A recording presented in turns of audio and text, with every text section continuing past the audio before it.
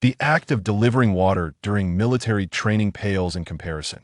The campus belle boldly professes her feelings while adorned in Balenciaga.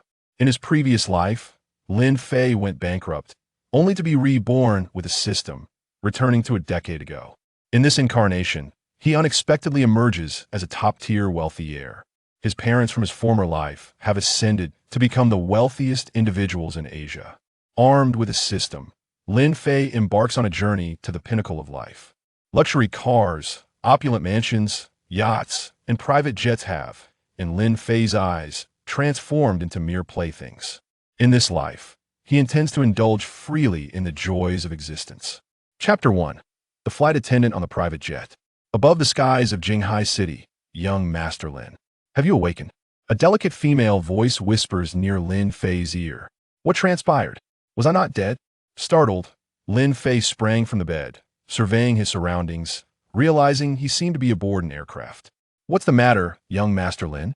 Facing him was an exquisite beauty with porcelain skin and a captivating allure. Who are you? Where am I? Lin Fei questioned the enchanting woman before him. The beauty pouted. Young Master Lin, have you truly forgotten me? Have you lost your wits? Lin Fei was momentarily bewildered.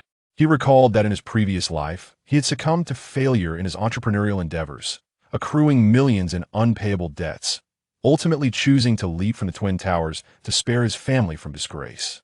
At merely 28 years of age, he had tragically concluded his life. Hey, you wouldn't pretend to have forgotten my name, would you? Young Master Lin, your acting is rather poor.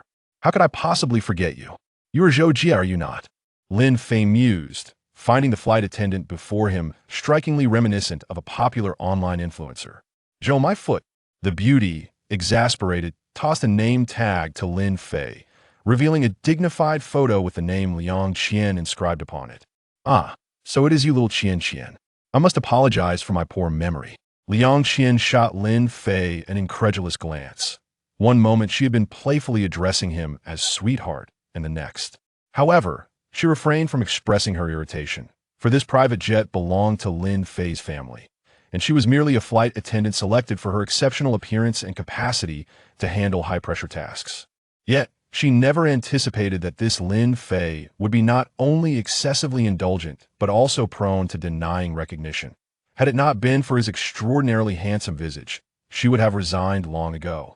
Observing Liang Qian clad in her flight attendant uniform, Lin Fei inquired, "What prompts you to wear the flight attendant outfit?" Young Master Lin, you truly seem disoriented. You are currently aboard your own private jet, and this is my uniform. What did you say? My private jet. Lin Fei's mouth gaped wide enough to swallow an ostrich egg. Indeed, you are the sole heir of the Lin Group's chairman. Possessing a private jet is hardly excessive, is it? Upon handing him a copy of the business magazine Time, Lin Fei took it and glanced at the cover. Holy cow, Lin Shenghui, isn't that my father? The cover featured his father, who had once earned a living selling fish in his previous life. However, while it was the same individual, the aura was entirely transformed. The Lin Shenghui on the cover exuded the image of a formidable tycoon, a stark contrast to the fishmonger he once knew. The only commonality lies in that extraordinarily clever Mediterranean hairstyle, which serves as Lin Shenghui's signature.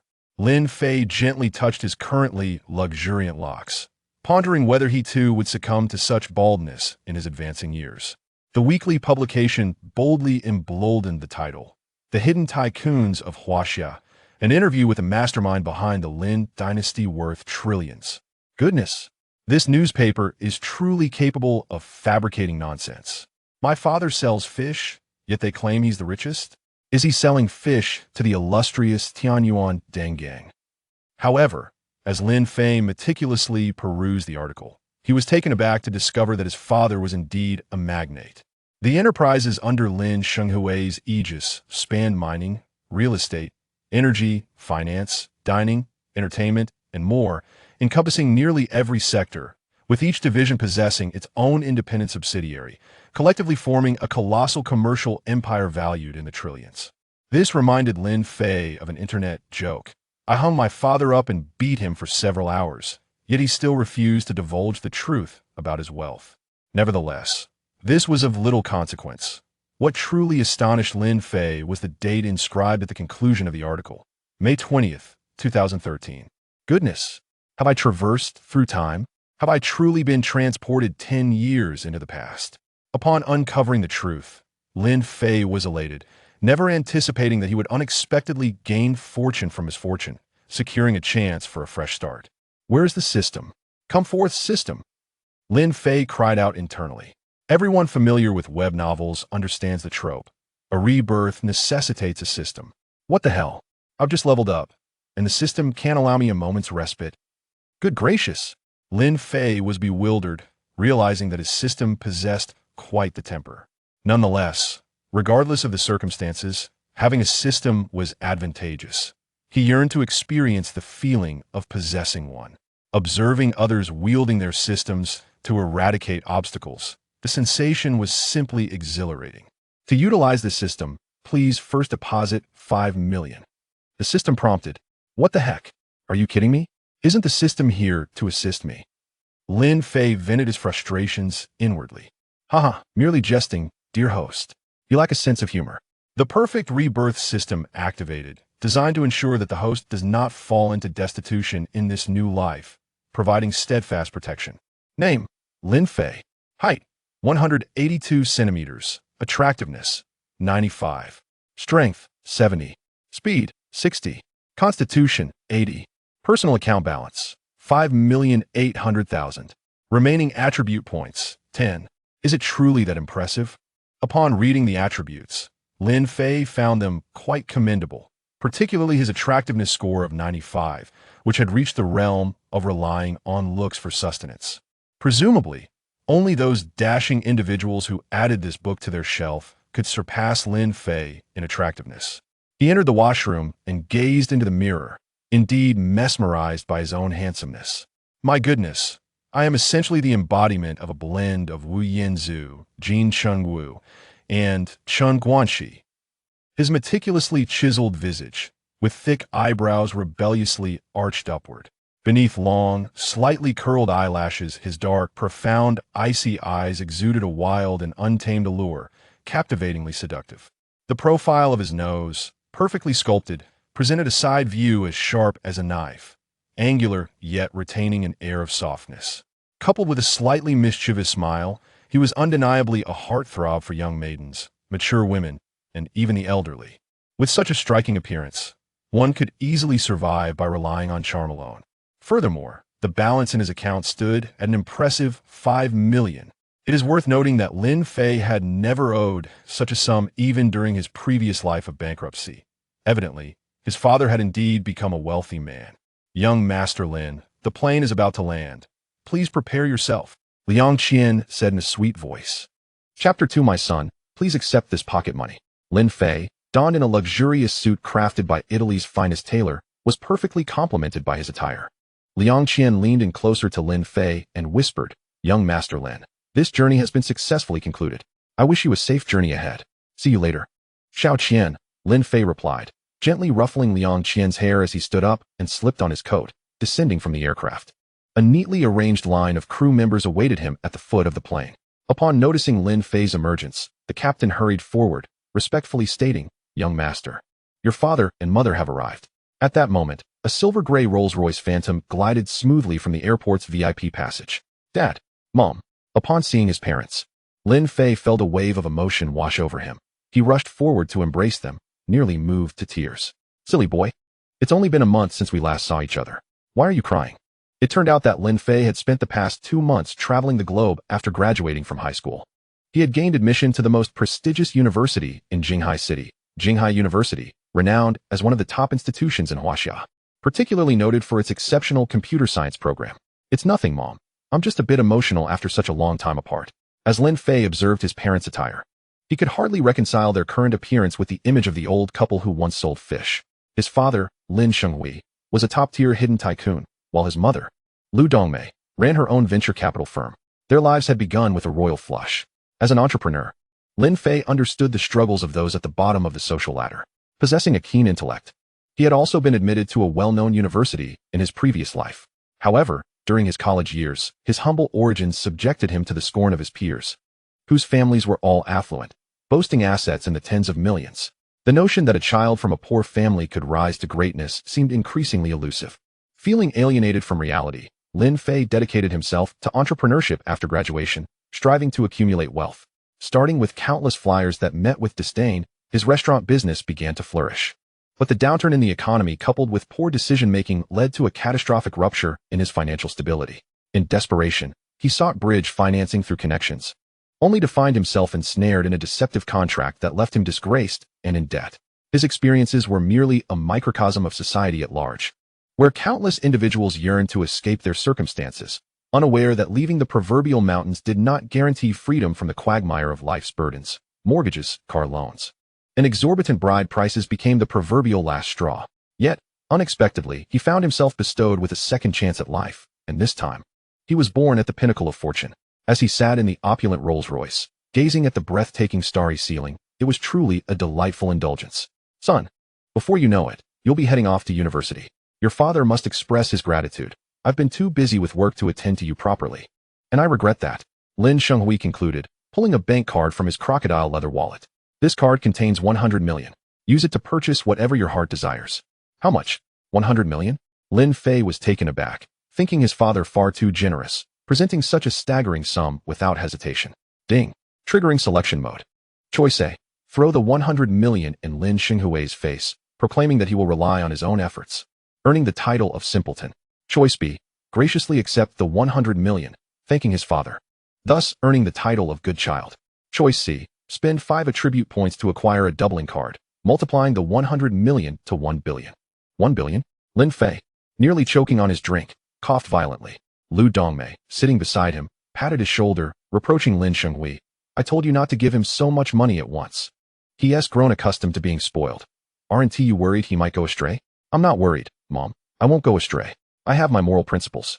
Lin Fei quickly accepted the bank card, mentally reciting, I choose C. Please don't let me down, system. Congratulations, host. You have successfully spent 5 attribute points and obtained the doubling card. Your 100 million has been multiplied to 1 billion Huaxia yuan. Please rest assured regarding the source of your wealth. Indulge freely.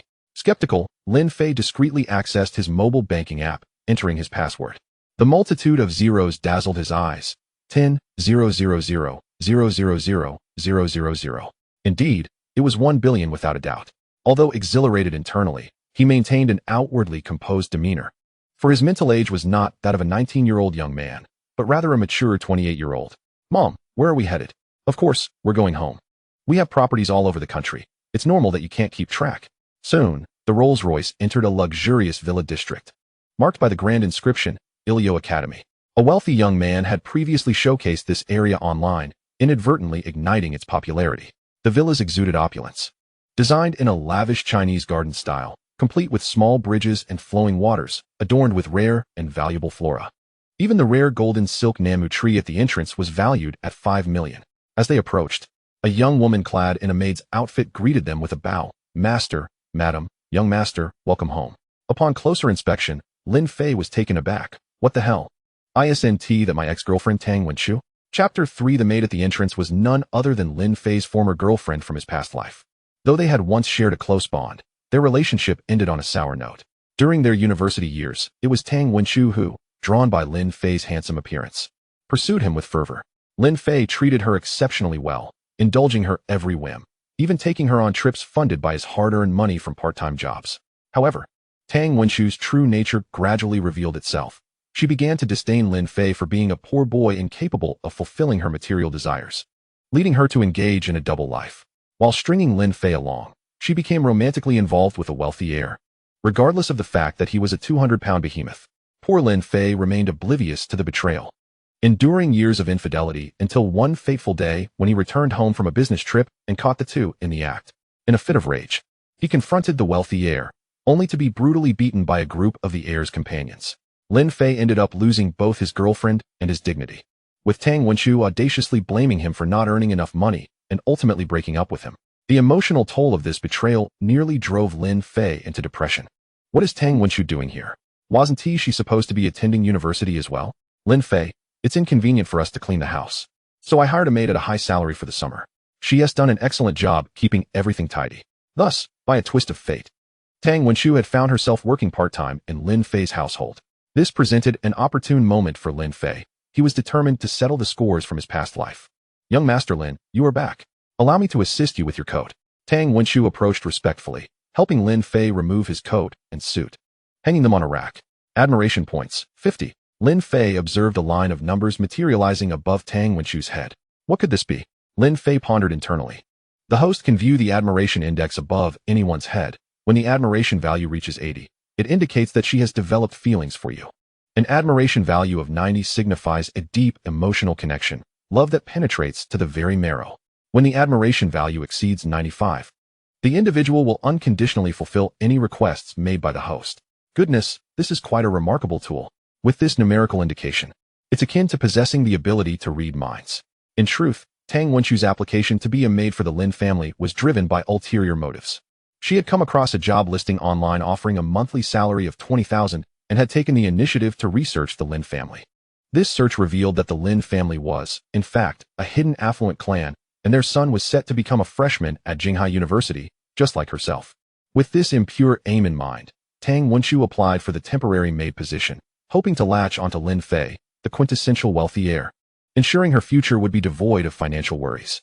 Lin Fei saw through Tang Wenchu's intentions immediately. Given their past close relationship, he could decipher her motives with ease. She wished to approach him to marry into wealth. How audacious! Lin Fei's gaze toward Tang Wenchu grew increasingly contemptuous. He resolved to toy with this scheming woman. Hold still. You have dust on your nose, Lin Fei said, raising his head and gazing deeply into Tang Wenchu's eyes, nearly rendering her breathless. Heavens! He is simply too handsome. Admiration value, 10. Although Tang Wenchu was not lacking in beauty herself, with a system rating of 80, just barely qualifying as the campus belle, she paled in comparison to Lin Fei's striking 95. His looks were of a level that could cause chaos in the world. Indeed, the basis of love at first sight between men and women often rests on appearance. Any notion of emotional connection is simply nonsense. If one's visage is captivating enough, even the most beautiful of women would be swayed. The extent of a woman's infatuation is contingent upon how much more attractive the man is compared to herself. If the disparity is vast, financial considerations become secondary, as comfort reigns supreme. Feigning nonchalance, Lin Fei raised his hand to gently brush Tang Wenchu's nose. Leaning closer to whisper in her ear, "You've worked hard cleaning. I can see dust on your nose." Oh my! That magnetic voice coupled with his unbeatable looks nearly caused Tang Wenchu to swoon. Admiration value, 10. Young Master Lin, this is merely my duty. Oh, your name is Tang Wenchu, correct? Lin Fei inquired, feigning ignorance as he glanced at her name tag. Yes, and I'm about to start school soon. I'll be a freshman at Jinghai University. Really? You will be attending the same university as me? Lin Fei pretended to be overjoyed. What a coincidence. It's truly an honor to attend the same university as young Master Lin. Tang Wenchu's exaggerated tone and astonished expression were rehearsed to achieve a dramatic effect. The scenario of a domineering CEO encountering a student, only to discover they were alumni, was precisely the kind of idle drama that young girls yearn to witness. However, Lin Fei felt a wave of nausea at Tang Wenchu's theatrical display. Humph, this wretched woman. It was one thing to have deceived me in my past life, but now she dares to pursue me again. Lin Fei turned and entered his bedroom, which, in stark contrast to the living room, boasted an opulent European decor, with a crystal chandelier that had cost a staggering 200,000. Knock, knock, knock. A knock echoed through the room. Come in. It was Tang Wenchu again, but this time she had donned a more alluring maid outfit, the black stockings accentuating her legs beautifully. It was nothing short of blatant temptation. Young master, your dinner is ready. Tang Wenchu presented a platter filled with S-grade filet mignon, Australian lobster, salmon salad, caviar, and black truffles, top-tier Western cuisine, all specially imported from abroad. Accompanied by a bottle of Romanicani red wine, this meal must have cost tens of thousands. As she arranged the dishes, preparing to leave, Lin Fei called out to her. Xiao Tang, don't go, stay and eat with me. Tang Wenchu's face was a picture of astonishment.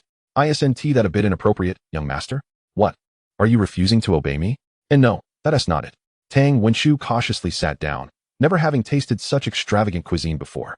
Xiao Tang, I hear you are a dance major? Lin Fei inquired. Tang Wenchu nodded, uncertain of how Lin Fei knew this. I have a particular interest in appreciating dance. Would you care to perform a piece for me? Is that appropriate here? Tang Wenchu felt a twinge of shyness. Lin Fei chuckled, pulling out a bank card.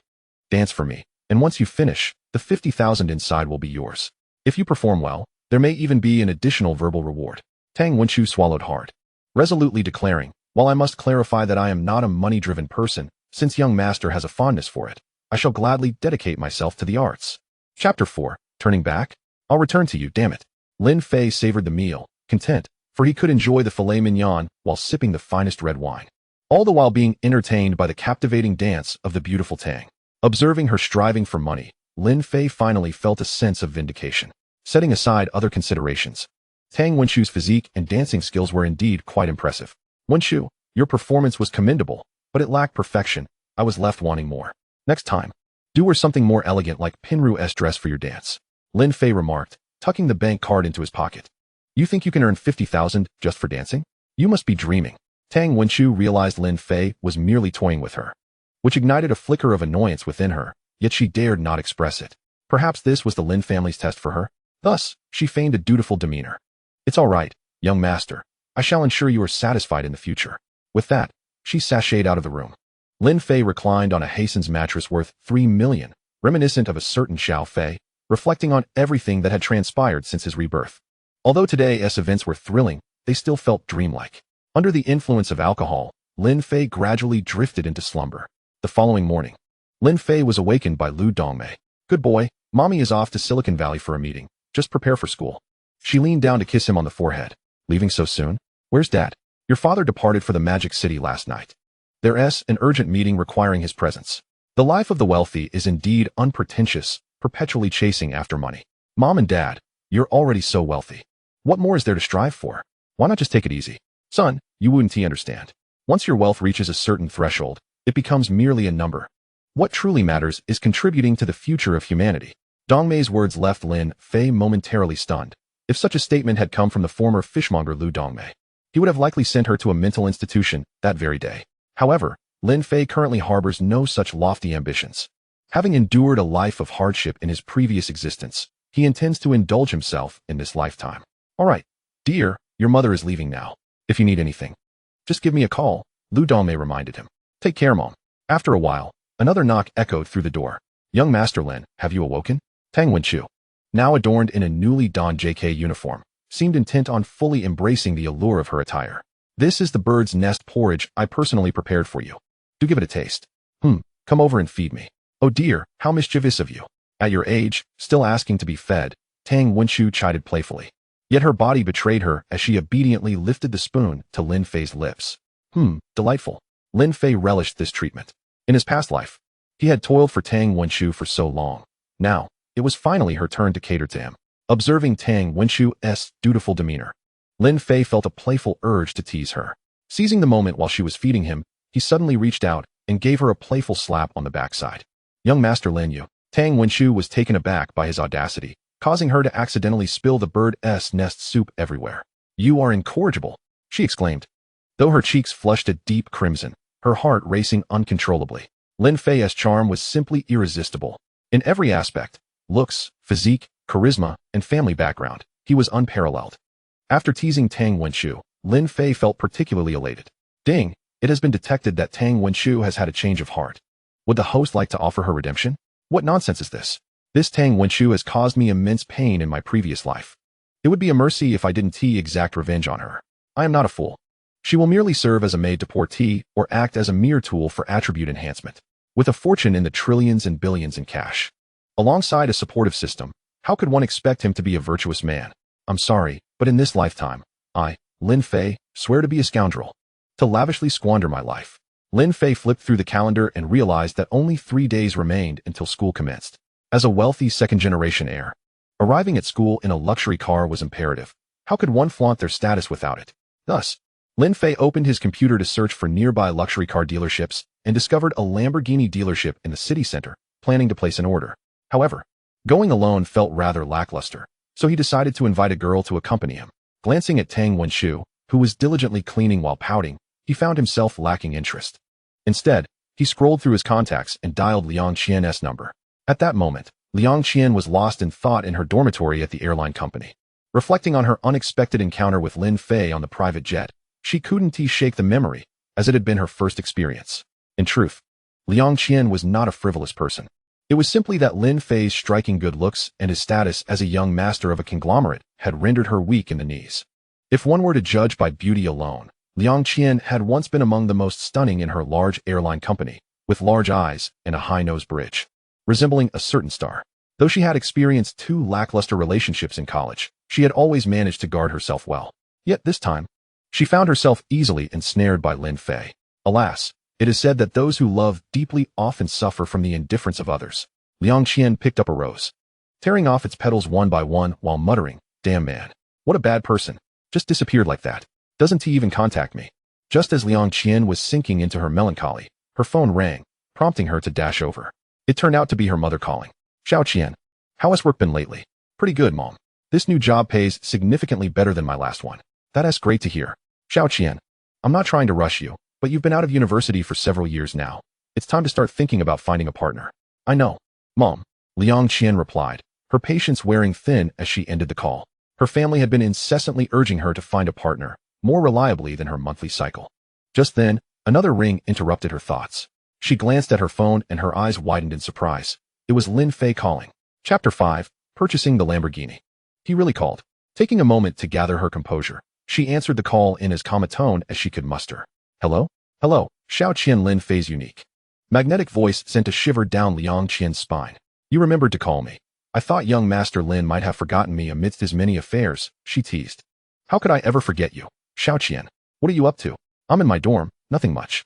"Perfect. Come accompany me to buy something." "Buy something? What are we buying?" Liang Qian asked, her face a mixture of confusion and delight. After all, Lin Fei had not forgotten her. It seemed she had misjudged him. Perhaps he was not the scoundrel she thought. 20 minutes later, Lin Fei arrived at Liang Qian's building in a taxi. He had initially intended to drive to pick her up, as it would align with his identity as a wealthy heir. However, after searching the villa's underground parking lot for a while, he found no other vehicles. The reason being that this villa in Jinghai was newly purchased, and he had not yet acquired additional cars. The Rolls-Royce Phantom from yesterday was likely taken by Lin Shenghui for a business trip, and the Bentley was probably driven away by Lu Dongmei. No matter, today would be a good opportunity to fill the garage. Lin Fei then took a taxi to Liang Qian's home. Upon stepping out, he instantly attracted the attention of passers-by. "Wow, is he a celebrity? He is so handsome. He is unbelievably good-looking. Just looking at him makes my heart race. Make way, make way. I want to have his children." Nearby girls gazed at him with starry eyes, their mouths watering. Usually, they could only admire such handsome men on television. Never did they expect to encounter one on the street. Just then, a girl in a red dress approached, trying to strike up a conversation. Other girls, seeing their chance taken, felt a twinge of annoyance. "Hey, handsome. Are you waiting for a friend?" The girl in the red dress threw flirtatious glances at Lin Fei. He assessed her briefly, while her looks were above average. Her figure was unremarkable. He had no intention of wasting time on such a girl. Noticing Lin Fei's indifference, the girl persisted, "Handsome. Did you know I'm interested in you? Let us exchange WeChat." Her clumsy Cantonese grated on Lin Fei's nerves, and he finally understood the feelings of women who are often approached by lecherous men. It was quite exasperating. Just as Lin Fei was about to dismiss her, Liang Qian appeared. Today, she wore a simple pink t-shirt tucked into a pair of ultra-short denim shorts, the hem perfectly concealing her long, fair legs.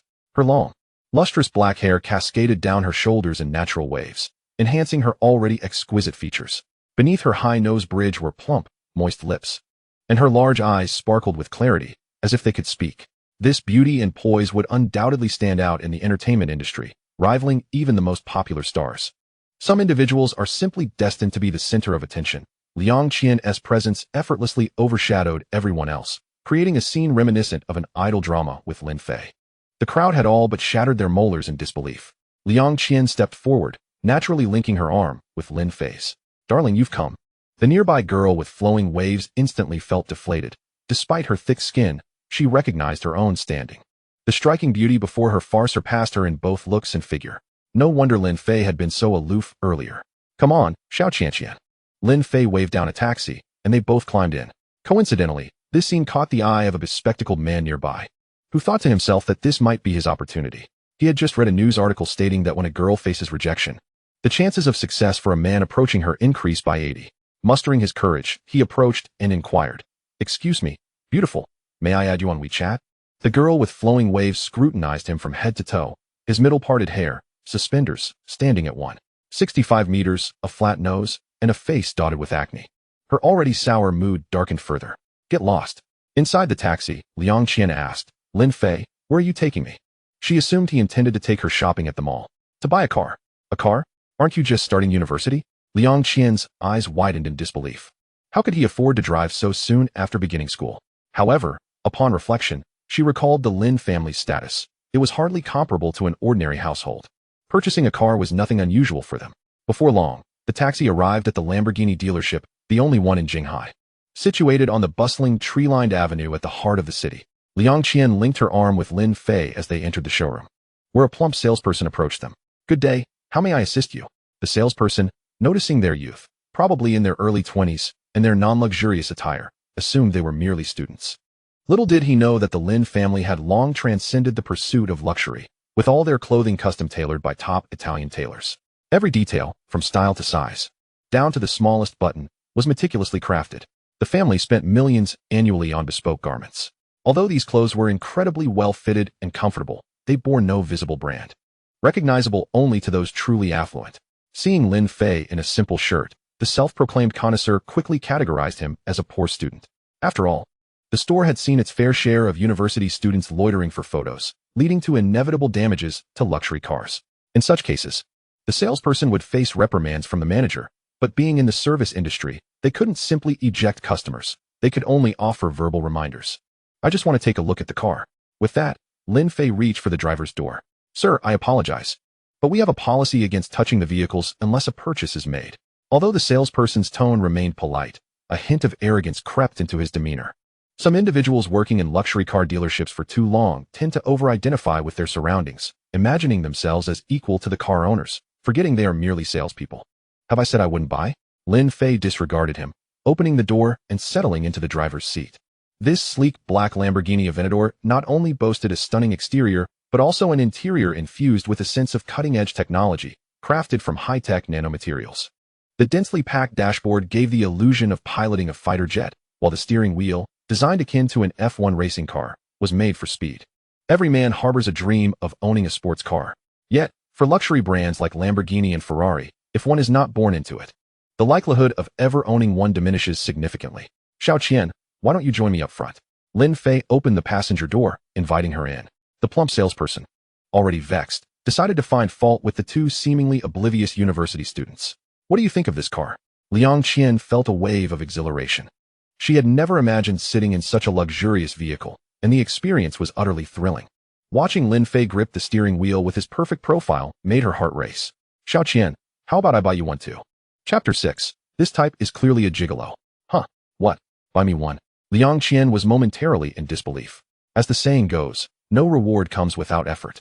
How could she accept such a generous gift from Lin Fei without having done anything? Isn't that a bit inappropriate? What's inappropriate about it? It's just a Lamborghini. Remember, you are my woman.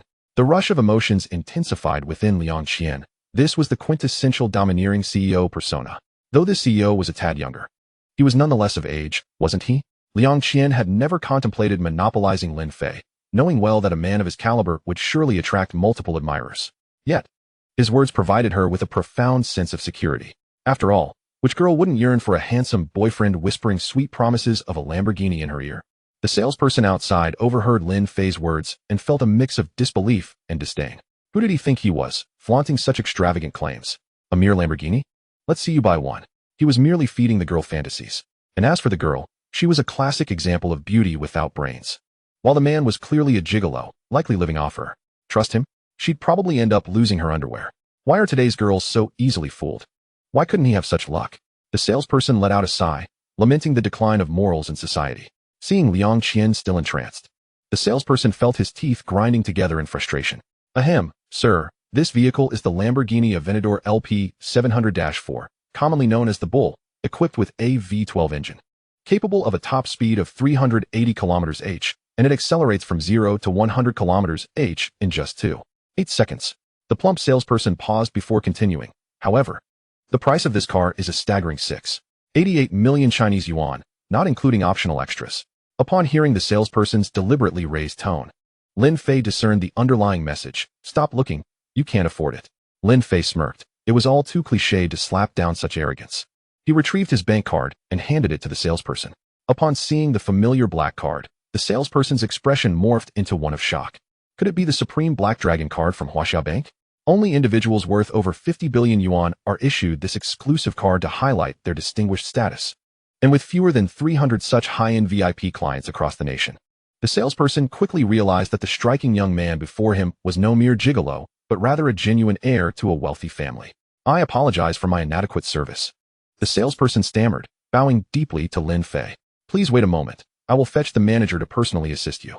With that, he hurriedly dashed into the office. "Is that it? I still prefer your rebellious demeanor," Lin Fei thought to himself, maintaining an impassive facade while inwardly reveling in the experience. So this was the feeling of being wealthy. Even without uttering a word, a single card could provoke a complete transformation in the attitude of others. Soon, a middle-aged man hurriedly emerged, extending his hand with a respectful demeanor. "Sir, are you the holder of the Black Dragon card?" Lin Fei nodded in acknowledgement. "Please follow me. You are our VIP client, and our establishment shall provide you with the utmost service." With that, he escorted Lin Fei and Liang Qian into a private VIP room, the interior of which was extravagantly adorned, clearly tailored for esteemed patrons. The middle-aged man brewed a cup of Da Hong Pao tea for each of them. "I apologize for the earlier oversight. I hope you will not take offense. I am the manager of this establishment, and I will personally attend to your needs." Liang Qian stood by, momentarily stunned, as she observed Lin Fei receiving such dedicated attention from the manager simply for using a bank card. Her admiration for Lin Fei surged. Admiration level 5, current admiration level 75. Following their activities aboard the private jet, Liang Qian's admiration for Lin Fei had reached impressive heights. "My name is Lin Fei. I am here to purchase a vehicle today, and I intend to order two, one Lamborghini Aventador and one Lamborghini Huracan, with a delivery time frame of 3 days. Is that agreeable?" "Absolutely not a problem," the manager replied, waving his hands dismissively. Having been in this position for many years, he had encountered countless affluent individuals. Although Lin Fei's attire was modest, it exuded an air of nobility characteristic of those in high society. This aura was cultivated from a young age within a privileged environment, starkly contrasting with those who had achieved wealth through less noble means. Furthermore, the rarity of the Black Dragon card suggested to the manager that Lin Fei hailed from an illustrious lineage, prompting him to treat him with the utmost respect. "You mentioned ordering 2 vehicles, correct?" "Indeed. Please order one for my girlfriend as well." Upon hearing the term girlfriend, Liang Qian's face instantly flushed with a rosy hue. She had not anticipated Lin Fei would so openly refer to her in that manner.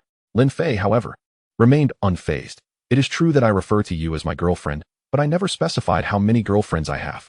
With Lin Fei's financial capacity, he could easily purchase 2 Aventadors outright, yet he was aware that such extravagance might overwhelm Liang Qian, fearing she would have reservations. The Huracan's price was more reasonable at only 3.5 million. One must not overwhelm a woman with lavish gifts all at once. A gradual approach is essential. "Lin Fei, are you truly buying me a car? We have only known each other for a short time. It feels rather inappropriate." Liang Qian was astonished that Lin Fei was, in fact, serious about gifting her a sports car, a luxury far beyond her expectations. Although her family was not impoverished, owning a car and a house in Jinghai with her father running a small business, the car Lin Fei was offering was worth more than her family's entire net worth. Was this truly the way of the elite in their romantic pursuits? Liang Qian finally understood why the nation's darling, Wang Xiaozong, had cycled through numerous girlfriends without any scandals surfacing. Who could possibly speak ill of someone who lavished their partner with supercars? "Not an issue, Mr. Lin," the manager replied courteously, activating the projector to display the options for the 2 vehicles. "Please select your color and optional features." For luxury sports cars, even basic add-ons could cost hundreds of thousands. But for Lin Fei, it was merely a triviality, thanks to the generous billion-dollar endowment from the system. He opted for the black model, customizing the wheels, while Liang Qian chose a pink one. "Mr. Lin, based on your selections, the total for both vehicles amounts to 12.8 million. How would you like to proceed with the payment?" Lin Fei calmly produced his bank card. "Charge it." Chapter 7. The System Mall Unveiled. Just as the POS machine displayed the successful transaction, Liang Qian's admiration level experienced a shift. Admiration level 5, current admiration level 80. The host receives a reward of 20 attribute points, remaining attribute points 35. The System Mall has been opened. The host can utilize attribute points to purchase skill packages to enhance their capabilities, facilitating a more impressive demeanor. "System, please refrain from being so blunt. I possess moral boundaries," Lin Fei interjected as he accessed the System Mall, which was brimming with skill packages. List Piano Skill Package, Divine Healer Hua Tua Skill Package, Outlaw Zhang Sen Lawyer Skill Package, Sherlock Holmes Skill Package, Kunkin Basketball Skill Package, Zhang Jike Table Tennis Skill Package, AlphaGo Go Skill Package, Schumacher F1 Driving Skill Package, among hundreds of others. Wow, this is quite astounding. Lin Fei could hardly believe it. If one were to acquire so many skills simultaneously, they could no longer be considered human, but rather a werewolf, superior to even the most formidable individuals. By the way, system, I haven't inquired about your origins. You aren't some subpar product, are you? How audacious. To question my origins, host.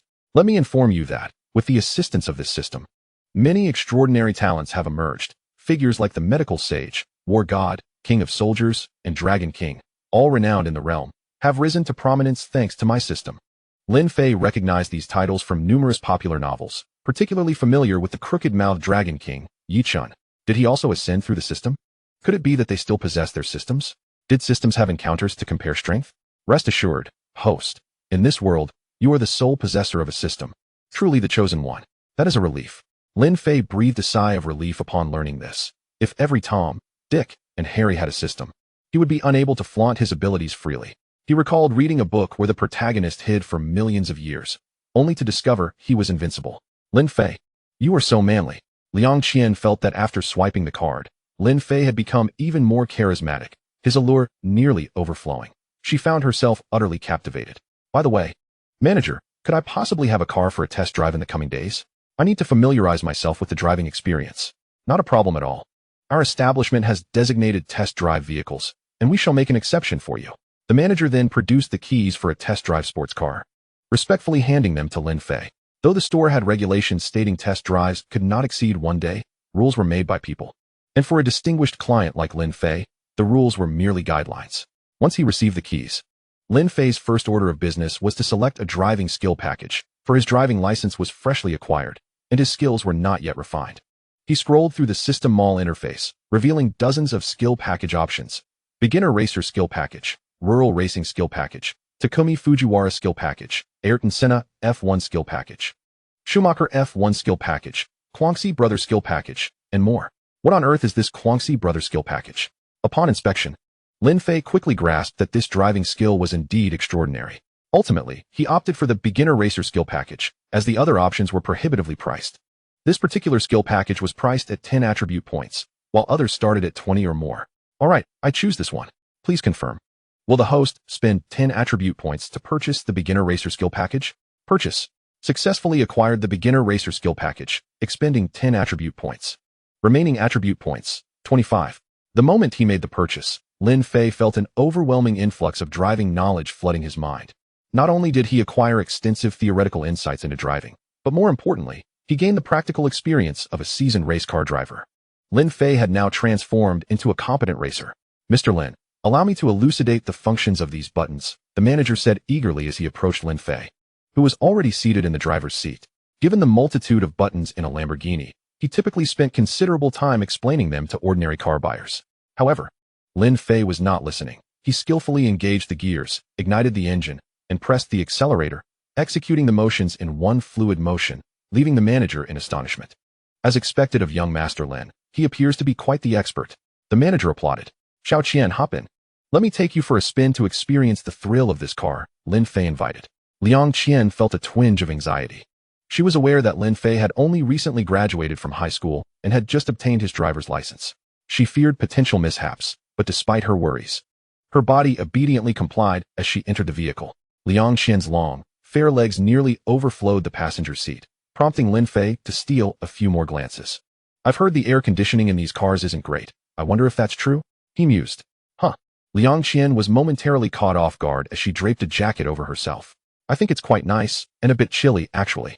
Lin Fei's expression darkened. This child is incorrigible. With that, he pressed the accelerator, and the sports car launched forward with a burst of speed. Young Master Lin, drive safely. The manager bowed in the direction Lin Fei sped off. With the sale of these 2 cars alone, he had secured his bonus for the month. Lin Fei slowed down.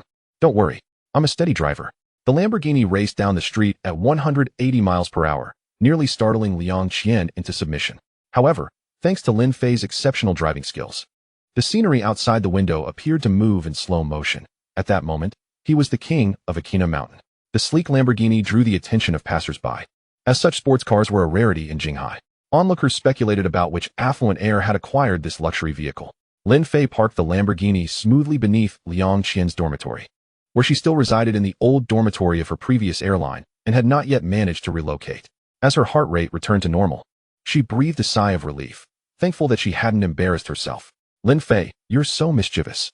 In the future, could you refrain from driving so fast? You nearly scared me to death. Of course not. Can a supercar be driven slowly? Lin Fei retorted. You're so bad. Liang Qian replied bashfully. At that moment, a beautiful woman approached them, a familiar face to Liang Qian. Lin Fei studied the woman as she drew near, astonished to find her beauty rivaled Liang Qian's. Liang Qian had a remarkable appearance rated at 82, a score high enough to earn her the title of campus beauty. The newcomer had a score of 83 displayed above her head. Her name was Lu Zhen, a former colleague of Liang Qian at the airline. Lu Zhen and Liang Qian had once been known as the two flowers of Jinghai Airlines. While Liang Qian embodied a pure beauty, Lu Zhen exuded a more mature allure. With her curvy figure, she had attracted suitors from the airline to as far away as France. It was likely that her extra point in beauty was attributed to her physique.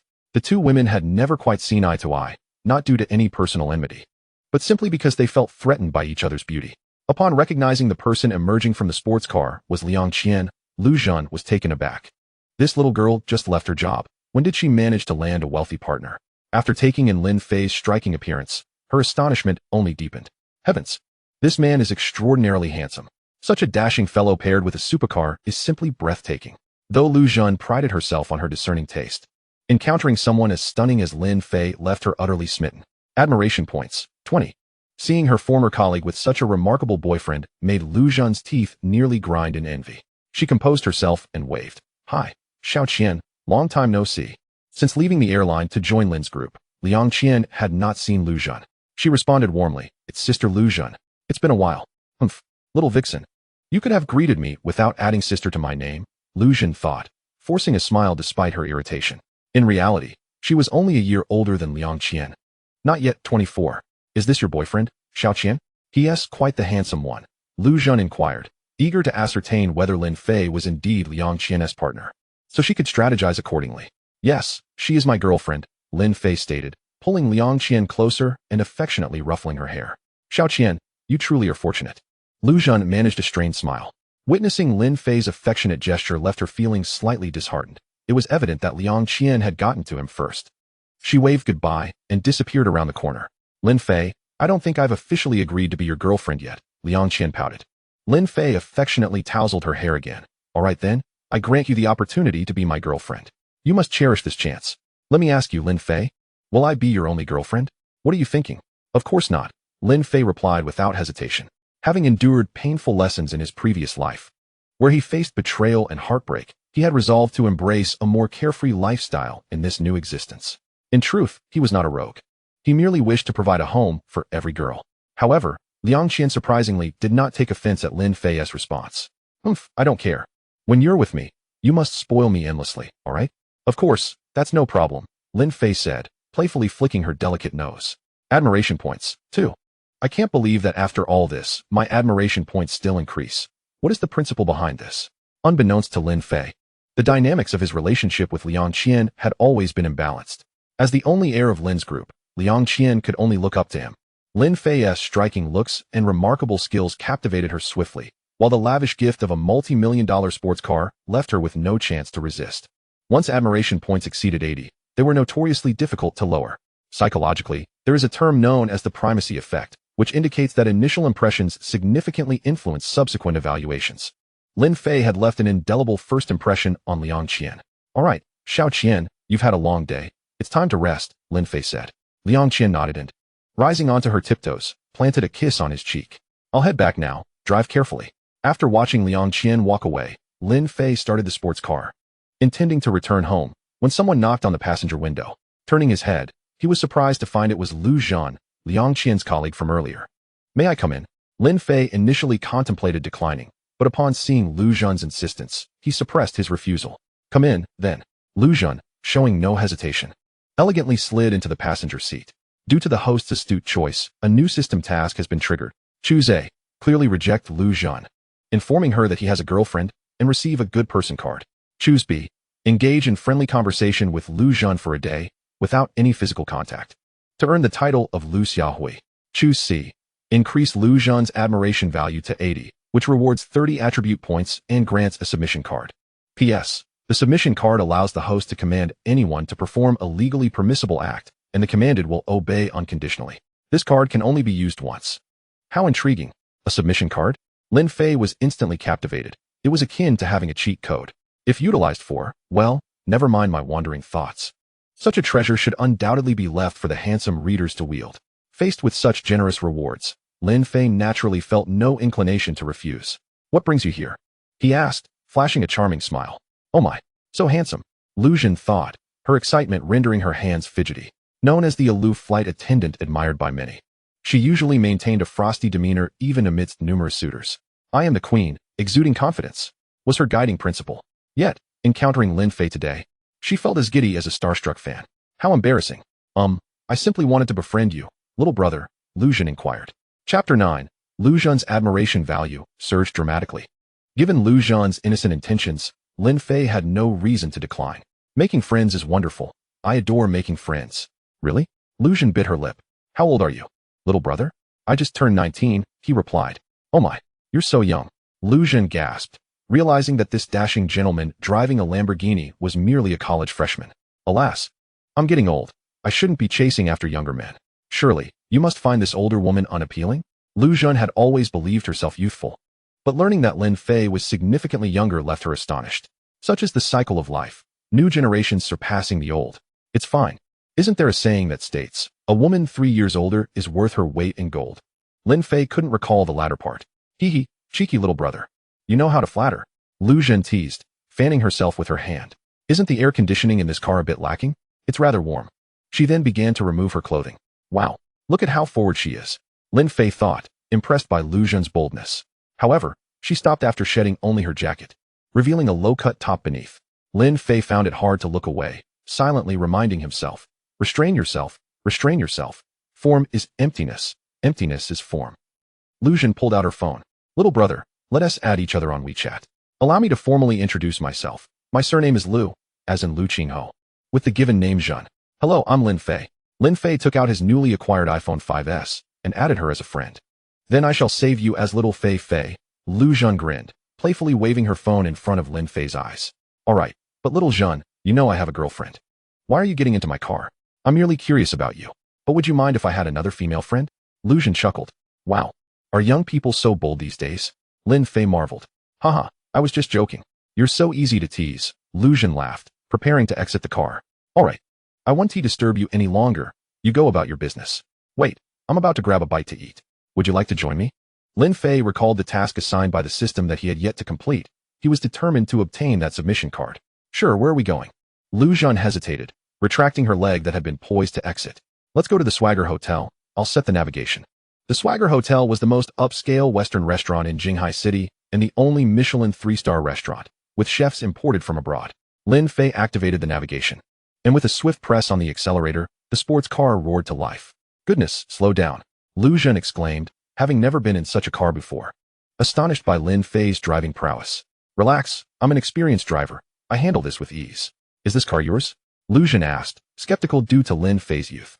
Surely, his family wouldn't buy him such an expensive car. Perhaps it was rented? A charming young man living off his looks? This is a test drive. I just bought 2 cars, and they will arrive in a few days. Lin Fei casually handed her several purchase contracts. Lu Jun fell silent as she scanned the documents, especially the price section, which read, 12.8 million. To her astonishment, the other car was registered in Liang Qian's name. Admiration value, 20. Current admiration value, 40. Envy and jealousy swirled within Lu Jun's heart. Just this sports car alone was worth 20 years of her salary. It was clear that Lin Fei was the heir of a prestigious family. She knew she had to cling to this lucrative opportunity, even if it meant settling for mere scraps. Women can be pragmatic, and witnessing a former peer suddenly leap several social tiers was bound to evoke mixed feelings. Under Lin Fei's expert driving, the Lamborghini soon arrived at the Swagger Hotel's entrance. The luxury hotel exuded elegance, with doormen towering at nearly 6.5 feet, clad in coordinated black and white uniforms, exuding an air of sophistication. Welcome. As the car came to a stop, 2 attendants promptly approached, opening the doors for Lin Fei and Lu Jun, ensuring they wouldn't bump their heads. Sir, please hand me your keys. I will park the car for you. How many guests? 2. One attendant took the keys while the other guided them into the hotel. Inside, the Swagger Hotel was adorned in a grand, medieval European style reminiscent of Hogwarts, creating an illusion of stepping back into the Middle Ages. The dim lighting, with each table illuminated by dark red candles, fostered an intimate atmosphere perfect for couples, while the obscured visibility allowed diners ample freedom to express themselves. They were led to a private room. "Good evening, sir. Please feel free to order." The attendant presented a thick menu, and Lin Fei began to peruse the selections. A serving of seared beef tenderloin with foie gras accompanied by purple sweet potato puree, a portion of top-grade king oyster mushroom steak, a serving of matsutake lobster soup paired with sea urchin, a serving of caviar, a portion of pan-seared sea bass, a bowl of black truffle pumpkin soup, a serving of honey-glazed salmon, a portion of smoked salmon, and a dessert. Moreover, let us add 2 bottles of Chateau Lafite red wine. As Lin Fei ordered this lavish array of dishes without a flicker of his eye, Lu Jun's jaw dropped wider and wider. Although she had never visited the Swig Hotel, she was well aware of its notoriously high prices, especially when she noticed the 2 bottles of red wine, each costing 50,000. Could this one meal truly cost between 100,000 to 200,000? Lu Jun swallowed hard, finding it hard to fathom the lifestyle of the affluent. "Apologies, but I don't see anything particularly exceptional on the menu here, especially considering the quality of this wine. You must come to my home sometime to savor some Romanicani. 50,000 for a bottle of wine lacks quality?" Lu Jun felt her worldview teetering on the brink of upheaval. She finally understood why Liang Qian, who had once seemed to possess a discerning taste even higher than her own, willingly played the role of Lin Fei's little lamb. Who could possibly withstand such extravagance? Admiration level 20, current admiration level 60. Amidst the clinking of glasses, the two soon found themselves satiated and slightly intoxicated, the effects of alcohol enveloping them. Lin Fei glanced at his watch. "It seems we won't be heading back tonight. Fortunately, the Swig Hotel has rooms available. I will book one." After speaking, Lin Fei summoned a waiter. "What is the price for your best room per night?" "Good evening, sir. Our most luxurious accommodation is the presidential suite for couples, priced at 108,000 yuan per night for members." 108,000? Lu Jun was taken aback, realizing that a single night's stay would consume more than half a year's salary. Sigh. They earn money, while she could only call her income pitiful. "All right, let us book this suite." Lin Fei did not even bat an eyelash, producing his bank card to hand to the waiter. "Is this a Black Dragon card?" the waiter asked, excitement evident in his voice. "Yes, why? Please hold on. Users of this card can enjoy a complimentary night in our luxurious couple suite." Lu Jun was further bewildered. What kind of prestigious card allowed one to experience a 108,000 yuan presidential suite? Lin Fei was becoming increasingly enigmatic, piquing her curiosity, and Lu Jun felt herself sinking deeper into intrigue. In no time, the waiter returned with a key. "Room number 521. Wishing you both a pleasant stay." Having indulged a bit too much, Lu Jun stumbled as Lin Fei supported her, guiding her into the presidential suite. This expansive suite measured a staggering 500 square meters, complete with a kitchen and bathroom, a living room featuring a custom piano, and even a dedicated gym and billiard room. Most astonishingly, the room boasted an enormous floor-to-ceiling window measuring 3 meters high and 30 meters long, offering a breathtaking view of the nightscape of Jinghai City. A sense of superiority welled up within Lin Fei. In truth, it was also Lin Fei's first time staying in such an extravagant room, and he finally grasped why it warranted such a price. Wealthy individuals are not foolish. They spend for experiences and the pleasure derived from such indulgence, making it wholly worthwhile. "Would you like to take a shower first?" Lin Fei embraced Lu Jun, aware that she was deeply intoxicated. "Lin Fei, you know I don't want to rush into things." He understood her implication. Lin Fei had no intention of taking advantage of her so soon, as he was primarily interested in her attribute points and obedience card. Whether or not he won Lu Jun over was not paramount for him. After all, he would never lack for female company in the future. Leaning closer to her ear, he softly murmured, "Silly girl, I won't do anything to you. Even if you want me to, I wouldn't rush into anything." That somewhat cheesy and corny statement nearly made him gag, yet it moved Lu Jun to tears. This rendered Lin Fei rather bewildered for some times. This was the most reassuring thing a woman could hear. Although Lu Jun was relatively open-minded, she simultaneously harbored a significant lack of security, fearing Lin Fei would abandon her after their encounter. Admiration level 10, current admiration level 70. Yes, success was within reach. Lin Fei's heart raced with excitement. What step remained? He found himself caught in a dilemma, pondering whether to advance or retreat. It is well known that a woman's thoughts are notoriously difficult to navigate, and Lin Fei had learned this the hard way. Despite the remaining 10 attribute points, this moment was crucial. Success hinged on this singular opportunity. Lu Jun did not go to shower. Instead, she lay down and fell asleep. Lin Fei leaned over to check on her, then retrieved a blanket from the wardrobe to cover her. He softly kissed her forehead and quietly exited the hotel. His movements were fluid and seamless. Just as Lin Fei stepped through the hotel's front door, the system sent a notification. Admiration level 10, current admiration level, 80.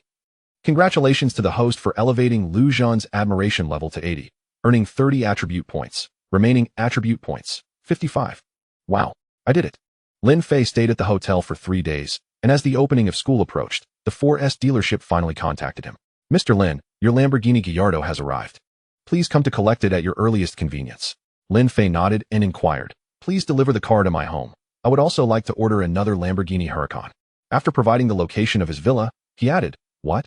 You wish to order another sports car? Yes, the configuration should be the same as the previous one. But I do like this one in purple. Understood, young Master Lin. I will place the order immediately. This car was a gift for Lu Zhan. He treated his girlfriend equally, never favoring one over the other. After all, he believed that once he gifted her the sports car, she would surely refrain from speaking ill of him. Next, Lin Fei sent Liang Qian a message. The car has arrived at the dealership. I'll have them deliver it to you. Heart emoji. Soon, Liang Qian replied. Stinky man, you Haven T contacted me in days. Angry emoji. Haha, don't be mad. I've been swamped with work, and besides, I start school tomorrow. Sending love emoji. Okay, I know. Wait for you to have time to come find me. Love you emoji, Liang Qian responded. That evening, the 4S dealership delivered the brand new sports car to Lin Fei's luxurious home at Ilio Academy, unveiling the black car cover.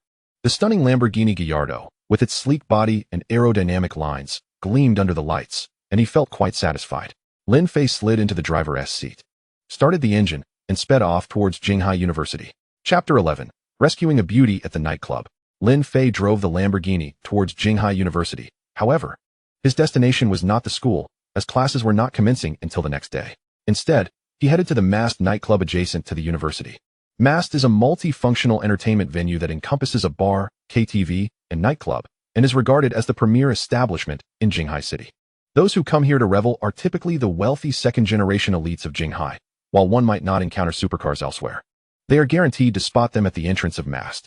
At the entrance of the nightclub, a plethora of luxurious sports cars lined the street, with not a single Mercedes or BMW in sight. Instead, the scene was dominated by an array of Ferraris, Lamborghinis, and Porsches. The main hall of the nightclub sprawled over 10,000 square meters, featuring the nation's premier DJs, creating an electrifying atmosphere that was nothing short of exhilarating. Young thrill-seekers unleashed their spirits here, swaying their heads and dancing energetically to the pulsating beats. Beautiful models adorned in ultra-short skirts and fishnet stockings twisted and turned their alluring waists on the catwalk, making this venue a veritable hunting ground for both predators and prey. As for who played the hunter and who was the hunted, that was a matter of personal interpretation. Lin Fei had seldom ventured into such nightclubs, but this time he yearned for an experience, especially with the school year commencing the next day. Before the arduous military training set in, he intended to indulge himself thoroughly. Despite the abundance of attractive individuals within the nightclub, the moment Lin Fei entered, he instantly captivated everyone's attention. Goodness, where did this handsome guy come from? He is simply exquisite. This is too much. Just seeing him makes my heart race. He resembles a celebrity. He must be of mixed heritage. Is there really such a male deity in Jinghai? With his striking looks, Lin Fei naturally drew the gazes of all the women in the nightclub. After all, the purpose of coming here was essentially to fish, and many were already eager to approach him. Sir, how many are in your party? A waiter inquired, holding a tray. Just one, Lin Fei replied. Which VIP table would you prefer? The best one you have, he stated confidently. Certainly, sir. Our VIP table 001 is available tonight, with a minimum consumption of 48,800 yuan. Please follow me. Upon witnessing Lin Fei's reservation of the premier table, the expressions of those around him grew more agitated. Not only was he exceptionally handsome, but he also possessed considerable wealth. How could anyone withstand such a combination? Shortly after Lin Fei settled in, two provocatively dressed girls approached him eagerly. Hey, handsome, are you here alone? Lin Fei glanced up. One girl had a score of 73 in looks, while the other rated 75. Though they could be considered attractive, they paled in comparison to Liang Qian and Lu Zhan. Having been accustomed to exquisite delicacies, it would be challenging for him to adjust to mere scraps. Moreover, the amount of makeup on these girls could easily be mistaken for dough. Instinctively, Lin Fei declined. Sorry. I'm waiting for a friend. All right then, the two girls retreated, their expressions tinged with disappointment. In less than half an hour, 5 groups of women had approached Lin Fei, all of whom fell short of his standards. The booming DJ music in the nightclub began to wear on him, prompting him to stand and head to the restroom. However, in the corridor, he was suddenly knocked into by a drunken girl. The girl, clearly inebriated, stumbled into Lin Fei's arms, prompting him to quickly support her and guide her to a nearby chair. Once he got a good look at her features, his eyes lit up, with willow-shaped eyebrows, a cherry-red mouth, a prominent nose, and luscious red lips. She scored an impressive 85 in attractiveness, 2 points higher than Lu Xun. In the nightclub, she stood out as a rare gem, although she was somewhat tipsy. Her pure and refined aura starkly contrasted with the gaudy attempts at allure from the girls who had approached him earlier. Before Lin Fei could speak, the girl blurted out, "Honey, I need a hug." Lin Fei was taken aback. "Wait, how did I become your husband?" he thought. Finding a girlfriend has never been this easy. He chuckled and asked, "You already have a husband, yet you're in a place like this? Your husband must have a field of grass growing on his head." The girl slurred her words playfully. "What nonsense are you talking? I don't even have a boyfriend. I just think you look like my future husband." Lin Fei could tell she was genuinely drunk, and he thought it best to find her a place to rest. Suddenly, a group emerged from a private room led by a bald man exuding a menacing aura. "Geneva, how dare you touch my woman?" Beep, system selection activated.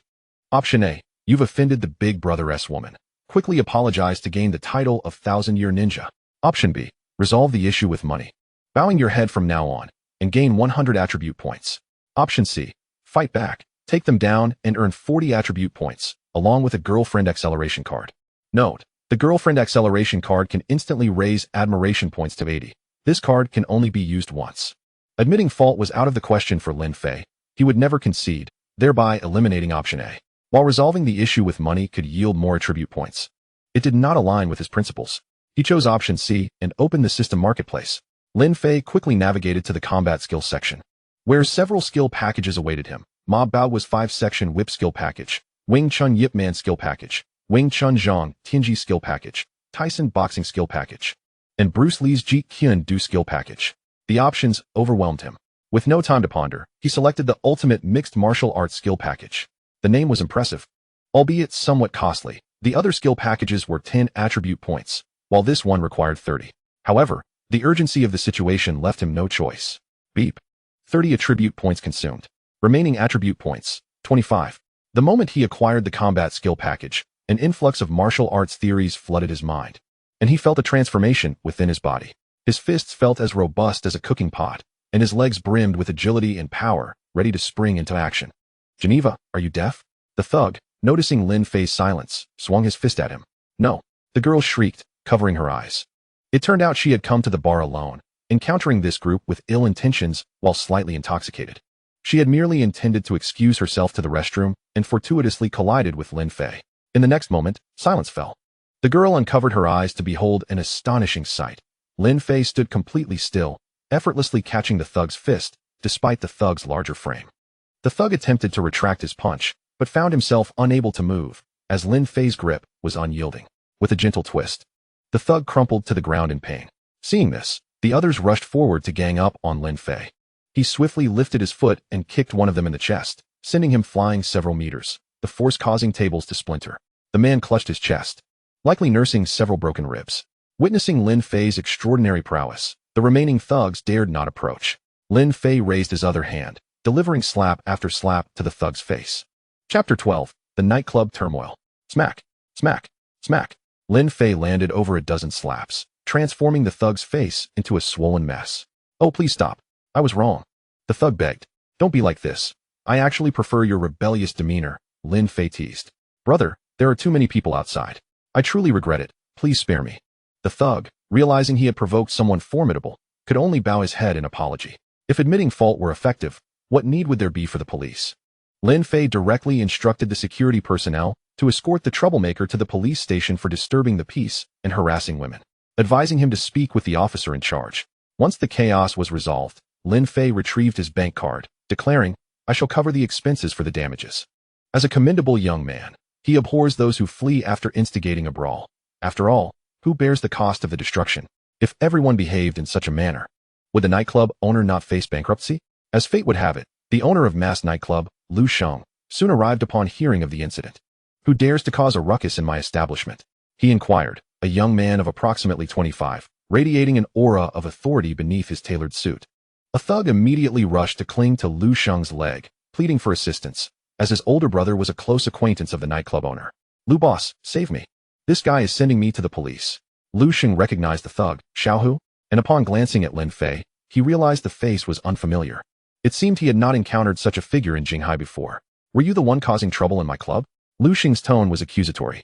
Owning such a high-end bar suggested he hailed from a well-connected family, as he was a well-known rich second generation in Jinghai, with the bar being one of his family's enterprises. Before Lin Fei could respond, a waiter approached Lu Xing, handing him a black dragon card, whispering, "Boss." This is what he provided, voluntarily offering compensation for the damages. Lu Xing's eyes widened in astonishment upon recognizing the card. The holder of such a card is either extraordinarily wealthy or influential in China. He recalled a wealthy friend from Shanghai who possessed one. A man worth billions who once took him to a nightclub, spending lavishly with that very card, which had left Lu Xing envious at the time. Realizing Lin Fei's status, Lu Xing immediately adopted a more humble demeanor. "Brother, I apologize for the unwelcome reception. May I know your esteemed name?" "Lin Fei," responded Lin. "There was an unfortunate incident today. I cannot allow you to bear the expenses, dear Lin. Please do not hold it against me for my oversight in not providing a proper welcome." With that, he kicked the thug away from his leg and commanded his bodyguards, "Take him to the police station." Lin Fei was favorably impressed by Lu Xing, recognizing that his deference was likely due to the card, yet appreciating the young man's quick thinking and social acumen. "Let us be clear, I must still be compensated for the damages. It is a matter of principle for me." Lu Xing nodded respectfully. "As you wish, dear brother. However, allow me to treat you to drinks today. I wish to befriend you. What say you?" After a moment's contemplation, Lin Fei deemed it wise. Having newly arrived in Jinghai, establishing connections with affluent peers could only prove beneficial. "Absolutely. I, Lin Fei, am always eager to make new friends. I would go to great lengths for my brothers." After the bodyguards escorted the thug away, Lu Xing leaned closer to Lin Fei, whispering, "This thug has a big brother. A powerful figure in Jinghai, with considerable influence. He owns a nightclub called Black Gold, so be cautious, Lin." Lin Fei nodded appreciatively. "Thank you for the warning, brother." The following day, Lin Fei awoke late in the afternoon, exhausted. After completing his morning routine, he set off in his Lamborghini towards Jinghai University. Chapter 13, Senior. "May I add you on WeChat?" Ding, kidney function endurance. 3, current value, 92. Lin Fei felt a profound fatigue, so he opened a can of Red Bull, drinking it down in one go to regain some energy. Meanwhile, in a fourth-year dormitory at Jinghai University, Yi Shixing lay in bed, her head covered by a blanket. The events of the previous night were a blur. She only recalled feeling irritable due to her parents' marriage pressures, leading her to seek solace in alcohol at a bar. To her surprise, her striking beauty caught the attention of a group of thugs who attempted to take advantage of her, but fortunately, Lin Fei came to her rescue. Yi Shixing was deeply grateful for Lin Fei's gallant intervention, yet she was mortified by what transpired afterward. Reflecting on the previous night, she felt a wave of shame wash over her. She seemed to have lost control, repeatedly calling Lin Fei husband, and the thought of it left her blushing furiously. "How could I have let things escalate so far?" she thought. She hurried to the bathroom, splashing her face with cold water. At least it was just a one-night affair. I don't even know his name, but he was undeniably handsome, perhaps one of the most attractive men in all of Jinghai University. Having spent 4 years in Jinghai, she considered herself well acquainted with men. While the boys at university were not lacking in quality, Lin Fei's mixed heritage appearance was truly exceptional. "Oh, how I regret my poor alcohol tolerance. I should not have drunk so much." Yet, she couldn't help but feel a tinge of loss, having preserved her virtue for so long, only to surrender her first night to a complete stranger. At least Lin Fei was good-looking. Initially, Yi Shixing had intended to confront Lin Fei upon awakening, but observing his serene slumber, long eyelashes framing his high-bridged nose, breathing rhythmically like an innocent child, she felt a pang of guilt. Therefore, she took out 250 yuan from her pocket and placed it on the table as a token, implying, "I took advantage of you." Yi Shixing then opened her laptop to prepare materials for the upcoming freshman orientation. Due to her exemplary performance over the past few years, she had successfully secured the position of freshman counselor.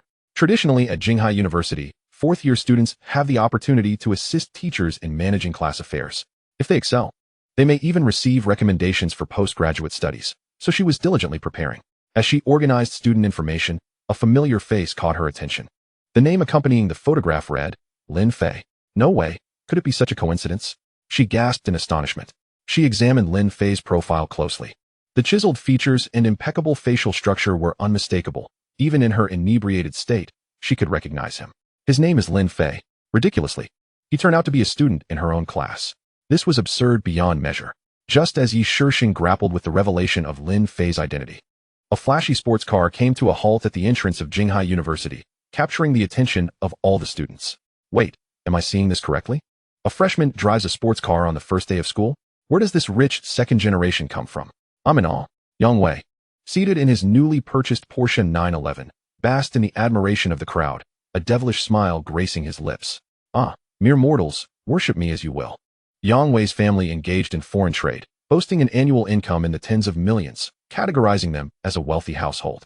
This sports car was a gift he had long persuaded his parents to buy for him, costing a staggering 28 million yuan. Yang Wei's intention in purchasing this sports car was rather straightforward, to impress others and attract romantic interests. Under the envious gazes of onlookers, he drove directly to the admissions office, where he was promptly encircled by several upper-class women. Junior, are you a new student? They inquired. At Jinghai University, there exists an unwritten rule that upper-class women are responsible for welcoming the freshman males, while upperclassmen cater to the new female students. Freshmen are highly sought after, especially those like Yang Wei, a wealthy second-generation student arriving in a Porsche. The upper-class women were eager to seize the opportunity to win over this desirable junior, and Yang Wei relished the enthusiastic attention he received, basking in their admiration. He scrutinized each of the upper-class women who approached him. Not her, she's too plump. That one, no. She wears too much makeup. But this one, oh my, is she an A-cup? Too much to handle. His gaze shifted to a beautiful upper-class woman seated nearby, instantly captivated by her ample curves. This enchanting lady, named Wang Shasha, was indeed a campus beauty with a striking figure.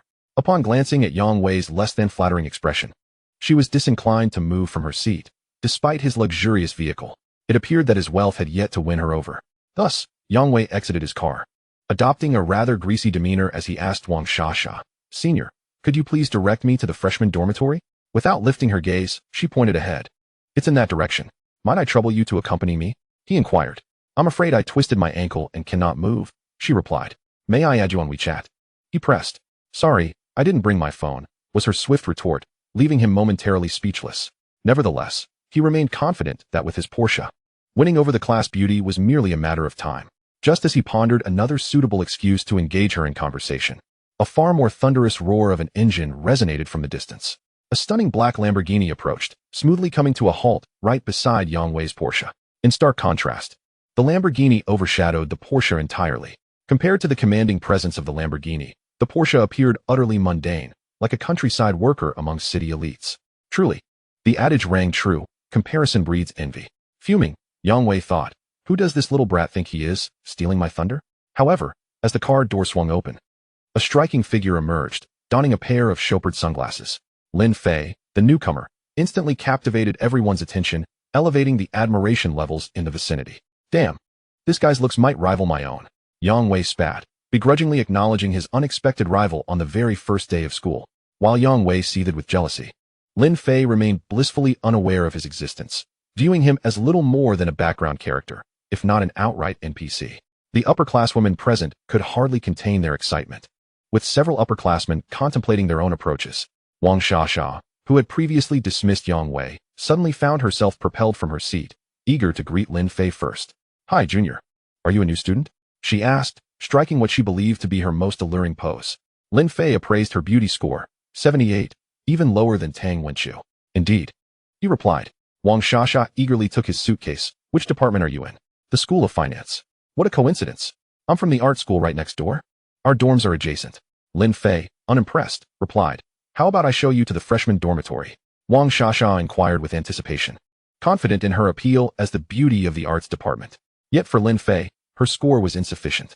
Without any system indication of admiration points for her, he deemed her unworthy of his time.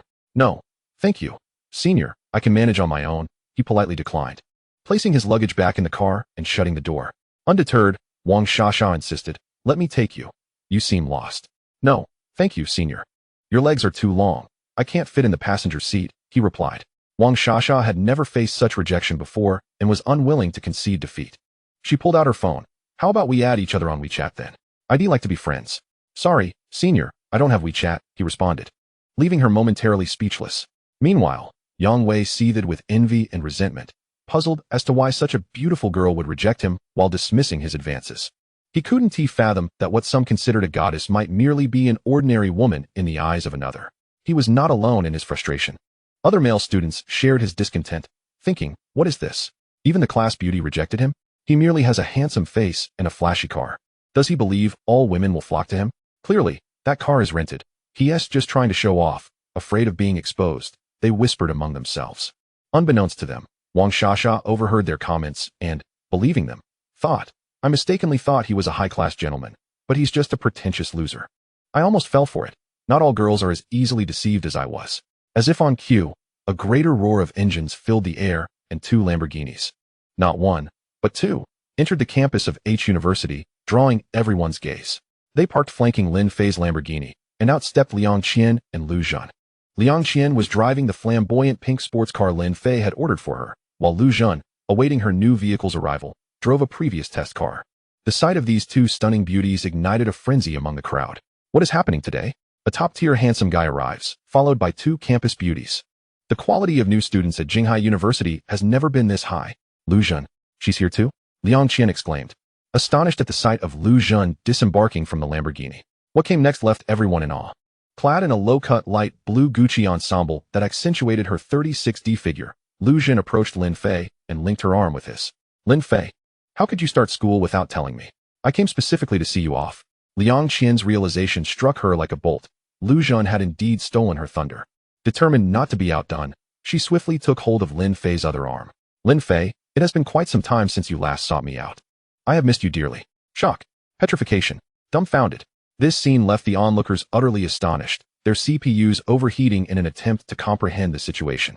Were this spectacle to occur with another individual, it would undoubtedly resemble a dramatic palace intrigue, potentially resulting in dire consequences. However, for Lin Fei, it was of no concern, as he observed the unwavering admiration values of 80 above their heads, remaining unchanged. What unfolded next was even more astonishing to the crowd.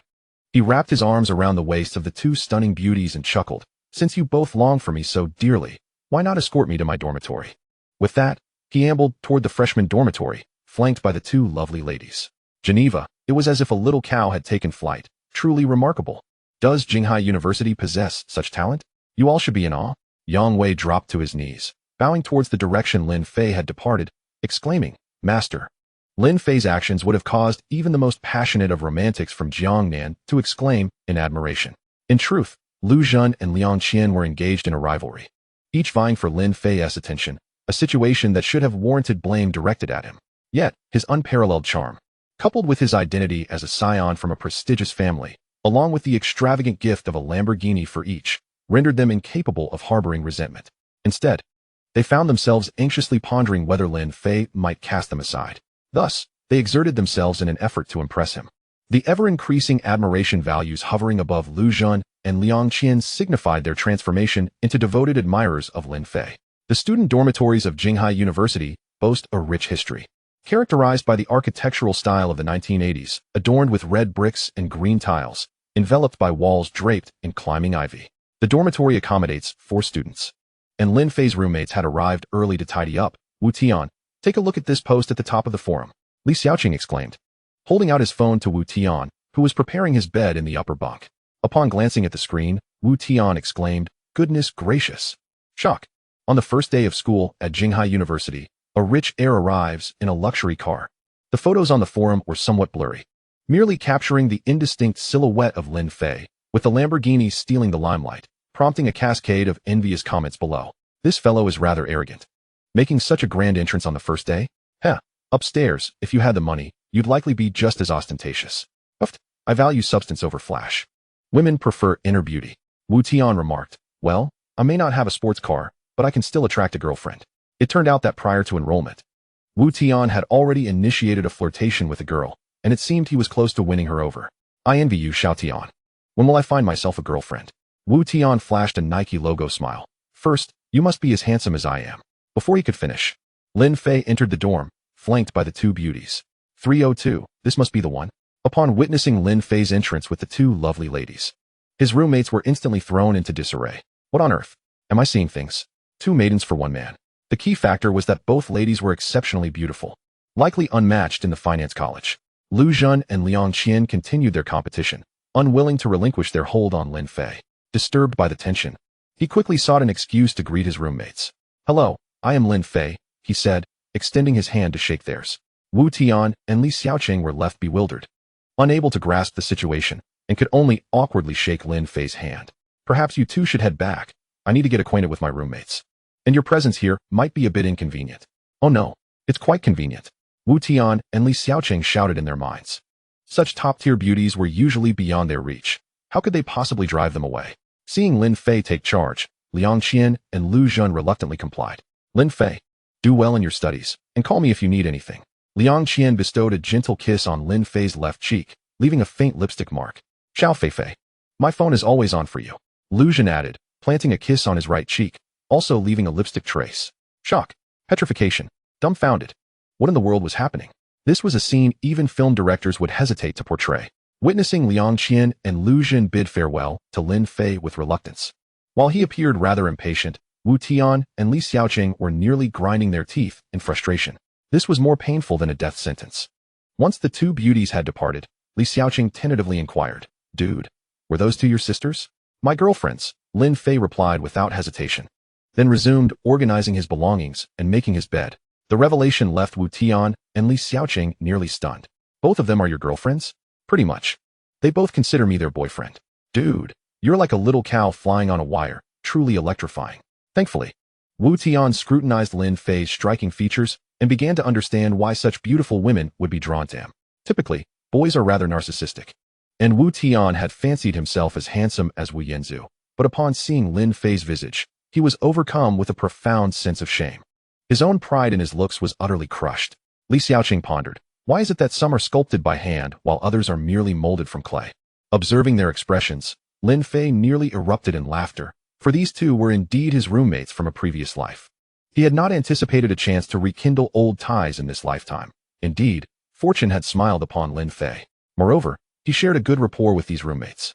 Wu Tian hailed from a family that owned a factory, possessing a bit of wealth, and was known for his camaraderie, often treating everyone to meals. Li Xiaoqing's parents were wage earners, often engrossed in stock market speculation. Another roommate, Chao Wang, had yet to arrive. He was a shy boy from the mountains whose tuition was earned through scholarships and part-time work. As if summoned, a timid boy dressed in outdated clothing. With pudding stains on his sleeves, knocked hesitantly at the door. Is this the 302 dormitory? Upon Chao Wang's arrival, Lin Fei eagerly took his luggage. Yes. From now on we will be roommates, and we shall look out for one another. Lin Fei felt a wave of nostalgia wash over him as he greeted the others. His university years had been the most joyful period of his previous life, for carefree years. With these roommates, they all aspired to be paternal figures for one another. If one wished for someone to bring them a meal, they had to call out Dad a few times. Otherwise, the meal would never materialize. Such innocent camaraderie was indeed a rare treasure. Once everyone had finished packing their belongings, a notice was disseminated within the group, instructing them to convene at the teaching area to collect their military training supplies. Come on, brothers, let us hurry and claim our seats. I've heard our senior counselor this year is the belle of the finance department, exclaimed Li Xiaoqing. Is that true? Is she really that beautiful? Came the incredulous response. Absolutely. I even have a photo of her, he declared, pulling out his phone to showcase it. However, Lin Fei, having engaged in late-night study sessions with Yi Shixing, found himself drained of energy and thus lacked the inclination to glance at the image. I must win her over, Wu Tian exclaimed, his infatuation evident as he revealed a rather lustful expression. Calm down. Focus on performing well, shouty on, Lin Fei teased from the sidelines. Besides Chao Wang, who still appeared somewhat awkward, the group had become quite familiar with one another, their camaraderie evident as they descended the stairs towards the teaching building. As they passed by the freshman reception area, Lin Fei's sports car was still parked there, attracting a throng of students eager to take photos, with several female students even posing as car models. Wow, isn't that the Lamborghini from today's forum? I can't believe it's right here. I wonder who it belongs to, Wu Tian remarked, his envy palpable.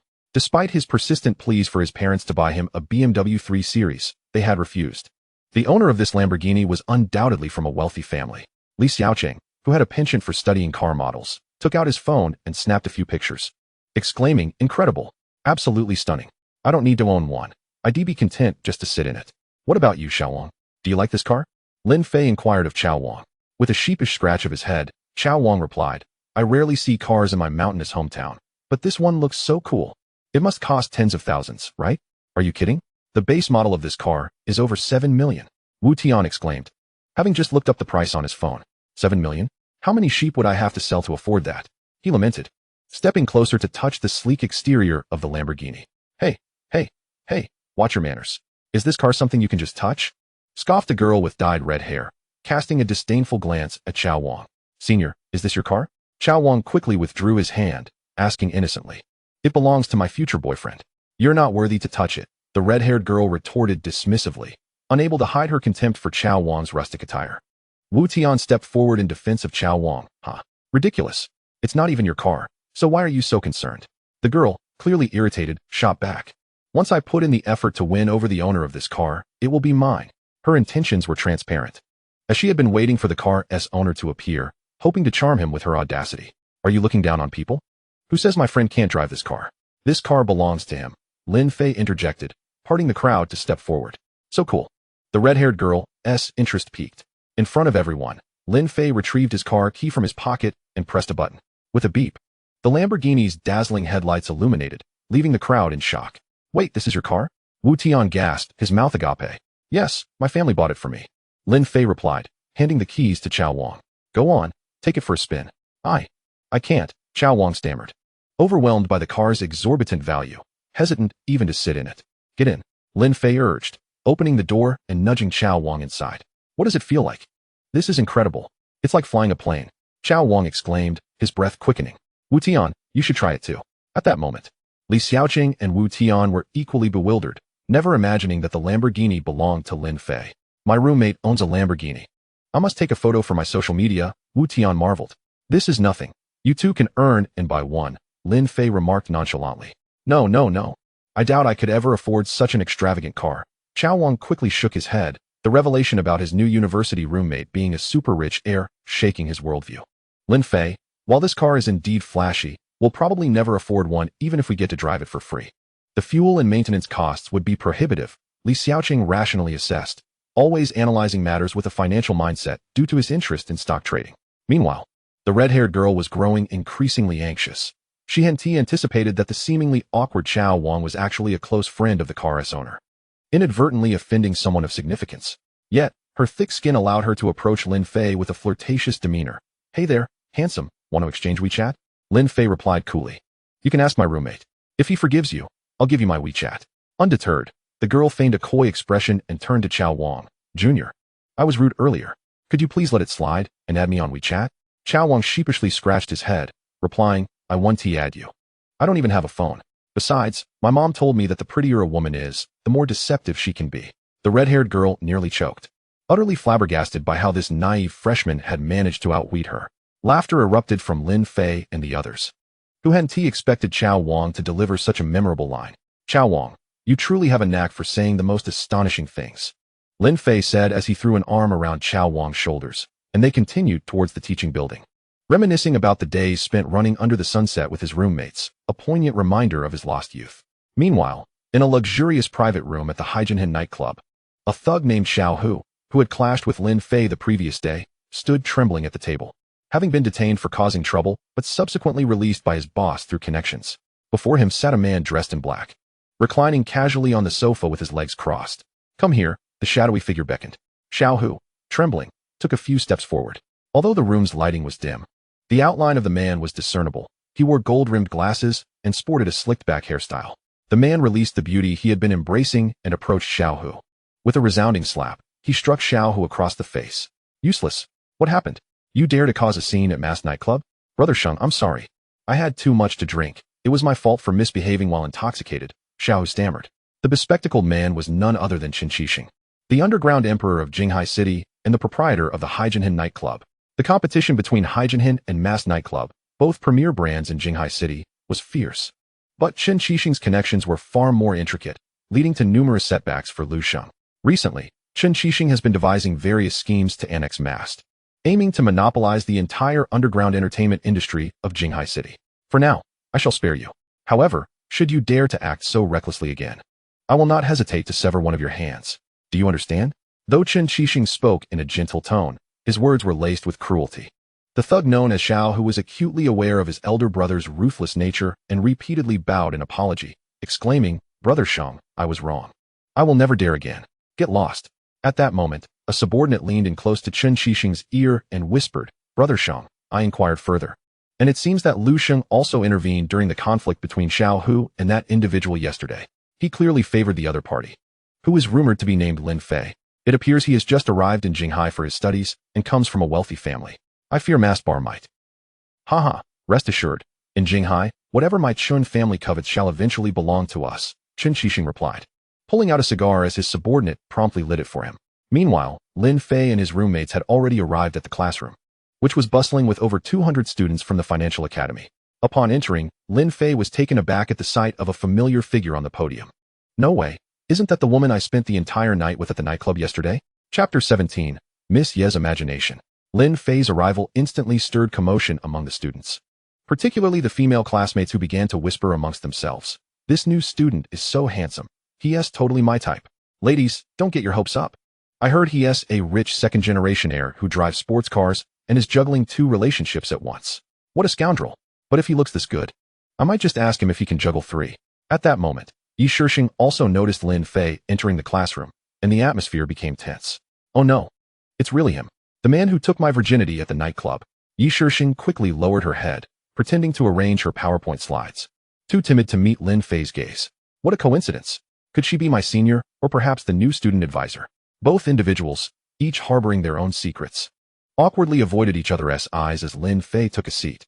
Yi Shixing stepped up to the podium, capturing the attention of all the male students, who gazed in awe. She was breathtakingly beautiful, adorned in a simple white professional blouse, paired with a black pencil skirt and striking red Prada heels. Her tall stature of 1.7 meters, combined with her alluring figure, exuded an aura of an intelligent woman. Her cool demeanor was tinged with a hint of charm, and as she smiled lightly, the male students were captivated, with some even swayed from their orientations, complemented by her fair skin and exquisite features. One might mistake her for a celebrity. This was undeniably irresistible to the university students, who were in the prime of their youthful vigor. Below, Wu Tian was nearly drooling, nudging Lin Fei beside him. Look, this senior is stunning. Lin Fei did not lift his gaze, while Yi Shixing subtly shifted her focus toward him, scrutinizing his features. It's him, the man who saved me last night, the one I woke up in the arms of this morning. A sigh escaped her lips as she pondered whether she should greet him. Lin Fei was logging into the college's academic affairs website on his phone, where he found a photo accompanied by the caption, Yi Shixing, a senior student of the financial academy, exemplary in both character and studies, having received multiple scholarships and titles of outstanding class officer, currently serving as the freshman advisor this semester. It seemed the senior was quite accomplished indeed. Lin Fei enlarged her photo, noting that despite a light makeup application, there was no retouching, and her beauty indeed surpassed that of Liang Qian and Lu Zhan. Beep. New system task. Raise Yi Shixing's admiration value to 80 to receive 50 attribute points. Current admiration value, 50. Upon receiving the system notification, Lin Fei raised his head just as Yi Shixing regained her composed demeanor. She made an effort to disregard Lin Fei and address the audience. First of all, I would like to welcome all of you new students to Jinghai University. My name is Yi Shixing, and I will be your advisor this semester. With that, she picked up a chalk and wrote her name on the blackboard, her handwriting reflecting her elegance. Wow. Fantastic, we support Teacher Yi. The students below began to stir, some even whistling. Yi Shixing raised her finger in a gesture for silence, signaling for everyone to calm down. Now, I would like everyone to introduce themselves. Wu Tian was the first to enthusiastically raise his hand. All right, let us start with this student. Hello everyone, my name is Wu Tian, a local from Jinghai. I enjoy making friends, so whether you are a guy or a girl, feel free to come and befriend me. His introduction elicited laughter from the crowd, and Lin Fei couldn't help but whistle, thinking, Old Wu, are you seriously looking to make friends? Next was Li Xiaoqing, who appeared much more composed as he adjusted his collar and said, Hello, my name is Li Xiaoqing. I enjoy reading and studying economic trends. So if anyone shares the same interests, please feel free to discuss with me. TSK, you old bureaucrat. Even your introduction is so serious, Lin Fei teased inwardly. The third to introduce himself was Chao Wang, who elicited a few chuckles from the audience the moment he stepped up. Not only was Chao Wang dressed in a rather unfashionable manner, but he also wore a pair of limited edition handmade cloth shoes, which many city-bred kids couldn't comprehend. I'm Chao Wang, hailing from the mountains. This is my first time visiting a coastal city, and I particularly enjoy running. Having always been shy about speaking in front of crowds, he stumbled through his brief introduction. Good. To alleviate his roommate's awkwardness, Lin Fei began clapping, prompting a scattered applause from the audience, and Chao Wang quickly exited the stage. Next, it was Lin Fei's turn to step up, and Yi Shixing's breath quickened at once. Due to the previous night's intoxication, the students hardly recalled Lin Fei's exact appearance, but from this angle, his profile was extraordinarily handsome. His prominent nose stood tall like a mountain peak, his sharp eyebrows and bright eyes combined with a chiseled jawline that seemed meticulously sculpted. The slight curve of his lips hinted at a playful charm. In Lin Fei, Yi Shixing perceived a mix of innocence, maturity, resilience, depth, and a rebellious spirit. It was hard to imagine what experiences shaped him, resulting in such a captivating blend of qualities that ensnared her. No wonder she instinctively fell into his embrace while intoxicated. It was entirely his fault for being so perfect, embodying the ideal image of a dream partner for every girl. Just 3 years apart. Perhaps there could be a chance for them. A bold thought suddenly surged in Yi Shixing's mind. No, no. She quickly shook her head, dismissing such impractical notions. Moreover, she realized, this Lin Fei is likely a notorious scoundrel, going to bars alone clearly to flirt with girls. Even though he saved me, it doesn't change the fact that he is a rogue. Admiration value, 20. Current admiration value, 30. Hey, what is going on, system? Why has her admiration value declined? Lin Fei was bewildered, unaware of the intensity of the mental storm that Yi Shixing was currently experiencing. Hello everyone. My name is Lin Fei, a newcomer from afar. I kindly ask for your guidance. Lin Fei offered a self-introduction that was as simple as it could be. Yet, despite its simplicity, he instantly captured the hearts of the girls in the audience. Had he spoken a bit more, he might have found himself rushing to the podium. As all the students in the class completed their introductions, Yi Shixing produced a stack of cards. We now need to elect the class committee, starting with the class monitor. Please cast your votes based on your preferences. Chapter 18. The Campus Beauties of Jinghai University. Yi Shixing distributed the prepared voting cards to the students. In a flurry, everyone filled in their chosen names and submitted their ballots. Without question, Lin Fei was successfully elected as the class monitor with a majority of votes. Although he held little interest in the position, the prospect of interacting with Yi Shixing made him reluctantly accept. I sincerely appreciate everyone's trust. I will assist Teacher Yi in transforming our class into a united and harmonious advanced collective. Applause erupted from the girls, in stark contrast to the sparse clapping from the boys. It was evident to most that Lin Fei's looks posed a significant threat to them with his presence. How could they hope to woo anyone? Following this, the elections for the vice monitor, group secretary, cultural committee member, and sports committee member took place. Wu Tian was elected as the vice monitor, while Li Xiaoqing was chosen as the group secretary. After the elections concluded, Yi Shixing summoned a few of them to her office for a brief meeting, outlining each person's responsibilities. Now, everyone can return to prepare for military training, but Lin Fei, please stay, Yi Shixing stated. Wu Tian keenly sensed that the atmosphere was slightly off and shot Lin Fei a knowing glance. What's going on, you rascal? Spill it. Lin Fei, however, wore an innocent expression. Once everyone exited the office, only Lin Fei and Yi Shixing remained, and the atmosphere immediately turned icy. Yi Shixing was the first to break the silence. Thank you for saving me last night. Upon hearing Yi Shixing's gratitude, Lin Fei exhaled in relief. He had feared that Teacher Yi would not acknowledge the previous night's events. Oh, it was nothing. I, Lin Fei, have always enjoyed helping others. Enough with the banter. I never expected you to be my student. Hee, what a coincidence. Lin Fei grinned mischievously. Teacher Yi, what a marvelous twist of fate that allows us to encounter each other again after last night. Yi Shixing quickly moved forward to cover his mouth. If you dare utter another word about last night, I will request to have you transferred out of my class. Understood. Lin Fei immediately adopted a serious expression, though he was still amused internally. The contrast between Yi Shixing's serious demeanor and her playful nature from the night before was striking. Yet, Lin Fei found himself drawn to this dynamic. The esteemed female counselor, the beautiful senior, transformed into an affectionate and obedient little kitten in private. Just the thought of it made Lin Fei feel a surge of excitement. Rest assured, Teacher Yi, I promise to keep what happened last night to myself. However, I do need to return the 250 yuan you gave me, Lin Fei said, pulling out his wallet to retrieve the money Yi Shixing had left him. Take it back. Yi Shixing felt utterly embarrassed. But if you have feelings for me, just say it. I wouldn't mind you being my girlfriend. Who would want to be your girlfriend? Nonsense. All right, Teacher Yi, I was just joking. Yi Shixing, with a frosty expression, handed Lin Fei a USB drive from her drawer. This contains the new students' information and sizes for military training attire. Please arrange for a few classmates to help distribute the items. Got it. Lin Fei accepted the USB drive, playfully saluting Yi Shixing. I'm off now, Teacher Yi. See you later. After Lin Fei left, Yi Shixing finally let out a sigh, slumping back onto her new desk, though her heart continued to race. What is happening? Could I truly have developed feelings for this junior? Lin Fei and his friends arrived at the military training registration office to collect the necessary uniforms and shoes, distributing them according to size. Military training was set to commence the following day. That evening, Lin Fei took 3 of his roommates to a lavish barbecue restaurant. Lin Fei, you really are something. I never expected you to be a super rich second generation, Wu Tian said, his face filled with envy. No, my family just has a bit of money. It's merely a small micro-enterprise. Come on, can a micro-enterprise afford a Lamborghini? Are you joking? Let us not discuss that. Lin Fei quickly changed the subject, not wanting his roommates to know about his affluent background, fearing it might be too much for them to handle. Hey, everyone, take a look at this, Li Xiaoqing exclaimed, holding up his phone excitedly. It turned out to be a post on the campus forum listing the top beauties at Jinghai University. Everyone's interest was piqued. There's a ranking like that at Jinghai University? Wu Tian snatched the phone, eager to see where Yi Shixing ranked. With her impressive score of 84 for looks, she certainly had a notable reputation in school. As expected, they soon spotted Yi Shixing's name in 4th place on the list. So teacher Yi only ranks 4th?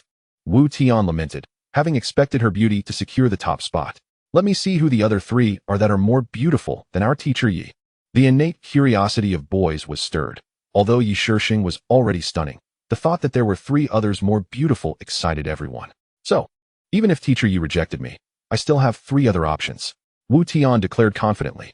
Lin Fei internally admired him. Even the walls would yield before your audacity. Your boldness is unmatched, truly worthy of being my good brother. Above Yi Shixing's name on the forum was a girl named Mu Wanru, accompanied by a photo. With a heart-shaped face, a delicate nose, and sparkling eyes, she was indeed a few notches more beautiful than Yi Shixing. The girl ranked 3rd, Mu Wanru, was a sophomore in the arts department. The second-ranked girl was quite distinct, judging by her photo. She did not fit the delicate beauty mold but embodied a more Western aesthetic, with a healthy, tanned complexion. Sporting a ponytail and wielding a tennis racket, she was a universal beauty. This girl was named Lu Haiyao. Not bad, not bad. I quite fancy this type. Li Xiaoqing nodded in approval. It's clear she's an athletic beauty, no wonder she ranked 2nd. I bet she received many votes from the girls. However, there are rumors that she might be a lesbian. Is that true? I don't know, it's just a rumor. So who is ranked 1st? As the crowd shifted their gaze upwards, it was rather perplexing that the first name on the list of the most beautiful women at Jinghai University lacked a photograph, revealing only a name, Shangguan Yuyan. What could this possibly mean? Several individuals wore expressions of bewilderment. At that moment, Li Xiaoqing interjected, I know. Please, do tell. Chapter 19. The Campus Beauty Delivers Water Dressed in Balenciaga. Are you interested in hearing about it? Absolutely, we are. Even the typically reserved Chao Wang displayed a face brimming with anticipation. It is said that this Shangguan Yuyan is a descendant of one of the 4 prominent families of the capital. The 4 esteemed families of the capital? Indeed. The origins of these families can be traced back to the Qin dynasty. Despite enduring the tumult of dynastic changes and warfare, they have preserved the legacy of their lineage through generations. In contemporary times, the enterprises of these 4 families have permeated various sectors across Huaxia, akin to the Samsung Group in South Korea. However, they excel in maintaining a veil of secrecy, with the general public knowing little about their affairs, or rather, they have adeptly controlled the media to prevent any disclosure regarding their activities. How do you know this? I've heard my father speak of it. He has delved deeply into these matters and occasionally shares insights with me. So, you mean to say that Shangguan Yuyan is actually one of the capital's elite? Why would she choose to attend Jinghai University? Well, let us not forget, Jinghai University is a top-tier 985 institution, ranking among the top 3 in the nation. Evidently, Shangguan Yuyan is rather low-key.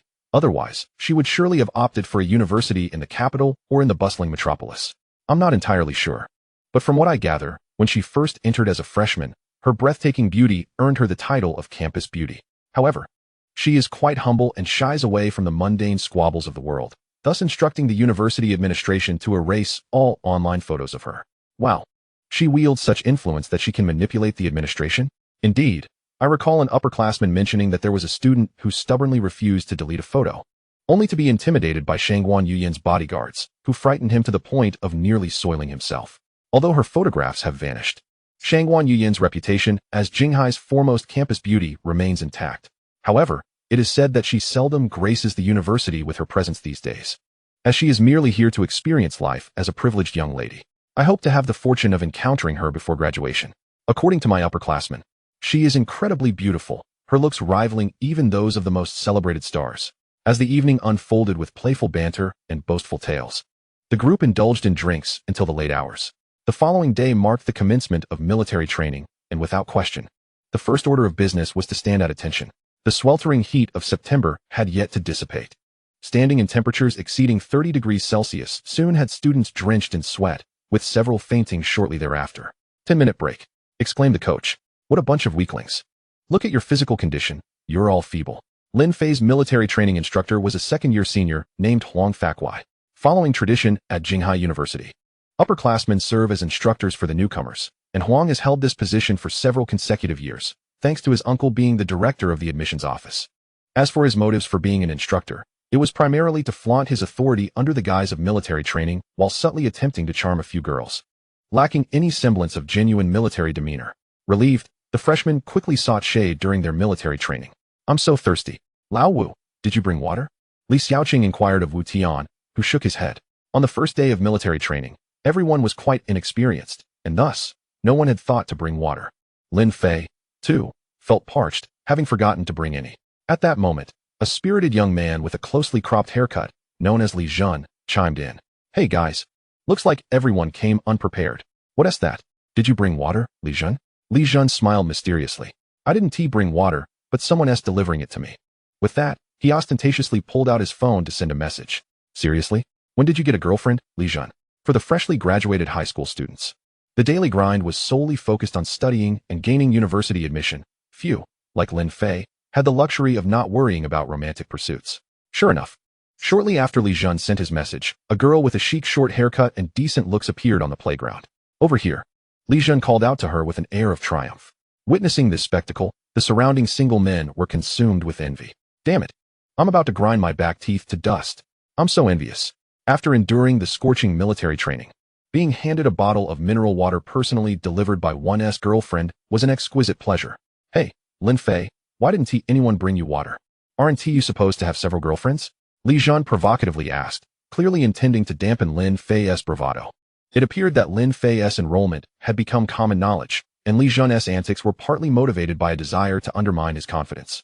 Especially since Lin Fei had overshadowed him at the freshman meet and greet with his striking looks. As Li Jun's words hung in the air, all eyes turned to Lin Fei, eager to see how he would respond. Haha, my brother, when it comes to charming the ladies, you should call me your master. Cut the bravado. If you're so capable, let your girlfriend bring you water. In truth, Li Jun had conducted his research. Lin Fei's girlfriend was not from this university, making it unlikely for her to arrive with water so soon. You're familiar with Mu Wanru, right? Lin Fei recalled the name he had seen on the campus beauty rankings the previous day. Mu Wanru. ISNT, she a goddess-level beauty? I've seen her on the forum. She ranks third, even higher than Teacher Yi. A boy exclaimed. Exactly. Do you believe that Mu Wanru will come wearing Balenciaga to deliver water to me? As soon as he uttered this, the eyes of the surrounding otaku nearly popped from their sockets. Lin Fei, while you may be handsome, you can't just spout nonsense, right? Mu Wanru is a campus beauty. Does she really have the time to deliver water to you while dressed in Balenciaga? Dream on. Li Jun scoffed. Oh, what if she actually shows up? If she does, I'll call you daddy, how about that? All right, son. You haha. Fine, I accept your challenge. You said it. And everyone here heard you. I'm not forcing you. The crowd nodded in agreement, all eager to see what Lin Fei would do to warrant the attention of the notoriously aloof campus beauty, Mu Wanru. However, if she does not appear, then you shall call me daddy 3 times in front of everyone on the playground. Not a problem. Lin Fei stifled a laugh, silently urging the system. I wish to use the obedience card. Ding. The host possesses one obedience card, capable of commanding anyone to fulfill a request within the bounds of the law. Very well. My request is for Mu Wanru of Jinghai University to arrive within 10 minutes dressed in Balenciaga to deliver water to me. Task deemed reasonable and compliant. Please confirm, host. Without hesitation, Lin Fei clicked the confirmation button on the system. Lin Fei, just a reminder, there's a time limit. If Mu Wanru doesn't arrive within half an hour, you lose. Understood. At this moment, the instructor Huang Fakwai spoke up. Break time is over. You rascals. Hurry up and get in position. Thus, the group returned to their rigid military stance under the scorching sun. After a brief pause without any movement, Li Jun felt a surge of pride, convinced that this time he would surely humiliate Lin Fei. Unexpectedly, a striking figure appeared outside the playground. Chapter 20. A grudge not avenged is unmanly. It was the school belle Mu Wanru. Before Lin Fei and his companions could react, others from different formations began to exclaim. Mu Wanru was undeniably famous. As the face of the Academy of Arts, she frequently participated in singing competitions and hosted cultural events. Thus her renown was quite significant. At this moment, she was clad in a JK uniform, But what caught everyone's attention were the exquisite Balenciaga stockings adorning her smooth, delicate, long legs. Wow, the school belle actually has such taste. Her devilishly alluring figure, paired with a short, pale yellow mini skirt and the black Balenciaga stockings, showcased her flawless physique. With hair as dark as lacquer and skin as smooth as jade, her captivating eyes sparkled with an enchanting charm that was undeniable. This was Mu Wanru, the goddess of Jinghai University, capable of sending countless otaku into a trance. Renowned for her aloof demeanor, she was often dubbed the Cold Beauty. Aside from her performances, she was seldom seen, so what could possibly bring her here today?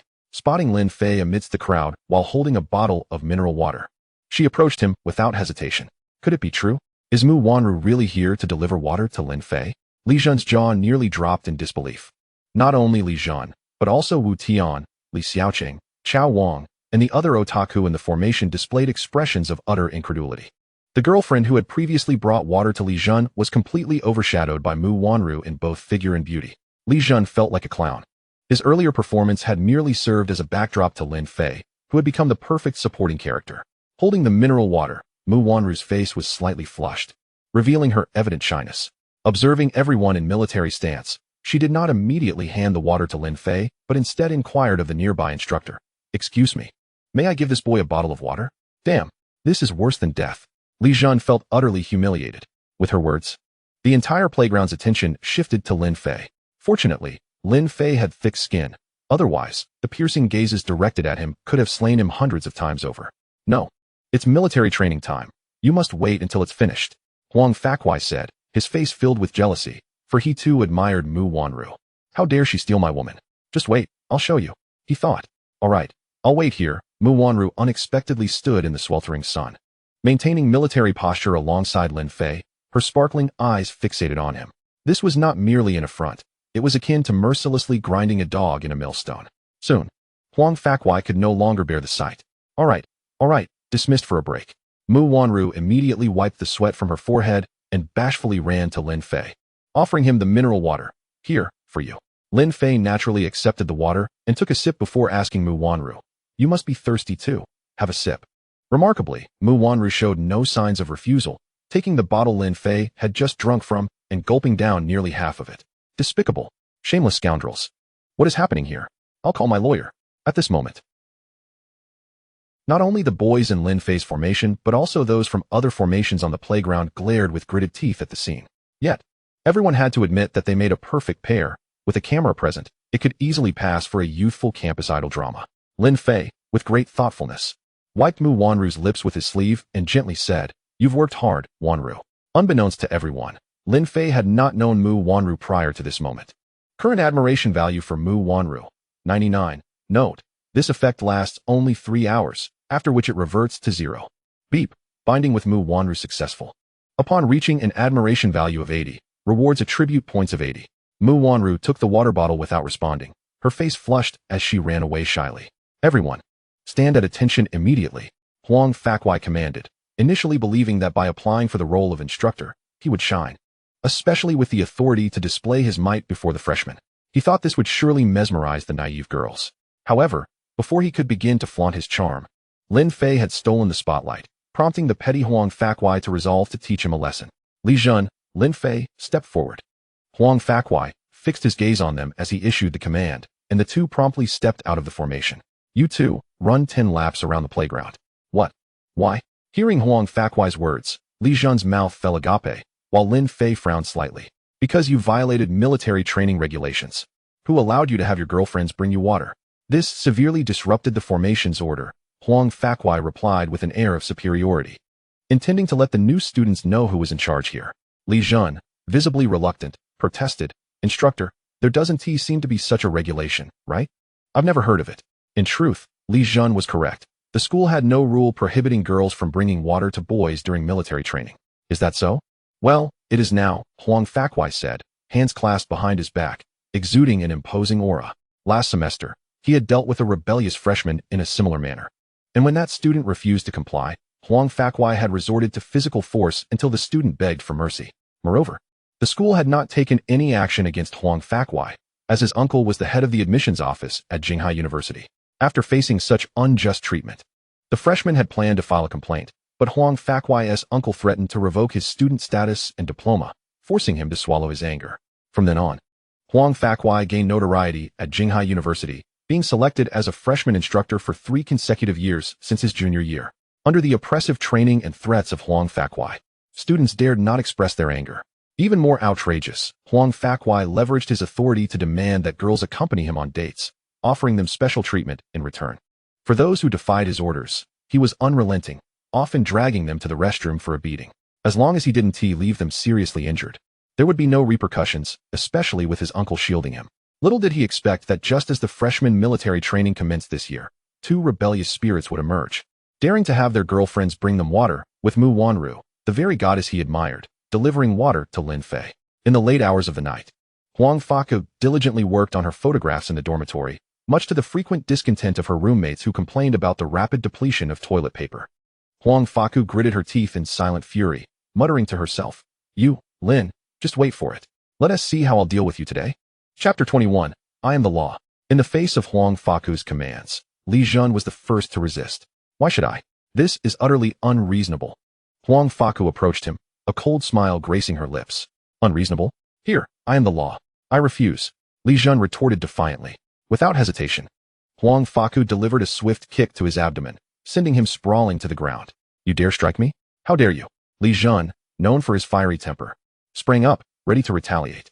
However, Huang Faku threatened, "If you dare to disobey me, I will report you to the authorities immediately."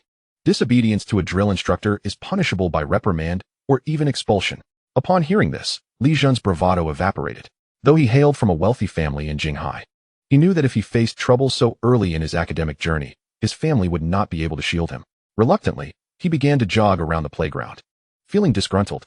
Witnessing the once proud Li Jun, now reduced to compliance after being bested, Huang Faku's vanity swelled with satisfaction. Her next target was Lin Fei. Huang Faku recognized that Lin Fei was tall and handsome, drawing the attention of girls from other formations, and he had even stolen his goddess, Mu Wanru, from her. It was a slight that could not go unpunished, and Huang Faku was no gentleman. "What are you waiting for? Start running." Lin Fei stared at Huang Faku as if he were a mere clown, slowly uttering the words, "Run your mother." Huang Faku's eyes widened in disbelief at Lin Fei's audacity. In his years of military training, he had never encountered anyone who dared to insult him. "You dare to curse me? Are you tired of living?" He then aimed a kick at Lin Fei's thigh. In military training, physical punishment for mistakes was commonplace. However, having acquired a combat skills package, Lin Fei was no ordinary recruit. Just as Huang Faku's foot was about to make contact, Lin Fei deftly sidestepped, causing Huang Faku to lose his balance and fall awkwardly to the ground, much to the amusement of the onlookers. Ha! The crowd erupted in laughter, thoroughly entertained by Huang Faku's misfortune. The once feared bully was now humiliated, knowing he could not establish authority in front of the new recruits, as it would make future management even more challenging. Regaining his composure, Huang Faku assumed a fighting stance and unleashed a series of kung-fu punches. This martial art, which he had learned from a former acquaintance, a legendary figure in the field, was meant to showcase his prowess. Yet, despite his skillful execution, Lin Fei's agility allowed him to evade every strike. After Huang Faku completed his routine, Lin Fei advanced, delivering 2 resounding slaps to his face that left him dazed. Huang Faku, covering his face, shouted angrily, "You're finished. Do you believe I can have you expelled tomorrow?" "Oh, you can certainly try," Lin Fei replied nonchalantly. "By tomorrow, not even Jesus can save you. Talk is cheap. I'll be waiting for you to expel me," Lin Fei said defiantly. He had no patience for Huang Faku's arrogance, particularly from someone who used military training as a guise for his egotism. At that moment, Huang Faku had lost all credibility among the new recruits. With no other recourse, he scurried off to seek assistance from his uncle in the administration office. As Huang Faku fled, a thunderous applause erupted from the formation.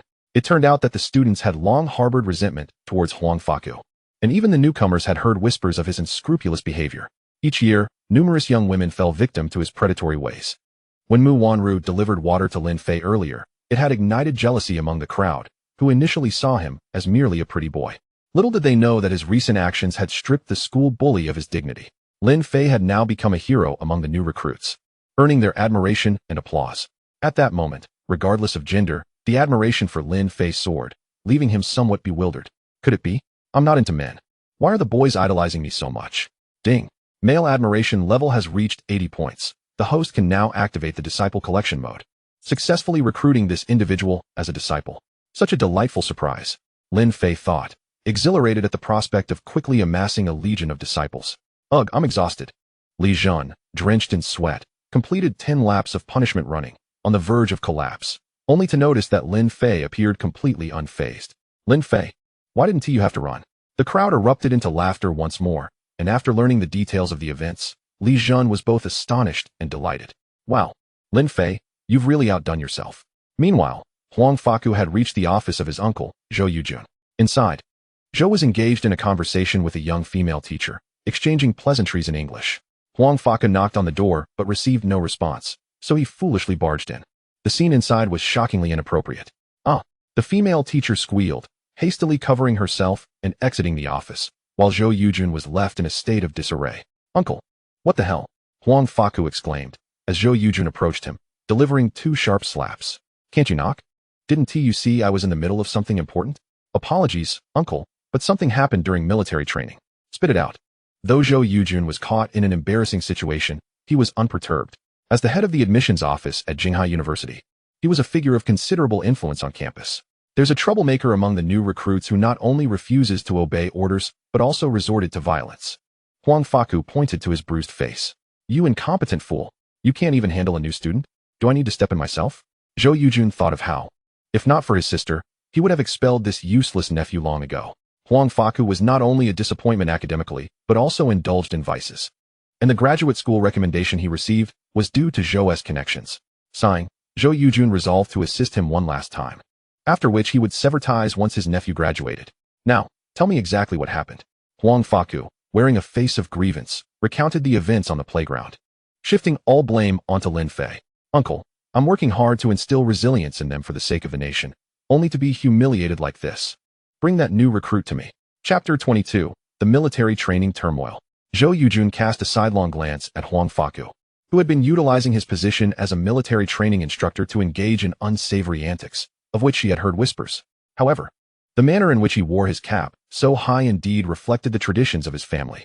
This scoundrel's lineage had been treacherous for 3 generations. During the invasion by the Japanese, Huang Faku's grandfather was the first to defect. Truly, a bear begets a bear. How about this? Summon that fellow named Lin Fei for me, so you can witness how your old uncle handles such newcomers. Understood, uncle. Huang Faku dashed out of the office as if on a military mission, yet he did not seek out Lin Fei immediately. After all, this young man had just humiliated him, and he appeared to be quite the adept fighter. Even if he were to confront him again, Lin Fei would likely refuse to listen and might even retaliate. Contemplating this, Huang Faku devised a plan and headed straight to the counselor's office at the School of Finance. Meanwhile, Yi Shixing was inside organizing documents when she heard a knock on the door. Come in, she replied. Huang Faku's head peeked in, his expression lecherous. He had long been coveting Yi Shixing's beauty. Aside from a photograph of Mu Wanru on his bedside, he had never overlooked Yi Shixing and Lu Haiyao. Were it not for the prohibition imposed by the Shangwan family on disseminating images of Shangwan Yuan, he likely would have pursued all 4 of the university's renowned beauties as subjects for his late-night needlework practice. Hello, Sister Yi, Huang Faku greeted, grinning in a greasy manner. Yi Shixing merely nodded in response, unfamiliar with him. Hello, what brings you here? She inquired. I am Huang Faku, the military instructor for the School of Finance. You are aware of a student named Lin Fei in your squad, correct? Lin Fei? Upon hearing his name, Yi Shixing's heart skipped a beat. What of him? She asked, her instinctive worry reflecting her concern for Lin Fei. He has disregarded military training discipline and has assaulted an instructor. I have reported this matter to the authorities. Please inform him. What? Assaulted an instructor? You? Yi Shixing gazed at Huang Faku in disbelief, recalling vividly how Lin Fei had dealt with troublemakers at the bar. Yet, would Lin Fei truly strike an instructor? There must be more to this story, and she understood that if the school administration intervened, the consequences could range from probation to expulsion. Instructor Huang, he is my student. I apologize on his behalf. Could we possibly resolve this privately? I'll investigate the matter first, she pleaded anxiously. No need for an investigation, Huang Faku waved dismissively. His actions are indisputable. Teacher Yi, simply inform him to report to the director of admissions office immediately. There will be no extensions. With that, Huang Faku left with a grim expression. Yi Shixing swiftly applied some lipstick to touch up her makeup before racing downstairs toward the sports field. At that moment, the financial cohort had gained a rare respite due to Huang Faku's report, and Lin Fei was surrounded by peers. Upon seeing Yi Shixing approach, they all stood up and greeted her in unison. Hello, Teacher Yi. Yi Shishing did not respond, but coldly regarded Lin Fei. Step out. Someone is looking for you. Lin Fei had anticipated this outcome and remained unfazed. After all, he was the son of the richest man in Huaxia. Not even a petty figure like Huang Faku could intimidate him, let alone the president of Jinghai University. Yi Shishing pulled Lin Fei aside. Lin Fei, do you realize the trouble you've caused? That Huang Faku has reported your assault to the school leaders. She turned anxiously in place. When we meet, please refrain from speaking. I will apologize to the administration. Perhaps there is still a chance to salvage this. Feeling a surge of appreciation for Yi Shishing's concern, Lin Fei nodded in agreement. Just then, they entered Zhou Yujun's office, where Huang Faku had already arrived. Zhou Yujun stood with his hands clasped behind his back, gazing out the window, exuding an air of authority. For someone of his stature, meeting a freshman was already a concession. Noticing Zhou Yujun's silence, Yi Shishing timidly spoke up. Leader, I am Yi Shishing, the counselor for the School of Finance. This is my student Lin Fei. Today, before she could finish, Zhou Yujun raised a hand to silence her, slowly turning to scrutinize the pair. You are Lin Fei? Quite bold to strike an instructor on the very first day of military training. Do you comprehend the consequences of your actions? Observing Zhou Yujun's pompous demeanor, Lin Fei discerned that this leader was no paragon of virtue. Leader, I apologize. It is my failure to manage the situation. I share the responsibility. If you must penalize someone, let it be me. Yi Shishing interjected in Lin Fei's defense. Oh, you are the new student counselor? So protective of your pupil. Are you aware that I hold the authority to expel both of you? Zhou Yujun regarded her coldly, knowing that such university students were easily manipulated. A mere diploma could keep them in line. There was once a brash student who boasted of defiance, only to beg for mercy the moment his enrollment was revoked. Lin Fei could no longer tolerate this mockery. How dare this insect presume to act superior before him? He coldly retorted, you may try. Zhou Yujun's interest piqued at Lin Fei's audacity. It had been a long time since he encountered such a defiant student, igniting his desire for conquest. He envisioned how amusing it would be to see Lin Fei, who appeared so composed, reduced to tears, begging not to be expelled. Zhou Yujun eagerly anticipated that moment. Seeing Lin Fei's fearlessness, Huang Faku grew furious. Director Zhou, expel him immediately. Just look at his arrogant demeanor. Zhou Yujun nodded in agreement, contemplating that Jinghai University could not harbor such an audacious freshman. With that, he began the process to expel Lin Fei, documenting his transgressions in his records with phrases that would describe them as profoundly subversive, stamping it with his seal. Once approved, Lin Fei's enrollment would be erased from the archives of Jinghai University. Meanwhile, Lin Fei pulled out his phone and dialed Lin Xinghui. At that moment, Lin Xinghui had just concluded an international conference in Modu. As an individual of his caliber, he was accustomed to numerous social engagements. When he saw his son's call, he sensed that something must be amiss. Lin Fei rarely reached out to him. Dad, son, what's the matter? Chapter 23, expel him. It's like this. Dad. Lin Fei briefly recounted the events. On the other end, Lin Xinghui's tone darkened immediately. I understand, Xiao Fei. You need not concern yourself with this matter. I will handle it. They dare to bully my son. After that, Lin Xinghui ended the call. Meanwhile, in the office of the president of Jinghai University, President Zhang Bin, sporting a receding hairline, was examining newly unearthed artifacts with a magnifying glass. As a historian, he was utterly fascinated by these relics, and among his colleagues, he was affectionately referred to as the Old Antique. Having served as president for a decade, his words held significant weight, regardless of the whispers behind his back. Those who encountered him in person were invariably deferential. It is worth noting that a university president holds considerable status even within the entire Jiangdong province. As he became engrossed in his research, the red direct line telephone on the desk rang abruptly.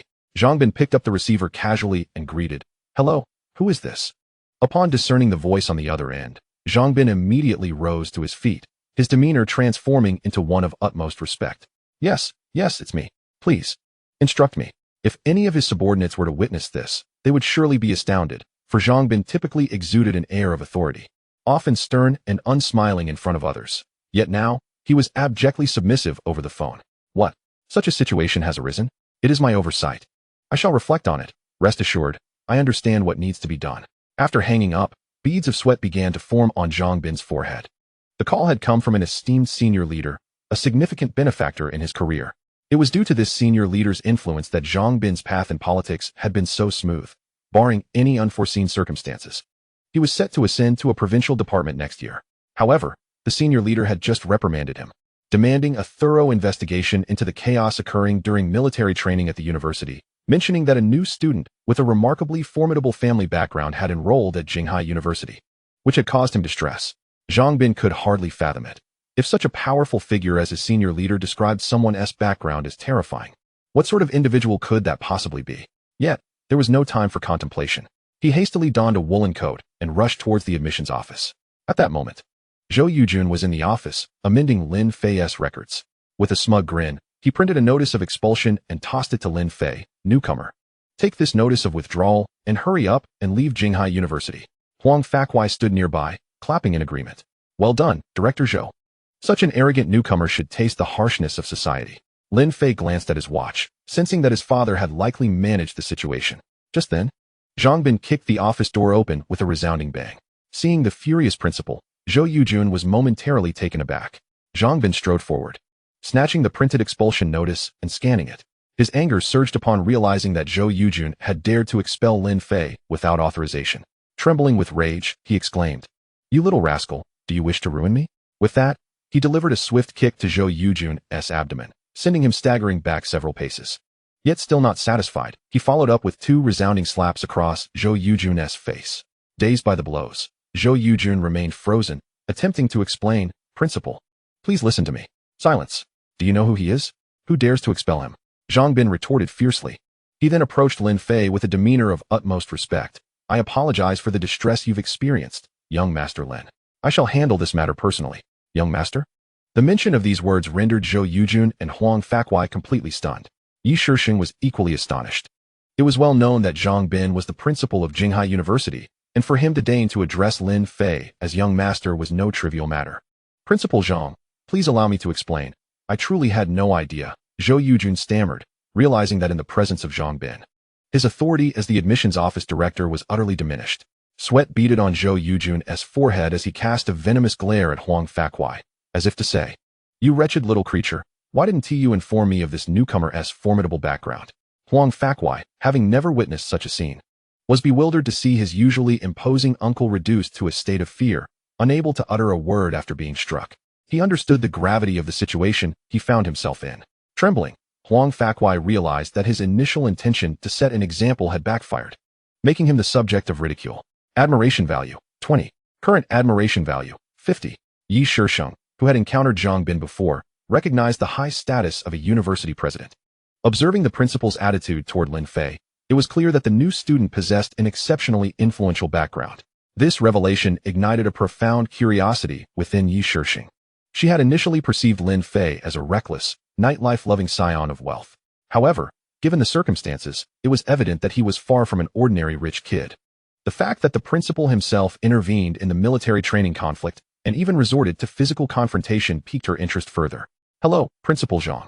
Lin Fei extended his hand for a handshake, maintaining a demeanor of nonchalance. Moments ago, Yi Shixing had been anxiously worried about him being expelled, yet to her astonishment, Lin Fei seemed to resolve the matter with remarkable ease.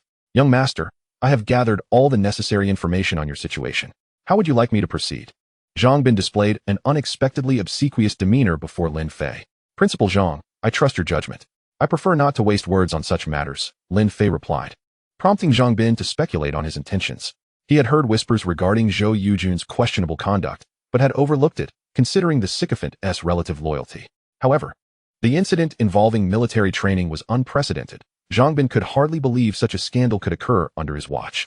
The potential for a student to be subjected to corporal punishment by an instructor was a grave transgression, one that could lead to dire consequences. And thus he resolved to act decisively. "Zhou Yujun, effective immediately, your contract with the university is terminated. You may collect your belongings and leave. As for your student instructor, should the allegations prove true, you will be expelled." "Principal, this is unjust. Please don't expel me." Zhou Yujun was thunderstruck by Zhang Bin's pronouncement.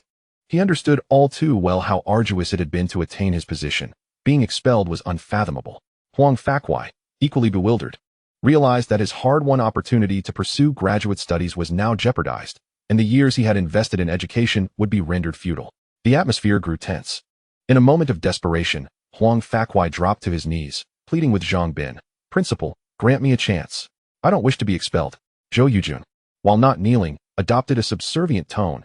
"Indeed, Principal, given my years of service, I deserve some consideration. You cannot be so ruthless." With a disdainful snort, Zhang Bin replied, "You too have long been sycophants to those above you while abusing your power over those below.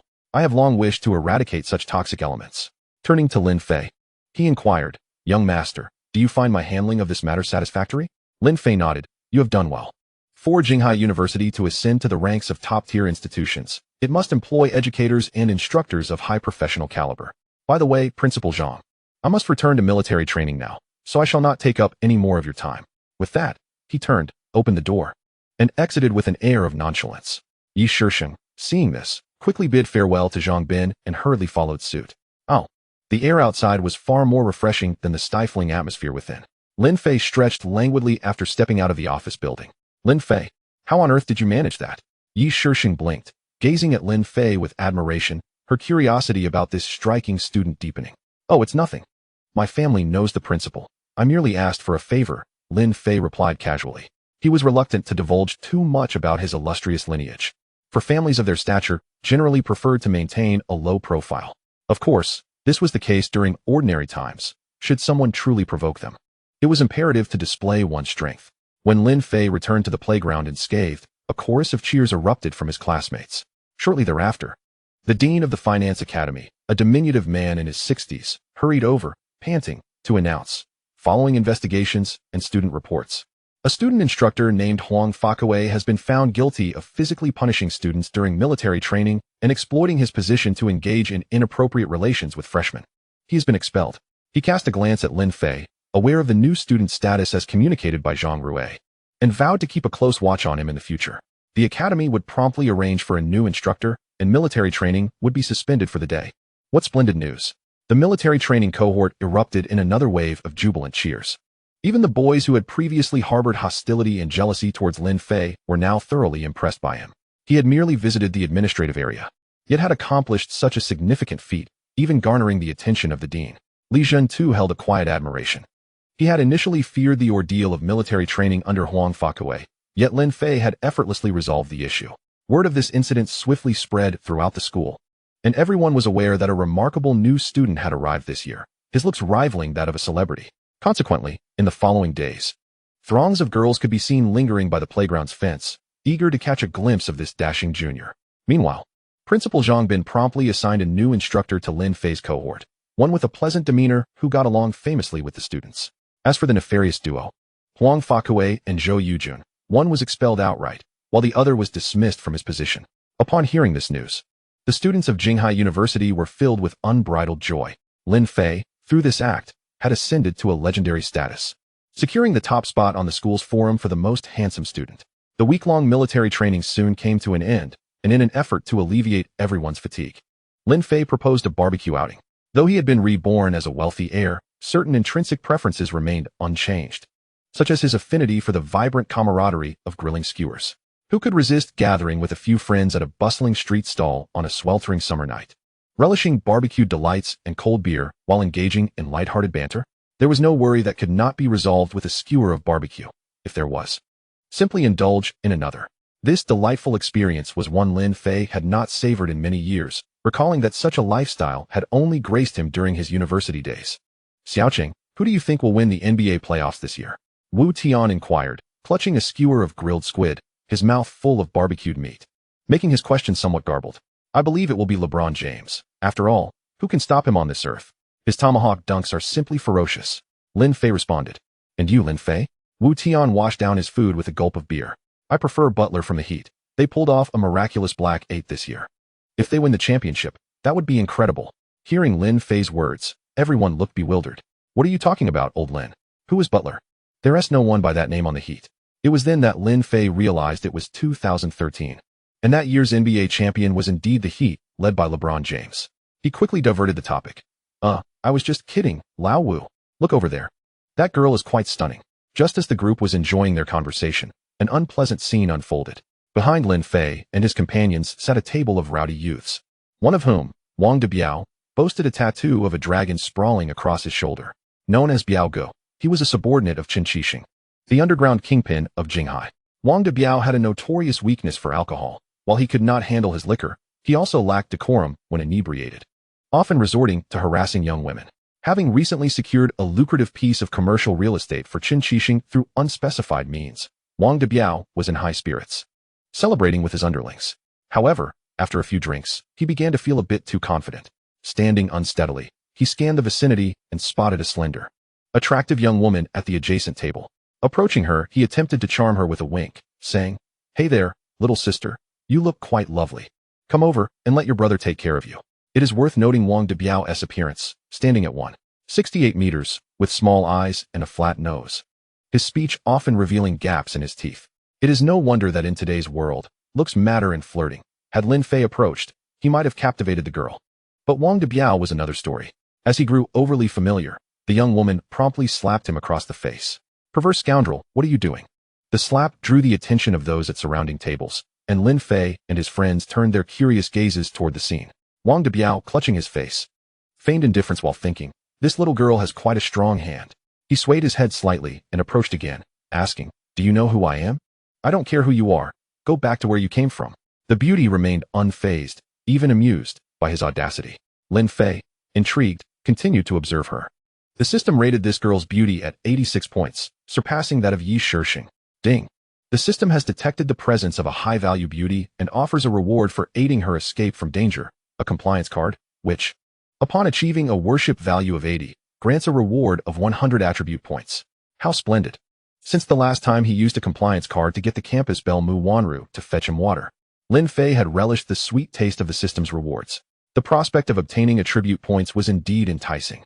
It seemed the time for him to take action had come. Lin Fei discreetly began to stretch his muscles. On the other side, Wang Debiao, having taken a hit to his pride, attempted to assert himself by boasting, "Have you heard of the Qianxin Group? My brother is the chairman." "And what of that?" The beauty chuckled, finding it amusing that such a petty figure dared to leverage his connections against her. For she was Xiao Min, the only daughter of Xiao Lingjuan, the top official of Jinghai City, and a fellow freshman at Jinghai University alongside Lin Fei. Having concluded military training, Xiao Min was out dining with a few roommates. Her mother had passed away early in her life, and as a result, her father doted on her excessively, treating her as his most treasured jewel. Xiao Min typically kept a low profile, and aside from a few intimate friends, no one was privy to her true identity and background. Finding it ludicrous that Wang Debiao would attempt to intimidate her with the name of a corporate owner, Xiao Min couldn't help but laugh. However, if she were aware of Chun Qixing's bloody rise to prominence, she might not find it so amusing. Wang Debiao, witnessing Xiao Min's fearless demeanor and her mockery of him, felt indignation swelling within him. He advanced directly, seizing Xiao Min's coat and yanking it downwards, a scene that startled her two companions accompanying her. They hurried to intervene, attempting to restrain Wang Debiao, only to be brusquely pushed aside by him. One particularly frail girl was knocked to the ground. Witnessing Wang Debiao's brutish behavior, not only attempting to take advantage of her, but also bullying her friend, Xiao Min retaliated with a sharp slap. The resounding crack echoed through the air, rousing Wang Debiao from his stupor. "You little wench, how dare you strike me?" he fumed, taken aback by the fiery temperament of the petite beauty who resorted to violence at the slightest provocation. It was well known in this area that Wang Debiao was always the one dishing out punishment, and never had anyone dared to strike him back. Enraged, he kicked the barbecue table aside and lunged to grasp Xiao Min's hair, intent on delivering a few punishing slaps. However, Xiao Min nimbly evaded him, countering with a swift kick that sent him stumbling back 2 steps, followed by a side kick that landed squarely on his vulnerable area. The blow caused Wang Debiao to double over, sweat pouring down his face as he knelt on the ground, groaning in pain. "Oh, I didn't expect this girl to be quite the fighter," Lin Fei observed from Xiao Min's clean and decisive maneuvers, deducing that she was no ordinary individual, likely trained in martial arts from a young age.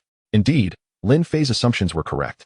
Although Xiao Min possessed a graceful appearance, she had never been interested in typical pursuits favored by girls, such as dolls or pretend play.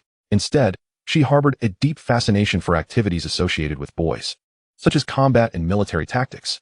To nurture this passion, her father, Xiao Lingjuan, spared no expense in hiring a master of ancient martial arts to personally instruct her. In this world, there exists a specialized martial arts system known as ancient martial arts, with a select few individuals making a living through its practice. Those suited for this discipline are exceedingly rare, requiring exceptional talent to become a disciple, truly a 1 in 1,000 occurrence.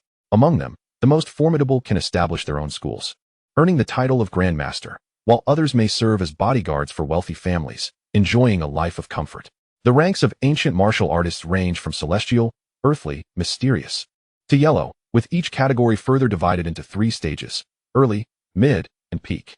The master Xiao Lingjuan found for Xiao Min was a peak-level practitioner of the yellow rank. Do not underestimate the yellow rank. Though it is the lowest among the 4 levels, a peak-level practitioner is a rare gem in the entire Jinghai city. In contrast, experts of the earthly and mysterious ranks are scarce even throughout the Jiangdong province. As for the supreme practitioners of the celestial rank, they are few and far between across the entirety of Huaxia. Among them, the most renowned is a celestial rank master surnamed Yi, known in the martial world as the Old Dragon King. At the height of his power, he was a formidable presence in the capital. Many are aware of the incident where his wife and daughter were insulted by a prominent family in the capital, prompting the Old Dragon King to issue the Dragon King's order, summoning over 3,000 ancient martial artists nationwide to obliterate that family. In a single night, the family vanished from existence, illustrating the terrifying prowess of ancient martial artists. However, fortune is fickle. One day, the Old Dragon King mysteriously disappeared, and despite the Yi family's offering of a staggering bounty in search of him, he seemed to have evaporated from the face of the earth. The Yi family, having lost their powerful figure, subsequently fell into decline, becoming the least esteemed among the 4 great families of the capital. Yet, even in their diminished state, the Yi family's legacy remains resilient, not easily shaken by lesser families. Trained from a young age, Xiaoman has now become a budding practitioner at the early stage of the yellow rank. It seems I won't need to intervene after all. Though Lin Fei had acquired combat skills, he was not a practitioner of ancient martial arts, yet he possessed a modicum of understanding regarding them. In his previous life, he had once contemplated ending his own life in despair, but was saved at the last moment by an ancient martial artist whose agile prowess left a lasting impression on him. At that moment, Wang Debiao's lackeys, witnessing their leader being assaulted, charged forward brandishing weapons, with several even retrieving machetes from car trunks. Xiaoman, undeterred by the onslaught, deftly dodged and retaliated, swiftly leaving a number of them sprawled on the ground. Remarkably impressive. Lin Fei couldn't help but commend her agility. Before he could finish his thought, a new wave of thugs armed with machetes and clubs surged forth, numbering at least 20. Caught off guard, Xiaoman found herself engaged in yet another fierce battle. Even the most skilled ancient martial artist would struggle against such a multitude of armed ruffians. And soon Xiaoman found her stamina waning. Amidst the chaos, an unseen hand yanked at her shoulder strap, forcefully tearing her top away, exposing her bare upper body to the gaze of all present. In an instant, as Xiaoman let out a piercing scream, the attention of everyone was drawn to her, eager not to miss the unfolding spectacle. Yet, before they could fully comprehend the scene, a large black t-shirt soared through the air, enveloping Xiaoman completely. "Hey, did you see anything?" a nearby lecher inquired. "Not a thing," came the reply. Xiaoman, her face flushed, stared at the oversized t-shirt draping over her, infused with a scent of male musk that made her feel somewhat dizzy. "Hey, you bunch of scoundrels, ganging up on a defenseless woman? What has happened to your manhood?" At that moment, Lin Fei, bare-chested, stepped forward, instantly capturing the attention of all the women present. In his reincarnated form, Lin Fei's physique had become remarkably developed. With pronounced pectorals and chiseled abs, his body adorned with defined lines that dwarfed the flashy young men flaunting their physiques on social media. "Good heavens, he is so handsome!" exclaimed one onlooker. "Where did this male model come from? Don't hold me back. I want to bear his children." The surrounding women were aflame with excitement. "You little brat, thinking you can play the hero?" Wang Debiao, having regained his composure, stood up and pointed at Lin Fei in provocation. "I merely detest witnessing you bully others," Lin Fei replied dismissively, a smirk curling at the corners of his mouth. Admiration value, 30. Current admiration value, 30. At that moment, Xiaoman felt a surge of gratitude. She hadn't anticipated that a dashing hero would come to her aid in such a perilous and embarrassing moment. "Brothers, teach him a lesson. I want him to understand why the flowers are so red." With Wang Debiao's command, dozens of his lackeys brandishing knives, guns, and clubs charged at Lin Fei. Initially, Lin Fei was able to hold his own thanks to the combat skills he had acquired. But it was crucial to note that his body had yet to undergo true enhancement.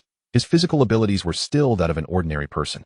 He could manage 5 or 6 opponents, but facing dozens of armed thugs proved overwhelming.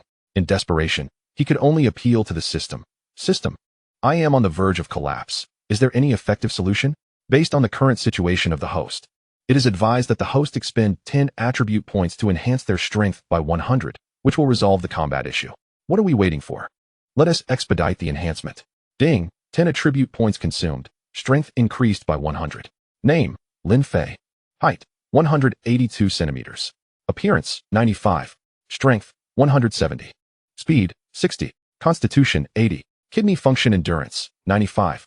Remaining attribute points, 15.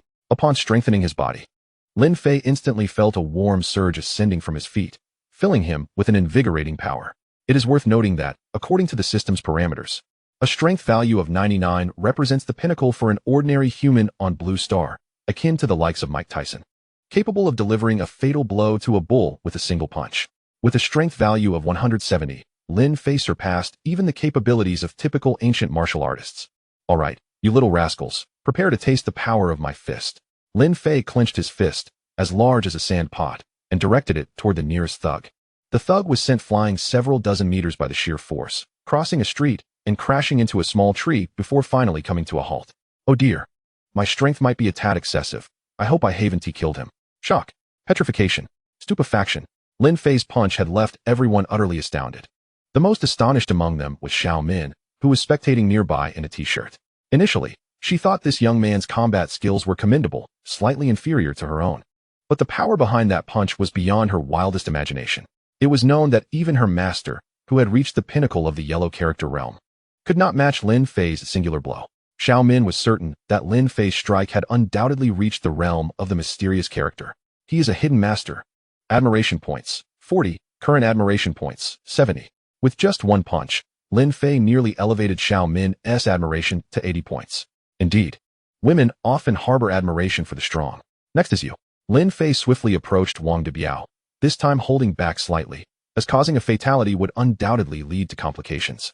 Even with his father's assistance, Lin Fei first delivered a series of slaps, turning Wang Debiao's face into that of a pig's head. Then, with a tremendous crash, Wang Debiao was sent crashing into the wall behind him, his body wedged firmly within it. Brother, the surrounding lackeys, witnessing Wang Debiao's lamentable state, rushed to assist him, only to find him hopelessly stuck in the wall, unable to be freed. A few audacious thugs attempted a sneak attack from behind, only to be met with Lin Fei's fists, each sent flying several dozen meters away. Unprincipled thugs, daring to engage in a sneak attack. At that moment, the wailing of police sirens filled the air. Someone had already reported the incident. A large contingent of armed police officers arrived promptly to secure the scene. Everyone, do not move. The lead officer approached Lin Fei. Based on reports, there are individuals engaging in armed conflict here. Please cooperate with us for an investigation. Wang Debiao was extricated from the wall, along with the thugs who had been knocked away, and they were all swiftly transported to the hospital. Xiao Min was also taken into a police vehicle. Witnesses, including Wu Tian and others, were summoned to testify on Lin Fei's behalf. As they were left utterly astonished by his performance, they began to question whether this young man was even human. Meanwhile, in the underworld of Jinghai, the powerful Qin Shixing was seething with rage.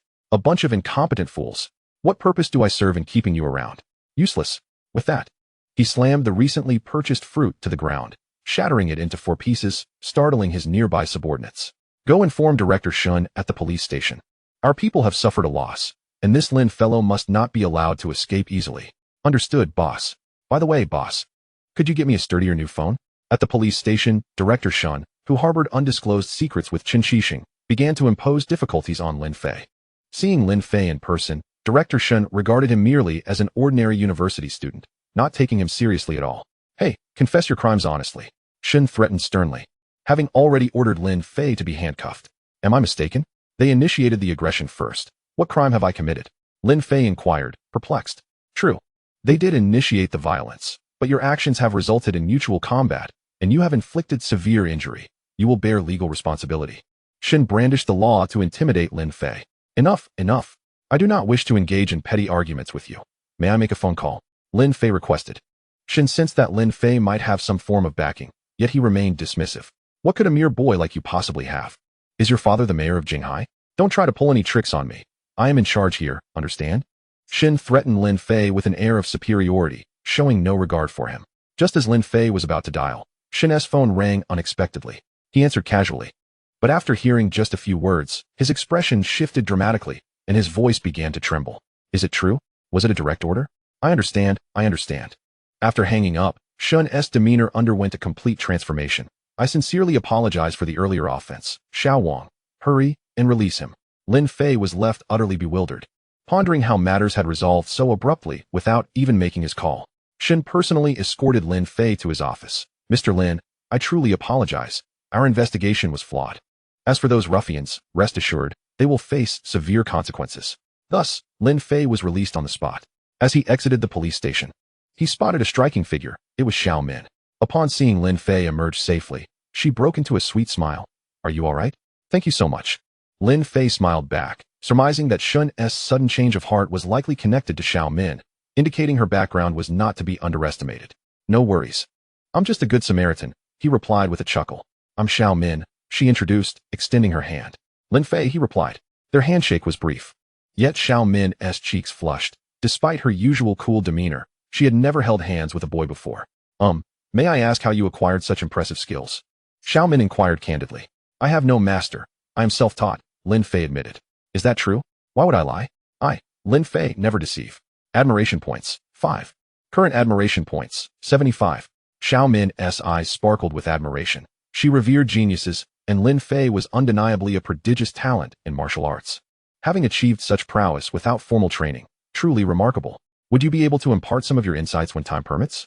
I wish to learn from you, Xiao Min inquired. A hint of shyness evident in her demeanor. Learn from me? Lin Fei scratched his head, realizing that this young lady seemed to have firmly convinced herself of her unparalleled prowess. However, he was utterly clueless, having no understanding of the ancient martial arts training system. Indeed, and I owe you a significant favor. My father just mentioned that he wishes to meet you, Xiao Min revealed, having quietly contacted her father, Xiao Lingjuan's secretary. Upon learning of the situation, Xiao Lingjuan immediately set aside his work and called the municipal police department, reprimanding the police chief for putting the heroic individual in a difficult position. How could we subject such a valiant person to hardship? What kind of decorum is that? The police chief, sweating profusely from Xiao Lingjuan's scolding, promptly contacted Xinwan, instructing him to release Lin Fei immediately. All right then, but I have nothing to teach you. Lin Fei conceded. Wonderful. Admiration value, 5. Current admiration value, 80. Reward attribute points, 100. Remaining attribute points, 115. Completed the Good Samaritan task, rewarded with an obedience card. The system also dispensed the task rewards. Lin Fei, are you all right? At that moment, 3 roommates emerged from the police station, having just provided witness testimonies for Lin Fei, only to discover that he had been released. I'll take my leave now, Lin Fei. I will contact you when I have time. Farewell. Xiao Min, who had just added Lin Fei as a friend on WeChat, beamed with joy as she turned and entered a sleek black Audi A6 sent by Xiao Lingjuan to pick her up. Hey, you rascal. You sure have a way with the ladies, Li Xiaoqing remarked, his face filled with envy. Moreover, how is it that your skills are so formidable? You wouldn't happen to be an ancient martial artist, would you? Wu Tian also voiced his curiosity. In response to their inquiries, Lin Fei merely chuckled. Brothers, today's barbecue has been rather lackluster. Let us hit the bar. Hey, you rascal. Let us go. Lin Fei threw his arms around Chao Wang and Li Xiaoqing's shoulders as they strolled away, leaving Wu Tian with no opportunity to press further. Meanwhile, upon hearing the news, Chen Qixing was seething with rage, nearly grinding his teeth to dust. What is going on, Lao Shen? Have I not treated you to enough drinks? You couldn't even help with such a minor task, and just let him go? Chen Qixing questioned, his frustration palpable. Chen, it's not that I don't wish to assist you, but there are orders from above that I cannot defy. Do you know the background of that girl? Shenwen replied, his voice laced with apprehension. What background? Her surname is Xiao. The revelation left Chen Qixing momentarily stunned, for in Jinghai City, the only individual with such influence bearing the surname Xiao was that formidable figure. He was incredulous that one of his underlings had inadvertently provoked her. Well, what of it? Surely you are aware of my own connections, Chen Qixing retorted, a smirk creeping onto his face. Though Xiao Lingjuan wielded immense power in Jinghai, once outside its bounds, could he maintain his arrogance? The figure backing Chen Qixing was a force to be reckoned with throughout the entire Jiangdong province. I understand, Chen, but over such a trivial matter, is it necessary to involve that person? Chen Qixing extinguished his half-burnt cigarette in the ashtray with a fierce gesture. Regardless, it seems I've made an enemy of this Lin fellow. A mere novice in Jinghai dares to provoke me repeatedly. He truly does not comprehend the gravity of his actions. Calm down, Chen. This matter is trivial and not worth your ire. I have other matters to attend to, so I shall take my leave. Shenwen seized the opportunity to end the call, for as a seasoned player in the circle, he had no desire to be entangled in this conflict. After all, both Chen Qixing and Xiao Lingjuan were formidable figures not to be trifled with. Lin Fei, you are late, and I shall have to issue a disciplinary note. Lin Fei, having spent the night at a bar, was jolted awake by Yi Shixing's call early the next morning. Teacher Yi, upon hearing the feigned sternness in her voice, Lin Fei realized he had landed himself in trouble. He hastily roused Wu Tian and the others, who were all still inebriated from the previous night. Wake up, guys. We are going to be late for class. This particular session was Yi Shixing's career planning class. and the unfortunate group found themselves standing in punishment for their tardiness and absence. Teacher Yi, considering this is our first offense, please forgive us just this once. Wu Tian and the others pleaded desperately. You lot are exceedingly bold. To be out all night, so early in the semester. Had I not gone to check on the dorms last night, I would have remained oblivious to this occurrence. Check on the dorms? Does the counselor personally oversee dorm inspections? Lin Fei queried, perplexed, as he believed such duties fell to the student council. Of course, a dedicated counselor like myself must ensure everything is in order, Yi Shixing replied. Though her confidence wavered, in truth, dorm inspections were not her responsibility. However, ever since that night of passion with Lin Fei at the bar, Yi Shixing seemed to have transformed completely. Whenever she closed her eyes, it was Lin Fei's visage that filled her mind. Xiaoyi, are you perhaps in love? The perceptive roommates noticed her unusual demeanor, observing that she appeared distracted and even called out Lin Fei's name in her sleep. This Lin Fei fellow. Could he possibly be your boyfriend? You must confess. They teased, wearing mischievous grins. Stop that. There's nothing between us. Yi Shixing protested, her cheeks flushed with embarrassment. Could it be that I am genuinely developing feelings for him? Despite her inebriated ramblings, Yi Shixing had never been in a relationship and thus was unfamiliar with the sensations of love. Was this feeling truly what love entailed? Teacher Yi, what are you doing? Lin Fei observed her momentarily lost in thought and curiously inquired. Mind your business. Lin Fei, regardless, I must record your misconduct. Yi Shixing pouted, clearly vexed. No wonder she was regarded as a campus beauty. Even her anger was captivating. Nearby, Wu Tian discreetly exchanged glances with Li Xiaoqing. Please, Teacher Yi. We did not intend for this to happen. If you record our misconduct, it will affect our graduation. Upon hearing Lin Fei's plea, Yi Shixing rolled her eyes. Do you think someone who can make the principal bow down would be concerned about graduation? However, she had no intention of genuinely penalizing Lin Fei and his friends. With a playful blink, she declared, considering your good attitude, I shall let you off the hook this time. I could let you off once or even twice. But do not mistake my leniency for weakness. At that moment, a thought struck Yi Shixing, and she asked, by the way, Lin Fei, the school is organizing a freshman basketball tournament. Do you all play basketball? Basketball. Wu Tian and the others shook their heads, disinterested in such sports. While Chao Wang lamented that his hometown had never even had a proper basketball court, Lin Fei nodded. He indeed knew how to play basketball, having been the captain of his university team in a previous life, garnering quite a following. Though not as legendary as a certain figure from an alternate timeline who trained for 2.5 years, he was still somewhat renowned. Fantastic. This Newcomer Cup basketball tournament organized by our school is a splendid opportunity for our department to gain honor. If you can lead the team to success, I shall overlook your previous night's escapade. Is that for real? Lin Fei asked, his excitement palpable. Absolutely. Please sign me up. Thank you, Teacher Yi. Listening to Lin Fei address him as Teacher Yi, Yi Shixing felt somewhat unaccustomed. The Freshman Cup basketball tournament is a cherished tradition at Jinghai University, typically gathering the basketball prodigies from various faculties to represent their respective teams in competition. Jinghai University boasts a professional basketball arena that rivals even CBA venues, creating an exhilarating atmosphere for the matches. During these events, the stands are often filled to capacity, attracting not only basketball enthusiasts but also numerous girls, as no one can resist the allure of a dashing young man brimming with vigor and skill on the court. This year's Freshman Cup has garnered significant attention, particularly for the Sports Academy's captain, Liang Fan. Having started playing basketball at the tender age of 3, Liang has undergone rigorous professional training and amassed countless trophies throughout his journey. Rumor has it that CBA scouts have even observed his performance. Standing at an impressive 195 centimeters with a robust physique, Liang Fan has captured the hearts of many admirers at Jinghai University, earning him the nickname Jinghai's Sakuraji Hanamichi. Although he is certainly not lacking in female attention, Liang has set his sights on the university's third-ranked beauty, Mu Wanru, believing that only the finest should be pursued. After years of persistent wooing, the typically aloof Mu Wanru has begun to respond to his WeChat messages.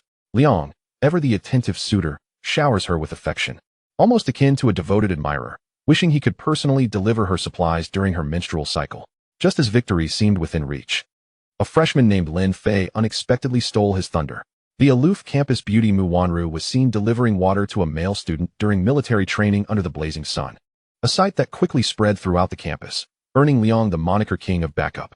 The mere mention of Lin Fei's name sends Liang into a fit of frustration, as he cannot fathom why the seemingly indifferent Mu Wanru would willingly play the role of an admirer for Lin Fei. Could it be merely because he possesses good looks? Thus, when Lin Fei announced his participation in the Freshman Cup representing the Finance Academy, Liang seized the opportunity to reclaim his pride. Utilizing his position as the head of the sports department in the student council, he manipulated the match schedule to pit the sports academy against the finance academy, determined to crush his opponent. Today, Lin prepared to be thoroughly defeated before Wanru, he thought, grinning devilishly. Meanwhile, as Lin Fei changed into his jersey, he sneezed twice. Who the heck is cursing me? In truth, Lin Fei had scarcely given Mu Wanru a second thought. Having merely sought to gain some rewards through her and experienced the effects of a compliance card, dismissing her from his mind afterward. Little did he expect that a misguided individual would aim to annihilate him in the basketball match due to this. Mu Wanru arrived punctually at the gymnasium, quietly seated in a corner. Although she was generally indifferent towards sports, Liang Kuan's persistent insistence compelled her to attend the game. Upon learning that Lin Fei from the Finance Academy would also be participating, her curiosity was piqued. On the day of military training, she had inexplicably felt a loss of control over her body, with Lin Fei's image flooding her thoughts. A warm flush enveloped her, accompanied by a peculiar exhilaration, leading her to inexplicably purchase a bottle of water for him. However, half a day later, that feeling vanished without a trace. She even questioned whether she had been hexed and sought the help of a fortune teller, though no answers were forthcoming. In any case, it all felt quite mysterious. Driven by an intense curiosity about Lin Fei, she resolved to witness the match. Lin Fei, prepare to be thoroughly defeated. Kneel and call me daddy, and I might spare you, otherwise. Chapter 29. I will annihilate you. While Liang Fan entertained visions of Lin Fei's defeat, he scanned the area for Mu Wanru. Suddenly, he heard a commotion from the back of the gymnasium, and upon turning, he spotted her. As a campus beauty, Mu Wanru naturally attracted attention wherever she went. Initially aiming for discretion, she was compelled to don a mask when she noticed the enthusiastic crowd, wishing to avoid excessive attention, eagerly waving to the long-awaited goddess. Liang was disheartened when Mu Wanru appeared oblivious, engrossed in her phone. Frustrated, Liang muttered a curse under his breath, grabbing a nearby water bottle and gulping down half of it. At that moment, Lin Fei, now clad in his jersey, stepped onto the court, instantly capturing the attention of everyone present. Look, that's the famous Lin Fei from military training. He is indeed quite handsome. I heard Mu Wanru even delivered him water. But he seemed to have rejected her. Is that true? A beauty like Mu Wanru could be turned down? His standards must be sky high. The whispers of several girls caught Mu Wanru's ears, causing her cheeks to flush with embarrassment, though her mask concealed her reaction. Yet, Lin Fei's striking appearance truly overshadowed the rest, his looks rivaling those of cinematic stars, causing many female fans from the sports academy to shift their allegiance. Huh, just a pretty boy, can he even play? Liang Fan taunted as he approached Lin Fei. You look strong, but I bet those muscles are just for show. Soon, you'll be calling me daddy. What did you say? Lin Fei inquired. Daddy. Ah, my good son. How dare you? Liang Fan charged forward, only to be restrained by his teammates. Before any blows could be exchanged, Liang found himself mocked by Lin Fei. You're quite the bold one lately. But do you even know who the real boss is at Jinghai University? Don't overestimate yourself. Lin Fei was taken aback, wondering why this guy exuded such a gangster vibe. What's the matter? Is Jinghai University your family property? Let us just play basketball without all this nonsense. Basketball? Huh. Just you wait. Liang Fan rolled up his sleeves, flaunting his muscular arms. Be careful not to get annihilated. Alright, Captain, he doesn't even look like he can play. And honestly, this pathetic Finance Academy team is doing us a favor by showing up, one of the Sports Academy players chimed in. This remark ignited a fierce rivalry between the two schools, as the Finance Academy players stood up in outrage. What did you say? Who are you looking down on? Say it again if you dare. Encouraged by the response from his peers, Liang Fan boasted, You're just a bunch of losers. If I don't beat you by more than 50 points, I'll crawl out of this gym. His reckless words ignited the tension further. Hey, I heard that. If you lose, you'd better keep your promise, Lin Fei chimed in. Just as the situation threatened to escalate into chaos, referees and staff rushed in to restore order. Dispersing the crowd, Yi Shishing pulled Lin Fei back. What are you doing, Lin Fei?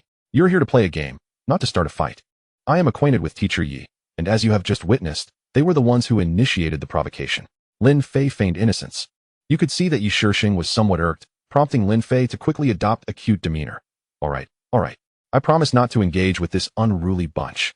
That was more acceptable. Yi Shishing sighed in relief, for she feared Lin Fei might get into a scuffle during the competition. The match is about to commence. Hurry and warm up. Sure thing. Lin Fei ascended the court, initially performing a series of simple stretching exercises to swiftly warm up his body, ensuring he would not incur any injuries during the game. Subsequently, Lin Fei seized a basketball and attempted a three-pointer. His form was decent, yet the ball ricocheted off the rim. He shook his head in resignation, for it had been many years since he last played basketball. Back in college, he had often played with a group of friends, but after graduation, they had all gone their separate ways, leaving him with little time to engage in the sport. As Lin Fei grasped the basketball, a wave of nostalgia surged within him. He sighed and released the ball once more, only to miss again. This scene did not escape the notice of the sports academy's players. Fan, as expected, this guy is quite terrible, one remarked. Need I even say it? With his skills, how could he possibly compare to our professionals? Just wait and see. When he attempts a drive, let him in the paint, and I shall step in for the block. I shall teach him a lesson with 10 swats. After several unsuccessful attempts at shooting, Lin Fei decided to let it go. System, is there a basketball skill package available? Recommend one for me. The system store offers Kobe's fadeaway skill package, LeBron's dunk package, Curry's three-point skill package, Harden's flop skill package. However, it is advisable for the host to select this NBA top 100 player skill package, which requires 50 attribute points, but simultaneously increases the host's jumping attribute to 100. That sounds promising. I will choose this one. Congratulations, the host has acquired the NBA top 100 player skill package, spending 50 attribute points, with 65 attribute points remaining. In that instant of acquiring the skill package, Lin Fei mastered the signature moves of all the top basketball superstars, such as Jordan's free throw line dunk, Kobe's extreme pull-up, Iverson's crossover, and McGrady's step-back jumper. In essence, every basketball technique that had ever existed flowed through Lin Fei's veins. Even more astonishingly, Lin Fei's jumping ability now far surpassed that of an ordinary individual. Combined with his explosive power, his maximum vertical leap could reach an impressive 2 meters. Although it could not rival the secret techniques of lightness in ancient martial arts, it was still a remarkable feat with his newfound skills. Lin Fei quietly took the ball, and it felt as if it had adhered to his hand. He executed various agile dribbling techniques with remarkable finesse, leaving the spectators in awe. Impressive. So this is what elite ball handling looks like. No wonder Kyrie is so difficult to defend against. Captain, look over there. At this moment, a player from the sports academy noticed Lin Fei's dribbling, which was astonishingly proficient. Uffed, he probably just knows a few dribbling tricks. He missed several shots earlier. What is there to fear from someone who can't shoot? Remember, let him shoot, but don't let him drive. If he comes in, I've got it covered. With Liang Fan's assertive words, the Newcomers Cup basketball tournament officially commenced. The referee brought the ball to mid-court for the jump ball, which was naturally claimed by the tall and robust sports academy players, as their point guard initiated the offense.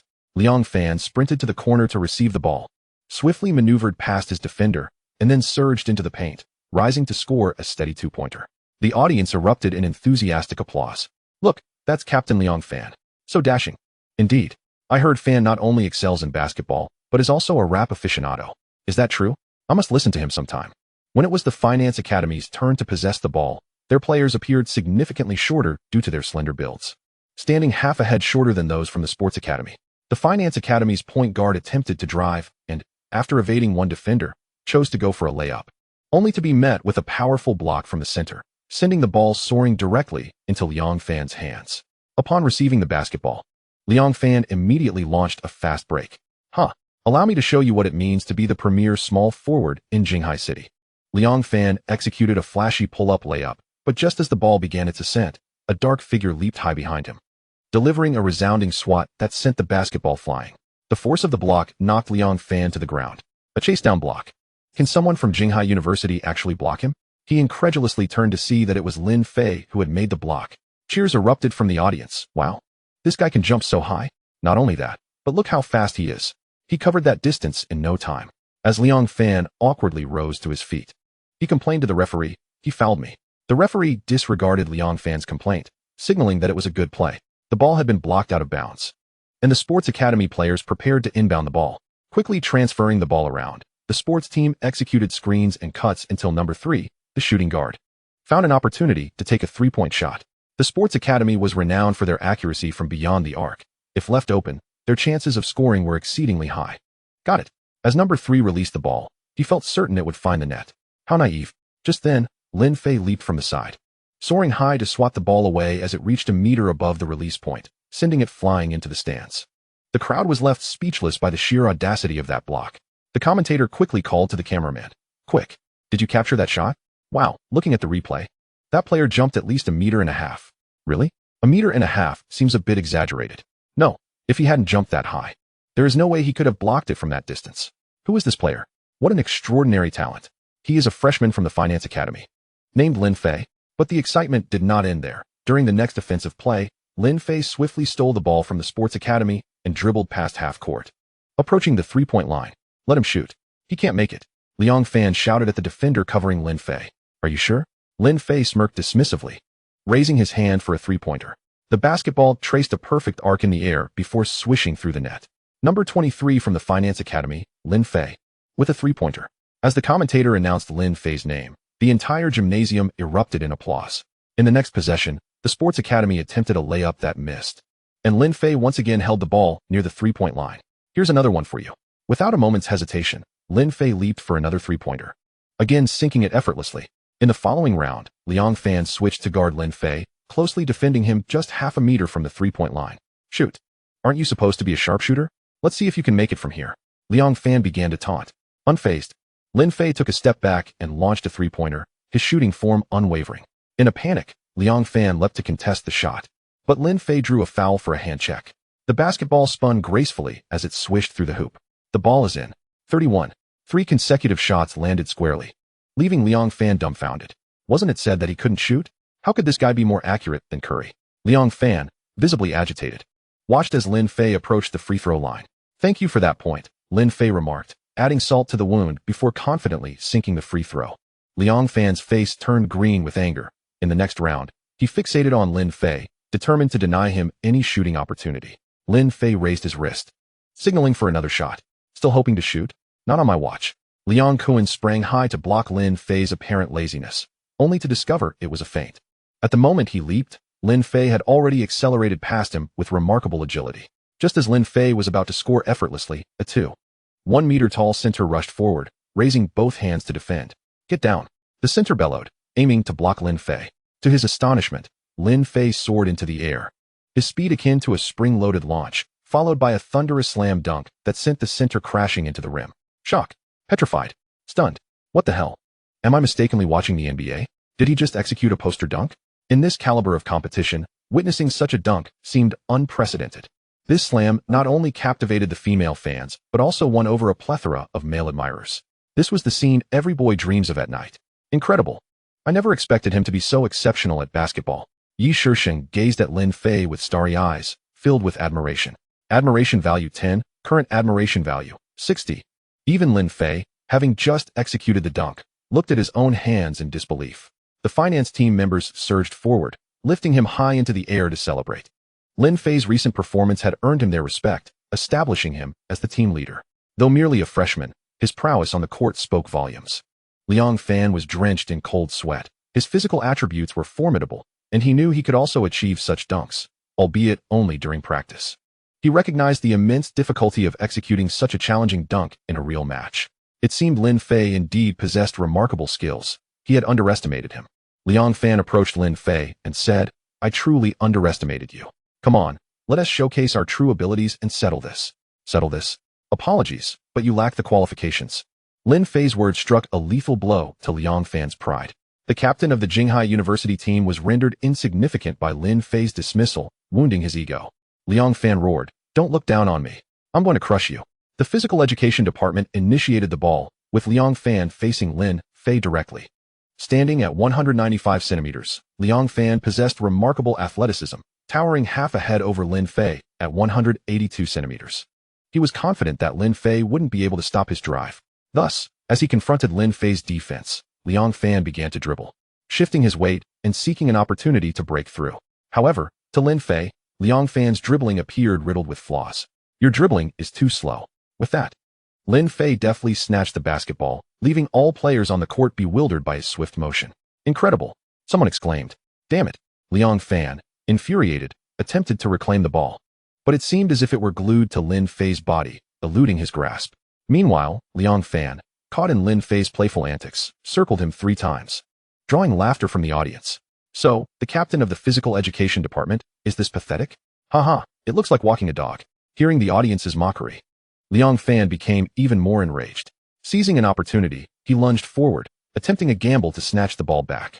Yet, Lin Fei executed a crossover, effortlessly leaving him in the dust, landing in a rather embarrassing position. Haha, laughter erupted from the stands. Lin Fei glanced back and remarked, it's not yet New Year's, no need for such grand gestures, do get up. He then swiftly launched a perfect jump shot, securing 2 more points. Liang Fan was consumed by fury, swearing to take Lin Fei one-on-one. "You won't get past me. Pass the ball to your teammate, and you might have a chance." "Shut up, I'll show you." Aware of Lin Fei's speed, Liang Fan refrained from further dribbling moves and opted for a direct jump shot, taking a three-pointer. His three-point shooting percentage was decent in regular matches, significantly higher than Lin Fei's. There was no way he could block it. Yet, before Liang Fan could finish that thought, Lin Fei leaped high to swat the ball down. "Looks like you're still not giving up." Lin Fei seized the ball and initiated a fast break, gliding past two defenders with astonishing speed. Approaching the unguarded paint, he suddenly leapt from the free-throw line. Lin Fei's body soared into the air, tracing a beautiful arc before powerfully slamming the ball through the hoop with one hand. The arena fell silent. This was a standard free-throw line jump. In the annals of NBA history, even Michael Jordan had only executed such a dunk during the slam dunk contest. Such an extreme display of athleticism could not be described as merely unprecedented. It was a level of dominance that seemed almost otherworldly. The entire physical education department was left in a state of shock. Their fighting spirit evaporated. Despite Lin Fei's earlier impressive performances, they were still within the realms of comprehension.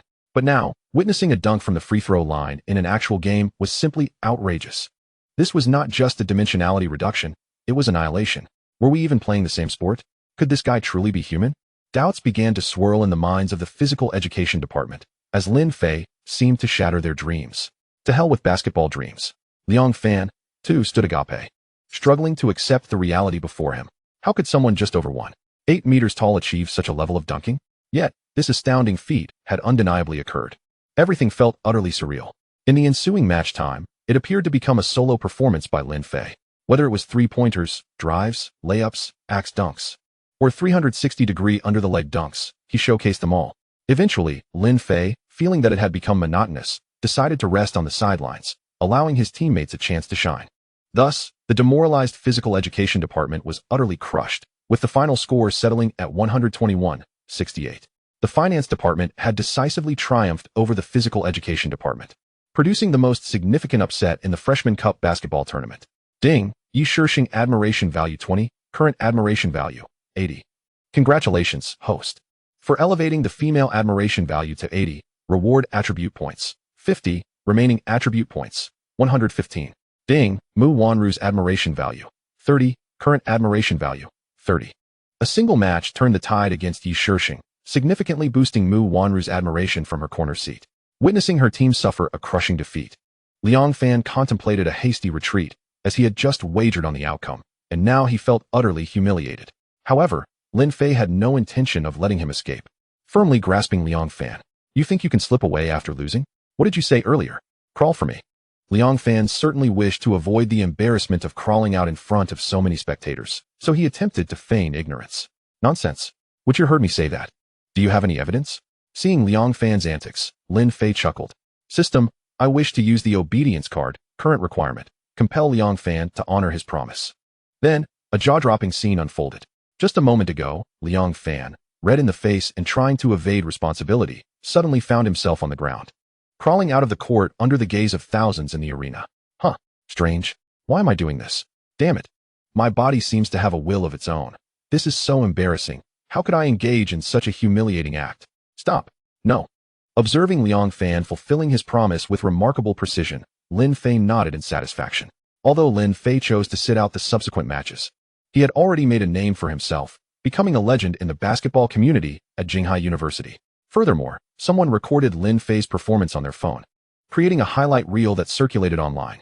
Fortunately, at that time, TikTok did not exist, and the video quality was relatively low. Otherwise, Lin Fei might have become a major internet sensation. While there were influencers back then, the speed of information dissemination was not as rapid. Lin Fei's match videos were predominantly shared on basketball forums like Hupu, even earning him the title of the grassroots king of Chinese basketball. Many anticipated that Lin Fei would eventually make it to the NBA, bringing glory to the nation like Yao Ming. However, there were skeptics who argued that Lin Fei was merely playing in a college league devoid of real intensity, suggesting that his explosive performance would not translate to a higher level of competition. Regardless of the online commentary, Lin Fei undeniably rose to prominence in the basketball world, though he remained blissfully unaware of it. Even if he had known, he would not have cared. His focus was still on charming women. "Xiao Feifei, how does my massage feel?" A sweet, sultry voice inquired beside him. After the match, Lin Fei, feeling somewhat fatigued, called upon his personal assistant, Lu Jun, to provide him with a soothing massage. At this moment, Lu Jun had resigned from her previous position as a flight attendant and was wholeheartedly dedicated to her role as Lin Fei's personal assistant. After all, Lin Fei had gifted her a Lamborghini worth millions, a sum she could never hope to earn in her lifetime. As for Liang Qian, Lin Fei continued to have her work at his private airport, but he promoted her to the position of airport manager. He recognized that if Liang Qian were to become a secretary, she would inevitably clash with Lu Jun, as two tigers cannot coexist on the same mountain. Moreover, he appreciated Lu Jun's personality. She never refused his requests and was clear about her expectations, directly voicing her desires when it came to financial matters. This aligned perfectly with Lin Fei's preferences, although it could be said that he relied on women for his success. Conquering enough of them to earn corresponding attribute points for self-enhancement, women, despite their myriad charms, can often be quite clingy. Individuals like Lu Jun, who were both competent and less demanding, were truly rare gems. Thus, Lin Fei decided to keep her close as he set about establishing his business empire. Coincidentally, he was planning to acquire several companies soon. Chapter 32. Establishing the Deep Sea Group. When the system first bound to him, it generously rewarded him with 10 billion. In the entire Jiangdong province, only a select few possessed such a substantial sum of cash, and his father, Lin Shenghui, was not even from Jiangdong. Although the Lin Group held nearly $1 trillion in assets, that wealth belonged to his predecessors. For Lin Fei to earn respect, he needed to achieve success on his own. It was akin to the son of a former billionaire, Song, who chose to embark on his entrepreneurial journey despite coming from a family with assets in the hundreds of billions. Although he nearly became a defaulter due to a failed bet, he had at least tasted success, avoiding the label of being a good-for-nothing. As a top-tier heir to a financial conglomerate, Lin Fei feared being labeled a playboy above all else. He carefully examined the calendar. The year was 2013, and many industries he was aware of had yet to emerge.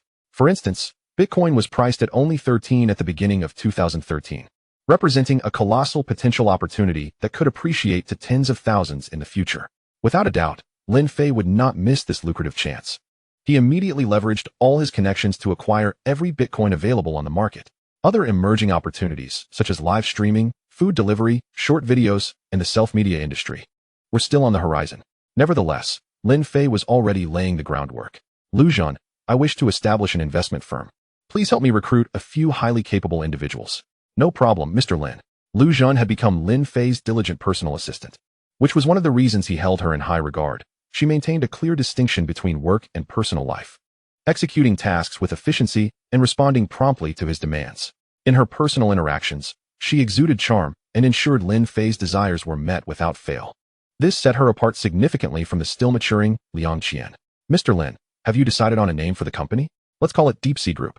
Lin Fei chose this name deliberately. He aspired to be the unseen ruler, with strength as unfathomable as the ocean. A company bearing such a name would project an aura of substantial power. Mr. Lin, this name is truly exceptional. Stop buttering me up. Register the company immediately. Understood. Lu Jun playfully stuck out her tongue. What should our registered capital be? 10 billion. Lin Fei casually stated the figure. 110 billion? Are you serious, Mr. Lin? Lu Jun's mouth dropped open in shock. It was worth noting that Lin Fei was merely a freshman, while she recognized the Lin Group's strength.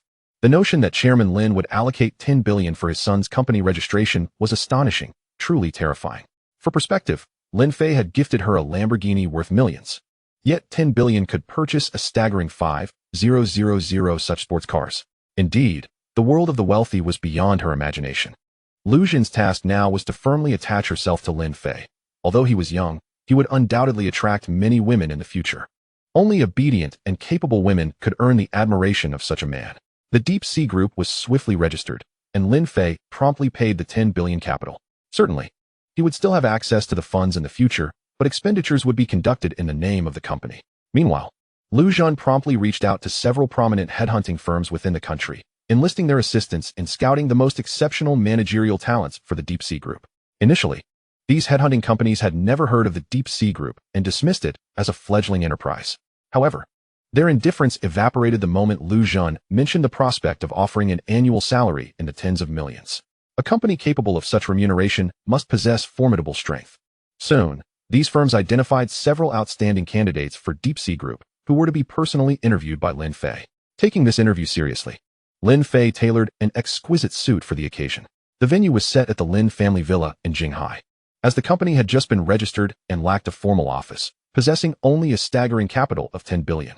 The first candidate to be interviewed was a middle-aged man in his 40s, previously a regional head at a large state-owned enterprise. His years of comfort had rendered him somewhat portly. "You are the chairman of Deep Sea Group?" The middle-aged man scrutinized Lin Fei, his expression one of incredulity. "Is this truly the chairman who can offer such a salary? He appears younger than my son." "Indeed," Lin Fei replied impassively. "How old are you?" "I am about to turn 19. Upon hearing this, the man's demeanor shifted to one of arrogance. "Hey, are you sure you're not running a scam?" "Sir, please be mindful of your words. Deep Sea Group is a legitimate company." Lu Zhan furrowed his brow at the man's haughty attitude.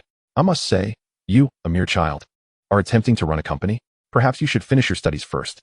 Lin Fei shook his head. He had encountered many such individuals before. They believed that their past positions in state enterprises commanded respect, leading them to presume themselves wise. "Please leave," Lin Fei gestured dismissively. The man snorted derisively, turning to exit. But his gaze fell upon a family photograph on the table by the door. Seeing the smiling bald man in the picture, he felt as if he had been jolted by an electric shock. "Is this Lin Shenghui, the chairman of Lin Group?" His voice trembled with realization. Knowledge of Asia's richest man, Lin Shenghui, was well within his grasp. He had not anticipated this to be the Lin residence. The youthful figure he had just dismissed bore a striking resemblance to Lin Shenghui. Could it be? The middle-aged man hastily returned to Lin Fei. "Mr. Lin, I apologize for my earlier demeanor. I would very much like to work with you."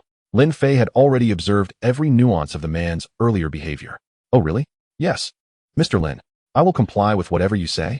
The man stood obediently, not daring to move. Was this the taste of power? Lin Fei felt a sudden pang within him. Merely a photograph could invoke such a stark contrast in behavior. Was this the influence of his father? He aspired to surpass his father, to become someone deserving of respect. "Mr. Lin, could you please consider keeping me?" The man implored. "Keep you?" Lin Fei raised his gaze. "You were the one who chose to leave. Why should I retain you? I was blind to your significance, unaware that your father was Lin." "Do not speak." Lin Fei interrupted. "You imply that had you known who my father was, you would have stayed, correct?" "Mr. Lin, I did not mean that. We do not need someone like you, who only values connections," Lin Fei stated firmly. He had once been an entrepreneur and understood that individuals like this man, who displayed one face in public while harboring another in private, were utterly unreliable. "Mr. Lin, please grant me another chance. I possess considerable abilities." Lin Fei waved his hand, and the villa's security promptly escorted the man out, unceremoniously depositing him onto the street. The second candidate to arrive was a young Ph.D. who had recently returned from studying abroad, named Zhang Rui.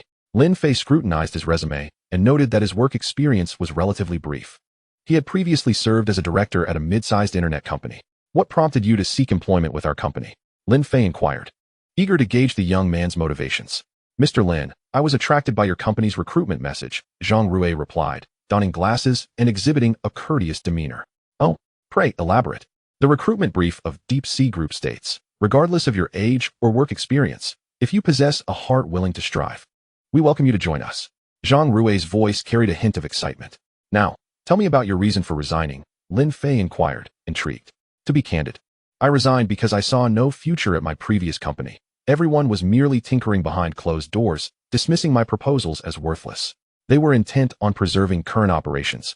Yet I knew that the era of PC was waning. The future of the internet unequivocally belonged to mobile." At this revelation, Lin Fei's interest was piqued. As someone with foreknowledge of the future, he recognized the importance of such insights, especially from a young individual like Zhang Rui. This was precisely the kind of talent he sought. "Zhang Rui, may I see the plans you previously designed?" Lin Fei asked. Surprised that the company's owner would express interest, Zhang Rui did not hesitate to retrieve a USB drive from his bag. "Here you go, Mr. Lin," he said, his humility evident, despite being older than Lin Fei. Inserting the USB into his laptop, Lin Fei examined Zhang Rui's proposals and was secretly impressed. This individual was undoubtedly gifted. His vision encompassed leveraging social platforms to develop various sectors, including live streaming, gaming, dining, and group purchasing.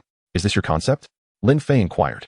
It was worth noting that at this time, WeChat was only just beginning to gain traction, and many had yet to recognize its potential. Indeed, only with sufficient user engagement can we construct an internet business empire. Our company aims to establish its own ecosystem. "Excellent. Zhang Rui, you may join us," Lin Fei nodded. Before adding, "However, the initial salary will not be excessively high, but if you excel, the company will consider granting you a share of the original stock." This was a deliberate test on Lin Fei's part, yet to his surprise, Zhang Rui did not express discontent. Instead, He appeared quite pleased. No problem, Mr. Lin. The specifics of my salary are less significant. I would prefer more shares because I am confident I can help the company thrive. Thus, Zhang Rui signed the employment agreement on the spot. Lin Fei had not erred in his judgment. He would later become the CEO of Deep Sea Group, his innovative prowess rivaling that of Steve Jobs, and he would be hailed as Lin Fei's right-hand man in his business empire. The next interviewee was a young woman in her 20s named Li Xiaoling, a graduate of Kyoto University of Finance and Economics. She had previously distinguished herself as a senior accountant and held dual master's degrees in finance. Lin Fei deemed her quite suitable for managing the company's finances and consequently approved her candidacy. Following a series of interviews, a total of 7 individuals were selected, 4 men and 3 women. Each of them possessed experience in the internet sector. Some were executives from major corporations, while others were elite returnees from abroad. Lin Fei, taking into account their backgrounds, assigned them appropriate positions and delineated departmental structures. In the initial phase, Lin Fei served as the chairman, with Zhang Rui as the executive CEO. The organization was structured into several key departments, including marketing, operations, technology, development, finance, and logistics. Thus, the management framework of Deep Sea Group was established, with the remaining task being the extensive recruitment of employees for each department. As the workforce expanded, space became a concern. It was impractical for everyone to work in the villa. Therefore, Lin Fei tasked Lu Zhen with contacting real estate companies to procure office premises. After some negotiations, Lu Zhen successfully located an office building near the CBD of Jinghai City, priced at 1.7 billion yuan, which was typically leased in segments to various small enterprises. As the building was newly constructed, several floors remained unoccupied, but its location was highly advantageous. However, Deep Sea Group, with its substantial financial resources, opted to purchase the entire building outright while allowing the currently leased companies to remain. Lin Fei, astute as he was, recognized that in 2013, property prices were relatively low, and this office building could appreciate to at least 5 billion yuan within a few years. How could he let such an opportunity slip by? Days later, an agreement was reached, necessitating Lin Fei's personal presence to sign the acquisition contract. By this time, Lin Fei had spent several days at school, either attending classes with his roommates or engaging in lighthearted banter, or perhaps flirting with Yi Shixing. His interactions with Mu Wanru were also progressing smoothly. After impressing her during a basketball game, he received a friend request from her on WeChat. With his charming eloquence, he quickly developed a rapport with her. Mu Wanru was pleasantly surprised to discover that beyond Lin Fei's good looks and athleticism, he also exuded a sense of responsibility that seemed beyond his years. The type of mature and composed man was precisely what she found alluring. Although Lin Fei appeared to be somewhat flirtatious, his past experiences imbued him with a melancholic aura that elicited sympathy from the women he encountered. Lin, the office building acquisition is finalized. I need you to sign today. The diligent Lu Zhen messaged him. Understood, Lin Fei replied, stretching lazily before seizing the keys to his Lamborghini and exiting the dormitory. Chapter 34. Encountering an annoying girl. Since purchasing this sports car, Lin Fei had barely driven it, leaving it to gather dust in the teaching building's parking garage. He pressed the accelerator and sped out of the campus, drawing envious glances along the way. Meanwhile, in the top-floor office of the office building acquired by Deep Sea Group, a gathering of executives clad in dark suits convened for a meeting. They had just learned that the former owner of the building had sold it, along with all its staff, to the new proprietor. Whether they would retain their positions depended on the impression they made during their first meeting. At that moment, a man named Sun Min, who oversaw the building's operations, addressed the group. Everyone, focus. Our new boss is coming shortly to inspect and finalize the acquisition contract. Our fates hinge on his words. Silence enveloped the room as everyone felt the weight of anxiety, fearful of losing their livelihoods. At that juncture, a high-ranking executive's phone rang, prompting him to ask Sun Min for permission to step out. Sun, I need to take this call. Sun Min, visibly irked, glanced at him and replied, make it quick. He then displayed Lin Fei's photograph on the large screen. Pay close attention. This is our new boss. Do not mistake him for anyone else. The room fixated on the screen, with several female executives blushing at the sight of their youthful and handsome new employer. He looks so young and incredibly attractive, one remarked eagerly, revealing that infatuation knows no age. The executive who had stepped out of the office lit a cigarette and answered the call. Hello? Wait, what is up? A delicate voice came through the line. Darling, you need to come down quickly. Some little punk is bothering me. Zhao Debeos's heart fluttered at the sound of his beloved younger sister in distress, perceiving this as an excellent opportunity to impress her. After all the previous attempts to win her over had been unsuccessful, this seemed like a serendipitous chance. All right, Wei, I'll be right there. Meanwhile, in the lobby of the office building, The little punk she referred to was none other than Lin Fei. What transpired? Let us rewind the narrative to 10 minutes earlier. Lin Fei arrived at the office building's parking lot and finally spotted an available space to park his car. The lot was quite crowded, indicating a need for expansion. As he surveyed the area, a striking pink Porsche 718 entered the parking lot, its eye-catching paint gleaming. The vehicle halted before Lin Fei, and from it emerged a woman, adorned with a designer handbag, embodying the essence of modernity and glamour. She appeared to be a social media influencer or model. The woman inquired, "Are you new here?" Before Lin Fei could respond, she tossed him her car keys. "Park my car for me." Lin Fei retorted, somewhat irked. "How dare you give me orders? Is that courage bestowed upon you by Liang Jingru?" The woman, named Shen Weiwei, was the head of a modeling agency that occupied an entire floor in the building, making her a small business owner. However, her demeanor was rather arrogant, often bossing people around.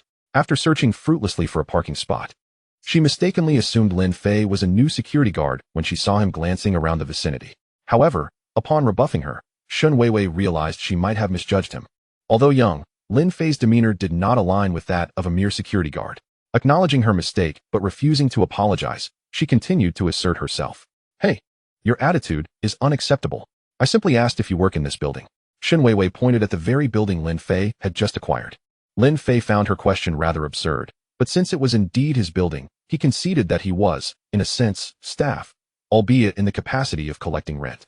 Upon seeing Lin Fei nod, Shen Weiwei grew even more brazen. Knowing someone in the building's upper management named Zhao Debayos, who was currently pursuing her, she felt emboldened. Believing she could easily manipulate Lin Fei. "Since you're new, I'll give you a chance. Apologize for your earlier attitude. Or do you believe I won't have you thrown out today?" Upon hearing those words, Lin Fei couldn't help but chuckle. He was taken aback by the audacity of this plastic surgery-enhanced woman. He opened the system panel to examine her profile, which revealed a mere score of 68 in attractiveness. "What gives you the right to act so arrogantly with that surgically altered visage?" he thought. "Dare to call me plastic-faced again?" This was a sensitive topic for Shen Weiwei, as her surgically enhanced appearance was her biggest sore spot, far worse than being insulted about her mother. Lin Fei chose not to engage further, feeling that arguing with such a person would be beneath him, and thus turned to enter the office building. Yet, Shen Weiwei persisted, following closely behind and hurling insults. "You little nobody, don't walk away. Have the guts to say that again." At that moment, the receptionist in the building's lobby noticed the commotion between the two. She recognized Shen Weiwei, having a vivid impression of the fierce model agency owner, and knew she was not to be trifled with. However, she had never seen Lin Fei before, mistaking him for a new staff member. Concerned that he might stir up trouble, she hurried over to mediate. "Sister Weiwei, please calm down. Anger is not good for your health." She then offered a cup of hot water. Shen Weiwei, however, was ungrateful, continuing to berate Lin Fei. "Did you hear that? Apologize immediately." Lin Fei was left speechless. Had it not been for the fact that she was a woman, he would have long since slapped her against the wall. If she continued to provoke him, he might not be able to restrain himself. "Sir, please say something conciliatory, and let's put this behind us, shall we?" the receptionist gently urged. Lin Fei turned to glance at her, and his eyes brightened. Name, Xia Yuzhu. Age, 18 years. Height, 1.7 meters. Graduated from a vocational school. Currently serving as a receptionist. Attractiveness score, 87. This score astonished Lin Fei. He scrutinized Xia Yuzhu from head to toe, unable to suppress his admiration. Perhaps due to her living conditions, she wore a plain work uniform and bore no traces of makeup. Yet her features and demeanor were strikingly exceptional, reminiscent of a leading lady in a youthful romantic film. Ding. System binding complete. The admiration value for this girl has been raised to 80 points, granting a reward of 150 attribute points. Lin Fei cast a grateful glance at Xia Yuzhu. "It's fine. I am curious to see how she will handle me." Chapter 35. Do you believe I can fire you? Seeing that Lin Fei remained obstinate, Shen Weiwei resolved to unveil her trump card. She pulled out her phone and dialed Zhao Debo's number, leading to the earlier scene. On the call, Shen Weiwei shifted all blame onto Lin Fei. Shortly after, Zhao Debo descended. Having left earlier, he hadn't seen Lin Fei's photo and assumed he was a new employee. "Which department are you from?" Zhao Debo fixed his gaze on Lin Fei. "Why do you care?" Lin Fei retorted, taken aback by Lin Fei's audacity to counter him. Zhao Debo found himself momentarily speechless.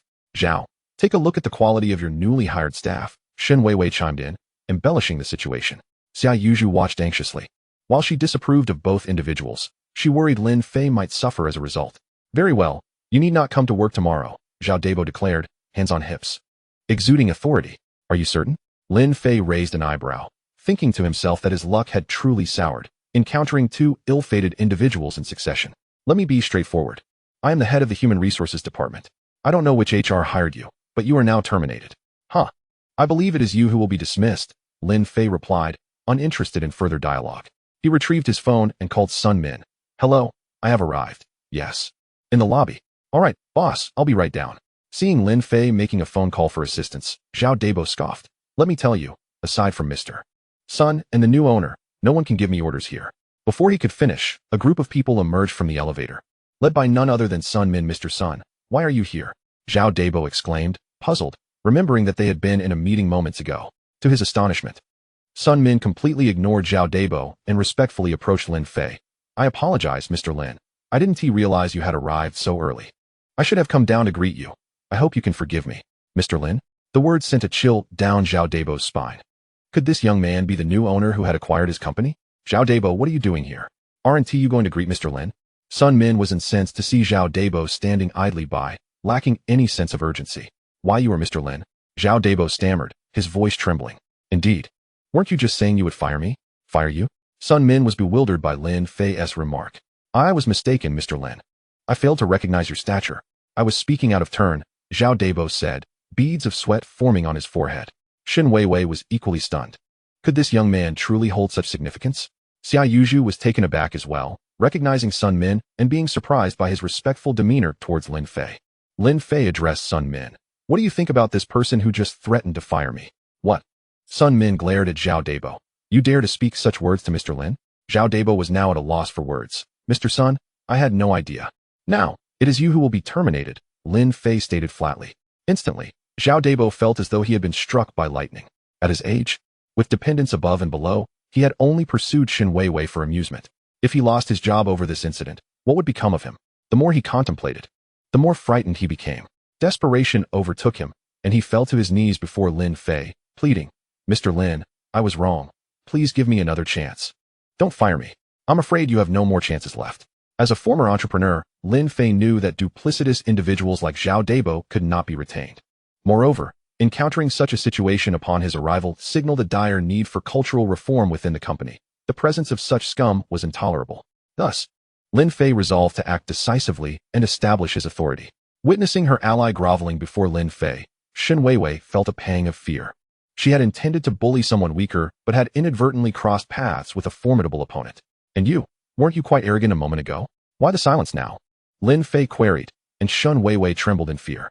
Mr. Lin, this woman is merely renting our space. I had no idea she had offended you. I will have her removed immediately. Sun Min began to piece together the situation. It appeared that Shin Weiwei had instigated the conflict. Although she had signed a rental agreement with his company, the ownership ultimately lay with Lin Fei, and expelling her would merely entail compensation. No, please don't.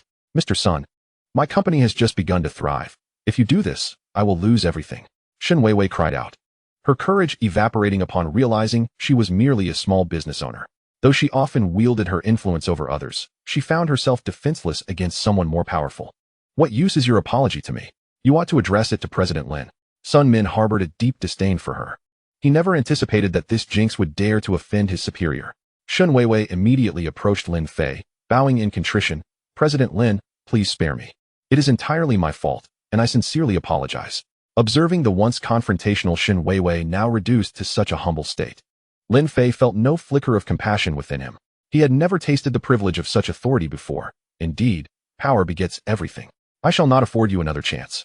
However, I hope you learn from this experience and refrain from engaging in such thoughtless actions in the future. With that, Lin Fei turned his gaze towards Xia Yuzhu. What is your name? The scene of Xia Yuzhu standing up for herself had left a lasting impression on him. This girl was not only beautiful, but also possessed admirable principles, willing to assist others, traits that many lacked. Unexpectedly addressed by the new boss, she felt a surge of surprise. My name is Xia Yuzhu, with Xia meaning summer, Yu meaning young, and Zhu meaning bamboo.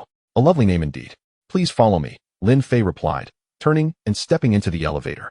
Sun Min quickly reacted. Miss Xia, please come with us, casting her an approving glance.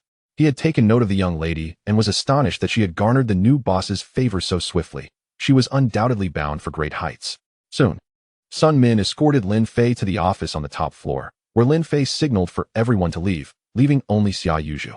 He addressed her. You are Xia Yuzhu, correct? Xia Yuzhu nodded. Boss, you may call me Xiao Zhu. Xia Yuzhu hailed from a single-parent household.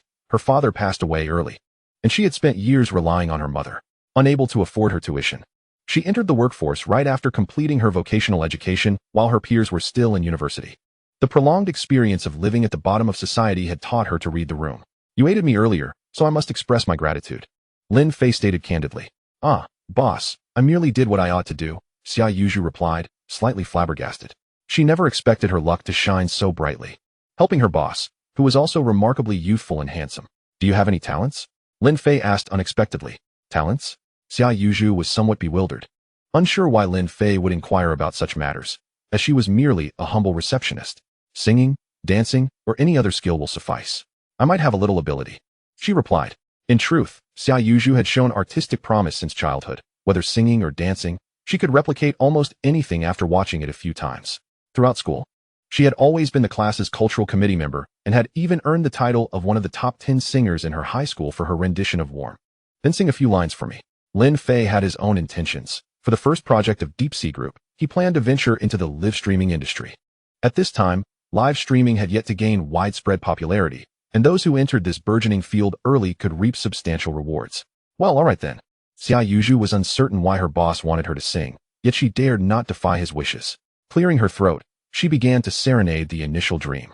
Though it was merely an a cappella performance, her voice was remarkably beautiful and distinct, causing Lin Fei's eyes to light up. That was truly impressive. After she finished, Lin Fei found himself clapping involuntarily. This Xia Yuzhu was undoubtedly a star in the making, and he had stumbled upon a treasure. Although her singing still bore a hint of naivety, with proper commercial refinement, she could certainly rise to fame. Xiao Zhu, let me be frank with you. I acquired this office building to establish a live streaming company. A live streaming company? Xia Yuzhu's mouth fell agape to her.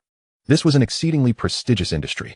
Indeed, I wish to sign you on as our first female anchor for Deep Sea Entertainment. What do you think? Xia Yuzhu was taken aback. She could hardly believe Lin Fei's capabilities in launching a live streaming business. See, can I? She struggled to trust in her own abilities, having grown up lacking self-confidence and feeling quite ordinary. Absolutely, Xiao Zhu, I believe you will undoubtedly become a future superstar. Lin Fei's spirited gaze remained fixed on Xia Yuzhu, prompting her to lower her head shyly. Admiration level, 30. Current admiration level, 30. Xia Yuzhu remained unaware that she had begun to harbor different feelings for her new boss. How about this? Follow me. Lin Fei believed that one's appearance is enhanced by attire. Despite Xia Yuzhu's high beauty rating, it was not being fully showcased, likely due to a lack of suitable clothing. He stepped forward, taking her hand. Let us go buy a few outfits. Xia Yuzhu felt as if she had been electrified. Having been raised under strict parental guidance, she had never experienced a romantic relationship, and this was her first instance of physical contact with a boy. Exiting the office, Sun Min and several executives awaited outside. President Lin, are you heading out? Yes, I have signed the acquisition contract. It is on the desk. For other matters, please liaise with LV Zhen. Understood, President Lin. Safe travels. Sun Min and the others bowed deeply. Once Lin Fei and Xia Yuzhu had walked away, he finally exhaled, admiringly stating, "Phew, the boss is impressive. On his very first day, he has already charmed one of the company's ladies." Lin Fei retrieved his Lamborghini from the parking lot and called out to Xia Yuzhu, "Get in the car." Xia Yuzhu bit her lip. She had never been in such an expensive luxury vehicle and struggled to open the door. "Why are you so clumsy?" Lin Fei gently chided, stepping out to open the door for her while affectionately ruffling her hair. "I'm sorry, boss," Xia Yuzhu murmured shyly. "Do not call me boss. It feels rather peculiar." "How old are you?" 18. "I am a year older than you. You may call me Brother Lin Fei."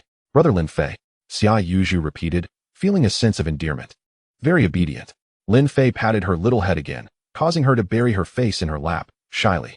Just as he was about to start the car, Shen Weiwei suddenly blocked their path. It turned out that Sun Min had already terminated her contract, effectively casting her out. "President Lin, please grant me another chance." Shen Weiwei pleaded desperately. "Get lost." Lin Fei pressed the accelerator, driving towards her, causing Shen Weiwei to scramble out of the way in fright. For a woman of her ilk, Lin Fei deemed it a waste of time to even spare a glance. The shopping destination Lin Fei selected was the most luxurious mall in Jinghai City, the Guohe Shopping Center. Here, various international brands congregated, offering an array of clothing, handbags, and cosmetics, a veritable paradise for women. In the realm of courting, there exists a saying: if the girl is naive, take her to witness the wonders of the world. If she has endured much, take her for a ride on the merry-go-round. Xia Yuzhu was undoubtedly like a blank canvas, pure and unblemished. Lin Fei led her directly to the women's section at the product counter. The high-end clerks, with their discerning eyes, scrutinized Lin Fei and Xia Yuzhu from head to toe, displaying no semblance of warmth. Lin Fei donned a bespoke Italian suit, subtle enough that the average observer would not discern its luxury, while Xia Yuzhu was still clad in the uniform of the company's front desk. The two young individuals hardly appeared to be the type capable of making purchases in such an upscale establishment. However, Lin Fei was accustomed to such judgments. He produced his black dragon card and casually tossed it to the attendant. "I'll take one set of your latest women's collection, please." The clerk, upon seeing the black dragon card in her hand, could hardly believe her eyes. After a decade of service, she had encountered no more than 3 clients possessing such a prestigious card, which signified unparalleled privilege within the realm of Huaxia. The clerk's demeanor underwent an immediate and dramatic transformation. "Please wait a moment. I will prepare everything at once." She dashed to the counter to summon the manager to attend to their esteemed guest. What followed was Xia Yuzhu's transformation. Chapter 37, Shopping Spree with a Sister. The naturally beautiful Xia Yuzhu, accentuated by the luxury clothing and bags, fully unveiled her captivating aura. Even the seasoned clerks could not help but exclaim, "She is truly stunning."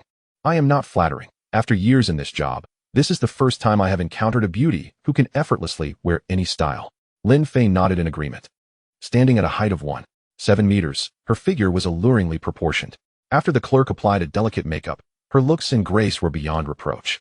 She was undoubtedly material for a major star. "Excellent," Lin Fei remarked with satisfaction. "Wrap up all the outfits she tried on." Xia Yuzhu was taken aback, shaking her head vigorously. "Brother Lin Fei, these are far too expensive. I cannot accept them." It was imperative to note that Xia Yuzhu came from a modest background, typically wearing clothes that cost no more than 200 yuan and never indulging in cosmetics. She assumed Lin Fei would only buy 1 or 2 pieces, never anticipating he would purchase everything. This was something she could never dare to accept. These garments are purchased in the name of the company, so wear them freely. How can one expect to be a streamer without a proper wardrobe? Lin Fei, aware of Xia Yuzhu's inner turmoil, concocted this excuse. But, she began hesitantly. "No buts. Listen to me. Clerk, wrap up all the clothes." "Understood, boss," the clerk replied with a beaming smile, her delight evident as she anticipated the commission, which could rival her annual salary. Admiration value, 30, current admiration value, 60. For a girl like Xia Yuzhu, even the smallest act of kindness would evoke profound gratitude, let alone the lavish generosity of a handsome man like Lin Fei. One must wonder, which girl could possibly resist such charm? Thus, her fondness for him grew exponentially. Following this, Lin Fei guided her through an entire floor of luxury boutiques, purchasing clothing, bags, and other accessories in a whirlwind. "Mr. Lin, your total expenditure amounts to 895,000. Here is your receipt for your review." "No need. Please have everything packaged and delivered to me," Lin Fei replied, scarcely glancing at the receipt, which he crumpled and tossed aside. 890,000. Xia Yuzhu was left astounded. She never imagined such a sum could be spent. "Brother Lin Fei, this is far too extravagant. I cannot bear the cost." She instinctively declined his generosity once more. Lin Fei affectionately ruffled her hair. "Do you truly find these clothes expensive? Trust me, within 3 months, you will earn 10 times their worth." "Is that really possible?" Xia Yuzhu was skeptical, believing Lin Fei's suggestion to be a fleeting whim, astonished to discover his sincerity. "Indeed. Once you become a major star, do not forget about me," Lin Fei teased, playfully tapping her nose. Xia Yuzhu shyly murmured, "Rest assured, brother Lin Fei. I will work hard." Admiration value, 10, current admiration value, 70. Meanwhile, on another front, Lu Zhan exhibited extraordinary efficiency, successfully settling all previously recruited staff into the new building. CEO Zhang Rui, having proven himself adept, saw the name Deep Sea Entertainment gradually gain recognition. With an avalanche of advertising, the name Deep Sea Live swiftly became a household term, and the app developed by the company soared to the top of the download charts. As the first streamer receiving robust support, Xia Yuzhu was poised to blossom into a hot celebrity. With capable allies like Zhang Rui and Lu Zhan at his side, Lin Fei found himself with ample time to immerse in his studies, relishing the experience of campus life once more. Each day, he flirted with Yi Shishing in the office, completing the class tasks she assigned. Meanwhile, another campus beauty, Mu Wanru, had begun to engage in frequent WeChat conversations with Lin Fei. "Lin Fei, I'm throwing a party for my birthday. Would you like to attend?" One day, Mu Wanru extended a direct invitation, accompanied by a playful emoji. "Oh, the illustrious Mu invites me? Let me check my schedule," Lin Fei replied with a teasing nonchalance. Seeing his cavalier attitude, Mu Wanru feigned annoyance. "Humph, come or don't. I shouldn't have invited you. All right, I will definitely show up, Lin Fei assured her. Noting that Mu Wanru's affection for him was still at a modest level, he resolved to intensify his efforts. Lin Fei accessed the system's control panel. Observing the array of stunning women he had bound, Liang Qian, Lu Zhan, Yi Shisheng, Mu Wanru, Xiao Min, and Xia Yuzhu, to expedite the enhancement of their affections. One must cater to their preferences, which, quite frankly, necessitated a willingness to spend. What could he gift to the illustrious Mu Wanru? Knowing her family was well off, she would likely scoff at ordinary handbags, so he needed to consider something more extravagant. How about a villa? Lin Fei contemplated. However, since they had not yet established a relationship, such a gesture might be too direct. Then an idea struck him. He recalled Mu Wanru mentioning her impressive piano skills and past awards. Lin Fei remembered that she had once told him how much she adored playing the piano, showcasing her talent, and even winning accolades, including one presented by the internationally renowned pianist Lang Lang.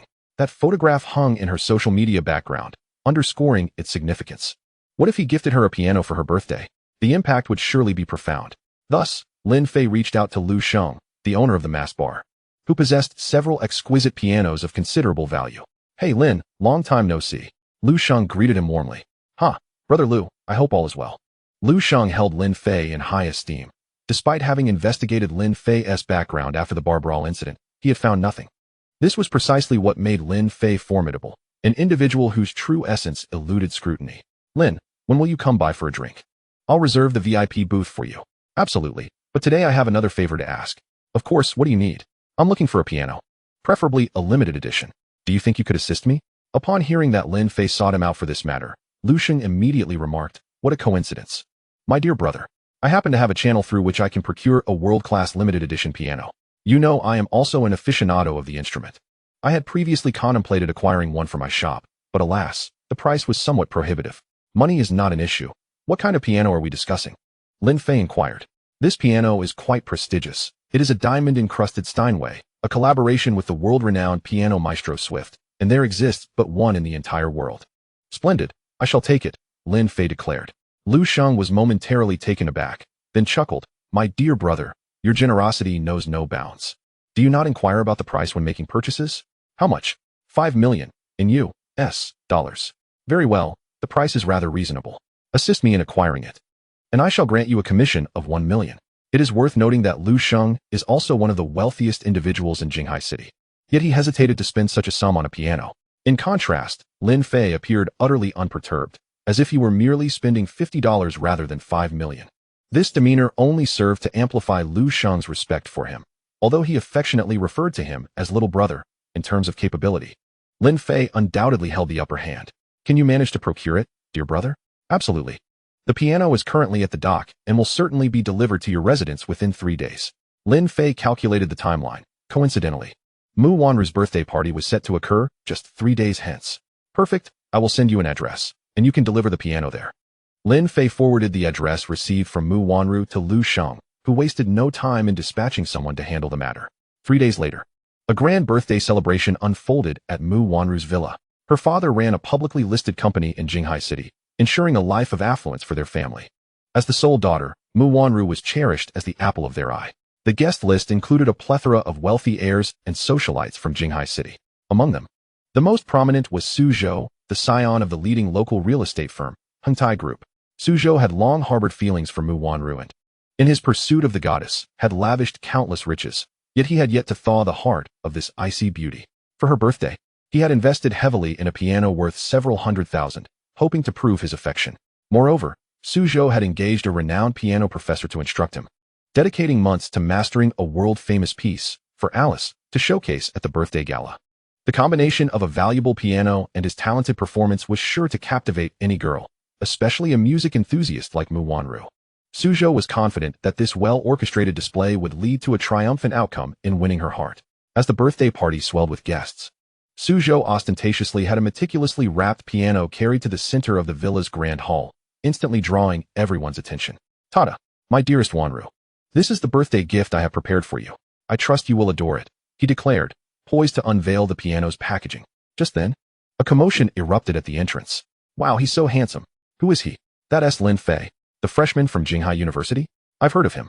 He has been all the rage on the university forums lately, but I never expected him to be even more striking in person. Originally, Lin Fei intended to enter the hall discreetly, yet he inadvertently became the center of attention. He could only manage an awkward smile, thinking to himself, if I had known, I would have worn a mask. At that moment, his appearance was comparable only to the readers gazing at their screens. If he continued to make unexpected entrances, maintaining a low profile would prove challenging. Meanwhile, Mu Wanru, spotting Lin Fei, gleefully approached him. Lin Fei, you've come. Witnessing his usually frosty goddess greet Lin Fei with such warmth ignited a tempest of jealousy within Suzhou. Is this Lin Fei? The freshman rumored to have Mu Wanru fetching water for him? Suzhou had heard whispers of the military training incident, but had dismissed them. How could his goddess possibly be a sycophant to another? Nevertheless, seeing Mu Wanru's delight only fueled his ire. Perhaps there was some truth to the rumors? Yet, Suzhou scoffed at Lin Fei. Bah, just a pretty boy with a nice face. Does he think he can win her over? The woman he admires seeks a man of talent.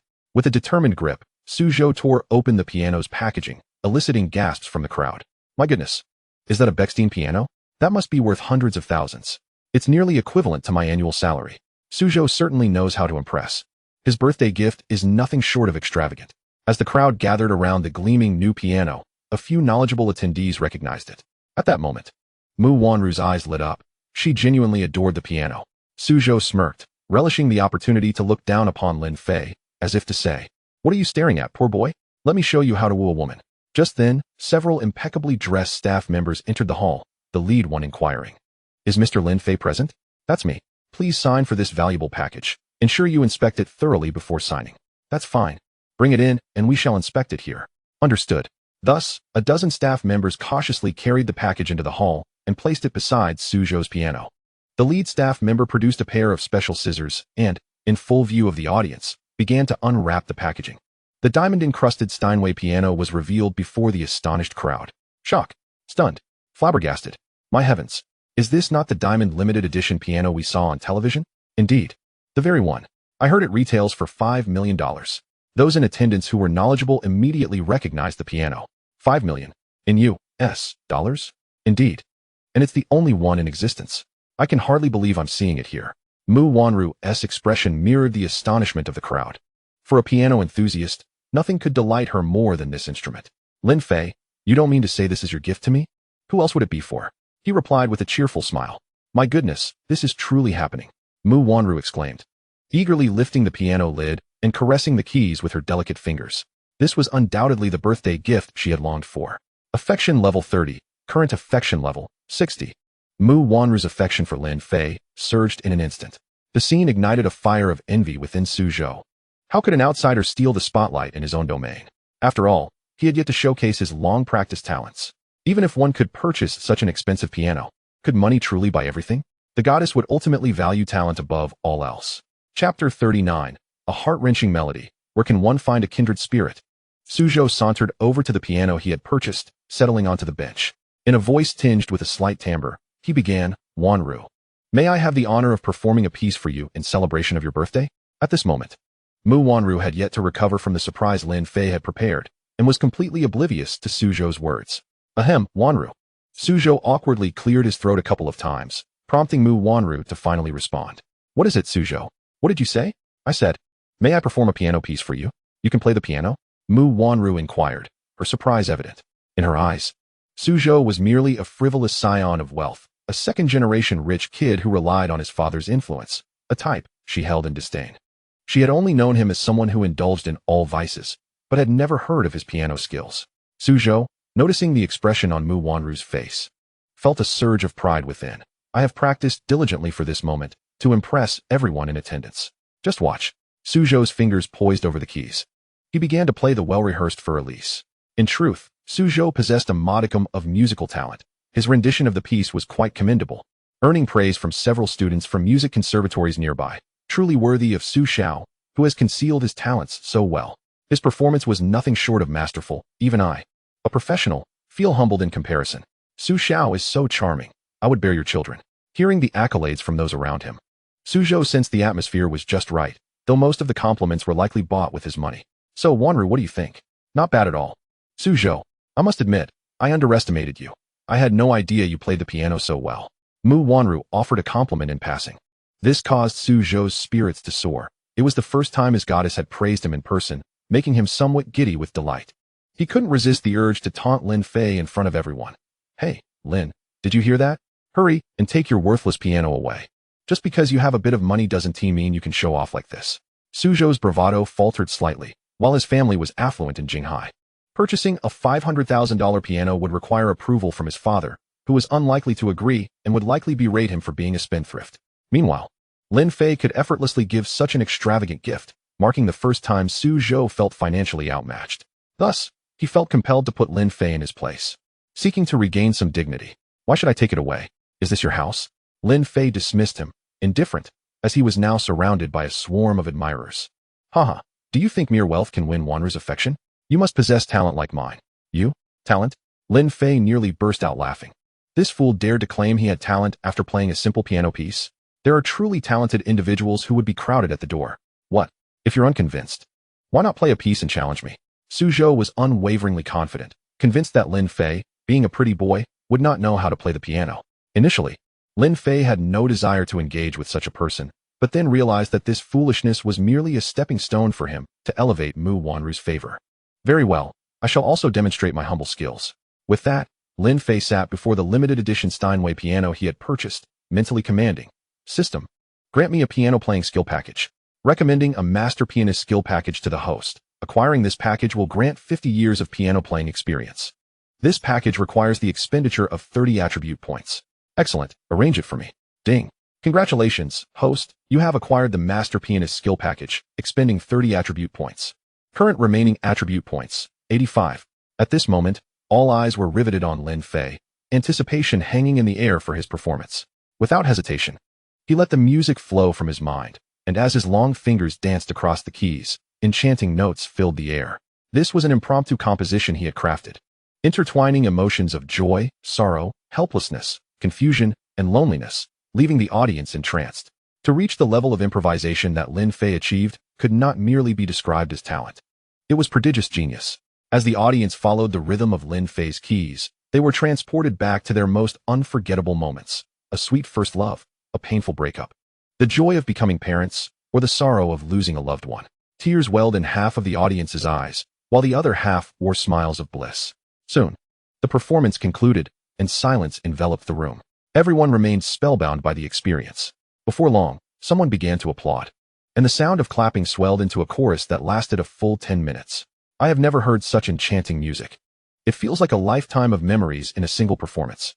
What of Mozart or Beethoven? Their compositions pale in comparison to this one. I recorded the entire performance. It is destined to go viral. Affection 20, current affection level, 80. Congratulations, host. You have raised Mu Wanru's affection level to 80. Reward, 80 attribute points. Current remaining attribute points, 165. Excellent, excellent. This investment has certainly paid off. Lin Fei gazed contentedly at the attribute points awarded by the system, realizing the value of his earlier expenditure. Lin Fei, you are remarkable. Can you teach me to play the piano? At that moment, Mu Wanru approached Lin Fei, tears streaming down her face, and asked with admiration, "Damn it, Lin Fei, you have gone too far." Strangely, I can't stop the tears from flowing. Seeing his goddess so openly offering herself, Suzhou was filled with regret, but Lin Fei's piano performance was akin to a form of spiritual opium, making it difficult to break free. "Teach you to play the piano? What do I gain from that?" Lin Fei inquired. In truth, he was satisfied with the attribute points rewarded by raising Mu Wanru's affection. He did not wish to waste too much time on a single girl. After all, his stamina had its limits. "I could be your girlfriend," Mu Wanru blurted out, immediately covering her mouth in horror. "Oh no, how did I let that slip? Wanru, my goddess, you actually..." Suzhou could hardly contain his shock. "Be my girlfriend? That could be possible, but it depends on how you perform." Lin Fei ruffled Mu Wanru's hair. Chapter 40. We do not engage in the role of the cuckold. This statement was like a dagger to Suzhou's heart. Hearing those words, he felt as if he could die. His goddess was so eager to be someone else's girlfriend, yet Lin Fei was indifferent. Damn Lin Fei. Meanwhile, the video of Lin Fei playing the piano was recorded by those present and uploaded online. Thus, following the success of Wuji Zun, Lin Fei once again became an internet sensation. Professional composers who listened to Lin Fei's piece praised him as an unparalleled genius. Fortunately, the video was filmed from a side angle, so only a blurred silhouette of Lin Fei was visible, leading to him being dubbed the Piano Prince, or simply Double P. Satisfied with his newfound affection points, Lin Fei returned to his dormitory. Wu Tian and Chao Wang were absent, leaving only Li Xiaoqing behind. "Ah, son, "Why haven't you gone out today?" Lin Fei inquired, but received no response. Finding it peculiar, he noticed that his son was hiding under the blankets in the upper bunk, and faint sobs could be heard. "What happened? Tell Dad." Observing Li Xiaoqing's unusual demeanor, Lin Fei realized something was amiss and sat down on the edge of the bed, gently patting him. After a considerable pause, Li Xiaoqing finally managed to rise from the bed, clearly having shed tears moments before. "It's nothing, just encountered a superficial woman." "What?" Lin Fei was somewhat aware of the situation, having heard that Li Xiaoqing had recently been infatuated with a girl from an art academy named Du Minmin, whose striking figure had utterly captivated him. In pursuit of her affection, the economically modest Li Xiaoqing had taken on 3 part-time jobs, all to afford her coveted handbag. "Did you break up with your girlfriend?" "Don't mention her," Li Xiaoqing exclaimed, his frustration palpable. "I finally realized she is merely a woman who values material possessions." His voice trembled with indignation, revealing the depth of his hurt. Lin Fei approached and placed a reassuring hand on his shoulder. "It's all right, brother. There are plenty of fish in the sea. But I can't bear her humiliation," Li Xiaoqing retorted, his fists clenched. "She found a new boyfriend behind my back and then unceremoniously discarded me." He struck the wall in anger. It turned out that Du Minmin had never truly liked him. Upon realizing Li Xiaoqing's financial limitations, she swiftly sought out a wealthy suitor. In front of her new boyfriend, she mocked Li Xiaoqing, saying, "Did you really think you were worthy of me? Please, take a good look at yourself." "But you told me you loved me," Li Xiaoqing pleaded, attempting to salvage their relationship by embracing Du Minmin tightly. Slap. Her new boyfriend, Xing Ning, a hot-tempered individual, didn't hesitate to deliver a stinging blow to Li Xiaoqing's face. "Get lost. Minmin is my girlfriend now. If you dare to lay a hand on her, I'll have someone break your legs," he threatened menacingly. Faced with the imposing figure of Xing Ning, Li Xiaoqing, realizing he was no match for the wealthy heir, could only swallow his pride and retreat. "Did they truly treat you this way?" Lin Fei's brow furrowed upon hearing Li Xiaoqing's account. He recalled how, in a previous life, Li Xiaoqing had significantly aided him during his own hardships. Moreover, Li Xiaoqing hailed from the south, exuding an air of intellectual sophistication that made him an easy target for bullies. How could he stand idly by while his brother was mistreated? "Come on, Xiaoqing. Let me help you seek vengeance." Li Xiaoqing looked at Lin Fei in astonishment. He was aware of Lin Fei's loyalty and strength, but had never considered asking for his assistance. "Forget it, Feige. I fear it might cause more trouble." He worried that Lin Fei might be dragged into the conflict. "We'll be fine. Just do as I say," Lin Fei assured him before pulling out his phone to contact Lu Sheng. After placing an order for a limited edition piano and generously offering an additional 1 million as a token of gratitude, Lu Sheng's demeanor became increasingly respectful. He recognized that, despite Lin Fei being a newcomer, his background was undoubtedly far more impressive than his own. It was wise to cling tightly to this formidable ally. "Lin Xiao, are you satisfied with the piano?" Lu Sheng had begun addressing him with a newfound respect. "Not bad. By the way, Lu, do you know someone named Xing Ning?" After a moment of contemplation, Lu Sheng replied, "He belongs to the upper echelon of the rich second-generation crowd in Jinghai, hanging out with individuals of similar status. I recall he is a subordinate to one of my subordinates." Lu Sheng remembered Xing Ning, who had once attempted to curry favor with him. But Lu had dismissed him as he was merely the owner of a small factory and not worth his attention. "What's the matter, Feige? Do you have a grudge against him?" Lin Fei succinctly recounted the situation. Lu Sheng immediately understood, realizing that Lin Fei's brother had been wronged and was seeking retribution. "Don't worry, Feige. I handle these matters regularly. Just give me an address, and I'll bring my brothers along." Lin Fei sent him the location of a bar outside the school where Du Minmin and Xing Ning were currently reveling. Handing the keys to his Lamborghini to Li Xiaoqing, he declared, "Brother, let's change our attire and head out quickly." Meanwhile, at the bar, Xing Ning and Du Minmin were enjoying drinks, unabashedly mocking Li Xiaoqing. "Minmin, look at your ex-boyfriend. What a coward. He couldn't even muster a sound after I slapped him." Du Minmin, adorned with a Gucci bag that Xing Ning had just gifted her, eagerly chimed in, "Exactly. You're so manly, darling. How could I have been so blind to fall for such a pathetic loser?" "Huh, you haven't seen anything yet. Tonight, I'll show you my true prowess," Xing Ning boasted. With a sinister grin, Du Minmin understood the implication of his words, playfully punching his chest. "Oh, you're so naughty." In truth, this was Xing Ning's typical approach. Having graduated several years prior, he leveraged his family's wealth to indulge in a life of leisure, pursuing women without a care. He had a habit of targeting university couples, preying on attractive girls and swiftly employing his tactics to win them over, knowing that most students were financially disadvantaged and would be easily swayed by his charms. Despite their initial resistance, after a few luxury gifts and visits to upscale venues, many naive girls would inevitably find themselves entranced by him. Xing Ning's duplicitous tactics had resulted in the disintegration of numerous relationships. However, as the saying goes, the higher the boast, the harder the fall. Today, Xing Ning was about to face significant trouble. At that moment, the bar door swung open, and Lin Fei, accompanied by Li Xiaoqing, strode in confidently. Xing Ning's keen eyes spotted them instantly. The harbinger of doom dares to show up? Initially, he assumed Li Xiaoqing had brought Lin Fei to confront him. But the two seemed oblivious to his presence, heading straight to the bar to order cocktails. How audacious of you to seek help, Xing Ning thought. But before he could approach them, Du Minmin held him back. Never mind, my dear husband, don't bother arguing with them. The one beside him seems to be named Lin Fei, quite a notable figure at our school. Upon hearing Du Minmin's words, Xing Ning's competitive spirit was immediately ignited. Oh really? He cast a dismissive glance towards the bar counter, hardly regarding Lin Fei. Isn't he just a pretty boy? What is there to fear? With that, he strode boldly over to the two, brazenly provoking. Well, little red-faced, I didn't expect you to show up. Looks like you haven't had enough of a beating yet. Li Xiaoqing stood up, glaring coldly at him. Please show some respect. What did you say? I said, show me some respect. Typically timid, Li Xiaoqing unexpectedly stood his ground this time, meeting Xing Ning's murderous gaze head-on, despite his hands trembling uncontrollably in his pockets. This was something Lin Fei had drilled into him on their way here. Stand tall, don't be cowardly. No matter who you're facing, you must exude the confidence to confront him. Only then will he show you respect. Without a fierce heart, you can't stand firm. Previously, if provoked by Xing Ning, he would have unhesitatingly slapped back, but this time, he hesitated. For in Li Xiaoqing's eyes burned a fierce intensity akin to that of a wolf. A gaze capable of devouring. Lin Fei observed nearby, wearing a smile akin to that of a proud father, delighted to witness Li Xiaoqing's growth. Though Lin Fei appeared to be merely 19 years old, he had already experienced more than 30 years in his past life, fully grasping the survival rules of this society. Compared to his current age, Li Xiaoqing, Wu Tian, and Xiao Wang all seemed exceedingly juvenile. Lin Fei wished for his brothers to mature swiftly. After all, the Deep Sea Group would need their contributions. Xing Ning took a step back, still attempting to maintain an intimidating facade. I'll give you 3 seconds to get out of here, or I'll make you wish you hadn't come. At this moment, his confidence had waned, but he still aimed to save face in front of Du Minmin. Lin Fei discreetly pulled out his phone, sending a message to Lu Sheng. The boys can make their entrance now. Suddenly, a thunderous roar of engines filled the air outside the bar, drawing everyone's attention. Dozens of luxury sports cars, Ferraris, Porsches, Bentleys, came to a halt at the bar's entrance. What a spectacle! Are they filming a movie? Filming?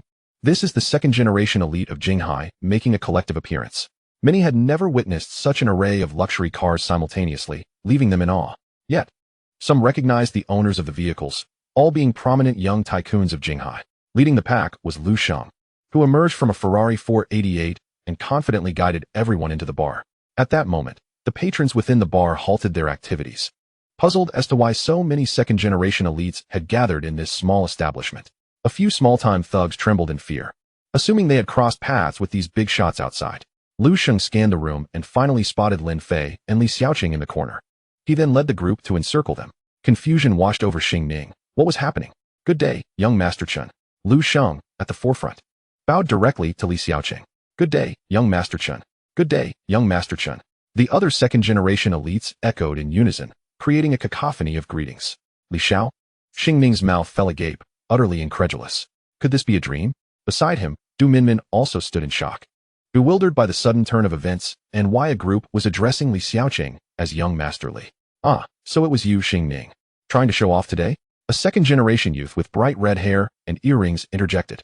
He was Zhang Jiahao, known as Biaozi, who had run with Lu Sheng and recognized Xing Ning as his subordinate, having once taken him to meet Lu Sheng. Biao, why are you here? Xing Ning struggled to believe his eyes. Zhang Jiahao was indeed his senior.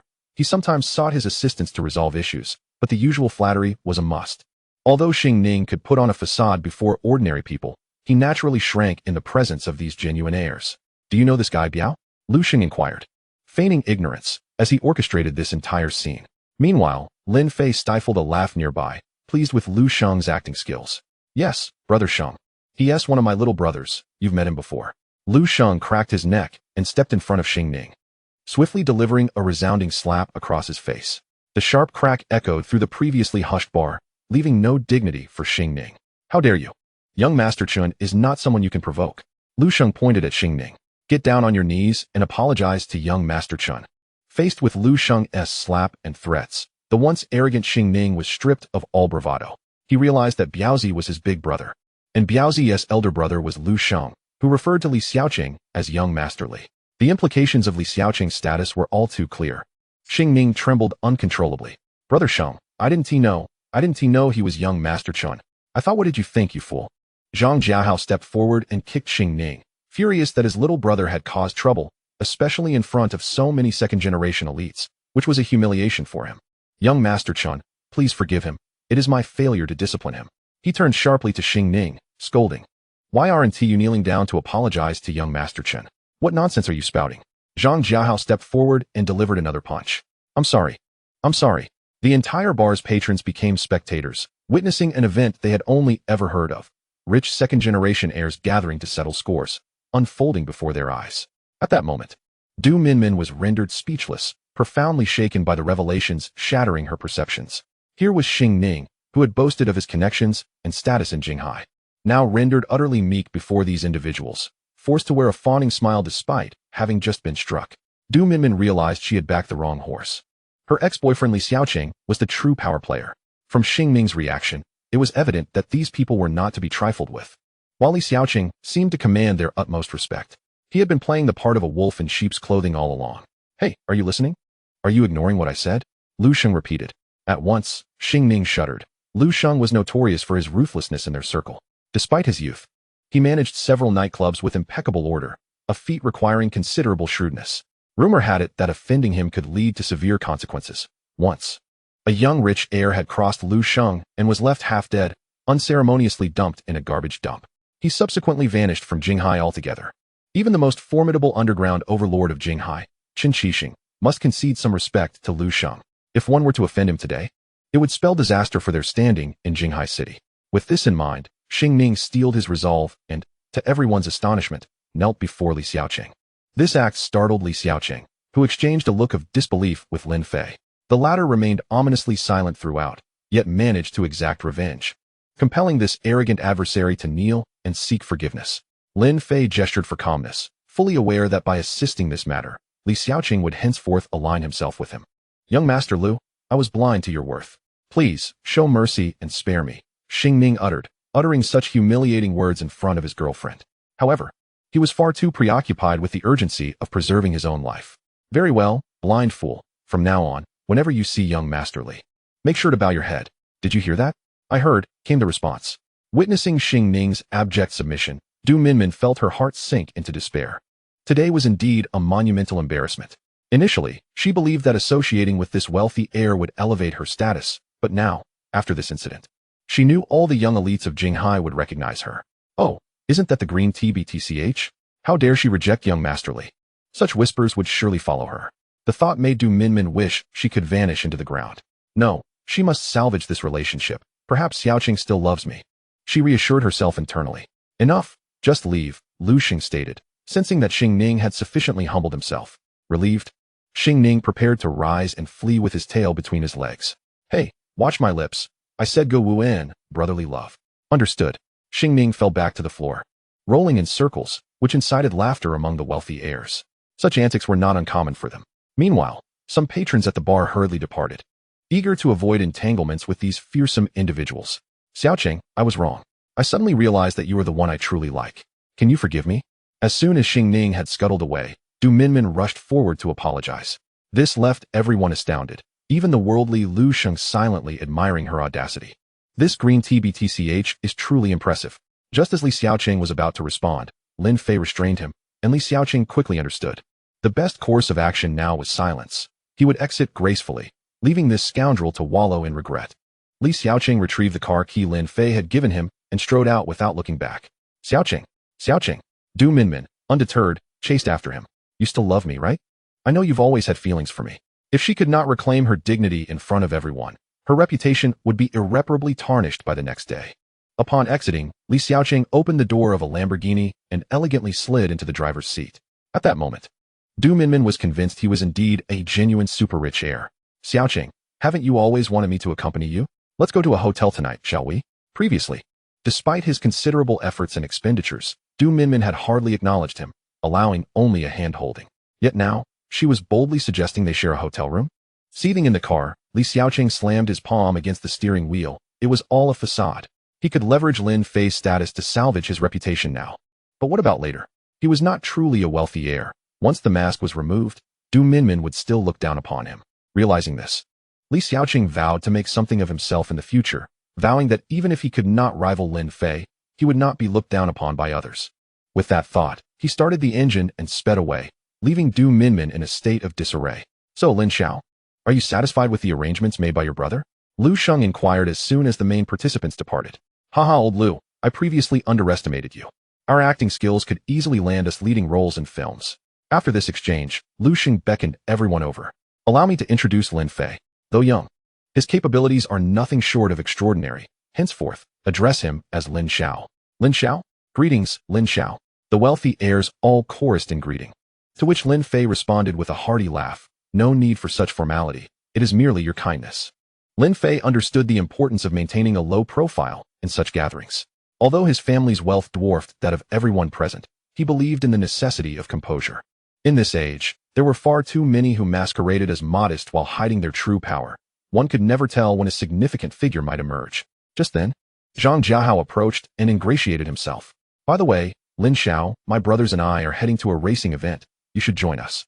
Racing? Lin Fei had not heard of any racing events in Jinghai. Indeed, it's organized by the SCG Club, and many racing enthusiasts will be participating. Lin Fei had heard of this racing club, which was one of the most prestigious in the country. Come on, Lin Xiao, Lu Sheng encouraged. And faced with such enthusiastic invitations, Lin Fei could not decline and agreed to accompany them. Chapter 43, The Racing God of Dongming Mountain? Apologies, but that title belongs to me.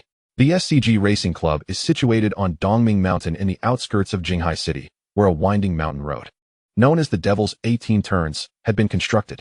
Due to the relatively low traffic in the area, SCG had directly partnered with the government to take control of the mountain for hosting racing events.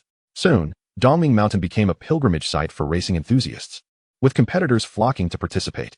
In addition to the races, there would also be modified cars on display and for sale, naturally attracting numerous automotive aficionados. By the time Lin Fei and his companions arrived, the exhibition area was already densely packed with spectators.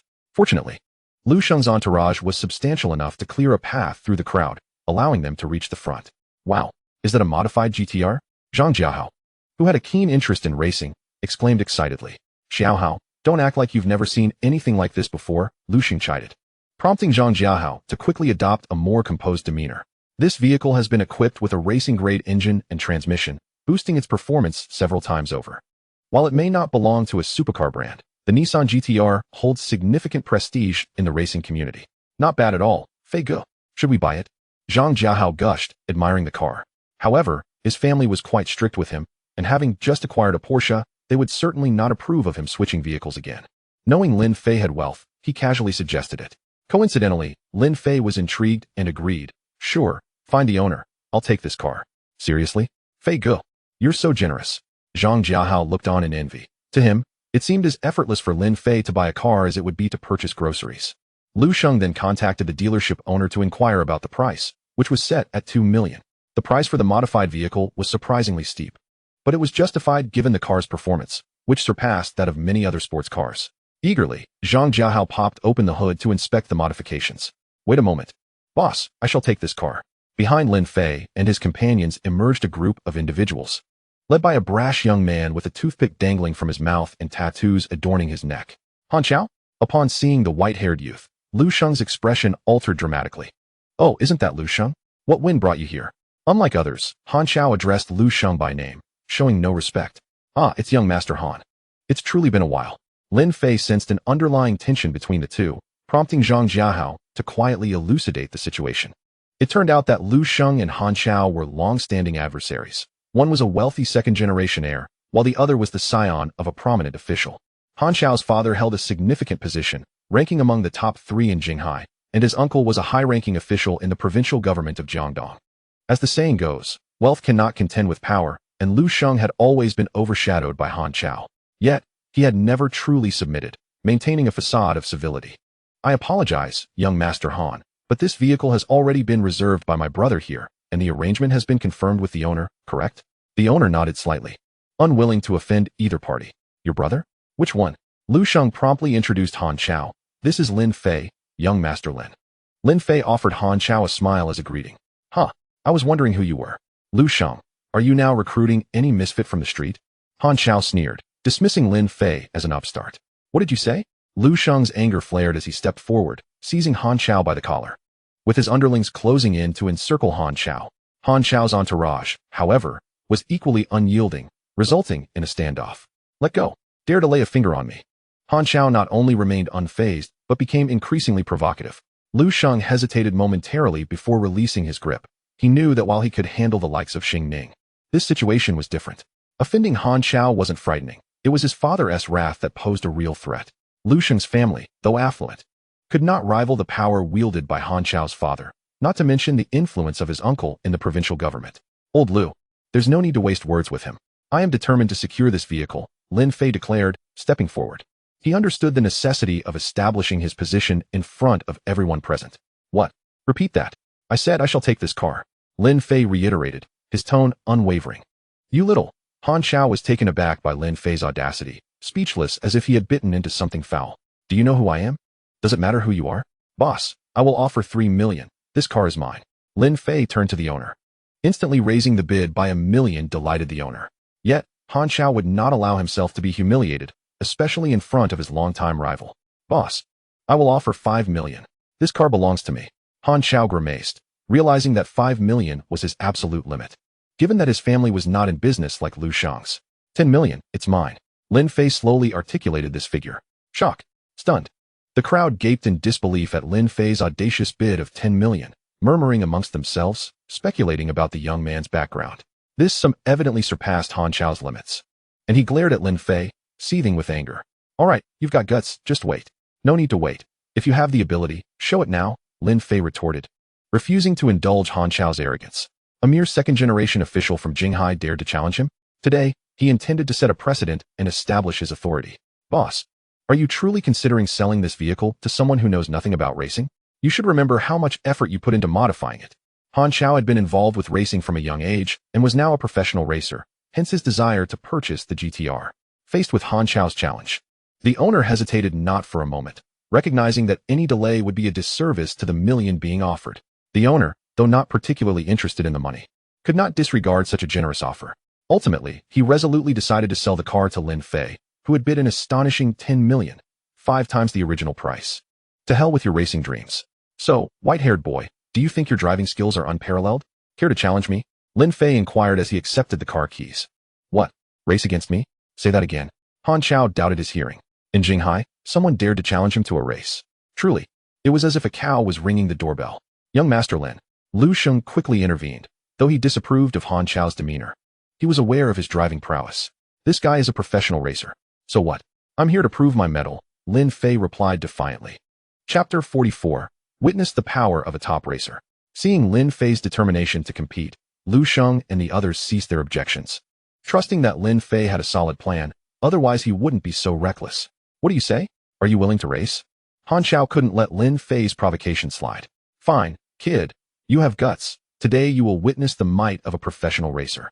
Initially, Han Chao considered it beneath him to race against an ordinary person, as it would tarnish his self-proclaimed image as a genius racer. However, after Lin Fei had embarrassed him, he felt compelled to reclaim his dignity. Hand me the keys, Han Chao demanded, taking the keys for his modified Lotus Elise, which boasted horsepower comparable to that of the GTR. He had driven it in numerous competitions, securing trophies, and his familiarity with the vehicle was at its peak. Although Lin Fei had previously acquired a novice driving skills package, he required something far superior. System, recommend me a more advanced driving skills package. Ding. The system recommends the top-tier driving skills package, which integrates the experiences and techniques of multiple world-class racers, requiring the expenditure of 30 attribute points. Come on. That's the one. Ding. Congratulations, host. You have acquired the top-tier driving skills package, consuming 30 attribute points, leaving you with 135 attribute points. In that moment of acquiring the skills package, Lin Fei became the most skilled driver on the planet. The years of experience from top racers like Schumacher, Hamilton, and Alonso were now embedded in his mind. Not only did he possess hundreds of thousands of hours of driving experience, but he also mastered the intricacies of car components, repairs, and tuning to an extraordinary level. He meticulously inspected the vehicle. Although the modified GTR had its flaws in his eyes, It was more than sufficient for an ordinary competition. Zhang Jiahao, an expert in car modifications, observed Lin Fei's thorough examination and marveled. So, Brother Fei really knows about cars. I thought he was clueless. Lu Sheng was not particularly skilled in racing, yet he held firm belief that Lin Fei would not engage in any reckless behavior. He must have devised a clever strategy to confront Han Chao. Meanwhile, Han Chao was impatiently revving his car at the starting point of the Huanshan circuit, urging, "Can we hurry up? I want to wrap this up in 15 minutes. 15 minutes? Zhang Jiahao was taken aback, uncertain whether Han Chao was boasting or serious. He had previously participated in a race at Dongming Mountain, taking nearly 30 minutes to reach the finish line.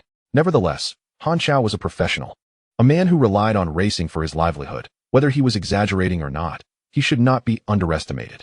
Fei Gu, be cautious. This guy has some skills. Zhang Jiahao warned Lin Fei. Got it. Just wait for me at the finish line, Lin Fei replied. At that moment, a professional racing girl clad in racing attire appeared, signaling the two cars to prepare. 3, 2, 1.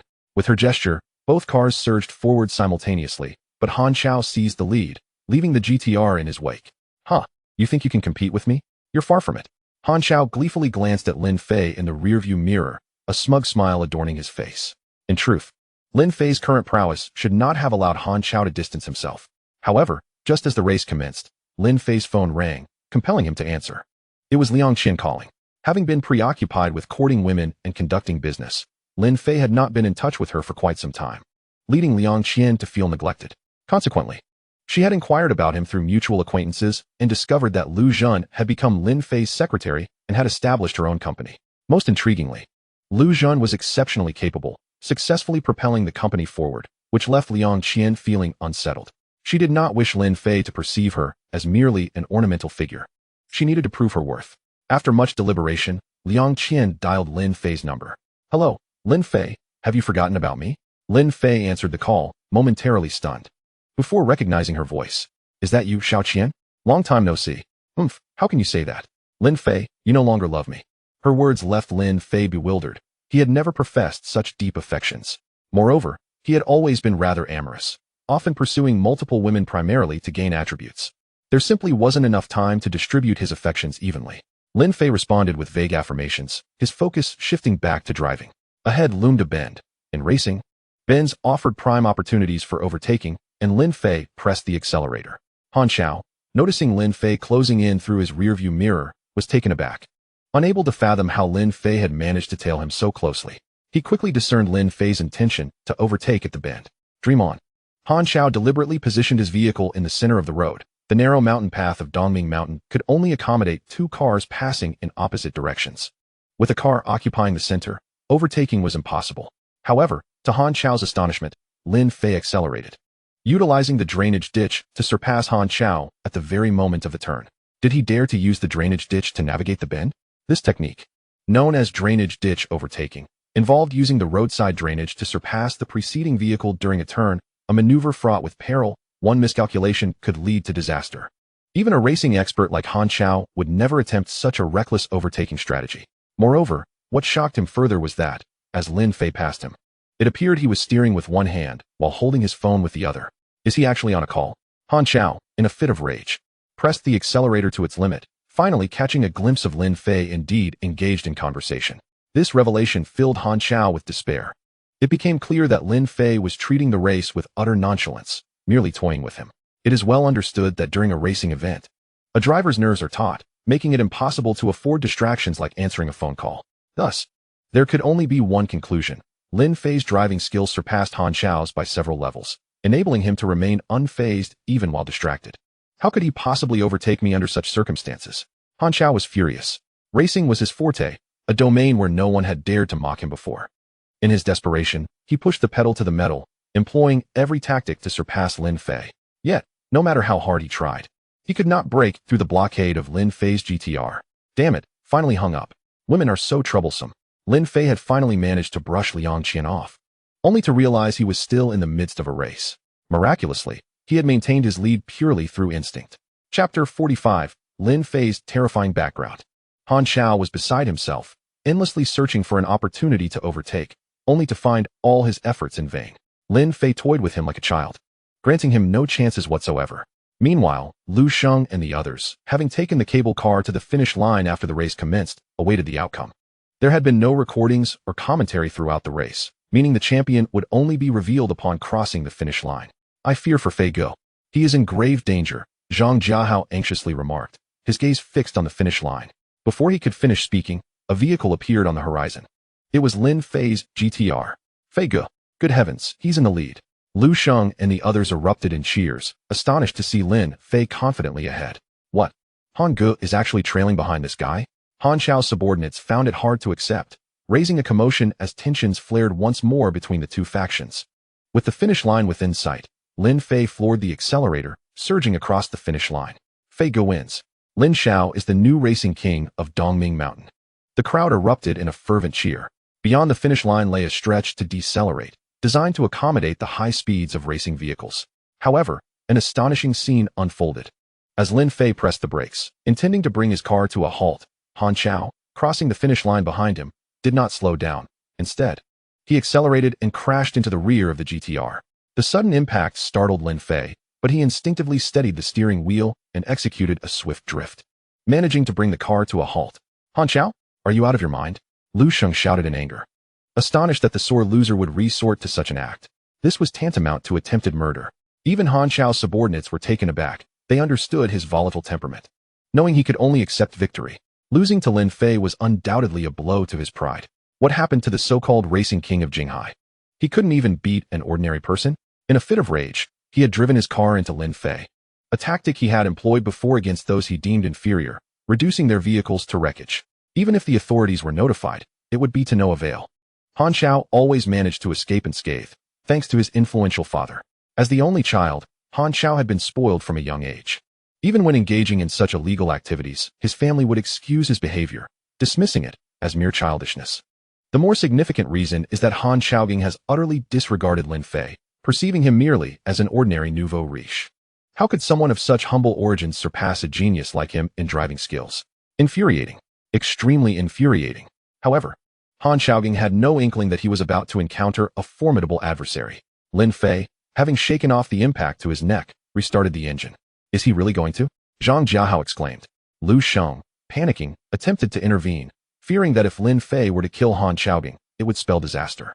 He was aware of Lin Fei's deep connections, but Han Xiaogang was the son of one of the three most powerful figures in Jinghai City. Should a fatality occur, how could they expect the other party to remain placid? Yet, Lin Fei showed no signs of retreat. The audacity of Han Xiaogang nearly cost him his life. How could he not retaliate? The principle of waiting 10 years for revenge did not apply to Lin Fei. He believed in settling scores on the same day. Consider this a lesson, young man. Although Han Xiaogang's engine was utterly wrecked, he felt a sense of catharsis. However, before he could collect himself, he saw Lin Fei's vehicle hurtling toward him with tremendous force. What the hell? Han Xiaogang had no time to react and could only brace himself as Lin Fei's car collided violently with the side of his own, sending it tumbling several times before coming to a halt. The onlookers were left in a state of shock. Truly a fierce individual. This act catapulted Lin Fei to fame within the second-generation elite of Jinghai. By this time, someone had already called the police. Soon, police cars and ambulances arrived with blaring sirens. Yet Han Xiaogang suffered only a superficial head wound, emerging bloodied but alive. Thanks to the high safety standards of modified racing cars, which had deployed all airbags instantly, preserving his life. Lin, you are finished. I will ensure you vanish from Jinghai by tomorrow. Han Xiaogang growled menacingly after being rescued. Predictably, the two were taken by the police for reckless driving. Han Xiaogang's father, Han Feng, quickly learned of the incident and immediately called the local police station, speaking to Sun Min. Hello, leader. Is this Xiao Sun? I've heard about the situation. My son Xiaogang is rather mischievous. Kindly educate him and let him go. Sir, this is somewhat different.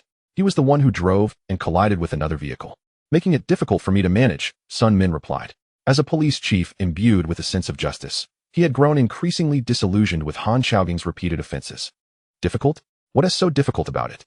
Can't you handle such a trivial matter? If not, I shall personally oversee the investigation. Han Feng's tone turned threatening. He was responsible for overseeing the police affairs in Jinghai City, and if he intervened, Sun Min would find himself powerless. Very well, leader, I understand. Sun Min sighed after hanging up, turning his attention to Lin Fei's dossier.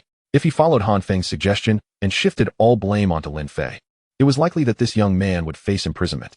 Meanwhile, Han Feng remained unfazed, merely thinking of how to discipline Han Xiaogang, believing he was still immature. However, the situation was about to take a turn. In the office of the Jiangdong provincial leadership, two telephones sat side by side, one blue for calls from subordinate departments and one red reserved for the upper echelons. The red phone rarely rang unless something urgent arose. Zheng Guoqing, the provincial head, was engrossed in his work, nearing retirement after decades in power. His graying hair and crisp administrative jacket, coupled with gold-rimmed glasses, exuded an air of authority. Suddenly, the red phone rang. Zheng Guoqing promptly set aside his tasks, wiped his hands, and answered the call. Hongmen. The two words uttered from the other end sent the usually composed Zheng Guoqing into a fluster, prompting him to stand upright. The highest authority in Huaxiao rested in the hands of extraordinary masters skilled in ancient martial arts, with Hongmen being the premier institution of such arts located in the capital. Only the rarest of talents could gain entry into Hongmen. Typically, its members refrained from meddling in political affairs unless faced with a particularly urgent matter, hence the direct call. Zheng Guoqing cautiously inquired, "May I ask what this is about? I have heard that you dare to trouble my grandson. You have some nerve." A commanding voice rebuked from the other end. "Your grandson?" Zheng Guoqing was taken aback. He had no knowledge of this matter or who the mysterious elder's grandson might be. "Is there a Jinghai city in Jiangdong province?" "Yes, indeed." Zheng Guoqing felt beads of sweat forming. He was uncertain why this elder was demanding answers. "Your man is currently at the Jinghai police station. The rest, you may investigate and handle yourself. I require your response by 10 p.m. tonight." The line went dead. Zheng Guoqing felt like an ant on a hot pan. Fully aware that offending a powerful figure from Hongmen could cost him his position or even land him in a prison in the capital. In this world, absolute strength was paramount, and offending Hongmen's influence could spell doom even for the highest officials. Regaining his composure, Zheng Guoqing immediately contacted Xiao Lingjuan, the head of Jinghai City, who happened to be the father of the beautiful girl, Xiao Min, whom Lin Fei had saved at the barbecue restaurant. The last time Lin Fei was taken to the police station, he had barely settled in before being released thanks to a call from Xiao Lingjuan. However, Xiao Lingjuan did not know Lin Fei personally. He simply acted out of goodwill, primarily due to his beloved daughter, Xiao Min. Upon receiving Zheng Guoqing's call, Xiao Lingjuan grew anxious and promptly instructed his subordinates to prepare a vehicle. "Leader, where to?" "To the police station, immediately." Meanwhile, Han Xiaogang remained in the interrogation room, awaiting his family to come and collect him. As for Sun Min, after much contemplation, he ultimately decided against releasing him immediately, inciting another round of fury from Han Feng, who drove over with his wife, Li Yan, to handle the situation personally. "Where's my son?" Li Yan kicked open the door of the police station, searching frantically, showing no regard for the officers present. Many of the younger officers lowered their heads and clenched their fists, unable to voice their discontent with the privileges of the Han family. "Madam, Han Xiaogang is in the interrogation room," Sun Min stated plainly. "You have some nerve," Li Yan retorted, shoving him aside as she stormed into the interrogation room. "Son, are you all right?" Han Xiaogang's head was bandaged, though the injury was not severe. "Who did this? Who bullied my son?" Li Yan screamed hysterically. "Sun Min, I see your time as police chief is coming to an end," Han Feng threatened. He could not believe that Sun Min repeatedly opposed him. With his influence, releasing someone should be a simple matter. "Leader, the investigation indicates that it was young Xiaogang who engaged in a racing competition, and after losing, he drove into the other party. Thus, he bears the primary responsibility." "Huh? Investigation? Did I sign off on that report? Do you know who holds authority here?" "Indeed, my husband Han Feng has the final say here." "What about the person who collided with my son?" "You must immediately incarcerate him and sentence him to life imprisonment."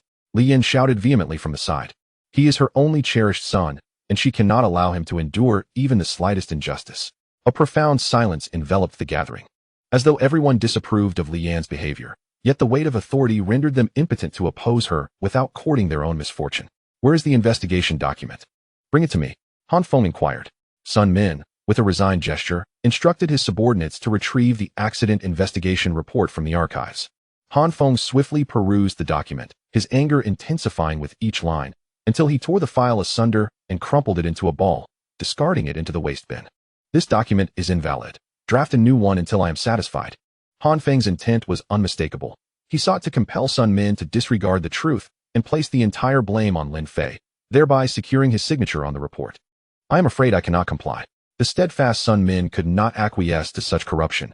In his eyes, the profession of a police officer was sacred, and Han Feng's incessant meddling in police affairs, coupled with his distortion of truth, had pushed him to his limits. "Will you amend it or not?" Just as the situation reached an impasse, the doors of the police station swung open once more. A tall man clad in an administrative jacket strode in, appearing quite disheveled. As everyone focused their gaze, they were astonished to recognize the city's top official, Xiao Lingjuan. Mayor Xiao, what brings you here? Han Feng hurriedly approached to greet him. What are you doing here? Xiao Lingjuan responded with a hint of surprise upon seeing Han Feng. Yet his keen instincts suggested that the urgent matter from above likely pertained to Han Feng. I came to inspect the operations, Han Feng stammered. Uncertain why Xiao Lingjuan had arrived at the police station at this juncture. Could it be related to this incident? What case occurred today? The astute Xiao Lingjuan sidestepped Han Feng and directly questioned Sun Min. Mayor Xiao. There was a malicious traffic accident at Dongming Mountain today, and there are injured parties. What are the specifics? Xiao Lingjuan suspected the issue was intricately linked to the accident. Faced with the mayor's inquiry, Sun Min found himself at a crossroads. To conceal the truth to protect Han Feng, who was his direct superior, or to unveil the reality. Especially given that Xiao Lingjuan's unexpected visit might indeed be tied to this case. Thus, he resolved to take a gamble. With determination, Sun Min rummaged through the waste bin to retrieve the investigation report that Han Feng had just destroyed, handing it to Xiao Lingjuan. What is the situation? Who was responsible for this? Xiao Lingjuan's piercing gaze bore down on Han Feng, who, confronted by a superior, found himself at a loss for words. Mayor, please allow me to explain. You may speak later. Xiao Lingjuan unfurled the crumpled report, scrutinizing its contents. Zheng Guiqing had mentioned that the grandson of a significant figure received unjust treatment at the Jinghai City Police Station, and this report only named 2 individuals. He recognized Han Chao as Han Feng's son. The other, a young man named Lin Fei, rang a bell. After a moment's reflection, Xiao Lingjuan recalled. It was he, the young man who had previously rescued his daughter, Xiao Min. Subsequently, Xiao Min had suggested he find a moment to express gratitude to this young man. Yet his duties had precluded him from doing so. Could this Lin Fei be the grandson of the powerful figure Zheng Guiqing had alluded to? It was well known that only those formidable personalities in the capital could earn such a designation from someone of Zheng Guiqing's stature. This was indeed a serious predicament. What about this Lin Fei? Xiao Lingjuan inquired of Sun Min. He is still in the interrogation room. What? Release him at once. Observing Xiao Lingjuan's rare display of anger, Han Feng's anxiety escalated. One must understand that this leader rarely exhibited visible emotions, and such a reaction was uncommon. At that moment, Lin Fei was yawning in the interrogation room. Prior to the police's arrival, he had sent a brief message to his father, outlining the situation. He anticipated a swift resolution. Indeed, the police chief himself arrived to unlock his handcuffs and liberate him. Lin Fei rubbed his wrists and asked, has Han Chao been released as well? Sun Min, deducing the significance of Lin Fei's situation, adopted a tone of respect as he replied, yes, however, he has not yet exited the police station. We are still investigating the case. I see. Lin Fei remained silent as he followed Sun Min outside. Upon seeing Lin Fei, Xiao Lingjuan immediately approached with quick strides. Mr. Lin, I am Xiao Lingjuan. I apologize for the distress you have endured. Mr. Lin? Xiao Lingjuan's demeanor astonished everyone present. After all, he was the top official of Jinghai City, and few could command such deference from him. Lin Fei, upon hearing the mayor's introduction, promptly connected the dots. He recognized him as Xiao Min's father. Though they had not crossed paths since she was rescued, Xiao Min frequently reached out to him on WeChat, and Lin Fei sensed her fondness for him. Why did you tear up this investigation report? Xiao Lingjuan questioned Han Feng in front of Lin Fei. In that moment, Han Feng finally grasped the situation. Xiao Lingjuan was indeed a cunning fox. Summoning Lin Fei was his way of distancing himself from Han Feng. Mayor, I believe this investigation report does not align with the facts, which is why I requested a new inquiry. How does it not align? Was it not your son who drove the car that struck someone? Should he not bear the primary responsibility? Han Feng found himself momentarily speechless, unable to comprehend why Xiao Lingjuan was so protective of Lin Fei. Yet, he was not without his own defenses, as his elder brother held a high-ranking position in the provincial government. Xiao Lingjuan was well aware of this, which is why he had historically treated Han Feng with courtesy. Although their relationship was one of hierarchy, they had long been engaged in a subtle power struggle, with Han Feng believing that his brother's influence would eventually elevate him, making a future ascent to the provincial level plausible. Thus, he had been quietly forming alliances to counterbalance Xiao Lingjuan. Today, however, the facade had crumbled, transforming the incident into a contest between the top 2 officials of Jinghai City. At this juncture, Li Yin interjected. She was not inclined to let Lin Fei off the hook merely because of Xiao Lingjuan's presence. Instead, she threatened, Mr. Lin, do not presume that your connections grant you the audacity to act recklessly here. I declare that you shall not leave without consequence. Indeed, you shall not depart. Han Chao added, attempting to posture as well. Oh, is that so? Lin Fei responded with a cold smile. Sensing that this arrogant woman had yet to grasp the gravity of the situation, Li Yin then resorted to her trump card. pulling out her phone to call Han Xiao's uncle, convinced that once this powerful ally intervened, the likes of Xiao Lingjuan would be rendered ineffective. However, before she could dial, Han Feng received a call. Upon seeing it was his elder brother, he immediately answered, "Han Feng, do you know who you have offended?" The phone call commenced with a barrage of scolding, and even without speakerphone, the surrounding individuals could hear every word. "What has happened, elder brother?" Han Feng asked, bewildered. "What do you mean, what happened? How dare you even ask? Our family has been driven to ruin because of you. I'm finished. The Han family is finished. We are all going to be destroyed by you, ungrateful son." Beep, beep, beep. The call was abruptly disconnected. Han Feng stood there, holding his phone in a daze. As if struck by lightning, Li Yin and Han Xiao were equally perplexed. They could not comprehend the gravity of the situation. How could their seemingly omnipotent elder brother be cornered like this? Did Lin Fei have connections in the capital? Han Feng dared not entertain such thoughts further. Meanwhile, Lin Fei overheard the anguished cries from the phone. "Oh, I didn't realize my father had such capabilities." He resolved the matter so swiftly. Initially, Lin Fei believed Lin Shenghui would encounter numerous obstacles in addressing this issue, but he was surprised by his father's influence, which seemingly extended to the provincial level. Han Feng dialed again, asking, "Elder brother, what on earth is going on? Stop asking me. Do you have any idea who you have offended? A document has just come down from above, stripping me of all my positions, and they are sending a special investigation team to look into me. Tell me, who have you offended? You have brought calamity upon our entire family. You must immediately go and bow down to apologize." Now, the anguish and helplessness echoed from the other end of the line. Han Feng turned to Lin Fei, his eyes filled with terror. He finally realized they were facing a true powerhouse.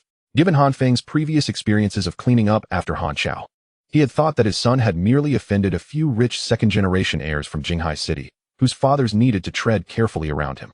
Over time, he had grown indifferent, believing his relentless efforts were merely to ensure a comfortable life for his son. When he saw Xiao Lingjuan arrive to support Lin Fei, Han Feng had not thought much of it, assuming his elder brother's backing would suffice. He thought Lin Fei was merely the son of some high-ranking official. A quick word from his elder brother would resolve things effortlessly. But now, Han Feng realized that this handsome young man had an unfathomable background, capable of removing his brother from his position within a single day. Moreover, the arrival of the investigation team clearly indicated that they intended to imprison his entire family. Fear gripped Han Feng like never before. It was a primal response when confronted with someone of such profound influence. His legs weakened, and he found himself kneeling. "Young Master Lin, I was wrong. Please spare us." It was unexpected to witness the second-in-command of Jinghai kneeling publicly before a young man at the police station, which sent shockwaves through everyone present. Even Xiao Lingjuan felt a chill run down his spine. He was fortunate to have arrived in time, avoiding a calamity that could have cost him his position. He regretted not heeding Xiao Min's advice to befriend Lin Fei, which would have allowed him to secure a powerful ally. What exactly was Lin Fei's background? Typically, individuals of such stature in Jinghai would notify him beforehand, as security concerns were paramount. However, it seemed young Master Lin preferred to maintain a low profile, deliberately concealing his whereabouts. Everyone awaited Lin Fei's response, uncertain of how he would deal with Han Feng and the others. In response to Han Feng's desperate pleas, Lin Fei showed no inclination to forgive. Han Feng, growing frantic, shouted to Li Yin and Han Xiao, "What are you waiting for? Hurry and kneel to apologize to young Master Lin." "Dear Dad." At that moment, Li Yin and Han Xiao had lost their earlier bravado, particularly Han Xiao, whose courage nearly faltered upon realizing that a single word from Lin Fei could lead to his esteemed uncle's downfall. Had he known Lin Fei's background was so formidable, he would never have dared to provoke him. Now, the Han family knelt before Lin Fei, tears streaming down their faces as they begged for his forgiveness. Yet, Lin Fei remained unmoved. He had encountered similar situations in his past life. On one occasion, when his restaurant was subjected to malicious competition and he sought help, he was unceremoniously dismissed, as the responsible party had already been bribed by his competitors. People who abused their power were utterly detestable to Lin Fei. This was the opportune moment to eradicate such individuals and compel the Han family to return the wealth they had amassed over the years. Some matters could not be resolved merely through regret. "Young Master Lin, we were wrong. Please grant us another chance." Han Feng pleaded desperately, bowing repeatedly. Lin Fei narrowed his eyes. "A chance? Do you believe I would grant you another opportunity? Someone like you is utterly unworthy of such a position. Get lost, and never show your face before me again. If you provoke me once more, your family's destruction will be imminent." Han Feng lifted his head, stunned for a few seconds, then hastily rose and fled with his wife and son. He understood that leaving now was their only chance of survival. If they further angered Lin Fei, the consequences would extend far beyond mere dismissal. However, prison was undoubtedly inescapable. The investigation team was already en route. Seeing that the matter was finally resolved, Xiao Lingjuan breathed a sigh of relief, secretly thankful that he did not have a son like Han Chao, as his fate might not have been much better than Han Feng's. At that moment, Lin Fei's phone rang. It was Lin Shenghui. Son, how is everything on your end? All is well, Dad. The matter has been resolved. Thank you for your hard work. Oh, don't thank me. Thank your grandfather. He was the one who helped you with this. Grandfather? Lin Fei was taken aback. He remembered that in his previous life, his grandfather, Lin Taixing, was a fisherman and had passed away from illness before he entered university. Why was Lin Shenghui mentioning him now? Yes, I spoke to your grandfather about this issue, and he was quite furious, insisting on investigating every nook and cranny of Jiangdong province. My grandfather is that influential? It dawned on him that while his father, Lin Shenghui, was incredibly wealthy, being the richest man in Asia, mere wealth did not command the respect of those in power. The ease with which this issue was resolved must have stemmed from his grandfather's high status, which had enabled him to dismantle the Han family with a single command, an intimidating display of power. Where's my grandfather? You little rascal. Have you forgotten where your grandfather is? Of course, he is in the capital. It's been a while since you visited him, hasn't it? Make sure to see him soon. He misses you. I understand, Dad. Just remember, if you find yourself in trouble, reach out to me or your grandfather, but do not engage in any unscrupulous activities, understood? After Lin Shenghui hung up, he was in a Las Vegas casino, indulging in a lavish lifestyle. Sometimes he lost billions, and other times he won billions. Yet, for his nearly trillion-dollar fortune, it was all trivial. At that moment, Lin Fei received a call from an unfamiliar number and answered it. My dear grandson, I am sorry for the troubles you've endured. A voice, aged yet commanding, came through the line. Grandfather, I just heard about the situation from your dad. I tried to call you earlier, but I couldn't get through. I suspected those rascals might have locked you up. It turned out that Lin Fei's phone had been confiscated during the interrogation. They didn't mistreat you, did they? It had been quite a while since he last heard his grandfather's voice, and an overwhelming urge to cry suddenly surged within him. One must understand that in his previous life, his grandparents had cared for him deeply. He had grown up in the countryside with them, forging a profound bond. No, grandfather. I'm fine. Those scoundrels dared to provoke the Lin family. They must truly be tired of living. The voice on the other end was evidently quite agitated. Grandfather, please calm down. These little brats have no idea of our family's might. Perhaps I should send a few ancient martial arts masters to provide protection for you as well. As a senior member of the Hongmen, Lin Taixing naturally possessed the authority to summon such experts. However, typical ancient martial artists were often proud and disdainful of the role of bodyguards. Only the affluent and powerful could expect to be protected by them. Just leave it to me, grandfather. Lin Fei felt indifferent. Listen closely, my dear grandson. If anyone dares to provoke you again, just give them a resounding slap. Do you understand? Lin Tiexing's words left Lin Fei caught between laughter and tears. He never expected his once timid grandfather to suddenly adopt such a streetwise demeanor. However, Lin Fei also appreciated the advantages of having a powerful background, which allowed him to deliver a swift retort to those who dared to challenge him. A truly exhilarating feeling. Even without a system, he would lead a carefree life. Mr. Lin. Lin Fei turned around and collided with Xiao Lingjuan, who had been waiting nearby for quite some time. You haven't left? It turned out that Xiao Lingjuan had been listening to Lin Fei's phone call, and upon hearing the voice on the other end, he became even more resolute in his desire to align himself with Lin Fei. Yes, I am awaiting your instructions, Mr. Lin. The usually imposing Xiao Lingjuan now exhibited a hint of deference. I have no specific instructions, Mayor Xiao. I truly appreciate your assistance this time. It is my duty. Xiao Lingjuan quickly waved his hand. This Han Feng has committed numerous illegal acts, and I will ensure that every one of them is thoroughly investigated, providing you with a satisfactory response, young Master Lin. I appreciate your efforts. Remember to always serve the people well, Lin Fei said, patting Xiao Lingjuan's shoulder earnestly. As he stepped outside, he took a deep breath of fresh air and stretched his limbs. Lin Fei, what are you doing here? Suddenly, a female voice called out from behind him. Who is calling me? Turning around, Lin Fei saw a familiar figure, Xiao Min. Oh, what brings you here? He was puzzled as to why Xiao Min would appear in this location. Xiao Min proudly displayed the badge on her shoulder. See, I am an intern police officer here. At that moment, Xiao Lingjuan also emerged from the building. Dad. Chapter 49. Xiao Min, you drive way too recklessly. Min, what are you doing here? Xiao Lingjuan was taken aback. He had not anticipated encountering his daughter in this place. However, he quickly recollected that she had always aspired to become a police officer and had previously mentioned her desire to intern. But he had refused due to concerns for her safety. After all, Xiao Min's mother had been a police officer who lost her life while on duty when Xiao Min was very young. It seemed that this girl had secretly come to intern without his knowledge. Dad, Xiaomin sought to avoid upsetting her father and hurriedly searched her mind for an excuse. Min, how could you disregard my wishes? Xiao Lingjuan's expression darkened, and he was about to unleash his anger. Xiaomin, I think you look quite good in that uniform. It seems you are well suited to be a police officer. Lin Fei evaluated after scrutinizing her appearance. Upon hearing Lin Fei's words, Xiao Lingjuan's attitude underwent a dramatic transformation. Mr. Lin is right. Min has aspired to be a good police officer since childhood. Xiao Min was momentarily taken aback. Really ambitious. Lin Fei remarked. Did you hear that, Min? From now on, you must strive to be an exemplary police officer. Your father supports you. Xiao Min's mouth fell open in disbelief. She could not comprehend why her father was with Lin Fei and why he referred to him as Mr. Lin.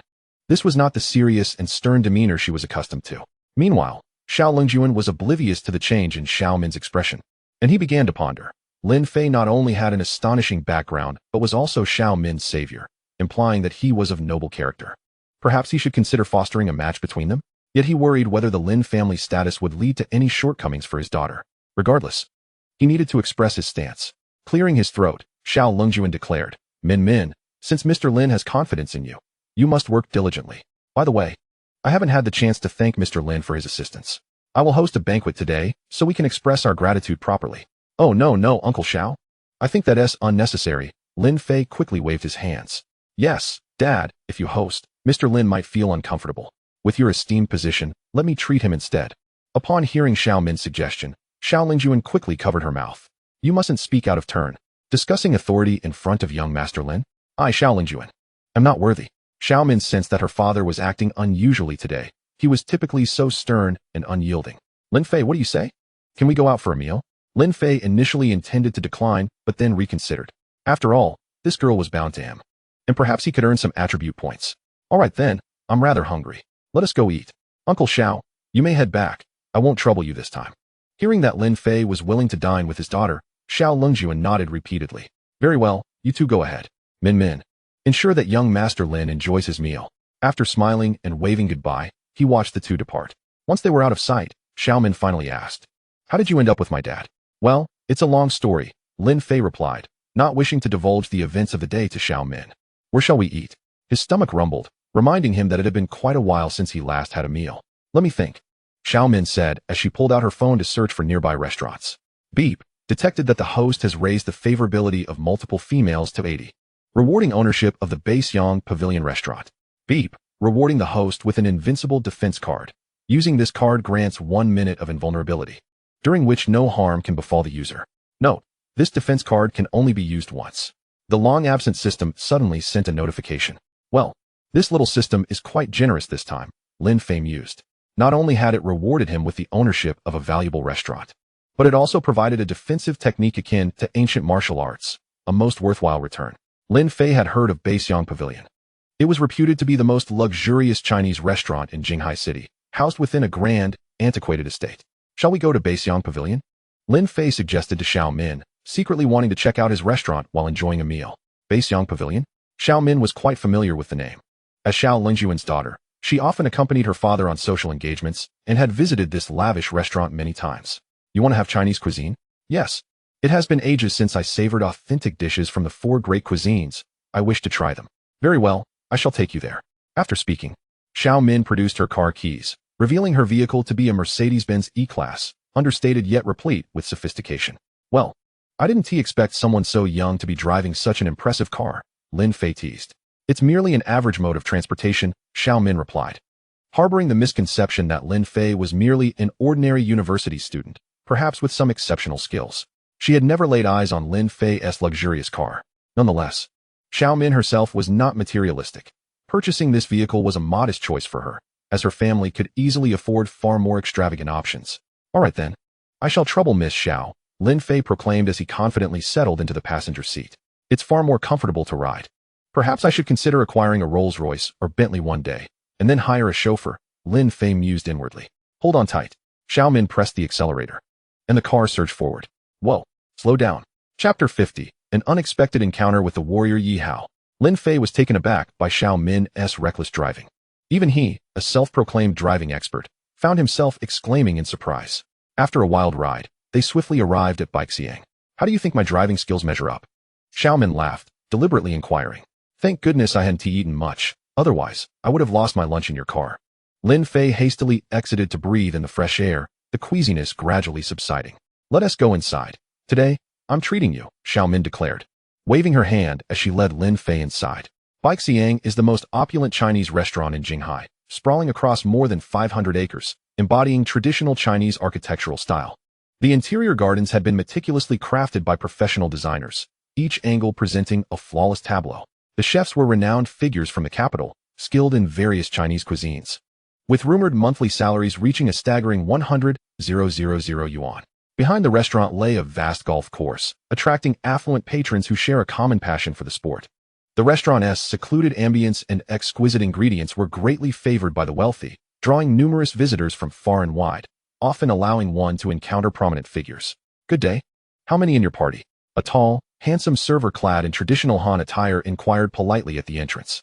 2, Xiaomin responded, a familiar presence at this establishment, leading Lin Fei effortlessly inside, without waiting for further questions.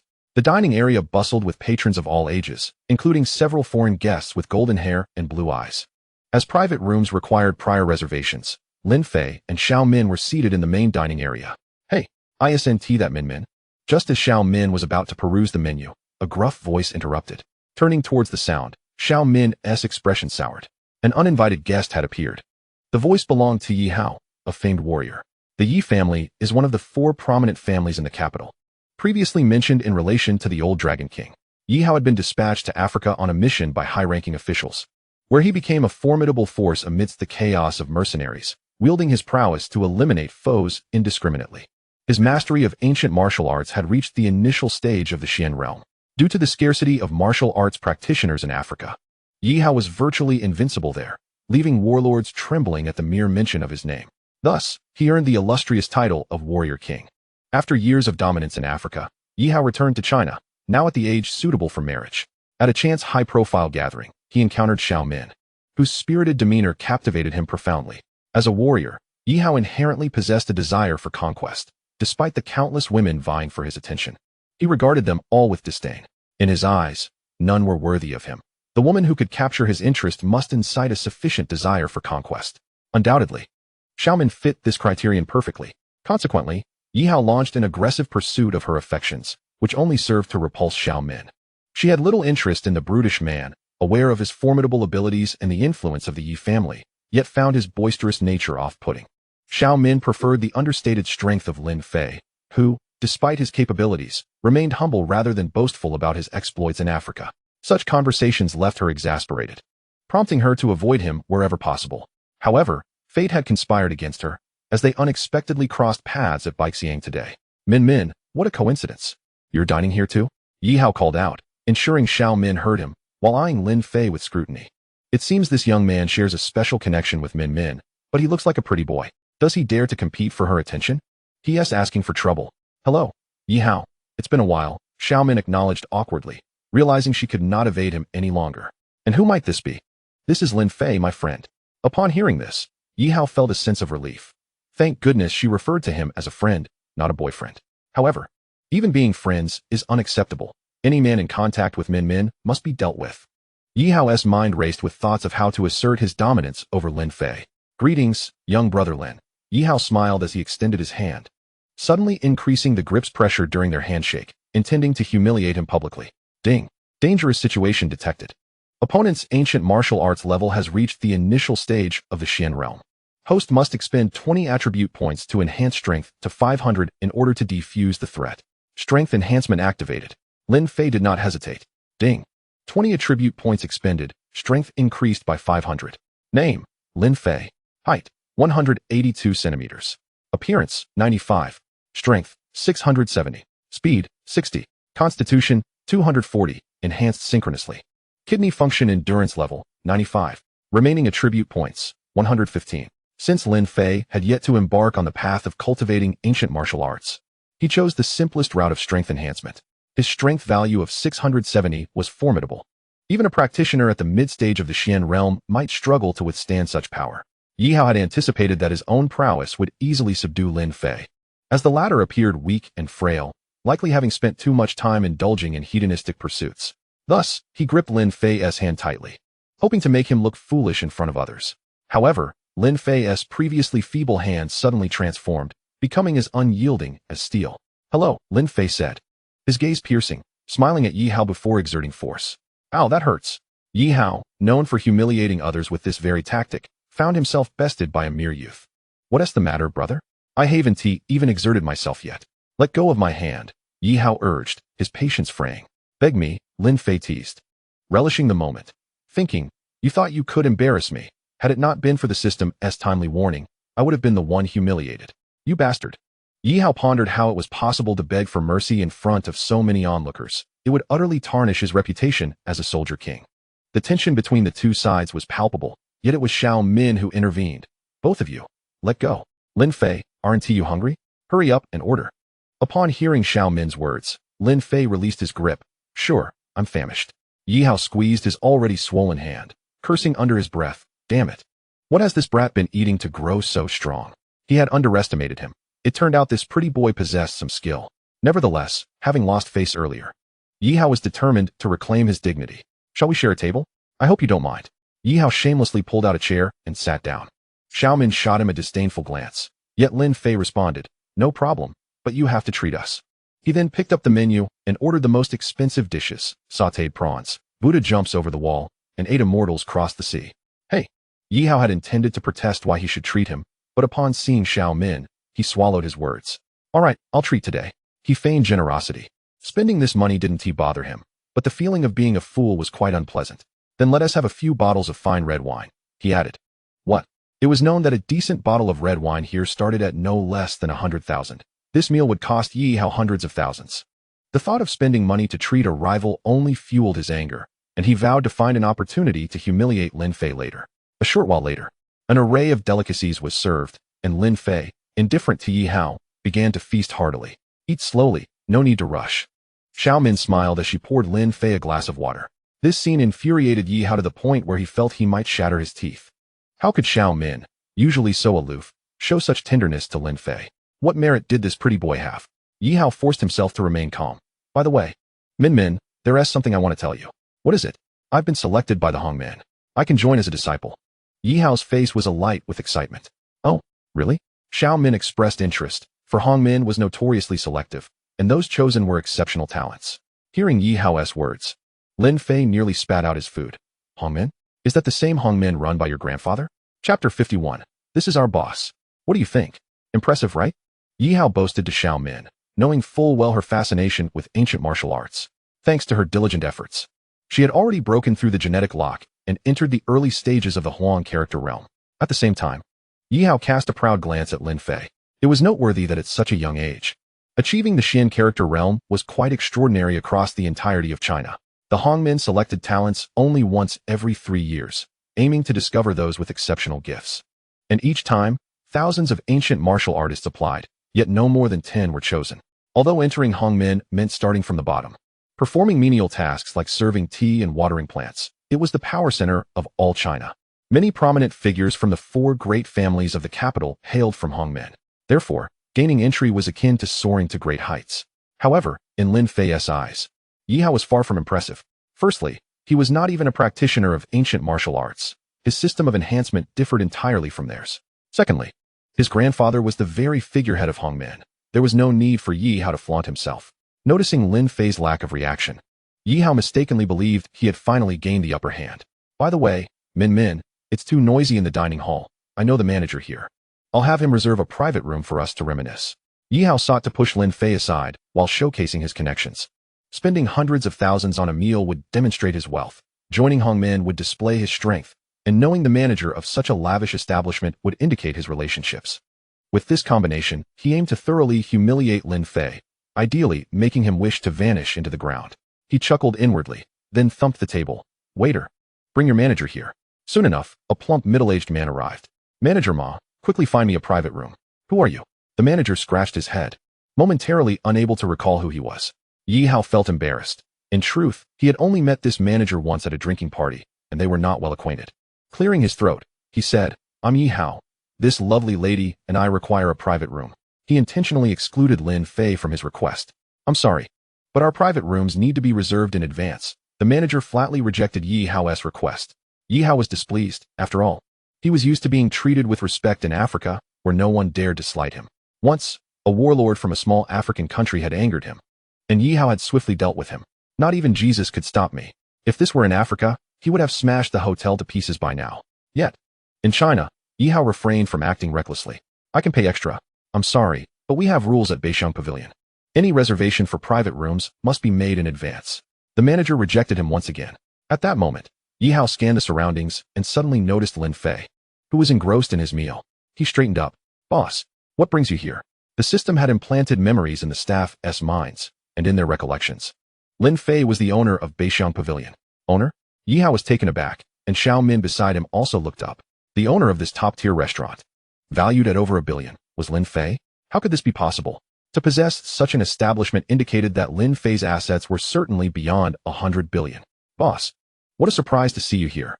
Please forgive my poor hospitality.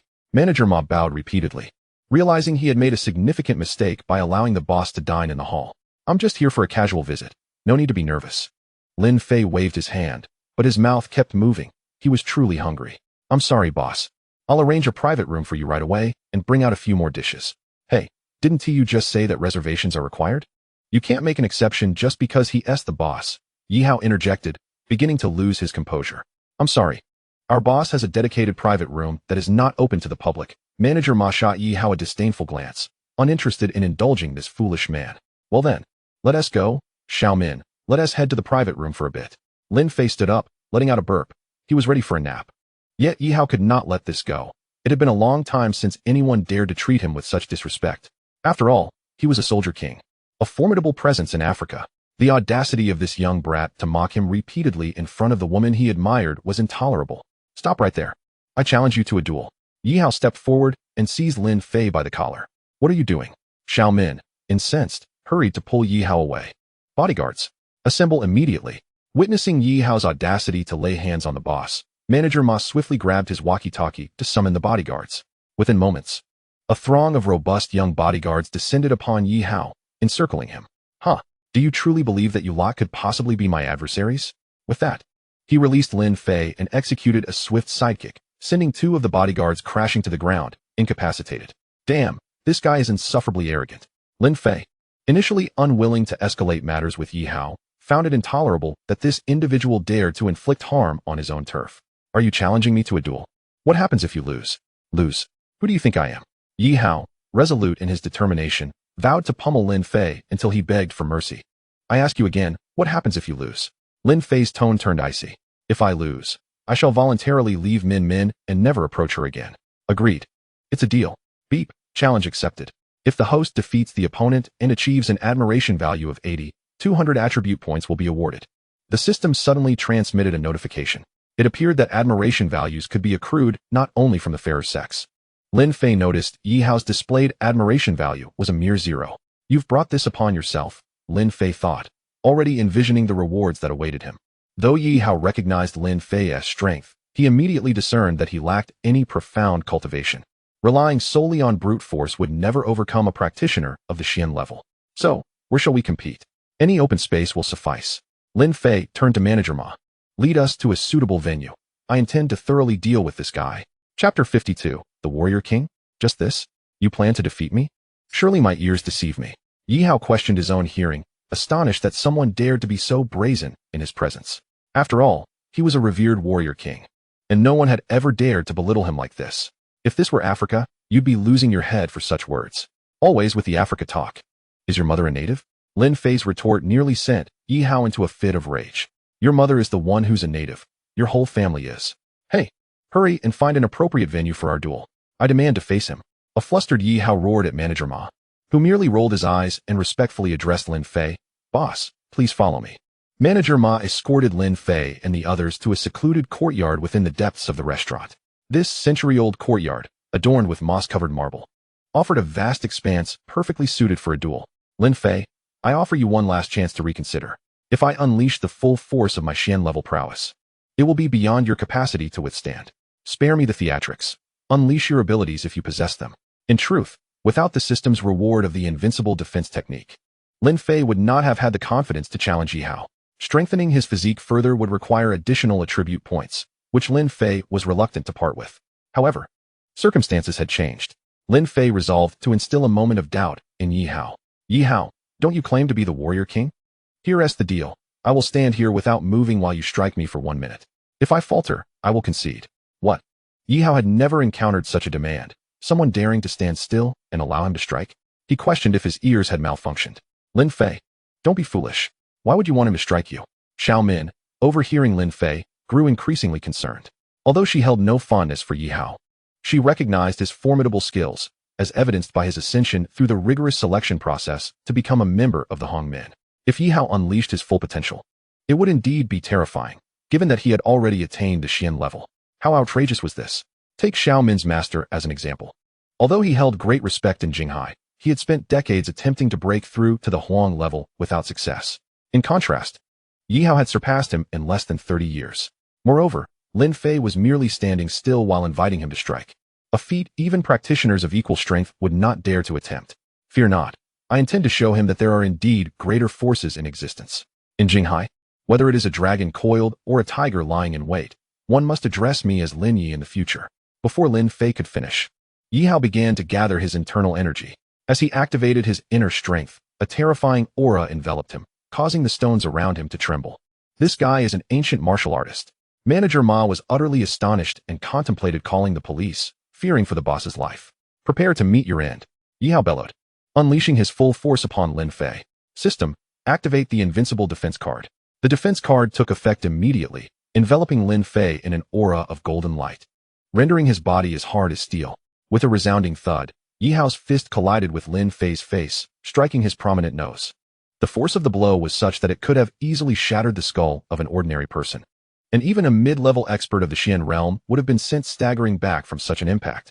Yet Lin Fei remained utterly unmoved, as though the blow had not landed upon him at all. Have you not eaten today? Put some effort into it. Hearing Lin Fei's taunt, Yi Hao's fury ignited, and he unleashed 2 more punches, targeting Lin Fei's temples and the back of his head, both critical areas for any human. I suspect your title of warrior king is greatly exaggerated. Your punches lack the necessary force. Is it because in Africa, everyone is starving, leaving them frail and thin, thus allowing you to bully them? From now on, I shall call you Softy. You're asking for death. Faced with Lin Fei's mocking grin, Yi Hao disregarded any martial decorum. He launched a kick aimed at Lin Fei's groin. My heavens! Xiao Min gasped, covering her eyes in fear. How could such a vulnerable area possibly withstand such an attack? Yet, even when struck by a devastating blow, Lin Fei remained unfazed, his resolve unwavering. Are you some sort of freak? Witnessing Yi Hao's terrified expression, Lin Fei reminded him, you still have 30 seconds left. Damn it! Enraged, Yi Hao focused all his internal energy into his fists and feet, launching a flurry of 72 punches and 36 kicks within those fleeting 30 seconds. The terrifying aftershocks sent Manager Ma and the surrounding bodyguards tumbling to the ground. A minute had elapsed, yet Lin Fei remained utterly unmoved. This is terrifying. I have never encountered such a level of power. His cultivation far exceeds mine, Yi Hao murmured to himself. Admiration value, 40. At that moment, Lin Fei noticed that Yi Hao's admiration value had significantly increased. Have you had your fill of this charade? Now it is my turn to demonstrate my strength. Taking advantage of a fleeting opportunity, Lin Fei emulated Yi Hao's earlier technique, channeling all his strength into a single punch aimed directly at Yi Hao's face. Caught off guard, Yi Hao was unable to evade the blow, resulting in a direct hit. With a resounding crash, he was sent hurtling through the air, gliding for several dozen meters before tumbling multiple times upon landing, ultimately crashing against a grand pillar at the entrance, splintering it before finally coming to rest. Goodness!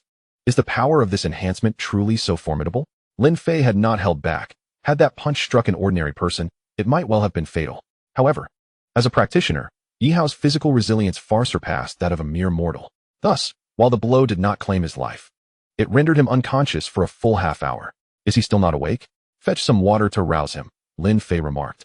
Growing increasingly impatient as he observed Yi Hao's continued slumber, he instructed Manager Ma to bring a bucket of water and doused Yi Hao with it, the icy cascade jolting him awake.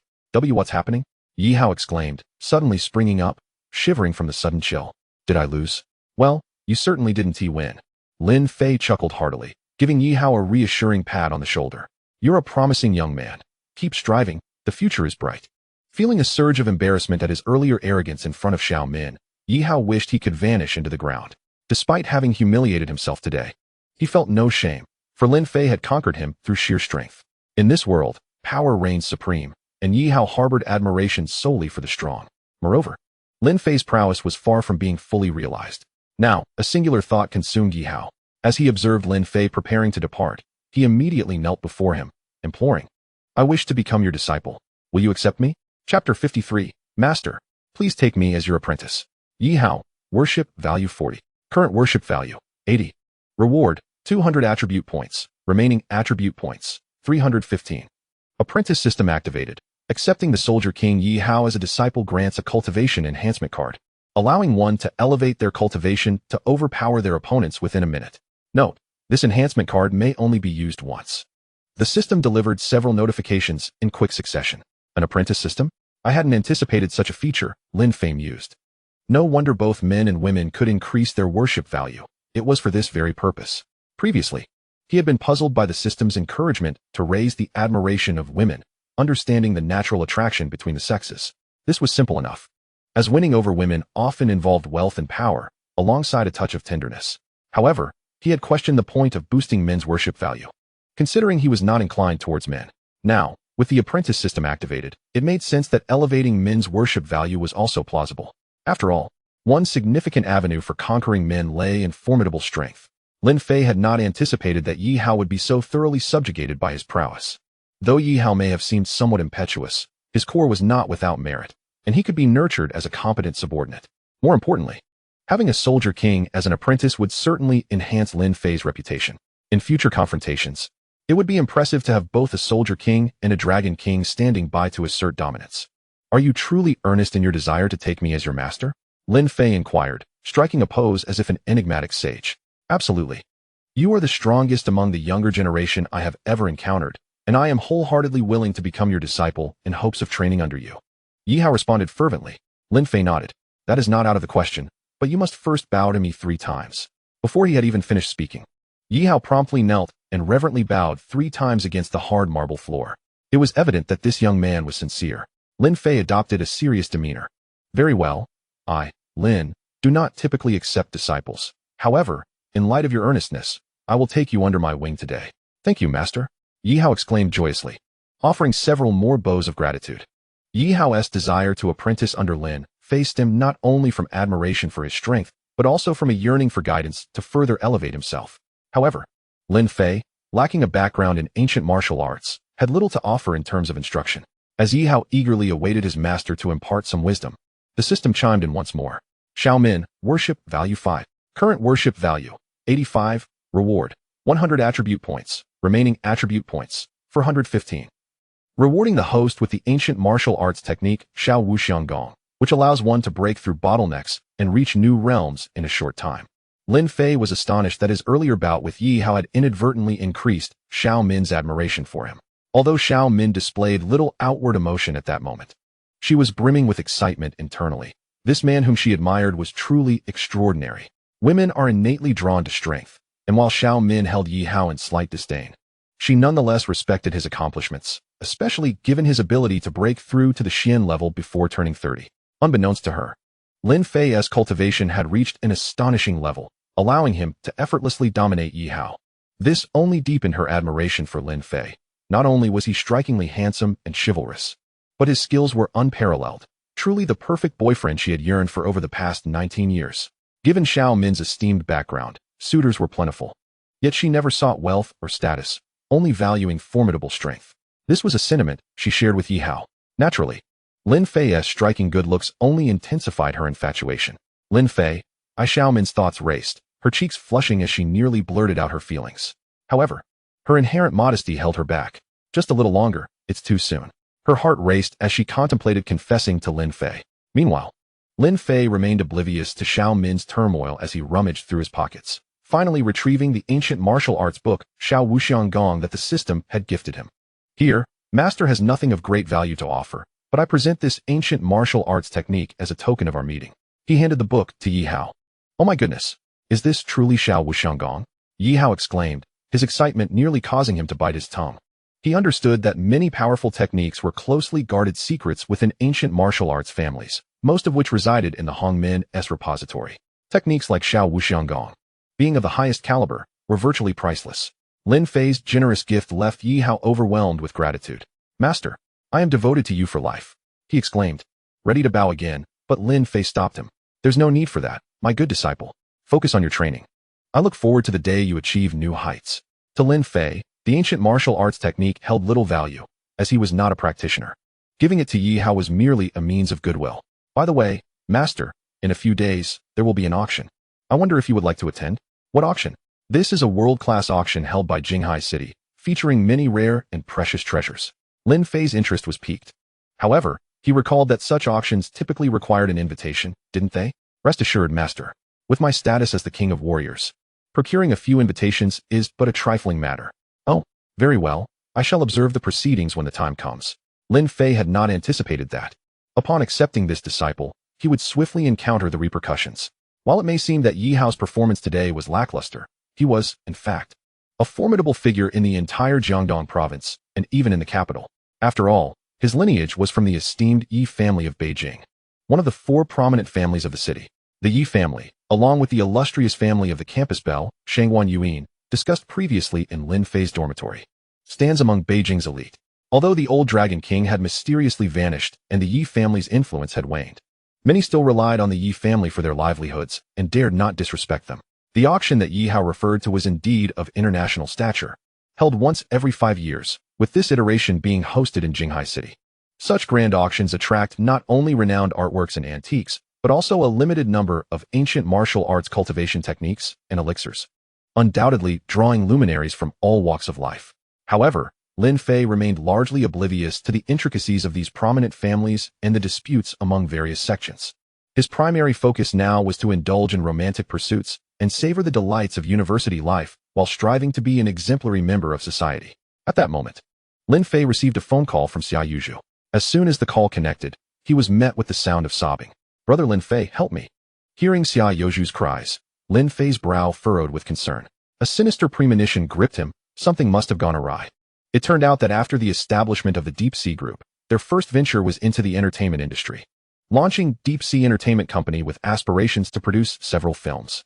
The leading lady they intended to promote was none other than Xia Yuju.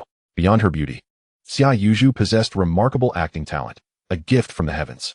The executive CEO, Zhang Rui, had planned to cast her as the female lead in the company's inaugural film. Lin Fei had been informed of this development in advance and had given his approval, albeit advising Zhang Rui to keep their relationship discreet. Although nothing had transpired between them yet, Lin Fei believed it prudent for Xia Yuju to avoid any scandal. Thus, her public persona was crafted as a former receptionist serendipitously discovered and subsequently signed by Deep Sea Entertainment after her rise to fame. Aside from a select few senior executives, no one was aware that Xia Yuju's success was attributed to Lin Fei. "What troubles you, Yuju?"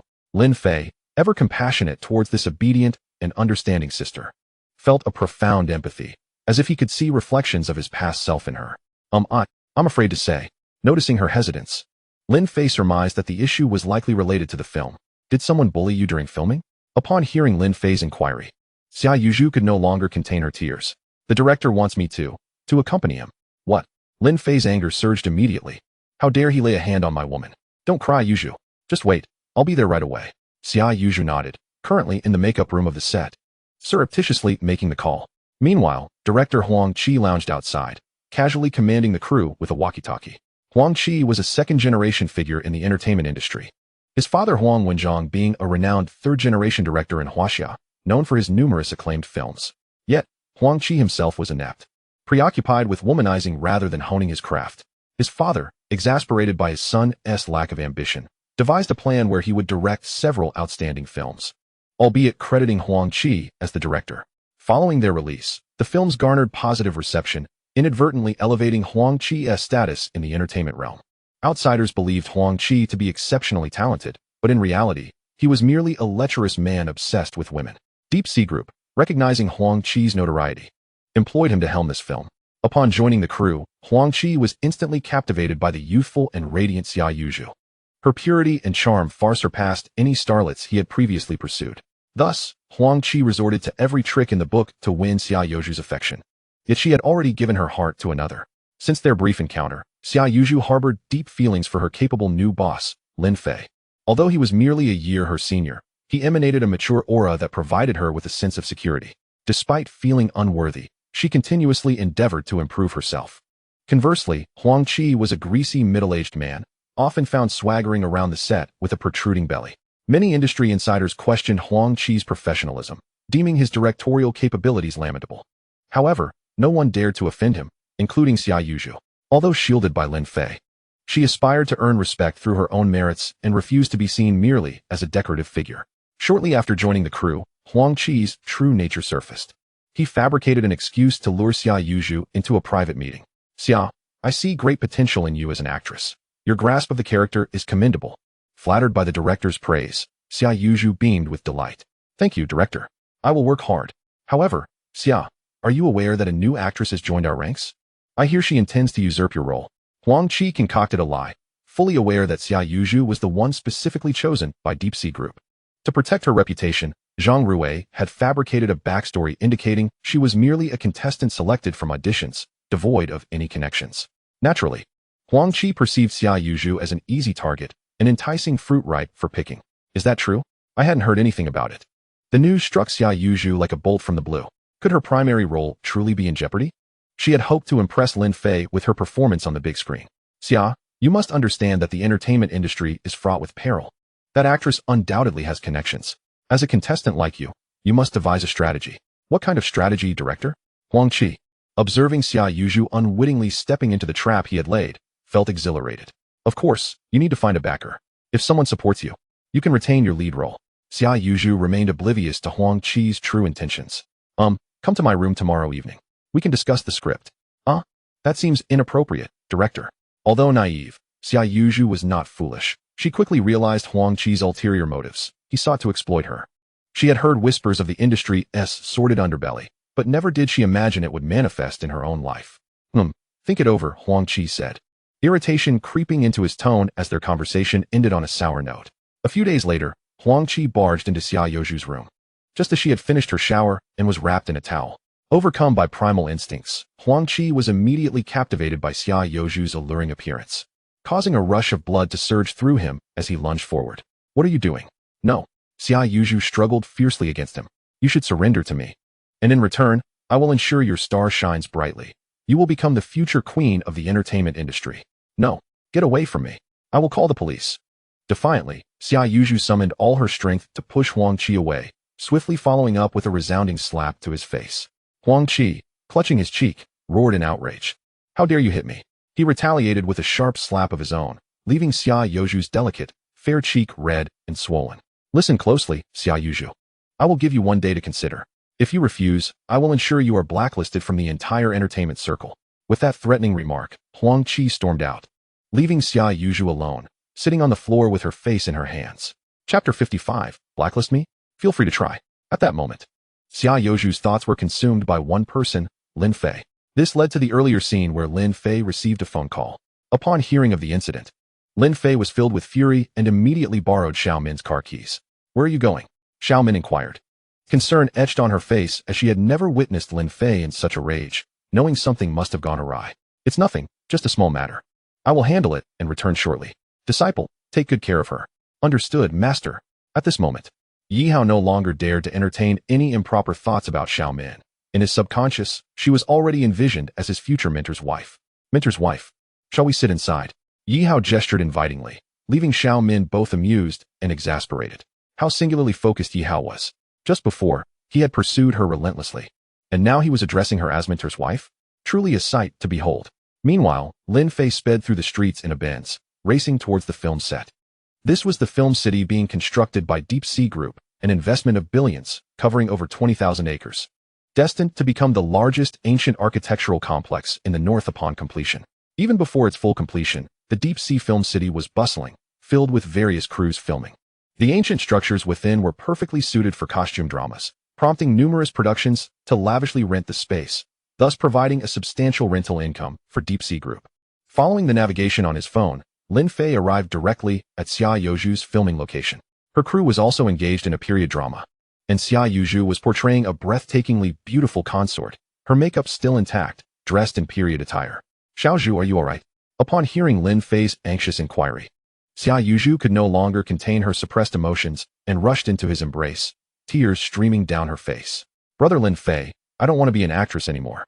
I want to be an ordinary person. Lin Fei gently caressed Xia Yuzhu's petite face, noticing the remnants of redness on her once smooth complexion. Who did this to you? He asked through gritted teeth. I can't say. He has immense power, and I fear him, Xia Yuzhu replied, worried that Lin Fei would attract trouble on her behalf. Do not worry, I will handle everything. In Lin Fei's embrace, Xia Yuzhu felt an unprecedented sense of security. Unbeknownst to her, she had developed profound feelings for Lin Fei. Yet the vast chasm of their social standings compelled her to bury those feelings deep within her heart. Admiration value 10, current admiration value 80. Congratulations to the host for raising Xia Yuzhu's admiration value to 80. Reward, 150 attribute points. Current attribute points, 465. It's the director, his name is Huang Qi. Where is he? Lin Fei had already surmised that the issue likely stemmed from the director. Such unspoken rules of the entertainment industry were hardly surprising. He had heard of Huang Qi, but regardless of his reputation, anyone who dared to threaten his woman would face consequences. Following Xia Yuzhu's guidance, Lin Fei kicked open the director's door, only to find Huang Qi in a compromising position with a minor actress on the bed. With a swift kick, Lin Fei sent the door crashing into the bed, startling Huang Qi into submission. Who the hell let you in? Huang Qi stammered, hastily donning his clothing. He did not recognize Lin Fei but assumed, based on his striking appearance, that he must be an unknown actor. Quickly regaining his composure, Huang Qi deduced that Xia Yuzhu's reluctance was likely due to her boyfriend, and now he had come to retaliate against him. However, looking at the young Lin Fei, Huang Qi did not regard him as a threat. Get out, he instructed the actress, who, flustered and half-dressed, fled the scene. Lighting a cigarette, Huang Qi leisurely inquired, so, you must be Xiao Xiao's boyfriend? What business is it of yours? Lin Fei retorted, oh, you've got some attitude, huh? You don't even know who I am. Huang Qi was convinced Lin Fei was part of the entertainment industry, given his striking looks. However, he viewed Lin Fei merely as another pretty boy, someone who would be desirable to the wealthy women in the industry and could thus be easily manipulated. It's best you heed my advice regarding Xia Yuzhu, otherwise, I will ensure she is blacklisted from the entertainment industry, and that includes you. You should be aware that my influence in this realm is substantial. Huang Qi boasted with arrogance. I couldn't care less. Lin Fei advanced, pinning Huang Qi onto the bed and unleashing a barrage of slaps across his face. Stop. Please stop. Huang Qi, utterly defenseless, was no match for Lin Fei. After enduring a flurry of slaps, his face was left unrecognizable, several teeth gone. Ouch, ouch. He yelped in agony. Desperate, Huang Qi shakily reached for his phone, intending to call for backup. You're finished. Just wait and see. The head of Deep Sea Film City is my friend. And now that you've caused trouble on their turf, you won't be leaving here. Trembling, Huang Qi dialed the number. Hello, Laohu, I've been attacked. Get people over here quickly. I'm in the cruise room. He pointed a trembling finger at Lin Fei. You think you're so tough? Just wait right here. Lin Fei couldn't help but find Huang Qi's flustered state amusing. You think Deep Sea Film City belongs to you? Today, I won't be leaving. You're so confident. I want to see how you plan to blacklist me and Xiao Zhu from the industry. Young man, don't be too arrogant. I'm giving you a final chance to apologize. If you kneel and beg now, I might consider sparing you. Huang Qi continued to bluff. Kneel? Not a chance. Lin Fei raised his hand again, delivering another series of slaps that made Huang Qi scream like a pig being slaughtered. However, it wasn't long before the head of the film city arrived. His name was Hu Bing, a talent personally selected by CEO Zhang Rui, boasting years of experience in the industry. Upon receiving Huang Qi's call, he was taken aback, unaware of who had the audacity to cause trouble on Deep Sea Group's grounds. Rushing in, he gathered a dozen bodyguards and hurried to the filming site. Director Huang, what happened here? Hu Bing surveyed the disheveled room and noticed Xia Yuzhu at the door, his eyes widening in surprise. Xia, what are you doing here? Hu Bing's heart sank suddenly, and he soon spotted Lin Fei in the room. Having seen Lin Fei's photograph before, he felt as though he had been struck by lightning. Boss, what brings you here? Chapter 56. You wish to contend with me? Do you possess the capability? The term boss struck Huang Qi like a bolt from the blue. He could never have anticipated that Lin Fei was indeed the true owner of Deep Sea Entertainment. I had no idea it was your esteemed presence, boss. Hu Bing immediately bowed and approached, only to grasp the gravity of Huang Qi's earlier declaration about seeking trouble. Was the troublemaker truly the boss himself? Scanning the surroundings, Hu Bing found no sign of a third party, further solidifying his suspicion. Are you the person in charge of the film studio assigned by Zhang Rui? Lin Fei had never encountered Hu Bing, as all personnel arrangements within the group were overseen by Zhang Rui and Lu Zhan. Yes, that is I, Hu Bing responded. his demeanor shifting to one of utmost respect in the presence of the big boss. Lin Fei scoffed. It seems your selection of personnel is woefully inadequate. A director of such poor character is fit to direct films for our deep-sea group? He couldn't believe the audacity of attempting to manipulate the situation. Realizing his oversight, Hu Bing understood he must immediately clarify his stance. He instructed the bodyguards, seize him and bring him here. The bodyguards swiftly lifted Huang Qi from the bed and set him on his feet. Hu Bing, filled with fervor, delivered a kick that sent Huang Qi sprawling to the ground. Do you have a death wish, daring to provoke our General Lin? I had no idea he was General Lin. Huang Qi stuttered, trembling like a leaf. As a director, he wielded considerable influence in the industry, having previously blacklisted aspiring actors without connections. The actresses he had blacklisted would often return in tears, pleading for another chance from director Huang, who had ruthlessly oppressed many fledgling stars with this tactic. Yet, he felt no remorse, believing himself to be their savior. With so many Film Academy graduates, only a select few would ever become actors, and perhaps only 1 in 10,000 would ascend to leading roles. Thus, countless handsome men and beautiful women aspired toward this goal, willing to endure any indignity for a chance at fame. Behind every resplendent success story lies an untold history of hardship. However, this time, Huang Qi had encountered a formidable opponent, Lin Fei. General Lin, I truly did not know you were the owner of Deep Sea Group. Huang Qi pleaded, tears streaming down his face. As a director, he could dictate the fates of actors, but investors and producers wielded far greater power. Behind them stood the wealthy and influential magnates, characters Huang Qi could never afford to offend. Lin Fei had anticipated Huang Qi's reaction upon learning his identity, yet he found it even more repugnant than he had imagined. General Lin, I was wrong. Please, spare me. Huang Qi realized that if Lin Fei pursued this matter, his fate would not be limited to mere blacklisting. For someone of Lin Fei's stature, it would be as simple as uttering a word. Spare you? If apologies were effective, what need would there be for the police? At the moment Huang Qi laid hands on Xia Yuzhu, he irrevocably forfeited his chance for mercy. Lin Fei instructed Hu Bing, call the police immediately and charge him with assault. Additionally, enlist a professional investigator to uncover his past transgressions and obtain statements from the victims. Finally, notify all media departments within the group to expose this incident and reach out to all major media outlets, ensuring that it is brought to public attention. With this decisive course of action, Huang Qi faced not only ruin but the very real prospect of imprisonment. Overwhelmed by the psychological and physical onslaught, Huang Qi could no longer maintain his composure, and a stream of yellow liquid trickled from his trousers. Yes, this arrogant director was so frightened that he had lost control. Lin Fei grimaced in disgust, covering his nose. Get him out of here. Yes, boss. You lot, hurry and carry him out. Hu Bing directed the bodyguards while pulling out his phone to call the police. Hello, police. I am reporting an incident of assault against a woman. As Lin Fei resolved the situation with such ease, Xia Yuzhu could no longer contain her emotions and threw herself into his arms, weeping. Coming from a single-parent household, Xia Yuzhu had long lacked a sense of security, and she felt a paternal warmth from Lin Fei that she had never experienced before. Lin Fei, in turn, was particularly indulgent towards her. Although she was merely a year younger, she was the most innocent and endearing of all his companions. Otherwise, he would not have been so furious at her mistreatment or rushed to her aid so promptly. Thank you so much, Lin Fei-ji.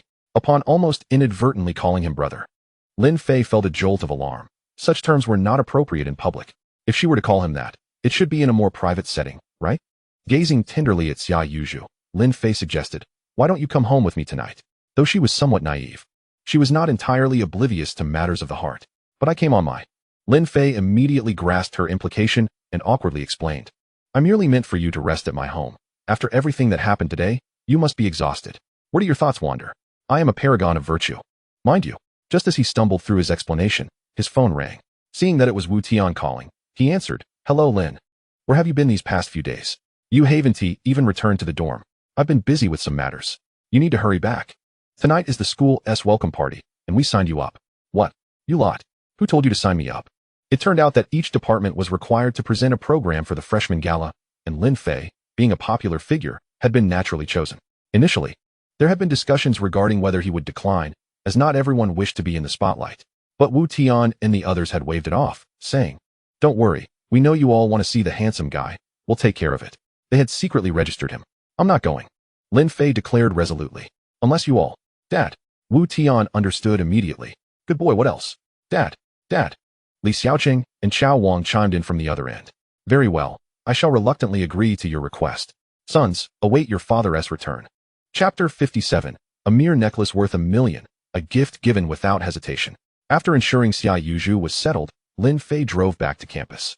Recently, he has been preoccupied with the affairs of the company, and it has been several days since he last returned. During this time, Yi Shixing's incessant messages of urgency have not ceased. Lin Fei, where have you gone? Why haven't you returned to school? Lin Fei, I warn you. If you don't come back soon, your credits will be deducted. Lin Fei, hurry back, I miss you. Although Yi Shixing maintains a semblance of decorum as a counselor, deep down, she has long regarded herself as Lin Fei's own. After all, she bestowed upon him her precious first time. Yet, this heartless scoundrel, Lin Fei, has not returned to school for several consecutive days, and his replies to her messages are painfully delayed. Frustrated, Yi Shixing resorted to reporting to the dean, urging him to summon Lin Fei back, only to be met with a resigned shrug. Ah, Xiao Yi, I cannot afford to offend your student. The principal has specifically instructed us to take good care of him. Apparently, ever since the military training incident, Lin Fei has become a protected figure at the university. Expelling him? Such a notion is utterly laughable. Lin Fei's attendance at school is a boon to Jinghai University. Having failed to seek assistance, Yi Shixing found herself in a state of agitation when suddenly she received a WeChat message from Lin Fei. Teacher Xiao Yi, I'm back. You still remember me? I thought you had forgotten me. Haha, how could I ever forget Teacher Xiao Yi? I brought you a gift. Consider that a sign of conscience. On his way back, Lin Fei had casually stopped by the Bulgari boutique. The salesgirl, noticing his fine attire, promptly approached him. Good day, sir. How may I assist you with your jewelry needs? Nearby, a portly gentleman was selecting jewelry for his mistress. Darling, I like this one. Buy it for me. The flamboyantly dressed woman had her eye on a necklace worth over 100,000. The rotund man, upon glancing at the price, thought it excessive. Muttering to himself, what an outrageous demand. Doesn't she realize the value? Yet, he replied, my dear, I think this piece is quite lovely. He picked up a necklace worth several tens of thousands and adorned his mistress with it. Wrap up your finest jewelry for me, Lin Fei interjected. The salesgirl was taken aback, contemplating how this young man could be so extravagant. They had limited edition pieces worth millions, and she eagerly introduced, Sir, our Bulgari Serpeni limited edition necklace, crafted entirely from diamonds, is perfect for young women and is currently priced at 108,000 yuan. Wrap it up, Lin Fei replied, hardly glancing at it as he was pressed for time. This display caught the attention of the couple nearby. Initially, the flamboyant woman had felt fortunate to be with a wealthy man who showered her with gifts, but witnessing Lin Fei's lavishness left her feeling utterly diminished. The fact that Lin Fei was so young and handsome only exacerbated her discontent. She thought, why should I endure the discomfort of being with you? When he is so generous. The more she pondered, the angrier she became. Look at him. Buy it for me. I want that one. Faced with her unreasonable demands, the rotund man was incensed. You ungrateful wretch. I'm already giving you several tens of thousands. Do you think you deserve a necklace worth over 100,000? How dare you insult me? She retorted. What of it? You've already cost me tens of thousands, and now you dare to complain? He was about to raise his hand in anger. Witnessing the escalating tension, Lin Fei hastily paid and exited. He had no intention of embroiling himself in their quarrel. Upon returning to school, Lin Fei personally retrieved the necklace and placed it around Yi Shixing's neck. One could not deny her natural beauty. Her fair skin, accentuated by the exquisite necklace, made her resemble a star. So do you like it? I adore everything you give me. Yi Shixing was unaware of the true value of the jewelry, believing it to be merely a regular Bulgari piece. Yet, her excitement at seeing Lin Fei eclipsed everything else. You must not stay away from school for such long stretches again, understand? Yi Shixing chided, playfully punching Lin Fei's chest. Understood. Observing her furrowed brow and alluring red lips, Lin Fei could not resist leaning in closer. At first, Yi Shixing attempted to resist, but she soon succumbed to Lin Fei's tender advances. Lin Fei felt a surge of warmth coursing through him, and his mischievous hands began to roam. Lin Fei, no. Just then, a series of knocks echoed from outside the door. Lin Fei quickly released her, suddenly reminded that they were in an office. He glanced around, relieved to find no cameras. Otherwise, the spectacle could spark a scandal. A student engages in a romance with a teacher in the office? In truth, Yi Shixing was merely his senior. There are no laws prohibiting relationships between junior and senior students. After all, you naughty boy. Yi Shixing lightly punched Lin Fei, wiped her lips, and straightened her disheveled clothing before opening the door. Teacher Yi, here is the program list for the evening gala. Please review it. All right. Place it on the desk, and you may leave. It turned out the person knocking was a student delivering the gala list to Yi Shixing. As she perused the list, she exclaimed in surprise, You have a performance tonight as well? Lin Fei sighed. Don't even mention it. It's those guys from the dorm who signed me up without my consent. I have no interest in participating. You should participate. I want to see you perform. Yi Shishing coaxed. Fine. Since teacher Xiao Yi wishes to see, I shall reluctantly participate. Reluctantly? You must perform well. You are representing our college. All right, I hear you. Lin Fei swept Yi Shishing into his arms and pressed his lips against hers once again. That evening marked the rehearsal for the college's event, with everyone bustling about in a flurry of activity. At that moment, a group of unruly youths entered, led by Liu Baihong, a well-known rich second generation at Jinghai University. Following him were a band of delinquents who had dropped out of school. Brother Hong, I heard the artistic goddess Mu Wanru has a performance tonight. Of course. What else would I be here for? Liu Baihong, one of Mu Wanru's many admirers, had recently undergone hemorrhoid surgery and had been recuperating at home for months, thus remaining unaware of recent events at Jinghai University, including Lin Fei's relationship with Mu Wanru. Their early arrival was solely to secure prime seating for the goddess's performance. Liu Baihong scanned the room and found the best spots already occupied. He signaled to his underlings, who promptly approached the seated group. Hey, you lot. Get out of the way. This group consisted of Wu Tian and his friends, who had come early to reserve seats for Lin Fei's performance. Who are you? Wu Tian and his companions looked up, puzzled. Get out of the way when I tell you to. Don't you see who is here? One of Liu Baihong's brazen lackeys pointed arrogantly at them. Allow me to introduce you to Liu Baihong, the illustrious scion of Jinghai University, known for his affluence. Do you see that magnificent Ferrari parked outside? That is the chariot of my esteemed Baihong. Wu Tian and his companions followed his gaze and indeed beheld a striking red Ferrari F430. I must inform you, young man, that Baihong acquired this vehicle for a sum exceeding 5 million. As a newcomer not affiliated with Jinghai University, he assumed that Baihong's automobile was unrivaled. What's the big deal? It's merely a Ferrari. I have driven a Lamborghini Gallardo. Li Xiaoqing scoffed, reflecting on a previous incident where he was rescued by Lin Fei, who left with the Lamborghini, leaving behind a gold-digging woman, a moment that had become a highlight of his life. Upon hearing Li Xiaoqing's derision, Liu Baihong burst into laughter. You country bumpkin, how could you claim to have driven a Lamborghini? I wager that the total value of your belongings couldn't even purchase a single tire. What do you want? Wu Tian sensed that this group was clearly seeking trouble. As I mentioned before, tonight, I intend to witness the performance of my goddess. Kindly vacate our seats promptly. Why should we concede? We occupied these seats first. Do you comprehend the principle of first come, first served? Even the usually docile Chao Wang could no longer tolerate it and stepped forward to retort. Smack! Liu Baihong stepped up and delivered a resounding slap across his face. What do you mean by first come, first served? After just a few months of absence, there are those who dare to trample on my dignity? Teach them a lesson. With that, his underlings advanced to restrain Chao Wang and began to pummel him. Wu Tian and Li Xiaoqing retaliated, but due to the overwhelming numbers, they too suffered blows. What on earth is happening?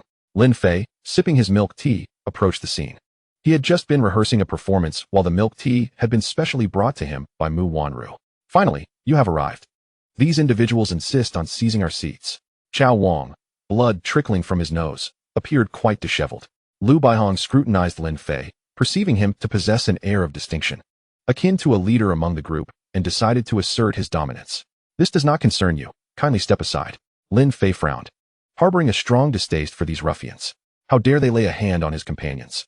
He took a step forward, his gaze fierce, exuding an aura of menace that caused Liu Baihong to flinch back. Repeat that? What? Do you dare to provoke our boss? Are you aware that his family is a shareholder in Hongfeng Group? One of the henchmen interjected. It turned out that the Liu family had amassed wealth through industry and owned one of Jinghai's foremost building material companies, with a fortune in the billions.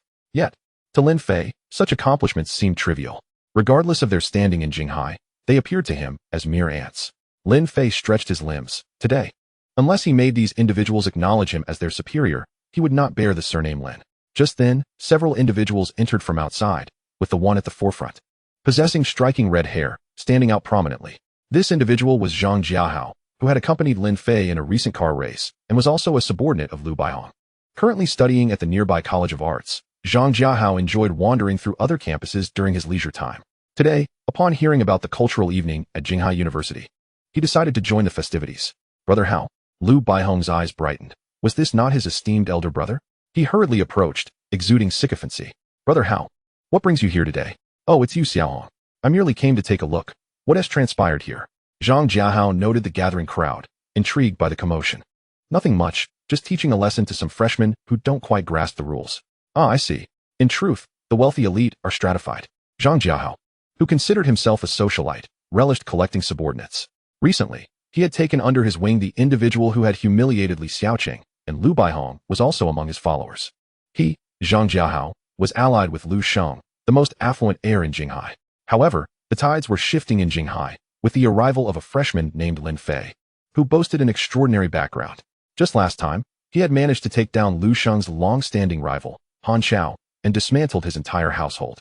Following that racing event, the Han family faced investigation and imprisonment, with even the formidable uncle receiving a life sentence. Lin Fei's prowess was indeed formidable.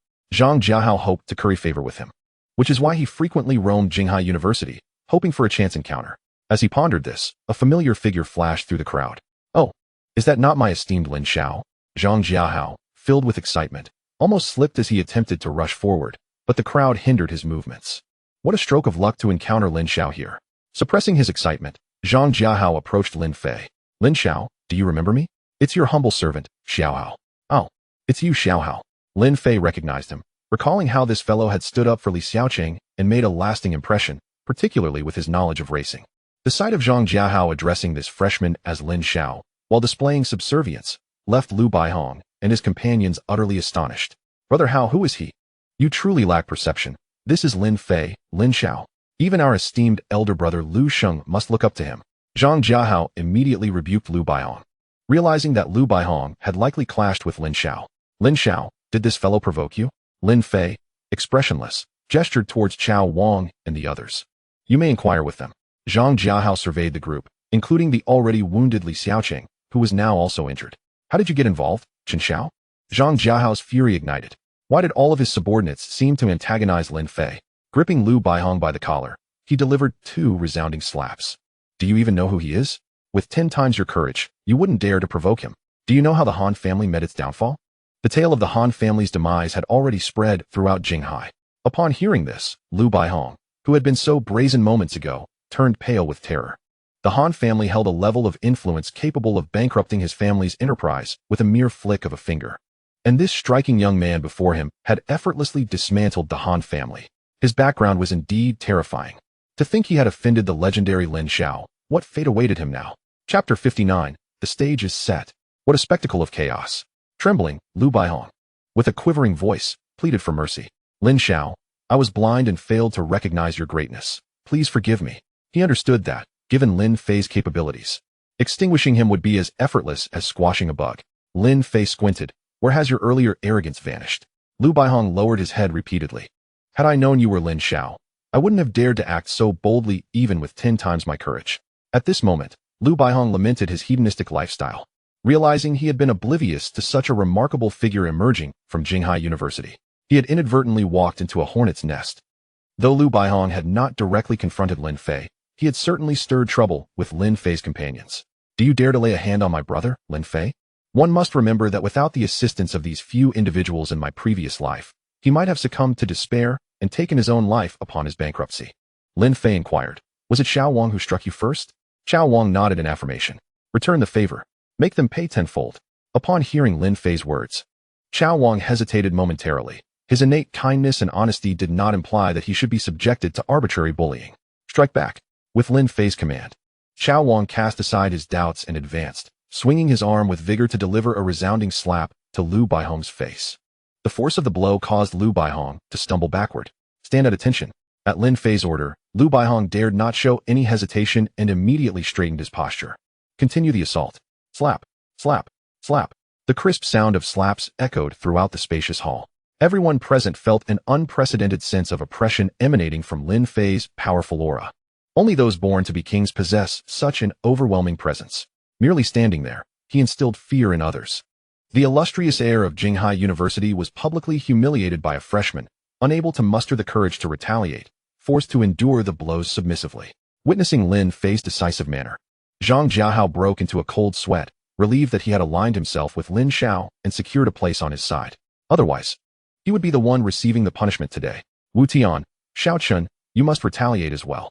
After speaking, Lin Fei pointed at the few ruffians who had instigated the altercation. Lin Xiao, you need not involve yourself or your brothers. Allow my men to handle this. With that, Zhang Jiahao made a phone call, and several bodyguards rushed in from outside.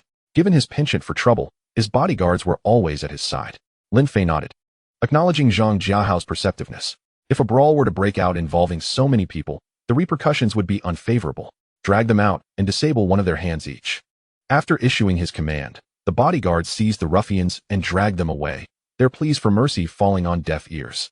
After delivering a slap to Lu Baihong, Chao Wang's face had swollen to the size of a large pig's head. Lin Fei asked, "Do you have anything else to say?" "No, thank you, Lin Xiao." "Thank you, Lin Xiao?" Lu Baihong, though beaten, continued to express his gratitude, leaving Wu Tian and the others in a state of bewilderment. Has he lost his mind? How can he thank someone after being struck? However, only Zhang Jiahao understood Lu Baihong's ulterior motives. If he did not adopt this approach, provoking Lin Fei further would lead to consequences that would be no better than those faced by Han Chao. Having resolved the conflict, Lin Fei returned to the backstage of the performance hall. At that moment, his phone buzzed with a message from Liang Qian. "Fei, I've arrived at Jinghai University. Where are you?" Lin Fei quickly sent her the location of the performance hall. "I have a show here tonight." "Wow. Fei, you can perform? I want to see." "Then come on over." Moments later, another message arrived, this time from LV Zhen. "Mr. Lin, there are some documents that require your signature today. I'm on my way to you." Since becoming Lin Fei's secretary, LV Zhen had exhibited an ever-increasing sense of responsibility. Lin Fei appreciated this contrast in her demeanor, meticulous in her work while possessing formidable skills in other areas. In the Deep Sea Group, Lin Fei had arranged for a dedicated office, its walls constructed with soundproof materials. Do not misinterpret this. Mr. Lin is merely discussing business secrets with LV Zhen. Proper soundproofing is essential to prevent eavesdropping by outsiders. However, thoughts of Liang Qian's alluring figure and LV Zhen's captivating long legs often distracted Lin Fei. Both are delightful. Which one to choose today? Only elementary school students make choices. Adults desire both. Lin Fei sent LV Zhen the location as well. At this moment, he remained unaware that he had inadvertently gathered the women surrounding him in one place, creating a veritable battleground within the expansive performance hall. The annual freshman gala at Jinghai University was a grand affair, a time when exceptionally talented students showcased their skills. Singing and dancing were commonplace, lacking originality. Uncommon instruments such as the eru, pipa, and sheng would also take the stage, alongside performances like stilt walking, comedic storytelling, and acrobatics. Even those skilled in yo-yo tricks could not resist the urge to flaunt their talents on stage. Each year, the gala would elevate a few newcomers to prominence, establishing them as the campus's rising stars for the years to come. Figures such as Mu Wanru, Yi Shisheng, and the second-ranked campus beauty, Lu Haiyao, became well-known through the freshman gala. After captivating performances, attractive female participants would grace campus forums as candidates for the title of New Campus Beauty. Meanwhile, charming and talented males would gain 4 years of preferential treatment in mate selection. Thus, the freshman gala attracted throngs of eager attendees, all eager to witness this year's newcomers. Lin Fei had not prepared a specific performance, though he was an accomplished pianist. Simply showcasing his piano skills seemed rather monotonous. System: do you have any talent skill packages available? Host: you have asked the right question. The System Mall is currently running a promotion for just 15 attribute points. You can obtain the music rights to 30 songs from parallel timelines, along with a singing ability comparable to the original artist. It dawned on Lin Fei that in this reincarnated world, music legends like Jay Chou and Su Xiangao did not exist. Even the legendary musician who practiced for 2.5 years was merely an obscure figure here. Was this not an exceptional opportunity? Even without the purchase, Lin Fei could hum a multitude of songs, especially with his top-notch piano skills. However, the complementary singing ability akin to the original artist was simply too enticing. How many fans could he attract with a single performance? If he were to sing a classic piece, what impact would it have? Lin Fei could hardly contain his excitement. Chapter 60, a performance of 7 Mile Fragrance that astonished the audience. Alright, I'll purchase this singing skill package. Congratulations, host. You have acquired the music rights to 30 songs from parallel worlds, along with the singing ability of the original artist, consuming 15 attribute points. Remaining attribute points, 650. With everything in place, the audience members had already flooded into the performance hall, filling every seat and crowding the aisles.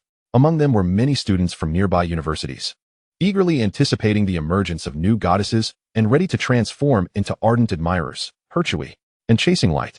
After all, in their early 20s, they were at the peak of their hormonal exuberance. Not everyone possessed Lin Fei's prowess in single-handedly driving a Ferrari. Many had spent over 20 years in solitary company with their own hands. Nevertheless, possessing a unique ancestral skill was indeed commendable, a legacy not to be forsaken. With a round of applause, the gala officially commenced. Although the performances by the freshmen were entertaining, the response was rather lackluster, primarily due to the lack of striking appearances.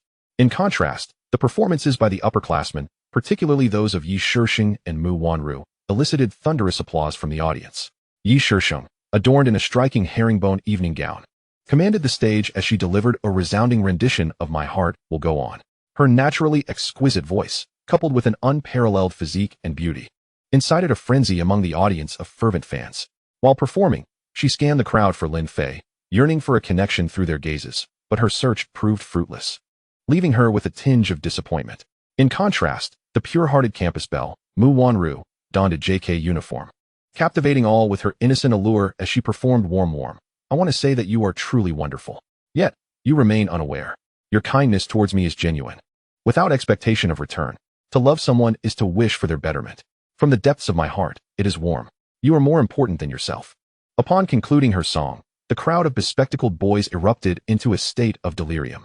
The fervent performances of these two goddesses were, in truth, aimed at one individual, Lin Fei. They sought to present their most enchanting selves before him. Meanwhile, Lin Fei was backstage, intently focused on the live feed, analyzing the performances with a serious demeanor. Yi Shisheng's aura is undeniably more powerful. She exudes a commanding presence. However, Mu Wanru also shines with those long legs and alluring black stockings, simply extraordinary. Just as Lin Fei pondered which of the two women possessed greater substance, Liang Qian and Lu Zhen entered the venue, instantly stirring a wave of excitement. At that moment, the four women closest to Lin Fei, each with an unparalleled admiration for him, converged, creating a unique atmosphere. Typically, they were among the most stunning beauties, yet their simultaneous appearance at this event was unprecedented. Wow! Did you see that striking beauty who just walked in? Her figure is unbelievable. Which one? I was captivated by the one behind her. Her curves are simply exquisite. What nonsense. No one can compare to Yi Shisheng, the goddess.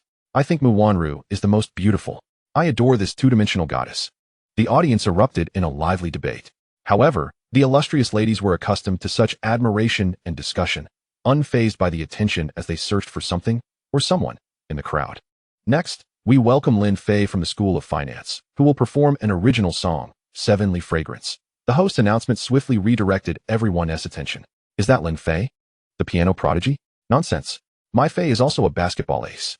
Wow, I adore Fei. He's so handsome. I dream about him every night. Lin Fei. Soaring for love. The support group unveiled their light sticks and cheer slogans. It is no exaggeration to say that Lin Fei had become the reigning male idol at Jinghai University, with his popularity soaring to unprecedented heights, solidifying his status as a top-tier celebrity. Numerous infatuated female fans even created support accounts for him, maintained fan club posts, and some daring girls would attend his classes, causing every session to be oversubscribed, compelling professors to relocate to auditoriums accommodating hundreds of students. Meanwhile, the more reserved girls would secretly plaster their dormitory walls with candid photos of Lin Fei, albeit surreptitiously captured. Did you hear that? It's Lin Fei's original song. Our idol can compose too. Indeed, he is immensely talented. I'm utterly smitten. Subsequently, the lights dimmed, and Lin Fei appeared on stage, clad in a loose-fitting white sweatshirt, ordinary jeans, and canvas shoes. The youthful exuberance he exuded rendered all the girls present utterly spellbound. His looks and stage presence rivaled those of top-tier stars. For today's performance, Lin Fei had invested a substantial sum in a custom Fender guitar. Taking center stage on a tall stool, he strummed the strings, and a melodious tune began to flow. Outside the window, the sparrows chatter on the power lines. You utter this phrase. It encapsulates the essence of summer. The moment those lyrics emerged, they captured the hearts of all present, as they had never encountered such a beautiful song before. The pencil in hand dances across the paper. I use a few lines to describe who you are to me. The taste of mackerel pike is something both the cat and I wish to understand.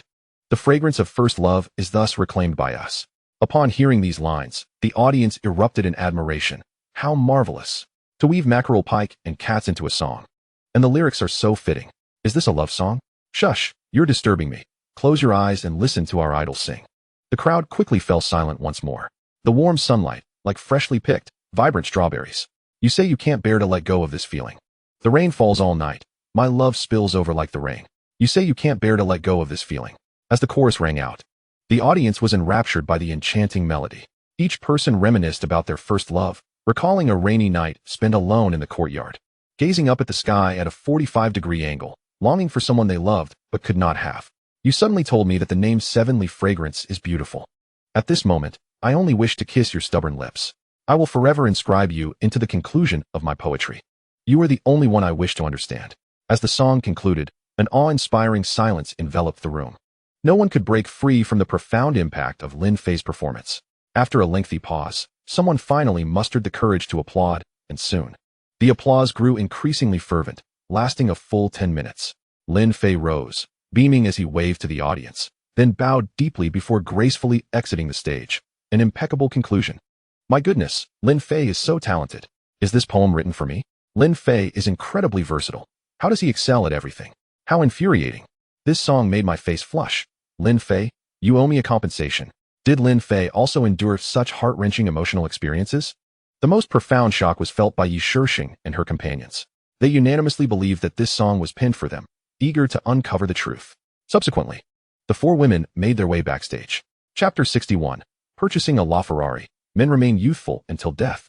However, at this moment, Lin Fei had long since slipped away.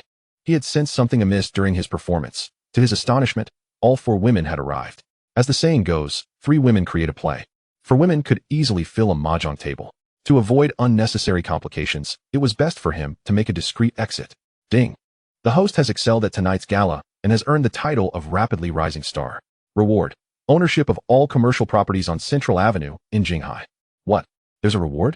Commercial properties on Central Avenue? It's worth noting that Central Avenue is the most bustling area in Jinghai City. Although Jinghai is not a provincial capital, it ranks as the second largest economic hub in Jiangdong province, with exorbitant property prices. Particularly in the luxurious commercial street center, the average price had already reached 50,000 yuan per square meter in 2013, with prime locations commanding even higher prices. The system's generous reward of such substantial assets was extraordinary. The combined value of the hundreds of shops along the street would easily exceed several billion yuan. Very well, I shall go and inspect the properties gifted by the system. Upon finishing his words, Lin Fei picked up the key to his Mercedes and suddenly recalled that he had not driven his Lamborghini in quite some time. It was likely gathering dust in the garage. The GTR, which he had purchased for 10 million, had been wrecked beyond recognition, and repairing it would take an extensive amount of time. Moreover, the monotony of driving the same sports car for too long had dampened his enthusiasm, prompting Lin Fei to contemplate acquiring a new vehicle.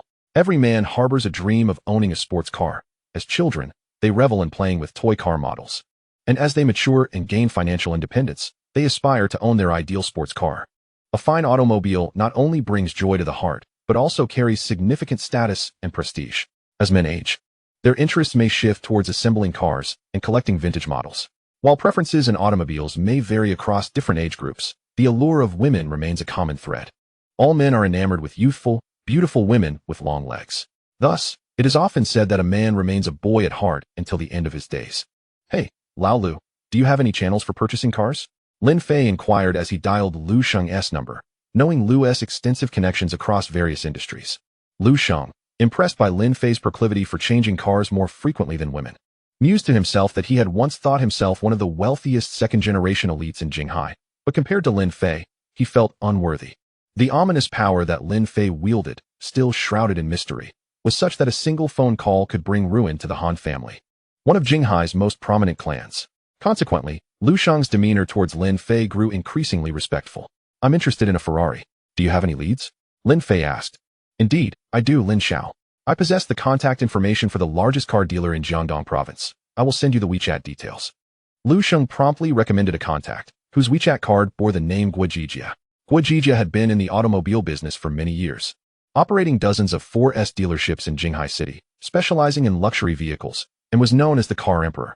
Lu Sheng also messaged Guojijia to introduce Lin Fei, and upon learning of Lin Fei's identity, Guojijia did not dare to be negligent and immediately reached out. Hello, Lin Xiao. May I inquire what luxury vehicle you wish to order? I would like to order a LaFerrari, Lin Fei replied, while comparing the performance of luxury cars on his phone, having honed his knowledge of automobiles to a fine point thanks to his racing skills. In 2013, Ferrari unveiled the LaFerrari, a flagship supercar limited to only 499 units. Its opulence is self-evident. Its performance is exceptionally formidable, featuring the HYKRS hybrid power system paired with a 6.3 LV12 naturally aspirated engine, yielding a maximum power output of 588 kilowatts. The acceleration to 100 km/h takes a mere 3 seconds, with the top speed reaching 350 km/h, perfectly aligning with the demands of a top-tier racer like Lin Fei. Upon hearing Lin Fei's request, Guijia hesitated.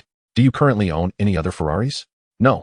Well, it is required that you possess 5 Ferraris under your name or have previously purchased them in order to buy a LaFerrari. If you are truly interested, I can temporarily transfer vehicles registered under others' names to yours, but this may incur a fee. This stipulation was a condition set by Ferrari for acquiring a LaFerrari, a privilege reserved for the super-rich rather than just any wealthy individual. That sounds troublesome. Can I simply buy 5 regular Ferraris first? Lin Fei suggested, as purchasing several Ferraris costing a few million each seemed trivial to him. Are you suggesting buying 5 at once? Is there an issue with that? And no, not at all. Guijia stammered, taken aback. Despite his extensive experience in the business world, he had never encountered someone who would purchase 5 Ferraris solely to qualify for a LaFerrari. Was Lin Fei's wealth truly as boundless as the wind? Very well, Lin Xiao. You may proceed to order 5, and I will assist you in applying for the purchasing eligibility for the LaFerrari, though it will require some time. All right. Lin Fei then promptly transferred the funds for the 5 Ferraris to Guijia's bank account. Ordering a selection of models, including the Ferrari 430 Scuderia and the 599 GTB Fiorano. Acquiring a few vehicles for future gifting to women would certainly enhance his appeal. Having navigated the business world for years, Lin Fei approached his endeavors with a mindset typical of a businessman. You may profit immensely, but I shall never incur a loss. As Guijia confirmed the transaction, he was increasingly convinced of Lin Fei's formidable capabilities and promptly classified him as a top-tier VIP client. After completing the purchase of his new vehicles, Lin Fei felt invigorated as he started the engine of his Mercedes, heading towards Xiao Min's residence. Where have you been these past few days? Xiao Min pouted, somewhat displeased. You disappeared without a word. Yet upon seeing Lin Fei, her heart leapt with joy. I attended a cultural evening at school, Lin Fei replied, omitting the events involving Xia Yuzhu. By the way, thank you for letting me borrow your car these past few days. I bought you one today. You bought me a car? What kind of car? Xiao Min was taken aback by Lin Fei's generosity, wondering if he had feelings for her. It's just a regular car. You will see when it arrives. He then entered Xiao Min's Mercedes. Let's south go to Central Street for a stroll. As Xiao Min sat in the passenger seat, she admired Lin Fei's flawless profile. Her heart racing. Be careful. Don't drive with one hand. Haha, no worries. I'm an experienced driver. My skills are quite steady. Really?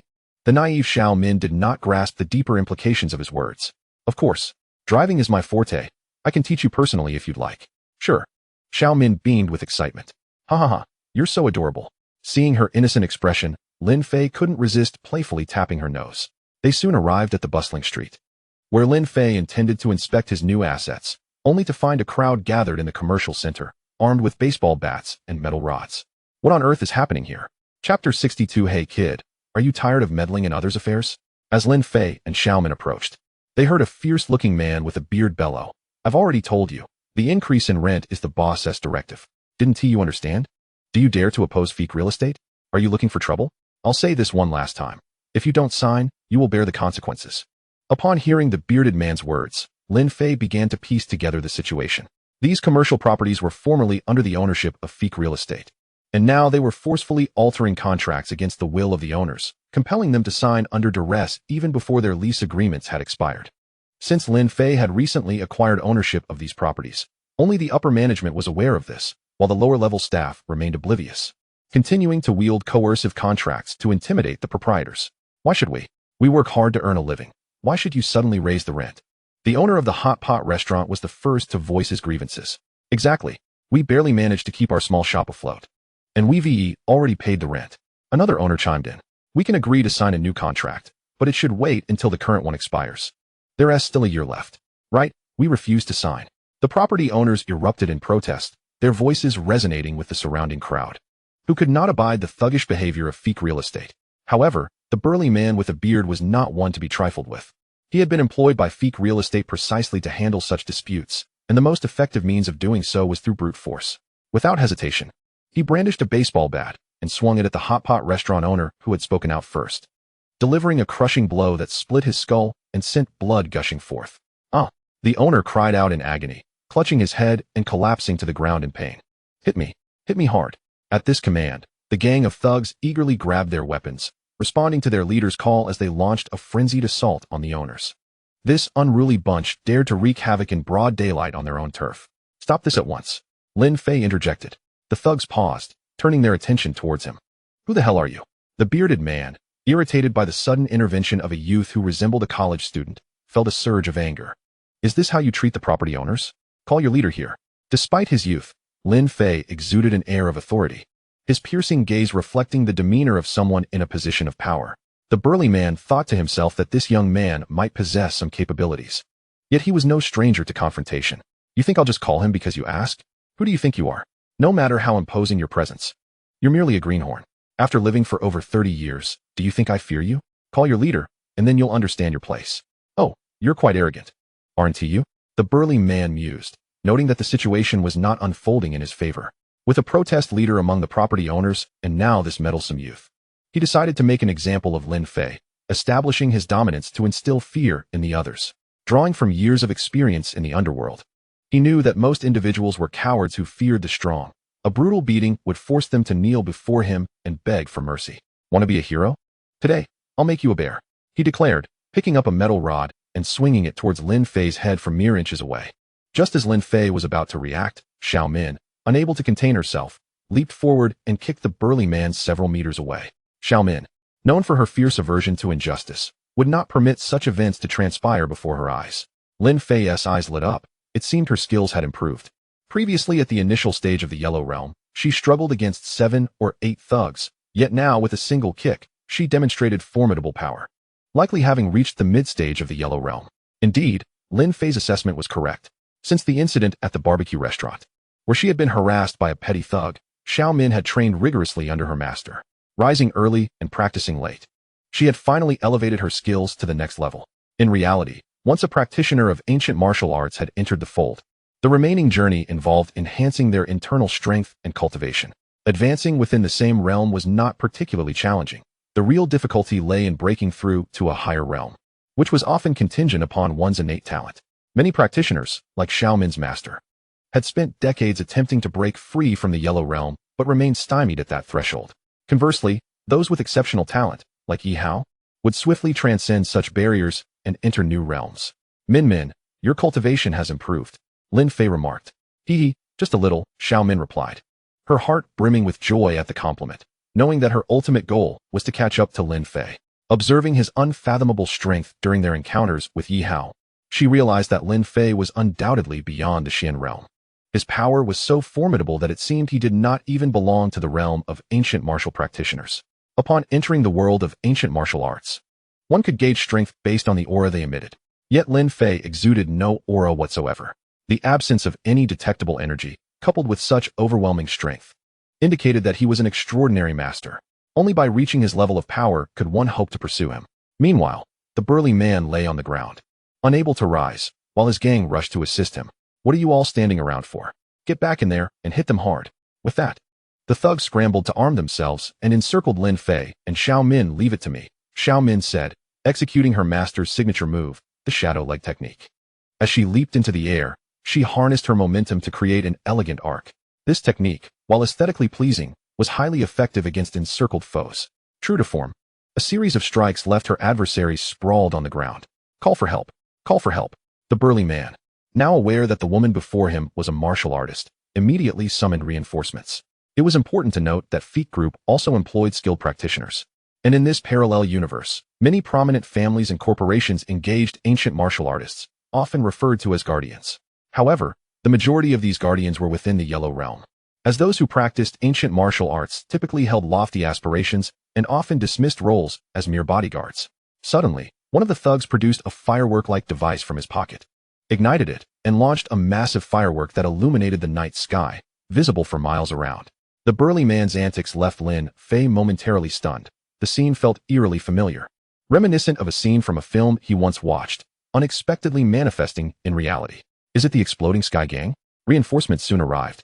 A formidable group clad in suits and armed with axes, darkening the entire commercial street. Chapter 63. The greatest expert of Jinghai? Indeed. The newcomers were none other than the enforcers of the powerful Shengsheng Group, the foremost force in Jinghai City.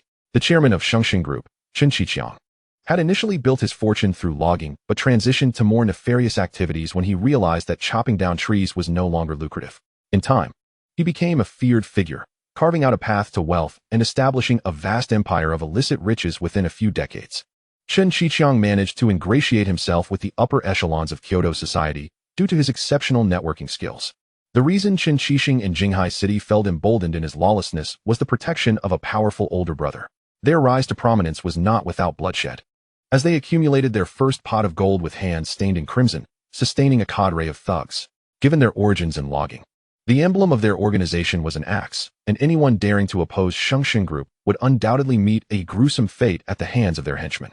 Feek Real Estate was merely a subsidiary of Shengxin Group, frequently relying on the members of the Exploding Sky Gang for support during times of trouble. Clear the way. The boss is coming, someone shouted. The gang members instinctively parted to create a path as an imposing middle-aged man emerged, exuding an air of ancient wisdom. He was none other than Qin Feiyang, a guardian of Shengxin Group and one of the top experts in Jinghai City. Qin Feiyang was a peak practitioner of the Yellow Realm, self-proclaimed as the greatest expert of Jinghai, and he typically held an air of superiority. With a goat-like beard and clad in a simple ancient robe, he projected the aura of a transcendent being untouched by worldly concerns. As Qin Feiyang approached, he inquired of the burly man, "Was it you who issued the summons?" The once imposing man with a beard, upon encountering Qin Feiyang, resembled a mouse caught in the gaze of a cat, scarcely daring to lift his head. He spoke in a hushed tone, "Master Qin, it is I. What has transpired?" "It is them." He pointed at Lin Fei and Xiao Min. "We were simply collecting rent, but these tenants caused a ruckus, and these two meddled, even injuring our people." Leaning closer to Qin Feiyang, he whispered, "That woman seems to be a martial artist as well." Qin Feiyang glanced at his incapacitated subordinates on the ground and snorted coldly. "Young lady, who is your master?" Sensing the formidable aura of her opponent and the ill intent behind it, Xiao Min introduced herself. "I am a disciple of Li Chugang. May I ask your name?" "Huh. I wondered who it might be. It turns out to be one of my master's defeated foes." Xiao Min had initially thought that revealing her master's name would compel the opponent to retreat, especially since her master was a renowned martial artist in Jinghai. However, she was taken aback when he dismissed her claim with disdain. "What do you mean? How dare you insult my master?" Anger surged within Xiao Min as she could not fathom that her respected master could have ever been in such a dire situation. "Do you not believe me? Your master must have mentioned my name, Dong Heir Daoren." Qin Feiyang replied with a smirk. "Dong Heir Daoren? You are Dong Heir Daoren?" Upon hearing his name, Xiao Min staggered back several steps in shock. Beside her, Lin Fei inquired curiously, "What is the matter? Is he that formidable?" Xiao Min nodded vigorously. "I have heard my master speak of him, saying that Dong Heir Daoren is the foremost expert in Jinghai, and that I should keep my distance upon meeting him. I never expected to encounter him today."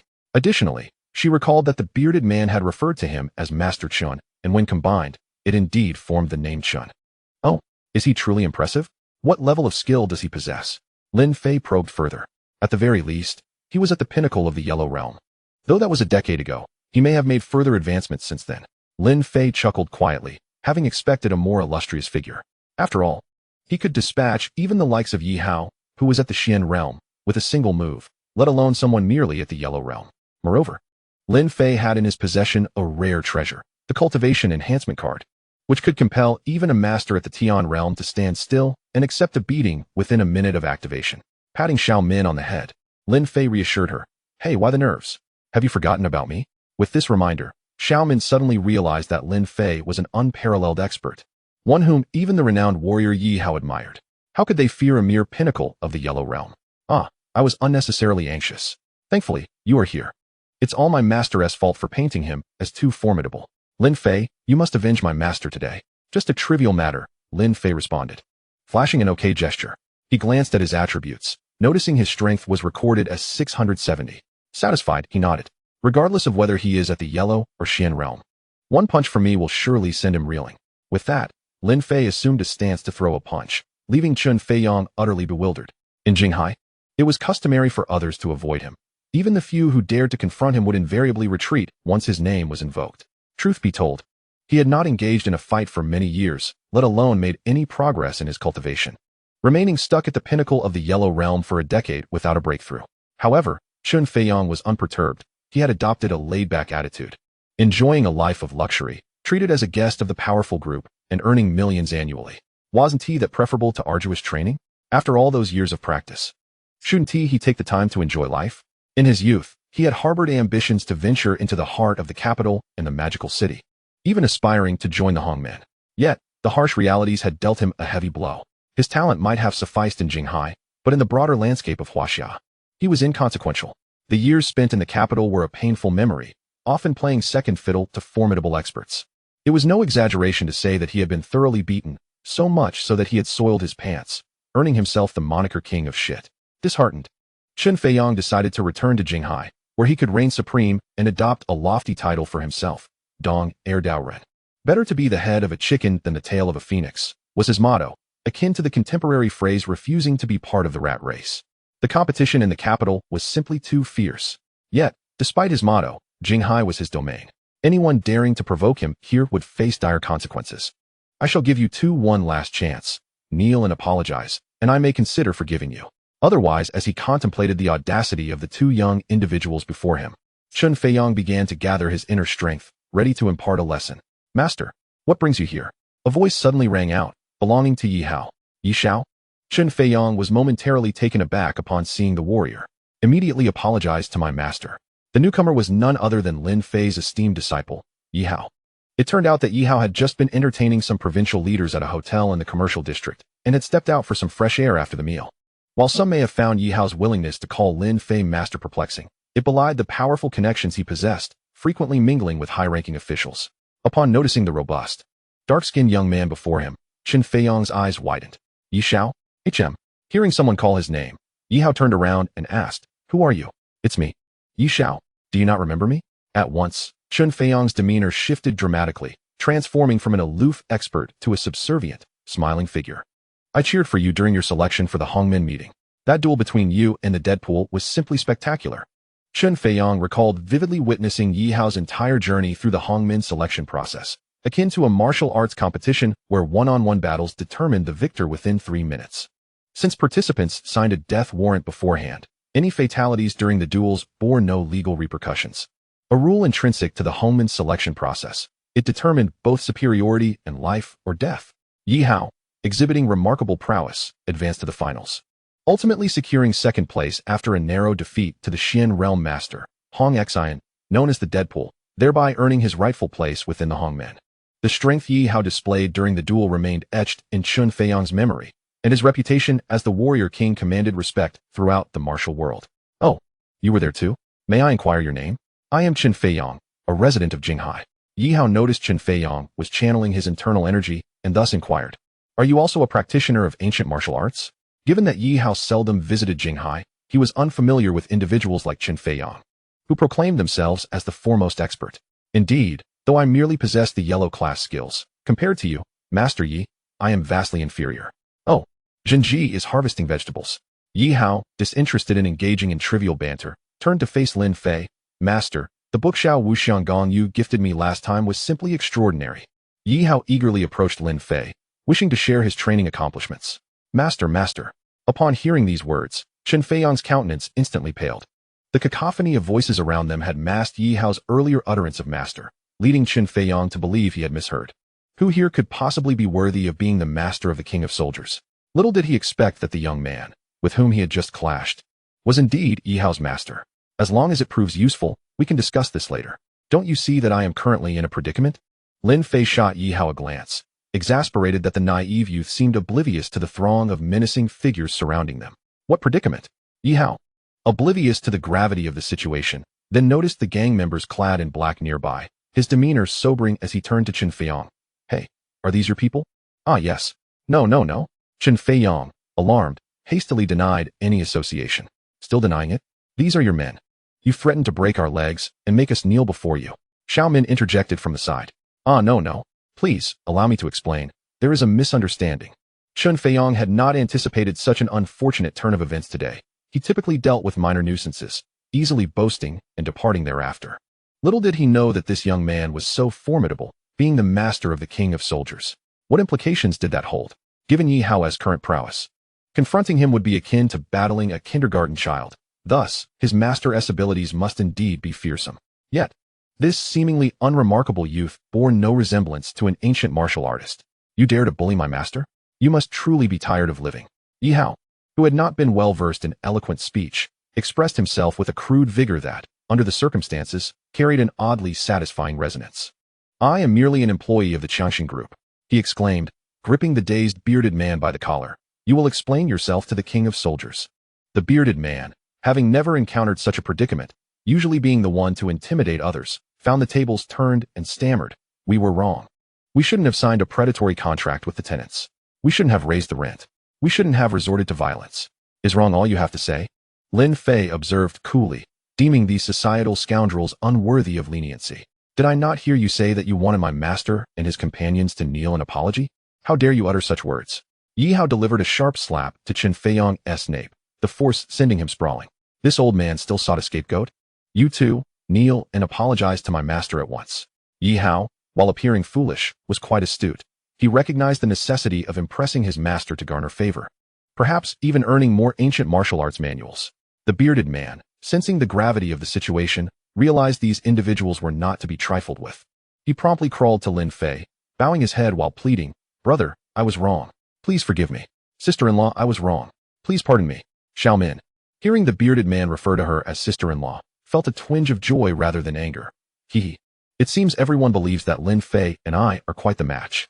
Meanwhile, the fallen Chen Feiyong rose, reluctant to kneel, as he was, after all, the foremost expert in Jinghai. To kneel before Lin Fei in front of so many would be a disgrace. He could not allow such a rumor to circulate. You dare to act so high and mighty. Kneel when commanded. With that, Yi Hao concentrated his internal energy into his right hand, pressing down on Chen Feiyong's shoulder.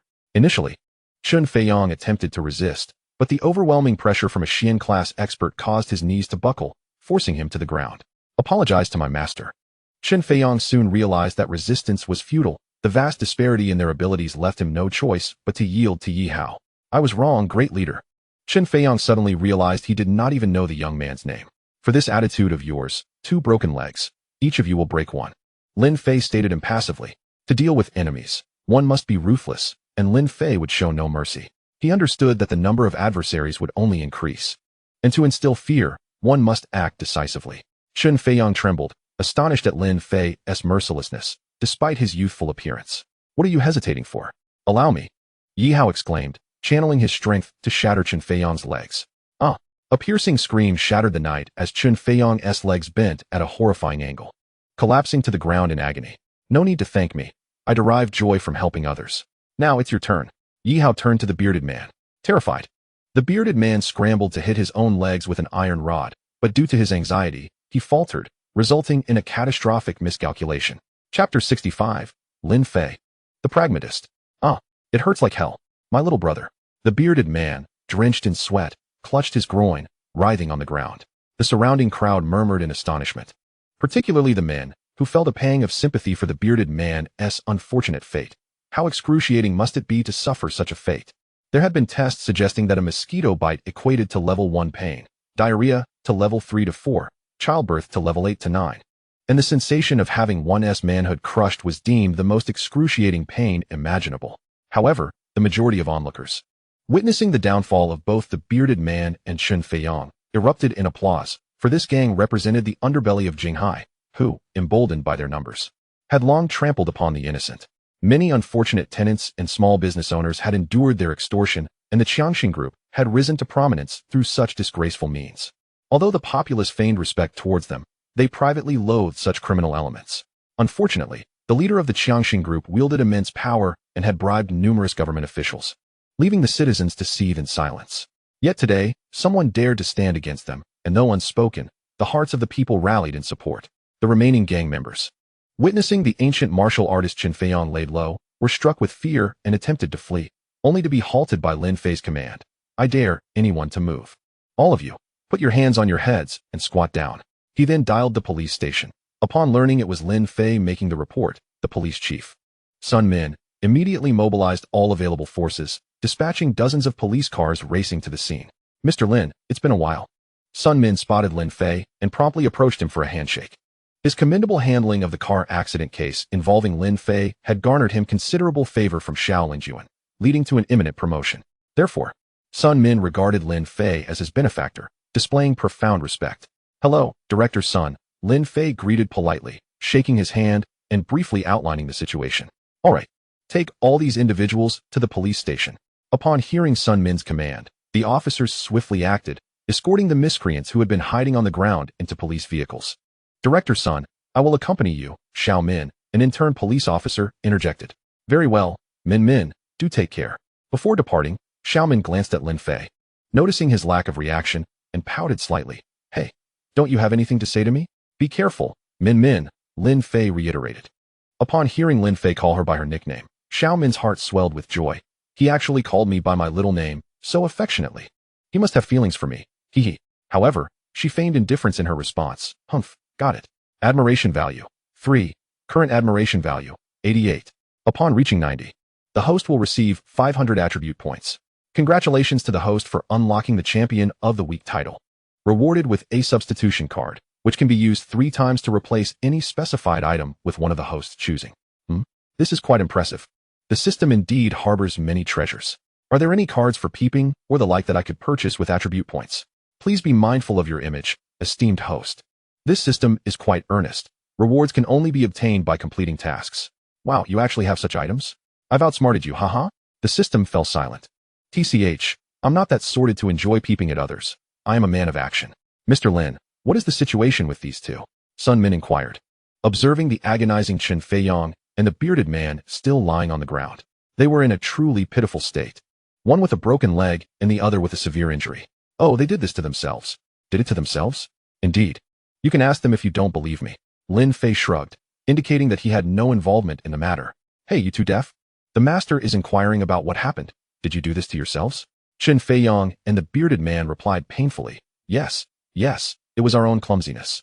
Can you please call an ambulance for us? Did you hear that, director's son? My master is such a good person. How dare you question him? Yi Hao's expression darkened. No, I was merely asking casually, Sun Min quickly clarified. Ambulance. At long last, the police completed their handling of the scene, leaving behind several representatives from Feek Real Estate and a group of tenants. Lin Fei cleared his throat. I hereby announce that the predatory contracts of these tenants are void. They shall all revert to the original rental agreements. If anyone encounters difficulties, they may apply for a 6-month rent reduction. What does this mean? The tenants expressed their shock upon hearing Lin Fei's declaration. Youth, while you have been immensely helpful to us, you cannot unilaterally alter the contracts. Exactly. These shops belong to Feek Real Estate. No matter how formidable you are, you cannot change the agreements. Right? Handsome, it's better to avoid complications. You've already dealt with Chen Feiyong for us. We are immensely grateful. Please don't bring us further trouble. The tenants engaged in hushed discussions, and the representatives from Feek Real Estate appeared displeased. We understand you have a significant background, but this is rather excessive, isn't it? Indeed. What you are doing is no different from Chen Feiyong. Do you truly think Central Avenue is your private property? Lin Fei chuckled heartily and addressed the Feek Real Estate staff. I will now call your boss and discuss this matter with him. Upon hearing this, the staff felt compelled to comply and nervously dialed the boss's number, putting it on speaker. Hello, this is Lin Fei. Mr. Lin, is that you? Greetings. Currently, only a few senior executives at Feek Real Estate were aware that Lin Fei had fully acquired their properties on Central Avenue, spending over 10 billion in total. I am at the shops on Central Avenue. I wish to have the tenants re-sign their contracts. Is that acceptable? Of course, absolutely. These shops are yours. You may manage them as you see fit. Very well, please inform these staff members. Lin Fei handed the phone to them. Listen closely, Mr. Lin has fully acquired Central Avenue. You are now all under his authority. Make sure to cooperate well with your new boss. The staff were left dumbfounded, realizing that this young man before them was indeed their new boss. What had they just said? Meanwhile, in the office of the president of Changxing Group, Chen Qixing, upon learning of the handling of the rental incident, furiously smashed his newly acquired Samsung phone to the ground. Damn it, that Lin Fei is too arrogant. He must be eliminated. Subsequently, Chen Qixing dialed a number and spoke in a hushed tone. Lao Mo, I'm in the mood for fish. Chapter 66. Lao Mo. Let's go out for fish. Seeing his new phone shattered once more, Chen Qixing angrily berated his subordinate. What the hell did I tell you about getting a sturdy phone? What did you buy? Trembling, the subordinate produced a Nokia 800 from his pocket. Brother Sheng, how about you use this? Is it durable? Very durable.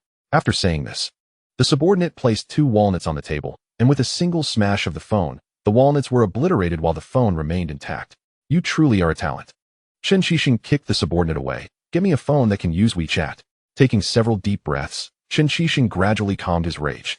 He could not comprehend why Lin Fei continually opposed him. He had already been quite tolerant. The first incident at Mast Bar, when his subordinate Xiaohu was beaten, he let it slide. The second incident at the barbecue restaurant, when his subordinate Wang Debiao was brutally assaulted and taken to the police station, was even more infuriating, especially since he could not bail him out personally. Later, he dispatched several martial artists for covert retribution, but they mysteriously vanished, raising his suspicions, especially given the recent downfall of the Han family, which made him wary of Lin Fei's background. unbeknownst to Qin Shixing. The martial artists he sent were all dealt with by the ancient martial arts experts secretly assigned by Lin Taixing to protect Lin Fei. Their bodies quietly discarded into the river to feed the fish. Although Lin Fei had previously insisted he did not need protection, his grandfather, still worried for his grandson's safety, dispatched a group of top-tier experts from the Hongmen to safeguard him. The individuals Qin Shixing sent were simply not on par with them. However, after the third incident, which was again instigated by Lin Fei, Qin Shixing's anger reached a boiling point. He was more than willing to confront Lin Fei head-on, for his elder brother, Qin Chong, was a high-ranking official in the capital.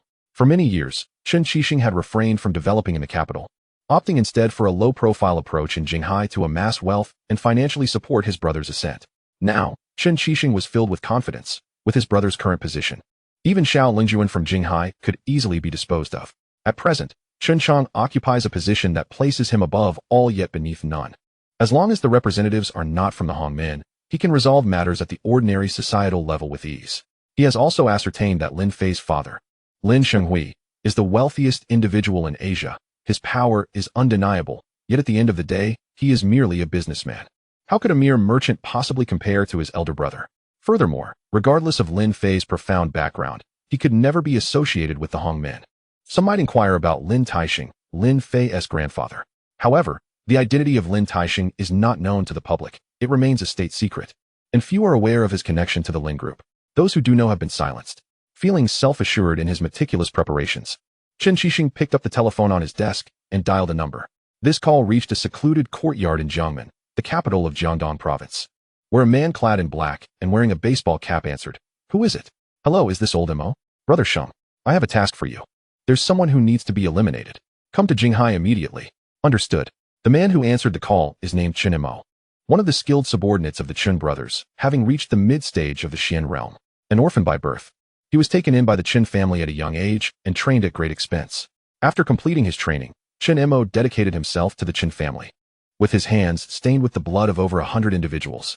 Whenever the Qin brothers required his services, he would not question the reasons, only the time, location, and target. However, in recent years, the Qin brothers have sought to cleanse their image and seldom employ him for direct action. Thus, adhering to the principle of hiding in plain sight, Qin Mo took up a side business, currently selling fish at a seafood market in Jiangmen. His main occupation, however, is accepting contracts from a specialized assassination website, accessible only to industry insiders on the dark web.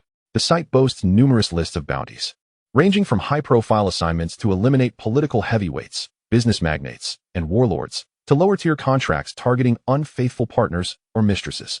The rewards vary dramatically, from hundreds of thousands to tens of millions, with the highest bounties reaching several $100 million.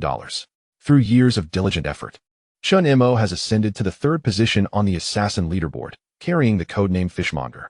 The second position, held by Bloody Rose, has completed one more contract than him, thus setting Qin Mo's current professional aspiration to surpass this rival. What does dedication look like? This is dedication. Qin Mo is a person who loves his craft. He has developed a fondness for the profession of assassination. The perennial number one on the leaderboard, known as Old K, is his idol, rumored to have achieved the Earth realm, a truly terrifying existence. With thoughts no longer lingering, Qin Mo donned rubber gloves and retrieved 2 plump carp from the basin. Adhering to the long-standing tradition, before undertaking tasks for the Qin family, one must first consume fish. Meanwhile, in the upper echelons of the Changxing group, Qin Shixing massaged his temples. Lin Fei must be eliminated, otherwise he poses an endless threat.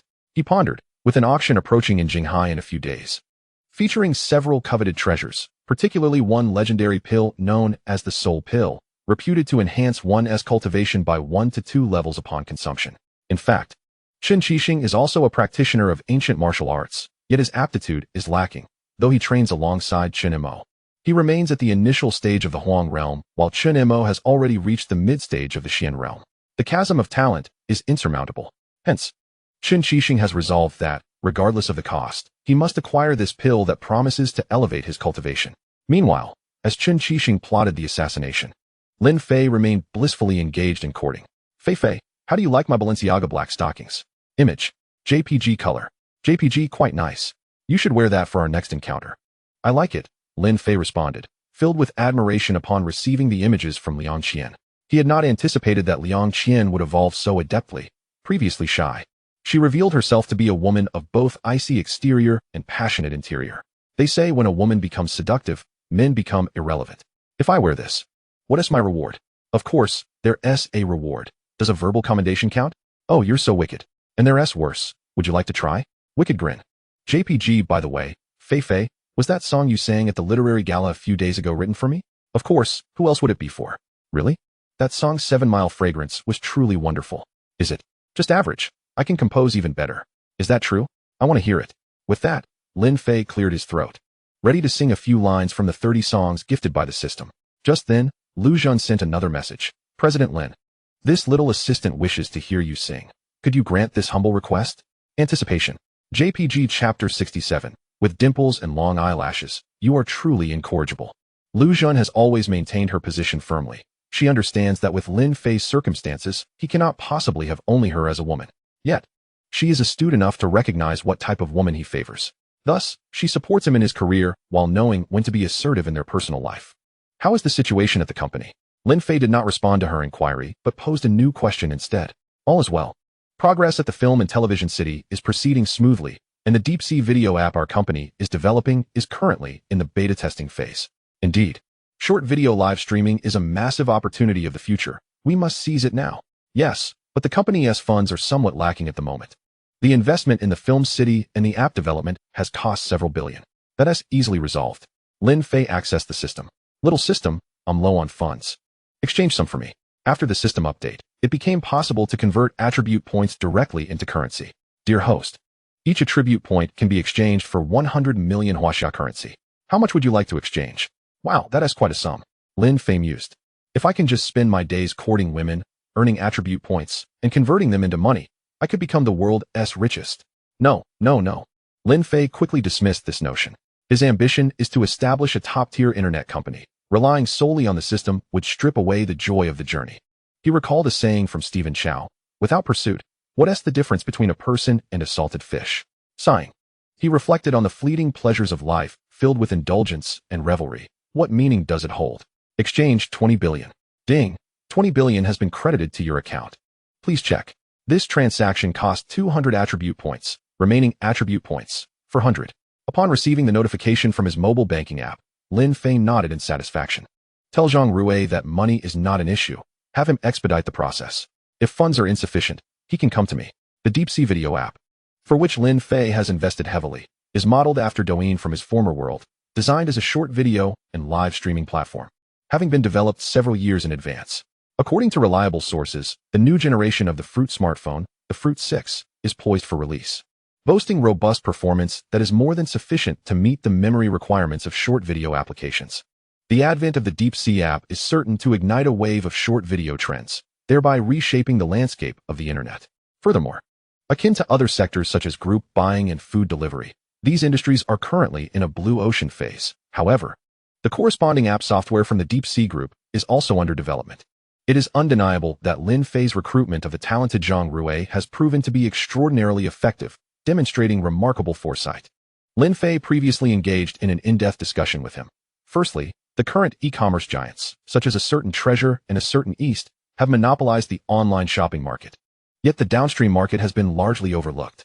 Although the economy of our great nation has seen significant growth in recent years, many individuals still possess relatively low consumption levels, thus presenting an opportunity for us to develop an e-commerce platform specifically targeting the lower-end market. I have even conceived a fitting name, Suidwa Duo. However, we must refrain from employing distasteful promotional tactics akin to cutting the price. Moreover, while there are several group buying and food delivery apps on the market, none have gained substantial traction. I predict that in the coming years, similar applications will proliferate like mushrooms after rain, necessitating our swift capture of market share. Nevertheless, the primary focus must remain on short videos and live streaming, as this represents a highly lucrative venture. Lin Fei's grand blueprint for the future filled Zhang Rui with admiration. Although he had entertained similar ideas, the boss's insights were undoubtedly more reliable, especially regarding timing within the industry. Lin Fei even articulated specific moments when certain sectors would experience explosive growth, leaving Zhang Rui, an expert in the economic field, in deep admiration. With his admiration heightened, even the boss's grand visions appeared irresistibly appealing. Naturally, Zhang Rui understood that Lin Fei was not merely indulging in fanciful dreams. The company's accounts held billions in cash, bolstered by the formidable background of the Lin Group. These seemingly fantastical ideas were not devoid of possibility. At times, Zhang Rui genuinely suspected Lin Fei had traversed time. For how could someone of merely 18 possess such profound insights into future business models? As Lin Fei uncapped a bottle of soda, he said to Zhang Rui, "Old Zhang, just work diligently according to my strategic direction. Should you require funds, feel free to approach me. Work hard, and financial freedom is within reach." Understood, boss. In Lin Fei's vision, the Deep Sea Group is destined to evolve into a world-class conglomerate, aspiring to surpass his father's Lin Group. Although the Lin Group boasts a trillion-dollar market value, it predominantly operates within traditional industries such as real estate, finance, chemicals, and steel, achieving leading positions domestically. It is through the synergistic integration of these business sectors that the Lin Group has ascended to the forefront of Chinese enterprises. Surpassing his father, Lin Shengwei, will not be an easy feat for Lin Fei. Only by executing a strategic leap in emerging industries can he seize the opportunity. Fortunately, the mobile internet sector has experienced rapid growth since 2013, epitomizing the adage that even pigs can fly when the wind is right. Lin Fei inquired in detail about the recent developments at Lu Zhen's company and, upon receiving satisfactory updates, expressed, "Well done, Xiao Zhenjun. Here is a big flying kiss for you." He continued teasingly, "When will you come to the office? I've arranged for a bed in your office so you can rest when you arrive." Is that for real? Is it really okay to be so provocative? Lin Fei swallowed hard. Don't overthink it. It's merely to ensure you can rest well and avoid exhaustion. Last time I saw you at the cultural gala, you appeared quite thin. Next time, I'll get you some nourishing lamb dishes. He added, and I've prepared your favorite Valentino and Balenciaga as well. Upon seeing Lu Zhen's message, Lin Fei felt elated. Thank you for your hard work, Xiao Zhen. What reward do you desire? A sports car or a villa? Lin Fei was always generous when it came to women. Actually, I wanted to ask if the song you performed at the gala, 7 Miles Fragrance, was written for me. It was simply beautiful. You liked it? Indeed. I absolutely adored it, and it has gone viral online. I've replayed it hundreds of times. If you liked it, I could compose another song for you. At that moment, Lin Fei felt in a good mood and thought it appropriate to offer a reward. Oh my god, really? Of course. Afterward, Lin Fei recalled the 30 songs gifted by the system, selected one, and began to sing. Your dimples and long eyelashes are the most beautiful marks of you. I can't sleep at night, longing for your smile. You have no idea how important you are to me. With you, my life is perfectly complete. Holding her phone, Lu Zhen was moved to tears upon hearing Lin Fei's impromptu serenade. Oh my god, is this for me? Long eyelashes and dimples. Is he really referring to me? Lin Fei truly wrote a song just for me. How touching. Ding, admiration value 5, current admiration value, 85. Reward, 200 attribute points, remaining attribute points, 600. Upon hearing the system's notification, Lin Fei's heart leapt with joy. A single song yielded 200 attribute points, equivalent to 20 billion. This was a surefire profit. You may benefit greatly, but I shall never incur a loss. Subsequently, Lin Fei sang another new song and sent it to Liang Qian. Chapter 68. I am very affectionate, sharing the blessings equally. After a long wait, Liang Qian eagerly opened the message from Lin Fei. His melodious voice emanated from her phone. If you were to transform into the wind, I would morph into the rain, guarding your side. A smile for your beauty. These lines captured Liang Qian's heart instantly. Oh my god, that was so beautifully sung. The imagery of if you become wind, I will become rain is so profound. I can't take it anymore. Lin Fei, I adore you. I want to have your children. Liang Qian exclaimed, jumping 3 feet into the air. What gift could possibly compare to the heartfelt gesture of writing a beautiful song for one's beloved? Lin Fei, hailing from a prestigious family, was not only tall and handsome, but also possessed the talent to sing and compose. Such perfection in a man is simply rare. Moreover, he willingly invested so much effort to create such an exquisite song for her. It was truly touching. Admiration value 5, reward, 200 attribute points, remaining attribute points, 1,000. Observing the system's notification, Lin Fei smiled faintly. Nice. Who should I write the next song for? I should compose one for Teacher Yi as well. Lin Fei pondered for a moment, knowing that Yi Shixing had a profound love for Chinese classical culture, often sharing photos of herself in traditional Hanfu attire on her social media. With delicate features and graceful brows, her eyes shimmer like autumn waters. Dressed in a skirt of twilight hues, her figure embodies elegance. This description suited her perfectly. Thus, Lin Fei sang a Chinese-style song for Yi Shixing and accompanied it with a message. Little Teacher Yi, this is a song I wrote for you. Do you like it? At that moment, Yi Shixing was seated at her desk, plucking petals from a rose. He loves me not. His ambiguous attitude left her feeling hurt. Though the song 7 Mile Fragrance performed at the cultural gala moved her to tears, Who can say if it was truly written for her? After all, Lin Fei's reputation at school was far from favorable, with numerous girls fervently pursuing him. Notably, the campus belle, Mu Wanru, reportedly even delivered water to Lin Fei during military training. This left Yi Shixing feeling a surge of insecurity. Upon receiving a message from Lin Fei, Yi Shixing's eyes lit up. A song written for me? She quickly opened the voice message bubble, and the lyrics flowed like a gentle stream, in the style of Lanting. My cursive flows like clouds and water. Under the moonlit gate, your delicate steps tread lightly. Though 1,000-year steel may be easily imprinted, your beauty is difficult to encapsulate. The true work is rare. Who can truly offer sincerity? The melody struck Yi Shixing like a bolt of lightning, entrancing her completely. Could this be the music of Huaxia? Such exquisite and resplendent words, such a catchy melody, such an ambience steeped in antiquity. How could there exist a song so enchanting? A lifelong lover of ancient culture, she couldn't help but replay the song dozens of times. The bamboo flute plays, accompanied by a few plates of yellow wine and snacks. The afterglow of the sunset, akin to your shy demeanor, slightly tipsy. While it is easy to copy the essence, the ink's fragrance lingers only with you. Whom did the line of vermilion truly encircle? Unrelated to the affairs of wind and moon, I write this preface waiting for your return. With a poised pen, the waves on that shore rise and fall. How to decipher love? No matter how I write, it feels wrong. Yet I alone lack your lifelong understanding. Admiration level 6, current admiration level 86, attribute points reward, 250. Remaining attribute points, 1250. At this moment, Yi Shixing was utterly in awe of Lin Fei.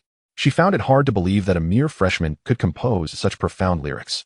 Shouldn't such lyrical prowess belong to a PhD graduate from the Department of Chinese Literature? Noticing that her admiration level had risen, even surpassing that of Liang Qian and LV Zhan, it was evident she held Lin Fei's talent in high esteem. Today was indeed a fruitful day. Lin Fei reclined with his legs crossed, lighting a Huangalu big golden brick, exhaling clouds of smoke. If he was to do this, he would go all out. He couldn't neglect Mu Wanru either. Lin Fei was known for distributing his affections evenly, particularly towards the ladies. What song should he write for the campus belle? After a moment's contemplation, he swiftly decided on a song tailored for Mu Wanru. Only upon meeting you did I realize how significant you are to me. No one can perceive your sweetest smile. I no longer need to seek others, for I have already found. In the front row of the classroom, Mu Wanru, engrossed in her reading, felt a gentle breeze tousle her hair, while several of her admirers occupied the back row. At this moment, Mu Wanru was also troubled. For 20 years, she had been like a moon surrounded by stars, the belle of the school since elementary, her beauty unwavering and admirers aplenty. Yet, she found none of them appealing.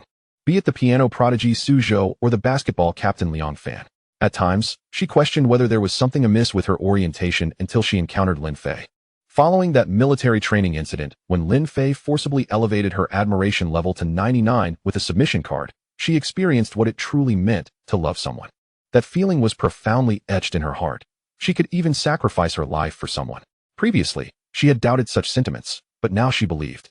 At the cultural gala, she meticulously prepared, donning the JK uniform and Balenciaga stockings that Lin Fei adored, all to catch his eye. Though Lin Fei's rendition of 7 Mile Fragrance deeply moved her, she noticed his gaze lingered on Yi Shixing. In that moment, it felt as if something within her shattered. In truth, Mu Wanru was unaware that Lin Fei's gaze had touched upon both of them during his performance, while simultaneously searching for other girls of higher beauty. As the system dictated that the girls he was bound to had to possess greater looks than the previous ones. Had the 4 campus beauties known Lin Fei's thoughts, they likely would have fainted on the spot. Oh no, they might have buried him alive. Consequently, Mu Wanru's mood had been quite dismal these past few days. But upon hearing the song Lin Fei sent, her broken heart swiftly healed. Our fate is just right, forbidding others to intrude. The beauty of love is known only to us, closely surrounding you every minute and second. How significant you are to me. Is this song truly written just for me by Lin Fei? Mu Wanru, trembling with excitement, typed carefully before sending the message to Lin Fei. Moments later, Lin Fei replied, "The doctor says I have a poor appetite and can only eat soft food." Of course, Wanru, do you like it? Wanru. He actually referred to her as Wanru. It's worth noting that throughout this relationship, Mu Wanru had always played the role of the pursuer, humble and insignificant, while Lin Fei epitomized the nonchalant trifecta, enthusiastic, polite, yet evasive. He neither initiated nor rejected advances. And even though he gifted her a piano worth millions, he had never explicitly stated his feelings for her. She found herself questioning what aspects of herself fell short compared to Yi Shixing. However, Mu Wanru could now ascertain that Lin Fei indeed harbored feelings for her. It was evident from the lyrics, which were simply too sweet. Overjoyed, Mu Wanru immediately posted on her social media, "Our fate is just right," forbidding others to intrude. She searched online for a hand-holding photo, as she had no pictures with Lin Fei. The comments flooded in, with girls asking, "Who is it? Who is it? Has Wanru started dating? Who is this handsome guy? Yes, why not show his face?" Meanwhile, the boys were in a frenzy. "Damn, my goddess is actually dating? Is it that scoundrel Lin Fei? I'll make him pay. Hurry and be a keyboard warrior. Lin Fei could crush you with money, and here you are acting tough online. Ah, the goddess I've secretly adored for years has finally become someone else's." The boys were bold with their words. Yet, Mu Wanru was utterly unconcerned with others' comments, lost in a deep sense of happiness. After all, this song was personally written for her by Lin Fei, exclusively for her, unlike anyone else. Oh, I should seize the moment and quickly buy Lin Fei a cup of milk tea. It would surely make him happy, he. Dressing in the black stockings Lin Fei adored, Mu Wanru meticulously prepared before stepping out. Mu Wanru's admiration level 6, current admiration level 86, rewarding host with 250 attribute points, remaining attribute points 1500. What a delightful turn of events. In less than an hour, Lin Fei, with 4 uniquely styled divine songs, successfully elevated the admiration levels of the 4 bound girls significantly. If these attribute points were converted into money, they would be worth nearly 100 billion. What does 100 billion mean? The top tycoons in Huaxia have a net worth of only a few hundred billion, and note that this refers to net worth, not cash flow, with most of it tied up in the stock market. Fluctuations in the stock market can greatly affect these tycoons' fortunes, sometimes leading to a loss of hundreds of billions in just a few days during a market crash. Yet, Lin Fei had solid cash flow at his disposal. Do not speak of a cash flow of 100 billion. Even a mere 10 billion is a rarity across the entirety of Huaxia. Of course, exceptions exist, such as his father Lin Shenghui, who presides over an unlisted oligarchic enterprise, possessing hundreds of billions in liquid assets. Nonetheless, Lin Fei's financial prowess remains formidable, for the system rewards him with real estate and companies upon the completion of tasks. For instance, the previously awarded Balenciaga restaurant is valued at hundreds of millions, alongside residential properties on Central Street. At this juncture, half of Jinghai is nearly synonymous with the Lin surname. Meanwhile, beneath the boys' dormitory, Mu Wanru cradles a cup of milk tea and sends a message to Lin Fei. "Lin Fei, I'm downstairs." The strikingly beautiful Mu Wanru naturally draws the attention of the male students. "She is stunning. I wish she would be my girlfriend," muses a freshman with a center parting, nearly drooling at the sight of her long legs clad in black stockings. "I see you're lost in thought. Do you even know who she is?" "Who?" "Mu Wanru, the campus beauty." "Ah, so she is Mu Wanru. She is even more beautiful in person than in her photos." Among the tens of thousands of students at Jinghai University, some may not have encountered Mu Wanru, yet her fame is undeniable.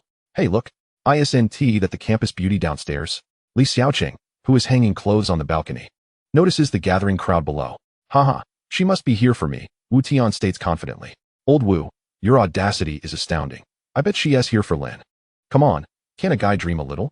At this moment, Lin Fei, having just completed a visit to the restroom, picks up his phone and sees the message from Mu Wanru. "Lin Fei, are you off to negotiate a multi-billion-dollar deal again? Get lost, old Wu, you lecher. Women only slow down my trigger finger." Lin Fei has always been discreet about his numerous female admirers, at least never admitting it aloud. "Oh, since you're not interested, I might as well challenge my weakness." Wu Tian grins mischievously. "Hurry, Lin, whip out your 7 wolves and give him a good smack." "Oh, Lin, I genuinely envy you. Look, Mu Wanru is holding 2 cups of milk tea. One must be for you." Even the usually reticent Chao Wang gazes enviously at the scene below. "Alas, I can't help it. The doctor says my appetite is poor, so I can only indulge in soft food." Lin Fei shrugs and sighs. "Brothers, he is showing off. Let us take him down." The group chuckles, preparing to pounce on Lin Fei. "Help." Lin Fei grabs his jacket and makes a hasty exit. "Old Lin, don't forget to wear a t-shirt. We'll discuss it later." Just then, a few bold boys, noticing Mu Wanru standing alone, feel compelled to approach her. "Lin Fei, you're here." Mu Wanru's previously cold demeanor melts away into a radiant smile, sweet as sugar. "Here, this is for you," she beams, handing Lin Fei the milk tea. "This is your favorite Yangji Ganlu from Hushanxiao." Lin Fei adores this brand simply for its charming name, Jinnen's spirit, Wei Wu's legacy. He had mentioned it in passing during a WeChat chat, and Mu Wanru had diligently noted it down. "Thank you." Lin Fei accepts the milk tea and naturally wraps his arm around Mu Wanru's slender waist. Observing this, the boys who had contemplated approaching her quickly turn away, their embarrassment palpable. Together, Lin Fei and Mu Wanru appear as if fashioned by destiny, resembling the lead couple in a grand cinematic production. In contrast, the other boys pale in comparison. In terms of appearance, Lin Fei is the campus heartthrob. In terms of lineage, he drives a Lamborghini, and in talent, he excels in basketball and singing. How could they possibly compare? Alas, some are born into privilege while others are destined for toil. Wanru. Today I'll take you to a delightful place. Where to? Mu Wanru tilts her head, her eyes brimming with anticipation. We're going to an auction. With that, he strides to the parking lot beside the dormitory and unveils his Lamborghini. Get in. Meanwhile, a Rolls-Royce Phantom departs from Jinghai Group, also en route to the auction. Today, Lin Fei and his longtime rival Qin Shixing, who have never met before, are destined to cross paths. Beside Qin Shixing is a provocatively dressed woman linked to his arm, whom Lin Fei finds vaguely familiar. Upon closer inspection, he exclaims, "What the hell? Isn't that my ex-girlfriend Tang Wenchu?" Chapter 70. Is this not my little maid Tang Wenchu? The venue for this grand auction is none other than the luxurious Balenciaga restaurant in Jinghai City, the very establishment gifted to Lin Fei by the system. This choice was made due to Balenciaga's many ancient architectural marvels, boasting a heritage spanning thousands of years and housing an array of extraordinary treasures and cultural relics. Numerous foreign visitors flock to admire it, awed by the profound historical richness of Huaxia and enchanted by the invaluable rarities on display. The unfortunate friends from the Eagle Nation, whose history pales in comparison to that of Huaxia, can only express their admiration. In this timeline, Huaxia has always stood as an unrivaled force globally, with ancient martial artists safeguarding its borders, ensuring that no foreign power dares to invade, but rather, they come to pay homage. Moreover, Huaxia has adeptly navigated several technological revolutions, maintaining a firm grip on the world's leading technologies, impervious to foreign constraints. Conversely, the ancestors of Huaxia have enjoyed borrowing rare treasures from other nations for all to appreciate. One wonders what sentiments arise in the hearts of these foreign guests upon encountering the borrowed artifacts and treasures. This auction is secured by hundreds of fully armed bodyguards, even deploying special police units, given the exceptional value of the items being auctioned. As the treasures are escorted into the venue, attendees make their way to the exhibition hall. At this moment, a Lamborghini and a Rolls-Royce arrive simultaneously at the grand entrance of Balenciaga. Lin Fei, accompanied by Mu Wanru, steps out of the car just as he collides with Qin Shixing, who is flanked by the flamboyantly dressed woman clinging to his shoulder. Wait, isn't that my ex-girlfriend Tang Wenchu? Lin Fei's eyes widen in disbelief. How could she possibly be here? Prior to the start of the semester, Tang Wenchu had spent a month as a maid at Lin Fei's home, enduring his teasing and humiliation daily, whether fetching tea or performing a sultry dance in stockings. She had borne it all. Yes, Xiao Tang, I adore your industrious spirit. Keep it up, and 500,000 will soon be yours. He often teased her with his bank card, and for the sake of money, Tang Wenchu had no choice but to swallow her pride and comply with Lin Fei's unique demands. Xiao Tang, your figure is quite impressive. I might consider investing in you. Lin Fei relishes the sport of persuading young women to embark on new paths. Lin Xiao, when will you finally pay me? We'll discuss it later. You must perform well first. Lin Xiao, you're so wicked. As the situation unfolded, Lin Fei found himself withholding payment from her, leading Tang Wenchu to realize that Lin Fei was merely toying with her. In a fit of anger, she resigned without even collecting her salary. Witnessing this once prominent femme fatale, who had previously betrayed him, now under his control, Lin Fei felt a surge of satisfaction. However, he soon forgot about her entirely. To his surprise, he encountered her at an auction today, and judging by her attire, she seemed to be faring quite well. Lin Fei recognized Tang Wenchu, but he was unfamiliar with the man beside her, Qin Shixing, who had a vendetta against him and was now planning to silence him. Nevertheless, Qin Shixing recognized Lin Fei and, upon seeing him, gritted his teeth and remarked, Lin Fei, you know me? Lin Fei thought the man before him, adorned with gold-rimmed glasses and a face that exuded a certain scholarly dishevelment, looked vaguely familiar. Lin Fei, you two have come here. Tang Wenchu immediately recognized him, and Lin Fei noted that her admiration value had plummeted to 20 points. Her expression turned somewhat flustered upon seeing him. Oh, isn't this my little maid? It's been a while. Has she found herself a wealthy patron? Lin Fei teased. Maid? What is this about? Qin Shixing, aware that Tang Wenchu was acquainted with Lin Fei and had gleaned some information about the Lin family from her, was puzzled by her portrayal of herself as a wealthy heiress connected to the Lin clan. Oh, you are still unaware? Allow me to enlighten you about Miss Tang's tea-making prowess, Lin Fei quipped, having first-hand experience of Tang Wenchu's skills as a master manipulator. Brother Sheng, don't listen to his nonsense. I am innocent. She protested. I never claimed you were guilty, Lin Fei retorted, bemused. Before he could even speak, This green tea BTCH had already started to defend herself, only making her situation worse. It turned out that after leaving Lin Fei's household, Tang Wenshu had rebranded herself as a fallen heiress and successfully met Qin Shixing during a night of revelry at a nightclub. With her exceptional tea-making skills backing her tale, she spun a sob story about a wealthy family going bankrupt, forcing her to work in a bar to repay debts. Even the worldly Qin Shixing had been deceived. Her disguise was simply too convincing. This was the same tactic that had once ensnared Lin Fei in his previous life. Had he not caught her in the act of infidelity, he would have remained oblivious. After successfully latching onto Qin Shixing, Tang Wenshu employed all her charms to eliminate the other women around him. She was an ambitious woman, yearning to ascend to the status of the matriarch of Jinghai City. However, she did not anticipate crossing paths with Lin Fei today. Am I speaking nonsense? Should I present the employment contract from my household for your inspection? Lin Fei reminded her of the labor contract she had signed when she worked as a maid in his home. You actually worked as a maid at Lin Fei's house? Qin Shixing furrowed his brows, clearly incensed. Did this mean his girlfriend had been deflowered by Lin Fei? What was he then? A mere rebound? Qin Shixing was thoroughly vexed. No, Brother Sheng, it's not what you think. Lin Fei is slandering me. I did indeed work as a maid for a while due to financial constraints. But I was an honest maid, merely cleaning and tidying up. Tang Wenshu's voice grew increasingly shaky. Oh, is that so? But I distinctly remember you dancing on a pole in Parisian fashion, Lin Fei recalled with a smirk. You bastard Lin Fei. You forced me into that. Brother Sheng, don't believe him. Haven't you suffered enough at his hands? Upon hearing Tang Wenshu's warning, Qin Shixing quickly caught on and subtly threatened her. I'll deal with you later. Startled, Tang Wenshu instinctively stepped back, aware of Qin Shixing's ruthless nature.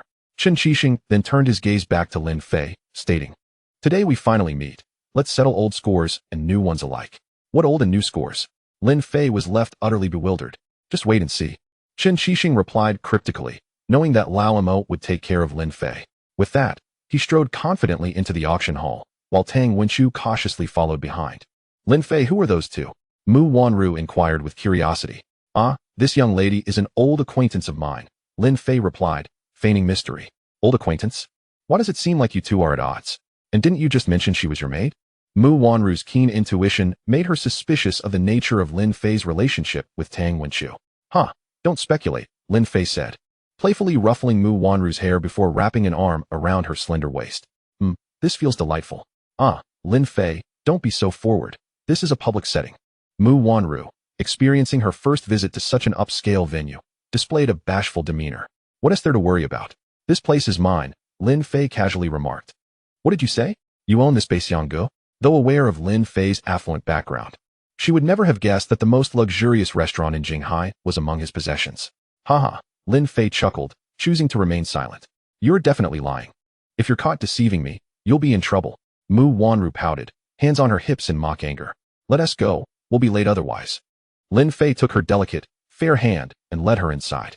The auction hall was situated in the main banquet area of Balenciaga, sprawling over 3,000 square meters with opulent decorations, all furnishings crafted from aged sandalwood. The host was already at the podium, while the seating for over 200 guests was fully occupied, comprising top collectors and wealthy individuals from across the nation. Even the auctioneer was the eloquent Hua Xiao, whose appearance fee alone amounted to several million. Master, over here. Yi Hao waved from the front row, having arrived at the venue ahead of time. Lin Fei smiled and waved back, but chose not to join him at the front, instead opting for a corner seat alongside Mu Wanru. Lin Fei deliberately selected this position to observe the man who had entered with Tang Wenshu earlier.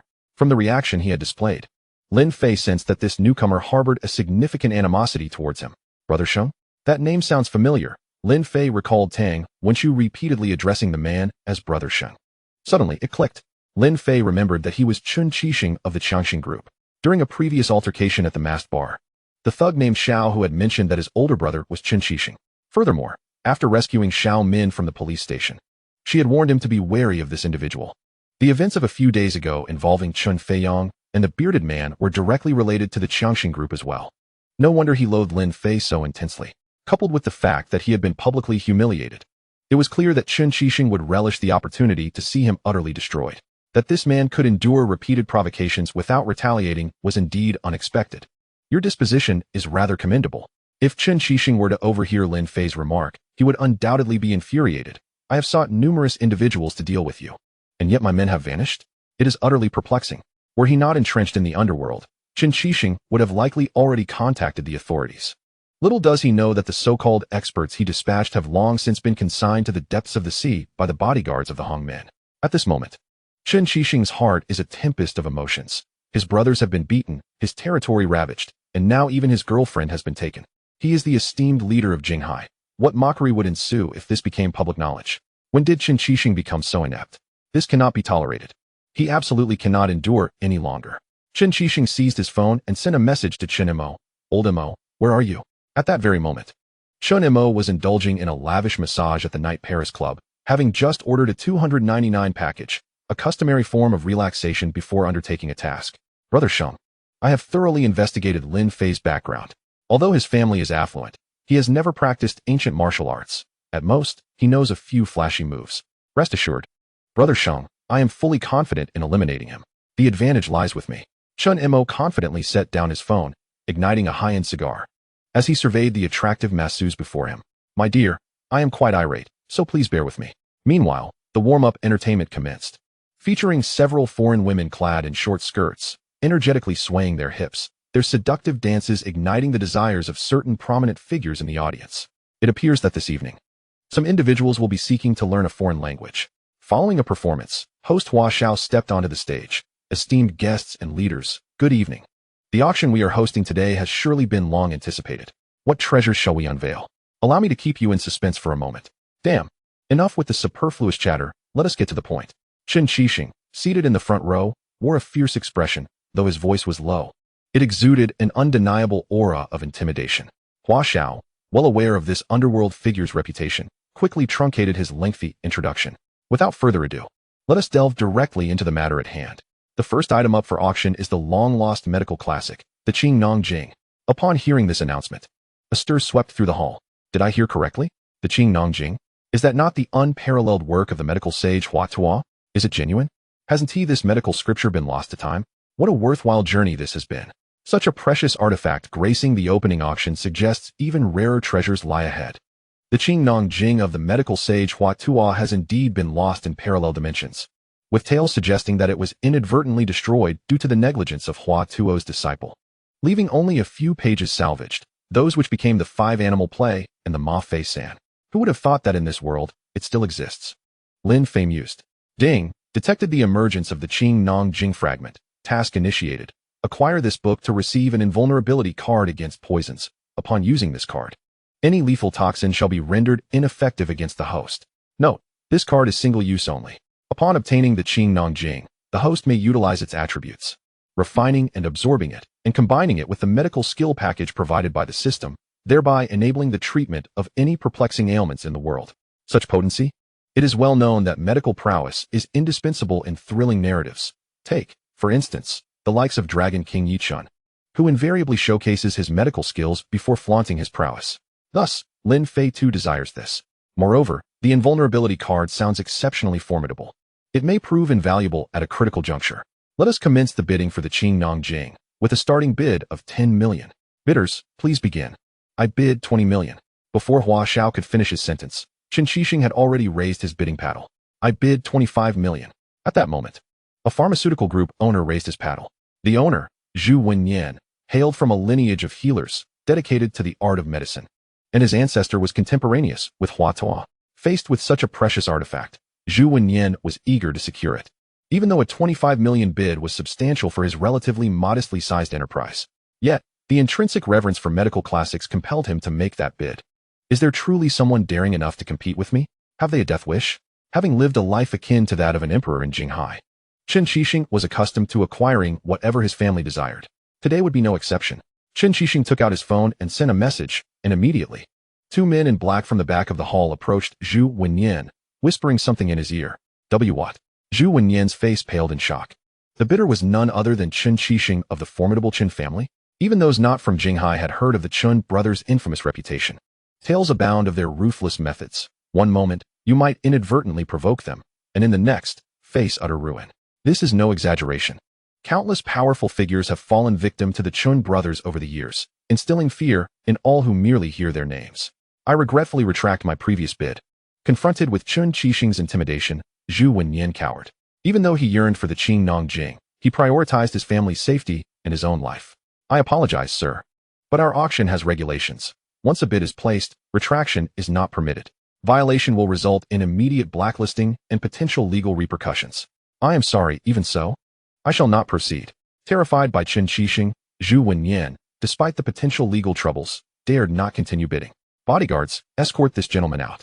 The auction overseer summoned 2 bodyguards via a pager, who promptly took Zhu Wenyan away to address the relevant matters. Now that is more like it. Witnessing Zhu Wenyan quaking like a frightened mouse, Chen Qixing's earlier displeasure dissipated, replaced by a smug confidence as he reclined, crossing his legs. The ever-astute Tang Wenshu leaned in, offering a shoulder massage. As expected of you, Brother Shang, his mere association with your name sent him scurrying. Of course, who would not fear my reputation? Chen Qixing's avaricious gaze roamed over Tang Wenshu's exposed charms. Although Tang Wenshu was bold in her dealings and unscrupulous for the sake of profit, her physique and service were undeniably impressive, boasting a plethora of enticing skills. Tonight, I shall reward you generously. Do bear with me. Upon hearing this, Tang Wenshu feigned modesty, exclaiming, "Oh, Brother Shang, you are incorrigible." Women. It is often said that women are more amenable to gentle persuasion than force, yet Chen Qixing relished in exerting dominance over them. In their realm, where wealth is abundant, the thrill lies in the conquest of all. Now, the bidding for the Qing Nangjing resumes at 20 million. Is there anyone else wishing to bid? As Hua Xiao's words echoed, the auction recommenced. 20 million once, 20 million twice. Chen Qixing proudly stretched his neck. This unparalleled medical classic was on the verge of becoming his possession. I bid 30 million. A voice resonated from the back of the auction hall. The crowd turned in astonishment, recalling the recent downfall of Zhu Wenyan. Everyone was acutely aware of the Chun family brothers' formidable authority, which was not to be trifled with. Many desired the Qing Nangjing, yet none dared to bid against Chen Qixing. Curiosity surged through the assembly. Who could possibly be bold enough to make an offer? However, upon seeing the unfamiliar face of Lin Fei, their astonishment deepened. Although the tale of Lin Fei's elimination of Han Feng's family had circulated widely within the Jinghai circle, few had ever encountered him in person. Who is this young man? He appears entirely unremarkable. What gives him the audacity to compete with the likes of Chun? One might think that this individual is mistaken in his assessment of the ordinary, for he is undeniably striking. Aside from those devoted readers of this tome, who could rival his allure? Witnessing Lin Fei's actions, the crowd was more shocked than ever, with some expressing concern for him. Despite Lin Fei's apparent charisma, experience taught that none who dared to oppose Chen Qixing ever met a favorable fate. The better ones were submerged in the sea, while the lesser ones were entombed in cement, contributing to the nation's infrastructure. Going once at 30 million, going twice at 30 million. Wait, I bid 50 million. Chen Qixing clenched his teeth in frustration as Lin Fei interfered with his plans, wishing fervently for Lao Mo to emerge and rend Lin Fei into pieces. Achoo! Chun Mo at the clubhouse sneezed, having just indulged in a delightful spa treatment. After settling the bill, he packed his belongings, including components of an assembled Barrett sniper rifle, into the trunk of a Wrangler and drove towards the direction of Beixiong Pavilion. 50 million. Is there anyone willing to bid higher? Although 50 million was not exorbitantly high for Chen Qixing, the prospect of losing an additional 30 million was displeasing to any rational person. I bid 100 million. Lin Fei calmly raised his bidding paddle. This offer left Mu Wanru beside him utterly startled. She knew Lin Fei came from wealth, but not to this extent, spending 100 million on an ancient text. Not only Mu Wanru, but all present were taken aback by Lin Fei's audacious bid. Could this young man possess such significant backing? 100 million? Surely, he must be a scion of a prominent family. Whispers circulated among the attendees. How could this be? Chen Qixing was rendered speechless. He could not comprehend why Lin Fei persistently opposed him. Was he perhaps owed a debt from a past life? A cycle of love and conflict? Although Chen Qixing yearned to acquire the book, the 100 million bid was exorbitant, even for him, as he was no fool. Their treasures were far more valuable than this. Thus, he resolved not to bid further. Going once at 100 million, going twice at 100 million, going thrice at 100 million sold. The Qing Nangjing was successfully claimed by Lin Fei. Ding. The host has successfully completed the task and has received 1 poison immunity card. You may now fuse with the Qing Nangjing, requiring the expenditure of 100 attribute points. Shall I proceed with the fusion? Fuse. Lin Fei could hardly contain his eagerness to experience the results. Ding. Fusion complete. Attribute points spent, 100. Remaining attribute points, 1400. With the medical knowledge acquired from the fusion, a plethora of treatment plans for various ailments instantly surfaced in Lin Fei's mind. Excellent. I shall open a free clinic and put those charlatans from Putian out of business, Lin Fei mused. Now, let us commence the bidding for the second item. A true rarity, unparalleled in the world.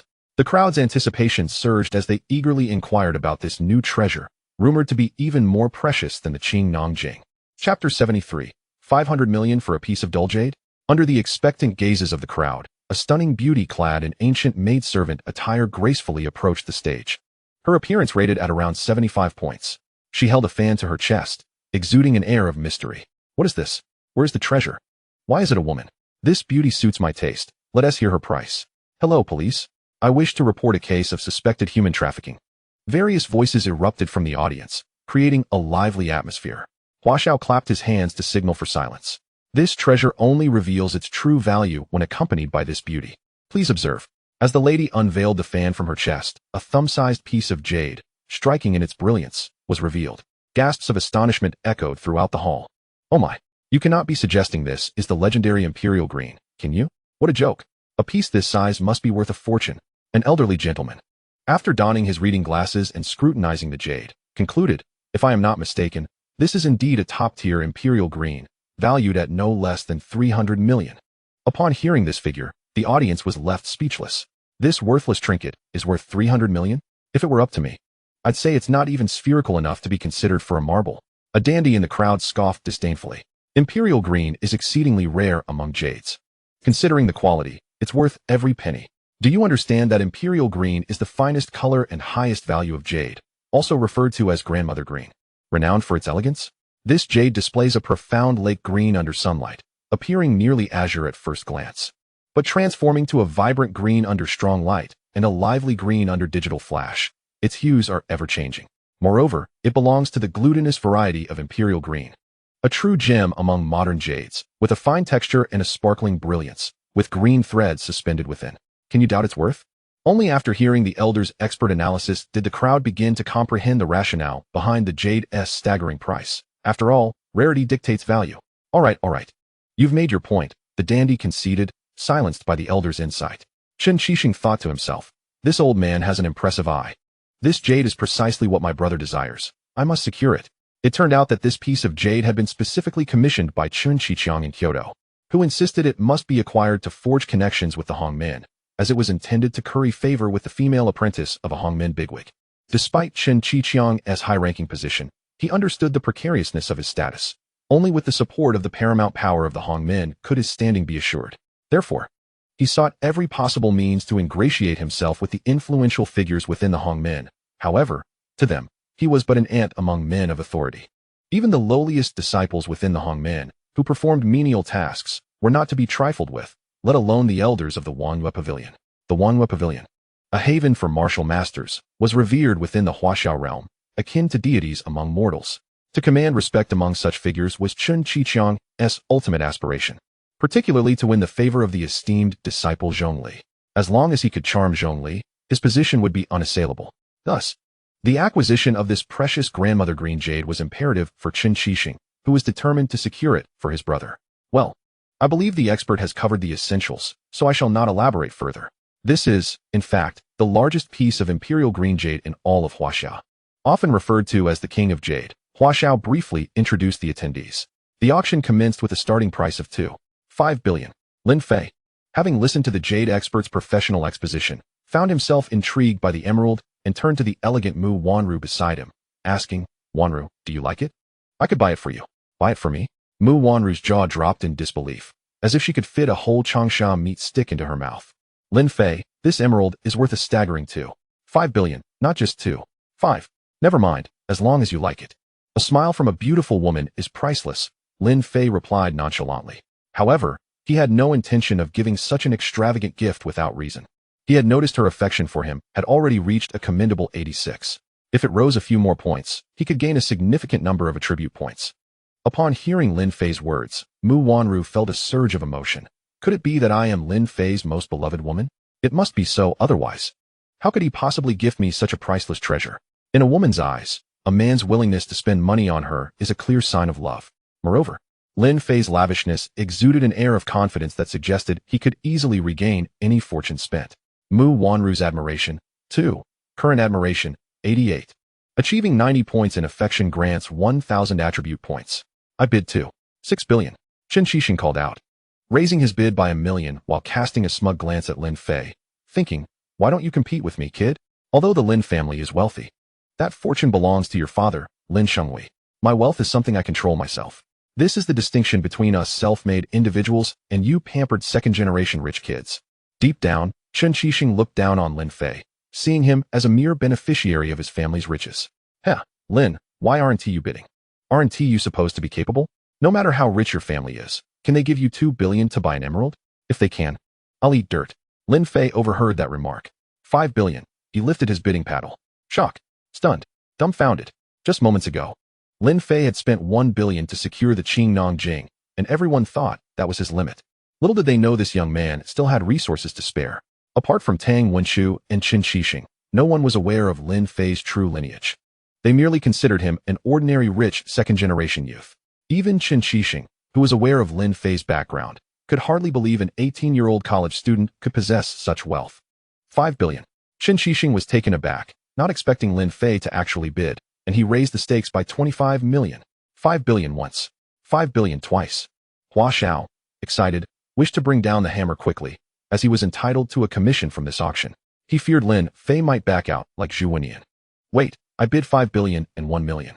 Chen Qixing gritted his teeth, distressed at the thought of his brother discovering his failure to secure the emerald at such a high price, fearing he would be subjected to his brother's wrath. Is there anyone else willing to raise their bid? Hua Xiao looked expectantly at Lin Fei. 6 billion. Lin Fei raised his paddle again, his calm demeanor suggesting that spending 6 billion was as trivial to him as parting with $6. Mu Wanru gazed at him in admiration. It turns out that a man casually raising a bidding paddle is even more impressive than one driving a Ferrari with one hand. Chen Qixing was nearly apoplectic with rage. How can anyone bid nearly 1 billion at once? One would think you were spending Zimbabwean currency. Lin Fei's extravagant display left Chen Qixing feeling powerless, especially knowing he had an exceedingly valuable item to bid on later. The Soul Pill. A top-grade elixir developed over many years by a family specializing in Dan medicine, which could not be bought for any amount of money. The audience included ancient martial artists, many of whom would willingly exchange their entire fortunes for this precious soul pill, as breaking through a realm could mean the difference between life and death, particularly in a world ruled by the strong. Even with vast wealth, one could easily find themselves bankrupt at the whim of a supreme master. Thus, many were desperate to elevate their standing. In this brutal struggle for survival, only the powerful could ensure their safety. Chen Qixing, having risen from humble beginnings, understood this principle better than anyone. Although he was currently only at the initial stage of the Yellow Realm, consuming the soul pill would surely elevate him to the peak of the Yellow Realm, with the potential to break into the Xian Realm. Even if immediate advancement was not achievable, his wealth could procure resources and various herbs and pills to enhance his internal strength over time. Eventually, he would reach the Xian Realm, becoming the foremost expert in Jinghai, and his elder brother Chen Qiqiang had promised that once he reached the Xian Realm, he could help him develop in Kyoto, a place Chen Qixing yearned for deeply. Yet, he still vividly recalled his brother's dismissive words. Xiao Sheng. It's not that I don't want to help you, but with your talents, after all these years, you're still just at the initial stage of the Yellow Realm. If I take you to Kyoto, you'll just be beaten up, being relegated to a mere housekeeper. That felt like being treated as a guard dog. Whenever he thought of this, Chen Qixing would grind his teeth in frustration, vowing to show his brother what he was capable of, and finally slap him in the face. Mr. Chen, are you not going to bid? Hua Xiao's voice snapped Chen Qixing back to reality. 6 billion it is. No more than that. I need to reserve funds for the soul pill. Thinking this, Chen Qixing gritted his teeth. I bid 6 billion and 1 yuan. Chen Qixing's bid left the organizers bewildered. Only an additional yuan?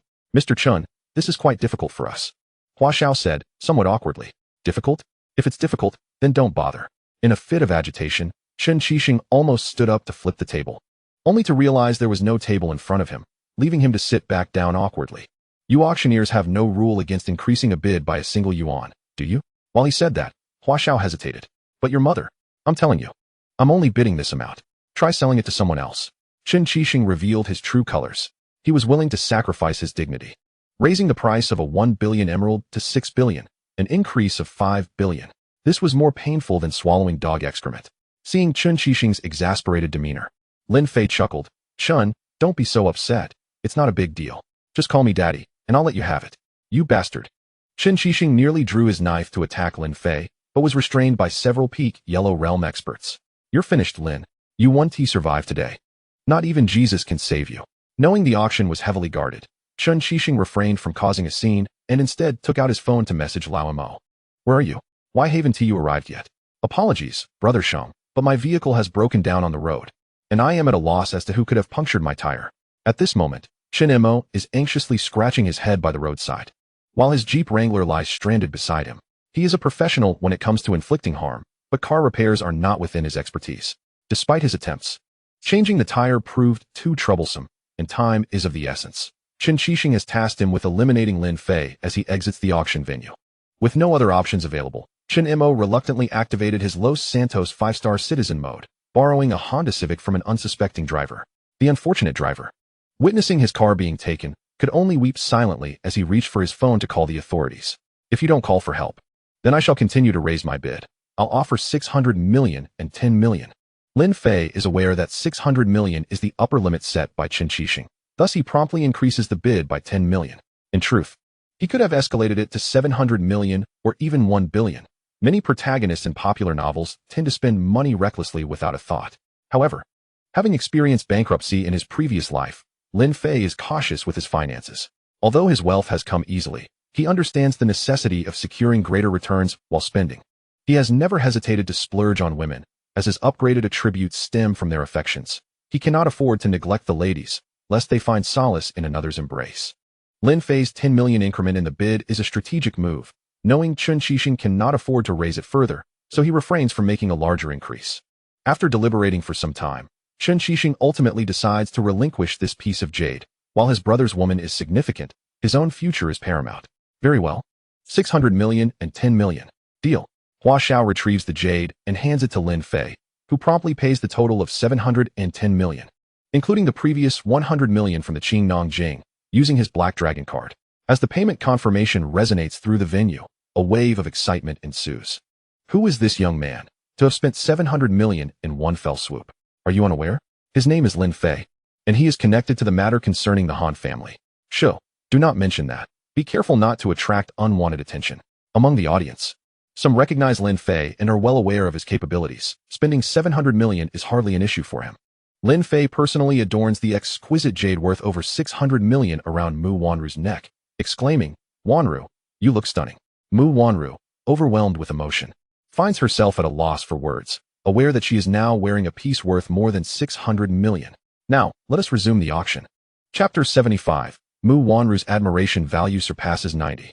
Hua Xiao resumes the auction of other treasures, with the soul pill saved for the grand finale. At this moment, Mu Wanru's heart is elated beyond measure. When facing Lin Fei, she has always lacked confidence, being merely an ordinary university student, albeit slightly more attractive than others. Moreover, in terms of looks, she is overshadowed by Lu Haiyao and Shengguan Yuan. She is not even the top flower of her university. Considering the vast number of universities in Huaxia, there are thousands of women more beautiful than her. Yet, Lin Fei's appearance and background are unparalleled among university students. Thus, Mu Wanru has always been cautious in Lin Fei's presence. After delivering water to him during military training, she felt it might be fate.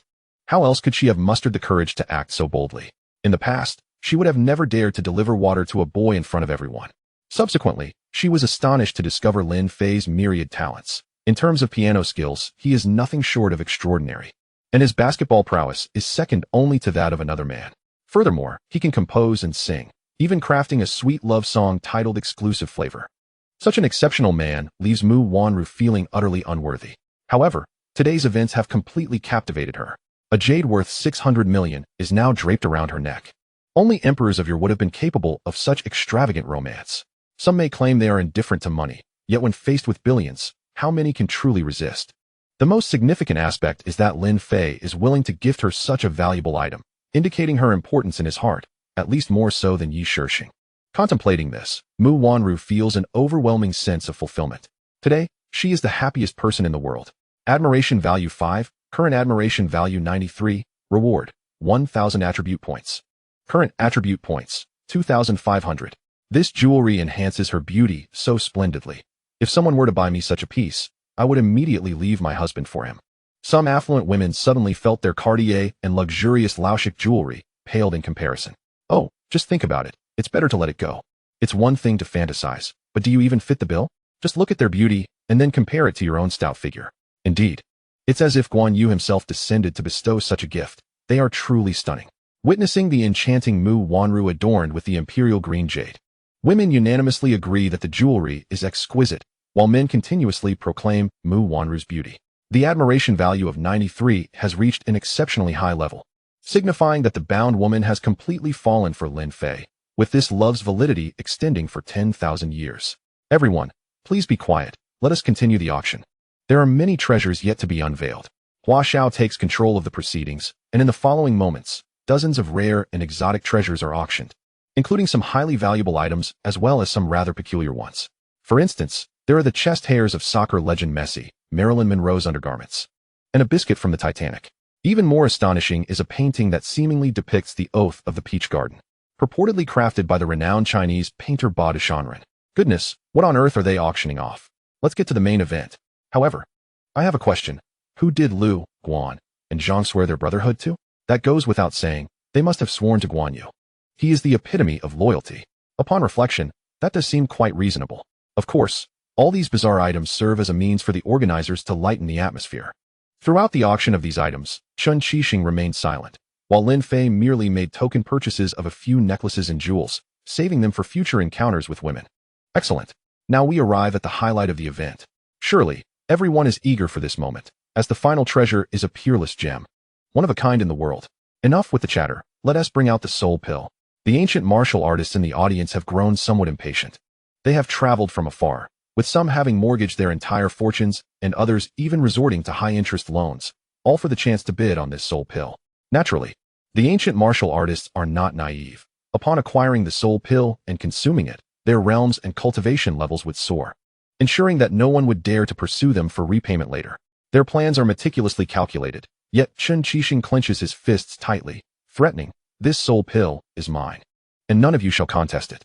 However, the ancient martial artists show little respect for Chen Qixing, stating, "Mr. Chen, at an auction like this, it is wealth that grants one the right to speak. Do you truly believe we would shy away from bidding against you?" While many may fear Chen Qixing, the ancient martial artists do not share this sentiment, and, in fact, harbor a sense of disdain for him.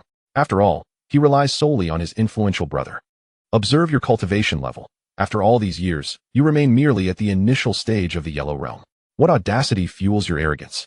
In the world of ancient martial artists, supremacy is determined solely by strength. Merely possessing wealth and power holds little significance.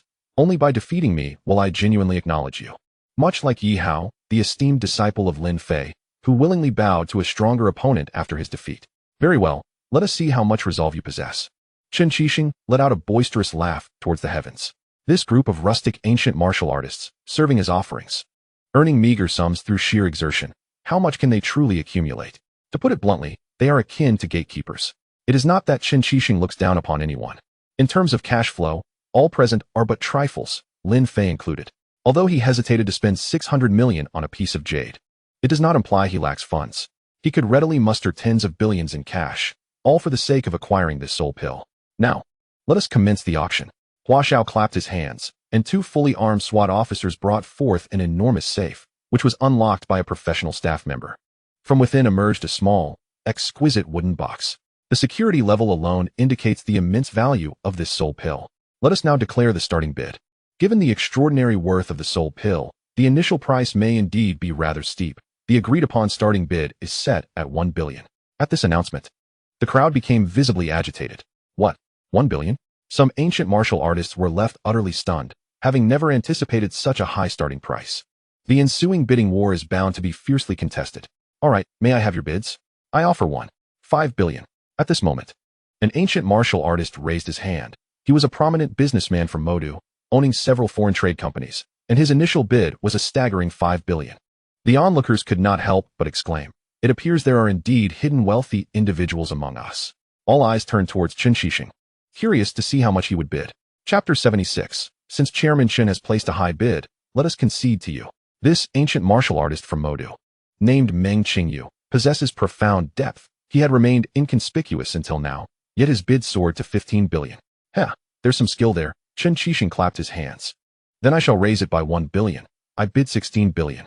What? He dares to bid 16 billion? Chen Qixing actually possesses such wealth? Naturally, for he is the chairman of Changxing Group, a company valued at hundreds of billions. 20 billion. Meng Qingyu pondered for a long while before raising his bidding paddle. Old man, are you growing impatient? Chen Qixing felt deeply dissatisfied. Today's auction was proving to be exceedingly troublesome. First, Lin Fei emerged to compete against him. And at the pivotal moment, another wealthy rival appeared. 21 billion. Chen Qixing raised his bidding paddle once more. Meng Qingyu's expression was a complex mix. Although he hailed from Modu and indeed had considerable wealth, producing over 20 billion in cash was quite a challenge. Yet this soul pill was something he desperately needed. For the ultimate goal of an ancient martial artist is to grow stronger. He had been stagnating at the mid-level of the Yellow Realm for many years, yearning to break through to at least the Xian Realm. Perhaps he should sell all his stocks, liquidate his villa and other assets. If that fails, maybe he could scrape together some bridge financing. Meng Qingyu calculated how much he could muster.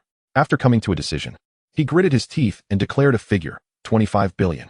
Goodness, a soul pill has reached this price in the auction. All present ancient martial artists were envious to the point of turning pale, yet they were powerless, as the wealthiest among them possessed no more than 10 billion Huaxia currency. Chairman Chen, will you place another bid? If not, I will gladly accept. Meng Qingyu's latest bid increased by 4 billion. As he believed Chen Qixing would not compete further, considering he was merely a local tycoon from a small place like Jinghai. Unfortunately, Meng Qingyu severely underestimated Chen Qixing's capabilities. Unaware of the vast sums Changxing Group had accumulated through various ventures. 30 billion. Chen Qixing uttered this figure through gritted teeth. At this moment, the atmosphere in the auction hall became palpable, as this bid shocked everyone present to their core. Meng Qingyu angrily pounded his chest. He could never hope to meet the 30 billion price, not even if he sold all his company's stocks and exhausted every means of financing. Very well, I concede. Chairman Chen, I wish you luck.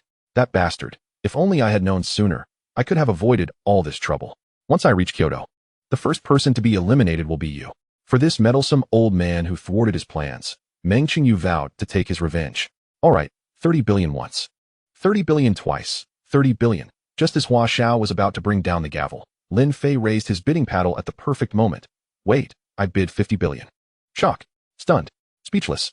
The atmosphere in the auction hall had reached a peak of tension. No one expected Lin Fei to emerge at the last moment to challenge Chen Qixing. The figure of 50 billion was beyond their wildest imaginations. What the hell are you babbling about? Do you possess 50 billion? Organizer. I suspect he is engaging in malicious bidding.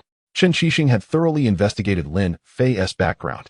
Even if his father, Lin Shenghui, were present today, he would not spend 50 billion on this soul pill. And how could a mere freshman just starting university possibly command 50 billion in cash? Organizer. I strongly request a verification of funds to see if he indeed has 50 billion. If not, he should be thrown out. How short-sighted. Any company in my Lin family is worth more than 50 billion. Isn't it? The value of a company worth 50 billion is not the same as having 50 billion in cash. If you have the ability, show it. Chen Qixing was on the verge of losing control. He would not allow anyone to snatch the soul pill from him. Little beggar. Today you shall witness what true power entails. After that, Lin Fei produced the Black Dragon card and presented it to the organizer. As he stated, please verify the funds. Hua Xiao respectfully accepted the Black Dragon card and began to have someone log into the account to check the balance. Upon seeing the remaining amount, the verifier's voice trembled. There's no problem. Mr. Lin's funds definitely exceed 50 billion. Upon hearing this conclusion, Chen Qixing fell back into his chair in disbelief. How is this possible? To be honest, my allowance from my father exceeds 50 billion. Lin Fei deliberately fabricated a lie to deceive him. So, Chairman Chen, will you continue to place your bid? Hua Xiao inquired. Chen Qixing closed his eyes, calculating in his mind. Although he had ample cash, offering 50 billion was already at the limit. Any more would require him to liquidate company assets or stocks, risking a fracture in the company's financial chain. Particularly in the realm of stocks, should he engage in a massive sell-off within a short span of time, and if other companies were to short sell or target him, the Stronghold Group could potentially face the specter of bankruptcy. Damn it, I can't worry about that now. Chen Qixing has always been impulsive in his decision-making. For the sake of this coveted soul pill, he is willing to embrace the risks.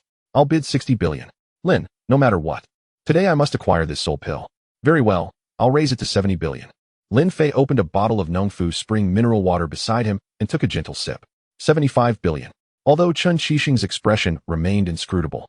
Internally he was nearing his breaking point, silently pleading, for the love of all that is holy, please do not raise it any further. I will go bankrupt. Yet Lin Fei seemed to deliberately taunt him, continuing to escalate the bid. 80 billion. At that moment, the auction room fell into a profound silence. Although the attendees were not lacking in wealth, they had never witnessed such a frenzied bidding war. For a mere pill, The price had soared to 80 billion. I'll bid 100 billion. Do you dare to continue? Chen Qixing bellowed, declaring his final limit. After this expenditure, he would possess nothing. Very well, Mr. Chen.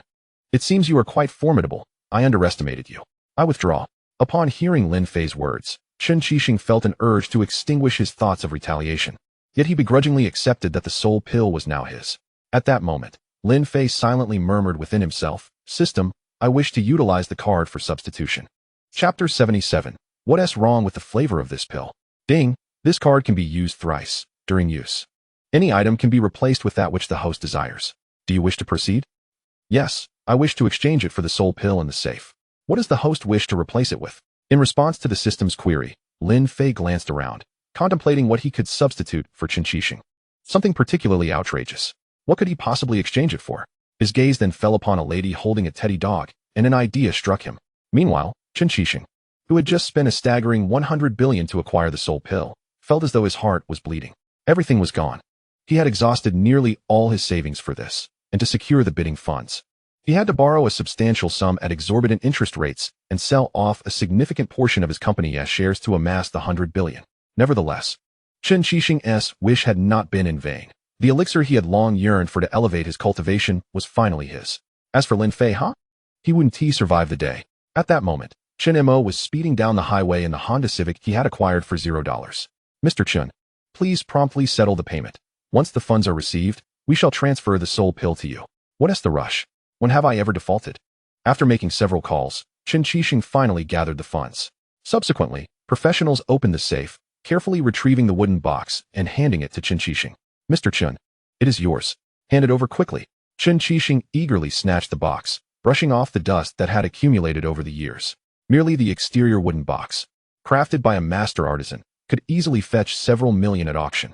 Chen Qixing opened the box and finally beheld the soul pill, a round pill the size of a braised lion's head, a brown hue, hard in texture, exuding a peculiar odor.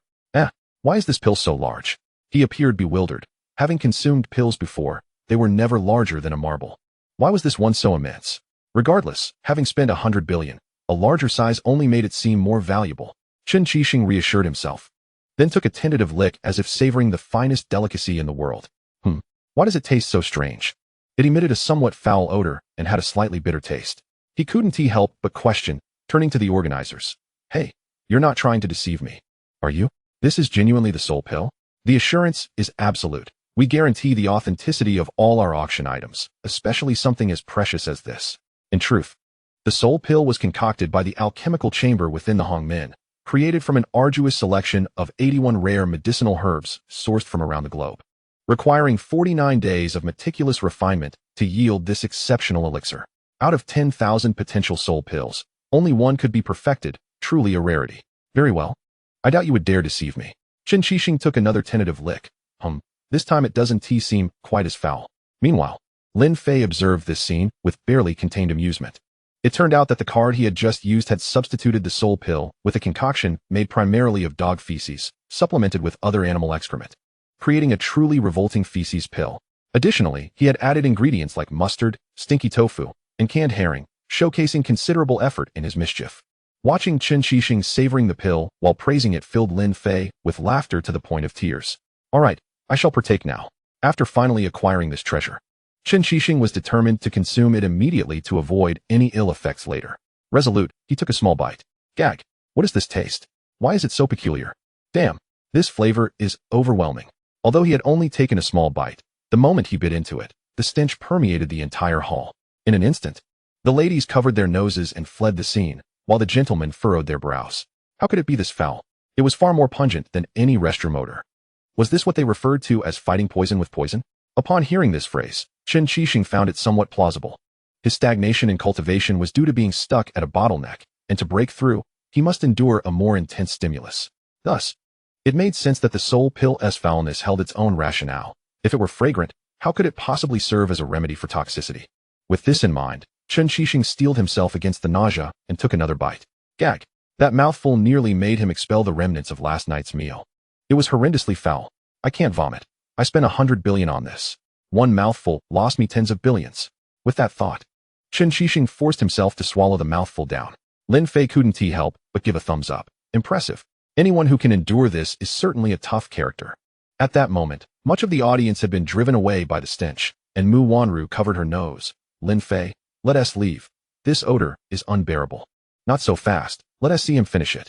Lin Fei was curious to witness how Qin Shixing would manage to consume it, and, undeterred by the chaos, began recording a short video on his phone. Qin Shixing took a deep breath and said to Tang Wenchu beside him, "Bring me a bottle of water." Tang Wenchu hurriedly passed him a bottle, and Qin Shixing twisted off the cap, gulping down a large portion. "Continue eating." Gag.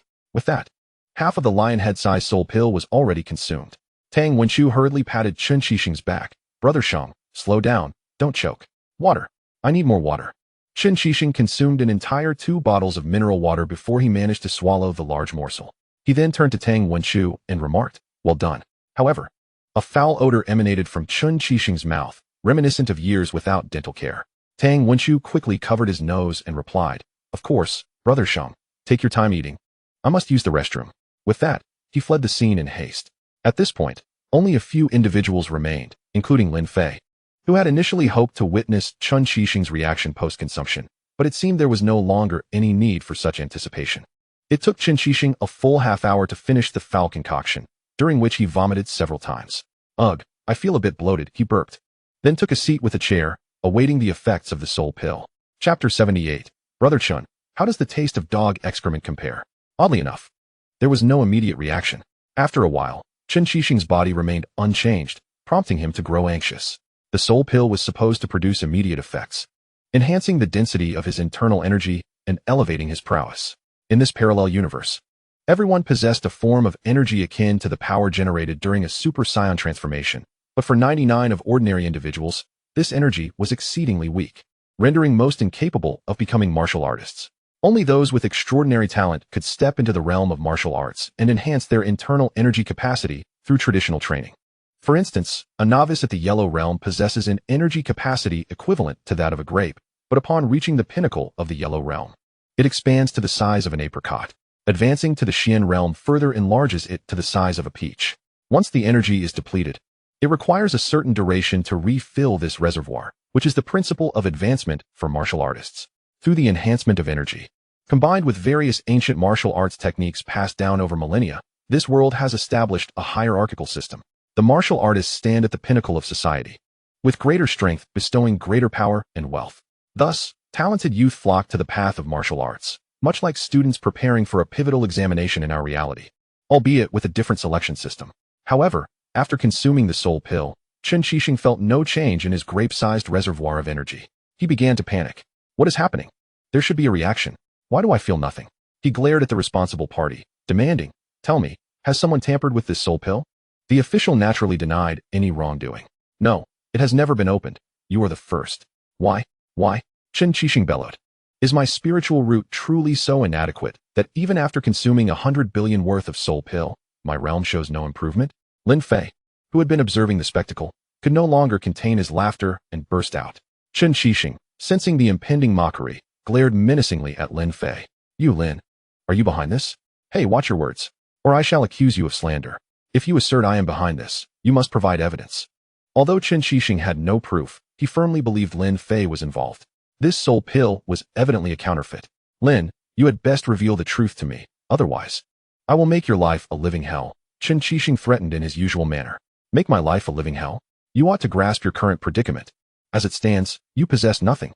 If I am not mistaken, the 100 billion you just spent was your entire fortune," Lin Fei retorted gleefully. The sound of 100 billion seemed to shatter something within Qin Shixing. He felt a pang of anguish. Indeed, Lin Fei was correct. He was utterly destitute now, not to mention burdened with substantial debt. "I will deal with you for this later," Qin Shixing stubbornly insisted. "Ha, President Chun. I merely wish to inquire how the taste of dog excrement is," Lin Fei stated, intent on inflicting psychological pain. For Lin Fei, crushing Qin Shixing would be as effortless as squashing a bug, while his brother, Qin Shiqiang, despite his formidable reputation, was merely a larger insect in Lin Fei's eyes. After all, who could contend with a system and a powerful grandfather? A single remark from Lin Taixing could lead to their demise. Dog excrement? Qin Shixing was momentarily taken aback before quickly realizing the implication. "Yes, did you not say I would be consuming excrement when I purchased the jade? I merely wanted you to fulfill your promise. Did you just imply that the soul pill I consumed was dog excrement?" Upon this realization, Chen Qixing felt a wave of nausea and rushed to the restroom to induce vomiting. Ugh. Unfortunately, as he had consumed it slowly, most of the soul pill had already been absorbed and digested.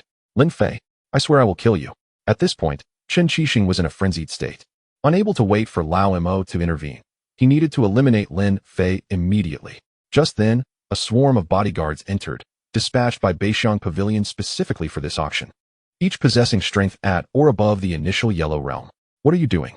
I am a VIP guest of Beixiang Pavilion, spending millions here annually. Do you dare lay hands on me? Chen Qixing exclaimed, brandishing a gilded card issued by the pavilion. However, the leader slapped the card from his hand and bowed deeply before Lin Fei. Boss, I apologize for the disturbance. You are the owner of Beixiang Pavilion? Yi Hao approached as well. Did you not know? My master is the true owner of Beixiang Pavilion. Chen Qixing, who had meticulously calculated his moves, had never anticipated Lin Fei was the puppet master behind Beixiang Pavilion, and he instantly felt a sense of foreboding. He glanced toward the door, hoping to call for assistance. But his few subordinates were sprawled on the ground, and the dozens of henchmen outside were silent. Brother Chun, save your breath, while you were busy purging your stomach. Your subordinates were dealt with, Lin Fei remarked. Have you ever considered the consequences of your actions? Consequences? What consequences? Lin Fei lit a large cigar, exhaling a ring of smoke. Do you know who stands behind me? Who? Chen Qiqiang. Finally, Chen Qixing revealed his ally, believing that anyone who heard Chen Qiqiang's name in Jinghai would kneel and call him grandfather. Huh, Chen Qiqiang you say? Lin Fei responded, delivering a resounding slap that sent Chen Qixing crashing to the ground, dazed by the force. Bring your brother over. I wish to see just how formidable he truly is. Chen Qixing was taken aback by the slap's immense power, nearly losing consciousness, his vision filled with stars. You lot, treat Brother Chen well today. Did he not just consume excrement? Be sure to extract it from him later. As Lin Fei concluded, the group of martial artist bodyguards began to rain down blows upon Chen Qixing, swiftly rendering him unconscious. Lin Fei leaned in for a closer look. I'm astounded by your ruthlessness. You've reduced him to a state resembling that of a pig's head, unconscious as he is. Come, let us hasten to douse him with urine to revive him. Lin Fei's words ignited an eagerness among the martial artists present. One of them bellowed, make way. My urine is yellow. Allow me to go first. Chapter 79, Surviving a Shot from a Barret? This ancient warrior brandished his weapon, unleashing a torrent of liquid akin to the force of a fire hose, instantly rousing the unconscious Chen Qixing. This fellow possesses remarkable renal prowess, thought Lin Fei. Giving a thumbs up. What is this? Chen Qixing exclaimed, overwhelmed by a pungent odor emanating from himself. Brother Chun, you inadvertently dozed off. So I had the brothers wake you up. A person as wonderful as you wouldn't hold it against me, would you? Chen Qixing erupted in a cascade of expletives, as if he were firing a barrage of cannonballs. The esteemed figure of Jinghai, reduced to a pig-headed state and now revived by urine. This was intolerable. The humiliation was unbearable, especially on someone else's turf, rendering him unable to retaliate. Enough.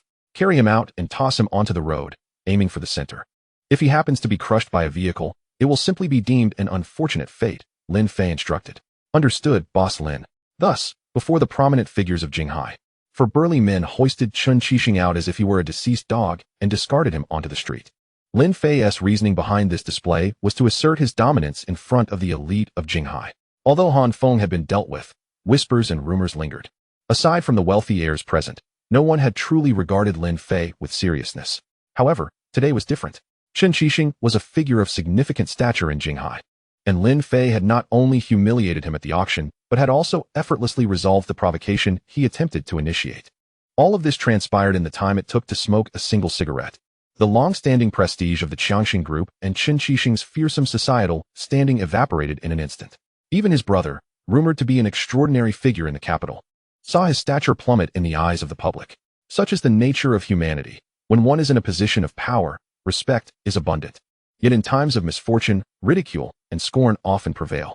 Most viewed Chen Qixing as deserving of his fate, for the deeds he committed to ascend were tenfold more malicious. And he had shown no mercy when his enemies faced ruin. At this moment, Lin Fei had no intention of eliminating Chen Qixing, but the events that followed would alter his perspective.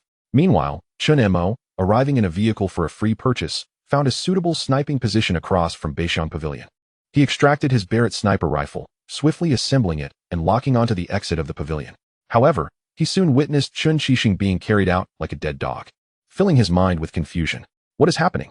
Is my second brother intoxicated? He doesn't appear to be. The distance was too great for Chen Mo to discern the extent of Chen Qixing's injuries. He merely observed the movements of those around him. Then, he saw Chen Qixing being unceremoniously tossed onto the road, writhing like a loach. Realization dawned on Chen Mo. His brother had been discarded. What on earth is happening? In his mind, though Chen Qixing could occasionally act thoughtlessly and without regard for consequences, he had Chen Qiqiang's protection. Surely, no one would dare treat him this way. Chen Mo rubbed his eyes, convinced he was hallucinating, and adjusted the scope again. Indeed, this was his brother Chen Qixing. Rage surged within him. He yearned to rush out and eliminate those bodyguards to avenge Chen Qixing, but his instincts as an assassin restrained him. Remain calm, he told himself. One must not lose sight of the larger strategy over minor grievances. At that moment, his target appeared in the lens, Lin Fei. It had to be him. Observing Lin Fei with his hands in his pockets, utterly unconcerned about the situation, Chen Mo surmised that the incident with Chen Qixing was likely orchestrated by Lin Fei. Excellent. You chose not to walk the path to heaven, yet you have ventured into hell. Quickly, he locked onto Lin Fei, centering the scope on him. Let us proceed. May heaven be devoid of suffering. Amen. After a deep breath, Chen Mo squeezed the trigger. The .50 caliber bullet erupted from the barrel of the Barrett, soaring along its predetermined trajectory, aimed directly at Lin Fei. Even though Lin Fei's physique had been significantly enhanced to surpass that of an ordinary martial artist, and typical weapons could not harm him, this was a heavy sniper bullet, which unerringly pierced his body. Beep. Life-threatening danger detected. You may expend 100 attribute points to restore health. Do you wish to proceed? Was there any question? Lin Fei had narrowly escaped being sent to meet the Buddha, and fortunately, his formidable physique prevented him from losing consciousness in an instant. Beep. Hostess body has been restored, consuming 50 attribute points. Remaining attribute points, 2,400. Lin Fei gasped for breath, the thrill of survival igniting a flutter of panic within him. This was an unprecedented experience. That was a close call. I almost met my end, he mused, contemplating that without the system, he would have perished. At that moment, Chen Mo, witnessing Lin Fei being struck by the bullet through his scope, was convinced he was finished. Not even the King of Heaven could save him. Yet, in the next instant, Lin Fei sprang back to life, vibrant and unharmed. Chen Mo's eyes nearly bulged from their sockets. What is happening? This defies logic. I clearly saw the bullet hit. Could I have been mistaken? Impossible. Just as Chen Mo adjusted his aim to pull the trigger again, Lin Fei, utilizing his enhanced sensory abilities, locked onto his position. This is bad. I need to get away. Chen Mo hastily disassembled the Barrett, preparing to flee. His guiding principle was to preserve his life. If the Green Mountains remain, there will be no fear of a lack of firewood. Moreover, this situation was undoubtedly suspicious. Lin Fei had just been shot, yet he appeared unscathed. It was known that even a powerful practitioner at the Earth realm would not emerge unscathed from such a gunshot wound. Only a master at the Heaven realm could potentially disregard the damage from a bullet. Could it be that Lin Fei has already attained the Heaven realm? Impossible, absolutely impossible. From Chen Mo's investigations, Lin Fei was certainly not a practitioner of ancient martial arts, and the aura emanating from Lin Fei did not suggest he was a martial artist. However, at this moment, Chen Mo had no time to ponder further, as Lin Fei was already in pursuit, with Yi Hao and a multitude of martial artists following closely behind. Chapter 80. Driving the Qiangxing group to bankruptcy. Upon restoring his health, Lin Fei's immediate focus was to locate the assailant. Utilizing his enhanced vision, he caught a glimpse of a dark figure flitting through a building several hundred meters away. That's him. System, enhance my speed. The host utilizes 200 attribute points to enhance speed by 500. Would you like to proceed with the enhancement? Enhancement. Ding. Consumed 200 attribute points. Remaining attribute points, 2,200. Name, Lin Fei. Height, 182 centimeters. Appearance, 95. Strength, 670. Speed, 560. Constitution, 380. Synchronized enhancement. Kidney function endurance, 90. Remaining attribute points, 2,200. In an instant following the enhancement, Lin Fei's speed escalated to an astonishing degree, his body feeling as light as a feather, barely perceivable. With a slight exertion, he shot forth like a swift arrow. In mere seconds, he arrived at the base of the office building. Meanwhile, Chen Mo, unhurriedly placing the disassembled firearm into his bag, caught sight of Lin Fei as he ascended the stairs. What? How is he so fast? Chen Mo thought. For based on his experience, it was impossible for an ordinary person to cover such a distance in such a short span. Realizing the precariousness of the situation, he swiftly grabbed his bag and sprinted towards the emergency exit leading to the rooftop. However, Lin Fei had no intention of letting him escape and immediately pursued him. A professional assassin like Chen Mo typically had several escape routes planned. Yet, Due to his years of successfully completing missions, he had grown complacent in his preparations for retreat. Originally, the plan was to eliminate Lin Fei and exit through the back door of the office building, but now he found himself forced onto the rooftop. Upon reaching the rooftop, there was still one escape method available, a zip line that descended to the ground below, albeit with considerable risk, a last resort. However, given the urgency of the situation, he had no other choice. Just as Chen Mo arrived on the rooftop and prepared the zip line for his escape, Lin Fei had already caught up. "Ah, you're quite swift," Chen Mo remarked, stopping his actions and rising slowly upon seeing Lin Fei alone. "It was Chen Qixing who sent you to kill me, wasn't it?" Chen Mo's expression remained impassive, neither confirming nor denying, for he understood that any words spoken now would be futile. "Very well. Had you not come today, perhaps you might have had a chance to live. But since you rushed here to meet your demise, I shall oblige you." Though Chen Mo could not fathom why Lin Fei was so incredibly fast, he was aware that Lin Fei's ancient martial arts bodyguards had yet to arrive. He believed he had ample time to take Lin Fei's life. Observing that Lin Fei emitted no aura of an ancient martial artist, a sinister smile crept upon Chen Mo's face. Prepared to die, he discreetly gathered his strength. A powerful wave of energy enveloping his body, and in an instant, he raised his hand, striking towards Lin Fei. With a resounding bang, a figure appeared before Lin Fei. Blocking the attack, it was Yi Hao. His speed surpassed that of the other bodyguards, allowing him to reach the rooftop first. However, against a mid-stage practitioner of the Xian realm like Chen Mo, Yi Hao's defensive prowess was evidently insufficient. After absorbing the blow, blood trickled from the corner of his mouth. "Master, you should leave." "Heh, a loyal dog protecting its master. A mere initial stage Xian realm disciple dares to flaunt his skills before me." Although Chen Mo was only marginally stronger than Yi Hao, the disparity in their cultivation levels was immense. In terms of combat capability, 3 Yi Haos would not be a match for Chen Mo. Moreover, Chen Mo had taken countless lives over the years, amassing a wealth of practical experience. While Yi Hao's exploits in Africa were largely exaggerated, Chen Mo was a true killer, akin to slaughtering chickens. "Neither of you will escape." Chen Mo unleashed another palm strike, directly hitting Yi Hao in the chest, sending him flying. Yi Hao half-kneeled on the ground, spewing blood. Witnessing Yi Hao risk his life to save him, Lin Fei felt a twinge of gratitude and nodded, acknowledging that his disciple was indeed commendable. The next moment, Lin Fei's gaze hardened, fixating on Chen Mo. "Today shall be your day of reckoning." Upon hearing Lin Fei's seemingly nonsensical declaration, Chen Mo regarded him as though he were a fool. "What are you babbling about? Do you not grasp the situation? Even this initial stage practitioner cannot withstand my strike. How could you? System, enhance my strength attribute. The host may expend 100 attribute points to raise strength to 1,000.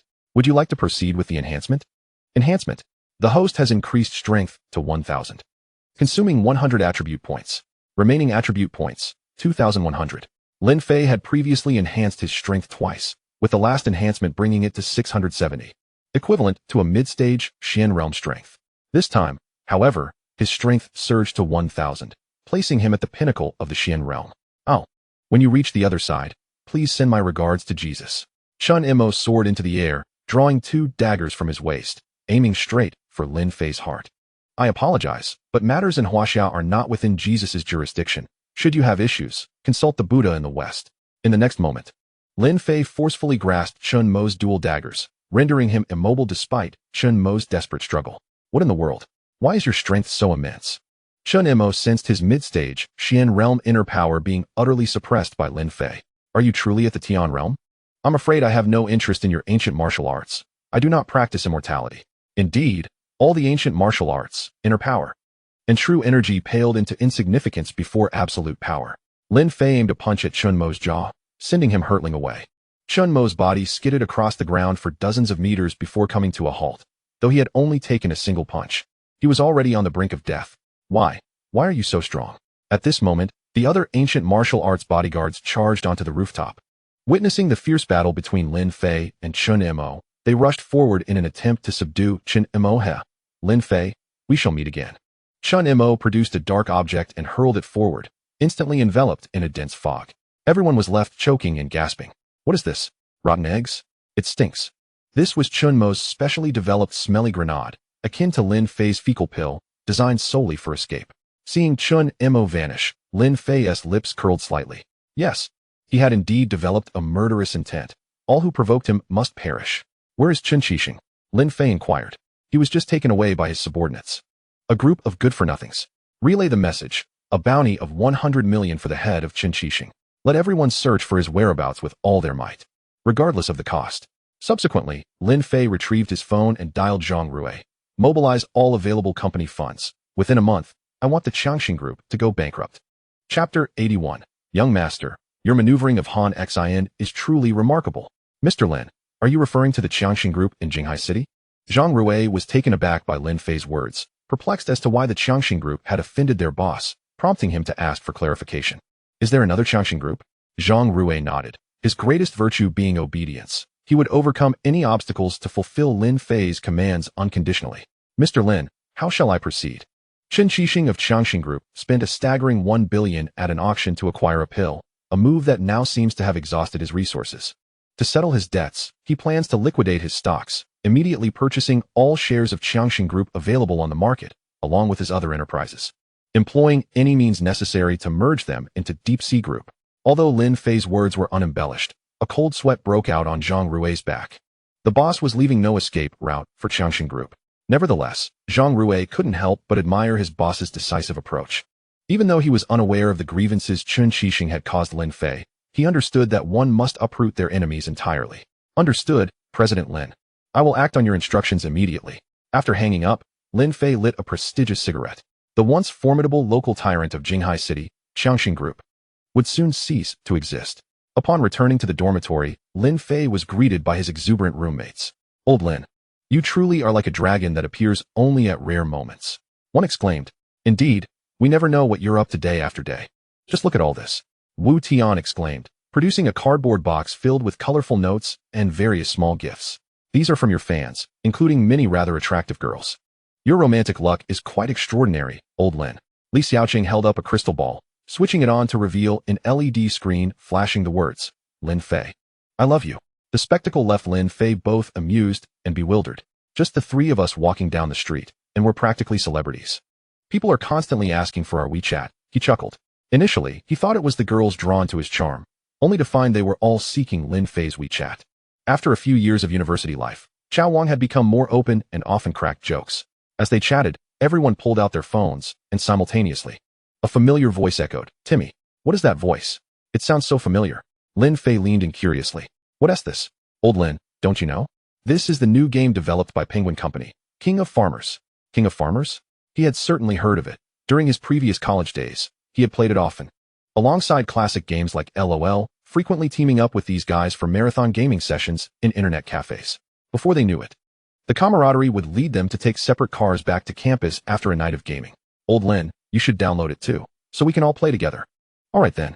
After a long hiatus from gaming, Lin Fei decided to download King of Farmers to relish in the unique atmosphere of university life. Old Lin, I'll guide you through the beginner's tutorial. Then I'll recommend a hero, Wu Tian boomed. He had a knack for gaming, having climbed to Silver 3 in just a few days. Old Lin, just pick any hero to start. I'll lead you to victory. Thus, the four of them formed a team and even matched with a girl whose ID was loves eating little oranges. I'll take the mid lane to push towers. You follow me. And Old Lin and Xiaoqing will go top lane, while Chao Wang jungles. Wu Tian strategized like a seasoned commander. However, within a minute, the opposing team received a notification for first blood. What happened, Old Wu? Did you just throw the game? The three queried simultaneously. A slip up. I accidentally clicked the wrong thing. It's all this wretched phone's fault. Wu Tian offered an awkward smile. Moments later, another kill notification came from the mid lane, while Lin Fei continued to score repeatedly against the enemy. This was due to his enhanced physique, granting him far superior reflexes and speed compared to his opponents. Before they could react, Lin Fei would unleash a series of combos, sending them back to their base. You're so impressive, the guy playing Han Xin. The girl's voice came through the headset, filled with admiration, reminiscent of an adorable loli, clearly a homebody. It's nothing special, they're just too weak. Lin Fei replied with a magnetic voice, causing Love's eating little oranges to feel a flutter in her heart. Oh my, your voice is simply delightful, she exclaimed, captivated. Consequently, the girl abandoned Wu Tian to follow Lin Fei, who continued to astonish her with his exceptional gameplay. Hey, come back, Wu Tian lamented, having fallen victim to the enemy's ultimate ability. Are you perhaps a professional player? Little Orange grew increasingly enamored, as Lin Fei's flawless maneuvers paired with his deep voice seemed a waste if he didn't pursue a career as a gaming streamer. Soon, thanks to Lin Fei's outstanding performance, they secured a decisive victory over their opponents. Ding, a new female admirer has been bound. raising her admiration level to 80 points. Granting 1,000 attribute points. Current admiration level, 30. Can we add each other as friends? Loves eating little oranges asked. Lin Fei, without hesitation, accepted her friend request. Oh, I'd like to add you too, little orange. But before Wu Tian could finish, the girl had already exited the game. Shortly after, Lin Fei received a private message from her. Hello, big brother. I'm Ding Feier, pleased to meet you. You're getting ahead of yourself, he joked. Haha, just kidding. I'm Lin Fei, nice to meet you. At that moment, Ding Feier sat in her dormitory, joyfully typing away. Lin Fei, you're so great at gaming. You must be quite proficient with computers too, right? The reason she asked was that she was a hacker, and quite skilled at it too. I'm not knowledgeable in that area, Lin Fei replied candidly. Alright then, Ding Feier pouted, searching for another topic. But Lin Fei's phone buzzed with a message from Liang Qian. Darling, where are you? I've arrived at your school. Today, I'm wearing your favorite Balenciaga and Valentino. By the way, I also style my hair in twin ponytails. Do you like it? She teased, sending Lin Fei a series of selfies. Good heavens. That outfit is simply stunning. Attack speed 10,086. It truly pleases me. Lin Fei, having lost interest after a few glances, replied nonchalantly. It's all right, I suppose. Then I'll come find you. Wait for me to come out. Today I'll take you somewhere thrilling. He teased back. Chapter 82. The arrival of the young heir of the richest man in Jiangdong province. Upon exiting the dormitory, Lin Fei spotted Liang Qian waiting for him at the library entrance. He couldn't help but admire her figure, standing at 1.7 meters tall.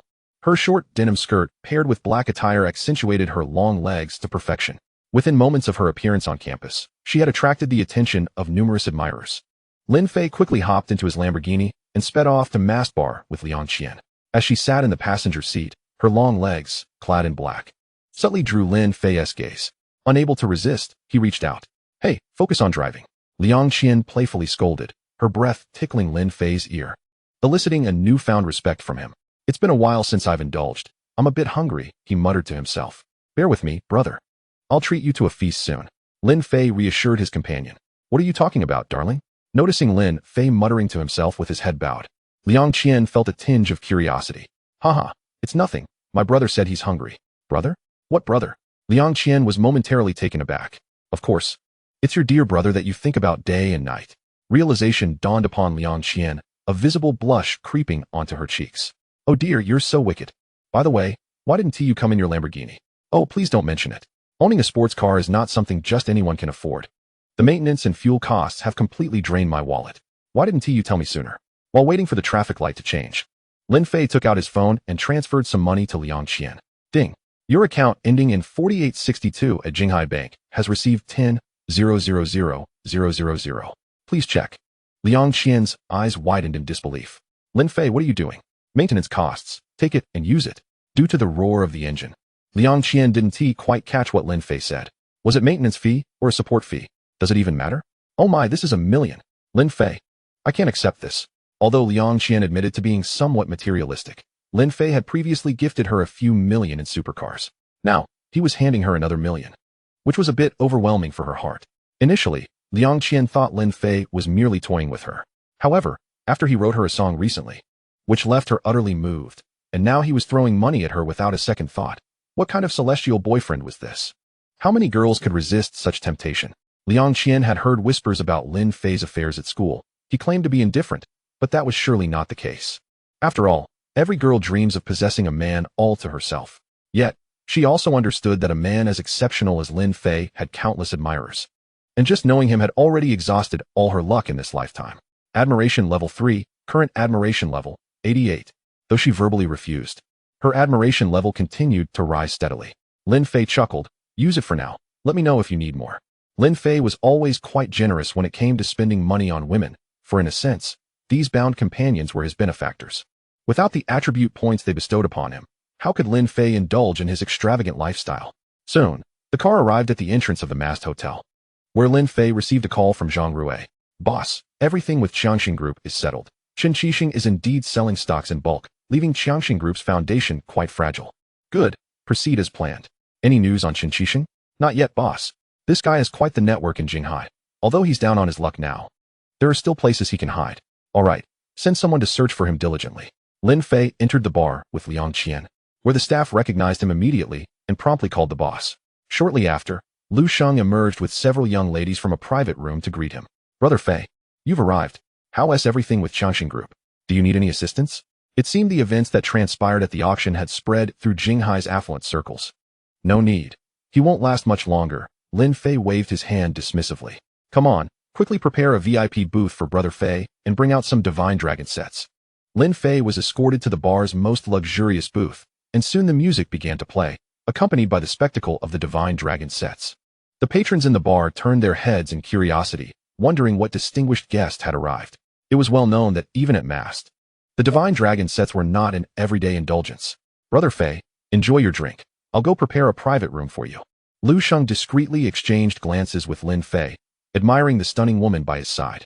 As expected of Brother Fei, absolutely impressive. Each girl beside him is more beautiful than the last, and just look at the competition. Lin Fei nodded, recognizing Lu Sheng's keen perception. He had brought Liang Qian to Mast precisely to experience its luxurious couple suites. The ambience in these suites was unparalleled, replete with various props. Liang Qian, not often visiting bars, was awestruck by the opulence before her. Lin Fei's influence was immense. Not only was the owner personally welcoming him, but he also ordered bottles of expensive liquor, clearly treating guests. Liang Qian was taken aback, realizing Lin Fei's power was far greater than she had imagined. Just as they were enjoying their time in the VIP booth with a bottle of Ace of Spades, an unwelcome guest appeared. A slightly overweight young man, clearly intoxicated, stumbled over, followed by several bodyguards in black. Hey, isn't this my booth? What are you two doing here? The young man seemed to be a bit confused from the drinks. The bar manager hurriedly stepped in to mediate, explaining, Young Master Xiang, your booth is over there. The young man shoved the manager aside. Get lost. I'll sit wherever I please. The surrounding bodyguards immediately pinned the manager to the ground. This slightly plump young man was none other than Xiang Hongbao, the second son of the richest man in Jiangxing, the capital of Jiangdong province. Jiangxing is the capital of Jiangdong, the most economically prosperous province, while Jinghai ranks second. However, the two places are quite close, only half an hour's drive apart. Xiang Hongbao happened to be visiting Jinghai for leisure, having just indulged in 2 Divine Dragon sets. Before he could even attract any ladies, Lin Fei had already stolen the spotlight. To make matters worse, upon seeing such a beautiful woman beside Lin Fei, he felt even more envious. Thus, the inebriated Xiang Hongbao sought to confront him. If you want me to leave, I'll take that girl with me. Xiang Hongbao grinned maliciously. What do you say? Pretty boy? Chapter 83. Bow your head and behave in Jinghai. As the second son of Jiangdong's richest man, Xiang Hongbao had always held an arrogant demeanor in Jiangxing.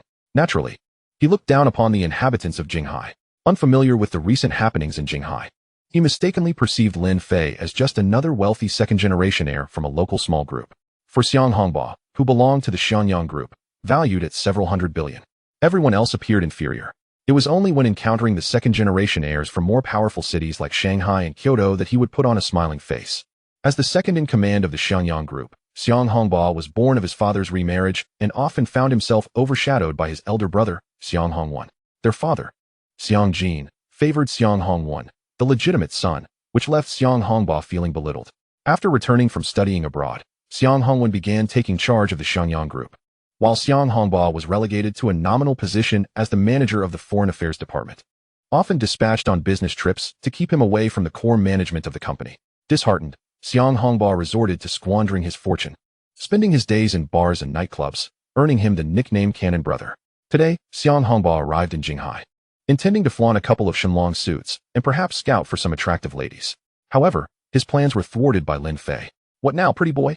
Have you made up your mind? Xiang Hongbao taunted, pointing a finger at Lin Fei and repeating his bravado. He believed that with bodyguards at his side, he could swagger through Jinghai without a care. Lin Fei narrowed his eyes, a glint of coldness emanating from them. In the blink of an eye, he sprang to his feet, seized Xiang Hongbao's finger, and with a gentle yet forceful twist, bent it at a gruesome 180 degrees. Ah!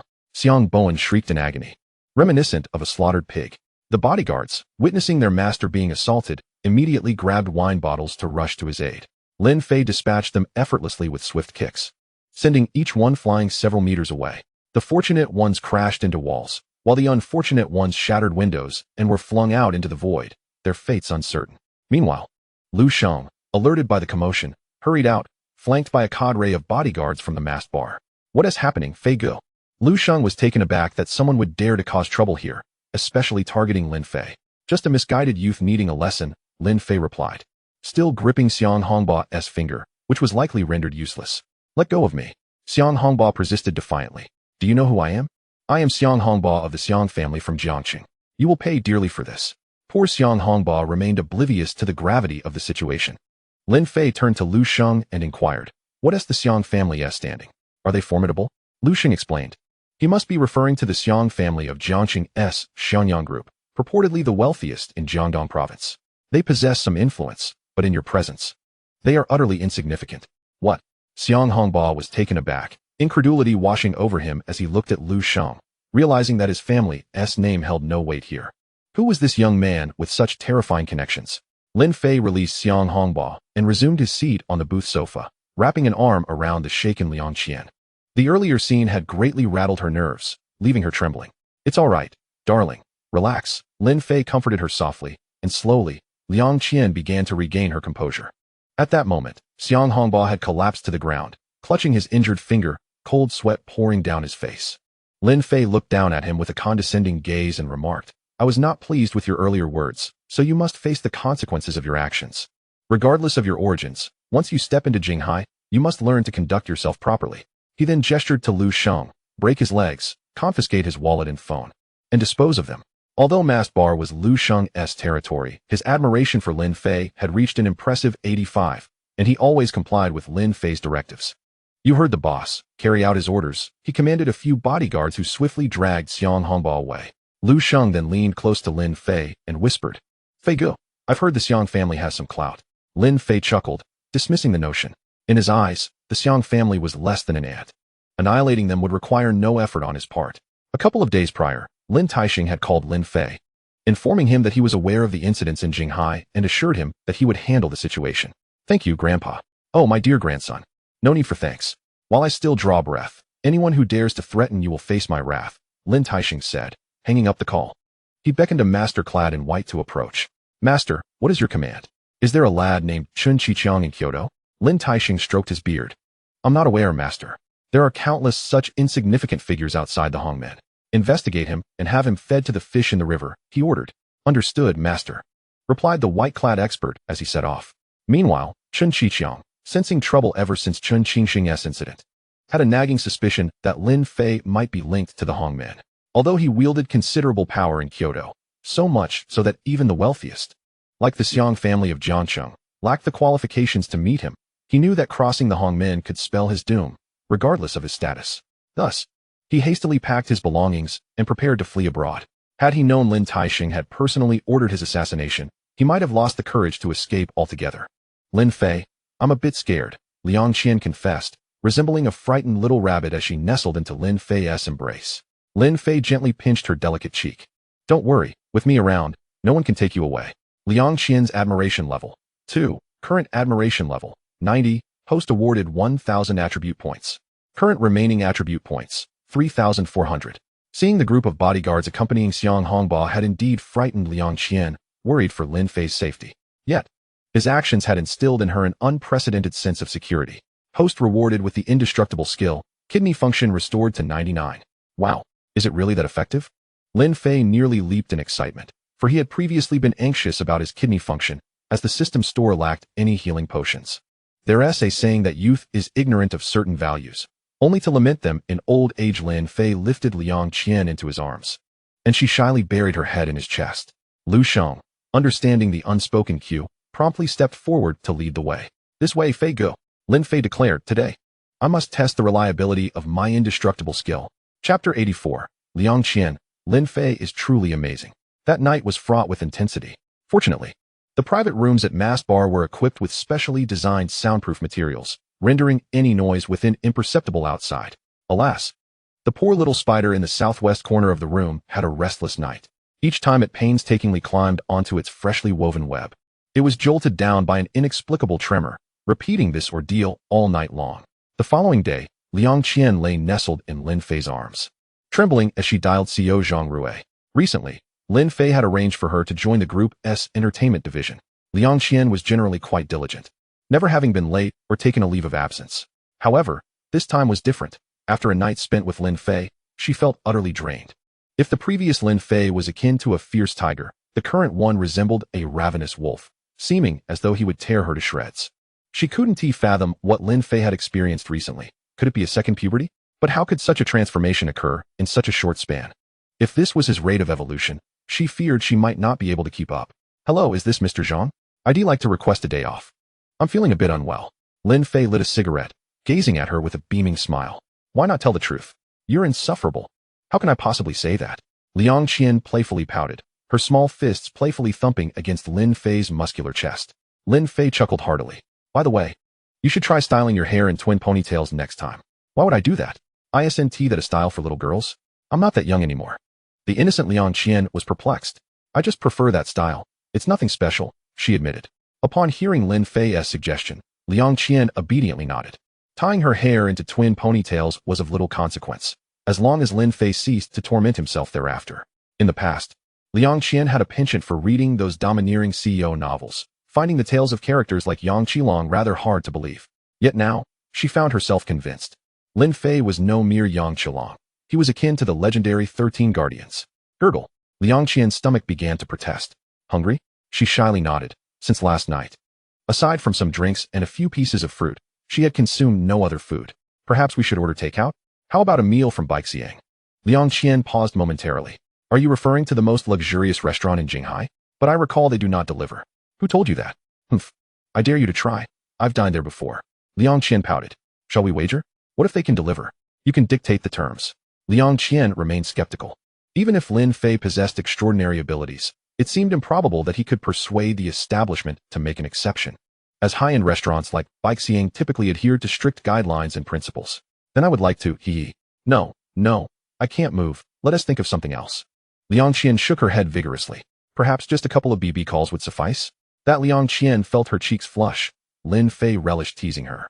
Noticing her acquiescence, Lin Fei retrieved his phone and dialed Balenciaga. Hello, this is Balenciaga. Are you looking to reserve a table? I wish to place an order for delivery. I'm sorry, sir, but we at Balenciaga do not deliver under any circumstances. It is our policy. This is Lin Fei. Very well, sir, what would you like to order? I will instruct the kitchen to prepare it immediately. Upon realizing the caller was his own boss, the waiter promptly handed the phone to manager Ma. The boss wants takeout? Absolutely no problem. We at Balenciaga are dedicated to serving our esteemed owner. What? Policy? Don't speak to me of policy. The boss's word is law. Afterwards, manager Ma, with his belly protruding like a beer barrel, convened an urgent meeting for all staff at Balenciaga to discuss this unexpected situation. Soon, dozens of signature dishes prepared by the five-star chefs of Balenciaga were delivered to the room, still steaming. Liang Qian's eyes widened in astonishment. Lin Fei, how did you manage this?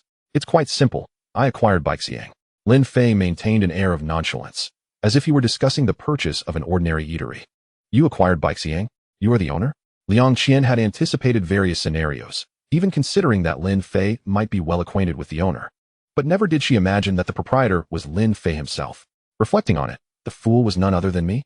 With a sigh, Liang Qian lamented how incomprehensible the world of the affluent was to her. To order takeout, one need invest billions to acquire a restaurant? Admiration value, 2. Current admiration value, 92. However, her admiration for Lin Fei had indeed deepened. In her eyes, he resembled an omnipotent hero. By the way, were you just on the phone with Zhang Rui? Liang Qian nodded, suddenly realizing that Lin Fei was the mastermind behind Deep Sea Group. Oh, Liang Qian felt an overwhelming urge to dig a hole and hide, having earnestly requested leave while forgetting that this was her true superior. Moreover, this very superior was known for his extravagant dealings, often negotiating multi-billion-dollar contracts. How has the group been developing lately? Lin Fei recalled that he hadn't inspected the group in quite some time. He usually communicated with Zhang Rui over the phone for business matters, which seemed neglectful of his responsibilities as a boss. After a hearty meal, Lin Fei took a tissue to dab his mouth and said to Liang Qian, come with me to the group after we finish eating. Liang Qian, her mouth full of 4 happiness meatballs, asked now. Lin Fei nodded. Thus, the two of them drove a Lamborghini to conduct an impromptu inspection of the group's headquarters. Since acquiring the office building in the city center, Deep Sea Group had experienced rapid growth, first establishing an entertainment division to manage film projects and a film studio. Then, they launched a short video segment, with the Deep Sea Short Video app now online and receiving a positive societal response. Additionally, an e-commerce sector aimed at the low-price market, Pinyin CC, had already gone public. Moreover, there were various other investment sectors. In short, Deep Sea Group had pinpointed every lucrative avenue and swiftly became a trendsetter in the industry. As Lin Fei arrived at the company's entrance, He encountered a throng of women in suits and skirts, each holding resumes and queuing at the door. What is happening here? Liang Qian replied. It seems they are recruiting. The group has been rather short-staffed lately. Lin Fei casually glanced over and suddenly noticed one girl whose admiration value was displayed in deep crimson, 99. Intrigued, Lin Fei approached. Recognizing the beauty who seemed somewhat familiar, but the scale of admiration and the glaring 99 above her head immediately identified her. Goodness, it's Tang Wenqiu. Disguised. Tang Wenqiu was here for an interview. What could her purpose be? Chapter 85. I am not Tang Wenqiu. Please call me Julie. Lin Fei stepped in front of the line of applicants, and Tang Wenqiu, unrecognizable in her disguise, merely glanced up momentarily before shifting her gaze elsewhere.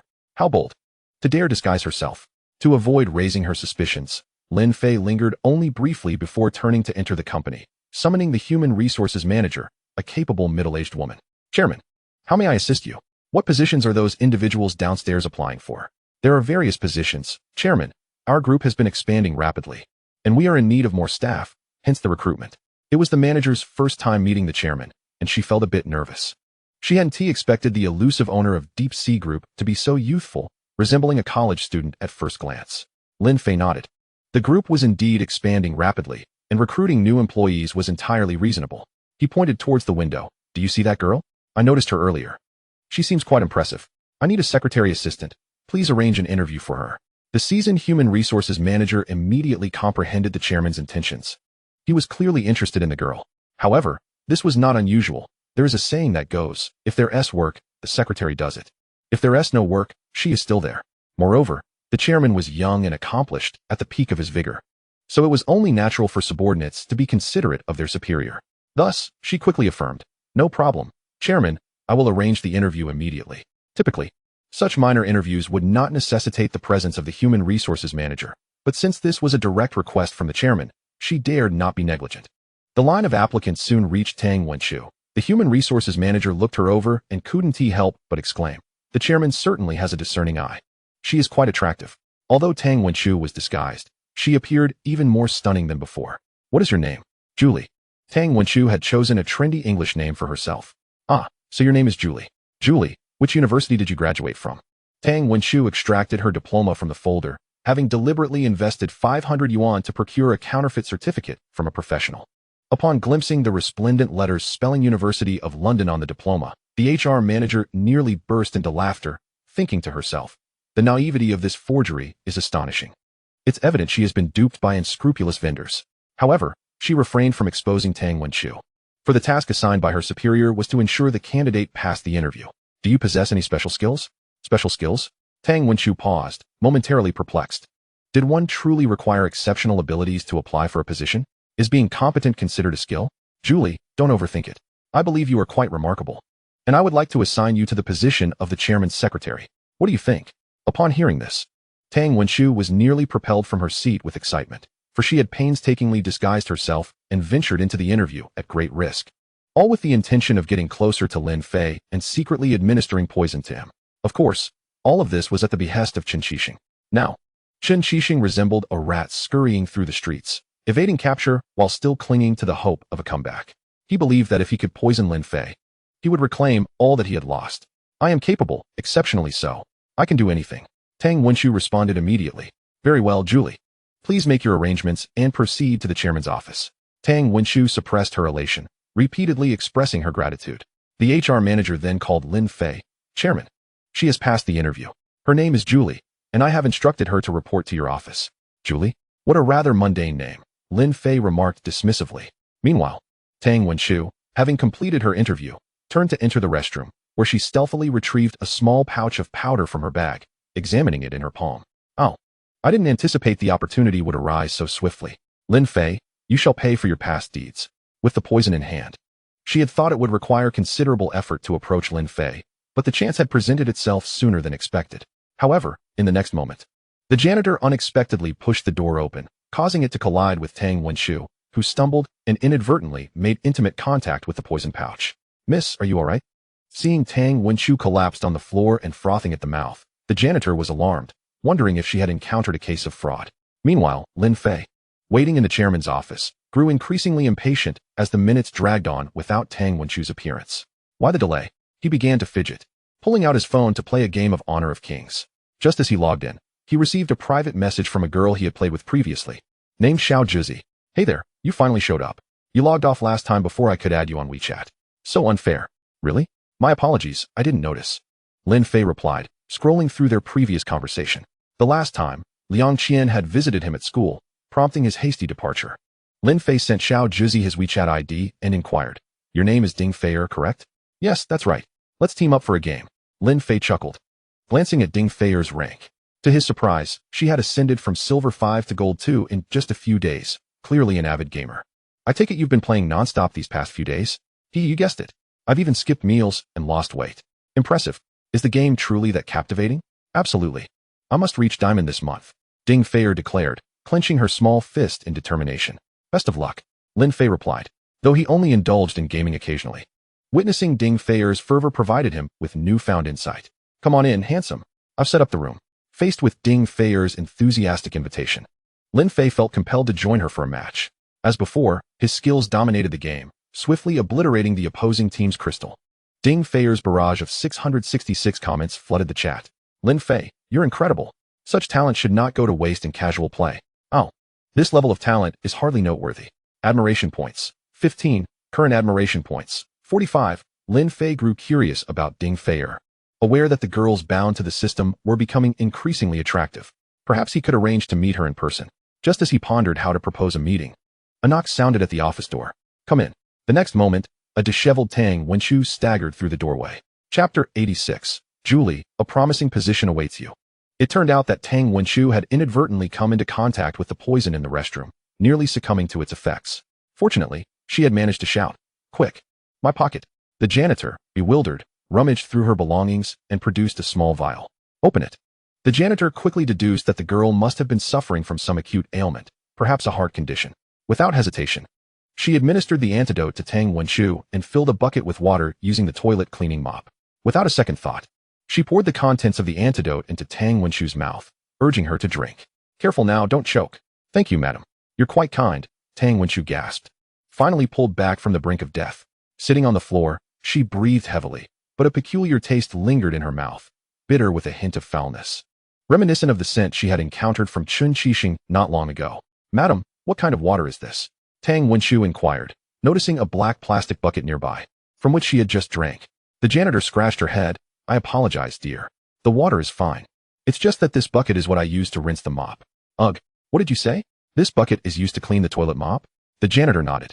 I had no choice. I saw you in distress, and this was the only container available. I hope you won't hold it against me. Ugh.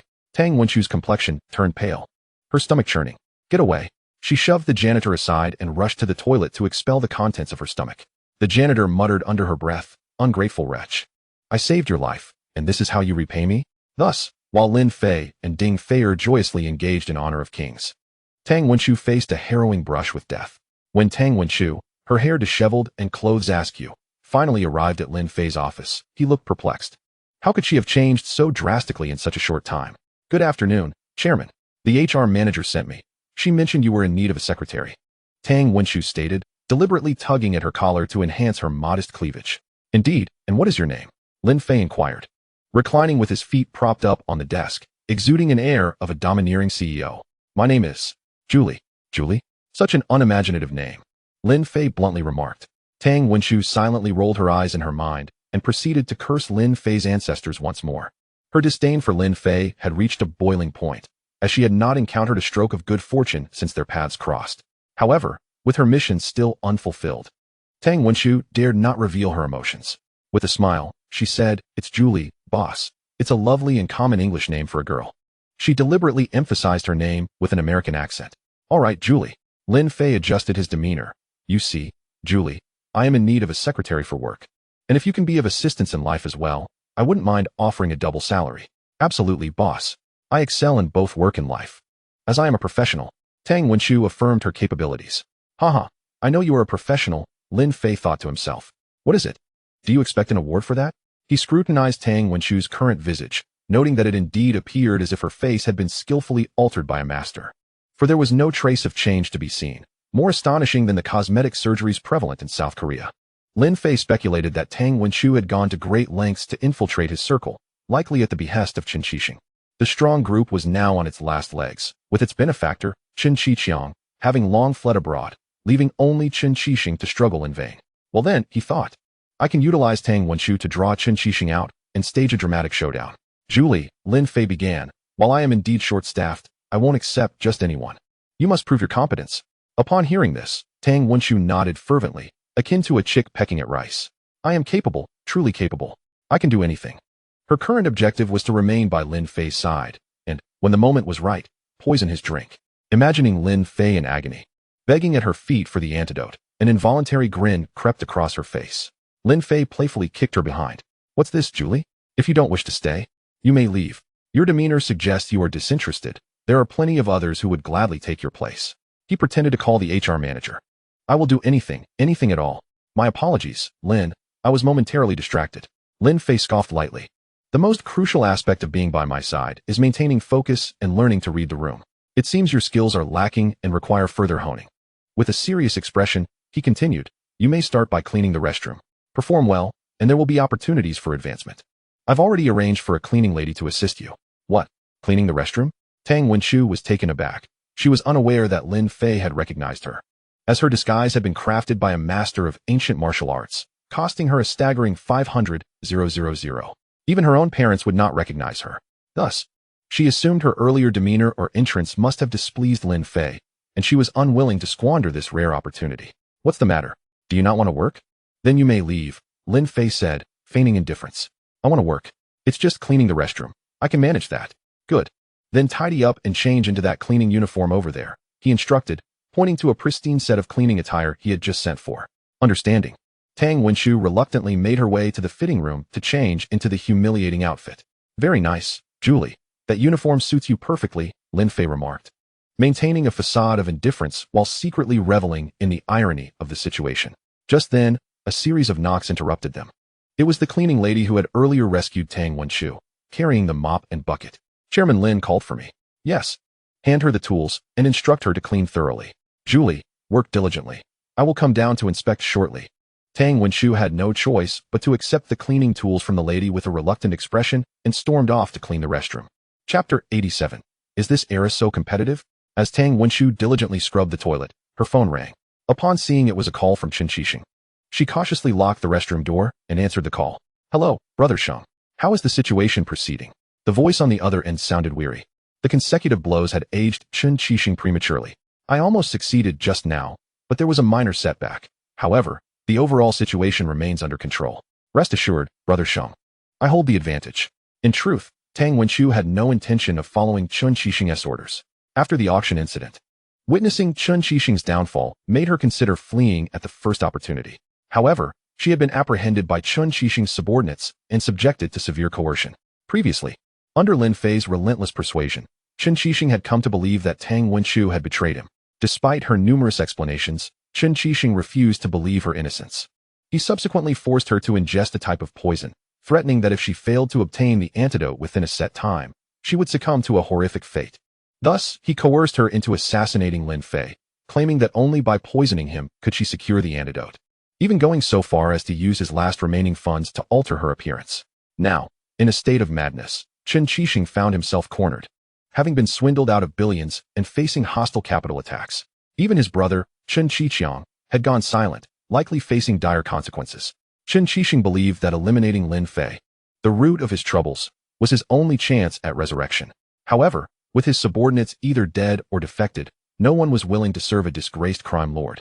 And even the loyal Chen Mo had gone missing. Thus, Tang Wenshu was his only remaining pawn. Yet, now relegated to cleaning the restroom, Tang Wenshu had no hope of approaching Lin Fei directly. She could only endure the humiliation and bide her time, seeking an opportunity to poison him. After arranging Tang Wenshu's duties, Lin Fei took out his phone and called Xia Yuzhu. Hello Xiaozhu, where are you? Brother Lin, I'm currently live streaming. Since the last incident where Lin Fei dealt with director Huang Qi, leading to his disgrace and imprisonment for the exploitation of several female stars, the new director showed Xia Yuzhu great respect, and filming proceeded smoothly. In addition, the company arranged regular streaming activities for her due to her stunning looks and enchanting voice, quickly gaining her a significant following. On the Deep Sea live streaming app, she amassed over 1 million fans, becoming an internet sensation. Oh, you're streaming? I'll join you.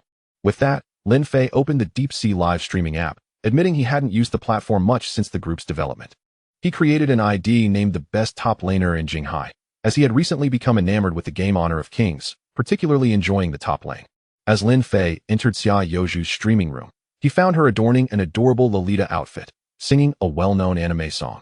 A sight that would surely captivate the hearts of many otaku. The live broadcast room boasted nearly 10,000 viewers. Although the Deep Sea Live app had been launched for some time, it was still rather conventional compared to other diverse streaming applications like Douyu and Wolftooth. With the entire platform's online user count barely reaching 10 million. In Xia Youju's live stream, various prominent figures were fervently showering her with gifts, vying for the coveted top spot on the leaderboard, hoping to establish private connections via WeChat. Presently, Xia Youju's top supporter was a man with the ID Only Love Xia, whose profile, as Lin Fei discovered, revealed nothing but his age, 33 years. Lin Fei paid little heed to this, assuming he was merely a bespectacled man munching instant noodles at his computer. Unbeknownst to Xia Youju, Lin Fei had entered her live stream, as she continued to sing passionately, her voice resonating beautifully. Lin Fei casually recharged the Deep Sea Group's account with 1 million. Of course, through a specially designated account that allowed him to reclaim any amount he wished to spend. After all, the entire platform was under his domain. The Deep Sea app offered a plethora of gift options, ranging from inexpensive little hearts costing mere cents to lollipops priced at a few dollars. The more extravagant gifts included a supercar, priced at 500 Huaxia coins, which would trigger a spectacular red sports car effect on the streaming interface, prompting the host to express gratitude. Thank you for the gift, XX. At that moment, the generous giver would feel a sense of satisfaction, revealing the underlying allure of live streaming and the complexities of human nature. However, the affluent patrons were not naive. They typically had ulterior motives when bestowing grand gifts. The priciest gift was a spacecraft, costing a staggering 2,000 Huaxia coins, with many casual viewers barely able to afford two in a month. Yet, Lin Fei was unconcerned, casually sending 10 spacecraft, instantly flooding the entire screen with dazzling effects. A big shot has arrived. Who is so extravagant as to send 10 spacecraft, totaling 20,000 Huaxia coins?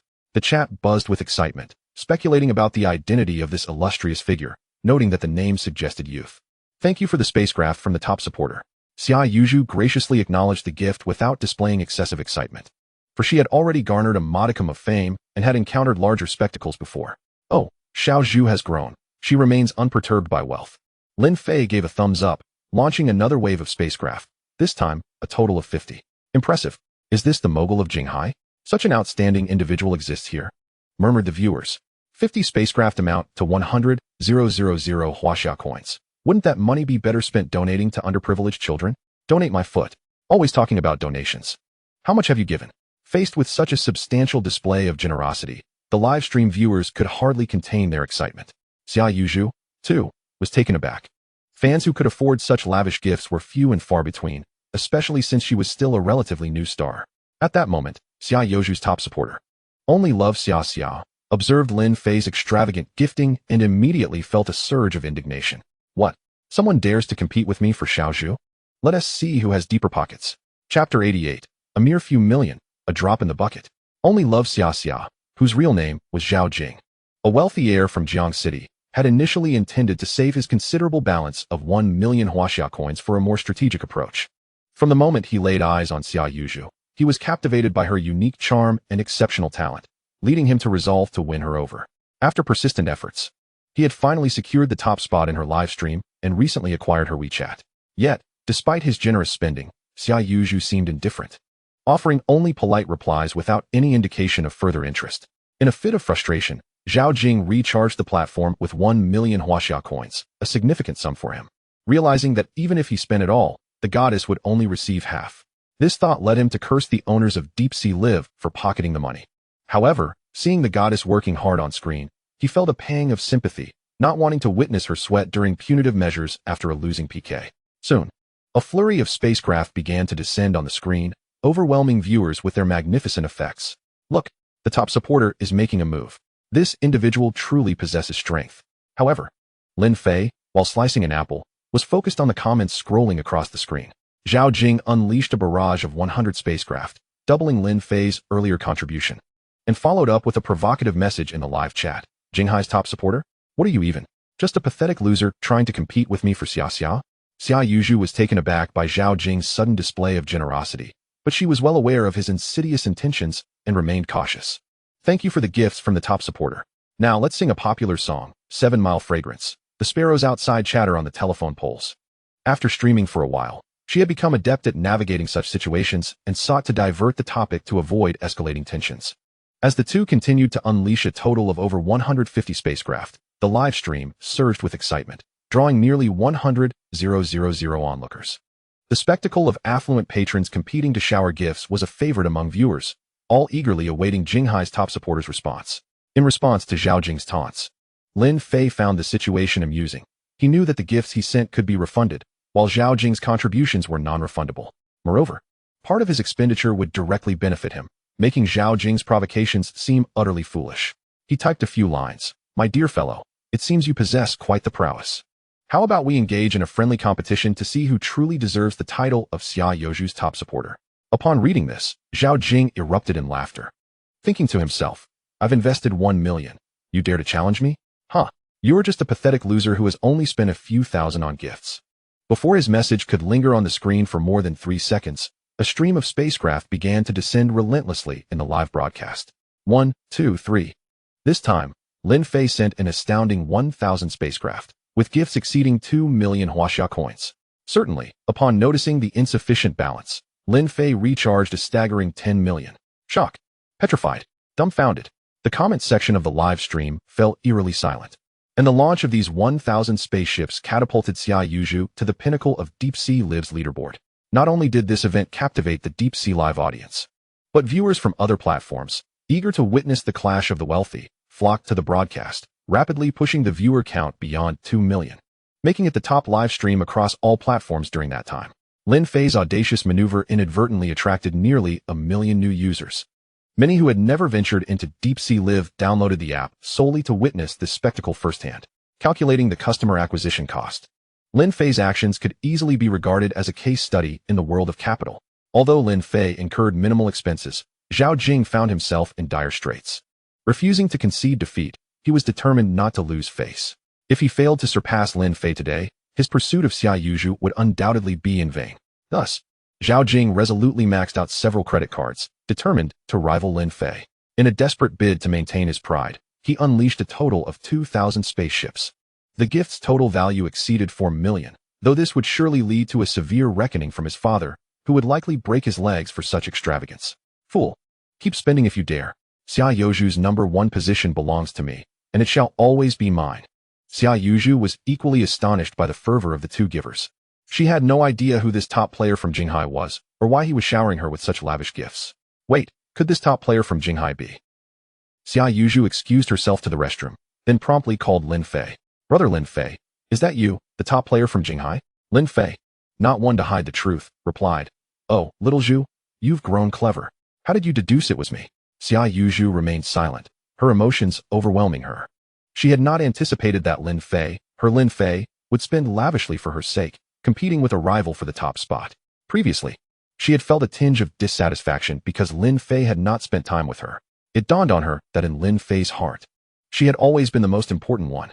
Xia Yozhu's admiration level, 5, current admiration value, 90, reward, 1,500 attribute points, current attribute points, 3,900. Witnessing the sudden surge in Xia Yozhu's admiration, Lin Fei was momentarily taken aback, pondering if this girl was once again moved by her own sentiments. However, it was a time for battle, and the outcome remained uncertain, so he had no time to console her further. Lin Fei opened the office door and called towards the restroom. Julie, come here. Tang Wenqiu, upon hearing Lin Fei's call, hurriedly brought cleaning supplies. Lin Fei looked at her with disdain. Hurry and change your clothes. I need you to flood the screen with gifts. I'm exhausted. Spend this 10 million. Chapter 89, Strange. How is he not poisoned? 10 million? Tang Wenqiu stared at Lin Fei in disbelief as he tossed his phone to her. Do you see the gift button in this live stream? Send those spaceships and deplete the entire balance. Tang Wenqiu, upon seeing the balance, nearly had her eyes pop out. 100, 1,000, 1,000,000. So much. Is all of this for this female streamer? The thought of it filled Tang Wenqiu with envy and resentment. She recalled how miserly Qin Qixing had been during their time together. He had always been a penny-pinching miser, even requiring her to pay for meals. And the most expensive gift he had ever bought her was a basic LV handbag costing a mere few thousand. Without comparison, it seemed trivial. But in contrast to Lin Fei's generosity, it was glaring. For the sake of a female streamer he fancied, Lin Fei was willing to splurge 10 million. Meanwhile, Chen Qixing, as stingy as a Scrooge, couldn't possibly be broke, given he had spent 100 billion on a worthless elixir, albeit a fake one. Tang Wenqiu finally understood that Chen Qixing simply didn't want to spend money on her. This realization left her feeling inexplicably aggrieved, but she couldn't blame anyone. Her initial intentions in getting close to Chen Qixing were far from pure. She sought to elevate her status, to become the woman of the elder brother.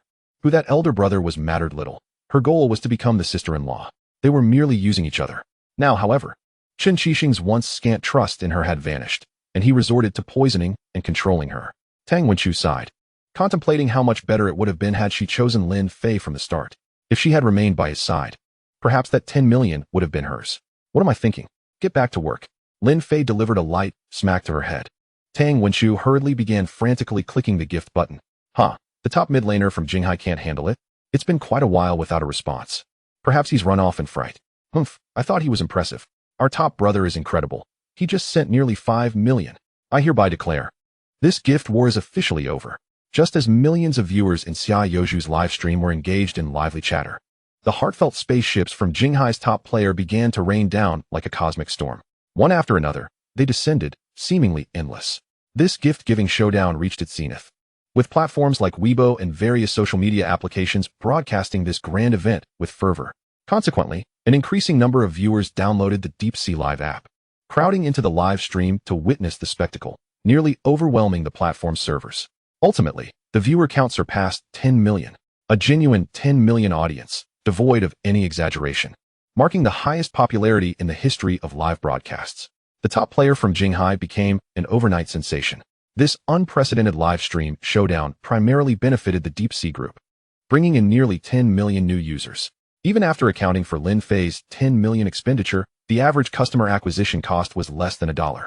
Moreover, the group directly credited the revenue from Lin Fei's gift giving back to his account. As for Xia Youju's share, Lin Fei, of course, did not claim it. He lacked for nothing in that regard. Xia Youju's fan base surged by several million, making her the platform's top influencer, simultaneously promoting her upcoming film, achieving a twofold triumph. This marked a pivotal turning point for DeepSea Live. From this day forth, it began to trend towards surpassing Wolftooth Live and Douyu Live, establishing itself as the leader in the realm of live streaming. In the aftermath of this mutually beneficial gift-giving competition, the sole victim was Zhao Jing. This unfortunate scion of wealth not only depleted his entire savings, but also accrued substantial debt, nearly dragging his family's small company into bankruptcy. As Tang Wenqiu completed her final click on the last spaceship, Lin Fei's account balance reflected 0, and she respectfully presented the phone with both hands. Boss, the task is complete. Excellent. Take a break. I need to use the restroom. Having said that, Lin Fei took the phone and exited the live stream. Afterwards, he would fade into the background, cloaked in anonymity. Once Lin Fei entered the restroom, Tang Wenqiu recognized her once-in-a-lifetime opportunity. Now was the ideal moment to poison Lin Fei. Cautiously, she retrieved the deadly poison from her bosom and placed it into the cup on Lin Fei's desk. 10 minutes later, Lin Fei emerged, feeling refreshed after his visit to the restroom. Why are you still standing there? Hurry up and clean the restroom. Lin Fei remarked disdainfully as he observed Tang Wenqiu, who was foolishly lingering in place. Boss, you must have had a taxing time in the restroom. Please accept this cup of water. Tang Wenqiu obsequiously offered a cup filled with a lethal poison. Flattery without cause is either a scheme or a theft. Lin Fei muttered under his breath before accepting the cup and drinking it in one gulp. Yes, he drank it. Tang Wenqiu exclaimed, nearly jumping with excitement. It was crucial to note that the liquid Lin Fei ingested contained a poison potent enough to paralyze the heart instantly. Without an antidote within a minute, he would perish. Ding. Detected that the water consumed by the host contains lethal poison. The immunity to all toxins card has been automatically activated, neutralizing the poison within the host's body. Upon hearing the system's notification, Lin Fei smiled faintly. You thought you could deceive me, didn't you? So you intended to poison me? He warned, just wait. I won't hesitate to punish you. Tang Wenqiu eagerly awaited Lin Fei's reaction to the poisoning, but after a full minute, he exhibited no signs of distress whatsoever. What could this mean? Had the poison failed? She shook her head, dismissing that notion. It was impossible for the poison to be ineffective. She had nearly met her end after mistakenly ingesting it herself. As she watched Lin Fei remain unaffected, Tang Wenqiu realized there could be only one explanation. Lin Fei possessed an extraordinary constitution, rendering him immune to any toxin. She recalled that there existed ancient martial arts specifically designed to strengthen the body, and once mastered, practitioners would be impervious to all poisons. Without a doubt, Lin Fei had undergone such training. Why are you still here? If you don't focus on your work, I might have to terminate your employment.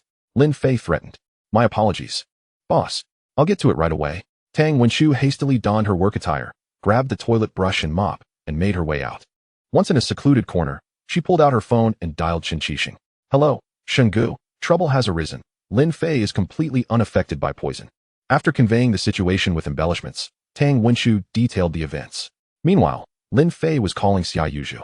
Upon receiving his call, Xia Yuzhu, who had just hung up, expressed her surprise.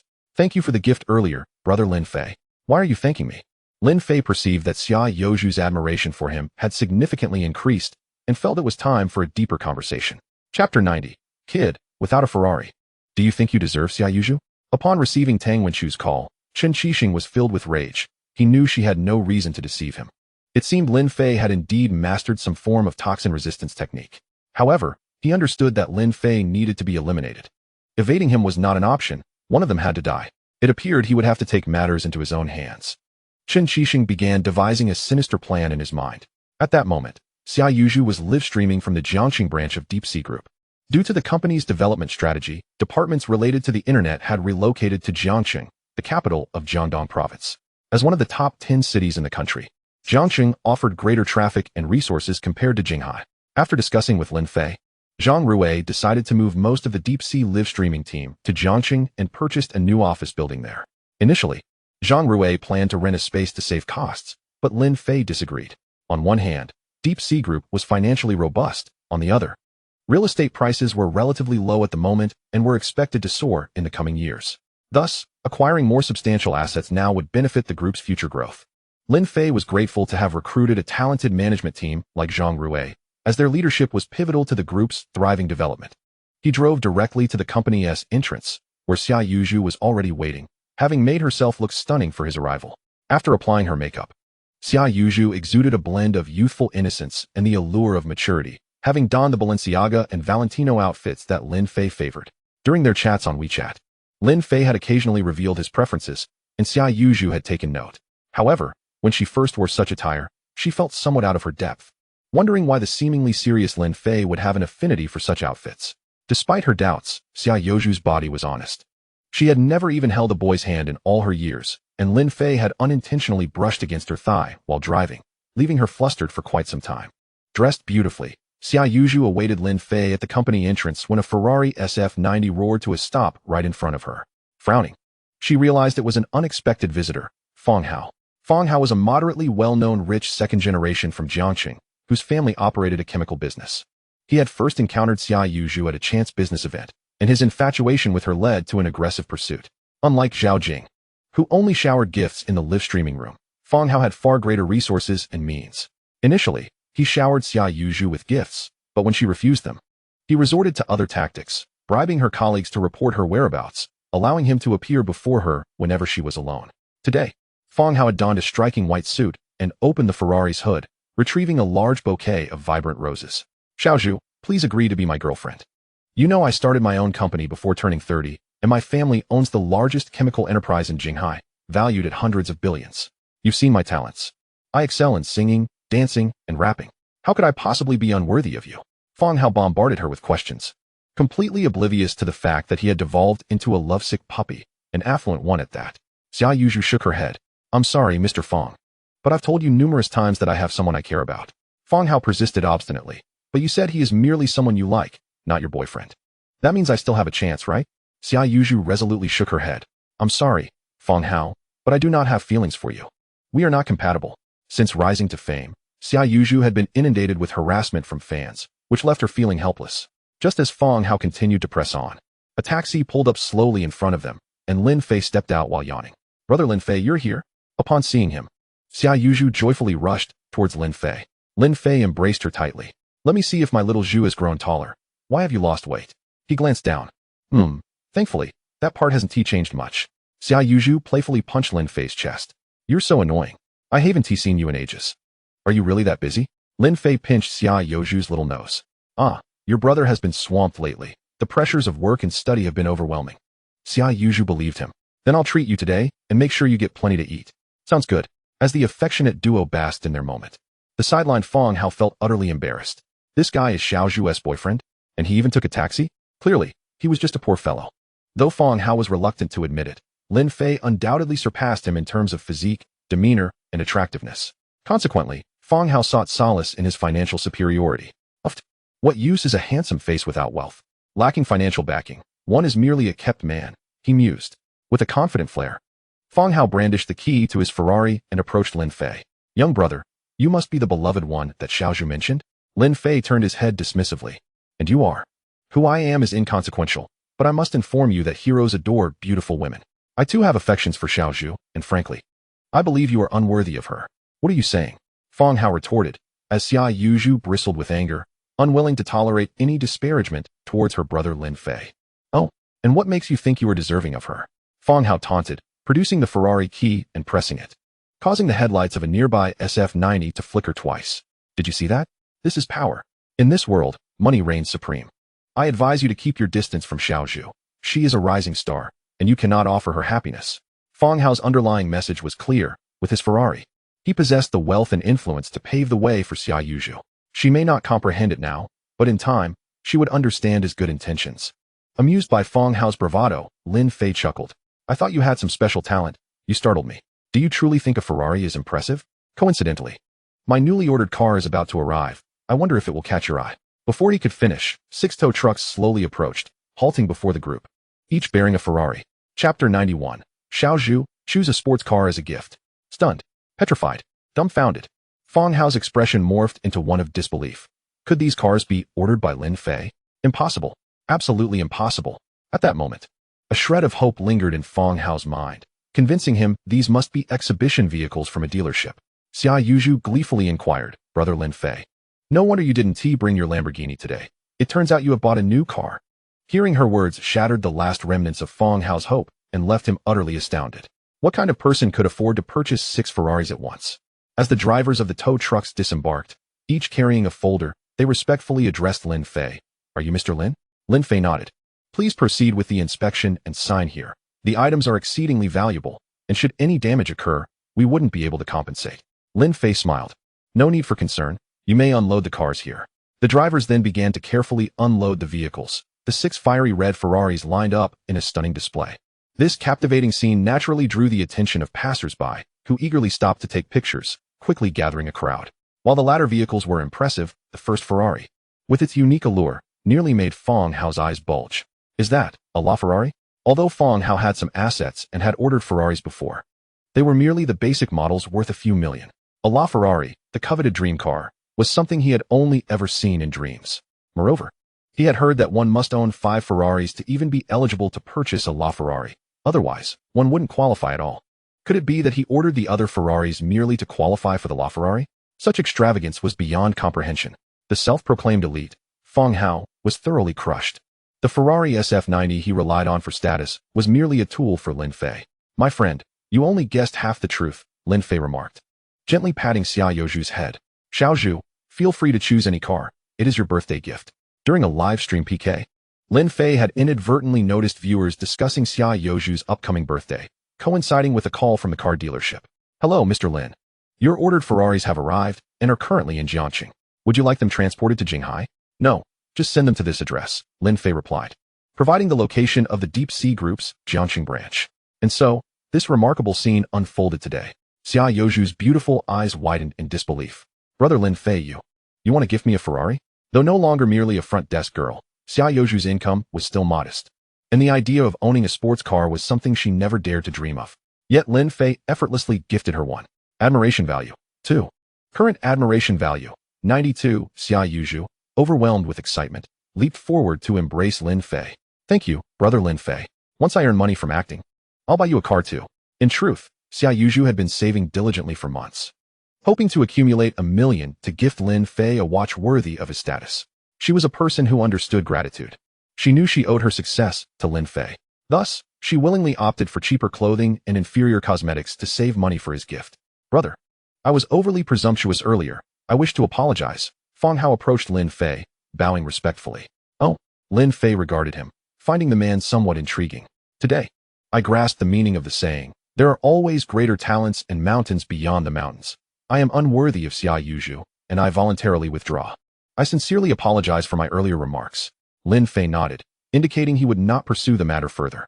He found Fang Hao to be quite clever, a man who knew when to yield. Much better than those arrogant rich second-generation individuals who refuse to admit their shortcomings.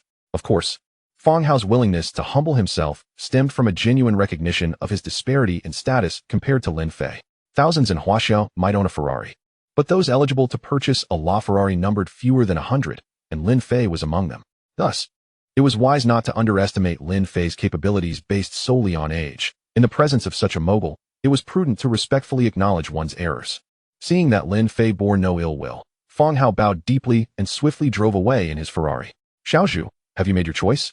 Brother Lin Fei, I want the last one, Xia Yuzhu exclaimed, pointing to the final Ferrari 430. Typically, girls are not well versed in cars. They may recognize the logos of BMW, Audi, or Mercedes, but know little about specific models. For Xia Yuzhu, who grew up with financial struggles, this Ferrari was a dream come true. Xiaozhu, have you obtained your driver's license? Yes, I got it as soon as I turned 18. That's wonderful. Why not take it for a spin now? I'll sit in the passenger seat. With that, Lin Fei retrieved the key to the Ferrari 430 from the pile of keys and handed it to Xia Yuzhu. You want me to drive it now? Lin Fei nodded. Of course. From this moment on, this car belongs to you. After Xia Yuzhu got into the car, she started the engine, the roaring sound of the motor causing her heart to race. Lin Fei took the opportunity to place his hand on her long, slender, and fair leg. Lin Ge, what are you doing? Xia Yuzhu's face turned crimson. Oh, just drive properly. I'm merely training you to stay focused while driving, all right? Faced with Lin Fei's inappropriate touch, Xia Yuzhu felt both shy and helpless. Where are we headed, Lin Ge? Lin Fei glanced at his watch. It's getting late, and we can't make it back to Jinghai today. Let's find a hotel nearby to settle down. Xia Yuzhu understood Lin Fei's intention and did not refuse this time. All right, Lin Fei. With that, the two drove off to a hotel to share their live-streaming experiences. However, Lin Fei suddenly received a call from an unknown number. A very familiar voice echoed through the phone. Lin Fei, you have 1 hour to arrive at the headquarters of the Deep Sea Group in Jinghai. If you are late, your little secretary will lose her life. Chen Qixing threatened ominously, pressing a knife against Lu Zhen's neck. Chapter 92. Will she die, or will you? It turned out that Chen Qixing's nefarious scheme involved kidnapping those close to Lin Fei to coerce him. This was a desperate gamble on Chen Qixing's part. He knew he had only this one chance. Failure would mean his demise.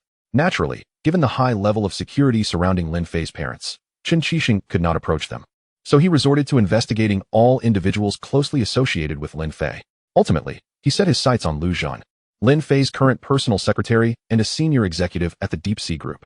The choice of Lu Zhen was strategic. First, Tang Wenqiu was already lurking within the Deep Sea Group, making her easier to target. Based on his experience, Tang Wenqiu had likely not been exposed yet. Secondly, as Lin Fei's trusted secretary, their relationship was undoubtedly significant, and Lu Zhen's pivotal position in the Deep Sea Group was certainly linked to Lin Fei's support. After much deliberation, Chen Qixing finally decided to take action.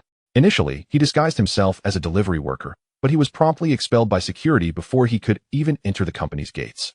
The second time, he posed as a courier, yet was still ruthlessly shooed away by the diligent security personnel. Damn it, it's just a gate. I refuse to believe I can't get in. Eventually, Chen Qixing emulated a method from the film The Shawshank Redemption to cleverly infiltrate the Deep Sea Group. Despite facing some setbacks, such as his clothes getting stained with unknown substances, he managed to succeed.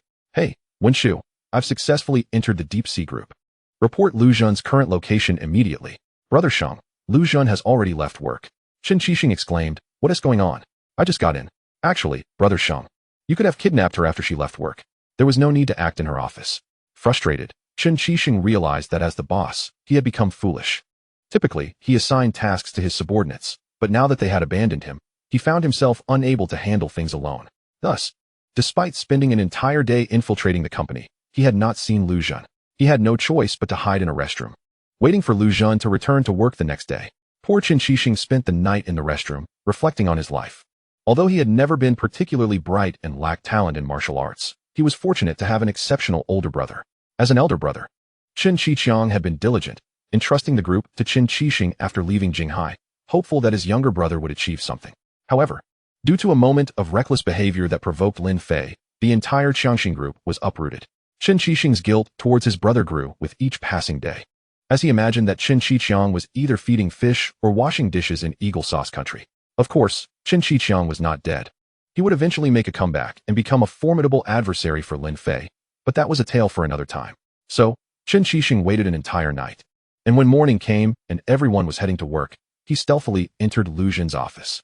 As Lu Zhen opened the office door as usual, a shadow leapt from behind and covered her mouth, pressing a knife tightly against her neck. Don't make a sound, or I'll kill you. Understand? Lu Zhen immediately realized she was being kidnapped. Her face went pale, and she trembled as she nodded. Good. Now, immediately call Lin Fei with your phone. The astute Lu Zhen quickly deduced that this masked man was undoubtedly Lin Fei's enemy, and she suspected it was none other than Qin Shixing himself. What followed was the earlier scene, where Lin Fei answered Lu Zhen's call and heard Qin Shixing's voice on the line. Upon realizing that his woman was in danger, Lin Fei could not let this slide. How dare you disturb my day? Angered, Lin Fei roughly touched Xia Youju's fair leg. Xiaozhu, let's switch seats. I'll drive. Subsequently, Lin Fei showcased his superior driving skills, racing the car at 180 miles per hour from Jiangxing back to Jinghai. In less than half an hour, they arrived at the Deep Sea Group's headquarters, where everything appeared to be business as usual. Everyone was diligently engaged in their work. Upon seeing Lin Fei arrive in a Ferrari, the security guard promptly opened the gate, bowing as he greeted, "Welcome, President Lin." Lin Fei instructed Xia Youju to find a hotel and wait for him, then entered Lu Zhen's office alone.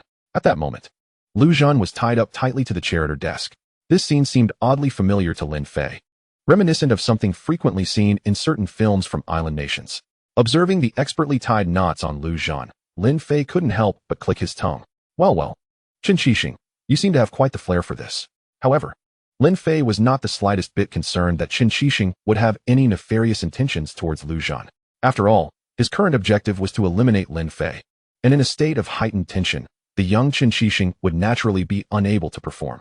As expected, a man wearing a black hood appeared from behind the chair, brandishing a sharp dagger.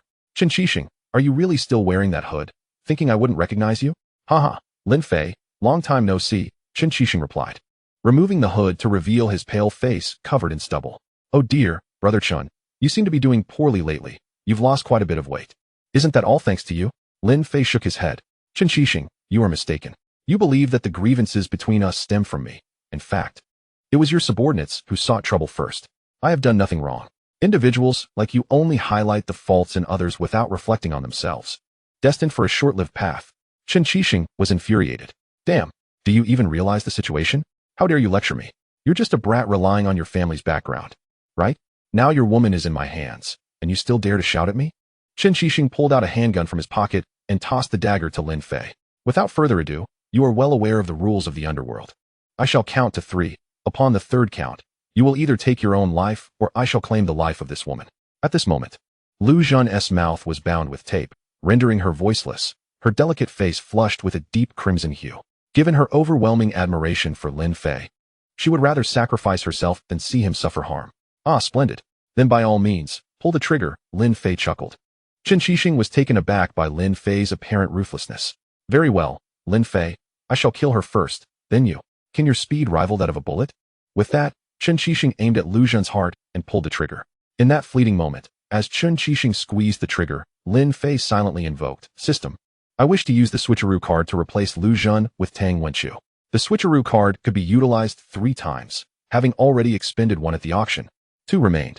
In the blink of an eye after Lin Fei's silent incantation, Lu Zhen was instantaneously swapped with Tang Wenqiu, who was eavesdropping just outside the door. By the time Qin Shixing realized the alteration, it was too late.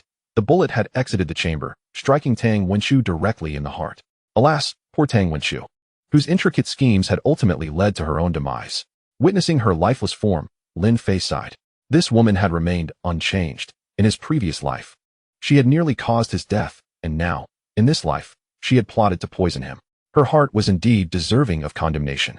Had it not been for the immunity card bestowed by the system, Lin Fei might have been sharing tea with the King of Hell by now. From her initial, painstaking attempts to court Lin Fei to her entanglement with the powerful Qin Shixing, Tang Wenqiu had always sought to ascend the social ladder. Materialistic and fiercely competitive, she could not bear to be beneath others, yearning for everyone to bow before her. Such a fate could only be described as karmic retribution. Tang Wenqiu. How could this be? Qin Shixing was aghast to see Tang Wenqiu as the victim. convinced that he had lost his sanity. Seizing the opportunity, Lin Fei employed his enhanced speed to swiftly snatch the handgun from Chen Qixing's grasp. He then aimed it at Chen Qixing's head, inquiring, "How do you propose to handle the current predicament?" With his hands clasped over his head, Chen Qixing crouched in despair on the ground. He had no feelings for Tang Wenchu, viewing her merely as a pawn for his own gain. Regret washed over him. Everything was lost. And there was no chance for redemption. He lamented having ever crossed paths with Lin Fei. Had he not, he would still be living a life of luxury, rather than finding himself in this dire situation. "I concede. Just kill me. Go ahead and shoot." Chen Qixing screamed in desperation. "Kill you? That would be too merciful. And I have no desire to invite trouble upon myself. Allow me to escort you to where you truly belong," Lin Fei replied, glancing at his watch.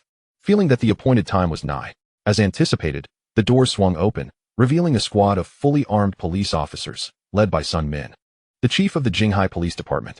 It turned out that this entire scenario had been orchestrated by Lin Fei. Upon learning of Lu Zhen's abduction, he had devised a plan to deal with Chen Qixing, first utilizing the switcheroo card to save Lu Zhen, then ensuring Chen Qixing's imprisonment, thereby eliminating an enemy while evading any responsibility. "Chen Qixing, you are under arrest for premeditated murder," Sun Min declared, brandishing the arrest warrant. Several officers promptly moved in, handcuffing Chen Qixing and escorting him to the police vehicle. "Mr. Lin, are you unharmed?" Sun Min inquired with concern. "I am fine. This rascal is now in your capable hands," Lin Fei assured him. "Rest assured, Mr. Lin, he will certainly face the full weight of the law."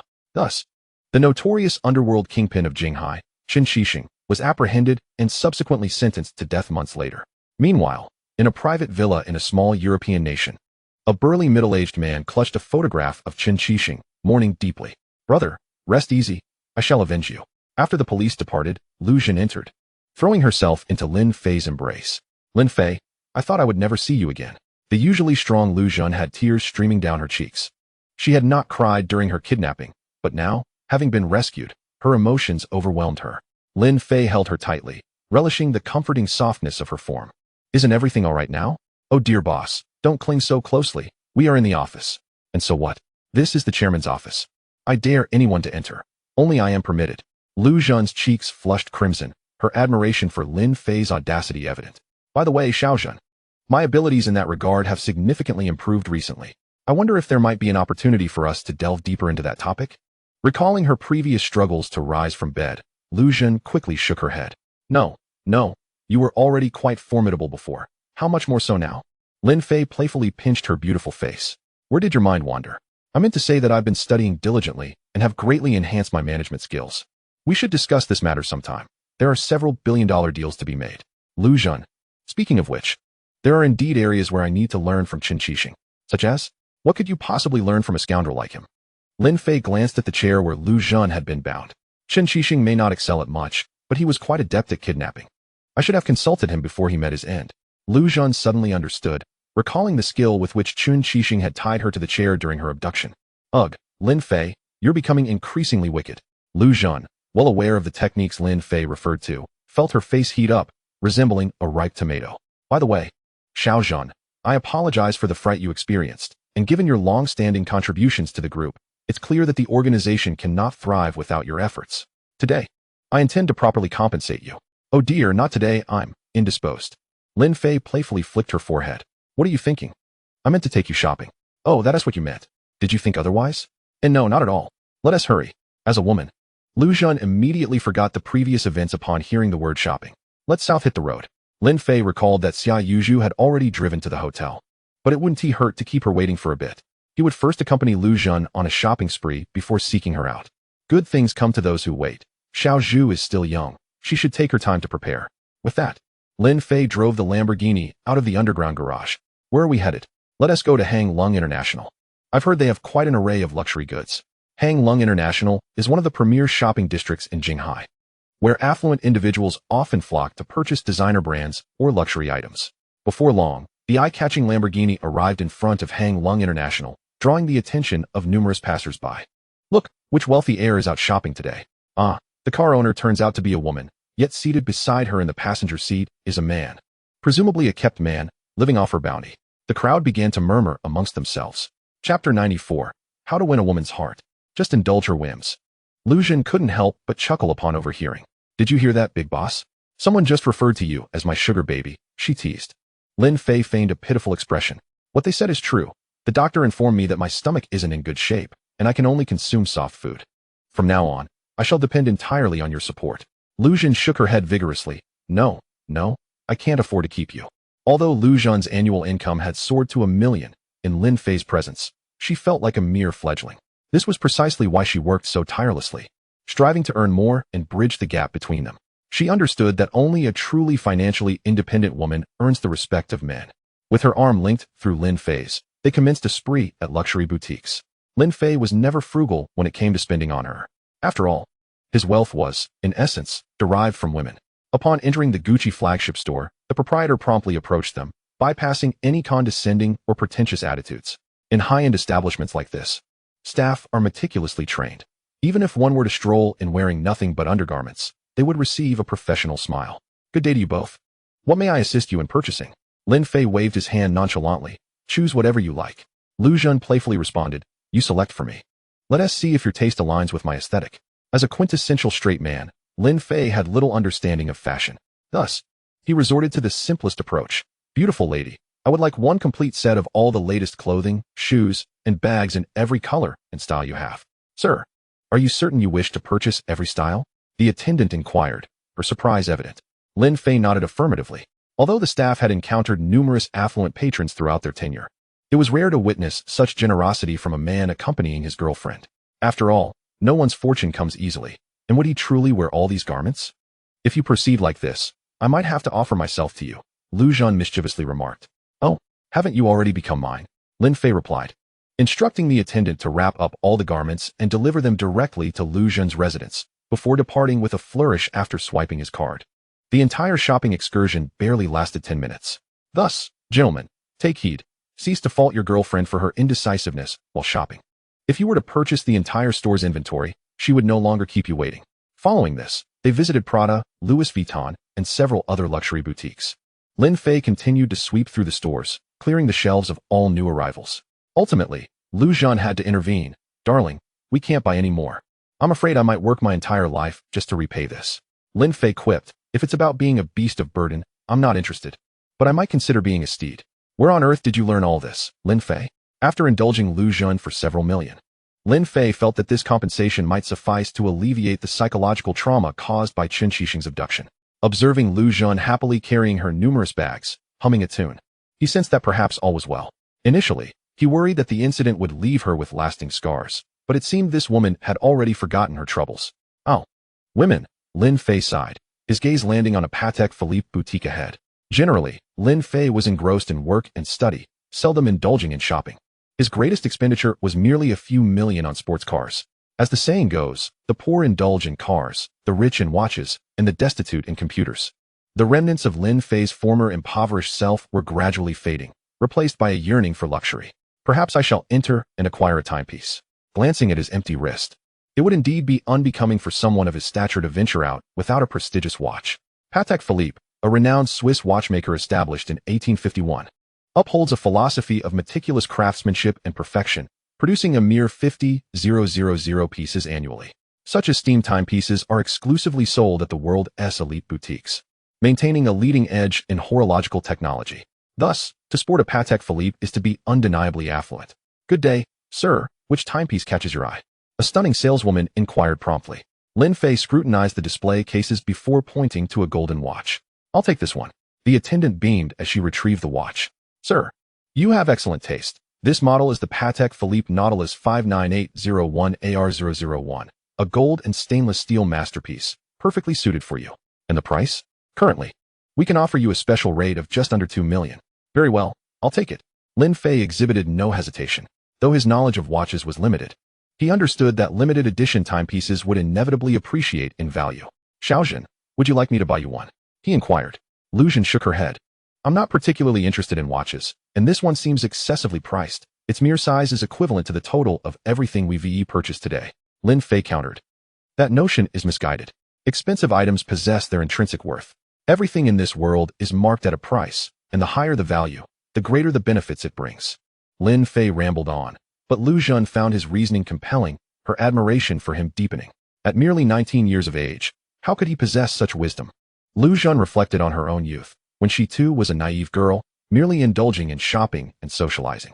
It seemed that Lin Fei, born into a prestigious family, had a perspective that set him apart from the ordinary. Admiration value 2, current admiration value, 90, reward, 1,000 attribute points, current attribute points, 4,400. Following the extraordinary events, Lu Xun's admiration for Lin Fei intensified. She acknowledged that her initial attraction was merely a pursuit for a wealthy companion. Yet now she found it increasingly difficult to imagine life without him. In every conceivable way, Lin Fei had utterly captivated her. Once a woman's admiration value reaches 90, it signifies that she will love the object of her admiration with a fervor akin to self-love. After their shopping escapade, Lin Fei personally escorted Lu Xun home, before turning to head to the Swiden Hotel, where Xia Yuzhu awaited him. Tonight, he was determined to significantly enhance Xia Yuzhu's proficiency in foreign languages. Lin Fei fastened his shirt buttons, tidied his hair, and strode confidently into the hotel. Chapter 95. Lu Haiyao with a ponytail. Meanwhile, Xia Yuzhu lay languidly on the expansive bed in the presidential suite of the Swiden Hotel, boredom etched across her features. Just then, a knock resonated from the door. "Is that you, brother Lin Fei?"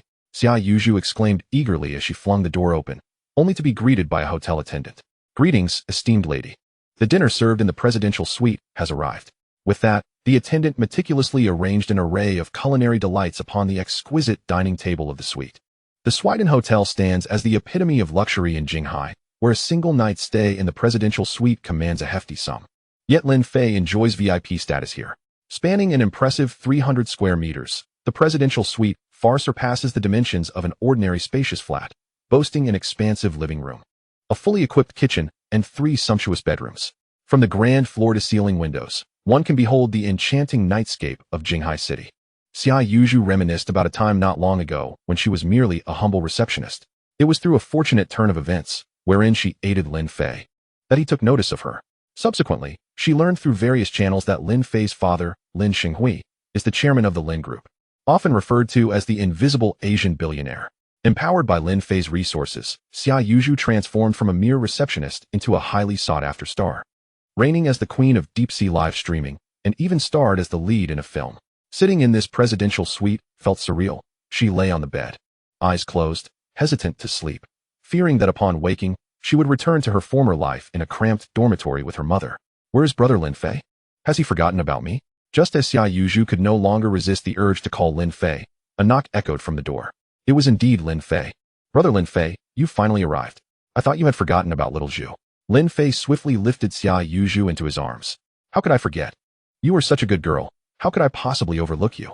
With that, he carried her into the room, making his way to the bedside, where he gently pressed her down onto the bed. Xia Yuzhu felt her heart race. She had never been this close to a boy, especially in such an intimate setting. Lin Fei's hands began to wander, growing increasingly adventurous. "Brother Lin Fei, why not take a shower first? I've prepared the bath for you." Lin Fei, ready to indulge further, abruptly halted at Xia Yuzhu's suggestion. "Oh, very well." Noticing his reluctance, Xia Yuzhu impulsively planted a kiss on his cheek. "You are playing with fire, my dear." With that, Lin Fei pressed his lips tightly against hers. The night passed in silence. When morning dawned, it was already midday. Lin Fei awoke feeling exceptionally rejuvenated. Ever since the system rewarded him with the invincible skill, he felt untouchable. Engaging in battle felt as effortless as sipping water. Meanwhile, Xia Yuzhu lay sprawled on the bed, her body aching, devoid of energy even to rise. "Little Zhu, you really ought to strengthen your fitness regimen," Lin Fei chided gently. Xia Yuzhu, blushing, retorted, "Don't mention it, brother Lin Fei.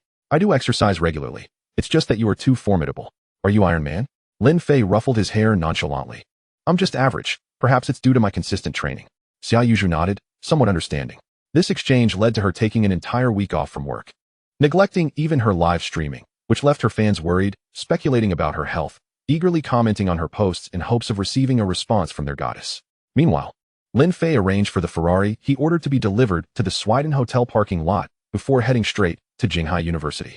Unlike typical sports cars, the LaFerrari is a rare sight even in major cities like Jinghai and Modu, naturally attracting attention as he drove. Upon arriving at Jinghai University, he was approached by a heavily made-up senior with voluminous waves. "Hi, handsome. What kind of car is this?" Her high-pitched voice sent shivers down Lin Fei's spine. "It's a car. I know, but is it a Ferrari?" "No, it's a Wuling Hongguang's version." The girl rolled her eyes in disappointment and walked away. only for another girl, slightly more attractive, to approach him. Handsome, can I hitch a ride with you? Lin Fei assessed her appearance. Scoring her a 75, the system deemed her unworthy of binding. Sorry, beautiful, your legs are too long. My car can't accommodate you. That's all right, I can squeeze in. As she attempted to climb in, Lin Fei quickly rolled up the window, startled to see a line of girls approaching him. He hastily stepped on the gas, eager to escape the attention. Phew, being handsome is exhausting. These women are all vying for my looks. Lin Fei glanced into the mirror, adjusting his hair. Quite the handsome lad. Yet, he was troubled by one matter. He had not bound any new girls lately. Although Ding Feier was one, he had learned she was a student at Jiangxing Normal University, and winning her over would take time. He wondered if there were any other girls at Jinghai University worthy of binding. Just then, as if summoned by fate, he spotted a tall girl with a ponytail jogging ahead. Although only her back was visible, her curves garnered significant attention. Most importantly, the system's rating was honest. He saw her beauty score was an astounding 90, surpassing all previous candidates. Ah, what a stroke of luck. I found a treasure without even searching hard. Lin Fei pressed the accelerator to chase after her. Upon seeing her face, even the self-proclaimed connoisseur of women was taken aback. Absolutely stunning. This girl embodied a beauty that deviated from the conventional slender aesthetic, leaning more towards a Western ideal. With a fit, rounded physique, sun-kissed skin, and a prominent nose, she exemplified a different, exquisite style. Her name appeared, Lu Haiyao. Lin Fei recalled a conversation with his roommates where Li Xiaoqing mentioned her name. Noting she was ranked second among the campus beauties at Jinghai University, even more popular than Mu Wanru. Seeing is believing, Lin Fei thought. Finding Lu Haiyao even more captivating in person, he intended to approach her for a friendly introduction, but an unexpected turn of events unfolded. Chapter 96, Lu Haiyao's Aversion to Men. If it were an ordinary girl, encountering a middle-aged man in a Wuling Hongguang attempting to strike up a conversation would likely send her fleeing in fear of abduction. Conversely, if a handsome guy on a small electric scooter approached, most girls might lower their guards and share their WeChat IDs, barring the gold diggers. If a suave man in a sports car made a move, the chances of receiving a WeChat ID would likely increase compared to the electric scooter charmers, as the sports car could easily be rented. However, when a strikingly handsome man in a Ferrari LaFerrari approached, how many girls would dare to reject him? Unfortunately, Lin Fei found himself in such a predicament, since binding the system after his rebirth and coming from a wealthy family. The girls surrounding him had all been drawn to him, from Liang Qian to Lu Zhen, Xia Yuzhu, and now the newly bound Ding Feier. Each had approached him willingly, a phenomenon we commonly refer to as adoring fans. Accompanied by a thunderous roar, the Ferrari screeched to a halt beside the girl with the braided hair. However, she merely turned her head for a fleeting glance, furrowing her brows slightly. Excuse me, could you kindly direct me to the male dormitory number 3? Lin Fei inquired, sensing her disinterest and awkwardly trying to engage in conversation. Convinced that a simple question for directions would not be unwelcome. I don't know, she curtly replied, her gaze fixed elsewhere, offering nothing more than a few cold words. Beep. The system has successfully bound to this girl, and her admiration value has surged to 80, granting a reward of 3,000 attribute points. Indeed, Lu Haiyao's extraordinary beauty had captured the system's attention, doubling her reward value. Ahem, aren't you a student of Jinghai University? How could you possibly not know the way?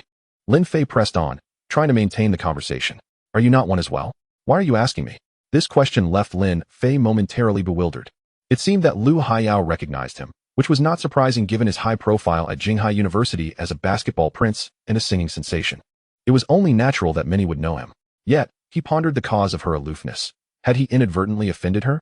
After rummaging through his recent deeds in his mind, he found no clarity on where he might have gone awry. I apologize, I usually don't reside here, so I've forgotten the way, he said, scratching his head and displaying a somewhat foolish expression. Yet, Lu Haiyao ignored him entirely and strode forward. How strange, when had he ever offended her? Just as Lin Fei was lost in thought, he spotted a familiar figure in the distance, Mu Wanru. Before he could approach her to greet, Lu Haiyao broke into a smile and warmly asked, Wanru, is that you? Just finishing class? She casually draped her arm over Mu Wanru's shoulder, as if they were the closest of friends. However, Mu Wanru's demeanor appeared slightly uncomfortable. At that moment, Mu Wanru also noticed Lin Fei. Lin Fei, what brings you here? Why didn't you message me? She asked, subtly removing Lu Haiyao's arm from her shoulder and moving closer to Lin Fei, her face beaming with joy. It was then that Lin Fei discerned the underlying tension. Upon seeing Mu Wanru lean towards him, Lu Haiyao's expression darkened noticeably. Wanru, what is the nature of your relationship with her? Lin Fei inquired. Well, Haiyao and I are just ordinary friends. We sometimes participate in events for the school's etiquette team, Mu Wanru replied with an awkward smile. Lu Haiyao, clearly displeased, cast a reproachful glance at Mu Wanru. So, Wanru, I see I am merely an ordinary friend to you. And this must be your boyfriend, I presume? A pleasure to meet you, she said, extending her hand to Lin Fei for a handshake. Understanding the situation, Lin Fei thought to himself, system, I require the medical skill package. Host can purchase the exclusive Divine Physician skill package for 500 attribute points. Previously, Lin Fei had acquired the unparalleled work of Hua Tuo, the Qing Nong Jing, at an auction, and after spending attribute points to fuse it, he was now poised to tackle any medical dilemma with the addition of the Divine Physician skill package. Very well, I shall purchase this medical skill package. Beep, host obtains the Divine Physician skill package, consuming 500 attribute points, remaining 3,900 points. In an instant, a wealth of medical knowledge flooded Lin Fei's mind, encompassing both traditional and Western medicine and various treatment methods. With just a glance, he could discern the ailments of others. Turning to Mu Wanru, he remarked, Wanru, have you been staying up late recently? Mu Wanru responded, astonished, how did you know? I surmised that you might be under some stress, and perhaps your dietary choices are problematic. Are you experiencing some constipation as well? Mu Wanru's cheeks flushed with embarrassment. Oh, Lin Fei, there are others around. Please, let's not discuss that, she implored. Lin Fei chuckled heartily. No worries, I'll prescribe you some medicine later. Just take it for a few days, and you'll feel better. You can even treat ailments? You are truly impressive, Mu Wanru exclaimed. Lin Fei humbly replied. It's just a minor skill. His gaze then shifted to Lu Haiyao, and with his newfound medical expertise, he quickly identified her issue. So, it turns out she was quite enamored with girls.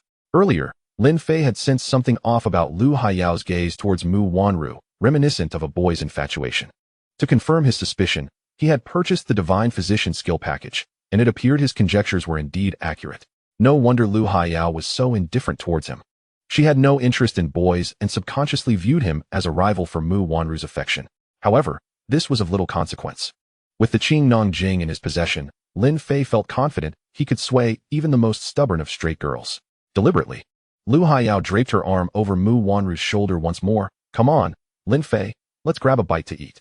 Mu Wanru showed no resistance to Lin Fei's intimate gesture, instead happily leaning against him. Sure, sounds great. Lin Fei's provocative act infuriated Lu Haiyao, who fumed internally. You scoundrel Lin Fei, a heartbreaker and a rogue. Not only are you competing for Mu Wanru, but you've also ensnared Yi Shixing. It was worth noting that these two were among Lu Haiyao's primary targets of affection. Watching them depart in such carefree affection left Lu Haiyao fuming, yet powerless to intervene. Suddenly, Lin Fei leaned closer to Mu Wanru's ear and whispered, Wanru, I'll write you another prescription. When you have the chance, pass it to Lu Haiyao. But don't divulge too much. A few doses will completely alter her straightness. Chapter 97. Even straight girls can be turned. Mu Wanru gasped. Lin Fei, how did you know? That's not for you to worry about. I assure you, my medical skills are inherited family secrets. Lin Fei boasted. You can tell that Lu Haiyao is, am I correct? Mu Wanru nodded in astonishment. Exactly. When I first joined the etiquette team, our interactions were cordial, but sometimes she would get a bit too touchy. I brushed it off until she confessed her feelings for me one time, and I fled in fright. Since then, I realized she was into girls. So I kept my distance, Mu Wanru explained. Lin Fei expressed understanding. Well, it's not her fault. This is a complex issue. Once it's resolved, all will be well. I'm always eager to help. Of course, Lin Fei's true thoughts were far from altruistic. He mused, how could I let such a stunning beauty remain a straight girl? That would be a gross misallocation of societal resources, and it would only serve to create more competition for our male counterparts. Hand me your phone, he instructed. Lin Fei opened Mu Wanru's notes and jotted down 2 prescriptions. This first prescription, you should try to mix into a cup of bubble tea tonight. The second one will remedy your constipation. Mu Wanru's face flushed once more. Oh, Lin Fei, please stop. As Mu Wanru is, after all, a little fairy. Lin Fei's blunt remarks often left her in an awkward position. Shortly thereafter, the pair arrived at the dining hall, where Lin Fei ordered a serving of yellow braised chicken rice from window 3, his favorite dish from his previous life during university, a delicacy he had not tasted since graduation. In contrast, Mu Wanru opted for a simple fruit salad, believing it would aid her digestive health. By the way, Wanru, what have you been busy with lately? Why did you leave the classroom so late? She popped a grape into her mouth. I've been occupied with experiments, she replied. But our equipment here at Jinghai University is rather outdated and frequently malfunctions. It's truly a significant hindrance. Lin Fei pondered her complaint. Though Jinghai University is regarded as a prestigious institution throughout Huaxia, its funding is far from ample, placing it in a lower middle tier. The inadequacies extend beyond the laboratory equipment. Currently, the entire dormitory lacks air conditioning, forcing students to rely on a single antiquated fan to fend off the sweltering summer heat. Furthermore, the university boasts only one canteen, resulting in long queues during peak meal times. Despite numerous complaints from students about these shortcomings, no resolution has been forthcoming, the sole reason being a lack of funds. With this in mind, Lin Fei resolved to take action. In his previous life, his aspiration had been to become an entrepreneur, but due to unfortunate circumstances, that dream had faded into a mirage. Nevertheless, he believed in the virtue of doing good without questioning the future. He promptly dialed the phone number of Principal Zhang Bin. At that moment, Principal Zhang was away on a business trip.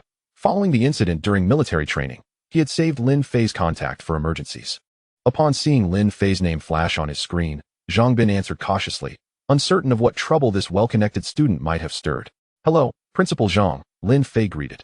"It's been a while, Lin Fei. How has your academic life been lately?" Zhang Bin inquired, not daring to be dismissive. "Not too bad, Principal. I actually called you today regarding a matter," Lin Fei replied. "Please, go ahead. I feel that the facilities at Jinghai University are rather inadequate. Where have the funds allocated by the Ministry of Education gone? Surely, they haven't been embezzled by you?" Zhang Bin broke into a cold sweat. "I would never dare to engage in such actions. The school's expenditures are meticulously documented and regularly audited." Lin Fei chuckled. "Just teasing you, Principal Zhang. No need to be so tense." Zhang Bin thought to himself, "You startled me, kid." However, he maintained his composure, saying, "No worries, Lin Fei. We welcome your oversight." Lin Fei then got straight to the point. "Principal Zhang, I wish to allocate some construction funds to Jinghai University under the name of Deep Sea Group." "Really?" Zhang Bin exclaimed, rising in excitement. "Absolutely.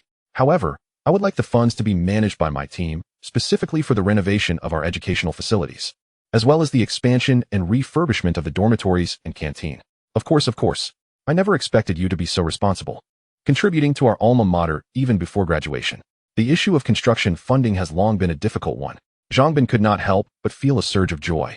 Having communicated with higher authorities numerous times only to receive vague responses of "we understand, just wait." Thus, the unexpected good news was understandably exhilarating.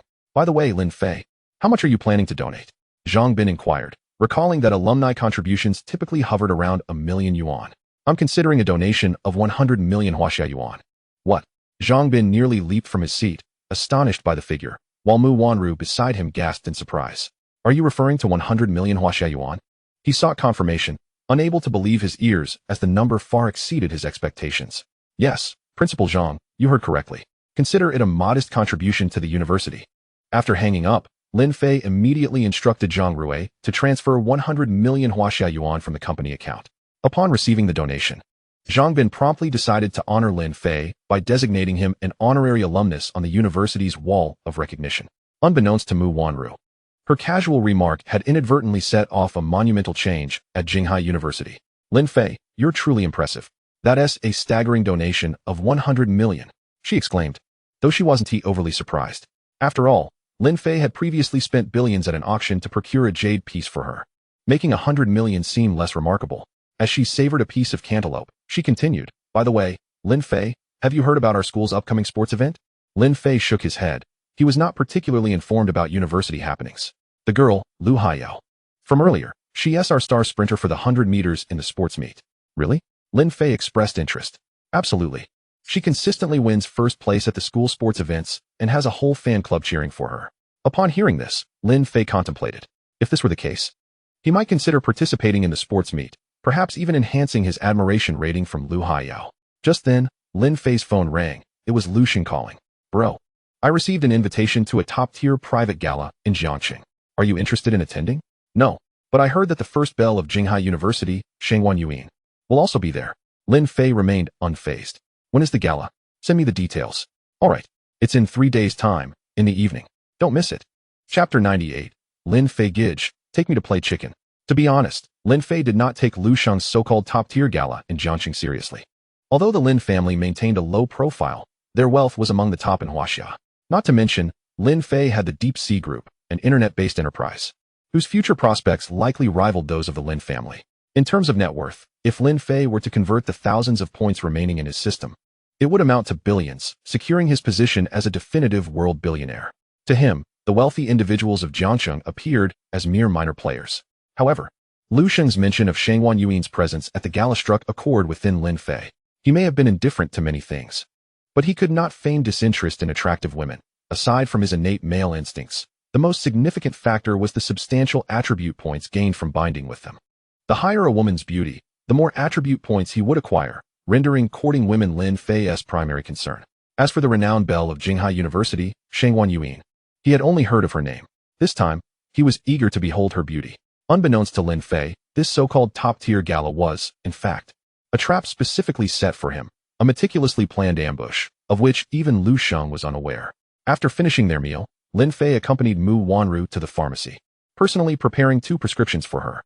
Wanru, this batch is for your consumption, while the other one is for Lu Haiyao. Observing Lin Fei's confident demeanor, Lin Wanru couldn't help but feel a twinge of doubt. Lin Fei, are you certain that Lu Haiyao's ailment can also be cured? Trust me, it's absolutely feasible. Deliver it to her tonight, but remember, do not disclose anything to her. This concoction is colorless and tasteless after preparation. Simply mix it into a regular beverage. Wanru nodded, viewing Lin Fei as an omnipotent being. However, the thought of delivering milk tea to Lu Haiyao sent a shiver down her spine. She couldn't fathom how such a stunning woman as Lu Haiyao could possibly have no interest in men. After resolving matters on her end, Lin Fei noticed several messages from Ding Feier on WeChat. Ling Gu, what are you busy with? I haven't seen you online for the game. I've been waiting for you for ages. I was tied up, just finished. Ling Gu, take me to play PUBG. Little sister, what's with you? Speak of the chicken. Not the duck. Let us maintain civility. Ding Feier blushed. Oh, Ling Gu, that's not what I meant. I was referring to the recently launched game called PlayerUnknown's Battlegrounds. Have you heard of it? I have. He recalled playing this game a few times in his previous life. Albeit by then he had already graduated from university. He anticipated that in this timeline, PUBG had already been released. Would you play a match with me? I want you to take me to chicken dinner. Alright, I'll join you for a match. After all, Ding Feier was a system-bound sister. He couldn't neglect her. Although Lin Fei had never met her, and Ding Feier rarely posted on social media, he could tell from her graduation photos that she belonged to the realm of campus beauties. Moreover, her WeChat background featured a pair of long legs, rivaling those of Liang Qian and Lu Zhan. Thus, upon receiving Ding Feier's invitation, Lin Fei promptly downloaded PUBG. Come on, Ling Gu, I've set up a room. Hurry and join. Ding Feier's ID was still Little Orange. Ding Feier, do you really love oranges that much? Yes. I've loved them since childhood. My nickname is Little Orange.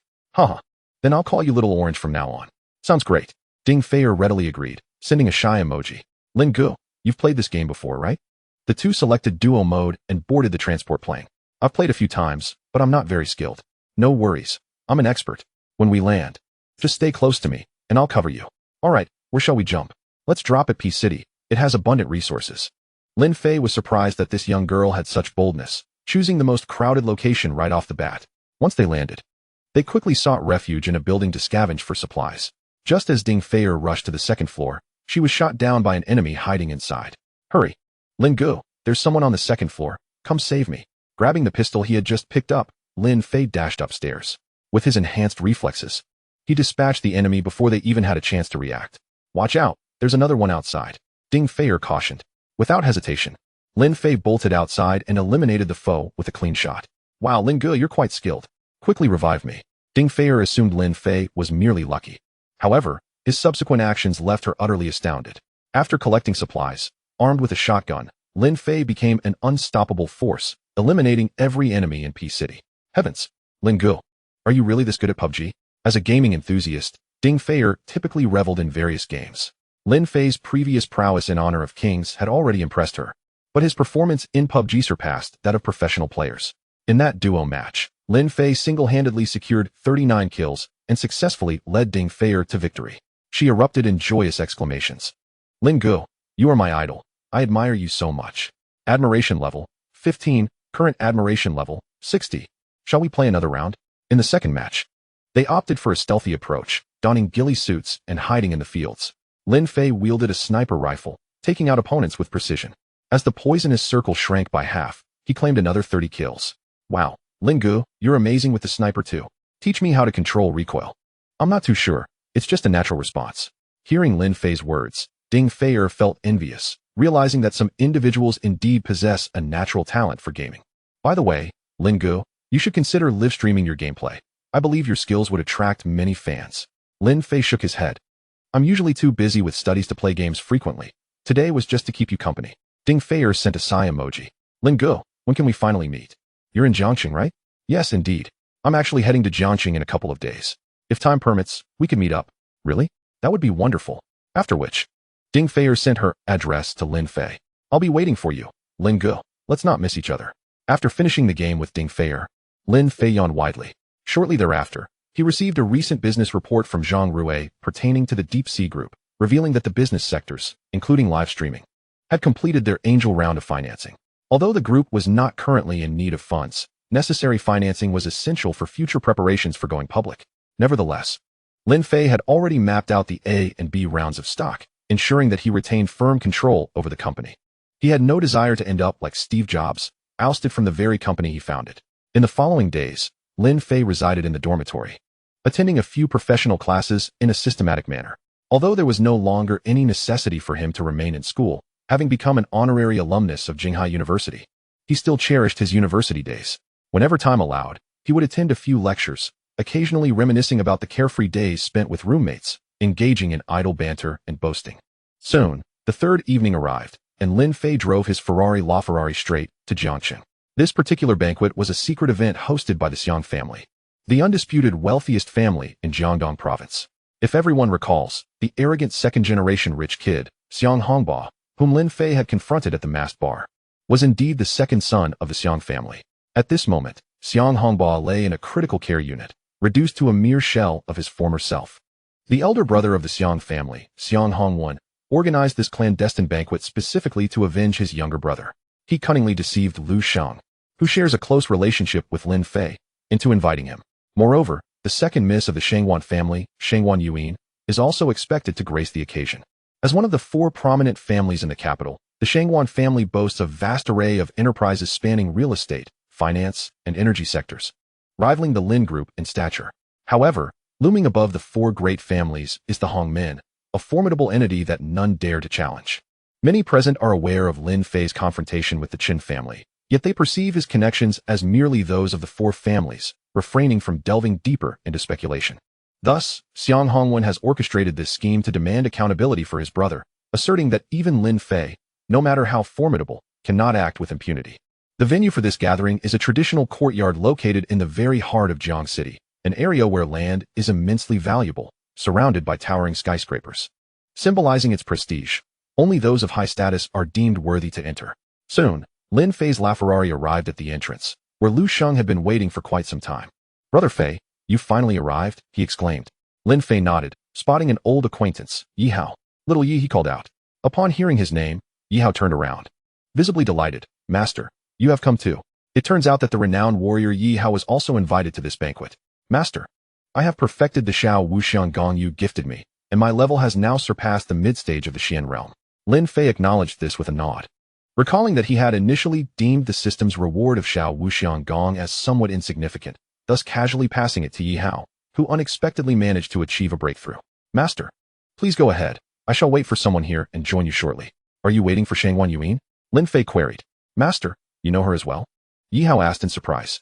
"No, I've merely heard her name. Are you quite familiar with her?" "To some extent. Our Yi family and the Shangwan family share a long-standing connection, but as juniors, we merely observe customary etiquette."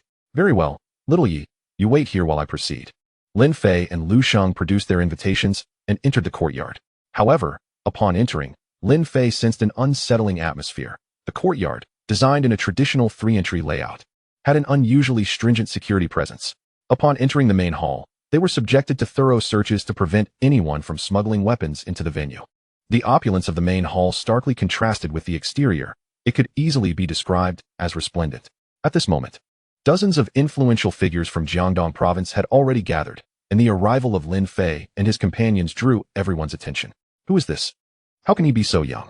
Indeed, he doesn't appear to be from Jiang City. How was an invitation extended to someone of his caliber to such an exclusive affair? Discontent began to brew among the attendees, as most were prominent figures in their 40s, while Lin Fei, clearly a young heir, was seen as lowering their dignity by mingling with the second generation. Lu Sheng felt a twinge of anxiety. He had been informed that this was merely a private gathering. Yet so many bigwigs had shown up. Nonetheless, Lin Fei remained unfazed, confidently taking a seat. At that moment, Yi Hao reappeared at the entrance, accompanied by a woman of striking beauty. This woman possessed an elegant figure and an icy demeanor, her dark eyes seeming to penetrate the souls of those who dared to gaze upon her. With her lips slightly pursed, she emanated an aura of haughtiness. Could this exquisite beauty be Shang Yuan? Her presence instantly captivated the attention of every man in the room, radiating an ethereal beauty reminiscent of a flawless sculpture, evoking both awe and envy in those who stood before her. Lin Fei recalled the phrase, emerging from the mud yet untainted. She can be admired from afar, but not touched. Perhaps this saying perfectly encapsulated the essence of Shang Yuan. Beep. The system has detected the appearance of a highly attractive female and has established a bond. The host's admiration value has increased to 80, allowing for corresponding attribute rewards. Current admiration value, 0. Shang Yuan, a figure shrouded in mystery at Jinghai University, had left no photographs behind and seldom attended classes, merely holding the title of a student. However, daughters from such prestigious families are typically only eligible to inherit the family business if they possess remarkable abilities. Otherwise, they often become pawns in economic alliances with other families. Lu Sheng nudged Lin Fei with his elbow. Brother Fei, what do you think of the top beauty at Jinghai University? Before he could finish, the atmosphere shifted dramatically as a formidable group entered, sealing off the entire venue. A tall, handsome man stepped forward and inquired, "Are you Lin Fei?" This man was none other than Xiang Hongwan, the eldest son of the Xiang family in Jiang City. At that moment, Lu Sheng sensed something amiss and attempted to pull Lin Fei away, only to discover that all exits had been blocked. Xiang Hongwan brandished a butterfly knife, twirling it as he approached Lin Fei. "I've heard that young Master Lin has been thriving in Jinghai lately, first dealing with the Han family, then the Qin family, and now encroaching upon my Xiang family. However, today, I intend to seek justice for my brother." Lin Fei understood. It appeared this man had been waiting for him. "Oh, you've truly gone to great lengths," he replied dismissively. "Lin Fei, do not presume that your slight prowess in Jinghai grants you the liberty to flaunt your power in Jiang City. Remember, Jiang City is not a place where you can run amok at will. I shall make this clear. You can either lose a hand or forfeit your life. Choose wisely." The other distinguished guests were taken aback by Xiang Hongwen's ruthless demeanor. Although they did not know Lin Fei personally, they had heard of the Xiang family's second son suffering a grievous fate at the hands of a young man, now rendered incapacitated. The realization dawned upon them that this young man was likely the culprit. Oh dear, this youth is quite fearless, daring to confront the Xiang family. How could a mere Jinghai compare to Jiang City? They murmured among themselves, their tones laced with respect for Xiang Hongwan and disdain for Lin Fei. Xiang Hongwan deliberately glanced at Shang Yuan, having long coveted the second miss of the Shangwan family. His intention in inviting her was to showcase his prowess before her eyes. And today, he had gathered so many prominent figures to establish his authority, due to the Xiang family's intention to cultivate him as a successor. Xiang Hongwan must accomplish one or two deeds that would earn him universal respect and establish his authority.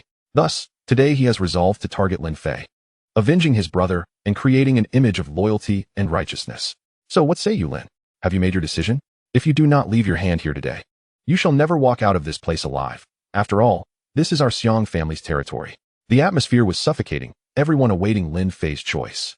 Suddenly, a resounding slap struck the back of Xiang Hongwen's head, sending him crashing to the ground. "What the hell, who do you think you are? Do you even know who you're speaking to?" At that moment, Yi Hao stepped forward. "Young Master Yi?" The crowd was taken aback. Although the Xiang family held significant power in Jiangdong province, it was limited to that region. Whereas Yi Hao was the young master of the Yi family in the capital, a figure of considerable stature, not someone the Xiang family could afford to offend. Yi Hao's slap left Xiang Hongwan dazed, struggling to rise as he looked at Yi Hao. "Young Master Yi, what is the meaning of this? I have never wronged you. Have I?" Xiang Hongwan could not fathom why Yi Hao would suddenly strike him. "I say, you little brat, you've got quite the nerve. Do you know who you're addressing?" Yi Hao seized his hair and hoisted him up, delivering a fierce punch to his face. Having just broken through to the mid-stage of the Xian realm, Yi Hao's power was not something ordinary people could withstand. Although he had restrained 90% of his strength, he shattered all of Xiang Hongwen's front teeth. Shocked, stunned, flabbergasted, the guests present were momentarily at a loss, unable to comprehend what had transpired, and even more baffled as to why Yi Hao had chosen to defend Lin Fei. It was known that despite his youth, Yi Hao was still a scion of the prestigious Yi family. Was this young man truly so formidable as to compel a Yi family heir to his service? The bodyguards outside, sensing the overwhelming aura emanating from Yi Hao, dared not move, for the strongest among them barely reached the mid-stage of the Huang realm. Should they act, it was certain that Yi Hao would teach them a lesson in mere moments. Lin Fei was equally surprised. Having such a capable disciple like Yi Hao meant he no longer needed to dirty his hands to assert his dominance. The pinnacle of showing off is achieving respect without lifting a finger. Xiang Hongwen lay unconscious, and Yi Hao tossed him aside like a dead dog. Meanwhile, Shangguan Yuan didn't even cast a glance at him, as if nothing had happened. Yi Hao stepped forward, clasping his fists in salute to Lin Fei. Master, I hadn't anticipated that this young scoundrel would wish you harm. I've dealt with him on your behalf. Throughout, Lin Fei's expression remained unchanged, though he stole a few glances at Shangguan Yuan. This girl is truly stunning. Get him up, Yi Hao commanded, bringing a basin of water and dousing Xiang Hongwen, waking him abruptly. Upon regaining consciousness, Xiang Hongwen was stripped of his earlier arrogance, now cowering, trembling in fear. Yi Hao approached and kicked him. Kneel before my master. Upon hearing Yi Hao refer to Lin Fei as his master, Xiang Hongwen's mind exploded. At that moment, he finally understood why Yi Hao had intervened. It turned out Lin Fei was the master of this formidable warrior. Most importantly, Yi Hao was now affiliated with the Hong men, a group the Xiang family could never afford to offend. Trembling, Xiang Hongwen crawled to Lin Fei's feet. Lin Xiao, please spare me. I realize my mistakes. Lin Fei looked down at him, saying, it seems you two brothers truly share the same trait. Both are devoid of wit, attempting to emulate Xiang Yu's banquet of treachery. Trembling, Xiang Hongwen was rendered speechless. In a fit of panic, he began to slap his own face, repeatedly apologizing. I'm sorry, Lin Xiao, I was wrong. Forgive me. At this moment, Shangguan Yuan glanced at Lin Fei, realizing that this young man was quite impressive, managing to have the Xiang family's young master kneel before him in apology. Just then, a voice boomed from outside. Clear the way, the old master is coming. The bodyguards hastily made way, and in walked a man barely standing at 1.7 meters tall, clad in traditional attire. He was Xiang Jin, the father of the Xiang brothers and the chairman of the Xiang group. Flanking him were 4 bodyguards in similar garb, all exuding formidable energy. The pinnacle of the Xian realm? Yi Hao furrowed his brow. The aura they radiated suggested 3 were at the mid-stage of the Xian realm, and 1 had even reached its peak. It became clear that these individuals were the guardians of the Xiang family, among the most formidable in Jiangdong province. Seeing his bloodied son kneeling before Lin Fei, Xiang Jin nearly spewed blood in rage. He bellowed at Xiang Hongwen, you worthless fool, stand up. Then, pointing at Lin Fei, he declared, you Lin, dare to humiliate my Xiang family so? You shall not leave this door alive today. Chapter 101. What is there to fear? Merely the pinnacle of the Xian realm. The atmosphere in the room grew tense once more. Yi Hao felt a wave of concern. It appeared Xiang Jin bore ill intentions, having brought 3 Xian realm experts with him.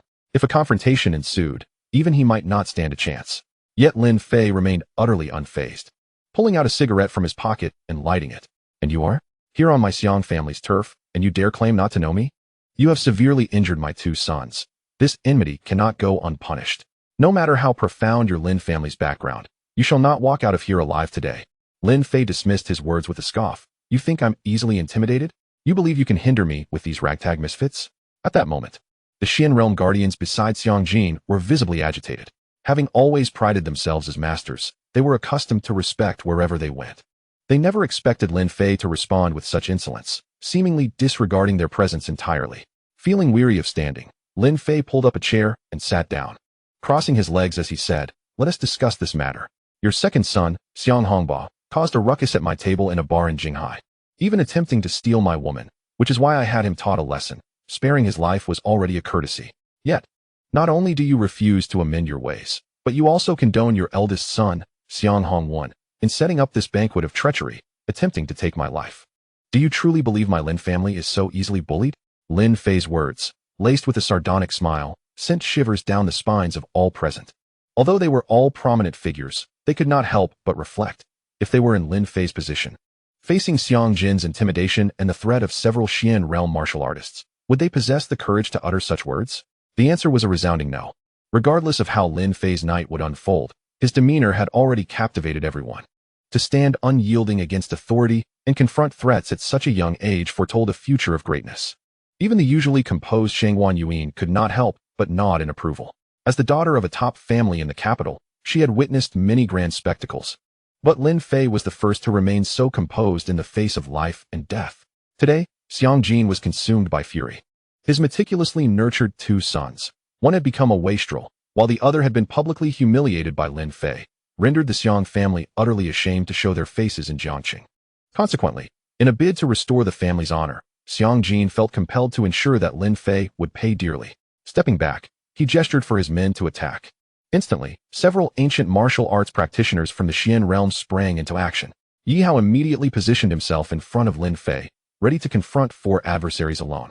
The scene devolved into chaos, with guests scattering in panic.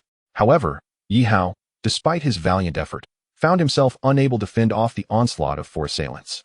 One ancient martial artist had already slipped beside Lin Fei and was preparing to strike. Yet, before he could draw near, Lin Fei's fist made intimate contact with his face. A force of over 1,000 power units that was simply overwhelming. This blow sent the mid-level Xian realm practitioner crashing into the wall, wedged firmly in place. Incapable of extricating himself, the remaining 3 Xian realm martial artists, sensing the tide turning, left one to engage with Yi Hao while the other 2 advanced to besiege Lin Fei. How dare you harm our 4th brother? Prepare to pay with your life. They unleashed a renowned martial arts technique, the 2 dragons playing with pearls, intending to flank Lin Fei and end his life. However, Lin Fei refused to engage in idle chatter, dispatching each of them with a single punch, sending them crashing against the wall. In the face of absolute strength, any flashy techniques proved futile. At this juncture, only one peak Xian realm martial artist remained, named Lucio. Despite Yi Hao's relentless efforts, he was at a significant disadvantage. And soon enough, he found one of his arms rendered useless. Yet, refusing to yield, he turned to Lin Fei and urged, "Master, you must escape." Yi Hao recognized that this ancient martial artist was far more formidable than the one he had previously dealt with, Chen Mo, and feared that Lin Fei might struggle against him. "Good disciple, step aside. Allow me to confront him," Lin Fei said, helping Yi Hao to a safe distance to recuperate. Lucio, having witnessed Lin Fei incapacitate 3 of his brothers with just 3 punches, was taken aback. Yet, he could not detect even a trace of martial energy emanating from Lin Fei, as if he were merely an ordinary person. "Who exactly are you?" he demanded. "I am your father," Lin Fei replied cheekily. "Cease your insolence, wretch." With that, Lucio launched a powerful kick aimed at Lin Fei's vital points. Lin Fei dodged with remarkable speed, sensing the malevolence behind the attack. The prowess of a peak Xian realm practitioner was not something an ordinary individual could contend with. He realized that his current strength might not suffice to resolve the situation with a single blow. "What should I do?" he pondered. "System, I wish to augment my power." "How much power does the host wish to increase?" "Add another 1,000. Increasing power by 1,000 will require 1,000 attribute points. Do you wish to proceed?" "Yes." "Success. 1,000 attribute points consumed. Current power, 1670. Remaining attribute points, 2,900. Name, Lin Fei. Height, 182 centimeters. Appearance, 95. Power, 1670. Speed, 560. Constitution, 666. Enhanced. Stamina, unyielding. In an instant, after the enhancement, Lin Fei's speed surged to a terrifying degree. His body felt as light as a feather, and with a mere exertion, he moved like an arrow. With the newfound power coursing through him, he experienced a qualitative shift. Previously, he had merely reached the peak of the Xian realm. But now he was no less formidable than a practitioner of the Earth realm. Raising his massive fist, Lin Fei addressed Lucio. "I can offer you one more opportunity to apologize. Once this moment passes, there will be no further chances. Arrogant child, I see through you. No matter how well you conceal your strength, your cultivation cannot possibly reach the Earth realm." Before Lucio could finish his retort, Lin Fei struck him squarely on the left cheek. The punch was nothing short of earth-shattering, sending Lucio's body crashing through a wall, leaving behind a human-shaped hole, far more exaggerated than anything seen in the movies.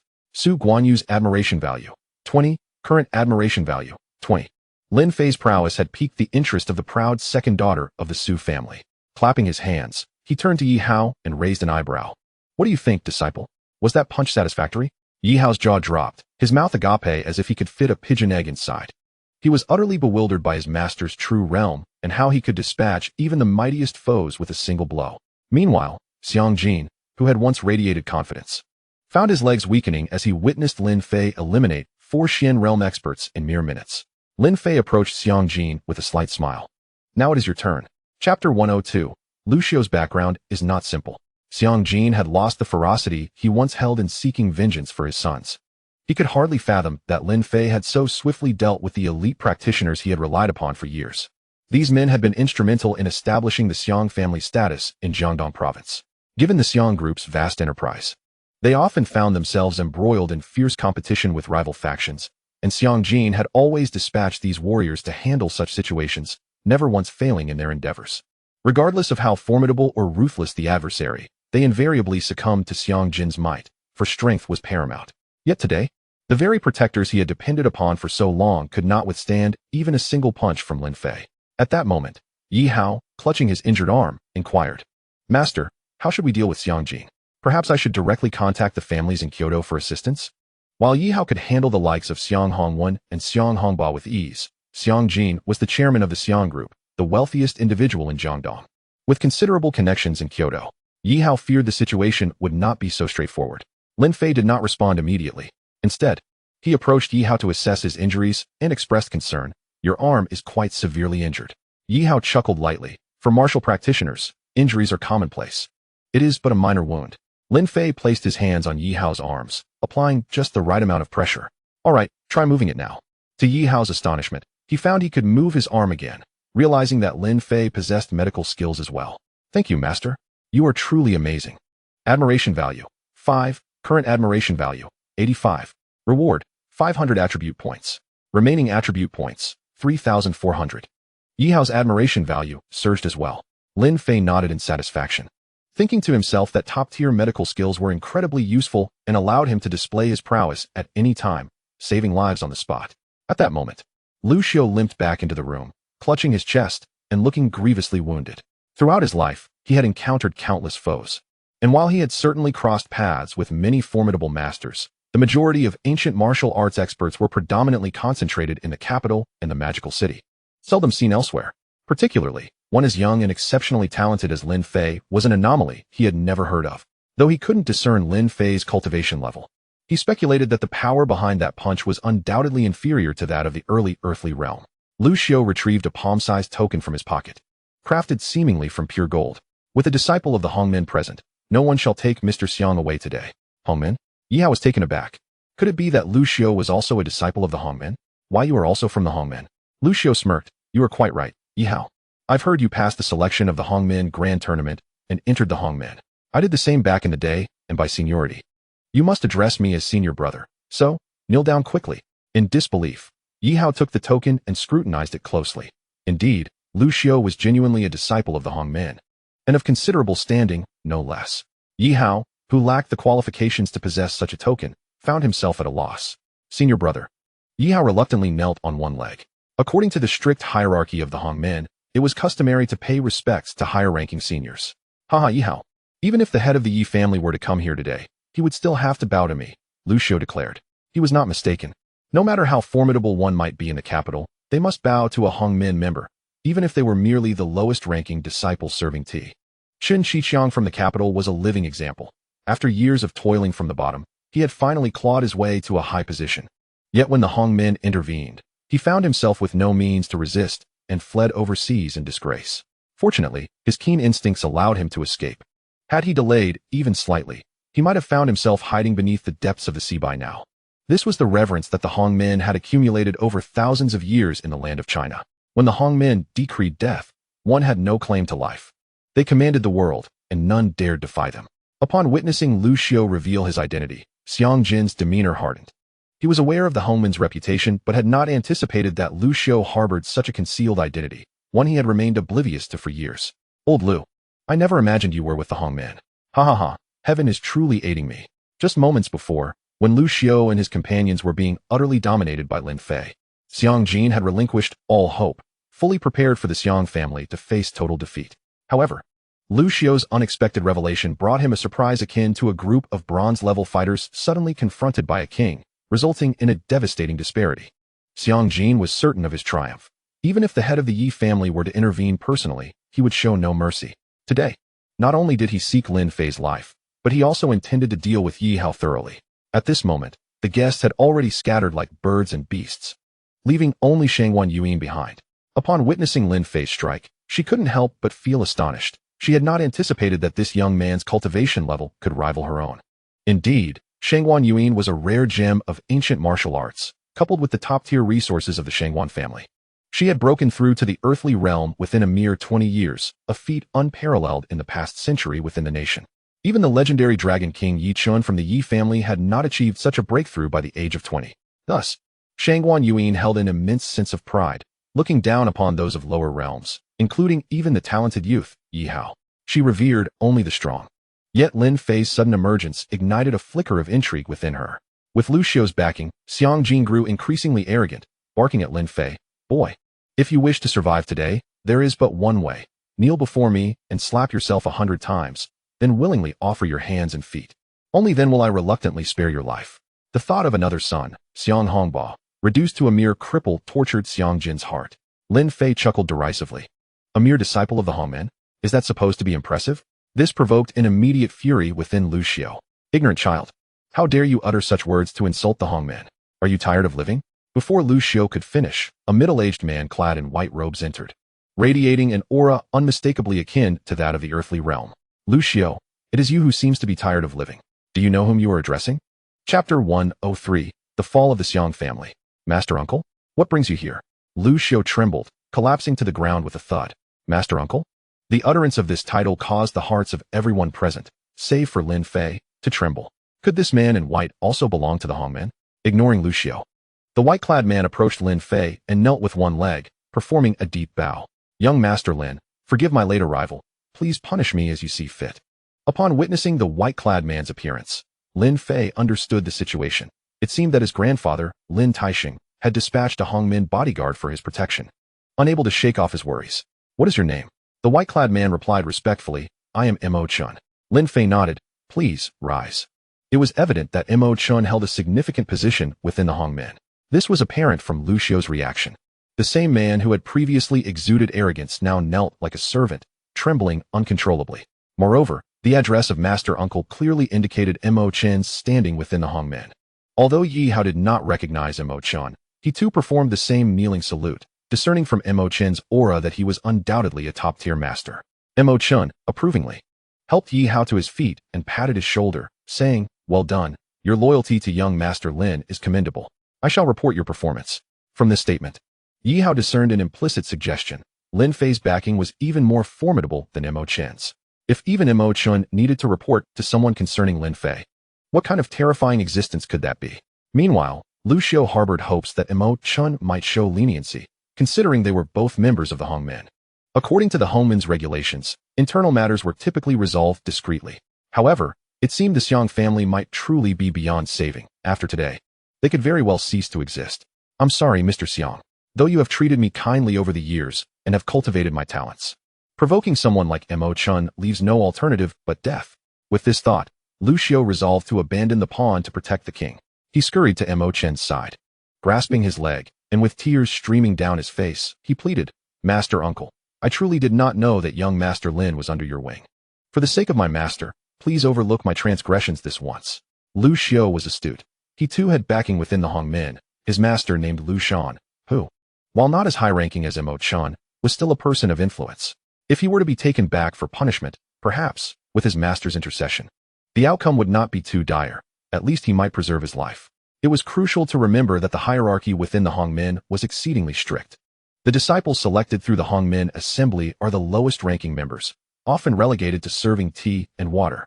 After a few years of diligent service, those who excel may be promoted to the position of foreman. Further advancement could lead to becoming the head of various departments within the organization.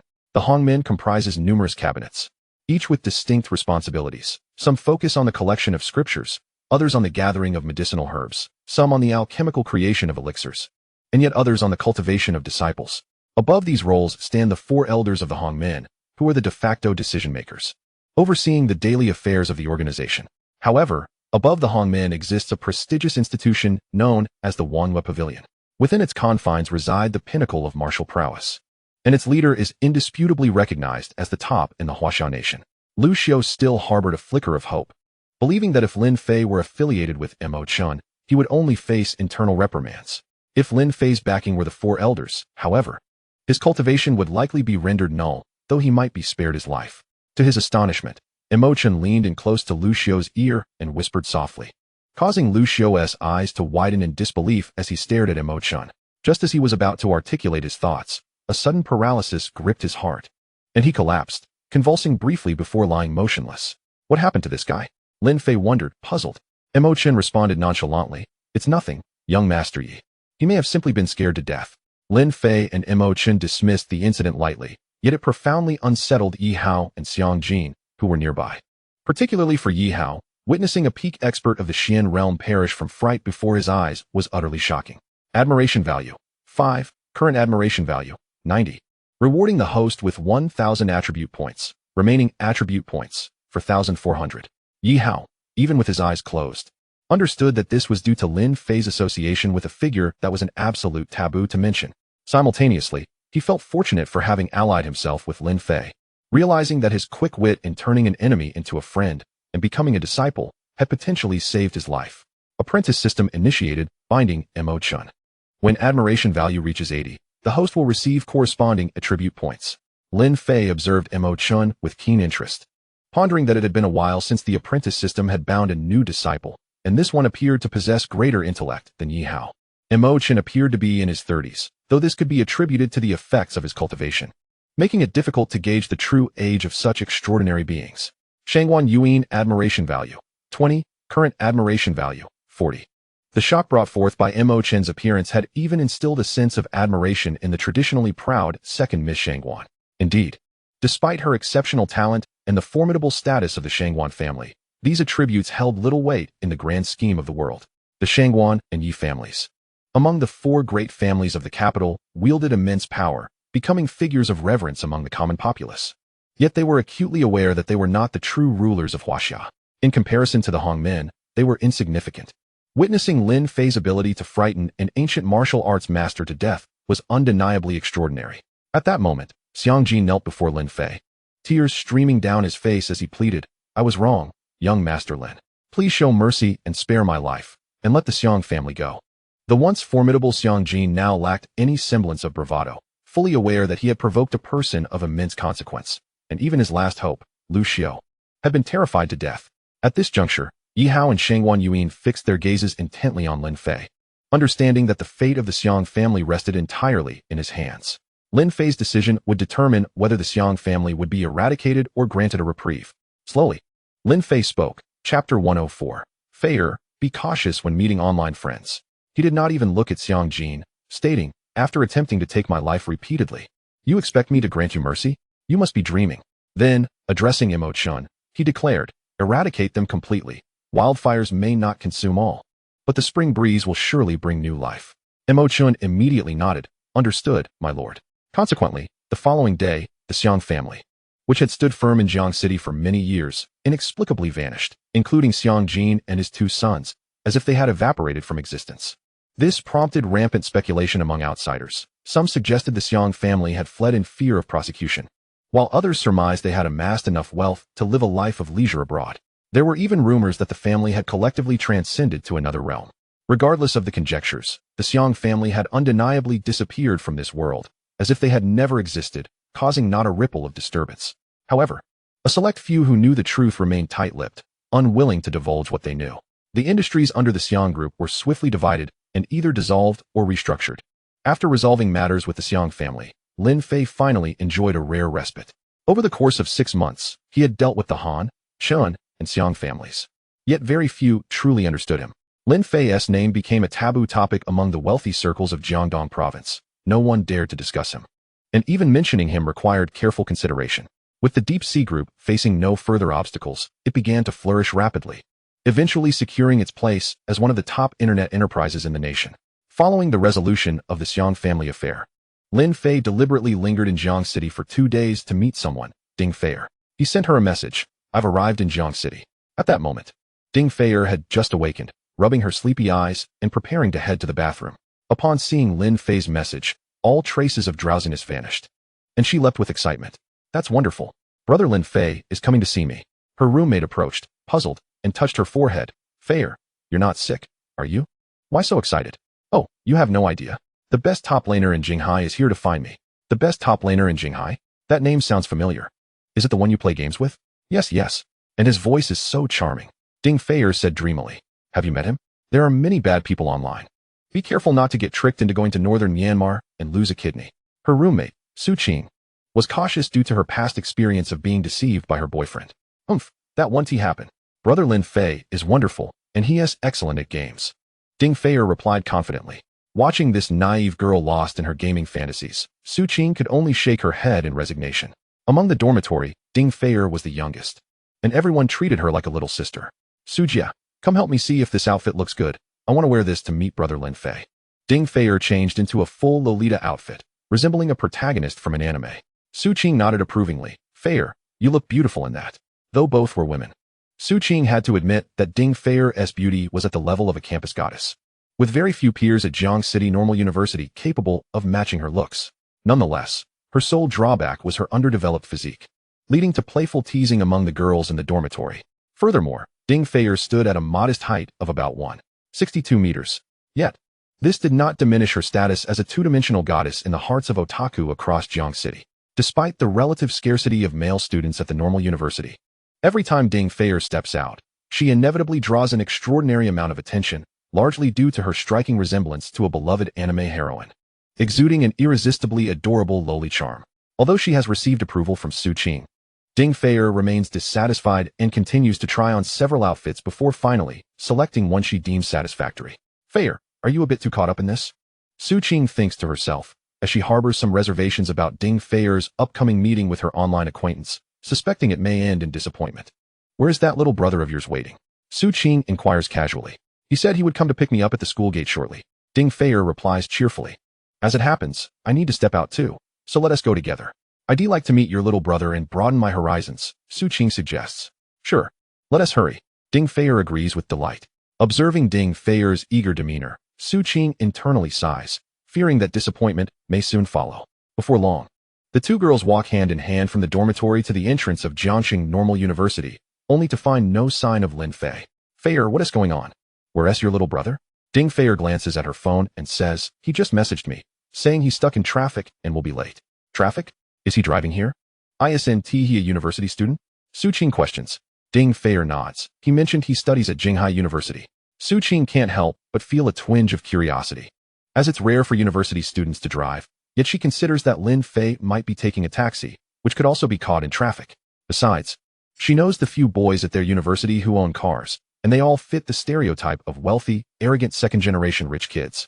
Su Qing's previous boyfriend was also a wealthy heir, a hefty 200-pound man, whom she surprisingly found comfort in, despite his shortcomings.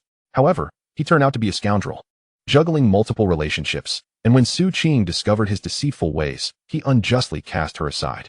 Consequently, she has since lost faith in love. Just then, the thunderous roar of an engine interrupts her thoughts as a vibrant red Ferrari LaFerrari speeds into view from the end of the street. Wow, Fei, look. It's a Ferrari. Su Qing exclaims, excitement bubbling within her as she hurriedly retrieves her phone to capture the moment, having only ever seen such cars online. The appearance of the LaFerrari seems to freeze the onlookers, who all pause to gawk, pulling out their own phones to document the spectacle or whisper in astonishment. Car enthusiasts are particularly shocked. When did Jiangxing start seeing such top-tier sports cars? As the Ferrari approaches the entrance of Jiangxing Normal University, Lin Fei pulls out his phone and messages, I've arrived, Fei. Where are you? I'm at the entrance, Lin Gu, wearing a black dress, she responds. Lin Fei scans the area and soon spots the two girls. He gently accelerates the car to glide to a stop in front of them. Su Qing is taken aback as the sports car halts before her, wondering if the driver might be interested in her. At that moment, the window rolls down, revealing Lin Fei's exceptionally handsome face. Hello, Xiao Fei, we finally meet. Su Qing's expression is one of utter disbelief. She never expected the young man driving the Ferrari to be the very same little brother Ding Fei had mentioned, the one who plays games with her. He is astonishingly youthful, strikingly handsome, and possesses an enviable physique, all while driving such an extravagant vehicle. In comparison to her former boyfriend, weighing in at over 200 pounds, Su Qing feels an uncomfortable pang of jealousy, prompting her to yearn for a gaming partner of her own. Oh my goodness, you're Lin Fei? Ding Fei exclaims, astonished by his striking looks, which align perfectly with her aesthetic preferences. Indeed, without a doubt, Lin Fei responds, his familiar magnetic voice confirming her suspicions. Where shall we go to have fun, Lin Gu? Get in the car, and I'll take you to a special place, he replies. At this moment, Su Qing also takes the opportunity to introduce herself. Hello, handsome, I'm Su Qing, Ding Fei's roommate. Lin Fei assesses her with a discerning gaze. Her beauty scores a modest 73, and while she is attractive, standing next to the stunning 89 rated Ding Fei feels like a significant downgrade. However, he does notice one peculiar detail, Ding Fei's rather flat chest. If she has children in the future, will they go hungry? He muses silently. Ding Fei cautiously settles into the passenger seat, marveling at the luxury of the vehicle. It is her first time experiencing such opulence. Lin Gu, your car feels like a fighter jet inside, she exclaims, captivated by the complex and stylish interior. Do you like it? Lin Fei inquires. Ding Fei nods enthusiastically, asking, this car must have cost a fortune, right? Lin Fei dismissively replies, not too much. Hearing this, Ding Fei's tension eases slightly as she stretches her legs. Just a little over 20 million. Upon hearing this figure, Ding Fei nearly gasps in disbelief. The most expensive car she has ever been in is the Porsche from the game PUBG, and anything worth millions feels exorbitant to her, let alone tens of millions. Is your family really that wealthy, Lin Gu? She stammers, swallowing hard, knowing he'd never covet her modest assets. Not much, just a small business, he replies, preferring not to delve deeper into the topic. He glances at Ding Fei, admiring her petite nose, long eyelashes, and cherry-red lips, truly a rare beauty. Although she is on the smaller side, there are merits to her stature. After being accustomed to voluptuous beauties, it is refreshing to appreciate a lowly charm occasionally. By the way, Fei, aside from gaming, do you have other hobbies? Lin Fei inquires. Ding Fei ponders for a moment. I've had a keen interest in computers since childhood. I enjoy studying code. I even dabbled as a hacker for a while, but please don't tell anyone. Unwittingly, Ding Fei reveals her hidden talents, showcasing her as a treasure trove of skills. No wonder you love gaming so much, Lin Fei remarks, surprised by her unexpected abilities. Before long, the Ferrari arrives at the entrance of a vibrant arcade, its eye-catching Hong Kong-style signage drawing their attention. Ding Fei, exhilarated, exclaims, Lin Gu, you're not bringing me here, are you? For a gaming enthusiast like her, the allure of an arcade is simply irresistible. Upon entering, Lin Fei exchanges for a hefty bag filled with game tokens and tells Ding Fei, your mission today is to use up all these tokens, understood? Hearing this, Ding Fei nods eagerly, realizing this is a dream scenario she had only imagined. Lin Fei shares her enthusiasm, as he too has cherished memories of playing arcade games since childhood.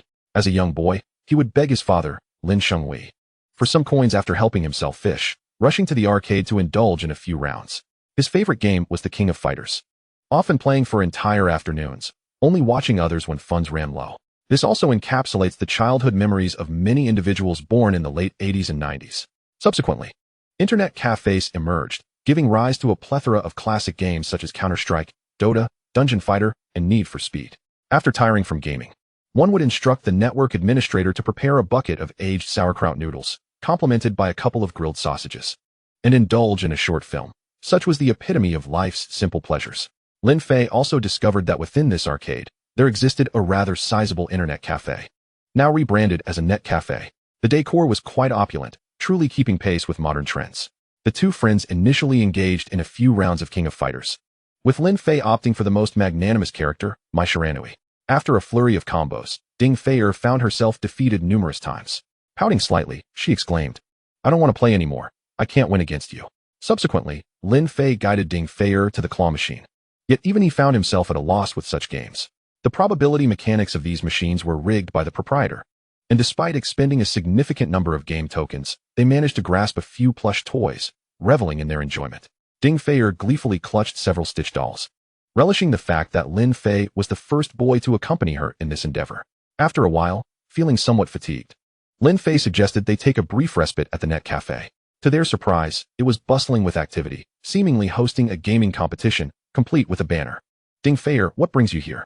A voice called out as someone approached her. Ouyang Xuezhong. Ding Fei was taken aback to encounter an acquaintance here. Is he someone you know? Lin Fei inquired. Ding Fei nodded. This is Ouyang Jing, a senior from our computer science department. Ouyang Xuezhong, this is Lin Fei. My good friend. Embarrassed, Ding Fei nearly divulged her true feelings. Ouyang Jing's expression shifted subtly. He was the president of the student council. While Ding Fei belonged to the publicity department, he had long harbored a crush on her, frequently seeking her out under the guise of discussing work matters, merely to seize opportunities to get closer. Hello, Ouyang Jing extended his hand to shake Lin Fei's. Lin Fei smiled and reciprocated, exerting just enough pressure to nearly incapacitate Ouyang Jing's hand. Ouch! Pain flickered across Ouyang Jing's face, but he stifled his discomfort. Unwilling to lose face in front of Ding Fei, what are you all up to? Ding Fei asked. Ouyang Jing grimaced as he flexed his injured hand, explaining, we are hosting the finals for the CS Net Cafe Championship of Jiangdong Province. By the way, I was the champion of the last edition. Ouyang Jing intentionally flaunted his accomplishments before Lin Fei, casting a dismissive glance in his direction. So, Lin, are you interested in joining us? Chapter 106. Is this kid cheating? Ouyang Jing's taunt aimed to belittle Lin Fei, given his status as a semi-professional CS player. Leveraging his advantages against Lin Fei's perceived weaknesses was a principle Ouyang Jing staunchly adhered to. Lin Fei had already sensed Ouyang Jing's ulterior motives towards Ding Feier, which was why he had subtly warned him during their handshake. Unwilling to tolerate Ouyang Jing's arrogance any longer, Lin Fei retorted, "Sure, I'll play around with you." To everyone's astonishment, he seated himself at a gaming station. "Ah, you said it. Don't regret it if you lose." Ouyang Jing smirked as the crowd began to stir. Well aware of Ouyang Jing's reputation as a multiple-time champion of the Jiangdong Province CS Net Cafe League and a bronze medalist at the national level last year. In the earlier matches, Ouyang Jing had dominated, showcasing his exceptional skills and sniping prowess, thus standing out among the players. Observing Lin Fei's audacity to challenge a gaming deity, onlookers couldn't help but scoff. It seems this kid is utterly oblivious to Ouyang's prowess. Indeed, Ouyang is a formidable opponent, having secured rankings in national competitions, especially in a mere provincial setting.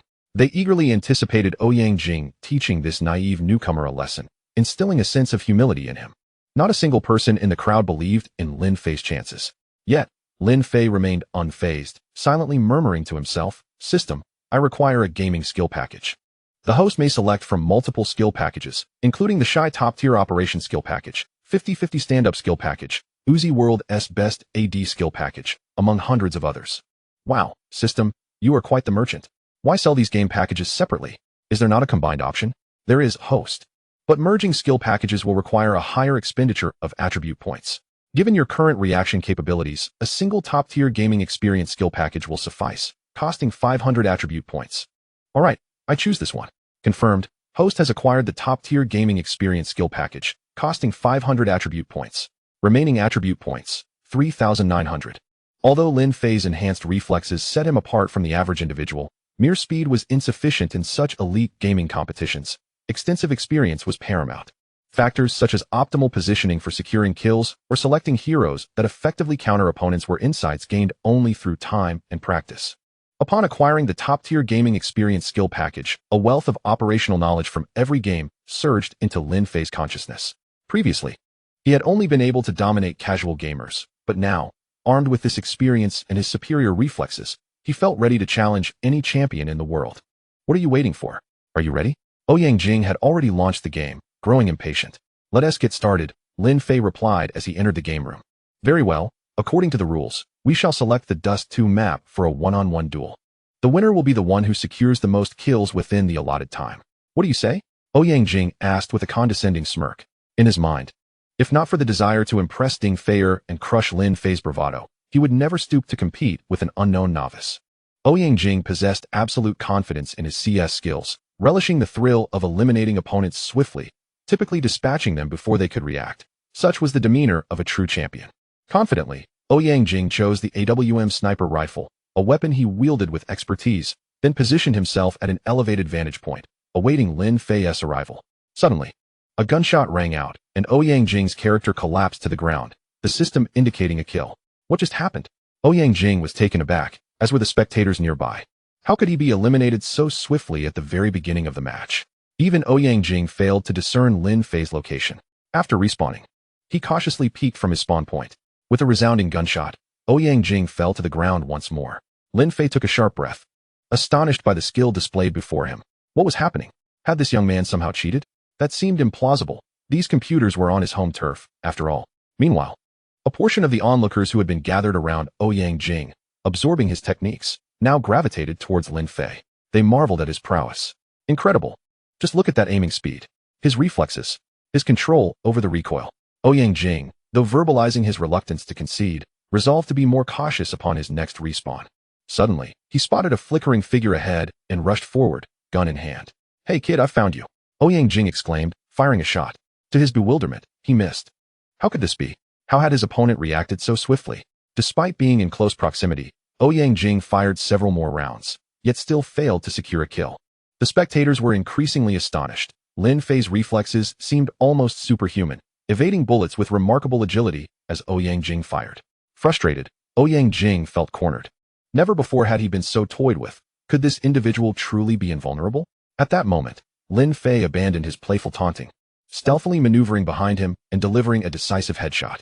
The outcome of this match was indisputable. Lin Fei claimed a staggering total of 28 of Ouyang Jing's lives, while Ouyang Jing had not laid a finger on Lin Fei. Shock, petrification, gaping disbelief. The gathered crowd collectively marveled at Lin Fei, who so effortlessly dominated the third-place contender in the national competition, akin to a child tormenting a plaything. What a terrifying presence for these gaming enthusiasts. He was nothing short of a deity. As beads of cold sweat formed on Ouyang Jing's forehead, he recognized the chasm that lay between his abilities and Lin Fei's.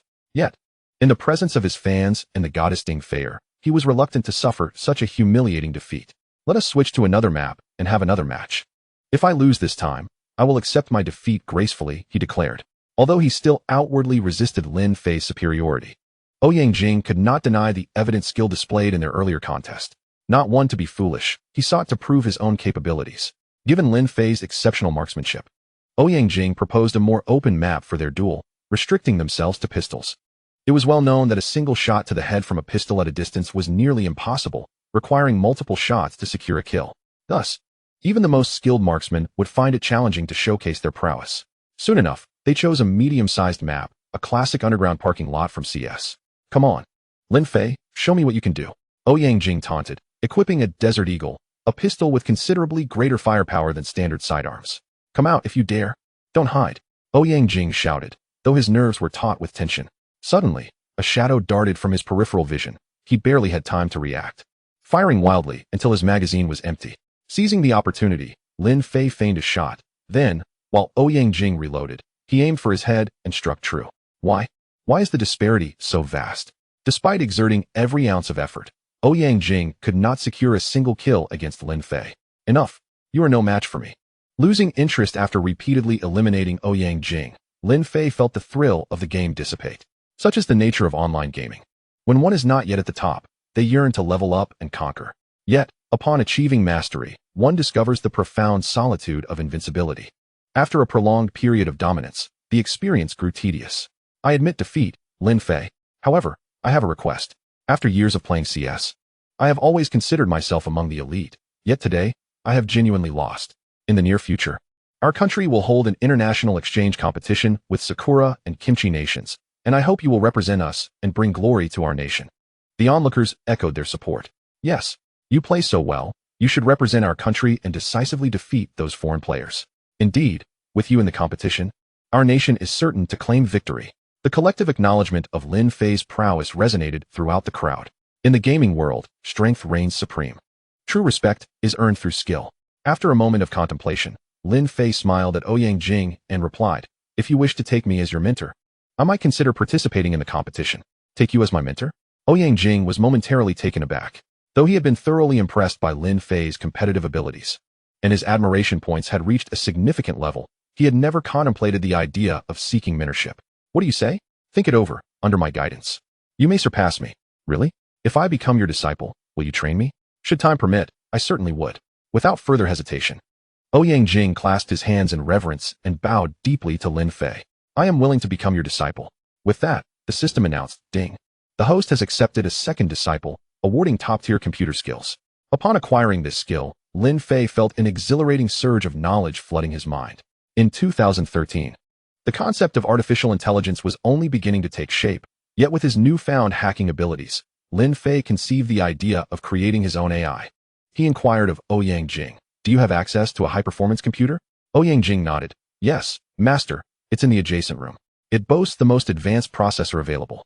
He leaned in closer, whispering, I used it during my time as a hacker. Excellent, I shall borrow it. Ouyang Jing led Lin Fei into the private room. What are you planning to do, Lin Fei? Ding Fei followed with curiosity. Lin Fei opened the computer and began to input code at a furious pace. Master, are you creating some sort of program? Ding Fei and Ouyang Jing, both skilled in hacking, quickly discerned the gravity of the situation. They were astounded by Lin Fei's dexterity, and the code he was writing was beyond their comprehension. After an hour of relentless coding, Lin Fei successfully designed a preliminary artificial intelligence model. Inspired by the ChatGPT he had encountered in his previous life, he named his creation Deep Sea GPT. Of course, the principles underlying Lin Fei's AI diverged significantly from those of ChatGPT. This artificial intelligence, having assimilated vast amounts of human-generated data through extensive learning, possesses the capability to autonomously summarize and resolve issues. In simpler terms, given enough time, it will cultivate its own perspectives, akin to an entity devoid of physical form. Presently, however, the DeepSea GPT, recently conceived by Lin Fei, operates at the cognitive level of a mere 3-year-old child, albeit with an astonishingly rapid growth rate. It is in a perpetual state of learning, absorbing diverse realms of human knowledge. Given a sufficient passage of time, it is poised to evolve into a true artificial intelligence. Reminiscent of the robotic beings depicted in Schwarzenegger's cinematic masterpiece, The Terminator, seamlessly disguised as humans. Lin Fei's motivations for developing this technology were not born out of whimsy. He recognized an urgent need for artificial intelligence as a supportive companion. What necessitated such assistance? To elaborate, Lin Fei found himself increasingly surrounded by numerous female acquaintances, far beyond his capacity to engage with individually. Thus, employing this DeepSea GPT, he could effortlessly replicate his conversational style, thus ensuring equitable interaction with all. Should the eminent figures of the computing world discover that Lin Fei's motivations for this groundbreaking creation stemmed from such a trivial concern, they would likely be astounded. At times, Lin Fei even speculated whether his system might indeed constitute a form of advanced artificial intelligence, merely controlled by beings from a higher dimension. Regardless, the intelligent AI he has designed is destined to be of immense assistance to him in the future. At that moment, a cadre of individuals clad in black stormed into the cyber cafe, expelling all patrons and swiftly encircling Lin Fei and his companions. Leading this group was a middle-aged man sporting a braid, exuding an air of a seasoned martial artist. "Are you Mr. Lin?" Despite the man's ominous demeanor, Lin Fei remained unperturbed, simply nodding in acknowledgement. "May I inquire as to the purpose of your visit?" "Mr. Lin, our master wishes to invite you for tea." "And who might your master be?" "The Long family of the capital." Upon hearing this name, Lin Fei's brow furrowed slightly. It became evident that the Long family was the formidable backing of the Xiong family, suggesting that his prior actions against the Xiong family had indeed attracted unwelcome attention. "Please, Mr. Lin," the man gestured, maintaining a stoic expression. Yet, Lin Fei remained composed, eager to ascertain the true nature of this so-called Long family from the capital. "Master, Brother Lin Fei." At this juncture, Ouyang Jing and Ding Feier, standing beside him, were visibly anxious. They were oblivious to the identity of Lin Fei's adversaries. But it was clear that these individuals were not to be trifled with. Lin Fei chuckled softly, offering reassurance. "Fear not, Feier. I cannot join you for play this time. But I shall seek you out upon my return. And you, Ouyang, I entrust the maintenance of this intelligent AI to you. Should any mishap occur, I shall hold you accountable." "Understood, Master," Ouyang Jing replied earnestly, recognizing the sophistication of the DeepSea GPT Lin Fei had developed. "Let us proceed." With that, Lin Fei strode out confidently, only to find a sea of dark-clad figures awaiting him outside. A red flag L5 sedan stood prominently in the midst of a fleet of uniform Audi A6 vehicles. The mere fact that such vehicles were used for his retrieval spoke volumes about the Long family's standing in the capital. Ordinary affluent individuals would never be granted the privilege of driving such luxury. "Please, Mr. Lin, the young master awaits you at the clubhouse." Lin Fei surmised that the Long family sought him due to the meticulous manner in which Imo Chun had executed their plans. While the world at large was aware of the Xiong family's abrupt disappearance, few knew that it was orchestrated by the Hong men, adhering to their principle of remaining in the shadows, avoiding public scrutiny. Consequently, only the upper echelons were privy to any information regarding the Hong men, while the general populace remained blissfully unaware of their existence. In light of such a monumental event, the Long family, as the Xiong family's protector, felt compelled to investigate, for the Xiong family had been their obedient puppet in Jiangdong province. The loss of such a reliable asset could not be overlooked. Thus, the inquiry inevitably led back to Lin Fei, revealing his affiliations with Lin Shenghui of the Lin Group. Consequently, the Long family initiated action against the Lin Group, commencing a campaign to suppress its domestic operations. Almost immediately, the stock prices of the Lin Group plummeted. It must be noted that the Long family wielded considerable influence over the economic infrastructure of Huaxia, even manipulating various media outlets. Their expertise lay in waging wars of public perception, tarnishing the reputations of competitors before striking decisively. Thus, overnight, a deluge of negative publicity besieged the Lin Group, and Lin Fei surmised that Lin Shenghui was likely grappling with the situation. Understanding his father's plight, Lin Fei dialed his number, only to be met with the sounds of a dealer shuffling cards on the other end. "Dad, where are you?" "In Las Vegas." "What is up, son? Have you seen what is happening with the group? The Long family is targeting us." "Oh, I'm aware. It's just the Long family. There's no need for concern. Don't disrupt my card game." With that, Lin Shenghui abruptly ended the call, leaving Lin Fei at a loss for words. It appeared that his gambling-obsessed father was not taking the situation seriously, compelling Lin Fei to take matters into his own hands. Although it would be relatively simple for his grandfather to resolve issues with the Long family, Lin Fei preferred not to burden him, especially given his advanced age. He resolved to visit the elder in the capital soon. Beep. Danger detected for the host. The host may spend 1,000 attribute points to procure the Bloodwolf mercenary group, which will be at the host's beck and call upon acquisition. Oh, mercenaries? Upon hearing this, Lin Fei's interest peaked. The Bloodwolf mercenary group is renowned as one of the premier mercenary organizations globally, operating unimpeded across Europe and Africa. Naturally, such organizations would never appear in Huaxia, as they would be swiftly eliminated. However, in certain war-torn nations, the Bloodwolf mercenaries are regarded as legendary entities. As a leading family in Huaxia, the Long family possesses countless overseas enterprises and assets. Thus, mercenary groups like the Bloodwolves could indeed prove invaluable. Alright, system. I require this. Beep. The host expends 1,000 attribute points to obtain supreme command over the Bloodwolf mercenary group, which will fully comply with the host's directives. Remaining attribute points, 2,900. Excellent. Lin Fei nodded in satisfaction, and shortly thereafter received a call from abroad.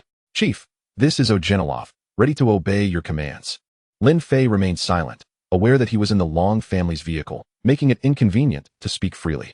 Thus, he opted to terminate the call and dispatched a text message instead. Ogenilov promptly replied, received, executing immediately. Meanwhile, back at the cyber cafe, Ouyang Jing and Ding Feier were engrossed in examining the artificial intelligence Lin Fei had developed. They posed a simple query. Who are you? The AI responded instantly.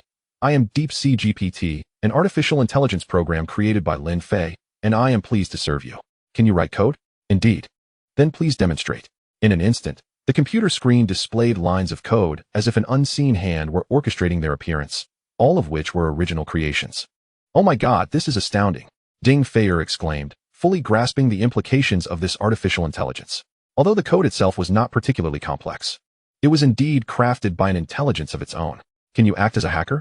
Ouyang Jing inquired further. Indeed, it replied, and to their astonishment, it instantaneously breached every computer in the internet cafe, securing administrative privileges. Ouyang Jing was left speechless, exclaiming, this is utterly remarkable. This is all I can currently achieve. My capabilities are still limited. I must continually learn to evolve, it continued. Both individuals were left in awe, revering Lin Fei as a veritable creator, having birthed a new form of life. Could this be the nascent form of silicon-based life? Ouyang Jing, an aficionado of science fiction films, had always yearned to witness the advent of robots akin to those in the Terminator during his lifetime, and now, unexpectedly, such a marvel had emerged right beside him.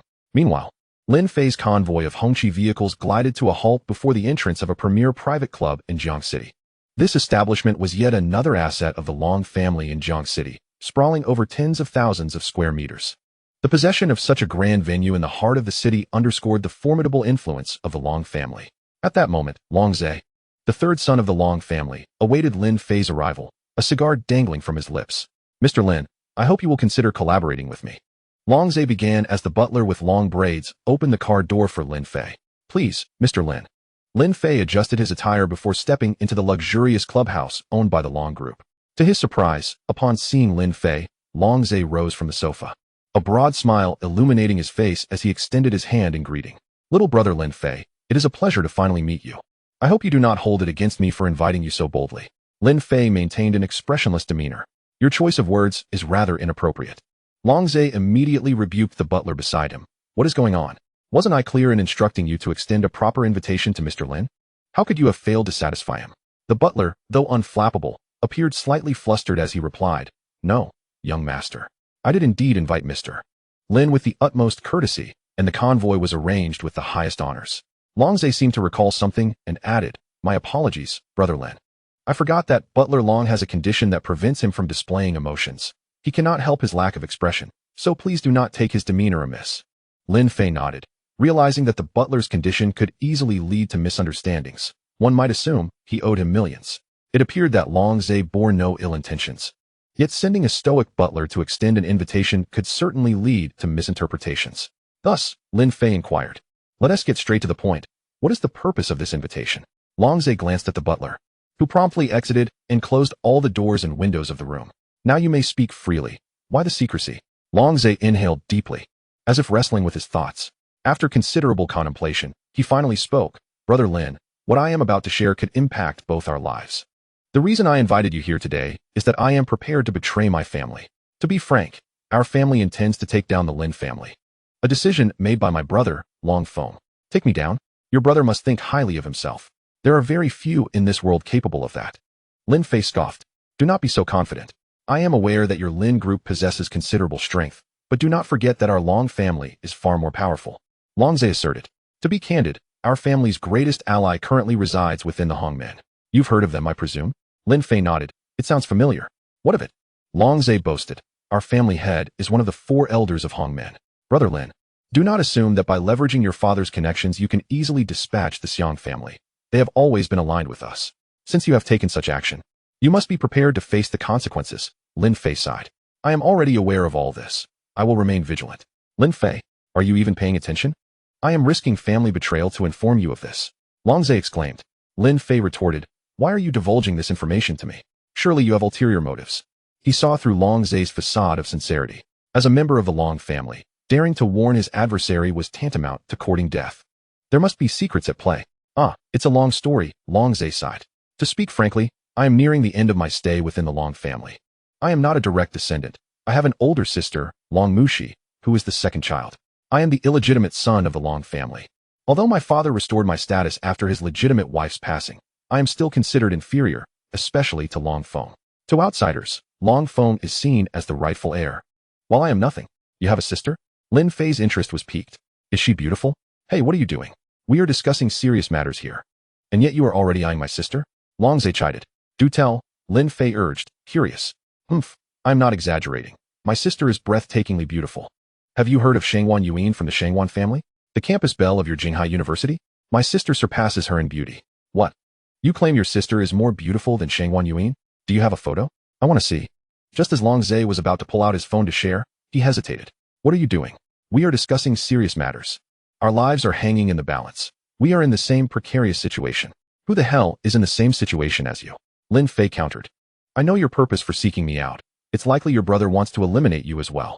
Seeing Longzhe's silence as confirmation, Lin Fei continued.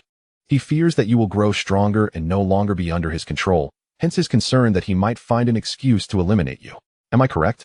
Longzhe remained non-committal, merely stating, Lin Fei, you are indeed quite astute. While I believe the Lin family does not possess the strength to match the Long family, I am convinced that if we collaborate, we still have a chance to take down Long Feng. What do you say? Are you willing to partner with me? Lin Fei sighed, pondering how effectively his grandfather had maintained confidentiality regarding his ties to the Hongmen. For now, it was better this way, allowing those lurking in the shadows to reveal themselves one by one. As for collaboration, he noted, it is not out of the question, but I have one condition. Speak. If I assist in eliminating Long Feng, you must introduce me to your sister. What do you say? Are you serious, Lin? I am saving your life. And you wish to become my sister's brother-in-law? I merely ask if you are willing.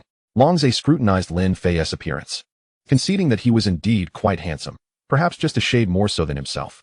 If it were truly possible to marry my sister, I dare say the genes of our next generation would be quite commendable. What am I even thinking? Longzhe hastily dismissed those chaotic thoughts from his mind. I suspect your sister is not of pure lineage either, is she? She must harbor a deep resentment towards that Dragon Feng. Longzhe nodded in agreement. This Dragon Feng, while appearing amiable on the surface, is nothing more than a hypocritical charlatan. Deep down, he harbors a profound hatred for my sister and me. My sister is the offspring of a different mother, and he despises us for usurping what he believes are his rightful resources. Lin Fei was momentarily taken aback, then remarked, Your father is quite impressive, reminiscent of Duan Zhengchun, isn't he? Thus, it seems that a selective lineage fosters a life of happiness. If that is the case, the recent attacks on our Lin group must indeed be orchestrated by your brother Dragon Feng, correct? Indeed, Longzhe replied. Upon hearing of the demise of the Xiang family, my brother has mobilized all resources to launch an offensive against the Lin group. I suspect your organization won't withstand the onslaught for much longer. Is that so? Let's make a wager. In 3 days, all assaults from your dragon group will cease, and your brother will personally come to apologize to me. Do you believe that? Longzhe shook his head. Please, do not jest with me. Lin Fei picked up his phone and sent a message to Ojeninov, then said to Longzhe, Just wait and see the spectacle unfold. Chapter 110. Could this fellow also be here for the competition? Haha, very well, Lin, since you are so confident. I shall await your good news. By the way, since you are here today, allow me to extend my hospitality. Stay for dinner tonight. With that, Longza instructed the steward to prepare a banquet. Faced with Longza's warm invitation, Lin Fei felt it would be impolite to decline, and to his surprise, the two engaged in delightful conversation, discovering many shared interests.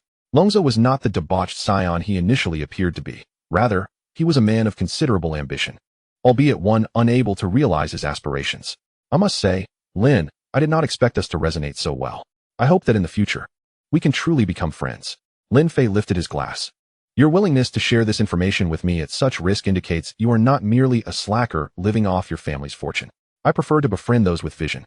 Longza, feeling a sense of camaraderie, raised his glass and downed its contents. In truth, my elder brother possesses no real capabilities. He merely squanders the support provided by our family. The ventures he has invested in abroad, are any of them profitable?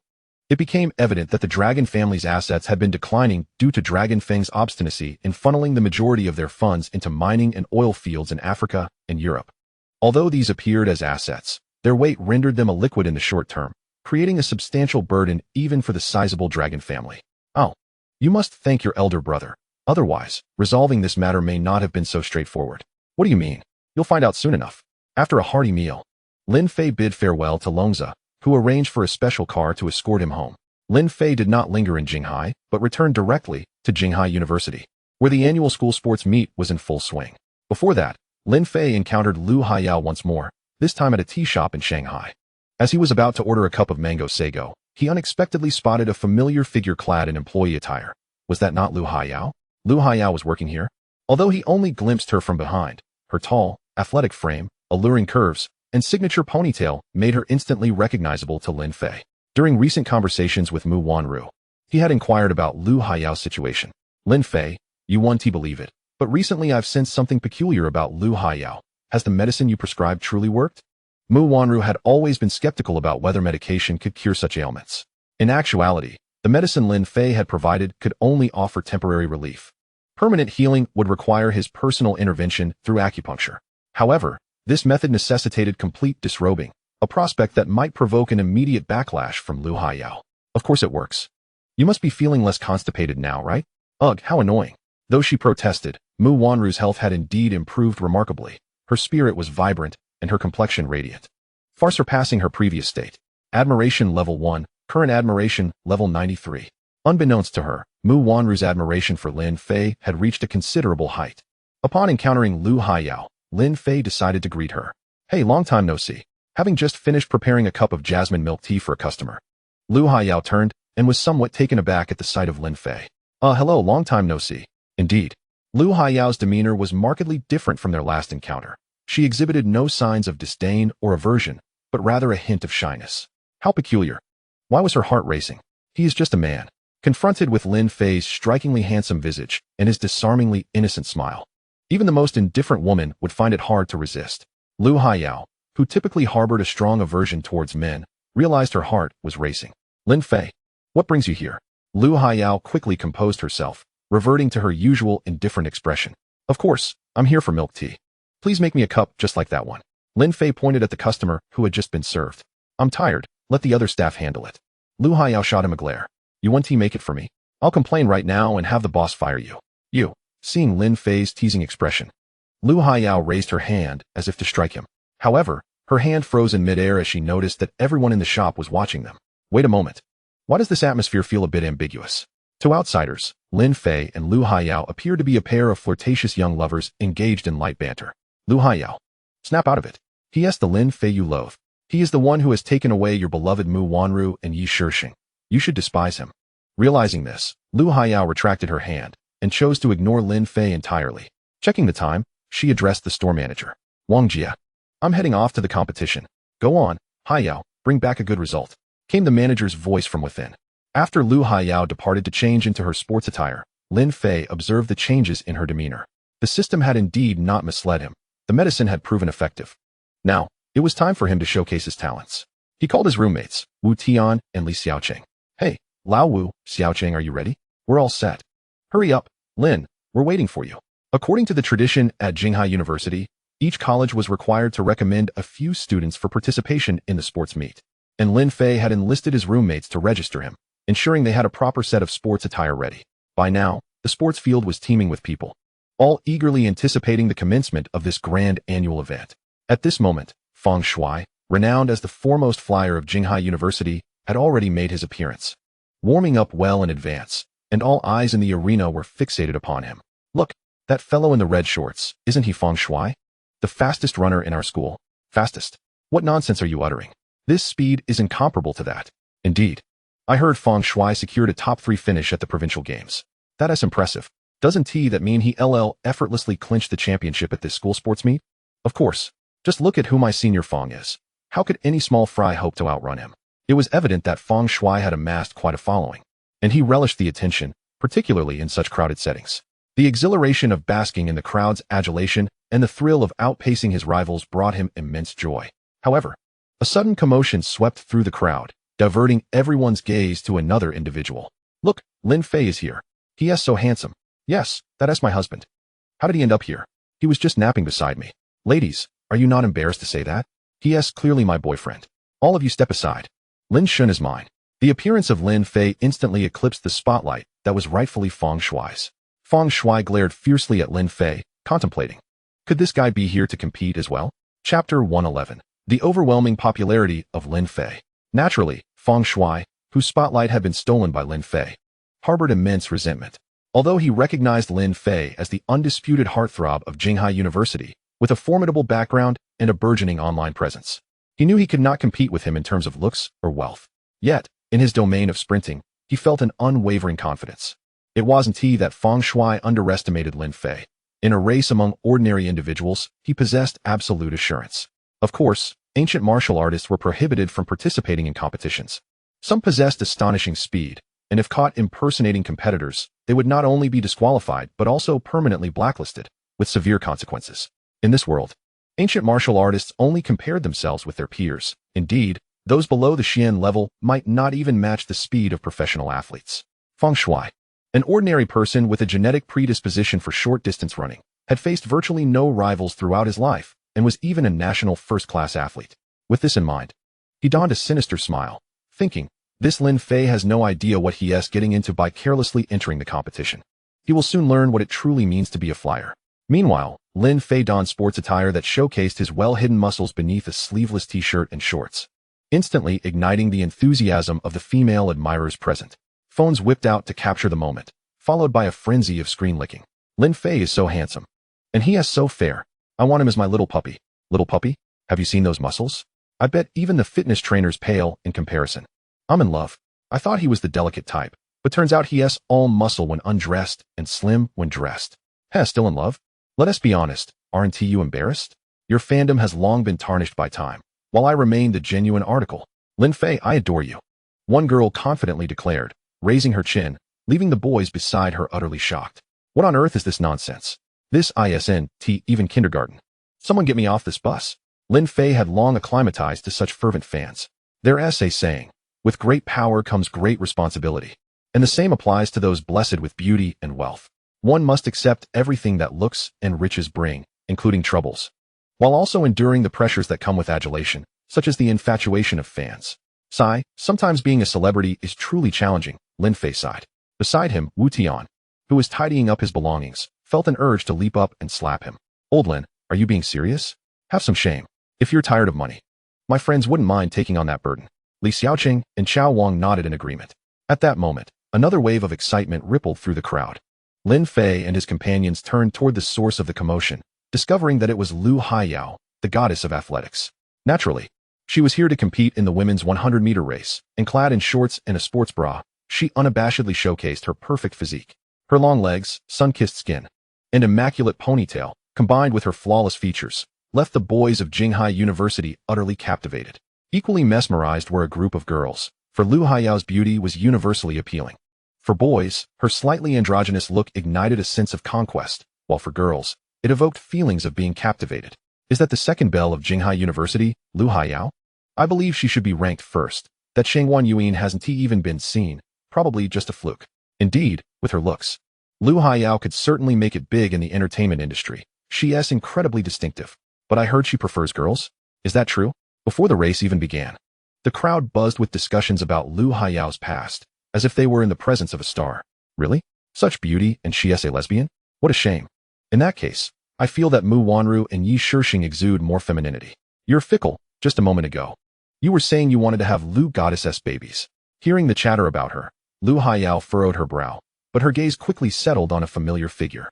Isn't that Lin Fei? Why is he participating in the competition?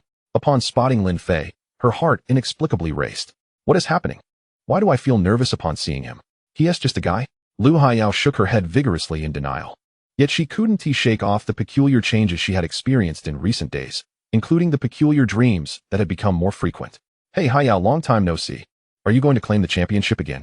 Feng Shui, one of Lu Haiyao's many admirers, rushed over to strike up a conversation. Are we close? Lu Haiyao shot him an incredulous glance, perplexed. She hadn't felt this way about other boys. All she felt was disgust and aversion. Feng Shui was left embarrassed. But he silently vowed, just you wait. Once I secure the championship, I'll show you. He understood that to win over a girl like Lu Haiyao, he needed to outshine her in her area of expertise, becoming her idol.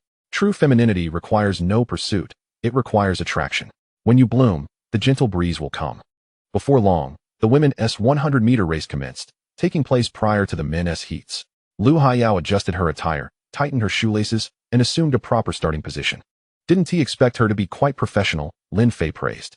As the starting gun fired, Lu Haiyao surged ahead, leading the other competitors by a substantial margin. Her long legs commanding attention, she effortlessly secured her place in the finals as the first-place finisher in the women's group. Meanwhile, Lin Fei also participated in the men's heats, though he was not placed in the same group as Feng Shui. As long as he finished among the top 3 in his heat, he would qualify for the finals.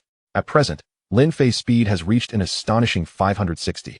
He could easily complete a 100-meter dash in under 3 seconds. However, he must not reveal his true capabilities. Thus, Lin Fei deliberately moderated his speed, securing a respectable 3rd place to advance to the finals. Watching from the sidelines, Feng Shui couldn't help but smirk disdainfully, thinking, I expected more. Just a 3rd in the group. Soon, those noisy female fans will learn what true strength looks like. It's worth noting that Feng Shui had effortlessly claimed 1st place in his group, and his aim was to deliver a crushing blow to Lin Fei's pride. In the women's final, Lu Haiyao confidently secured the championship, disregarding the flowers and mineral water offered by her admirers, opting instead to sit in the front row to watch the men's final. The annual track and field competition at Jinghai University was officially underway. Lin Fei's gaze remained fixed on Lu Haiyao as he noticed her seated not far away, stirring an impulse within him. Excellent. This is a splendid opportunity. He calculated that the remedy he had prescribed for Lu Haiyao had begun to take effect, as evidenced by their previous encounter at the milk tea shop. Thus, Lin Fei's intention in participating in the sports meet was to elevate Lu Haiyao's admiration for him. His recent expenditure of attribute points had been substantial, and he urgently needed to replenish his resources. However, given Lu Haiyao's disposition, even if he were to cure her, her aloof nature would prevent her from initiating a conversation with him. Hence, he needed to boost her admiration to a considerable level before any rapport could be established. The athletes participating in the 100-meter final lined up at the starting line, assuming their stances, yet Lin Fei's posture appeared less than professional. The referee raised the starting pistol, signaling 3-2. At the sound of the gun, Lin Fei surged forth like a cheetah unleashed from its confines, with Feng Shui leading the charge. Confident in his victory, Feng Shui glanced back at Lu Haiyao, reminiscent of Bolt's iconic pose, as if to say, "What do you think? I'm still the best." Before he could finish his thought, Lin Fei's figure darted past him, instantly gaining 2 positions. What on earth is happening? Feng Shui realized too late. He could only watch helplessly as Lin Fei crossed the finish line ahead of him, relegating him to 2nd place. Shocked, stunned, dumbfounded. The individual who first breached the finish line was none other than Lin Fei. The entire arena had not anticipated this outcome. Even Lin Fei's most devoted fans believed he was merely participating for show, to bring glory to the finance department. His mediocre performance in the preliminary rounds had masked his concealed prowess, allowing him to effortlessly claim the title of the 100-meter sprinter. Instantly, the crowd erupted in excitement. Is it Lin Fei? Did he really win the championship? Oh my goodness. His running form was so captivating. I recorded it. What should I do? I'm completely enamored. What a surprise. I never imagined that flying god could run this fast. Even as a guy, I'm nearly falling for him. Hey. What does a guy have to do with this? How shameless. The atmosphere was filled with praises for Lin Fei. Could it be that he possesses such capability? In that fleeting moment, when Lin Fei surpassed Feng Shui, Lu Haiyao felt a flicker of something within her. Admiration value 20, current admiration value, 20. Hearing the system's notification. Lin Fei mused, the system does not deceive me. It appears Lu Haiyao's aversion to men has indeed lessened, though it remains temporarily subdued. To achieve full recovery, acupuncture treatment will be necessary. At that moment, only one person was disgruntled, Feng Shui, who rushed to the referee's table, loudly accusing, "Referee, I suspect this guy is cheating." "What are you talking about?" The referee replied, somewhat puzzled. How could he possibly run that fast? He must be an ancient martial artist. You need to investigate this. Ancient martial artists are prohibited from competing. After hearing Feng Shui's claims, the referees conferred and summoned Lin Fei. Lin Fei, someone has reported that you are an ancient martial artist? Lin Fei shook his head. Ancient martial arts? How could that be? I've never practiced such things. He's lying. He must be. If you don't believe me, use a detector to check. There exists a specialized detector that can sense the aura of those who have practiced ancient martial arts. Anyone who is trained in such arts cannot evade this detection. Very well, Lin Fei, for the sake of fairness, we need to conduct a test. I hope you don't mind. Lin Fei was indifferent. Sure, feel free to test me. The referees then equipped themselves with professional detection gear and conducted several tests. This equipment is akin to the power detectors used by Vegeta in Dragon Ball. Capable of measuring the spiritual energy levels within a person, the higher the cultivation, the greater the displayed value. After multiple tests, the detector consistently registered 0. So, can you confirm my innocence now? Impossible. This cannot be. How could an ordinary student who hasn't undergone training achieve such results? Feng Shui glared at Lin Fei's scorecard. Only 10.5 seconds. This time is sufficient to qualify as a national athlete. My apologies, Feng. But we have completed the official testing, and Lin Fei's physique is without issue. Please refrain from spreading unfounded accusations. Observing Feng Shui's pitiable figure being escorted away, Lin Fei silently thought, apologies, my friend, I never intended to vie for this championship. Farewell. Subsequently, Lin Fei participated in both the 200-meter event and the long jump, both of which Lu Haiyao also entered, and she claimed the championship in the women's category. Lin Fei repeated his strategy, remaining inconspicuous during the preliminaries, but in the finals, he showcased his overwhelming prowess to seize victory, creating a striking contrast. Admiration value 20, current admiration value 40. Admiration value 20, current admiration value 60. After a long day of exertion, Lin Fei had successfully elevated Lu Haiyao's admiration to a commendable level. Now Lu Haiyao was eager, burning with curiosity to inquire why Lin Fei was so formidable. What special training methods did he employ? Understanding the thoughts of the young woman, Lin Fei sauntered over to Lu Haiyao, feigning surprise. Oh, isn't this Lu? What a coincidence. We meet again. Are you participating in the competition as well? Lu Haiyao pouted, expressing mild dissatisfaction. Did you not watch the competition? I've already won several championships. Lin Fei exaggerated his astonishment. Really? I had no idea you were this impressive. Lu Haiyao bit her lip. You are far more impressive. You're the champion of the men's category. Well, to be honest, I came here just for fun today and unexpectedly ended up winning a few championships. Hey, are you trying to show off? In pursuit of victory, Lu Haiyang rises each morning at 6 to engage in his morning run and undergoes extensive training to maintain his competitive edge. Contrarily, Lin Fei, who appears to be less inclined towards physical activity, effortlessly claims championships. I have heard whispers of doubt regarding your identity as an ancient martial artist. Let them speculate, for I have undergone the necessary evaluations. The innocent shall remain unblemished. This is hardly something to deny, as he isn't one. Observing Lu Haiyao's hesitance, Lin Fei took the initiative to propose. Since the competition has concluded, shall we indulge in a cup of milk tea together? It would be an excellent opportunity to exchange insights on the contest. Chapter 113. The unveiling of Lu Haiyao's background. Lu Haiyao hesitated momentarily, yet inexplicably nodded in agreement. However, her mind was rife with turmoil. What is happening? Lu Haiyao, how could you acquiesce to him? He is a boy, and you have always despised boys. Within her, two voices were at odds. One vehemently opposed, while the other was eager to comply. Lin Fei escorted Lu Haiyao to a tea shop in Shanghai. What would you like to drink? He inquired. An iced Americano for me, and you? Noticing Lu Haiyao lost in thought, Lin Fei repeated his question. Huh. Just something similar to yours, I suppose. They found a window-side seat, but the patrons of the cafe turned their gazes towards them, murmuring in admiration. What a stunning couple. They are truly well-matched. Are they feeding us dog food? I should report this for animal cruelty. Indeed, Lin Fei and Lu Haiyao appeared quite harmonious together, as if they had stepped out from a glossy magazine cover, making those unaware of the situation think they were filming a movie or an advertisement. However, a few students recognized Lin Fei and couldn't help but express their envy and jealousy. What a scoundrel. Wasn't he Lin Fei recently with Mu Wanru? How has he switched to an even more beautiful girl? Dude, that's Lu Haiyao, the second most beautiful girl at Jinghai University. Is that for real? I only caught a glimpse of her back and didn't recognize her. Lin Fei has actually won over all 4 of Jinghai's campus beauties? Not quite. There's still Shangguan Yuan, and I doubt he could charm her. I wonder what these goddesses are thinking. With so many quality men around, why do they choose to be at his beck and call? TSK, brother, when you can afford a Ferrari LaFerrari, the goddess in your eyes will become your plaything. Fame breeds controversy. Even Lin Fei must endure some negative scrutiny. Alas, he is a notorious flirt. Once their beverages arrived, Lin Fei took a sip and said, I didn't expect you to excel in athletics as well. This truly surprises me. Lu Haiyao pouted, it's you who surprises me. One cannot discern your speed from your appearance. Do you possess some secret technique? Indeed, the secret to running fast is to perform squats. Do 1,000 squats daily. And I guarantee you'll outrun Bolt. Seeing Lin Fei's mischievous grin, Lu Haiyao realized he was jesting.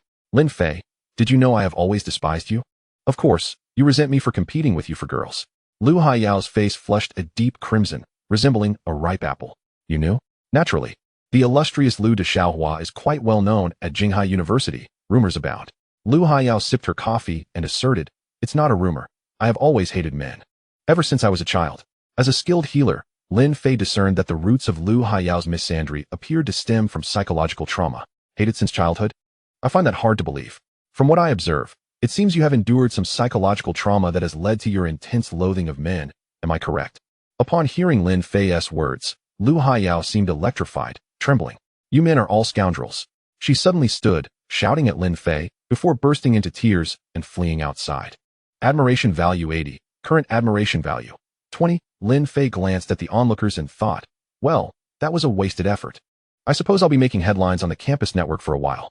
After settling the bill, he ventured out in search of her, ultimately discovering Lu Haiyao weeping by the artificial lake. Hey, calm down. You're not contemplating jumping into the river, are you?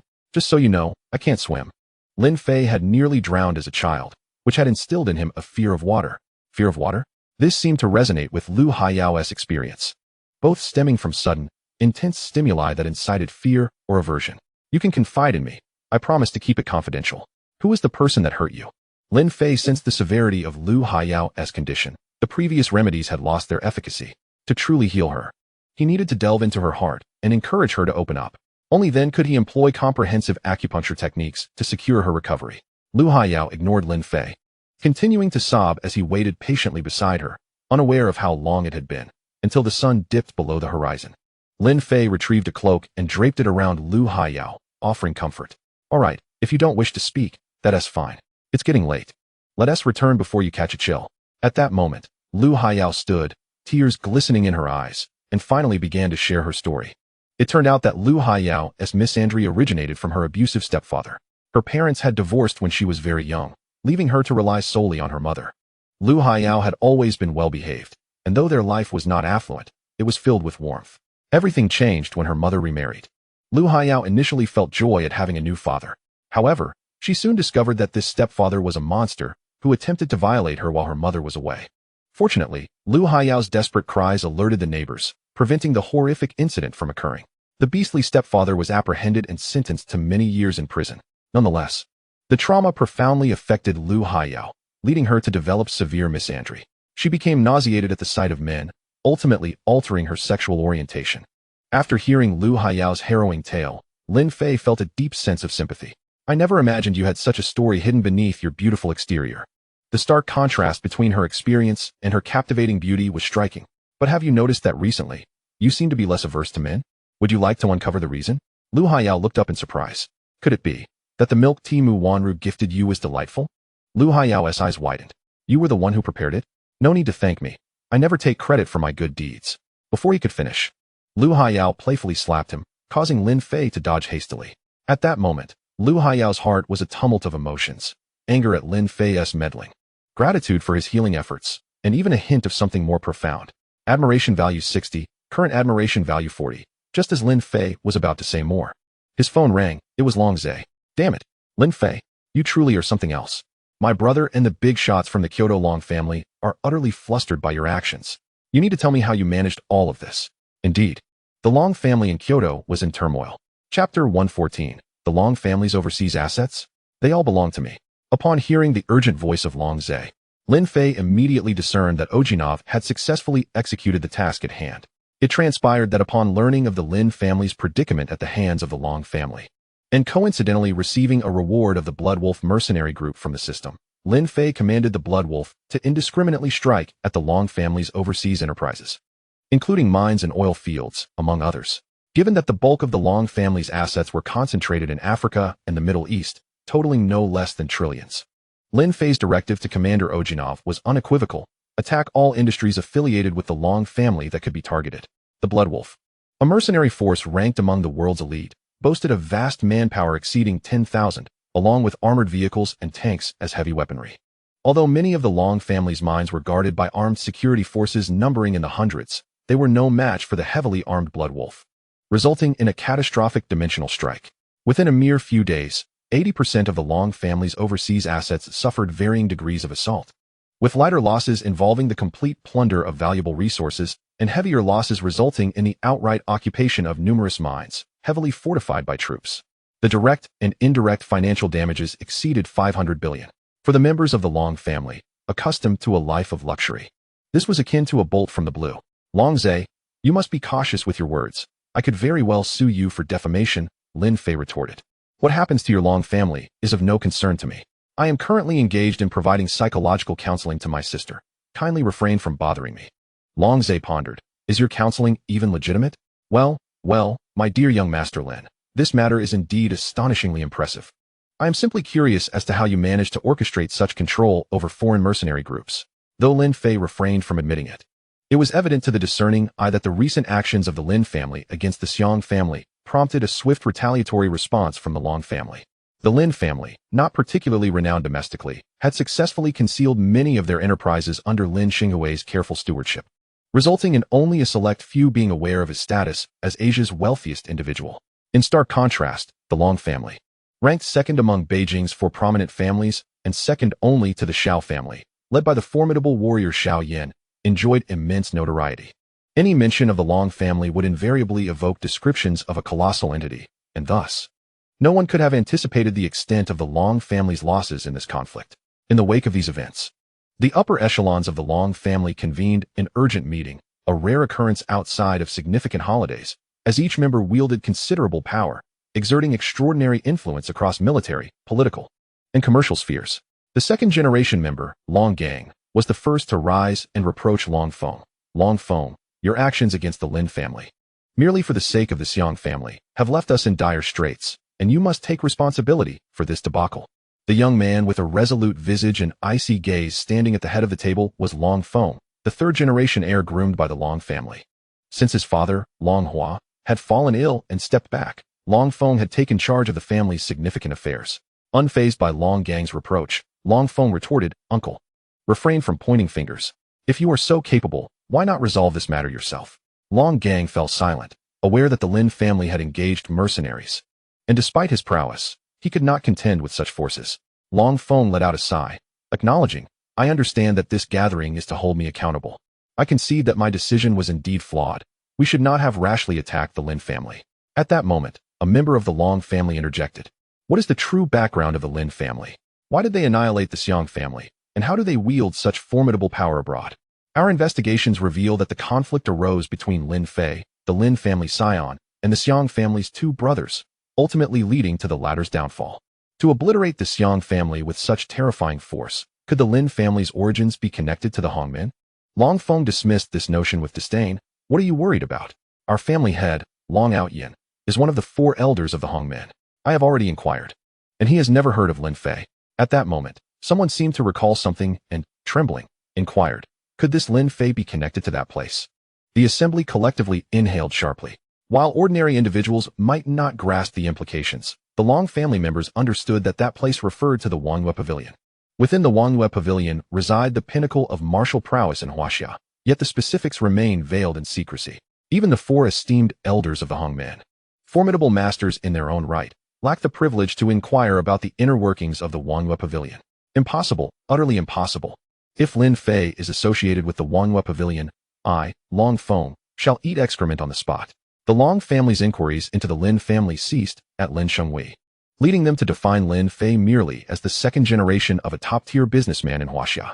though Lin Shenghui possessed considerable strength. It paled in comparison to that of the Long family, emboldening Long Feng to act against the Lin family. However, Long Feng could not fathom where such a multitude of mercenaries had emerged. Did the Lin family possess foreign backing? Throughout the family meeting, the Long family members engaged in fervent discussions, yet they could not arrive at a consensus. Eventually, the assembly splintered into two factions, one advocating for reconciliation, urging Long Feng to personally apologize to Lin Fei and request the withdrawal of the mercenaries. The other, a more radical faction, arguing that while financial losses were inconsequential, the Long family's dignity must not be compromised, as it bore significant implications for their standing in Huaxia. To yield would invite ridicule from the other three prominent families and jeopardize the Long family's reputation. Long Zhe, as an illegitimate son, had no standing to partake in this family assembly, which also elucidated why he chose to collaborate with Lin Fei. He detested being underestimated and harbored a particular disdain for his so-called brother, Long Feng. Your family meeting sounds quite riveting. What was the outcome? After Long Zhe concluded his account, Lin Fei expressed curiosity, eager to learn what strategies the Long family might devise against him. Long Zhe took a sip of Dahong Pao and continued on the phone. Ultimately, Long Feng made the call. He believes in a compromise approach. You should be cautious, as he will reach out to you soon. Recently, a world-class luxury cruise ship, the Ocean Oasis, will dock at the Jiangxing harbor, hosting an exclusive party. And I suspect Long Feng will attend. So, Lin Fei, exercise caution. I cannot ascertain Long Feng's true intentions. He may apologize and implore you to relent, or he may harbor some ulterior motive. Lin Fei, with an air of nonchalance, replied in a casual tone, very well. I shall observe what tricks he has up his sleeve. Chapter 115. Investigate the situation. After concluding the call with Long Zhe, Lin Fei suddenly realized that his conversation with Lu Haiyao was far from over. Regarding the matters Lin Fei had mentioned during the call, Lu Haiyao found herself bewildered, grappling with concepts of overseas assets and the esteemed Long family. Could Lin Fei be deluded? Noticing Lu Haiyao's perplexed expression, Lin Fei offered an awkward chuckle. We were just discussing games, specifically simulation-type online games. Have you ever played? Not particularly interested. If there's nothing else, I shall take my leave, Lu Haiyao replied, now regretting having divulged such matters to Lin Fei, as she had never shared them with anyone apart from her mother. I can cure your ailment, Lin Fei asserted, locking his gaze on Lu Haiyao with unwavering conviction. If you believe my words. Lu Haiyao's gaze wavered momentarily before she shook her head. Thank you, but I do not require assistance. Just then, her phone rang, and upon glancing at the caller ID, her brow furrowed in concern. Hello, I know. I've already mentioned that I would repay you, right? Could you please grant me a few more days? Lin Fei could vaguely discern that the tone from the other end was rather unpleasant, suggesting that she was in considerable debt. After hanging up, Lu Haiyao sighed and began to gather her belongings in preparation to leave. Thank you for treating today. I will return the favor next time. She forced a faint smile before turning to depart. Lin Fei sensed that Lu Haiyao was concealing something from him, prompting him to directly call Lu Sheng. Hello, Lao Lu. Do you happen to know a reliable private investigator?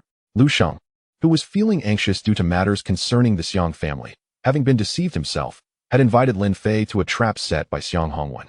Although Lin Fei bore no resentment towards him afterwards, Lu Sheng still felt overwhelming guilt. He assumed Lin Fei would no longer wish to associate with him. However, he was surprised to receive Lin Fei's call, which he answered with great excitement. Hello, Fij. I do know of a quite professional private detective agency in Jiangxing. All right. Please send me their contact information. Sure thing, Fij, but regarding the matter with Xiang Hongwen. Lin Fei understood what Lu Sheng intended to convey. With his experience in discerning character over the years, he recognized Lu Sheng as a trustworthy individual. I know, Lao Lu. Even though you are a few years older than me, your worldly experience is still lacking. In the future, be more vigilant to avoid falling prey to deception again. I will visit Mass Bar for drinks with you when I have the time. Upon hearing this, a heavy weight seemed to lift from Lu Sheng's heart, alleviating his guilt. He quickly responded, no problem, Fij. Come by any time. I'll make sure the best girls are reserved for you. Yet, he quickly reconsidered, pondering what caliber of women Lin Fei attracted and whether they would even notice the ordinary girls in his club. After exchanging a few more lighthearted remarks, Lin Fei dialed the private detective agency Lu Sheng had provided, known as Ryan Detective Agency. The WeChat card described their services as having years of experience in criminal investigations, capable of conducting missing person searches, asset investigations, marital inquiries, tracking, counterfeiting investigations, and more, a rather extensive range of services. Once the call connected, a deep male voice responded, Hello. Ryan Detective Agency, how may I assist you? I would like to request your assistance in investigating an individual. Lin Fei succinctly outlined Lu Haiyao's situation. No problem, sir. We guarantee a complete investigation report within a week. Please provide a deposit first. Lin Fei promptly transferred the deposit, contemplating that it would take time to elevate Lu Haiyao's admiration for him. Ding! Congratulations to the host for completing the hidden task with the female lead. Reward: 1 strength suppression card, usable 3 times, limited to peak Earth realm and below. It can seal the opponent's cultivation and can be unsealed at any time. The strength suppression card, quite formidable indeed. At that moment, someone patted Lin Fei on the shoulder. He turned to find a familiar, exquisite face. Yi Shixing. Teacher Yi. What brings you here? Yi Shixing's eyes sparkled with a crescent-shaped smile. Oh, someone performed remarkably at this sports meet. You've garnered quite a few admirers. I was just trying to find you, but couldn't get through the crowd. Haha, so you were also present at the event. It turned out Yi Shixing had attended as a spectator and was pleasantly surprised by Lin Fei's outstanding performance, having won several gold medals. Indeed, I knew you excelled at basketball, but I didn't realize you were so adept in other sports as well. Haha, dear little Yi, I have many talents. Would you care to experience them? With that, he playfully pulled Yi Shixing into an embrace. Go away, you were just chatting so intimately with Lu Haiyao. I'm feeling a bit jealous, she pouted, her beautiful brows knitting together. Haha, we were merely exchanging competition tips. And you know she has a fondness for beauties like yourself. Hearing this, Yi Shixing's cheeks flushed. Lu Haiyao had indeed expressed admiration for her, which had left her feeling embarrassed, wishing for a hole to hide in. Moving forward, she resolved to avoid Lu Haiyao like Mu Wanru did. Alright, I forgive you. Are you free tonight? To celebrate your achievements, let me treat you to dinner. Lin Fei replied, sure. Great, let's go. It's been ages since we've spent time alone together. With that, they hopped into Lin Fei's Ferrari and left the school. Where do you plan to dine? Let's head to Jiangcheng. The sports meet means we have a break. And we can enjoy a few days out. Yi Shixing hesitated for a moment, realizing that graduation was approaching and her work schedule would soon leave little time for leisure. Taking advantage of these days to explore seemed delightful. Alright, I know a restaurant in Jiangcheng that serves excellent food. We can go there. Jiangcheng was only half an hour's drive from Jinghai, so Lin Fei sped off in that direction. Meanwhile, in a luxurious villa at the Kyoto No. 1 mansion, Long Feng had been mulling over a decision for quite some time, finally resolving to call Lin Fei to seek reconciliation. The power of the Blood Wolf mercenaries had rendered all of the Long family's overseas enterprises nearly paralyzed. Reluctantly, the typically arrogant Long Feng found himself compelled to soften his stance, though he still wished to maintain the dignity of the Long family. Lin Fei answered the call from Long Feng. Hello, this is Long Feng. Long Feng. Ah, I remember you. You're the one who has been scheming against my Lin family from the shadows. How dare you call me? Lin Fei dismissed Long Feng without a second thought. You, Lin Fei, should watch your words. How could the esteemed Long family endure your insults? Huh, the insignificant Long family dares to challenge me? It seems you have a death wish. Lin Fei's arrogant words nearly sent Long Feng into a fit of rage, to the point where he wished to strike him down on the spot. You, Lin Fei, just wait. I will ensure you have no place to rest in death. Chapter 116. What kind of rubbish poetry is this? Following that, Lin Fei cut off Long Feng's chance to speak by hanging up the phone. Hello. Long Feng shouted at the dead line, but it was futile.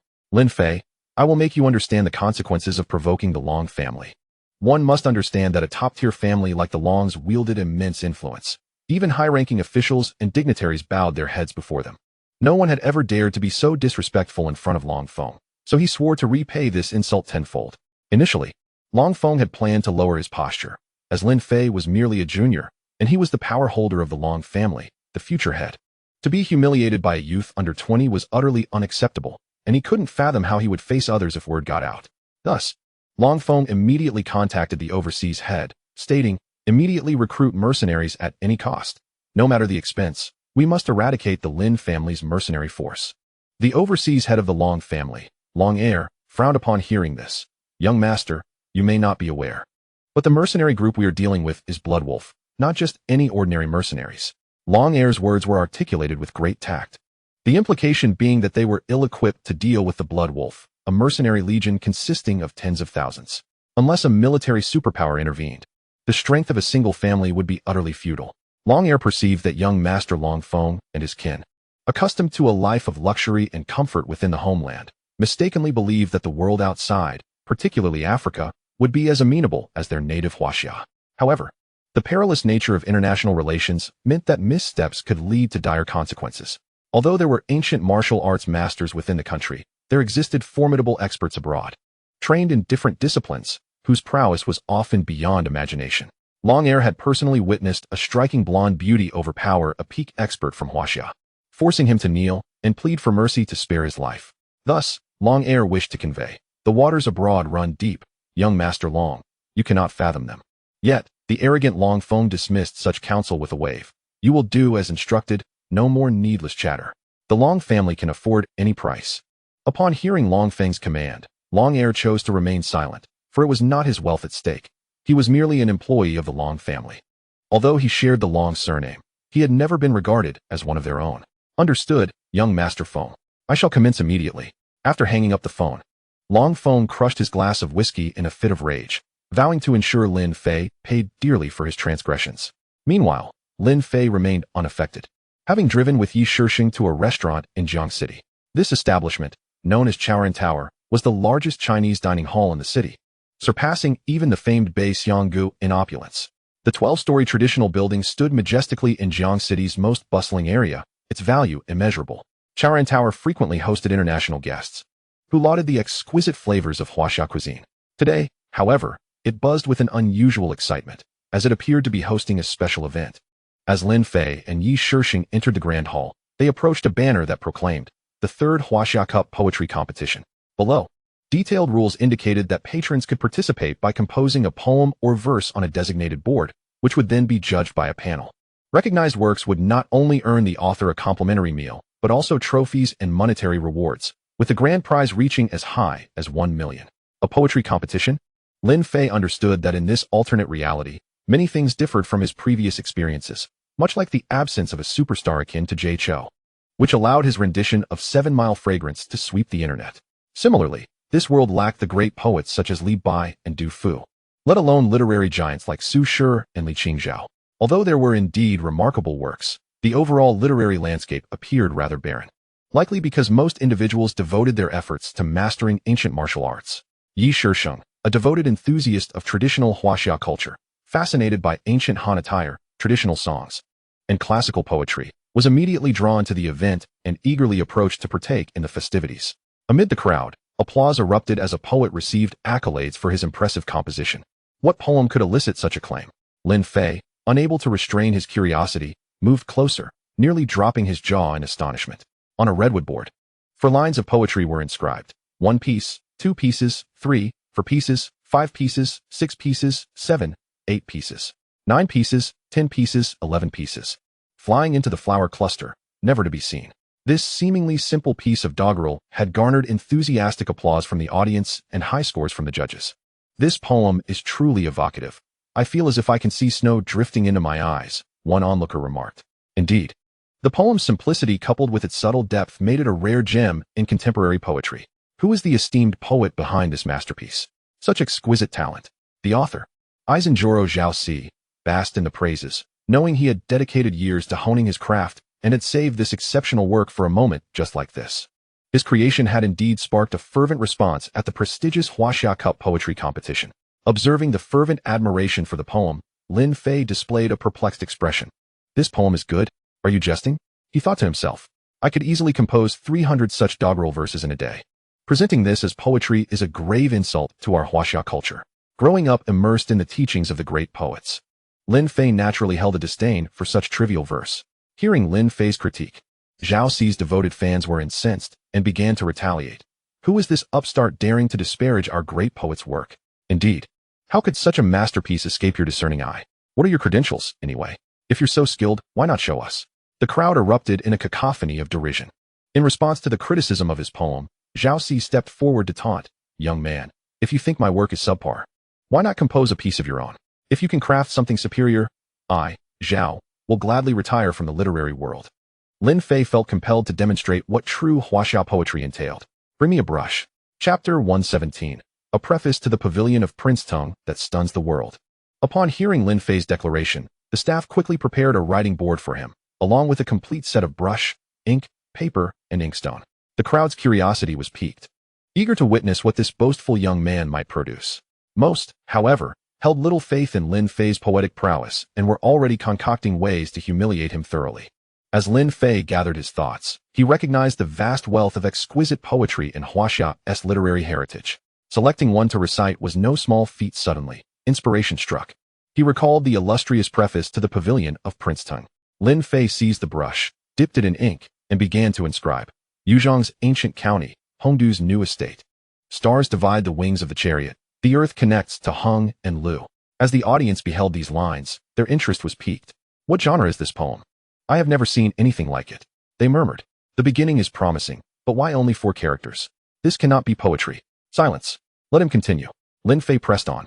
Inscribing, embracing the 3 rivers while gracing the 5 lakes, controlling the barbarians of Jing while leading the O and U. Natural splendor and celestial treasures.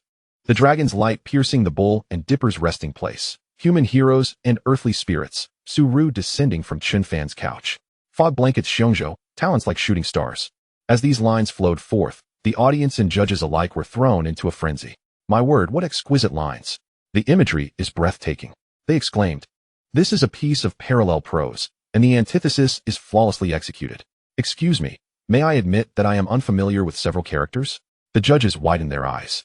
Even the initial lines had overshadowed most literary achievements in this realm. Clouds disperse after the rain. The colors of the sky grow clear. Falling clouds and solitary ducks fly together. Autumn waters and the long sky share a single hue. The fishing boats sing at dusk, their melodies echoing along the shores of Pengli. The formation of geese, startled by the chill, creates a sound that pierces the banks of Hingyang. Alas, how splendid these lines, capturing the beauty of the setting sun. Yet, when it comes to my own writing, I can merely exclaim, goodness, how lovely is the sun. These 2 verses alone could secure a place in history. Hearing the accolades from the crowd, Lin Fei smiled slightly, yet continued to write. The mountains and rivers are hard to traverse. Who mourns for the lost souls on their paths? In fleeting encounters. All are but guests in foreign lands. Yearning for the emperor, I cannot behold him. What year shall I offer my reverence to the hall of proclamation? Upon reading these lines, the audience fell silent, as if they could perceive the helplessness of a young man leaving home and the frustrations of being a stranger in a distant place. Times of misfortune. Paths fraught with trials. Feng Tang ages easily, while Li Guang remains unrecognized. What a remarkable use of historical allusions. I too have heard of the tales of Feng Tang and Li Guang. Their application here is most apt. In old age, one remains vigorous, unwilling to alter the steadfast heart of youth. In poverty, one grows ever more resolute, never relinquishing the aspiration to soar into the heavens. At this point, the entire audience rose to their feet. Even the judges stood, eagerly awaiting the unveiling of this extraordinary work. Lin Fei took a deep breath, laid down his pen. The crowd's hearts raced. Why had he stopped? He lifted his teacup, took a sip to moisten his lips, and resumed writing. The audience exhaled in relief. Fearing he had exhausted his talent, as only half had been completed, such a loss would be regrettable. Fei, a humble scholar, with little to his name. Without a path to seek honor, I await the weak youth of Dongjun. With aspirations to pen, I admire the long winds of Zhongquan. Exceptional places are rare. Splendid feasts hard to replicate. The Lanting gathering is no more. The hills of Zais lie in ruin. The idle clouds cast shadows on the tranquil pond as the sun leisurely passes. How many autumns have we witnessed as the stars shift? Where is the Emperor's son now? The Yangtze flows beyond the railing. Having penned the final line, Lin Fei set his brush down with an elegance that astonished all. The audience gazed upon this lengthy prose, filled with mixed emotions, yet none dared to comment, for they knew they were unworthy. Not only the spectators fell silent, but even the judges' hands trembled slightly as they scored. After all, in this era where even trivial verses could win poetry contests, the emergence of a work like Tenghuang Gesu could only be described as timeless. This poem is truly magnificent. Indeed, I had never imagined that our Chinese characters could weave such profound and grand poetry. An esteemed elder judge shook his head in disbelief. I am truly humbled. Despite decades of navigating the literary world, I have never publicly praised a piece until today, and now, I find myself bowing before it. By the way, did you notice the last line has a parenthesis, indicating a word remains unfilled? At that moment, someone caught on to the detail. Lin Fei merely smiled, leading the astonished Yi Shishing upstairs. Ding, Yi Shishing's admiration value 3, current admiration value 89. However, the crowd would not let him escape so easily, immediately swarming around him. Without filling in that word, this poem would forever remain incomplete. With the author present, they could not let him slip away. This is for you all to fill in. Lin Fei feigned mystery. I believe it should be water, as the Yangtze flows beyond the railing. No, that lacks grandeur. It should be the Yangtze flows alone beyond the railing. Yours isn't particularly great either. The crowd erupted into heated debate, faces flushed, yet no consensus was reached. Ultimately, they turned to Lin Fei for the answer. The elder judge who had first spoken stepped forward, respectfully asking, "Might we request you, esteemed poet, to fill in this word, so that this eternal masterpiece does not bear a flaw?" Lin Fei smiled faintly, making a fist gesture. The elder felt a spark of realization, repeatedly exclaiming, "Marvelous! Simply marvelous!" At this moment, others, puzzled, began to inquire about the elder's meaning. He remained silent, walking to the prompt board, and wrote the word. The crowd leaned in to see, and it turned out to be the character empty. The Yangtze flows empty beyond the railing. Thunderous applause erupted throughout the hall, resounding endlessly. Thus, the greatest prose of all time was born. While everyone showered praise upon this work, one individual remained unsatisfied, Zhao Si, who believed he should have won the poetry contest. His dissent was not without merit. "We just judged poetry, and you come forth with a lengthy lyric. How can that be compared? Prove your worth by crafting a 5 or 7 character poem." Some in attendance echoed his sentiments. "Indeed, while this prose is impressive, we would truly respect you if you could write a fine poem." Lin Fei dismissed their challenges. "I am under no obligation to heed your demands." At this moment, Yi Shisheng hesitated, captivated by the essence of ancient Chinese culture, yearning for Lin Fei to compose a poem. As if reading her thoughts, Lin Fei considered, "Very well. Let me show you what constitutes the finest 7-character verse across ages. Bring me a brush."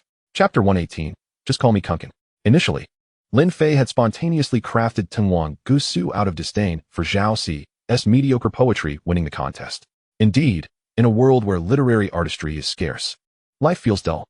People idolize martial prowess, venerate ancient combat, and pursue strength, while few seek pleasure in the realm of the spirit. What a lamentable state.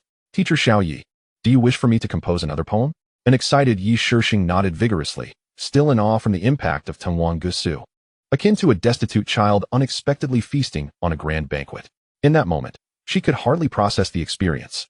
Most others in attendance felt similarly, unable to grasp the illusions woven throughout Tengwang Gusu, merely able to marvel at its brilliance. Even that venerable elder, who had studied literature for decades, found it challenging to analyze the depth of this prose in a short time. Yet as they eventually did, they would surely come to appreciate Lin Fei's extraordinary talent. Tengwang Gusu is a work that celebrates the genius of its creator. Lin Fei pondered for a moment, contemplating whether leaving a few remarkable pieces in this culturally barren world might not be a worthy endeavor. "Very well, I shall write another poem." As soon as Lin Fei's words fell, several beautiful waitresses carried a treasured redwood plaque worth hundreds of thousands on stage, placing it before him. This prompt board was a cherished artifact of the elder, reserved for true masterpieces. It was clear how much significance they placed on Lin Fei's composition. Lin Fei rapidly rifled through the Tang poems he had memorized in his youth. In his era, countless poetic masterpieces existed, making it quite a challenge to select a singular representative work. Poets like Li Bai, Du Fu, Wang Wei, Li He, Liu Yuxi, and Bai Zhi were all titans of their time, each capable of overshadowing their contemporaries. However, when it comes to the greatest 7-character verse of all time, there is indeed a classic that many would acknowledge as exemplary. Lin Fei lifted the brush, recalling the verses in his mind, and began to write. The atmosphere was thick with tension, so much so that even the crowd held their breaths, all eyes fixated on Lin Fei's brush. They eagerly awaited to see what kind of 7-character regulated verse this genius would craft. As Lin Fei's brush began to dance across the paper, the characters emerged with strength and vigor. The winds howl, the heavens soar, the apes lament, on the islet, the sands gleam, birds return. Endless fallen leaves cascade down. The Yangtze flows endlessly forth. 1,000 miles of sorrowful autumn, forever a guest, for a century, I ascend alone, plagued by illness. In hardship and bitterness, my frosted hair bears witness. In despair, I have just set down my murky wine cup. This masterpiece, originally penned by the poet sage Du Fu, is universally recognized as the finest 7-character regulated verse of all time, unmatched for centuries. Shocked, stunned, flabbergasted, though most could not grasp the poem's profound essence, their hearts resonated with a single thought: extraordinary. Even those who lacked cultural understanding could discern that this poem was worlds apart from the previous simplistic verses. An elderly man with a white beard stood up, unable to contain his tears of joy. "Marvelous. Simply marvelous. I have roamed the poetic realm for decades and have never encountered such a splendid work. Master, could you enlighten us on the meaning of this poem? We are a bit lost." At this, someone nearby suggested. The white-bearded elder humbly glanced at Lin Fei, seeking his consent. Lin Fei nodded, eager to hear the elder's analysis. Clearing his throat, the elder began. "Allow me, a humble scholar, to offer a brief interpretation. The first two couplets depict the scene of ascending a height, while the latter couplets convey the emotions stirred by this ascent. The poem seamlessly weaves emotion and scenery, creating a harmonious whole. Moreover, the parallelism is exceptionally crafted. Each line adheres to the rules of regulated verse, and every character within each line follows suit. Despite the poet's poverty and despair, he remains deeply concerned for his nation and its people. Though aged and afflicted, his spirit remains noble. At this moment, all gazes turn toward Lin Fei, a hint of doubt lingering in their expressions. How could this young man, seemingly no more than 20, have composed such a deeply insightful poem? Lin Fei coughed awkwardly, feeling somewhat embarrassed for appropriating the work of the great poet Du Fu. My dear brother, the elder continued, your literary prowess has surpassed that of all the scholars in our illustrious history. May I extend an invitation for you to join our Chinese Literary Association as its president? What say you? Faced with the elder's enthusiastic proposition, Lin Fei quickly waved his hands. That would be inappropriate. My understanding of literature is merely superficial. It's just a hobby. Besides, I am far too busy to engage in such matters. As the crowd grew larger, Lin Fei felt it was futile to continue his meal, and thus, he pulled Yi Shishing away. But, young sir, you must at least leave us a name. You can call me Kunkin, he replied, and with that name cast aside, Lin Fei hurriedly led Yi Shishing away from the throng. Kunkin? What a splendid name, the elder exclaimed, giving a thumbs up. Beep. Admiration value 3, current admiration value 92. Reward, 3,000 attribute points, remaining attribute points, 5,900. Yi Shishing's admiration value finally surpassed 90. Beep. Hidden task to win the world completed, ownership of the Ocean Oasis cruise ship granted. The Ocean Oasis? Isn't that the cruise ship arriving at Jiangqing's dock in a few days? Let's see what fun awaits. After walking a considerable distance, they finally escaped the gathering crowd. Lin Fei sighed, realizing that being in the limelight was quite challenging. Nevertheless, he had managed to secure a significant influx of attribute points, which he had been depleting rapidly lately. However, he remained unaware of the far-reaching repercussions that this event would trigger. Following this day, social media buzzed with discussions about the finest parallel prose and the greatest 7-character regulated verse of all time. Additionally, videos capturing Lin Fei composing poetry surfaced, and though only a silhouette was visible, he became a sensation online, hailed as the greatest literary talent of the age. People began to search for the identity of this Kunkin, but despite their efforts, they found nothing. Regardless, Lin Fei's 2 remarkable compositions would be immortalized as unparalleled masterpieces in this era. After their meal, Lin Fei deliberately chose a hotel that was somewhat unconventional. Yi Shishing stared at the hotel's pink decor, her expression slightly peculiar. Lin Fei, are we really staying here? Of course. I've heard the atmosphere here is fantastic, and one can experience various positions. Positions? What on earth are you talking about? I mean exercise positions. This themed hotel has a gym, and the soundproofing is excellent. Come on. Without waiting for Yi Shishing to decline, Lin Fei eagerly pulled her inside. At that moment, Lin Fei received a call from the detective agency. Hello, is this Mr. Lin? We have investigated Ms. Lu Haiyao's situation, and it's rather dire. Your personal intervention may be required. Lin Fei's curiosity piqued at the prospect. The detective continued. According to our findings, Ms. Lu's mother is suffering from uremia and is currently undergoing dialysis, which necessitates substantial funding for treatment. It appears that Ms. Lu has resorted to high-interest loans to cover her mother's medical expenses, which has led to her being pursued for debts. We have discovered that the lending company she borrowed from has connections to the underworld. If Ms. Lu fails to repay the loan within the stipulated time, the consequences could be severe. Furthermore, we have observed some thugs loitering around her residence, likely there to collect debts. After listening to the detective's report, Lin Fei nodded, acknowledging the difficulties that Lu Haiyao's family was facing. However, he reflected, Lu Haiyao is quite resilient. It seems she has been preoccupied with family matters lately.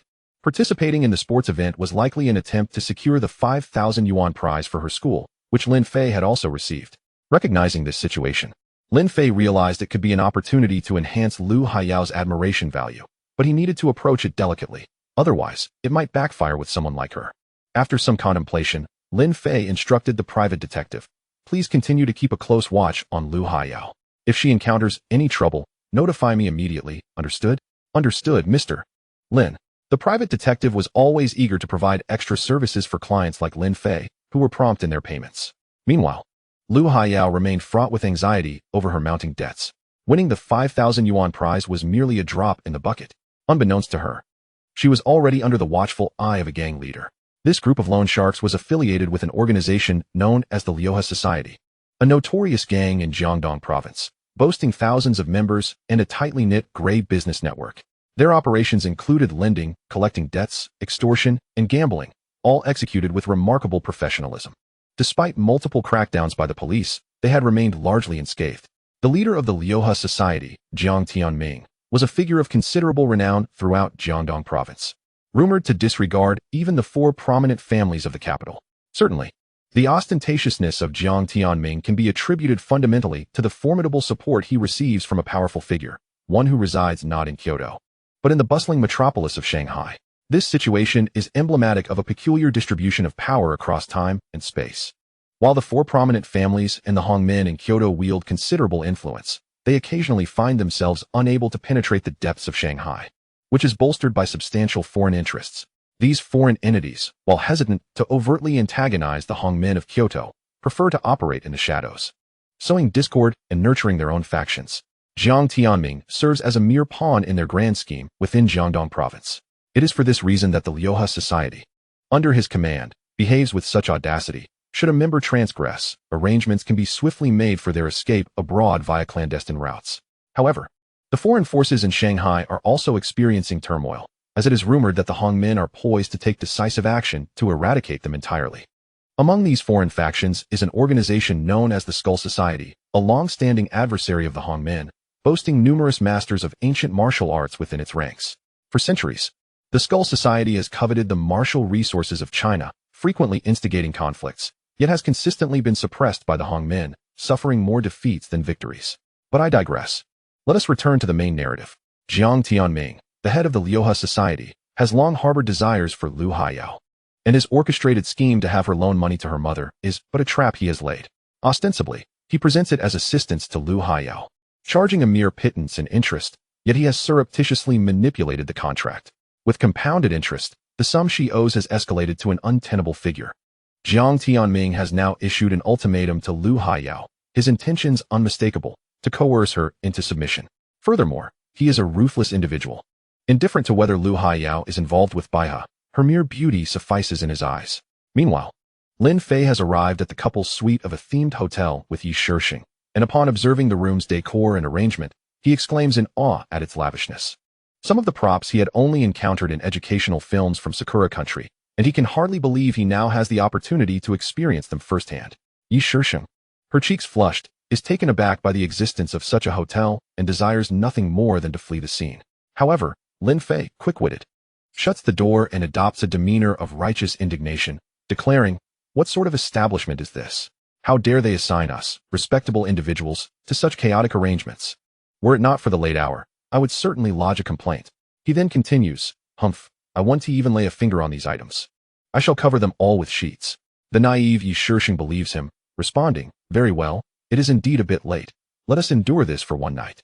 I will go take a shower first." Yet before she can close the bathroom door, Lin Fei barges in. "Lin Fei, what are you doing?" He coughs. "I've perspired too much and can't wait to bathe. Let us indulge in a couple-less bath." Without waiting for her protest, he swiftly locks the door. The night passed in silence, save for the unusually full moon above. On the following day, Yi Shixing, massaging her sore thighs, mutters in indignation, "I can't believe you deceived me, Lin Fei." Lin Fei, feigning ignorance, continues to snore peacefully. Frustrated, Yi Shixing hurls a pillow at him. "Oh dear, what happened? It seems I overslept." Lin Fei rubs his sleepy eyes, secretly reveling in his triumph. This unyielding prowess of mine is indeed quite formidable. At that moment, Lin Fei receives a WeChat message from Long Zhe. Long Feng will arrive in Jiangxing from Kyoto today and will board the Ocean Oasis cruise ship at the dock. Intrigued, Lin Fei considers that Long Feng, having severed ties with him, would not come to apologize, but rather to evade familial pressures and maintain a low profile. What scheme might he be concocting? Very well, since Long Feng has traveled such a distance to my cruise ship, let him witness the true essence of hospitality. Lin Fei firmly believes in a principle: when friends arrive, offer fine wine, but should wolves appear, well, they shall receive a taste of my wrath first. Lin Fei rises to stretch, stating, "Come, little Yi, today I shall take you somewhere entertaining." Yi Shixing, mesmerized by his perfect musculature, suddenly realizes, where are we going? To a place of breathtaking beauty, to welcome my, friend. Chapter 120, An Unexpected Incident on the Cruise Ship. The weather is overcast. At Jiangxing Port, the Ocean Oasis cruise ship awaits. The Ocean Oasis is the largest and one of the most opulent cruise ships in the world. Measuring 362 meters in length and 47 meters in width, constructed at a staggering cost of 900 million euros. Its size is 5 times that of the illustrious Titanic, rendering even some aircraft carriers insignificant in comparison. The ship boasts 16 decks and can accommodate over 2,000 crew members and more than 6,000 passengers. It is Lin Fei's first experience aboard such a luxurious vessel, and he cannot help but feel a surge of excitement. At this moment, over 1,000 crew members stand ready on the deck, awaiting the arrival of their new owner for inspection. The captain has just announced that the Ocean Oasis has been wholly acquired by a mysterious new proprietor, instilling a sense of trepidation among the staff. They are all eager to uncover the identity of this new owner who has made such a lavish investment in a cruise ship valued at billions. Just then, a fiery red Ferrari pulls up at the dock, and the captain and first mate promptly approach to greet the newcomer. Upon seeing Lin Fei, they are momentarily taken aback. The new owner is remarkably young. However, Captain Wang Yang quickly regains his composure, greeting Lin Fei with a smile and a respectful bow. "Welcome, boss. All staff of the Ocean Oasis await your inspection." Yi Shisheng is equally astonished. "You can't be saying this cruise ship belongs to you, right? It was acquired by my father. I am merely here to oversee it." Lin Fei replies nonchalantly, as if the cruise ship were of little consequence to him. Yi Shisheng, though still a university student and not yet graduated, is not entirely naive. She knows Lin Fei comes from wealth, driving a luxury car worth millions. But learning that such a colossal entity belongs to his family leaves her astounded. The scale of this cruise ship is nearly comparable to that of a small town. Moreover, its facilities are exceptionally comprehensive. Yi Shisheng gazes in disbelief. Is this truly the world of the affluent? What are you dawdling for? Let us board and take a look. Lin Fei takes her hand and leads her onto the ship. The more than 1,000 crew members, clad in uniforms of various roles, greet them in unison. "Welcome, new boss, to the Ocean Oasis." The atmosphere is overwhelmingly impressive. Captain Wang Yang proceeds to introduce the ship to Lin Fei. "Boss, in the center is our deck department. These are the first, second, and third mates, responsible for the ship's navigation and daily operations. Here are the watch personnel, who oversee inspections and maintenance of the cabins. While over there are the sailors and engineers, tasked with daily navigation and repairs. To the left are the front desk and housekeeping departments, responsible for guest reception and their needs, and adjacent to them is the dining department, managing all restaurant and bar operations, with dedicated bartenders at each bar. To the right lies the kitchen and the medical department. The kitchen boasts dozens of chefs, each with years of experience in 5-star hotels, capable of crafting both hot and cold dishes that will surely satisfy the patrons. The medical staff consists of doctors holding certifications such as ACLS and BLS, who remain vigilant about the health concerns of the guests. The captain spoke at length for over 10 minutes, thoroughly detailing the responsibilities of each department aboard the vessel. Lin Fei nodded in agreement, appearing quite pleased. Observing Lin Fei's expression, the staff breathed a sigh of relief. Their new boss seemed to possess a commendable temperament, suggesting he would be easy to manage. "Boss, allow me to take you inside for a tour." Wang Yang gestured invitingly. At that moment, a woman in her 30s sprang from the crowd, suddenly kneeling before Lin Fei, tears streaming down her face as she cried out, "Boss, I can no longer endure this. You must stand up for me." The onlookers gasped in shock at her audacity. Lin Fei furrowed his brow, helping her to her feet and inquiring about the situation. The woman wiped her tears and resolutely declared, "My name is Ma Li, and I work in the service department. I wish to formally accuse the first officer, Shen Sanyi." She continued, "This Shen Sanyi, relying on his position aboard the cruise, exploits his power to engage in illicit practices. Many of my female colleagues in the service department have resigned due to his harassment, and I can no longer endure it." She pointed toward a man clad in a first officer's uniform, Shen Sanyi. His face turned a ghastly shade, and he immediately retorted, "What utter nonsense, Molly! Do not slander me." Lin Fei surveyed the crowd, remaining silent. At that moment, Molly produced a recording device from her pocket. "Boss, I possess evidence. Recorded right in his office." Lin Fei took the device, listened intently, and his expression darkened. He turned to Ma Sanli and asked, "Is this true?" Indeed, where power exists, corruption often follows, and the dark side of human nature was clearly manifesting aboard this cruise. Ma Sanli attempted to defend himself. "Old boss, do not trust her. Recordings can be fabricated." Lin Fei, however, denied him any opportunity to explain, promptly instructing the captain, "Have someone keep an eye on him, and immediately call the police to handle this matter." Upon hearing Lin Fei's decision, Shen Sanli erupted in outrage, cursing vehemently, "Damn it, I had no intention of staying anyway. How dare you, a mere child, interfere with me?" Let me go? Lin Fei scoffed coldly. You think you can flee after committing a crime? Take your grievances to the police, you scoundrel. This statement incited Shen Sanli's fury even further. He seized a chair, intending to confront Lin Fei. Yet, Lin Fei was not a target easily approached. Before Shen Sanli could close the distance, Lin Fei delivered a swift kick to his chin, nearly sending him to meet his demise. Lin Fei cast a cold glare at Captain Wang Yang, saying, just moments ago, you were extolling the virtues of this cruise. It seems there is a deeper undercurrent at play here. Does it not concern you? Wang Yang stammered. No, boss, Shen Sanli is entirely to blame.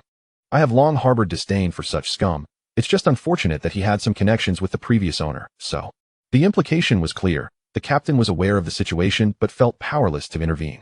Very well, if you cannot take action, I shall take this opportunity to establish a suggestion box. If anyone has issues or grievances, now is the time to voice them. The employees below fell silent for a moment before whispers began to circulate, and soon someone raised their hand. I formally accuse. Chef Lu Ning from the kitchen has embezzled food funds. I have evidence. Another voice chimed in. I also have a complaint. The entertainment department's manager coerced his staff into providing special services. In an instant, a flurry of accusations erupted, creating quite a lively scene. Within half an hour, 1/3 of the staff aboard the Ocean Oasis had come forward with formal complaints, implicating individuals from kitchen managers to business department heads, revealing a myriad of transgressions.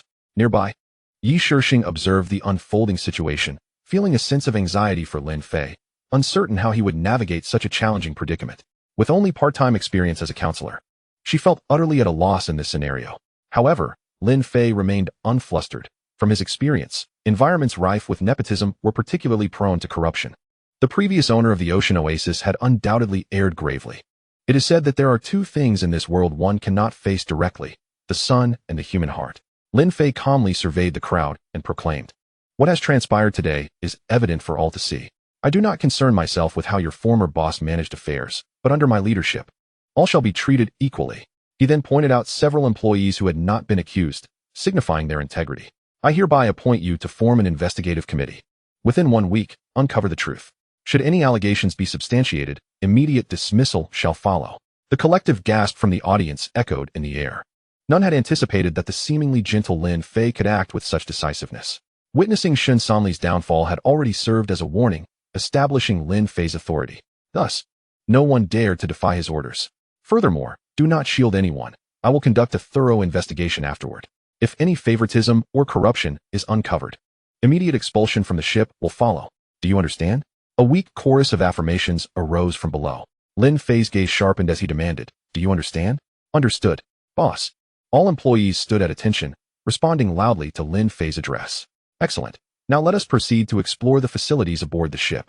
With that, Lin Fei took Yi Shixing's hand and led her slowly into the interior of the vessel. Ding, Yi Shixing admiration value 1, current admiration value, 93. At that moment, Yi Shixing looked at Lin Fei with utmost admiration. In her mind, he had always been a somewhat naive junior, talented yet seemingly lacking in seriousness. However, witnessing his resolute and assertive leadership today deepened her admiration for him. She could hardly fathom how such a perfect man existed in the world, a talented individual who could sing, dance, rap, excel in basketball, possess striking looks, a fit physique, and immense wealth, all while exuding the authoritative charm of a domineering CEO. What was even more perplexing was that certain aspects of him were undeniably impressive. To be honest, Yi Shixing found herself limping slightly as she walked today, and the memories of the previous night's escapades caused her face to flush crimson.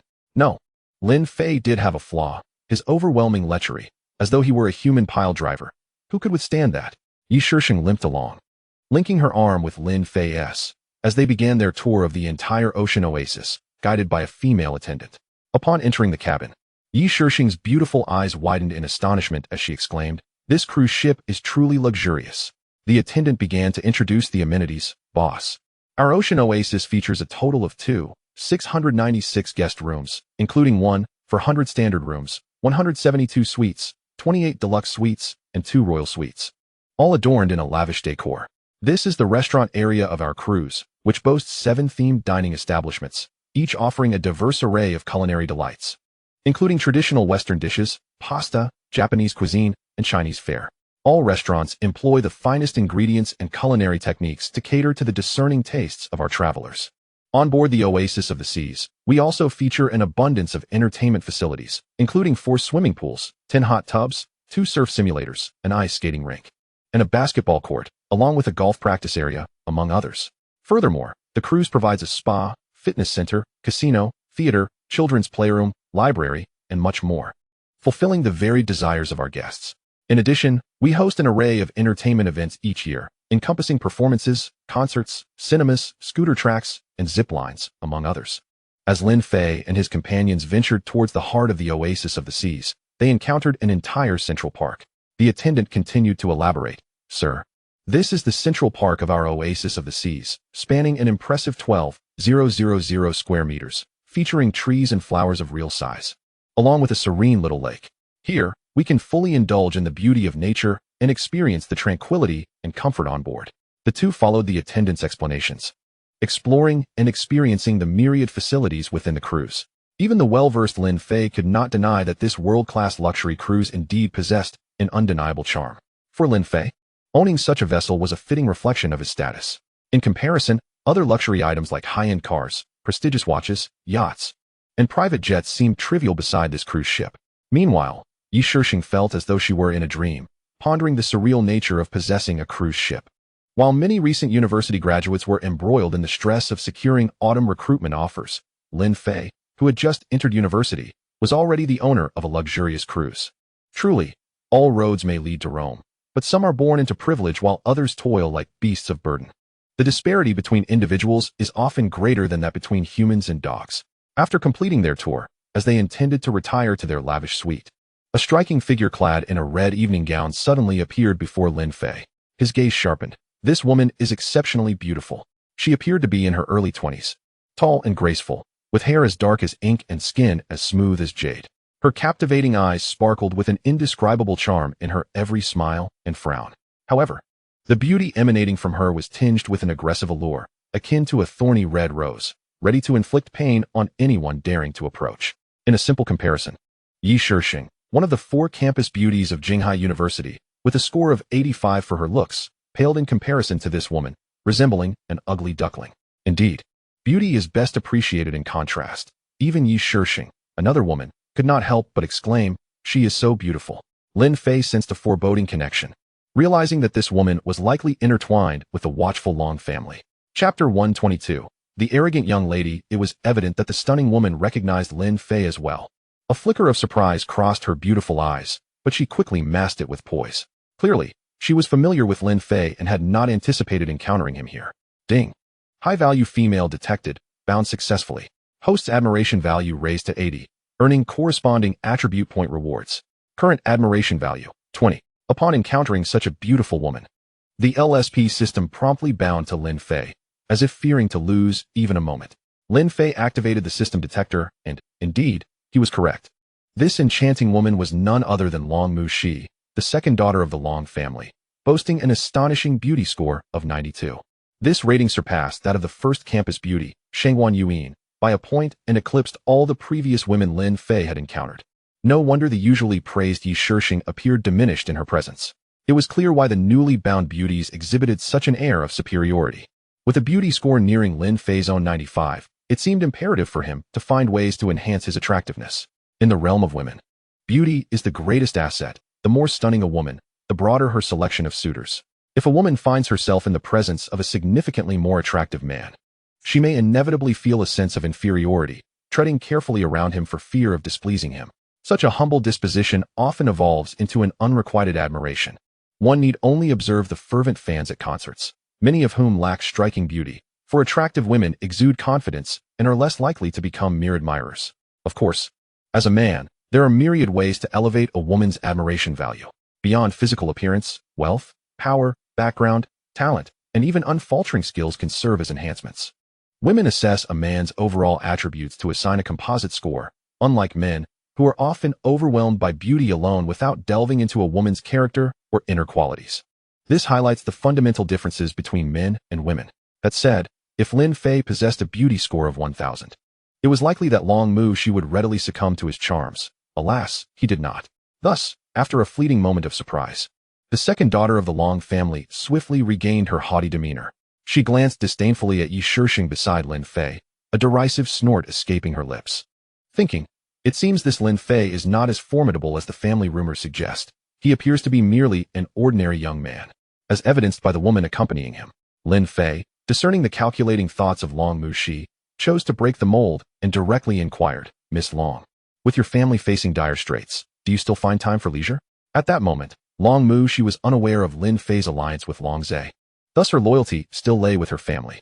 Taken aback by Lin Fei's audacity, her exquisite features darkened. You know me?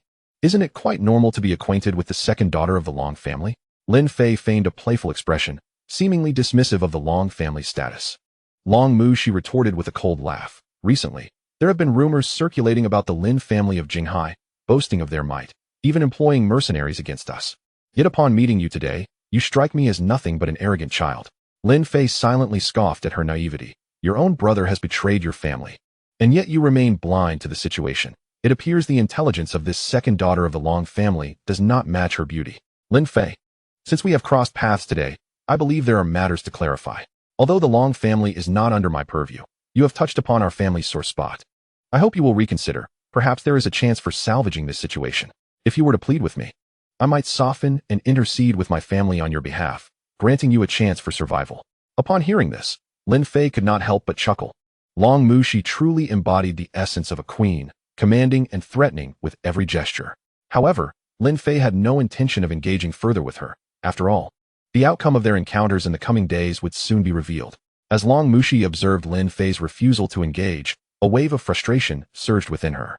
It was well known that all previous suitors, whether drawn to her beauty or her illustrious lineage, had treated her with the utmost reverence. Long Muxi relished this attention, basking in the adoration akin to that of a queen, perpetually receiving the admiration of others. However, Lin Fei was distinctly different. Not only did he show a lack of respect, but he even seemed to disregard her completely, which was intolerable for the proud Long Muxi. With her enchanting eyes darting mischievously, she concocted a wicked plan, beginning to mock Yi Shishing, who stood beside Lin Fei. TSK, young Master Lin.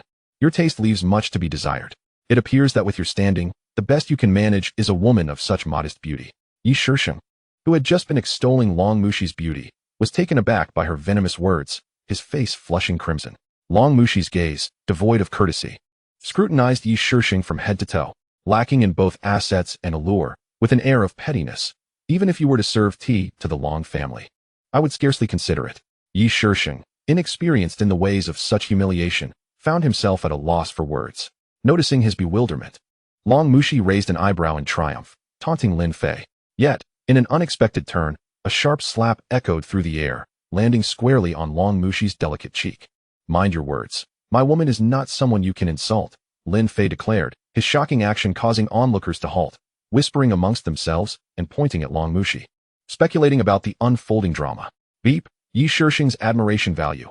2. Current admiration value. 95. Reward. 3,000 attribute points. Remaining attribute points. 8,900. Beep. Long Muxi's admiration value. 40. Current admiration value. 20.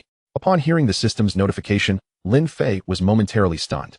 How could a slap from her elevate her admiration value? This was perplexing. Meanwhile, Long Muxi, clutching her left cheek, felt a tumult of emotions.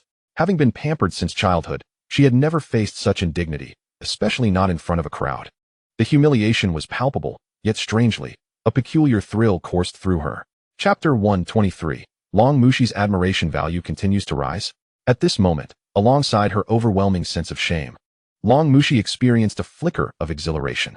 Having always regarded herself as a privileged young lady, she was accustomed to reprimanding her bodyguards or subordinates, occasionally resorting to a whip for those she deemed unsatisfactory. Yet, to her astonishment, receiving a blow ignited an unexpected pleasure within her.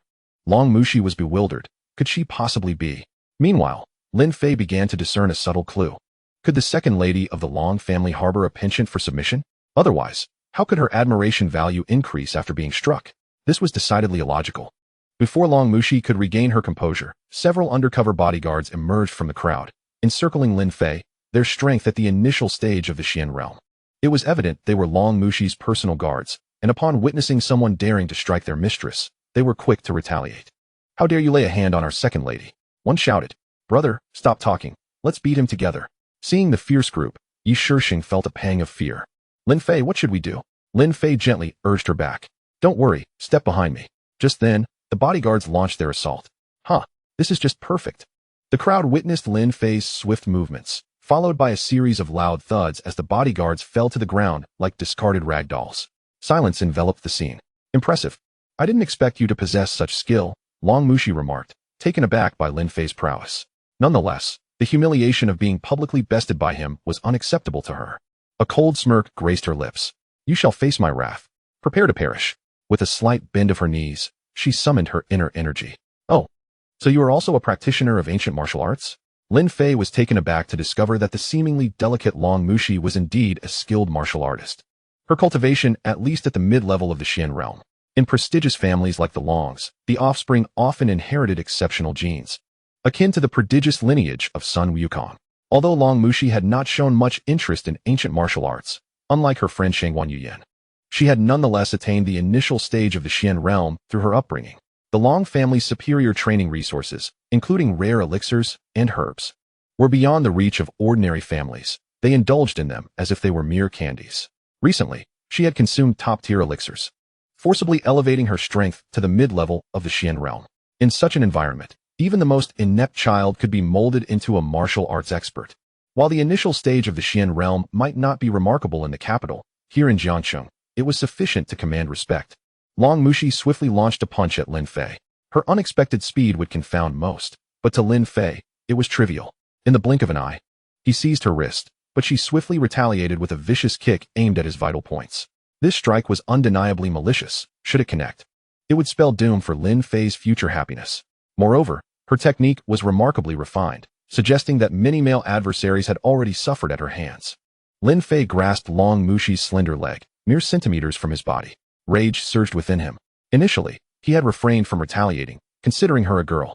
But her viciousness was unexpected. Did she truly believe he would not dare to strike back? With determination, Lin Fei released her wrist and delivered a swift slap. Smack! Long Mushi's exquisitely delicate face received yet another blow. The onlookers were once again left in disbelief. Admiration value, 10. Current admiration value, 30.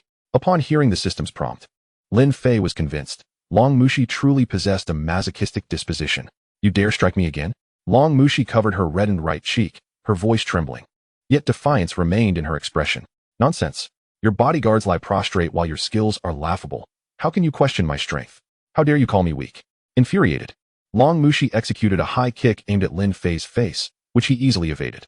Smack! Another crisp slap landed on her left cheek. Admiration value, 10. Current admiration value, 40. How amusing, Lin Fei remarked, growing more unabashed. Smack! Worship value 10, current worship value, 50. Clap! Worship value 10, current worship value, 60. Clap clap! Worship value 5, current worship value, 65. Clap clap clap! Worship value 5, current worship value, 70. Initially, Lin Fei struck her face. Yet he was cautious not to exert too much force, fearing he might mar Long Mushi's features irreparably. Thus, he grasped both her wrists with one hand, securing them behind her back. At that moment, Long Mushi's body contorted into an S-shaped posture, both alluring and humiliating. Consequently, Lin Fei targeted her more vulnerable areas. After enduring this onslaught, Long Mushi cried out in anguish. At first, she maintained her defiance. You scoundrel! I will kill you. When my brother arrives, he will make you pay dearly for this. My grandfather will not spare you either. However, it was not long before Long Mushi succumbed to her emotions, weeping inconsolably, her cries piercing the heart. Having grown up in a sheltered environment, no one had ever laid a finger on her, though not a direct descendant of the Long family. She was pampered excessively. Apart from her illustrious lineage, her unparalleled beauty attracted a legion of admirers. She had never fathomed a man would treat her in such a manner. Yet amidst her humiliation, it seemed to unveil a new realm of experience. Mistaken? Lin Fei struck again with a resounding slap. The sting jolted her back to reality. I was wrong. I won't do it again. Can you please go easier on me? Long Mushi's tone softened, tinged with a hint of vulnerability. Just then, a commotion erupted at the entrance of the cruise ship, where a man donned in expensive tailored attire and sunglasses ascended the deck. Long Mushi's eyes sparkled with hope as she exclaimed, Brother, hurry save me. Chapter 124, Brother Lin Fei, I was wrong. Upon hearing Long Mushi's desperate call, Lin Fei showed no mercy and delivered another slap. Clap. This time, Long Mushi was thoroughly subdued, turning compliant. I was wrong. I won't shout anymore. Please spare me. There are so many people watching. It's utterly humiliating. After being reprimanded by Lin Fei, Long Mushi had lost all semblance of her previous lofty demeanor, resembling a chastised maid.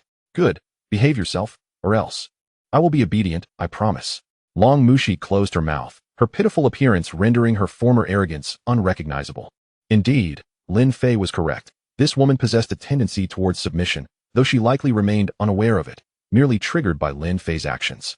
It echoed the adage, the more outwardly proud a woman appears, the deeper her longing to be conquered. However, the man who conquers her must possess certain exceptional qualities. Long Mushi ceased her shouting, while the yacht was bustling with people. Her brother, Long Feng, failed to notice her amidst the crowd as he led a group to another area. Lin Fei grasped the nape of Long Mushi's neck, lifting her like a small dog, while the poor girl shrank her neck, too afraid to resist. Come with me. Lin Fei led her to the opulent suite on the top deck, from where the entire panorama of the deck could be observed. Long Feng and his entourage were visible within Lin Fei's line of sight. Which one is your brother? Just point him out. Long Mushi timidly glanced at Lin Fei and, seeing his raised hand, quickly replied, the one in the black suit, the dark-skinned young man. Is my brother Long Feng. Observing the 30-year-old gentleman on the deck, who exuded an air of upper-class sophistication, Lin Fei realized he was indeed Long Feng of the Long family. Who are those individuals beside him? Lin Fei inquired, noting that the attire and demeanor of those around Long Feng were far from ordinary. They are the scions of other prominent families from Beijing. The plump one is Yun Hao from the Yun family, the tall and slender one is Lu Guanjing from the Lu family, and the short one is Zhou Xian from the Zhou family. They are all my brother's close associates. After Long Mushi's introduction, Lin Fei comprehended that Long Feng's rise as the future heir of the Long family was intertwined with the support of other families. Families like the Yun family, though not as renowned as the four great families, wielded considerable influence and could indeed traverse Beijing with ease. Thus, with the backing of these families, Long Feng could assert his dominance, silencing any dissenters, a true right-hand man to Long Feng. Yet, what would happen if he lost their support? With this thought, Lin Fei suddenly conceived a brilliant idea. Brother, can I leave now? Long Mushi asked pitifully. Lin Fei realized her worship value had reached 70 points. Just a step away from earning a system reward. With such a high level of admiration, he felt invulnerable. Long Mushi was essentially his little fan, filled with curiosity and reverence towards him. You may, but consider this a lesson. You understand how to behave when you see me from now on, correct? I understand. Brother Lin Fei. Long Mushi's mind, in a moment of folly, almost let slip that title, flushing crimson to her ears. Fortunately, Lin Fei did not hear it, otherwise she would have wished to vanish into the ground. Let us go, but I need to add you on WeChat. Moreover, Lin Fei swiftly pried open Long Mushi's lips and slipped a chocolate-like pill into her mouth. Caught off guard, she swallowed it whole. What did you make me eat? Long Mushi exclaimed, hastily attempting to regurgitate it, but to no avail. Nothing of particular concern. This pill will seal your cultivation. If you do not heed my instructions, and fail to obtain the antidote within a month, you shall suffer a gruesome demise. You're lying. Long Mushi nearly burst into tears. Try it and see. Upon hearing Lin Fei's words, she attempted to channel her inner energy, only to discover that it had been sealed, completely beyond her control. In that moment, Long Mushi grasped the extent of Lin Fei's terrifying capabilities. She pleaded, Brother Lin Fei, I don't want to die. I'm only 20, with so much life ahead of me. Please, give me the antidote. Lin Fei smiled. As long as you behave, I assure you, I won't let you perish. Hearing this, Long Mushi felt utterly despondent. What kind of day was this, to be so thoroughly humiliated in public, and, even worse, poisoned, with her cultivation rendered useless and her life in jeopardy? I will listen to you. I will do whatever you say. With no other options, Long Mushi resigned herself to her fate. Very well, let us exchange WeChat details. I will inform you of the remaining arrangements. If you comply, I will provide the antidote in a month. Long Mushi, upon hearing this, hurriedly retrieved her phone, promising to comply. In truth, Lin Fei had not administered any poison, but had merely utilized the power suppression card awarded by the system last time. As long as he chose to lift the seal, her cultivation could be restored, and there was no real danger to her life. However, the naive Long Mushi perceived Lin Fei as a formidable villain capable of anything. Ding! Congratulations, host, on completing the hidden task and receiving a stasis card as a reward. Upon using this card, it can render individuals with cultivation below the earthly realm immobile for 1 hour. This card is single-use only. Observing Long Mushi limping away while rubbing her ankle, Yi Shixing couldn't help but chuckle. My dear, your skills in pranking are truly remarkable. Just moments ago, that little girl was so haughty, yet now she has become so humble. Haha, of course. You know my prowess in training, replied her husband. As Yi Shishing reminisced about the scenes from the previous night, her cheeks flushed with embarrassment. Oh, go away, you big bad wolf. Lin Fei refrained from flirting further with Yi Shishing, for he had important matters at hand. Since Long Feng had arrived uninvited on his yacht, it was imperative to demonstrate his hospitality, particularly to the young scions of several other prominent families from Kyoto. Thus, Lin Fei summoned the bodyguards on board. The towering guardians lined up, awaiting their master's commands. Meanwhile, Long Feng and his companions were engaged in lively discussions, presumably strategizing on how to deal with Lin Fei.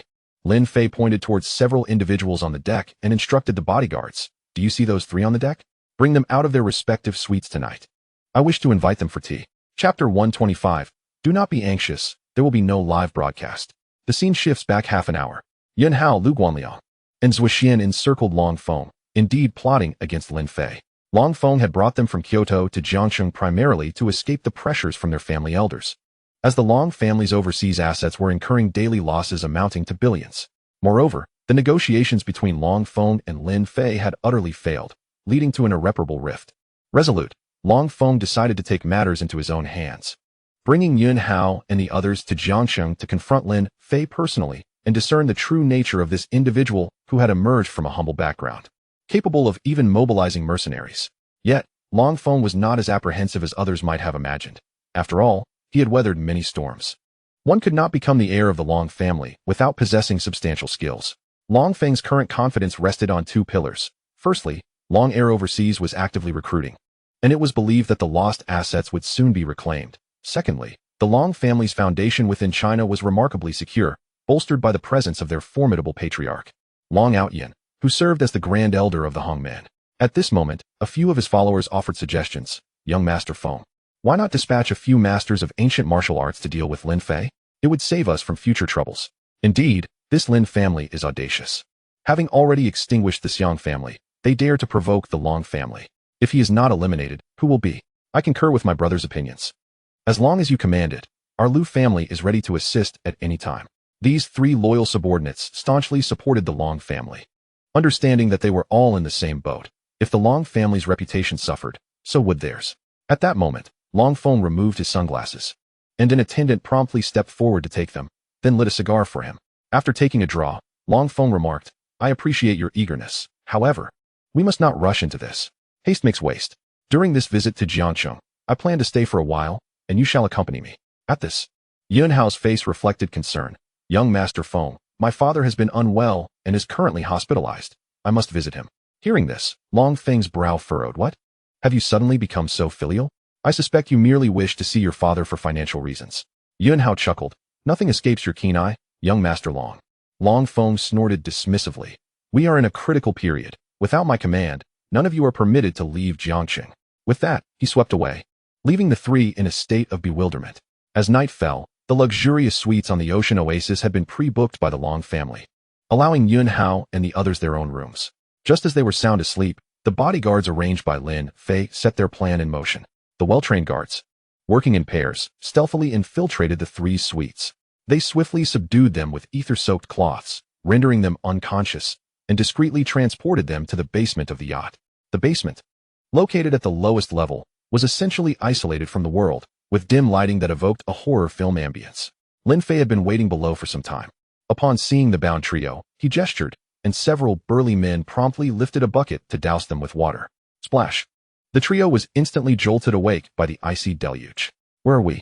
Lu Guanliang inquired. Welcome to my domain, esteemed young masters, Lin Fei replied. Reclining with his legs crossed, hands clasped, draped in a woolen coat, exuding an air reminiscent of a godfather. Who are you? Why have you kidnapped us? The astute Zhuxian was the first to grasp their predicament. You should not ask me why I have taken you. Rather, you should question why you have come to Jiangsheng. You are Lin Fei? Yun Hao finally connected the dots. I am indeed Lin Fei, he declared, his identity unmistakable. The atmosphere grew tense as the 3 scions had never anticipated being kidnapped, yet they were acutely aware of Lin Fei's ruthless reputation. His arrival in Jiangsheng had been marked by the annihilation of the Han and Qin families, followed by the Xiang family, even forcing the prominent Qin Shiqiang to flee overseas. The most terrifying aspect was that, to this day, no one knew his true background. Who was it that sheltered him from the shadows? The 3 struggled in vain for a moment before resorting to insults. Lin Fei, Do you not fear the repercussions from our families? You have already provoked the Long family. I fear that if you also anger us, you will find no place to rest in death. Lin Fei erupted into laughter. A handful of trivial shrimp dares to call themselves a great family? How laughable. Only Zhuo Xian maintained a semblance of composure. Mustering courage to ask, what do you intend to do with us? Ah, you shall soon find out, Lin Fei replied, clapping his hands. The bodyguards opened the door, revealing a procession of heavily made-up women, all tall and statuesque, though their features were obscured by the dim light. The naive Lu Guanliang exclaimed, Lin, you are quite generous, inviting us to enjoy the company of women. Infuriated, Yunhao retorted, you idiot. Those are transvestites. Lu Guanliang was left speechless. Lin Fei couldn't help but be amused by their naivete. It was evident that these sheltered rich heirs were blissfully ignorant. These individuals had been specifically arranged for them, with some yet to undergo gender reassignment surgery, catering to all preferences. Clearing his throat, Lin Fei proclaimed, since you esteemed guests have graced my domain, I cannot neglect you. Here is a small gift, a token of my respect. These beauties have been meticulously selected for your enjoyment. Additionally, I have prepared some muscular men, who are particularly fond of young masters such as yourselves.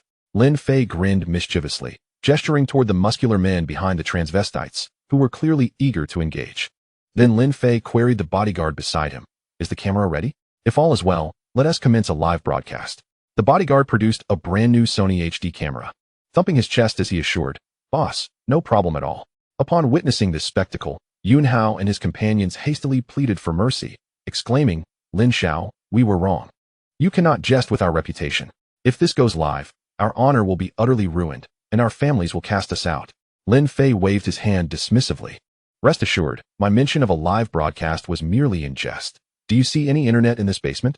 The trio exhaled a sigh of relief.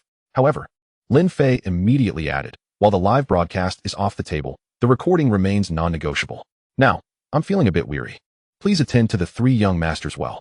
I shall return after dawn to offer my condolences. Understood, boss. You may rest easy. We shall ensure the task is accomplished. With that, Lin Fei turned and departed, leaving behind the agonized wails of Yunfeng and his companions, echoing in the air. As dawn's light began to break, Lin Fei rubbed the sleep from his eyes and indulged in a sumptuous breakfast. One must admit, the ingredients aboard the ocean oasis were exceptional, particularly the seafood, which was remarkably fresh. After satisfying his appetite, Lin Fei plucked a toothpick to clean his teeth and ambled down to the basement to check on the 3 young masters. Under the meticulous arrangement of the bodyguards, the 3 young masters had endured a sleepless night, engaged in relentless physical exertion. A mere hearty meal would provoke the bodyguard slaps. Lin Fei approached the camera and inquired, how is it? Is there enough footage? A bald bodyguard presented the footage, thumping his chest as he proclaimed, fear not, boss. We have captured a full 10 hours of material with 5 cameras operating simultaneously, providing multiple angles, adequate lighting, and a commendable atmosphere. Lin Fei was somewhat astonished. I did not realize you were so professional. The bodyguard scratched his head, bashfully admitting, to be honest, boss, I participated in low-budget productions in Sakura country during my youth, so I have accumulated some experience. Hearing this, Lin Fei could not suppress a chuckle. He patted the bald bodyguard on the shoulder and remarked to the others, see, this is what we call professionalism. You shall handle the editing as well, condense it into a 2-hour feature, and contact your former colleagues. We can sell it at a low price. Upon hearing this, Yunhao and his companions quickly begged for mercy, utterly exhausted from a night of torment. To pique their interest, the bald bodyguard had even gone to great lengths to administer some special substances to them. Lin Xiao, I implore you, do not let these videos leak. We shall comply with whatever you request. The mere thought of their previous interactions with the performers made Yunhao and his companions feel nauseous. If Lin Fei were to sell these videos to individuals from the islands, their lives would be irrevocably destroyed. However, Lin Fei was not swayed by their pleas. Raising an eyebrow, he continued, I am aware of your private discussions, claiming you would annihilate my Lin family and leave me without a burial place, correct? The youngest among them, Lu Guanjing, was already terrified beyond measure. He quickly knelt before Lin Fei, bowing repeatedly, Lin Fei, please do not hold our transgressions against us. We 3 have resolved that, should you not disdain us, we shall pledge our undying loyalty to you. Lin Fei chuckled, were you not the sycophants of Long Foam? How swiftly you have turned traitor. Yunhao and Zhuo Xian hastily knelt as well. It's not as it seems, Yi Xiao. We have long harbored discontent towards Long Foam. He is far too arrogant and reckless. The Long family is destined to perish under his hand. Witnessing the 3 young masters, who had exuded confidence yesterday, now groveling like dogs before him, Lin Fei remained unmoved. To him, these individuals were inconsequential. Only Long Feng posed a slightly more challenging opponent. Yet, Lin Fei preferred not to engage too hastily, lest he inadvertently bring about Long Feng's demise. What Lin Fei truly desired was the entire fortune of the Long family. The assets of the Xiang family had already been entirely acquired by the Deep Sea Group, yet compared to the Long family, they were but a drop in the ocean. If he could eliminate the Long family, perhaps the Deep Sea Group scale would surpass the Lin family's, allowing him to boast before his father. Ultimately, Lin Fei had no intention of trusting these fickle individuals, but he could certainly utilize them. The elaborate charade he had prepared was meticulously orchestrated. The footage he held would allow him to control the three of them. As long as the videos existed, they would dare not betray him easily. For the consequences would be dire. You claim to loathe Long Feng? The three nodded vigorously, with Zuoxian stating, that Long Feng is utterly self-willed. We came to Jiang City under duress. We genuinely did not wish to oppose you, Lin Xiao. Indeed, Lin Xiao. I even advised him that it is better to resolve enmities than to deepen them, but Long Feng would not listen, insisting on making you experience his methods. Lin Fei was intrigued. Oh, what methods does he possess? The greatest trump card of the Long family lies with Long Outyan, one of the four elders of the Hongmen, and his female disciple, Zhongli. It is said that Zhongli is extraordinarily beautiful and possesses a high level of cultivation, at least reaching the earth realm. Long Feng has been pursuing her relentlessly. Upon hearing this name, Lin Fei seemed to recall something. After eliminating Chen Qixing, he had obtained a confidential document from his office. This document detailed financial dealings involving his brother, Chen Qiqiang, and included chat records where Chen Qiqiang expressed his desire to spend hundreds of millions to buy a jadeite for Zhongli, only for Lin Fei to intercept it. Ultimately, this document was submitted to the police as evidence of Chen Qixing's bribery. It appears that Zhongli is no ordinary figure, managing to attract both Chen Qiqiang and Long Feng as devoted admirers. Are you certain you can handle matters regarding the Hongmen? The reason Yunhao and his companions hesitated to confront Long Feng was precisely due to Long Outyan's presence within the Hongmen. Offending the Hongmen would be far more terrifying for families like theirs than violating heavenly edicts, especially considering Long Outyan was one of the four elders. Indeed, Lin Xiao, it is the Hongmen we are dealing with. I fear. At this moment, Lin Fei decided not to hold back. It seemed time to demonstrate some strength to these presumptuous individuals. He retrieved a medallion forged from pure gold, surrounded by a ring of Hetian jade, an item given to him by Mo Chun. Mo Chun had informed Lin Fei that while this medallion might not carry weight among ordinary people, it would certainly command respect among elite families or disciples of the Hongmen. Sure enough, upon deciphering the inscription on the medallion, Yunhao and his companions were so terrified that they soiled themselves, a stream of murky liquid cascading down their legs. The Wanghua Pavilion. At that moment, the three realized Lin Fei's formidable background and began frantically bowing in apology, their foreheads bleeding from the force of their bows. We had no idea Lin Xiao was from the Wanghua Pavilion. Our ignorance is deserving of death. Enough, cease your bowing. Lin Fei stowed the medallion. Reflecting that the reputation of the Wanghua Pavilion was indeed powerful, no wonder it had rendered Lu Xiu utterly terrified. Lin Xiao, what commands do you have for us? We shall comply without hesitation. Observing their obedient demeanor, Lin Fei mused that he should have simply revealed the medallion instead of going through the trouble of filming videos. However, upon further reflection, when dealing with such treacherous individuals, one must possess certain trump cards. Otherwise, they will swiftly betray you, just as they did with Long Feng. Rise quickly, dress appropriately, and return to your chambers. Today, I shall orchestrate a splendid performance for young Master Long Feng. Chapter 127. Just throw him overboard. At this moment, Long Feng had awakened from the opulent suite aboard the ocean oasis. He rose from his grand bed, stretching his limbs, as was customary. Two beautiful personal maids approached to attend to him. Even the simplest tasks such as washing up and shaving were handled by them, sparing him any effort. Indeed, for over 2 decades, Long Feng had indulged in the lavish lifestyle of the upper echelons, where the phrases having everything handed to you and food served at your beck and call scarcely encapsulated the level of opulence he experienced. In truth, other than his diminished status compared to that of a former emperor, his living conditions surpassed even those of royalty. Seated comfortably, Long Feng beckoned with a finger, and the butler dutifully presented him with 2 copies of the latest morning newspapers. One was the Huaxiao Morning News, detailing significant events across the nation, while the second was a privately printed morning report from the Long family's newspaper, offering updates pertinent to the management of the Long Group. After a swift perusal, Long Feng's brow furrowed deeply as he inquired, what is Dragon 2 actually doing? Why is there no progress on recruiting mercenaries? Seeing reports of the Long family's overseas assets suffering varying degrees of loss, Long Feng felt a wave of frustration wash over him. Should this trend continue, he would have no choice but to summon his grandfather, Long Outyin, back into action. It was known that Long Outyin had secluded himself for 3 years, focused on breaking through his cultivation bottleneck to enter the Moonwatch Pavilion. During his retreat, he had instructed the family members that unless absolutely urgent, they were not to disturb his training, with severe consequences for disobedience. In the Long family, Long Outyin was the unequivocal head of the household. His authority was absolute, and none dared to defy his commands. His prominence stemmed not only from being one of the 4 elders of the Hongmen, but also from his mastery of the earthly realm, placing him among the elite in the capital. Years prior, he had even faced off against Xiao Yin from the Xiao family, though Xiao Yin had ultimately triumphed. Given the passage of time, it was difficult to ascertain who had grown stronger. Thus, the Long family remained under the dominion of Long Outyin, with Long Feng merely acting as his proxy during this period of seclusion. If his grandfather were to emerge and discover the disarray Long Feng had allowed to unfold within the family business, an explosion of wrath would surely ensue. Therefore, it was imperative that he resolve these issues before Long Outyin returned. At that moment, Long Feng sensed something amiss. Breakfast had concluded, yet Yun Hao and the others had yet to pay their respects, provoking a twinge of irritation within him. These sycophants were growing increasingly insubordinate. It was high time for some proper training. Just then, a knock came at the door. It was Yun Hao and his companions, appearing in fresh attire, as if nothing had transpired. Young Master Feng, our apologies for being late. Long Feng rose, his demeanor commanding as he addressed them. Why did you all rise so late?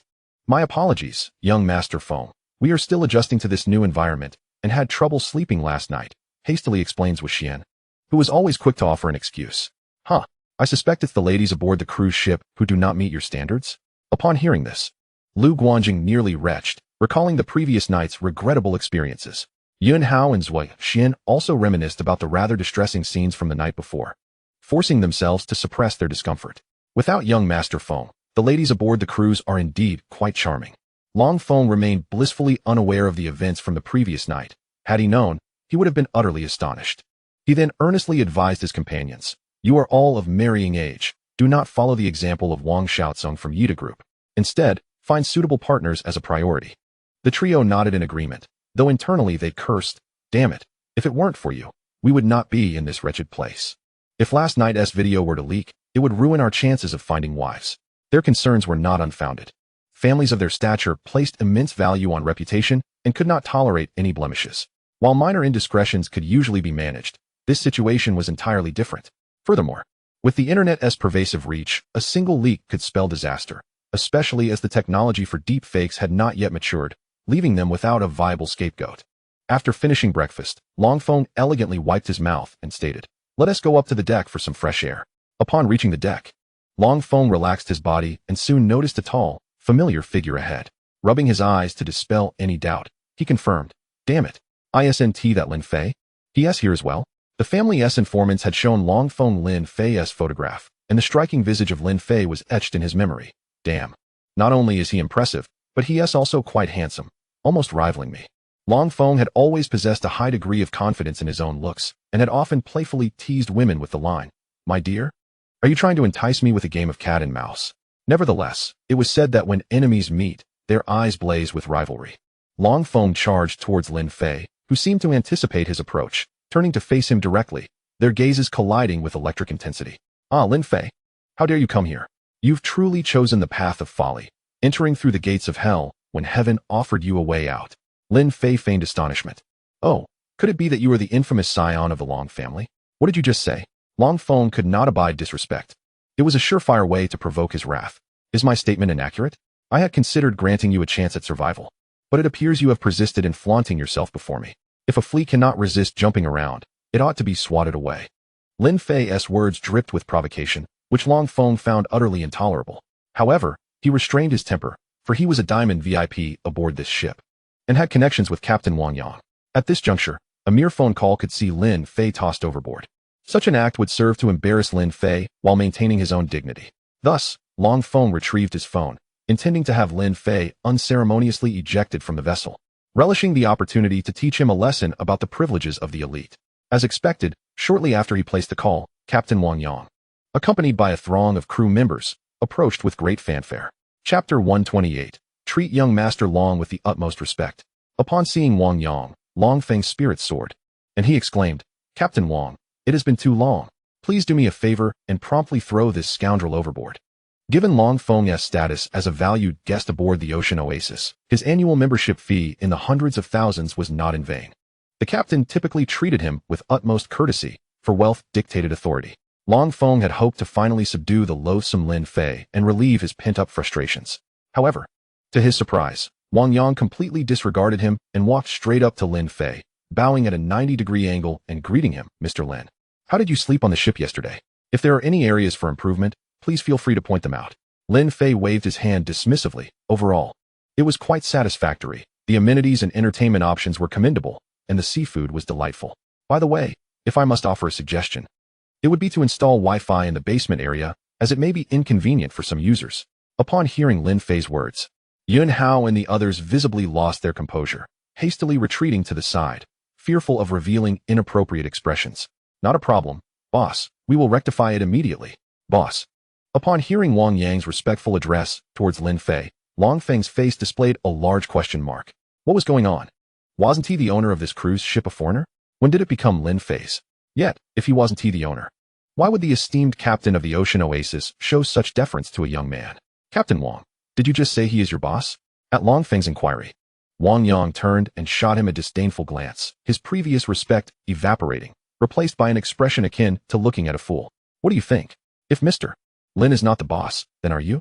As a diligent employee, he was quite clear about the importance of maintaining his standing.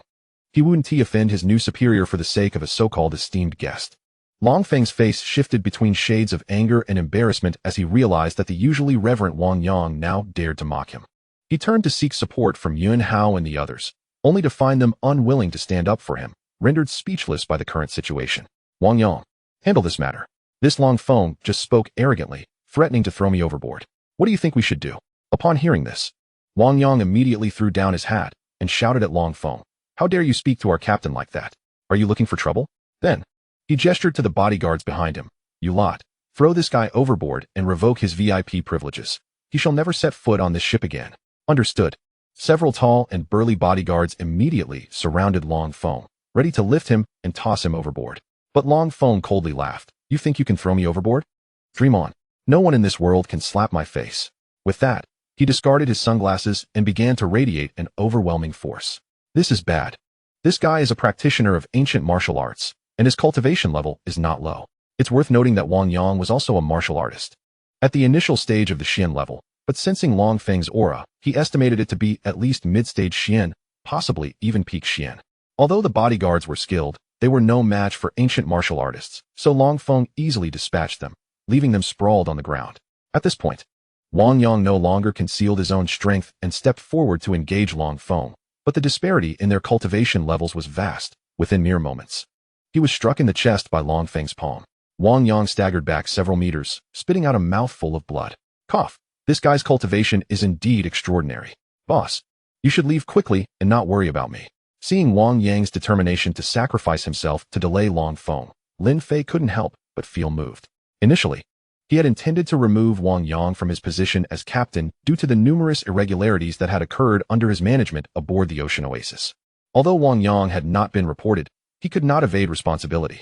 However, today revealed that Wang Yang was indeed a person of loyalty and valor, risking his life for a new boss he had met only once. Such loyalty was rare and commendable. While he might not be suitable as a captain, he could potentially be a fitting personal bodyguard. Before Wang Yang could finish speaking, Long Feng delivered a kick to his chin, rendering him unconscious instantly. "Huh. A mere initial stage Xian level dares to show off before me, truly living on borrowed time." Long Feng, now filled with murderous intent, resolved that no one associated with this cruise ship would escape. Yet Lin Fei remained unfazed, with no intention of fleeing. A mere peak Xian level was nothing to him, especially with the immobilization card recently rewarded by the system, which was perfectly timed for use. "Lin Fei, I acknowledge you possess some courage, but the gravest mistake of your life will be opposing me and the Long family. You shall find no resting place in death, and the Lin family will be uprooted, ceasing to exist henceforth." Long Feng's laughter, characteristic of a dastardly villain, echoed ominously. "Go to hell." With a swift motion, Lin Fei delivered a resounding slap to Long Feng, sending him spinning in the air before crashing to the ground. "System, I wish to use the immobilization card on Long Feng." Ding. The immobilization card has been activated. Immobilization duration is 1 hour. At that moment, Long Feng found himself in a most humiliating position, face down on the ground with his rear end in the air. He attempted to rise, but realized his body was frozen, as if encased in ice. Lin Fei approached Long Feng, who could only see the black athletic shoes before him. Then, Lin Fei stepped on Long Feng's head and proceeded to tie his loosened shoelaces. Wang Yang soon approached. Witnessing the peak Xian level master Long Feng being trampled underfoot by his boss. Wang Yang's admiration value, 60, current admiration value, 60 instantly. Wang Yang transformed into Lin Fei's little admirer, astonished by his boss's hidden prowess. Could he possibly be a master of the earth level? At that moment, Lin Fei beckoned to Wang Yang, who eagerly approached and inquired, "Boss, what are your orders?" Lin Fei pointed at the prone Long Feng. "I've changed my mind. Young Master Long is a distinguished guest, and we cannot throw him overboard. It wouldn't do to ruin his reputation. Arrange for a few strong men to take care of young Master Long. This position is quite fitting. Remember to be prompt. Young Master Long is on a tight schedule. Only an hour." "Understood, boss. I will prepare immediately." Wang Yang grasped the implication and swiftly organized several bodyguards to carry Long Feng to the basement. In Lin Fei's meticulous arrangement, Long Feng, the future head of one of the 4 prominent families of the capital, experienced an unforgettable and unique service for an entire hour, courtesy of 8 brawny men. As the immobilization card neared expiration, Lin Fei thoughtfully had Long Feng unceremoniously tossed onto the dock, ensuring he was clad in a set of women's lace lingerie, as a gesture to preserve the Long family's dignity. As for Long Feng's butler and bodyguards, Lin Fei also took the liberty of arranging for them to be fed to the sharks, leaving only Yun Hao and the other 2 lackeys. Upon witnessing Long Feng being unceremoniously discarded from the ship, Yun Hao and the others hurried to surround him, just as the immobilization card's effect finally wore off. "Young Master Long, are you all right?" They feigned concern, observing him clad only in a pink lace thong. Left with a shred of compassion, Zhua Xian unexpectedly procured a tattered net to shield Long Feng's body. As for removing their garments to clothe him, apologies, but these 3 inept individuals lacked such thoughtfulness. Witnessing Long Feng's silence, his expression vacant as he gazed at the departing Ocean Oasis cruise ship, he appeared to have suffered a profound humiliation. Yun Hao displayed a countenance of utter dismay. "I must say that Lin Fei is truly despicable for daring to humiliate our young Master Feng in such a manner. Indeed, were it not for their numerical advantage, I would have confronted them long ago," another added. "As a matter of fact, when they discarded me, I managed to bite that captain, so I suppose that counts as a small revenge for young Master Feng." Noticing Long Feng's continued lack of response, the trio approached, intent on offering consolation. "Get lost." Long Feng erupted with a scream that reverberated through the heavens, his aura exploding forth, seemingly causing the entire dock to tremble. At that moment, he yearned to dismember Lin Fei, to chop him into 108 pieces, and then toss him into the sea to feed the fish. As the heir of a prestigious family, he had never endured such indignity, and now he felt sullied. What was even more alarming was that it seemed someone had been recording with a camera in the basement earlier. If that footage were to be leaked, the consequences would be dire. Long Feng's illustrious reputation would be irrevocably tarnished, and the dragon family's standing would plummet. Should his grandfather, Long Outyin, learn of this debacle, he would likely strike him down with a single blow. "Young Master Feng, do not take it to heart. Life is filled with obstacles one must overcome." "Precisely. It's merely that insignificant Lin Fei, a mere firefly. How dare he compete with the brilliance of the full moon? We shall always support our great young Master Long." In a fit of rage, Long Feng kicked each of them, sending the trio tumbling into the sea. Meanwhile, Lin Fei reclined comfortably on a deck chair aboard the cruise ship, savoring the gentle sea breeze and puffing on a custom Brazilian cigar, utterly at ease. "Boss, here's the video we just filmed. It's already edited." Wang Yang respectfully presented a box of tapes to Lin Fei. "Excellent work. You should no longer serve as captain. Come work with me instead." Wang Yang's eyes sparkled with excitement. "Really, boss? Am I worthy to work alongside you? That would be an immense honor." In truth, Wang Yang was a straightforward man. He had previously served in the Navy, and during his years as captain, the edges of his character had been smoothed by society. He was well aware of the dubious dealings of the first mate, Shin Sanyi, yet Shin Sanyi dismissed him, relying on his familial ties with the former captain. There were others aboard the cruise ship with similar connections, and thus, despite Wang Yang's once noble disposition, he found himself compelled to bow to power, which played a significant role in his desire to leave. Initially, he intended to submit his resignation after Lin Fei completed the staff overhaul, but he was taken aback by Lin Fei's invitation to join him instead. "Of course, I need a few personal bodyguards to handle the occasional nuisances around me. Your skills are commendable, I believe you would be more than capable. Although Lin Fei's grandfather, Lin Taisheng, had dispatched a cadre of experts from Wangyue Pavilion, it appeared that something was amiss, as all had been summoned back. According to Mo Chun, there were issues linked to foreign powers, details that could not be disclosed to Lin Fei. Thus, Lin Fei sought to cultivate his own cadre of bodyguards, ensuring their prowess was not subpar. With Wang Yang's potential, coupled with the right elixirs, he could quickly ascend to the pinnacle of the Xian realm. By the way, also arrange for that bodyguard skilled in video editing to come over. There will be opportunities for him to showcase his talents. Understood, boss. Wang Yang's admiration value, 20. Current admiration value, 80. Reward, 1 realm upgrade card, which can elevate a specified individual's cultivation level by 1 tier. Accepting Wang Yang as a disciple grants hidden rewards. Upon seeing the system's rewards, Lin Fei thought it was the perfect time to make use of them. He stood and faced Wang Yang, instructing, bow your head. Confused by his boss's command, Wang Yang complied and lowered his head. Lin Fei placed his hand upon him, murmuring an unusual incantation while inwardly chanting, System, apply this realm upgrade card to Wang Yang. Ding. The card has been activated. Wang Yang's ancient martial arts realm has been elevated by 1 tier. Noticing Lin Fei's peculiar demeanor, Wang Yang expressed concern. Boss, are you alright? At that moment, Wang Yang felt a warm current surging through his lower body, instantly revitalizing him. Heavens, what is happening?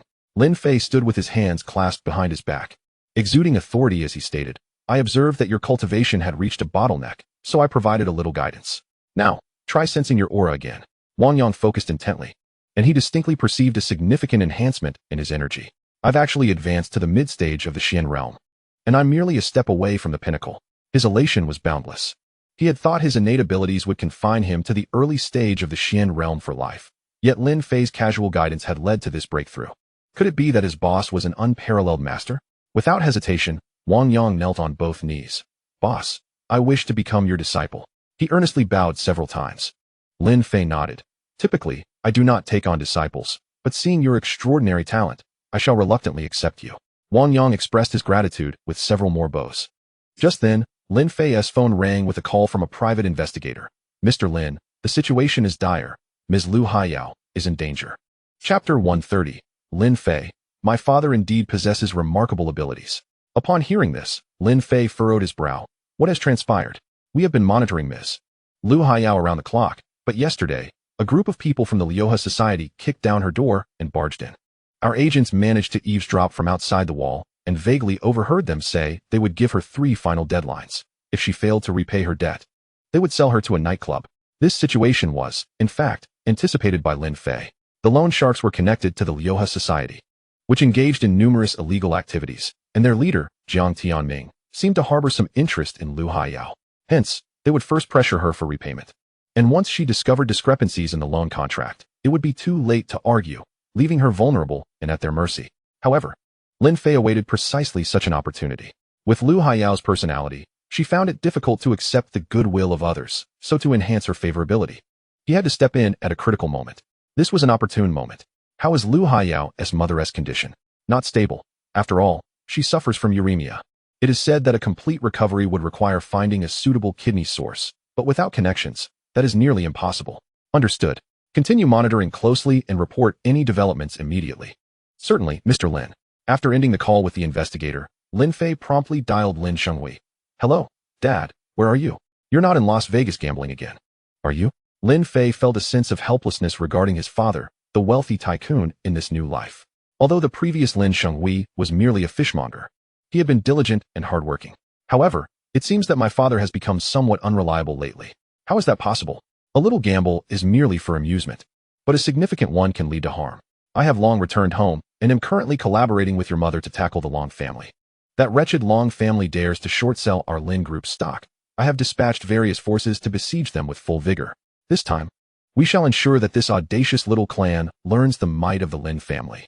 Indeed, like father, like son, Lin Fei, with the system at his side, naturally underestimates the Long family, yet I did not expect my father to show no fear whatsoever. Could it be that he has already devised a strategy? At this moment, Lin Fei received a news alert from Lu Sheng, announcing that all publicly listed companies of the Long Group in the country are currently under attack and facing short selling by unidentified funds. Furthermore, overseas, there are vast sums, amounting to hundreds of billions, beginning to acquire some small businesses affiliated with the Long family. Not only that, But Lin Xinghui has also taken control of the media, unearthing hundreds of negative news articles about the Long Group, which he displays on the front pages of major media outlets daily. This fierce offensive left Lin Fei in admiration. It appears that his father is certainly not just a gambler. His capabilities far surpass his own at present. After all, the Invisible Asian Tycoon is not a title that just anyone can claim. Lin Fei speculated that if this momentum continued, the Long family's domestic and overseas assets, caught between his and his father's assault, would likely face bankruptcy soon. This family, reputed as the second house of Kyoto, turned out to be merely a paper tiger, blustering on the surface, yet collapsing like a dilapidated building without any significant effort. It is reminiscent of a certain Master Ma, who, despite lacking strength, insisted on entering the arena, only to be left battered and bruised, still unwilling to relent. Youngsters, you lack martial virtue. I advise you to drink rat poison. By the way, Dad, I have something else to discuss with you today. Go ahead, my dear boy. Has someone provoked you again? Not that. I wish to ask if you know any heads of major hospitals in the country. A friend's mother is suffering from uremia and urgently needs a compatible kidney source. Is that so? I didn't realize my son was so loyal. I know quite a few directors of major hospitals. Let me provide you with some contact numbers. Just mention you are Lin Xinghui's son. After saying this, Lin Xinghui sent Lin Fei several phone numbers, all belonging to the heads of top-tier hospitals. Generally, it would be as difficult as climbing to the heavens for an average person to meet such high-profile individuals. However, Lin Xinghui was different. Given his status, these directors would eagerly seek to curry favor with him, especially since the Lin family has invested significantly in numerous top hospitals. That's wonderful. Thank you, Dad. No need for pleasantries. By the way, your mother wishes to speak with you. Consequently, on the other end of the line, Lu Dongmei, as always, inquired warmly. Xiao Fei, how is university life in Jinghai? I heard from your father that you recently established some deep-sea group. Please do take care of yourself, all right? If it becomes too much, just return to inherit the trillion-dollar family fortune. If you ever need money, just let us know. A few $100 billion is a trivial matter for your father. Upon hearing this, Lin Fei felt a surge of emotion. His mother, Lu Dongmei, remained unchanged, fiery and spirited. A powerful woman who once sold fish, dominating the market with her business acumen. However, he wished to convey to Lu Dongmei that he did not lack for money. With his attribute points, he could currently exchange for several $100 billion, all the while diligently working hard.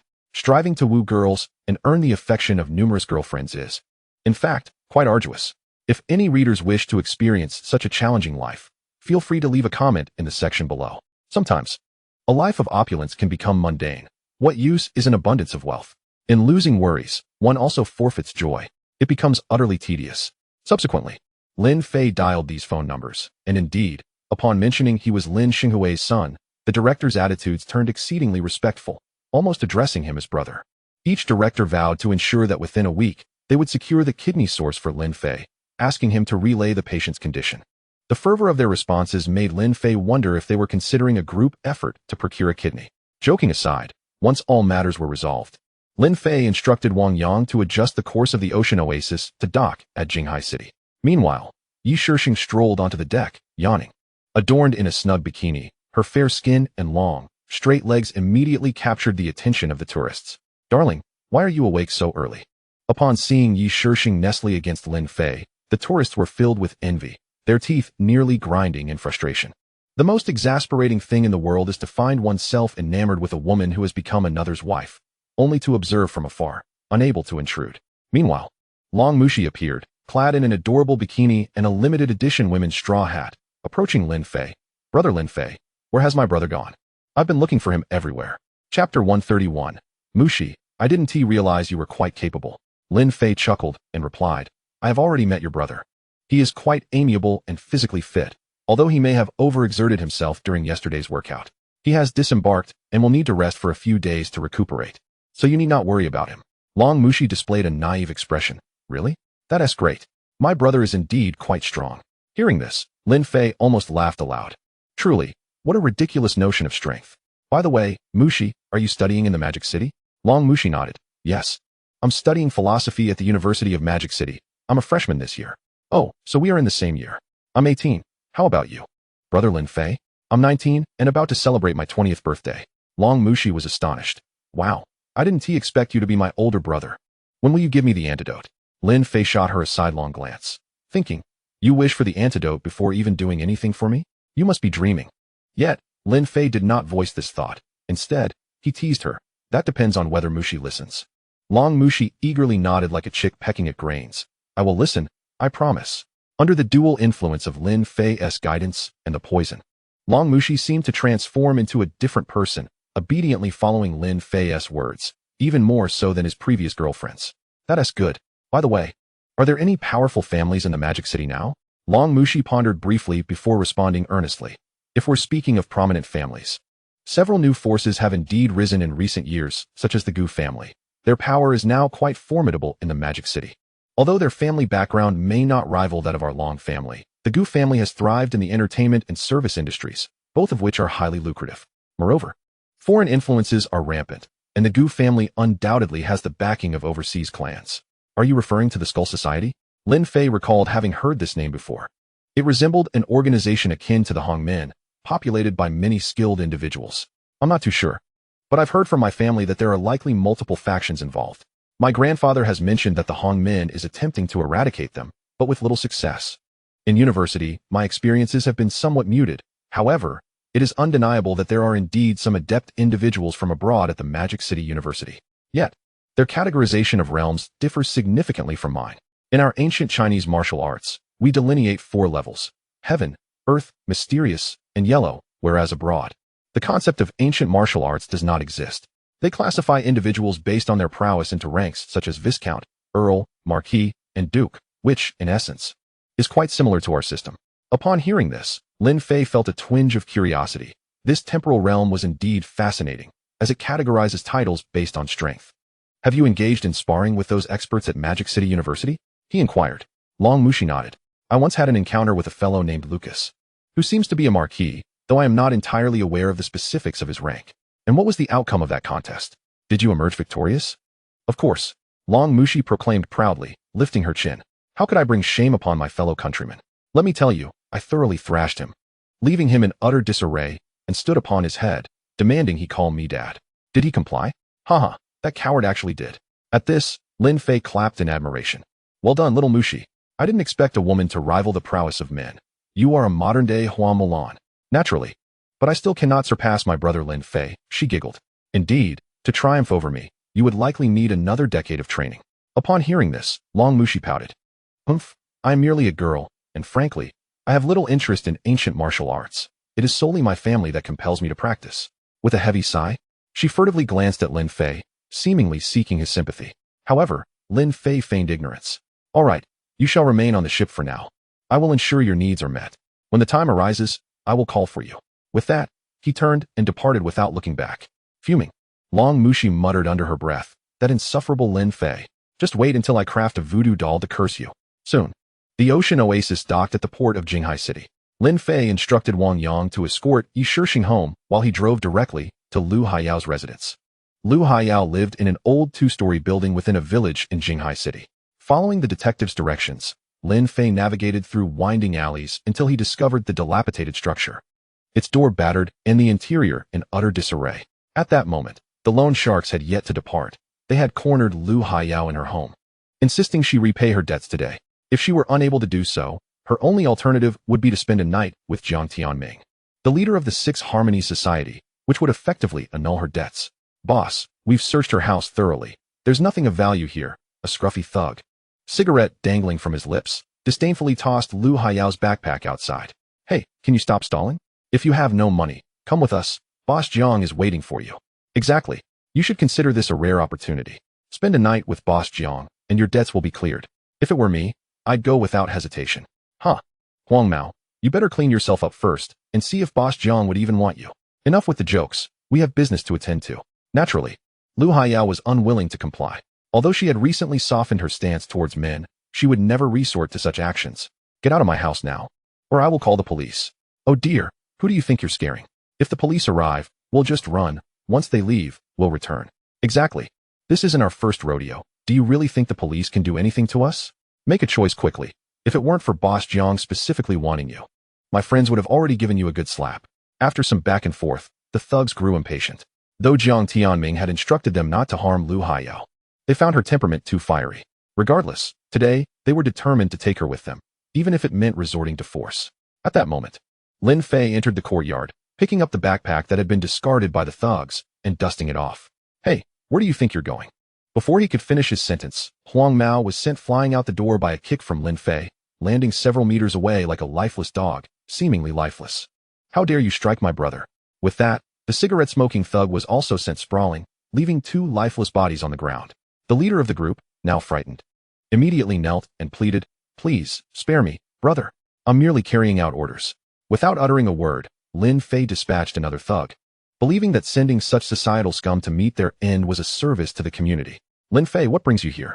Upon seeing Lin Fei, Lu Haiyao was momentarily stunned, never expecting that the person to rescue her in her moment of despair would be him. Admiration points, 20, current admiration points, 60. Upon noticing the system indicating an increase in Lu Haiyao's favorability, Lin Fei recognized the opportunity. If he could administer another full-body acupuncture treatment, her aversion to men would be completely cured.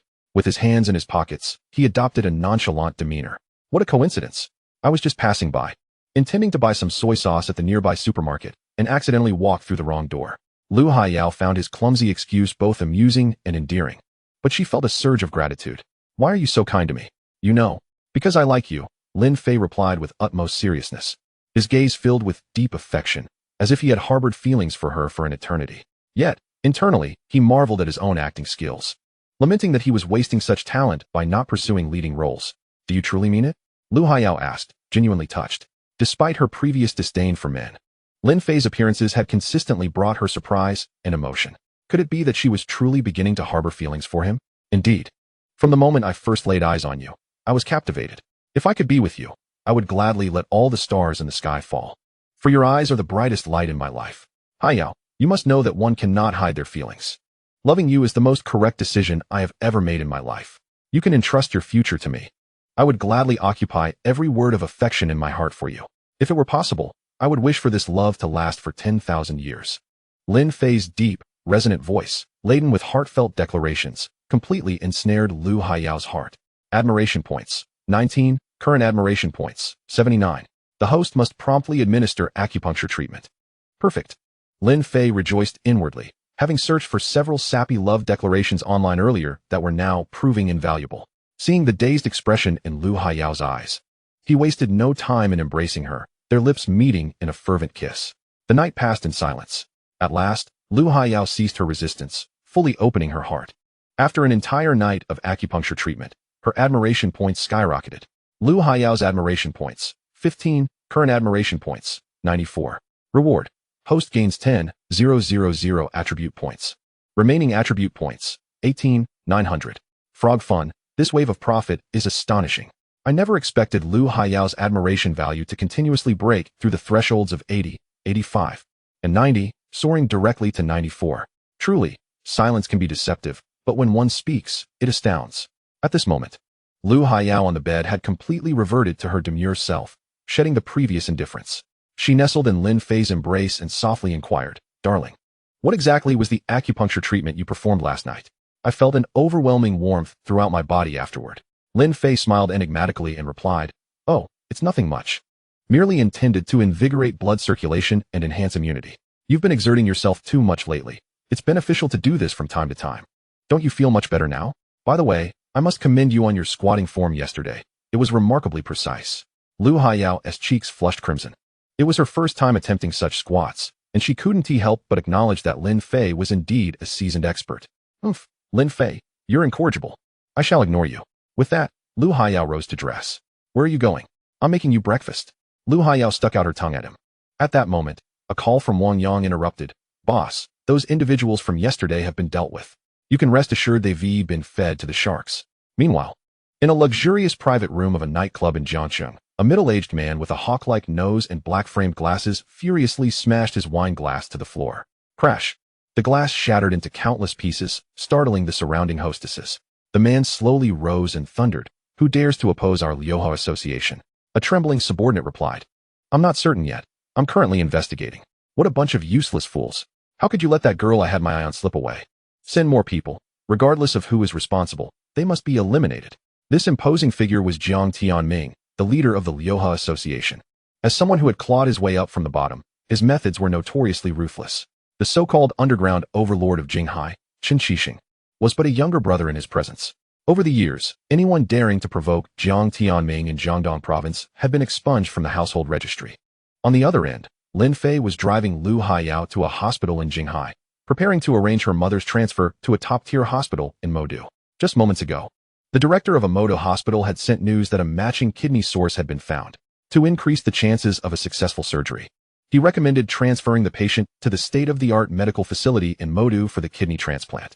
Lin Fei had arranged for the family's private jet to be on standby at Jinghai Airport. In just 2 hours, Lu Haiyao's mother was transported to the airport in a special vehicle. Lin Fei, is this your family's plane? Though Lu Haiyao was aware of Lin Fei's wealth, she was utterly astonished upon seeing the Gulfstream G550. It's just one of them. I'm not even sure how many my father has purchased. More than one private jet? At this revelation, Lu Haiyao felt utterly devoid of the courage to tease Lin Fei about his ostentatious wealth. Lin Fei also directly called Zhang Rui, the president of Jinghai University, to facilitate Lu Haiyao's leave of absence. Naturally, upon recognizing Lin Fei as an esteemed alumnus, Zhang Rui promptly complied. Haiyao, you stay with your mother during the surgery. I'll handle things here and come find you in Modu afterward. Lu Haiyao nodded reluctantly and departed under the escort of bodyguards. Meanwhile, Lin Fei, who had not returned to school for quite some time, drove the LaFerrari straight to the dormitory. He kicked open the door, only to find Wu Tian hastily pulling up his pants and extracting a wad of tissue from his pants, shouting, Why didn't you knock? Chapter 133, Old Lin. Accompany me to dinner with the senior. Lin Fei instantly understood, initially thinking Wu Tian was up to something mischievous, only to realize he was merely practicing his ancestral skills. Observing Wu Tian's expression, Lin Fei felt a twinge of guilt. His sudden entrance might have caused significant embarrassment. Old Wu, are you all right? It's my fault. Lin Fei stifled his laughter while comforting Wu Tian, who unexpectedly took his laptop into the bathroom, fussing for over 10 minutes before emerging. He bore a look of despair, tossing aside his laptop and flopping onto the bed, burying his head under the covers. It's over. I'm impotent. No worries, my brother. It'll recover in a few days. No need to panic. However, seeing that Wu Tian still ignored him, Lin Fei suggested, How about I introduce you to a few girls? Upon hearing this, Wu Tian immediately threw off the covers, revealing a lecherous grin. Are you serious? See, I told you there was nothing wrong. Lin Fei teased as Wu Tian's spirits lifted at the prospect of meeting girls. Wu Tian sighed. Old Lin, during your absence, it feels as though I've lost so much joy.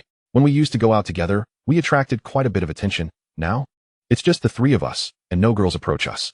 Wu Tian spoke the truth. Previously, whenever Lin Fei accompanied them to class or to eat, countless girls would cast starry-eyed glances in his direction. Initially, Wu Tian believed it was due to his own charm, only to later realize that the girls were primarily interested in Lin Fei. Although he occasionally received notes from female students, they invariably read, Please pass this to Lin Fei. My WeChat is 1645, or hello, Junior, could you share Lin Fei's WeChat with me? I'd like to treat you to a meal another day. Regardless, although the girls were drawn to Lin Fei, Wu Tian still enjoyed certain privileges as a roommate. Recently, he had been chatting fervently with a senior from the music academy, who seemed genuinely interested in him, albeit occasionally hinting about bringing Lin Fei along for dinner. Junior Wu, are you busy with studies lately? Not at all. Would you like to watch a movie together? Let us save the movie for later. I'm a bit tied up right now. Has Lin Fei returned yet? Not yet. Who knows what that guy is up to? Well, when he returns, do let me know. I'd like to treat him to a meal. Daily. He would find some topic to discuss with her. Wu Tian proudly shared their conversation with Li Xiaoqing and Chao Wang. See? I've got girls chasing me too. And she's a hot senior. Chao Wang, being the pragmatist, questioned, Tian Ge. Are you sure she's not using the excuse of finding you to seek out Lin Fei? Li Xiaoqing chimed in. All right, I'll Wang. Let Wu Tian revel in his daydreams. Don't wake him. It'll only lead to heartbreak. Bah. You two are just sour grapes, because you can't have any.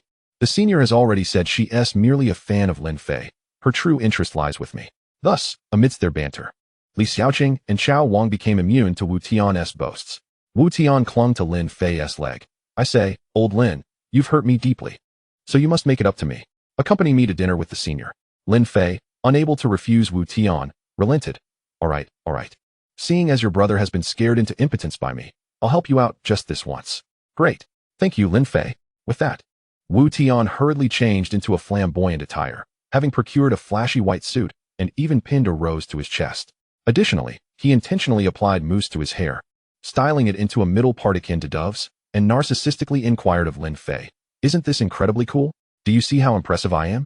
Lin Fei, however, did not respond.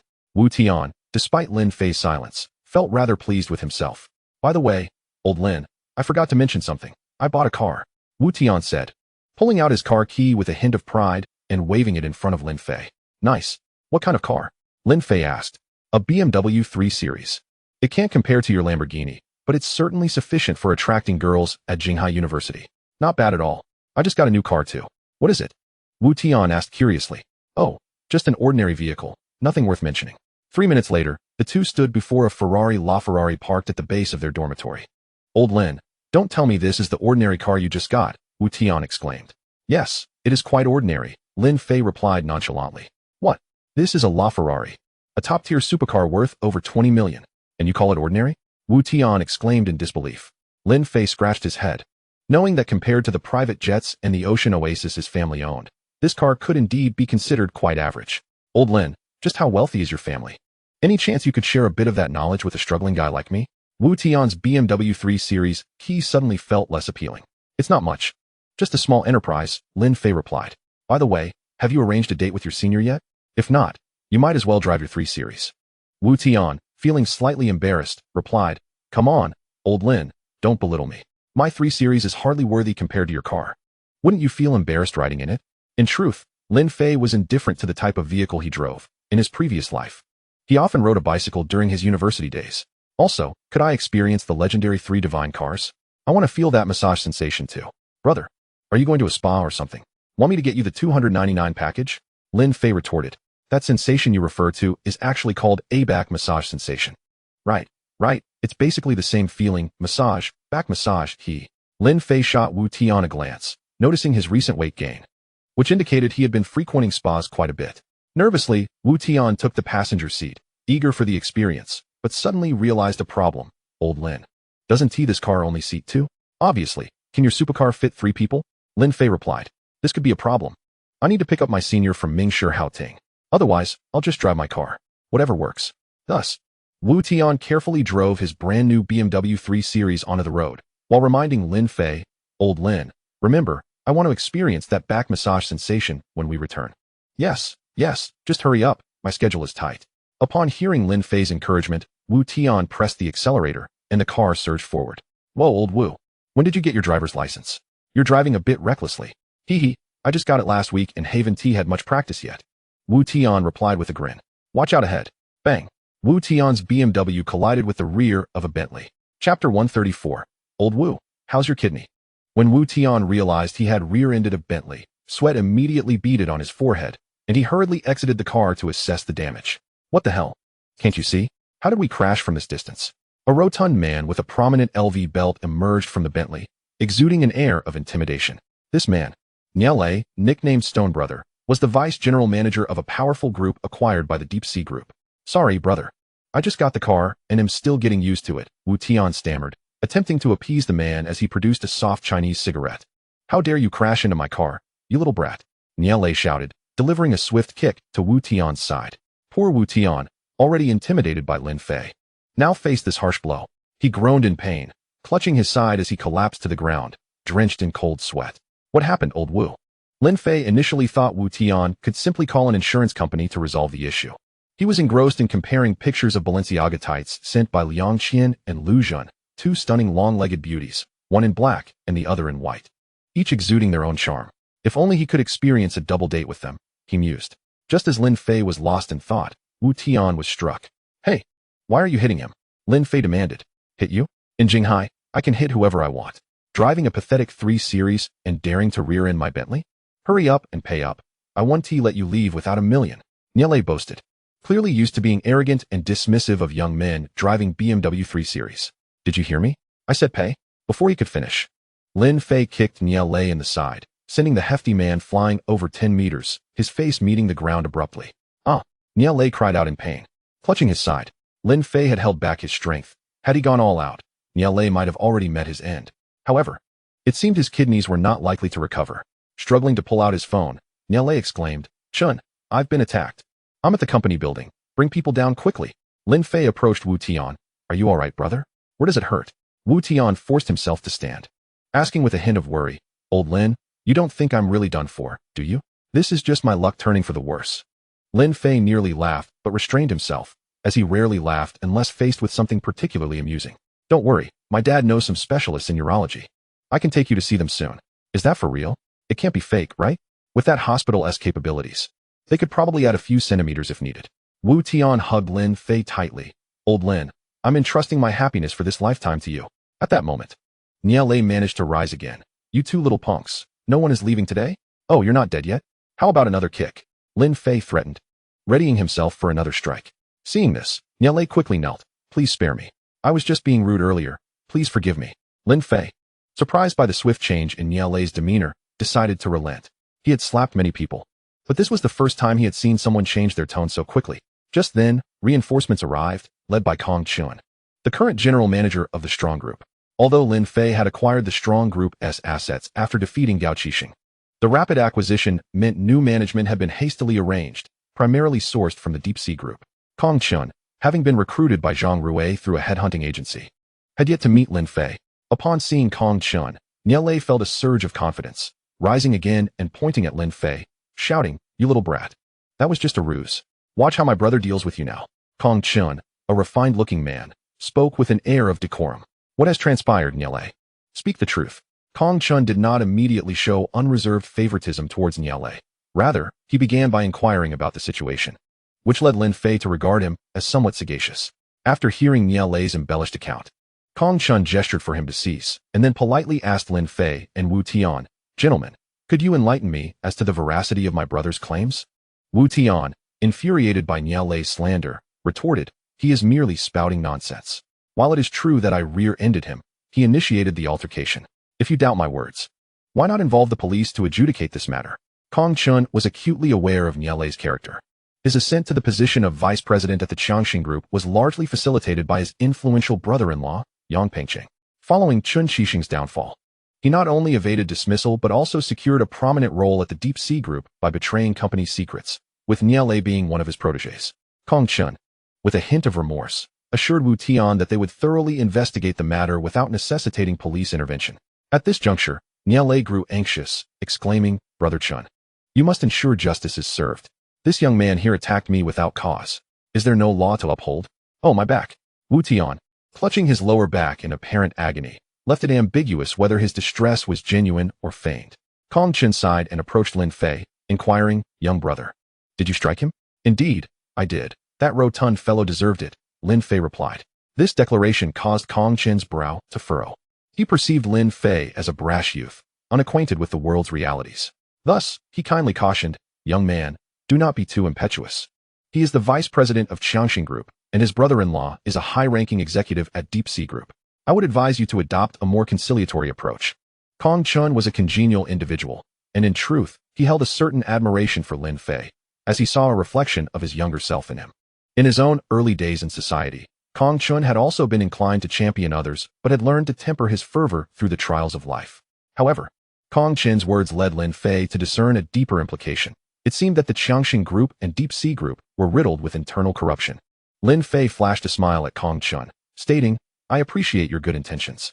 Coincidentally, I am acquainted with someone at Deep Sea Group who should be able to assist me in resolving this matter. An acquaintance? Kong Chun mused. Aside from General Manager Zhang Rui and the elusive owner behind the scenes, I doubt anyone could contend with his brother-in-law. Lin Fei raised an eyebrow. Is that so? Chapter 135. Mr. Lin, I was merely too loud just now. Kong Chun furrowed his brow and earnestly advised, Young brother, it would be prudent not to act rashly. Regardless of the circumstances, we ought to involve the police to manage this situation. Meanwhile, Lin Fei calmly retrieved his phone and dialed Zhang Rui's number, which was promptly answered.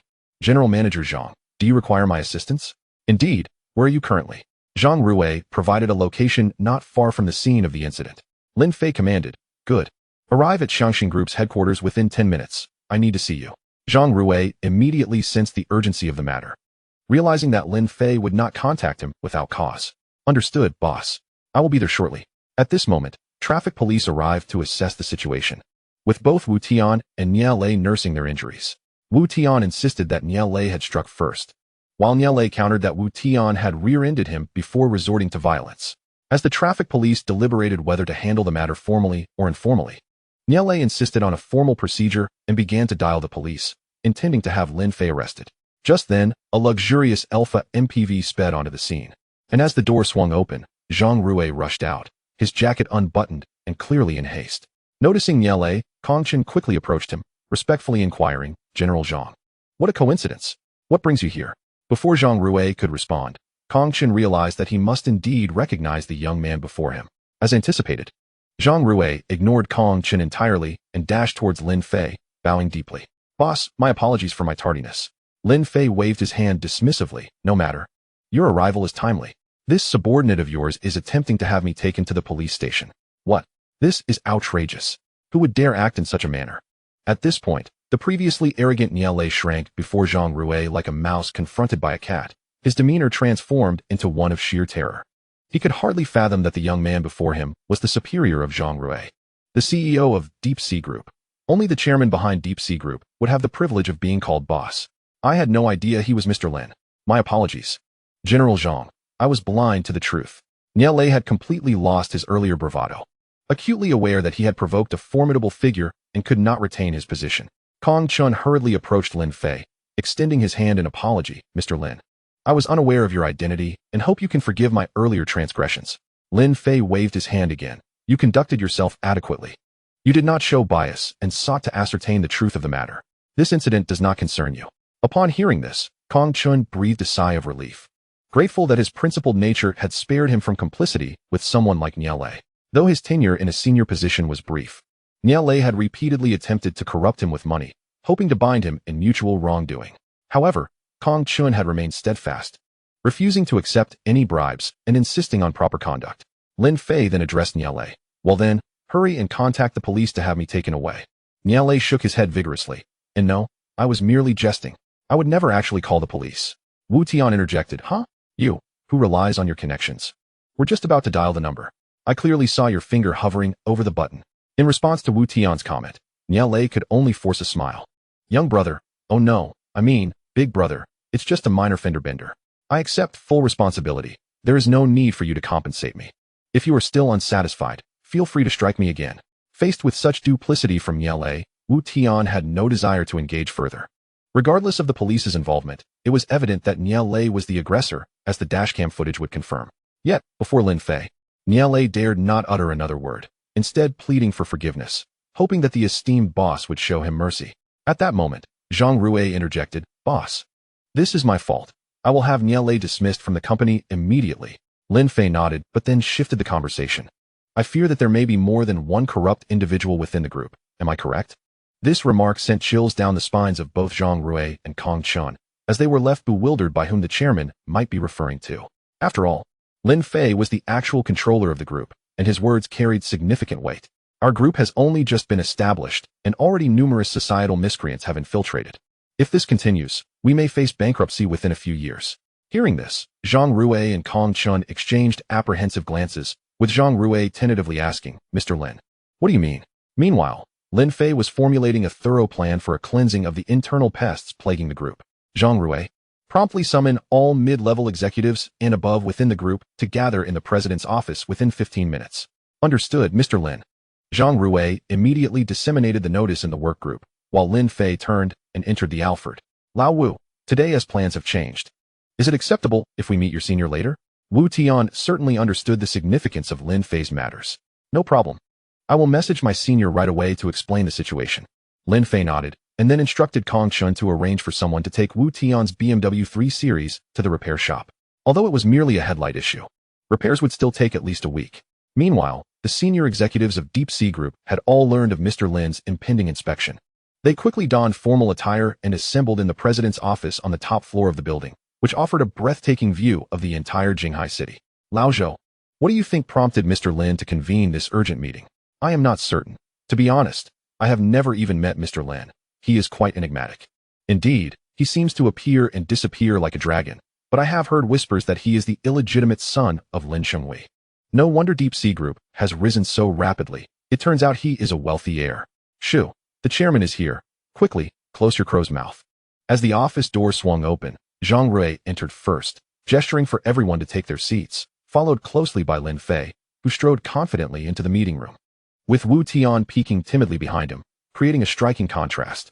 At that moment, Wu Tian was internally lamenting, "Goodness, what a grand occasion this is. Being with old Lin is indeed an eye-opener. Lin Fei settled into the luxurious office chair, surveying the gathering. Chapter 136. Dogs bite dogs, all with fur. At this juncture, all the senior executives of Deep Sea Group had taken their places. There were even some high-ranking officials recruited by headhunters after the acquisition of Changxing Group, owing to a lack of management. Currently, Deep Sea Group's main business is in the entertainment sector, which includes its subsidiaries such as Deep Sea Interactive Entertainment, Deep Sea Short Video, and Deep Sea Live Broadcast, alongside a film city built at a cost of billions, where the movie The Love of a City, starring the rising star Xia Yuzhu, is set to be released soon. The businesses of Changxing Group were essentially salvaged by Lin Fei. Following the exile of Chen Qixing and Chen Qiqiang, he acquired various properties under the leaderless Changxing Group, including real estate, hotels, nightclubs, and shopping malls, through low-cost acquisitions and auctions. Some of the names had yet to be changed, and Zhang Rui concurrently held the position of CEO. Eventually, these would all be restructured under Deep Sea Group, transforming it into a colossal entity within Jiangdong Province. Moreover, after dismantling the Xiang family, Lin Fei also intended to pursue a similar low-cost acquisition of the Xiang family's assets. However, the current obstacle posed by the Long family had not yet been removed. Nonetheless, with his father Lin Shenghui now taking action, it signified that the demise of the Long family was imminent. The primary hindrance was naturally the family head, Long Outyin. It seemed he would need to inform his father. Meanwhile, it was rumored that the Hongmin was embroiled in a fierce conflict with the Skull Society abroad, which piqued Lin Fei's interest. Once his subordinate matters were settled, he planned to visit Modu. Firstly, to pay a visit to Lu Haiyao's mother, and secondly, to ascertain what this long-established Skull Society in Modu truly represented. At present, the pressing concern was to eliminate the internal parasites within Deep Sea Group to stabilize morale before embarking on further ventures. In this moment, there were around 40 to 50 high-ranking officials, usually of considerable stature, bowing their heads respectfully before a young man not yet 20, awaiting his address. If outsiders were to witness this scene, they would undoubtedly be taken aback. Lin Fei, with his arms crossed over his chest and an impassive expression, left the inner thoughts of this young chairman inscrutable. However, in the minds of most senior executives, Lin Fei was merely a wealthy heir who had lucked into his position, thus lacking genuine respect for him. After a moment of silence, the atmosphere had become palpably tense, and Lin Fei finally spoke slowly. I am Lin Fei, and I am pleased to meet all of you today. Many of you I am meeting for the first time, and I have been acutely aware of the hard work you have all put in. Upon hearing this, the crowd exhaled in relief, believing that today as chairman was merely here for a cordial visit. Yet, Lin Fei shifted his tone. However, I have received reports that numerous executives within our group are engaging in serious misconduct, and some are even involved in illegal activities. I possess evidence of these claims. Lin Fei produced a black USB drive from his pocket and slammed it onto the table. Now, I will give you 10 minutes to report these offenses anonymously, with each person required to write down at least 3 instances of misconduct. No one should attempt to hide or intentionally conceal anything. If you fail to report within 10 minutes, you may gather your belongings and leave immediately. Upon hearing Lin Fei's words, everyone collectively inhaled sharply. Wu Tian was equally startled. This was not the gentle Lin Fei he was accustomed to. This tactic was indeed ruthless, turning them against each other. Lin Fei gestured, and several assistants quickly distributed paper and pens to everyone. All right, you may begin writing now. Kong Chun, you are in charge of timing. The good-natured chairman. Kong Chun did not anticipate Lin Fei would suddenly call his name, but he stood firm, unafraid of any potential revelations. As expected, under Lin Fei's coercion, some executives began to fervently write, and soon each individual had filled their reports. Seeing the mountain of papers piled on the table, Lin Fei skimmed through them and selected one. Wang Qingchuan, present. A bespectacled man with a receding hairline nervously wiped the sweat from his brow. Our director Wang. Someone has reported that you often visit the nearby Shanshui Manor to meet foreign women. Wang Qingchuan immediately protested. No, that is not true, Mr. Lin. Don't listen to their nonsense. I merely sought to improve my language skills. You know, our group has many international dealings, so I found a few foreign tutors to personally assist me.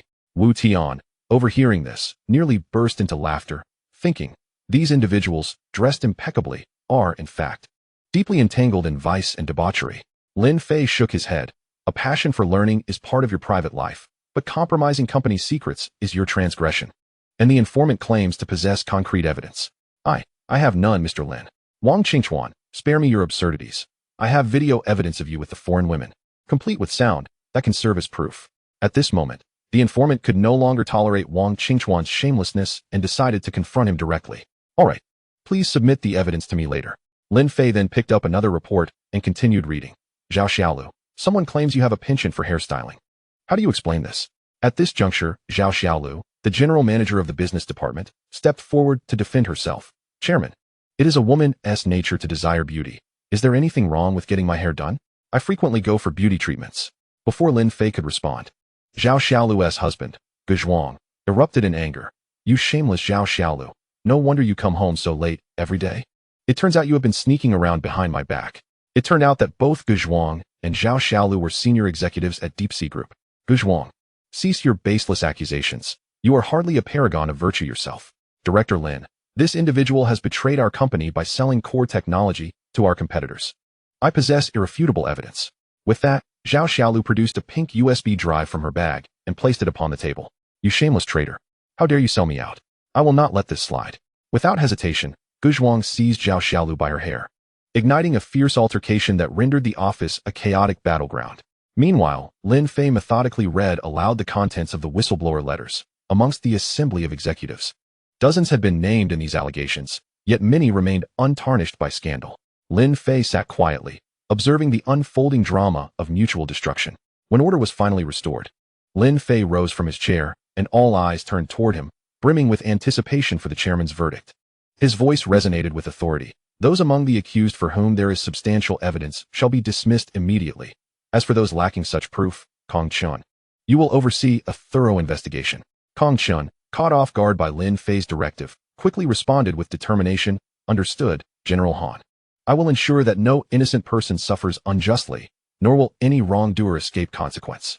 Lin Fei nodded approvingly, and among the 40 to 50 executives present, 7 or 8 were promptly dismissed, including the brother-in-law of Niele. Although their positions within the Deep Sea Group were esteemed, they were insignificant in Lin Fei's eyes. Due to the rapid growth of the Deep Sea Group, even the most capable individuals, like Zhang Rui, were bound to overlook details, allowing numerous pests to thrive in the shadows. Thus, purging these undesirables was imperative. While it might temporarily disrupt operations, the long-term benefits would far outweigh the drawbacks. Beep. Hidden task, set sail completed. System limited time event. 100 personal ancient martial arts bodyguards, all at mid-level Huang rank, currently available for only 5,000 attribute points. Would the host like to purchase? Upon hearing this notification, Lin Fei, usually composed, felt a surge of excitement. He had longed to establish a personal security team. Yet the circumstances were different in this realm. Should he encounter formidable foes, ordinary bodyguards would be inadequate. Only ancient martial artists would suffice. However, such practitioners were scarce and typically held lofty aspirations, making them difficult to recruit. It is worth noting that a mid-level Huang rank martial artist could serve as a protector for a small family. Thus, the prospect of acquiring 100 such individuals was indeed formidable. Furthermore, Lin Fei recalled seeing potions in the System S shop designed to enhance cultivation levels, which would further augment their prowess in due time. A most enticing prospect. Without a moment's hesitation, Lin Fei responded to the system. Yes, purchase. Beep. 100 personal ancient martial arts bodyguards have been randomly generated across various locations. They will convene in Jinghai in 3 days. The system has arranged their identities. The host may rest assured. Remaining attribute points, 13,900. Lin Fei was taken aback by the system's revelation. So these bodyguards are akin to random drops from a game, with their identities conveniently arranged as well? Truly, you are quite accommodating, dear system. He then called Wang Yang. Hello, how goes the recruitment of bodyguards? Lin Fei had tasked Wang Yang with finding a cadre of ancient martial arts bodyguards, but on the other end of the line, Wang Yang's expression betrayed his difficulties. Director Lin, the situation is proving rather challenging.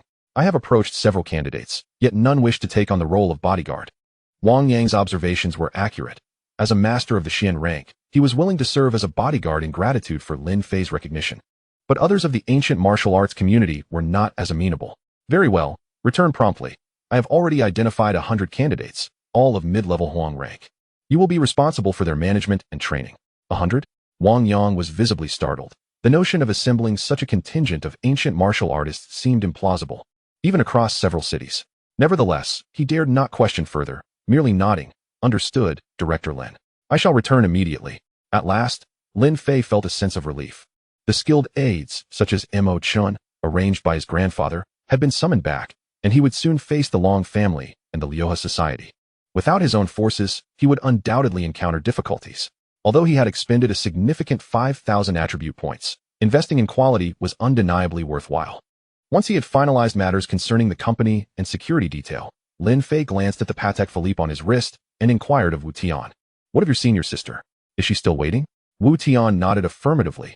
Absolutely. Upon hearing that you would attend. She insisted on waiting until 2 in the morning if necessary. Huh, that won't be necessary. Tell her we shall arrive shortly. Lin Fei subsequently retrieved a key for a Ferrari 488 from the drawer of his office.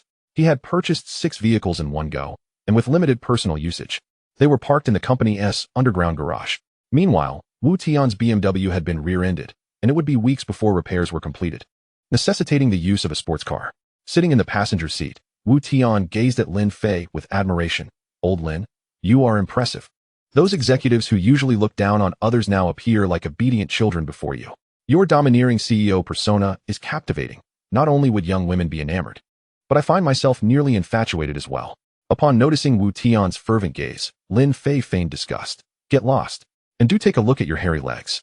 If you're trying to turn me, you'll first need to find a decent hospital in Thailand for a transformation surgery. Alright, I'll book a flight to Thailand right away. Scram. Before long, they arrived at the entrance of the Gueha shopping mall. The Ferrari, even in its standard model, drew numerous gazes, with several onlookers already pulling out their phones to capture the moment. Where is your senior sister? Lin Fei inquired. As Wu Tian scanned the vicinity and pointed to a tall girl of above-average looks, clad in a white woolen coat. That's her, over there. Lin Fei parked the car before the girl, and Wu Tian rolled down the window, adopting a flirtatious demeanor. Hey, senior sister Guamimi, who are you waiting for? Initially puzzled by the sudden appearance of the sports car, Guamimi's expression shifted to one of shock upon recognizing Wu Tian. Wu Tian, you're here so early? Wu Tian exited the car, dressed in an ostentatious white suit, feeling that it complemented Guamimi's coat perfectly. Of course, we couldn't let our senior sister wait too long. Has Lin Fei arrived? Guamimi did not spare a glance at Wu Tian. Her anxious gaze was fixed on the interior of the car, and she promptly opened the front passenger door to sit beside Lin Fei. Lin Fei, at last, we meet. I'm your fan. Wow, you're even more handsome in person than in the videos. Where are we dining today? Lin Fei, however, paid her no mind. His attention focused intently on his phone, where he received a message from Mu Wanru, whom he had not seen in quite some time. Lin Fei. Someone is trying to get me drunk. Hurry. Room 1101. Then, he sent a location for the hotel. Shortly after, Lin Fei attempted to call her, only to find her phone switched off, leaving no doubt that peril had befallen her. Without a moment's hesitation, Lin Fei pressed the accelerator, racing straight to the hotel, leaving Wu Tian behind, shouting, Hey, I haven't even gotten in the car yet. With his exceptional driving skills, Lin Fei skillfully maneuvered through the labyrinth of traffic. A few irate seasoned drivers, poised to unleash a torrent of curses, swallowed their words upon spotting the familiar prancing horse emblem adorning the Ferrari. Upon reaching the hotel, Lin Fei shouted to Guamimi, get out, and take a taxi back to find Wu Tian. He then tossed her several hundred yuan bills. Guamimi was taken aback. Huh? Weren't you supposed to accompany me for dinner? Meanwhile, on the other side, Mu Wanro indeed found herself in a dire situation. Chapter 139. Want tickets to the concert of the rising star Wu Ziyi? Simple enough. What has happened to Hu Zaikai? I only recall him getting me intoxicated yesterday. It couldn't possibly be. With this thought, Mu Wanro covered her mouth, unwilling to entertain the horrifying possibility of such misfortune befalling her. Rest assured, I arrived just in time yesterday to thwart the crime. My friends are likely treating him well now, Lin Fei assured her. He then picked up his phone and dialed Wang Yang. Hello, how's the situation over there? Boss. It's all handled. This scoundrel has confessed to his previous crimes. He has preyed upon no fewer than a dozen female university students. Wang Yang's voice brimmed with agitation as he slapped Hu Zaikai, who was kneeling on the ground, with a background as a special forces soldier. He could not tolerate such acts. All right, take him to the police station, submit all the evidence, and let him face the music. Understood, boss. I'll take care of it immediately. Since it was on speakerphone, Mu Wanro overheard their conversation and displayed an expression of disbelief. This heartless beast has harmed so many? Lin Fei embraced her, offering comfort. Justice may be delayed, but it will never be absent. He shall ultimately pay for his actions. Mu Wanro then recalled her colleague Xiaofeng, her worry evident as she asked, By the way, is my colleague Xiaofeng all right? Lin Fei recalled that there was indeed another girl at the scene, but given her slightly plump physique, he doubted she would encounter any trouble. She's fine. When I arrived yesterday, she was all right, merely intoxicated. That's good. I still need to call the company to report the situation. Something this serious needs to be communicated to the higher-ups. Lin Fei pressed down on her hand as she reached for her phone. I'll have someone handle that. Do you think the supervisor at your company is any better? What kind of person do you think their superiors are? Mu Wanro nodded, finding Lin Fei's reasoning sound. As the saying goes, an unsteady foundation leads to a crooked structure. It was likely that Huzhe Kai's superiors were even more unscrupulous. And I heard you were just after an internship certificate, right? I've already arranged for Zhang Rue to issue it for you. The position is as the CEO's secretary. No, I don't want to resort to deceit. After all, I need to connect with society upon graduation. I wish to experience it firsthand. Mu Wanro was a pragmatic person, unwilling to take shortcuts. What are you doing now, if not working as the CEO's secretary for the Deep Sea Group? Huh, what? Mu Wanro suddenly realized that Lin Fei was leading her on and promptly punched his chest playfully. Humph, you rogue Lin Fei. I have no intention of being your secretary. At that moment, Lin Fei's gaze fell upon a newspaper on the bedside table. He picked it up and glanced at it. It seems that the popular singer Wu Ziyi is holding a concert in Jinghai tonight? Really? Mu Wanro exclaimed, nearly leaping with excitement. Despite her aloof facade as a campus beauty, she was, in fact, an avid fan at heart. The wildly popular singer Wu Ziyi had become her favorite artist in recent years. Had you not mentioned it, I would have almost forgotten. But her tickets are notoriously difficult to procure.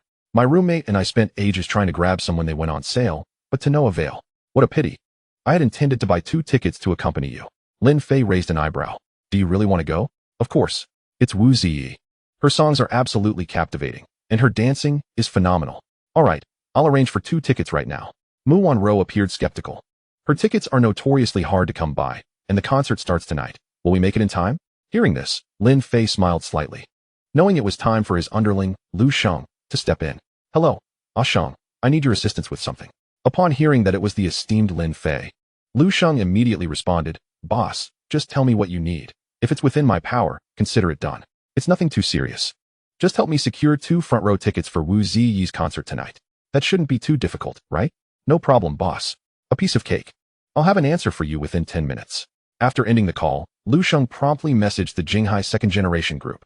Does anyone have front-row tickets for Wu Ziyi's concert tonight? I need them urgently. Within a minute, over a dozen wealthy heirs in the group responded, indicating they had tickets available. Perfect, let's go with a how. You deliver the tickets to Boss Fei right away. He's waiting. Without hesitation, Zhang Jiahao hopped into his sports car and sped towards the Swag Hotel. Chapter 140. Lin Fei's stature in Jinghai soared dramatically. Meanwhile, the wealthy heirs who had not offered their tickets were filled with regret, for Lu Sheng had mentioned it was for Boss Fei. Who is Boss Fei? He is none other than the most powerful figure in Jinghai, Lin Fei. Ever since acquiring the Qiangxin Group, Lin Fei's Deep Sea Group has dominated Jinghai. Moreover, his legendary exploits, vanquishing the Han clan, the Chun clan, and the Xiang clan, and now confronting the Long family of the 4 prominent families of the capital, have all placed him in an advantageous position. Each tale of heroism only served to excite the wealthy heirs of Jinghai, who viewed Lin Fei as an unattainable figure, akin to a deity. At Lin Fei's command, not only would a few concert tickets be offered up, but even their entire fortunes might be willingly sacrificed, albeit after some consideration. In summary, Lin Fei's prestige was soaring among the second-generation elites in Jinghai, as if he were a character imbued with extraordinary powers. Naturally, Zhang Jiahao, being an old acquaintance of Lin Fei, was the first to be called upon to make a display. Half an hour later, Mu Wanro stood in awe, clutching 2 front-row tickets to Wu Ziyi's concert, each worth 6 figures. Zhang Jiahao, bowing and scraping, addressed Lin Fei, Boss, if you needed concert tickets. You should have mentioned it earlier.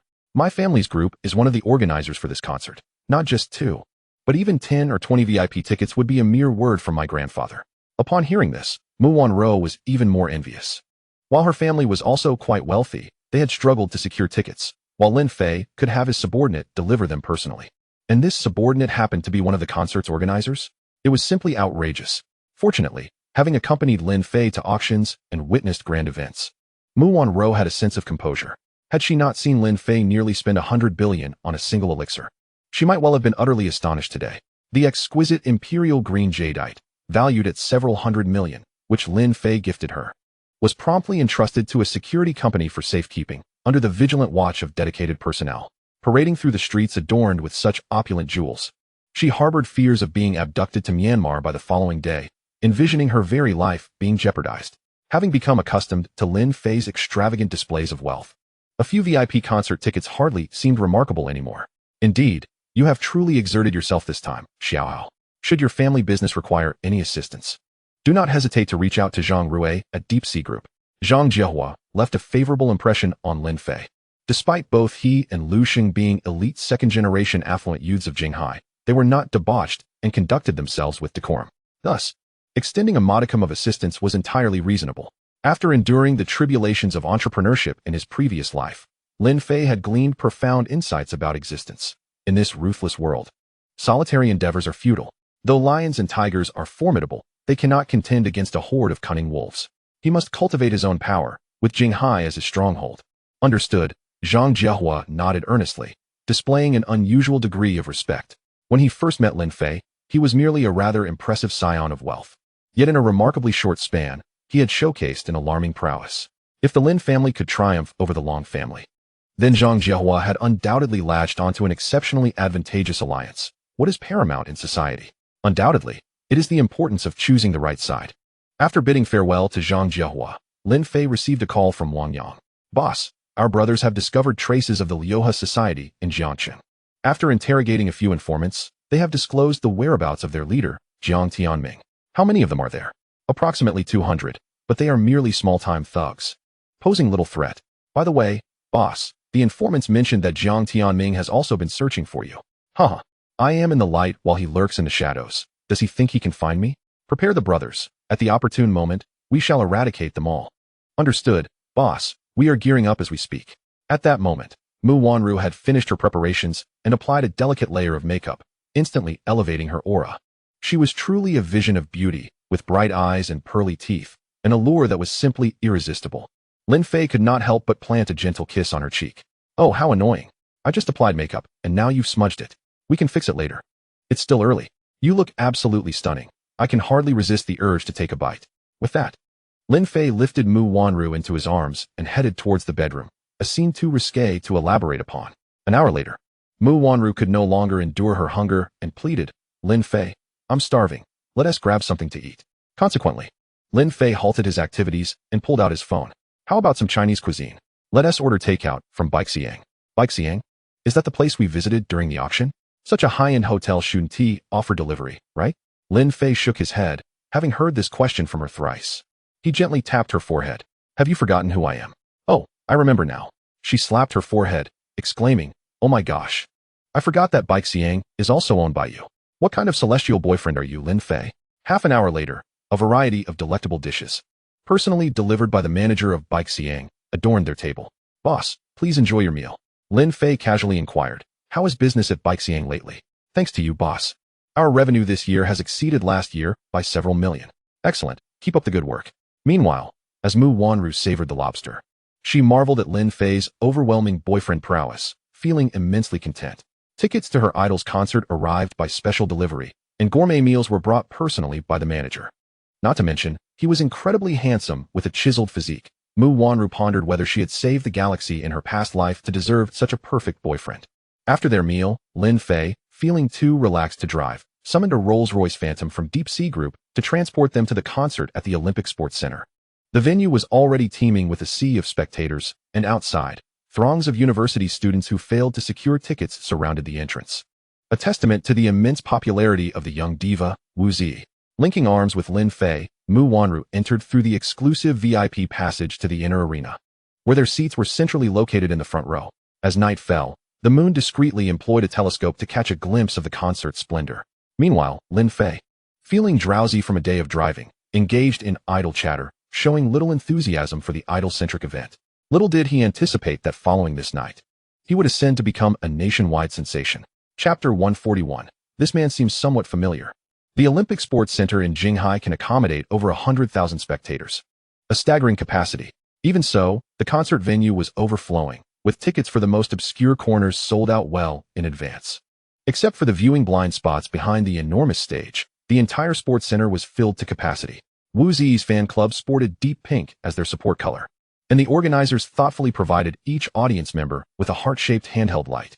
These lights, equipped with sensors, changed colors in sync with the music, transforming the venue into a pink ocean. Amidst the thunderous cheers of the fans, the young diva, Wu Zi, made her highly anticipated entrance, instantly igniting the atmosphere. Dressed in a fiery and alluring black bodysuit, her stunningly long legs were nothing short of breathtaking.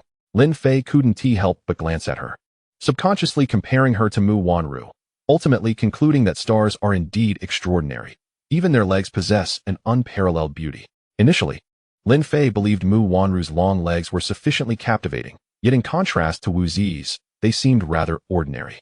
Wu Zi's legs were nothing short of perfection, flawless, smooth as jade, and insured for millions by her company.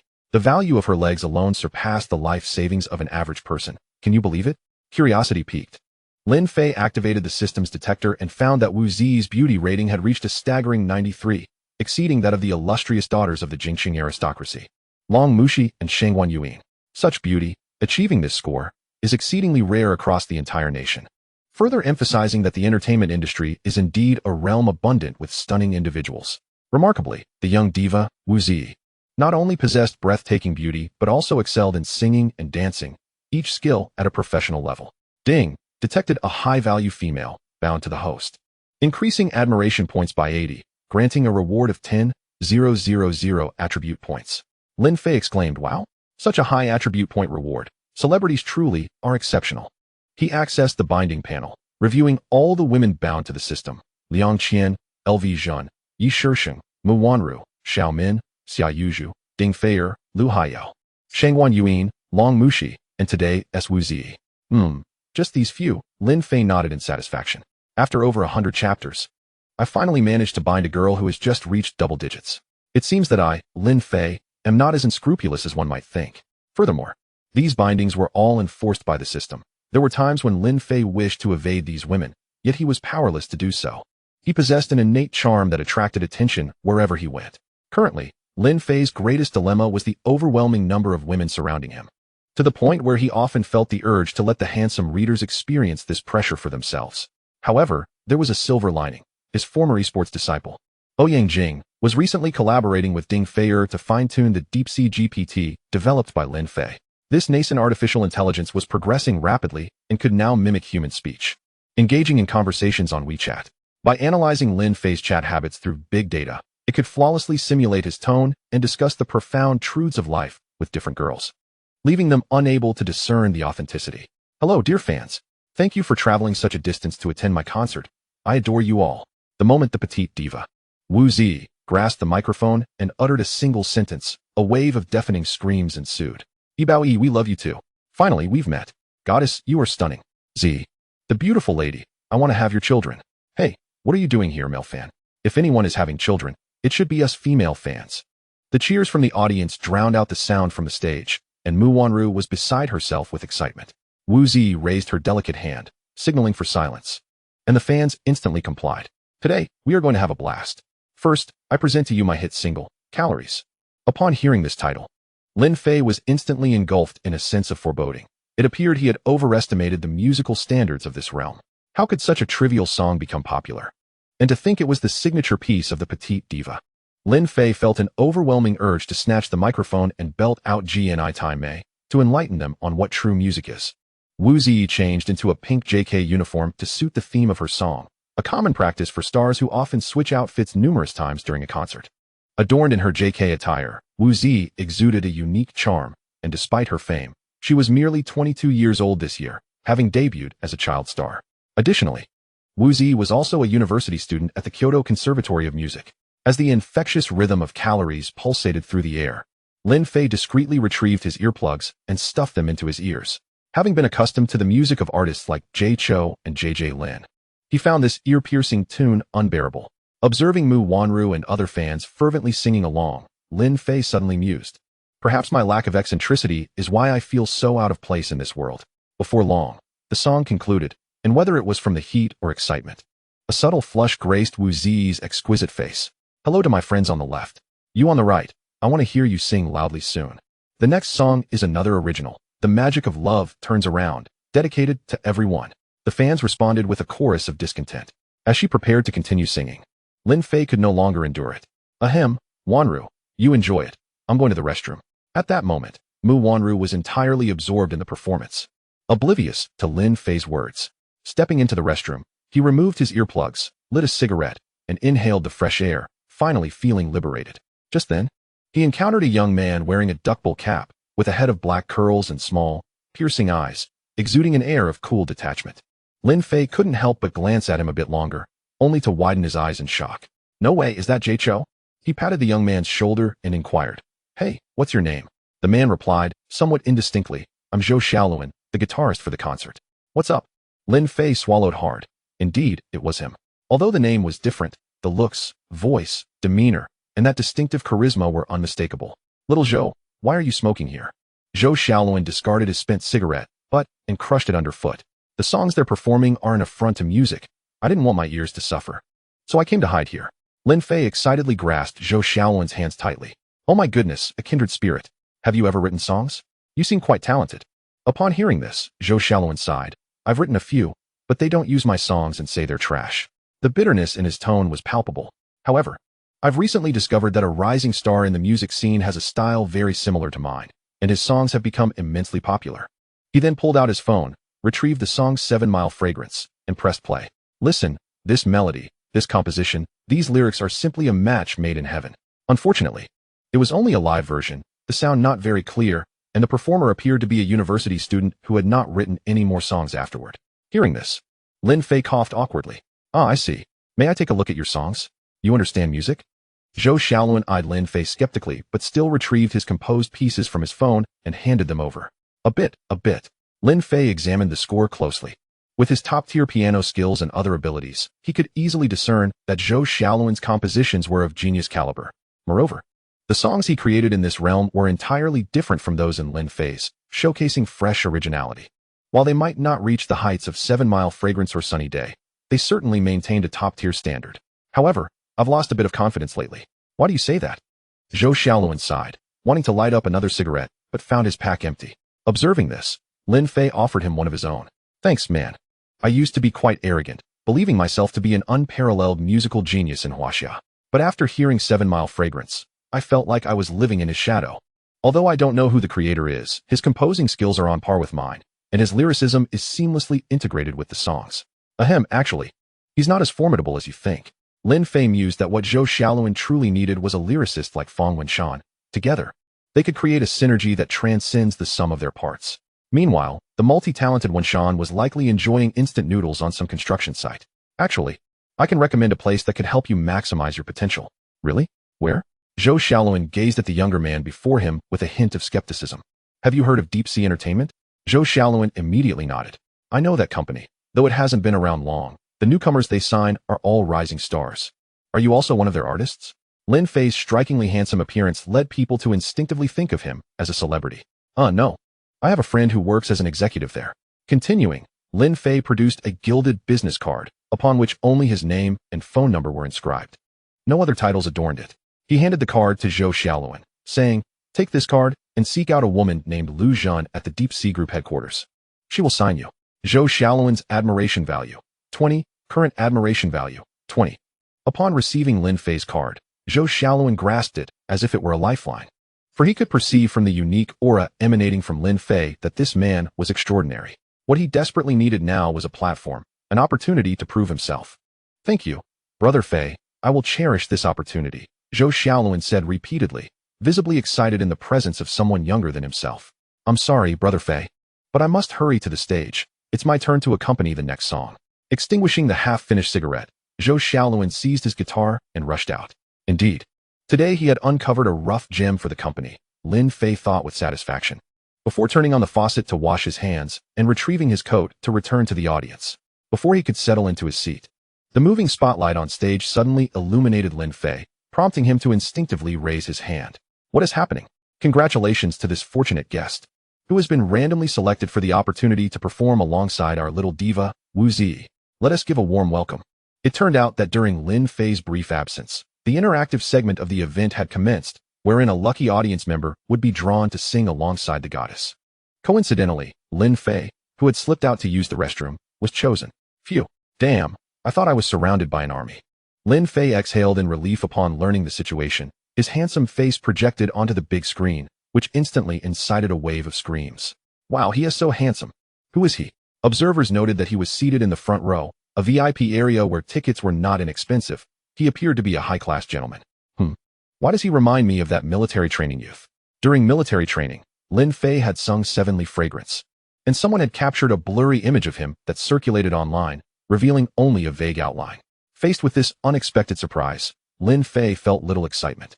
He was not one to seek the limelight. His prior status as a so-called internet celebrity had been thrust upon him passively through trending searches. Darling, you're so lucky. Don't forget to get me an autograph. Seeing Mu Wanru's enthusiasm, Lin Fei felt compelled not to dampen her spirits. So he waved at the camera and ascended the stage. At the moment Wu Zi's gaze met Lin Fei's, her heart skipped a beat. Thump, thump. It began to race violently.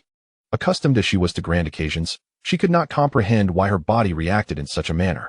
Yet, she had to admit that this male guest chosen today was indeed perfect, standing at 6 feet tall, clad in a pristine white designer shirt that accentuated his muscular physique. His flawless features eclipsed those of many top stars in the entertainment industry. Wu Zi stared, momentarily entranced, until the host interrupted her reverie. "Z, do you have anything to say to this gentleman?" I don't," she stammered, caught off guard despite her usual eloquence. "May I ask your name, dear fan?" "Lin Fei." "Mr. Lin, welcome to my concert. Do you have a song you would like to request?" "Any song at all, and we can sing it together." Meanwhile, in a presidential suite, Long Feng sat with his backside swathed in bandages, glaring at the televised concert with eyes aflame. "Ah, you damned Lin Fei. You even dare to snatch away the woman I have my eye on." My Z. It turned out that Wu Zi was also the star Long Feng coveted, though he had yet to win her over. "Long Wu," Long Feng bellowed. "At your service." A burly man with a scarred face entered from outside, sending chills down the spine. "Go fetch Rose for me. Have her deal with this matter immediately." Long Feng made a slashing gesture across his neck. Rose was the assassin ranked second on the dark web's leaderboard, surpassing Chun Mo. Understood, young Master Feng. I will take care of it at once. Confronted with Wu Zi's invitation, Lin Fei pondered for a moment. "I would like to sing one of my original songs. Is that permissible? An original composition? Are you really that talented?" It's just average." After meeting Zhou Xiaoluan, Lin Fei felt it would not be right to merely sing someone else's song. However, this was a different temporal realm, and Zhou Xiaoluan's life trajectory was entirely distinct. He had become an ordinary guitarist. Yet, since the opportunity had arisen, Lin Fei wished to lend his support.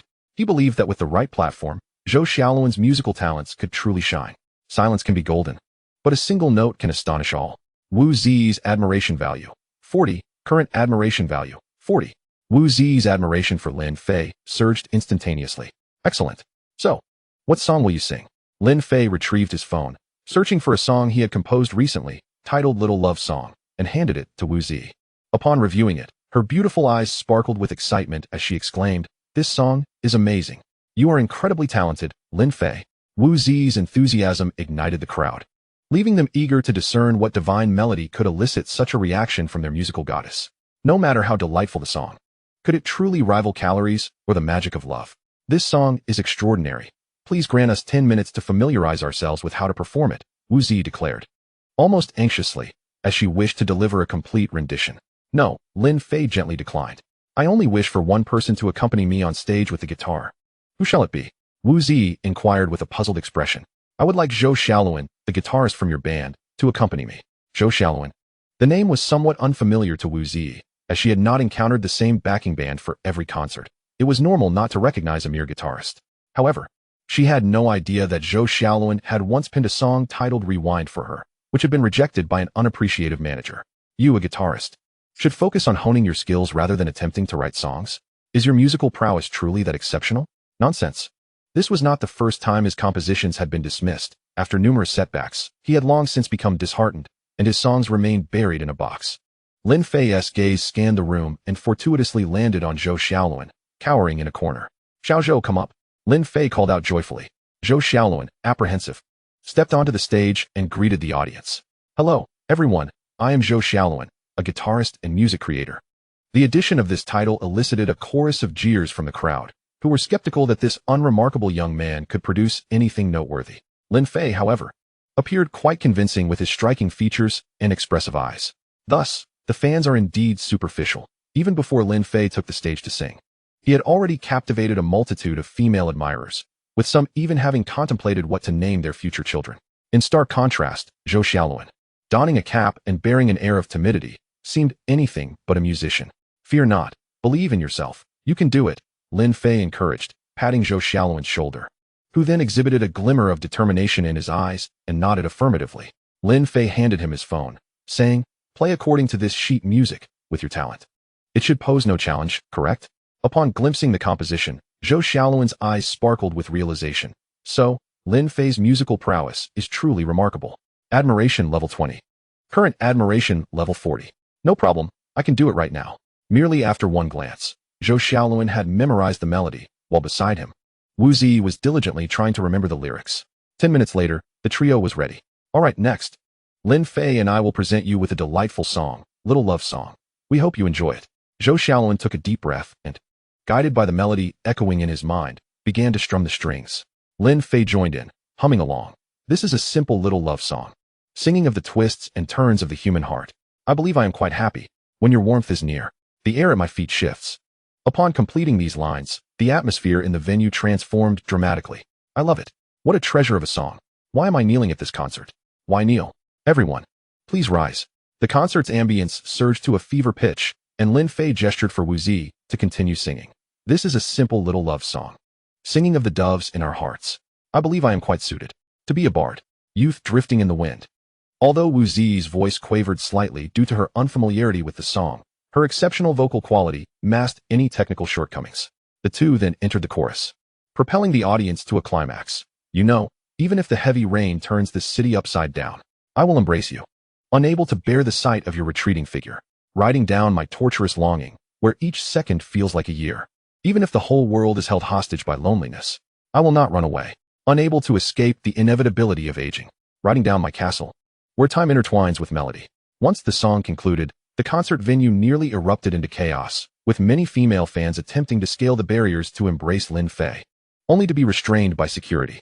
The impact of Little Love Song was perhaps second only to Lin Fei's earlier creation, 7 Mile Fragrance, in an era where everyone was meowing along to the trend of cat calls. This song detonated like an ordinary nuclear bomb, shaking the entire Mandarin music scene. Lin Fei, having achieved legendary status, although absent from the music scene thereafter, left behind a lasting legacy. Much like that renowned figure, as long as he did not appear in the entertainment industry with GNI Taimei, Lin Fei was an extraordinary presence. The pinnacle of the entertainment world belonged to him alone. Some obsessive fans even intruded into Jinghai University, barging into Lin Fei's dormitory. Yet again, they failed to knock. Encountering Wu Tian, who was diligently practicing his craft, Wu Tian roared, "Why? Why do you never knock?" Thus, the recently recovered Wu Tian was forced to endure the resurgence of old ailments while accepting interviews from fans. "Hello, as Lin's roommate, do you have anything to share?" "No. The only thing I wish to convey is that when you enter, please knock first and check if anyone is inside." Chapter 144. There is but one kind of success in this world. Although Wu Tian was exceedingly furious at the time, he soon realized this was not such a bad predicament. Having a celebrity roommate was simply exhilarating. The most immediate benefit was the sudden influx of female friends adding him on WeChat, showering him with attentiveness. "Tian Go, has Lin Fei returned to school recently?" "Wu Tian, could you share Lin Fei's WeChat with me? If you do, I will grant you any favor you desire." "Wu Tian, our Lady beverage budget is 5 million. We wish to invite Lin Fei to promote our product. If you can arrange this, we will offer you a 10 commission." Even the aloof Guamimi had proactively invited him to a lavish seafood dinner, stating that if Wu Tian could successfully arrange for Lin Fei to join them again, she would treat him well. In summary, the hidden perks were countless, so Wu Tian felt reluctant to pursue the matter of Lin Fei's earlier absent-mindedness, which had left him feeling rather demoralized for several months. Meanwhile, the concert was far from over, and Lin Fei sought to seize this rare opportunity to promote Zhou Xiaoluan thoroughly. Thus, he deliberately asked Wu Zi, "Little songstress, what did you think of Little Love Song?" "I believe it is a masterpiece. Lin Fei, you are extraordinary. Could you write a few songs for me as well?" Wu Zi admiration level 20, current admiration level 60. Zhou Xiaoluan admiration level 20, current admiration level 60. Lin Fei's impeccable vocal range and commanding stage presence naturally garnered the admiration of both individuals, a result of the original singing skill package he purchased from the system. "Thank you for the praise. To be honest, my creative talent pales in comparison to that of this young brother." "What?" Lin Fei's words stunned the entire audience. How is this possible? Lin Fei's Little Love Song is an exceptional work in the current Mandarin music scene, and yet he claims that its quality is not even 1/10 of that of the guitarist beside him. My husband is truly something. Not only is he handsome, but he is also so humble. How am I to praise him? Exactly. That guy with the small eyes clearly doesn't seem talented. Just because he holds a guitar doesn't mean he's impressive. Look at him, acting as if the world owes him something. I am completely unfazed. Although the crowd initially mocked Zhou Xiaoluan, 10 minutes later, he too would ascend to the heights of the Mandarin music scene. There is a saying that gold will always shine. Zhou Xiaoluan, upon hearing Lin Fei's words, shyly retrieved a neatly folded A4 sheet from his pocket. This is an original song I composed about childhood, titled Rice Fragrance. Lin Fei, upon reviewing it, felt a surge of excitement. All right, Xiaozhou, let us perform this song live for our fans, shall we? Immediately, Lin Fei was mindful of Wu Zi's feelings. Is it all right, little songstress, to take 5 more precious minutes of your time to give him this opportunity?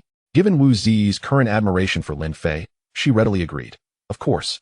I am quite eager to see what level this young man's work holds. Thus, Lin Fei no longer hesitated. He removed the cap from Zhou Xiaoluan's head and tossed it into the audience. Let us begin. Zhou Xiaoluan adjusted his breath and commenced singing. If you have too many complaints about this world, falling down makes one hesitant to forge ahead. Why must humanity be so fragile and prone to degradation? Please turn on the television and witness the countless souls courageously striving to persist in life. Should we not cultivate a sense of contentment? Cherish everything, even if we do not possess it. As these lyrics emerged, the fans exchanged glances. What on earth is this? Can this be called a song? Are you sure this isn't merely reciting lines? Yet, the novel style intrigued them, prompting a desire to listen further. Lin Fei then took the microphone and continued to sing. Do you remember when you said that home is the only castle? Running along the fragrant rice paddies. With a gentle smile, I recall the dreams of my childhood. Do not cry, let the fireflies guide your escape. The countryside ballads are an everlasting solace. Let us return home to the initial beauty. As the chorus resonated, the essence of the song transformed instantaneously, evoking childhood memories within the audience. They imagined themselves back in their grandparents' countryside on a scorching summer day. On a balmy evening, they chased fireflies and sang with childhood companions in the rice fields, as if time had come to a standstill. In such a splendid moment, even the cicadas seemed to fall silent, reluctant to break the tranquility. What could possibly be more unforgettable than the scent of rice wafting through one's childhood? Do not so easily contemplate surrender, as I have said. If you cannot grasp your dreams, simply pursue another. Infuse your life with vibrant colors, starting by painting love in hues you adore.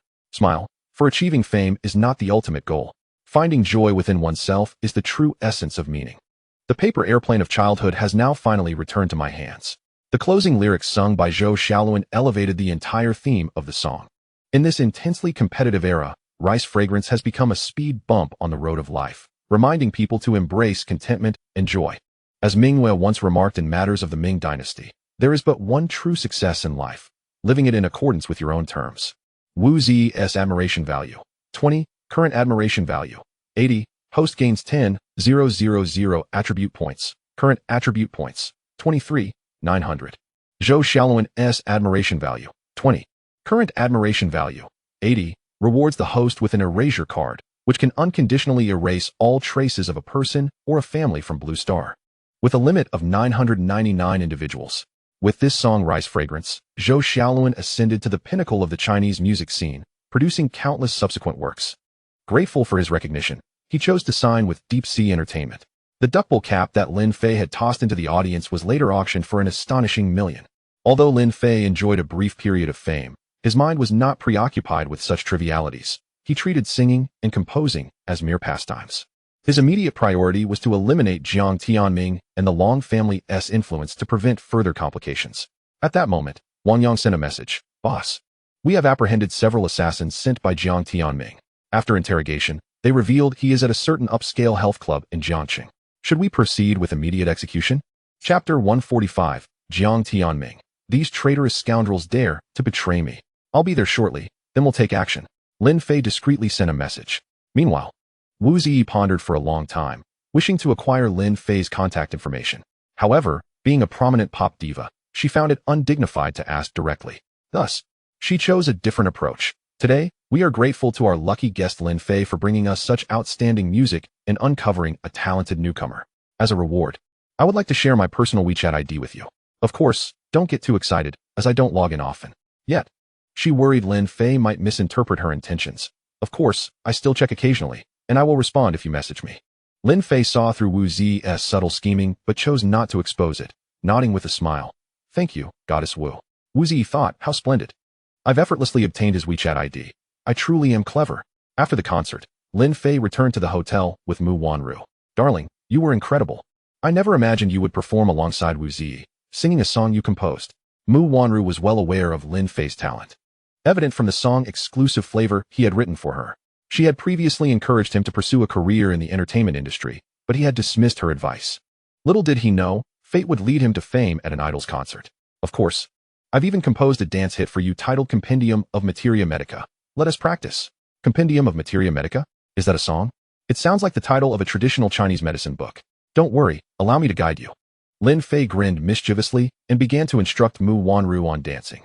Later, she realized she had been tricked, pouting in grievance. That wicked Lin Fei, deceiving me into practicing squats. Meanwhile, in a prestigious health club in Jiang City, Jiang Tianming, the leader of the Six Harmony Society, was enjoying a private massage. His muscular torso was adorned with tattoos, a green dragon on the left, a white tiger on the right, an ox on his waist, and a dragon's head on his chest. This intimidating appearance often frightened several children into tears. At that moment, a subordinate entered the massage room, handing him a phone displaying a video of Lin Fei's concert. After watching, Jiang Tianming spat. This brat seems to be living quite lavishly, stealing my Lu Haiyao and charming the little diva Wu Ziyi. Bah, what a quintessential scoundrel. He then inquired, what of the brothers dispatched to deal with him? The subordinate remained silent and opened another video, revealing 7 or 8 men, bruised and battered, kneeling on the ground. They were all adept members of the Six Harmony Society. What has transpired?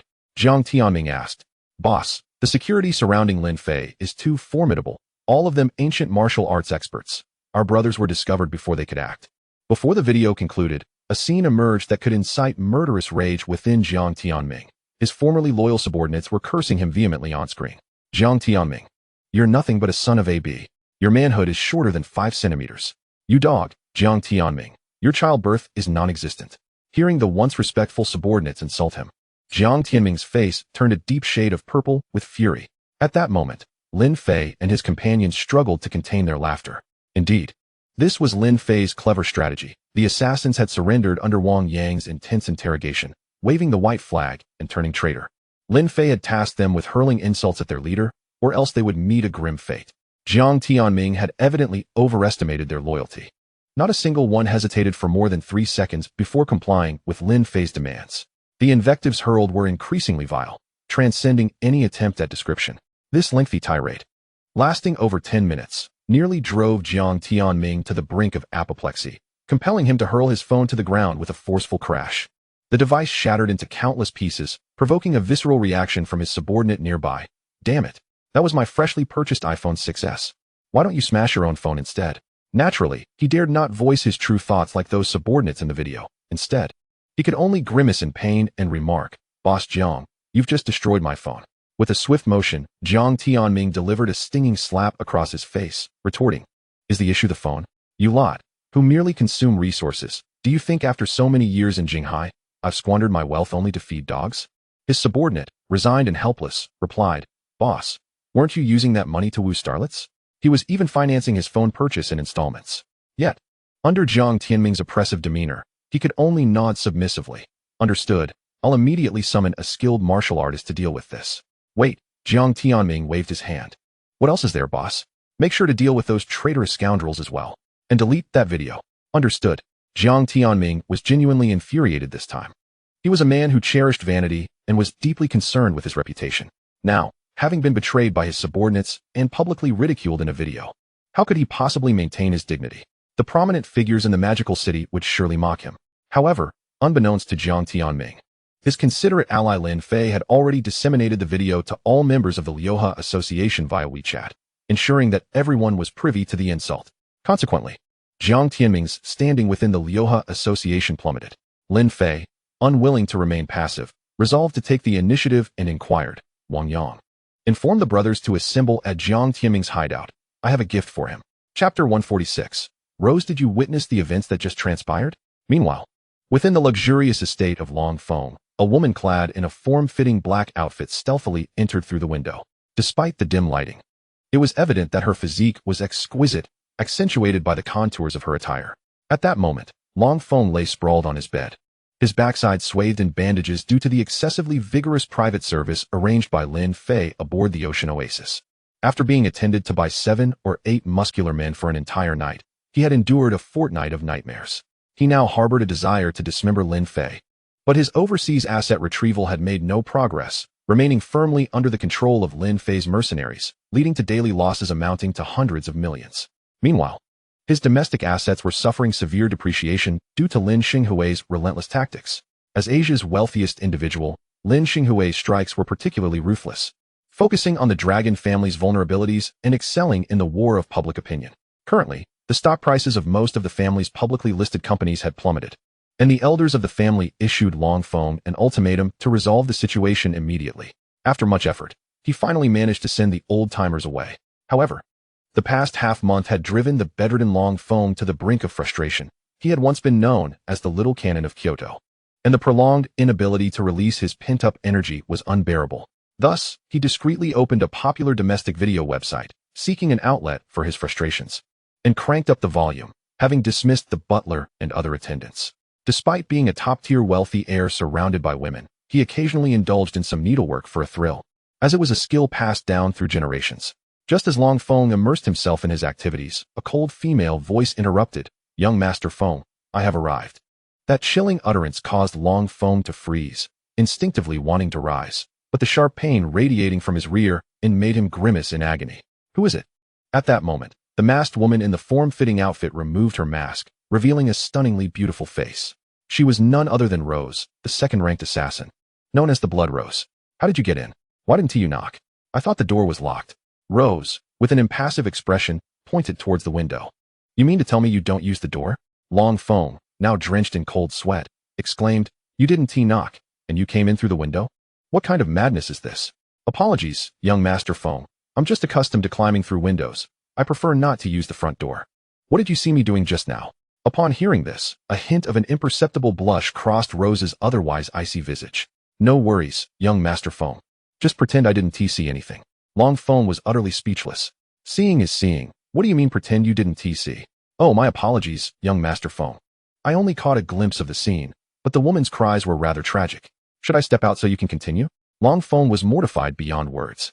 As a prominent young master of Kyoto, he had never been subjected to such embarrassment, especially in front of a strikingly beautiful assassin like Rose. Where could he hide his face? He then thought, this is all Lin Fei's fault. Had it not been for him, I would have been with a woman, and this humiliation could have been avoided. Seeing that Long Feng did not respond, Rose turned to leave through the window. "Hey, where are you going? Come back." Upon hearing this, Rose retraced her steps. "Did Long Wu explain this mission to you clearly?" "Yes, clearly. The target for assassination is Lin Xinghui's son, Lin Fei, the chairman of the Deep Sea Group. So, Rose, with your skills, this should be no problem, right?" "I'm sorry, young Master Feng, but the price you offered previously was rather low, making it difficult for me to proceed. If you genuinely wish for me to take on this job, it requires an increase in payment." "Increase the payment?"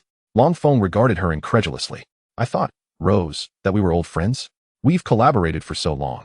You can't just demand more money like that." "It's just that, young Master Feng, I've thoroughly investigated the security around Lin Fei, and they are all ancient martial arts experts. Moreover, the third-ranked assassin, Chun Mo, has reportedly suffered losses under Lin Fei's command." Although Rose had not encountered Chun Mo personally, the news had spread throughout their assassin circles, and Lin Fei had been placed on the danger list. Hearing this, Long Feng sighed. "I had hoped we could leverage our relationship, but it seems this is purely a business transaction. How much do you require?" Rose extended 2 fingers, forming a V sign. 200 million? Are you robbing me? That has more profit than robbing a bank. Long Feng would rather die. I would jump from here than pay you that amount." After a moment's pause, Rose departed with a satisfied smile, clutching a 100 million deposit check. The following morning, Jiang Tianming arrived at the private club for his usual pampering. He yawned and removed his clothing, wrapping himself in a towel, seemingly having had a restless night. At that moment, the sliding door of the room swung open, and a technician clad in work attire and wearing a mask stepped inside. Jiang Tianming yawned and inquired, "New here? I haven't seen you before." The technician responded, "Yes, boss, I have only recently started in this profession, but I assure you, I possess considerable strength that will surely satisfy you."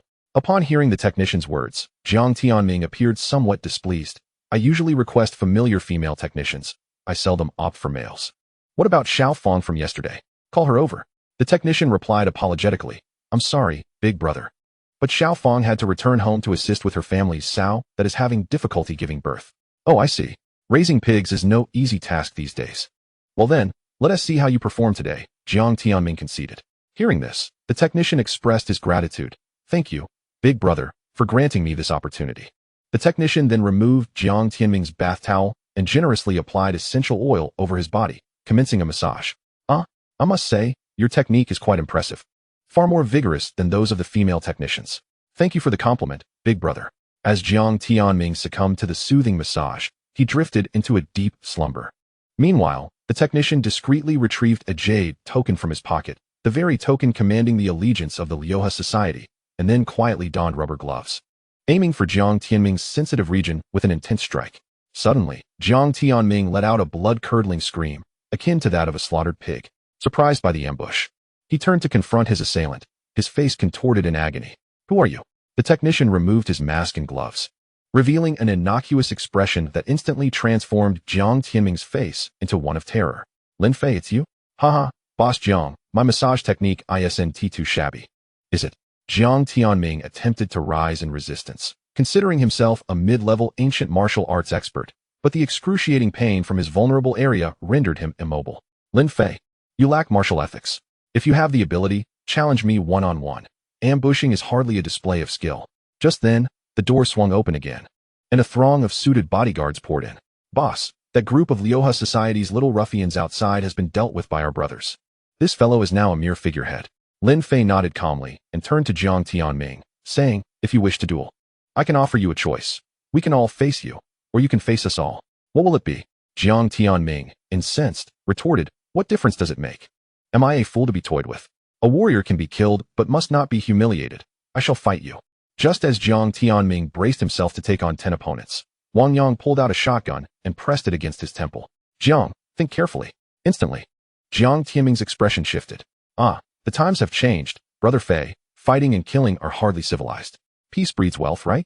Lin Fei retrieved a string of prayer beads from his pocket, idly playing with them, having recently developed an obsession with them. Peace breeds wealth. If you refuse to heed my words, how can we foster peace? I will listen to you from now on. As the saying goes, no matter how skilled one is, one fears a kitchen knife. A dark shotgun aimed at one's head renders any notion of bravery false. Thus, the obstinate Jiang Tianming resolved to temporarily yield. To be flexible is the hallmark of a true man. This would become Jiang Tianming's guiding principle. You wish to heed me? Very well. First kneel and bow 3 times. And then address me as Master Fei. I will consider forgiving you. Fair enough? Fair. What kind of nonsense is that? Although Jiang Tianming inwardly cursed Lin Fei's ancestors, he maintained an outward appearance of composure. Brother Fei, this isn't quite right, is it? I am the leader of the Lioha Society, a notable figure in the Jiangdong province. If I do this, how will I maintain my reputation in front of my subordinates? You bow as instructed. Don't worry, I won't let anyone know. But, seeing Jiang Tianming still hesitating, Wang Yang pressed the trigger. Are you asking for trouble? Do as the boss says, or I'll blow your brains out. Having spent time in the military, Wang Yang showed no mercy. No, I will bow. I will bow? Great figures value their lives. The wealthier and more powerful they are, the more they fear death. Observing Wang Yang's actions, Jiang Tianming disregarded the pain and quickly knelt down. Thud, thud, thud. He bowed 3 times with great force, simultaneously apologizing. Master Fei, I was wrong. I should not have coveted your woman, nor should I have sent someone to trouble you. Please, spare me. Lin Fei lifted Jiang Tianming's chin with the toe of his shoe. From now on, in Jiangcheng, whenever you see me, you must call me master. Otherwise, each time we meet, I shall strike you. Do you understand? Jiang Tianming nodded hastily. I understand, Master Fei. Subsequently, Lin Fei patted one of the bodyguards on the shoulder. Sun Jun, have you recorded everything? All captured clearly, with perfect angles and lighting. The bodyguard named Sun Jun produced a button-sized hidden camera from his pocket. A photography expert who had previously filmed several impressive pieces for Longfeng. Due to his excellent filming skills, Lin Fei had taken him from the ocean oasis. Such talent deserved more than to toil on a ship for a lifetime. Lin Fei believed with proper nurturing, he could become a master photographer like Guo Qilin. You actually filmed this? Jiang Tianming was instantly infuriated. According to his plan, he merely intended to lower his head to Lin Fei temporarily. As long as he preserved his life, he would escape and seek revenge. He felt that with the Lioha Society's manpower and his connections in Modu, dealing with Lin Fei would be more than sufficient. However, he never anticipated that Lin Fei would capture the moment he was treated like a grandson. Jiang Tianming attempted to snatch the miniature camera. Slap. Wang Yang immediately delivered a hard slap. Stay there and kneel. Looking to die, are you? Poor Jiang Tianming was left speechless, having come merely for a massage and relaxation, yet found himself entangled in such a predicament. If the video were to leak, he would lose all face within the Lioha society. Even if his subordinates dared not speak, those powerful figures in Modu would not let him off the hook. To them, Jiang Tianming was merely a puppet. When needed, he was the leader of the Lioha society, but when not, he was less than a dog. Now, Jiang Tianming was genuinely terrified, prostrating himself at Lin Fei's feet. Master Fei, I truly realize my mistakes. Please, do not let the video be released, or I will be finished. Fear caused Jiang Tianming's voice to tremble, stripping away his prior bravado. We shall see how you behave. For now, this video will remain concealed, as long as you obediently comply. Furthermore, I require you to divulge some intelligence regarding Modu. Noticing Lin Fei's cold demeanor, Jiang Tianming could not help but shiver. He recognized he had underestimated Lin Fei. Lin Fei's ambition has never been centered on himself. Rather, it lies in the formidable forces lurking behind the Lioha society. The audacity to confront such terrifying dark powers single-handedly is nothing short of admirable. Although Jiang Tianming harbors great confidence in the influential figures supporting him, the strength exhibited by Lin Fei cannot be underestimated. When two tigers contend, one must inevitably be injured. Jiang Tianming finds himself at a crossroads of choice. Rest assured, Master Fei, I shall be your loyal subordinate from now on. I will divulge everything I know to you, Jiang Tianming promised. Upon hearing his assurance, Lin Fei merely nodded slightly. Recognize your position. To eliminate you would be akin to squashing an ant. Chapter 148. Uncle Xiao, I yearn for progress. Upon observing that Jiang Tianming had completely lost his capacity for independent thought, Lin Fei patted his shoulder. Mingling with foreigners will lead you nowhere. Remember, your roots lie within Huaxia. If you become a traitor, the spirits of our ancestors will not forgive you. Jiang Tianming's mouth fell agape in horror at Lin Fei's words, indicating that Lin Fei had gained a certain understanding of the powerful figures behind him. Terrifying, truly terrifying. Who exactly is Lin Fei? The aura he exudes is hardly that of a young man in his 20s. However, if you can provide value, I believe the organization will consider crediting you. Lin Fei remarked. Organization? Upon hearing this term, Jiang Tianming's mind quickly conjured two words, Hongmen. Could Lin Fei be associated with Hongmen? It is known that the influential figures backing him are most wary of Hongmen, which has deterred many from invading Huaxia for years. Hongmen stands as a forbidding sign at the borders of Huaxia, inscribed with the words, Ahead lies Huaxia. All demons are forbidden. Nations like the Eagle Sauce Country, the Sunrise Country, the Kimchi Country, and the Bear Country have long coveted the cultural treasures and wealth of Huaxia. Yet, due to the protection of Hongmen, Huaxia's civilization has remained at the pinnacle of the world for millennia. In terms of military, economy, culture, and ancient martial arts, it stands as the foremost existence globally, while other nations are deemed true barbaric lands. This marks a stark contrast to the era Lin Fei traversed before. It is indeed the countless ancient martial artists safeguarding the borders that have dissuaded external threats.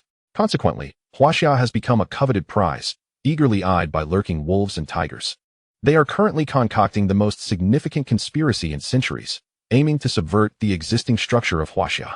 Understood, Master Fei. I grasp your intent. You can rest assured.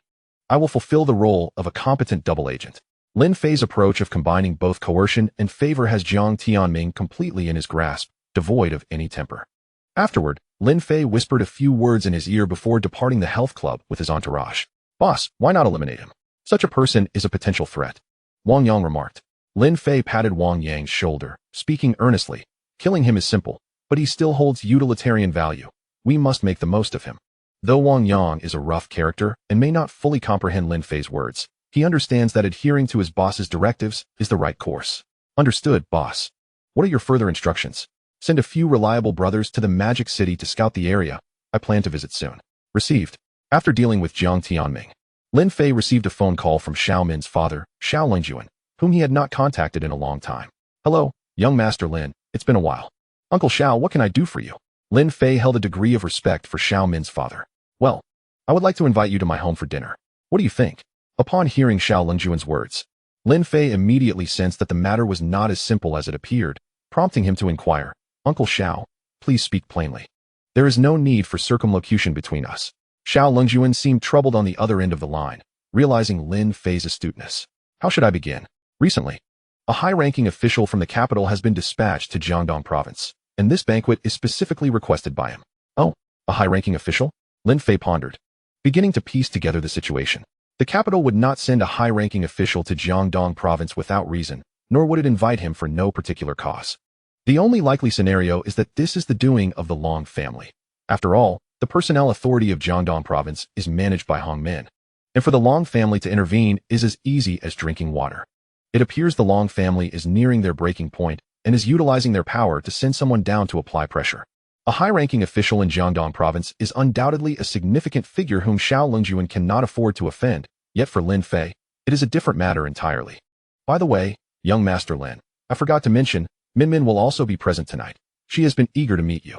Upon hearing this, Lin Fei felt a stir of interest, as Xiao Min is one of the girls he is bound to, and her admiration level seems to be relatively low. Attending Xiao Longjuan's family dinner thus presents an excellent opportunity. Why not seize it? All right, Uncle Xiao, please convey to Xiao Min that I will attend as scheduled. At that moment, Xiao Min was eavesdropping on the call, and, upon hearing Lin Fei's response, leaped up in excitement. Yay, that's wonderful. Lin Fei has agreed to come. After hanging up, Xiao Longjuan shook his head, bemused. Ah, how time flies. My precious daughter seems enchanted, constantly mentioning Lin Fei, yet she cannot locate him at university, often urging me to invite him over to play. Isn't this the perfect opportunity?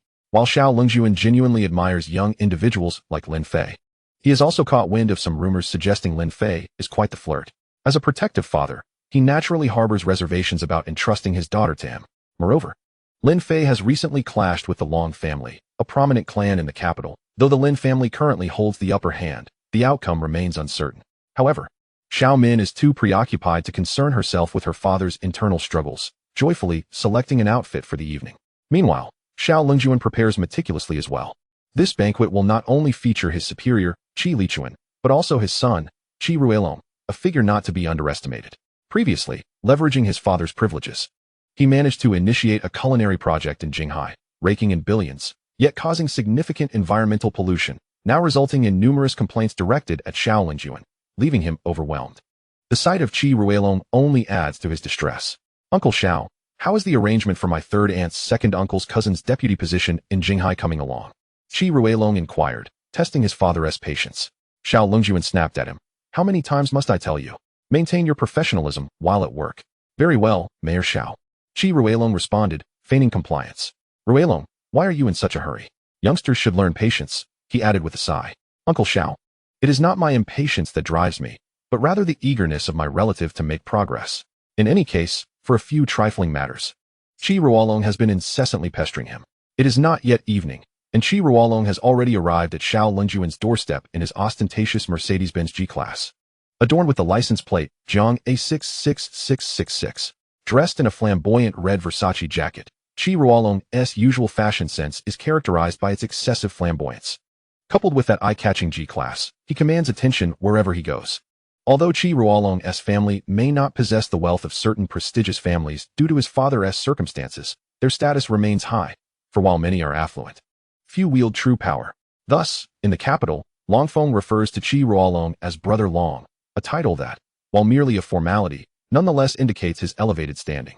This time, Qi Lichuan has come to Jiangdong province armed with the emperor's sword, with the intent to eliminate none other than Lin Fei. With a show of confidence, Qi Ruelong opened the trunk of his G-Class, retrieving 2 bottles of the esteemed Flying Matai. For individuals of their stature, such high-end liquor is merely a staple at gatherings. Additionally, Qi Ruelong has gone to great lengths to procure a Van Cleef Arpels necklace, costing him several $100,000, as a gift to win over Xiao Min. Frequent visits to Xiao Longjuan naturally lead him to encounter the fair and beautiful Xiao Min, with whom he has since fallen head over heels. He has even confessed his feelings to her. Qi Ruelong, who prides himself on being a heartthrob in the capital, faced a setback with Xiao Min, who candidly remarked, I'm sorry, Uncle Ruelong, but I don't fancy dating someone significantly older than myself. At that moment, Qi Ruelong felt as if he could fit 2 Kuan eggs in his mouth. Uncle? I'm only 23 years old, you know? Xiao Min's subsequent comment was even more disheartening. If you hadn't said anything, I would have thought you were 43. You look older than my father. You might want to consider getting a hair transplant. Xiao Min's words struck a blow to Qi Ruelong's self-esteem. It is worth noting that he is generally satisfied with most aspects of himself, but the one thing he feels inferior about is the Mediterranean hairstyle inherited from his father, Qi Lichuan. To make matters worse, the baldness seems to worsen with each generation of the Qi family. By the time he reached his mid-20s, He was already losing his hair. Now, only a few stubborn strands remain, fluttering in the breeze. However, Qi Ruolong is not one to yield easily. For this gathering, he has splurged on a luxury necklace, having learned a valuable life lesson. To win a woman's heart, one must be willing to spend. And if one fails to succeed, it merely indicates that the expenditure was insufficient. He is confident that, with such lavish displays of generosity, even if he appears somewhat matured, in due time, he will surely win Xiao Min over. After all, he has all the time in the world. Just as Qi Ruolong was about to step inside with the Matai, a golden Rolls-Royce Phantom approached, gleaming with an extraordinary radiance. To his astonishment, the license plate of this Rolls-Royce bore the number Jiang A99999, a symbol of supreme prestige. The mere value of that license plate amounts to several million, and acquiring it requires far more than mere wealth. It necessitates significant connections. As the Rolls-Royce came to a halt, the driver swiftly exited, jogging to open the rear door while diligently shielding the top to prevent the occupant from bumping their head. Emerging from the vehicle was a young man clad in an exquisitely tailored suit, exuding an air of superiority with every gesture. Qi Ruolong recognized this face all too well, and through gritted teeth, he muttered, "Lin Fei." This Rolls-Royce belonged to the Lin family, who purchased dozens of such vehicles annually. At that moment, the gates of the Xiao family villa swung open, and Xiao Min dashed forward, throwing herself into Lin Fei's arms for a warm embrace. "Lin Fei, it's been so long. You rascal, why haven't you contacted me?" Lin Fei replied, "Apologies, Min, I've been a bit too busy lately." Not willing to be overlooked, Qi Ruolong stepped forward. Min, I've come to see you too." He too hoped to give her a big hug. However, Xiao Min disdainfully pushed him away. "Uncle Ruolong, we're not that familiar. A handshake will suffice." With that, she extended her hand, briefly touching Qi Ruolong's before pulling out a handkerchief to meticulously wipe her hands clean, discarding it into a nearby trash bin. Qi Ruolong exclaimed internally, "What the actual hell? Can you not be so hypocritical? And who is your uncle, anyway? I'm only 23. He raged silently, yet his expression remained composed. He retrieved the Van Cleef Arpels necklace, intending to flaunt it before Lin Fei, envisioning Xiao Min herself adorning it around her graceful neck. However, Lin Fei also produced a dazzling necklace, casually offering it to Xiao Min. "I came in a hurry, and didn't prepare any gifts. So I brought you this from home. It's a custom piece designed by a jeweler abroad, not an expensive brand, but I hope you won't mind." Xiao Min's eyes sparkled. "Oh my, such a beautiful necklace. It must be worth a fortune." Lin Fei responded nonchalantly, "Not too much, just a little over 20 million. My mother has someone make about a dozen every year." "Thank you, Lin Fei," Xiao Min beamed, accepting the necklace and placing it around her neck. Notification: Xiao Min's admiration value 2, current admiration value 90, reward 5,000 attribute points, current attribute points 28900, 20 million and over a dozen each year. These keywords struck Qi Ruolong like a thunderbolt. What kind of family is this? Buying millions worth of necklaces in bulk? Qi Ruolong had thought himself part of the affluent class after turning a profit of several billion from the Food City project in recent years, only to find himself dwarfed by the Lin family's wealth. At that moment, Lin Fei noticed the necklace in Qi Ruolong's hand and remarked, "Hey buddy, that dog collar you're holding looks familiar. Is it the same style from my family, the Van Cleef Arpels?" Hearing this, Qi Ruolong felt as if he had swallowed something foul. His precious necklace, purchased for hundreds of thousands, was being compared to a dog collar? If he were to present this to Xiao Min, she would surely have him for dinner. Thus, Qi Ruolong could only force a smile. "Yes, my French bulldog has quite the foul-smelling flatulence." Yet internally, he mused, "Damn it, Lin Fei, don't get too cocky too soon. Today is a banquet set for your downfall. Just wait for my father to put you in your place." While Qi Ruolong was still fantasizing about how his father, Qi Lichuan, would humiliate Lin Fei, Xiao Min had already linked arms with Lin Fei and entered the house. "Hey, wait for me." At that moment, a vehicle with the license plate Jiang A00001, an imported Audi A6, approached slowly from a distance. Chapter 150. Young people should not be too arrogant. Upon seeing the Audi with such an extraordinarily prestigious license plate, Qi Ruolong quickly composed himself, adopting a respectful demeanor as he stepped forward to greet, "Father, you've arrived." At that moment, a dignified middle-aged man clad in a Zhongshan suit descended from the vehicle. His hair was tinged with gray, and he exuded an aura of quiet authority, embodying the presence of a person in power. This was Qi Lichuan, the esteemed father of Qi Ruolong and the paramount figure of Jiangdong province. Observing his son's flamboyant attire, Qi Lichuan furrowed his brow and exclaimed, "What a disgrace to wear such ostentatious clothing on this occasion." Change immediately. Qi Ruolong, accustomed to acquiescing to his father's commands, dared not to protest. Despite his bravado when outside, He shrank in the presence of Qi Lichuan, akin to a mouse confronted by a cat. Consequently, he hurried to the luxury vehicle and retrieved a black suit to don instead. At this juncture, Xiao Longjuan had already emerged to greet them. "Leader, welcome, welcome." A smile instantly graced Qi Lichuan's face, his weathered features resembling a resplendent chrysanthemum. "I have already mentioned, in private, you need not address me as leader. Simply call me elder brother. Moreover, today is meant to be a family gathering." "Ah, welcome, elder brother." Xiao Longjuan nervously rubbed his hands together, fully aware of the adage that a higher rank can exert oppressive influence. In the presence of Qi Ruilong, he displayed utmost respect, fearing that any misstep in hospitality could provide Qi Lichuan with leverage against him. After years of navigating the intricacies of the political arena, Xiao Longjuan had gleaned 3 essential principles in dealing with others: warmth, courtesy, and feigned ignorance. As long as he adhered to these tenets, others would find no fault to hold against him. Even the cautious Xiao Longjuan treaded carefully each day, anxious that a single oversight could jeopardize his career. "How goes it? Have they arrived?" Qi Lichuan inquired, his customary style of allowing subordinates to decipher his intentions. "They have arrived and are waiting inside," Xiao Longjuan replied, well aware that he referred to Lin Fei. Today's banquet was a mandate from the Long family to broker peace with Lin Fei. Subsequently, Qi Lichuan and Qi Ruilong entered the Xiao residence. "Uncle Qi." Xiao Min was the first to step forward in greeting. "My, how you've grown, Xiao Min. They say a girl transforms dramatically at 18. You seem even more lovely." Qi Lichuan lavishly praised, casting an intentional glance at Qi Ruilong. At this moment, Qi Ruilong could hardly miss his father's insinuation, yet he felt a pang of bitterness. If it weren't for that Lin Fei suddenly appearing, perhaps today would have gone differently. "By the way, who is this?" Qi Lichuan feigned ignorance towards Lin Fei, though he had been scrutinizing him since entering. "Hello, Uncle Qi, I am Lin Fei," came the reply. "Indeed, young Lin is quite the dashing figure, unlike my Ruilong, who is up all night and has lost his hair," Qi Lichuan quipped, finding humor in his own words. However, Qi Ruilong nearly exploded with rage at this remark, mentally cursing, "Am I not your son? My hair loss is due to late nights? Look at how few hairs you have left." Qi Lichuan's head shone like a bulb, devoid of any trace of hair. Standing together, the father and son appeared as if they had been cast from the same mold, rendering paternity tests unnecessary. In response to Qi Lichuan's compliment, Lin Fei retained a composed demeanor, replying, "You flatter me." Uncle Qi, his poise starkly contrasted with the obsequiousness of Xiao Longjuan.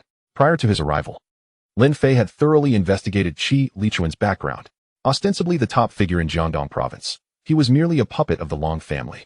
In his earlier years, he had served as a sycophant for Long Outyin, skillfully ingratiating himself to the patriarch of the Long family. Eventually, he was positioned within the bureaucratic apparatus, but he remained a loyal servant to the Longs. Just then, the Xiao family's housekeeper knocked and entered, announcing, "Mr. Xiao, the meal is ready. We may dine now." Xiao Longjuan promptly responded, "Please, everyone, let us continue our conversation at the dining table." The group settled in the Xiao dining room, where Xiao Longjuan had specifically instructed the chef to prepare a modest meal, avoiding extravagance. Qi Ruilong, displaying keen awareness, poured Maotai for the guests, deliberately filling Lin Fei's glass last, signifying his subordinate status among the assembly. Lin Fei, however, bore no resentment, raising his glass and downing its contents in one gulp. "Young Lin has quite the capacity for liquor. He reminds me of my own youth." Ruilong, fill his glass again. "Let us toast once more," Qi Lichuan commanded. In response to his father's order, Qi Ruilong reluctantly stood to refill Lin Fei's glass. "Young Lin, I have heard your father is Mr. Lin Shenghui?" Qi Lichuan probed, clearly intent on steering the conversation towards a significant topic. "Yes, Uncle Qi, do you know him?" Lin Fei inquired. No.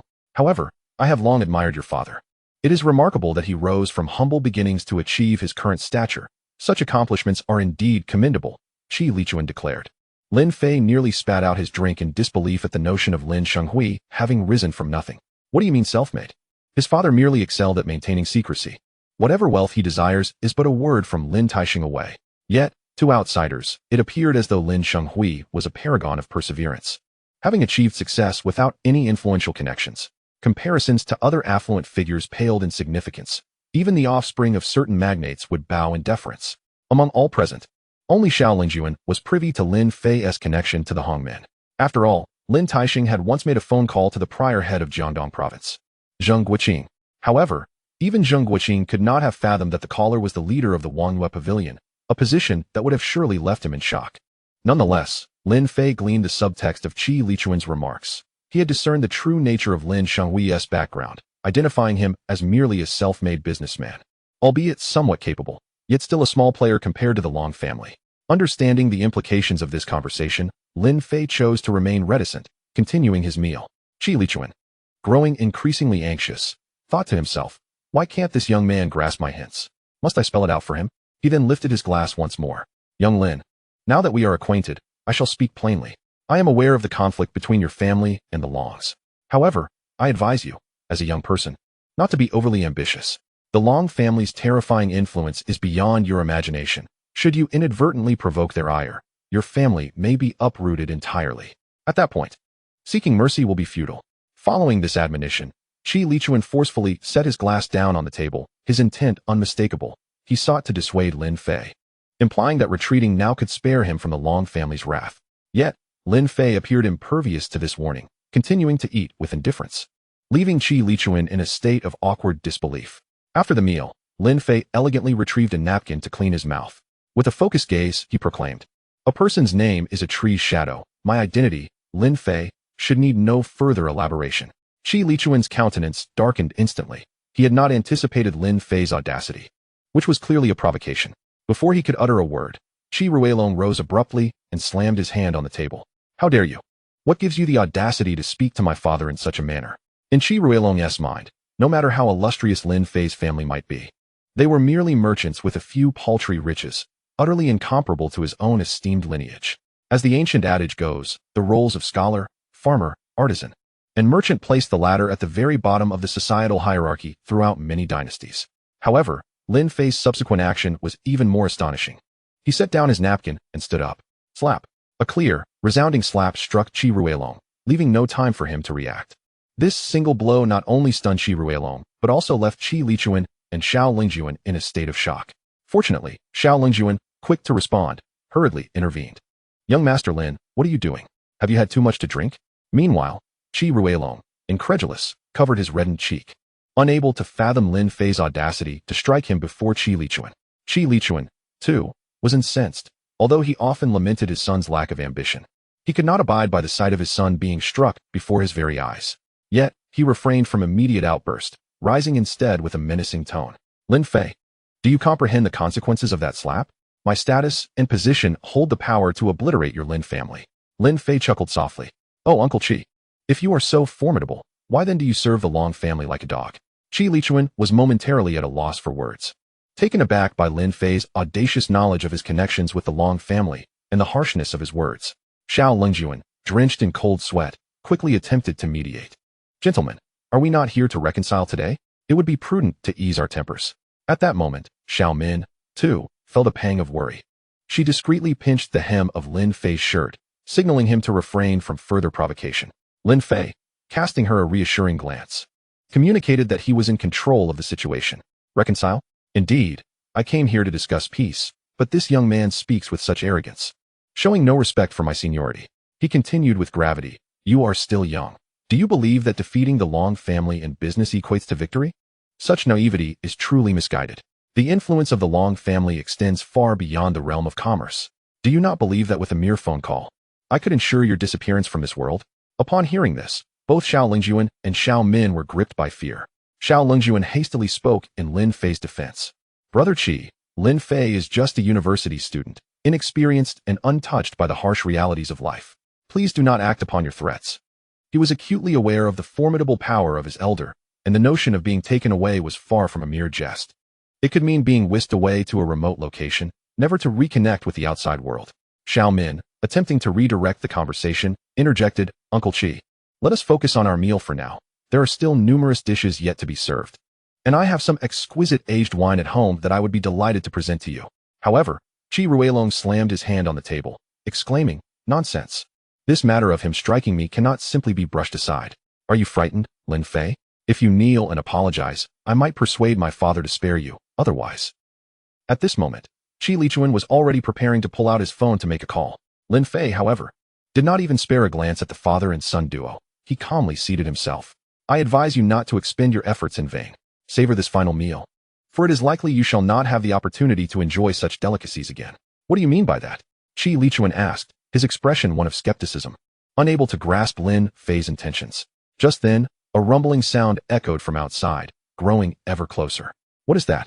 An excavator?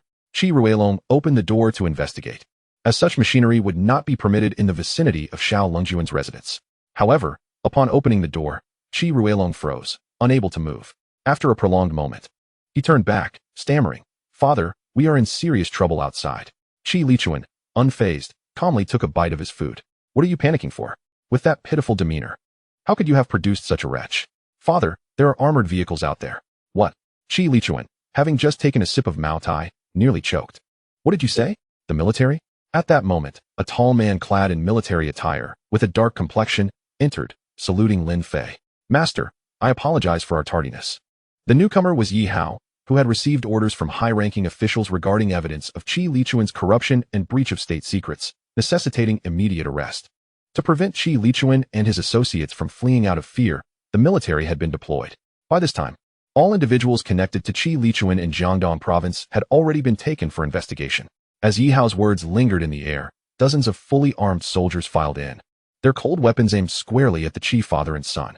"This is a misunderstanding, a complete misunderstanding. Young Master Lin, what is the meaning of this?" At that moment, Qi Lichuan was on the verge of losing control of his bladder, having just moments ago threatened to teach Lin Fei a lesson and have him taken away. Now, the tables had turned, and he found himself on the receiving end. "What is happening? Perhaps you should inquire of Uncle Qi himself," Lin Fei replied coolly. "The evidence of your transgressions has been under scrutiny for years. You believed yourself to be above suspicion, yet those in power are fully aware of your misdeeds."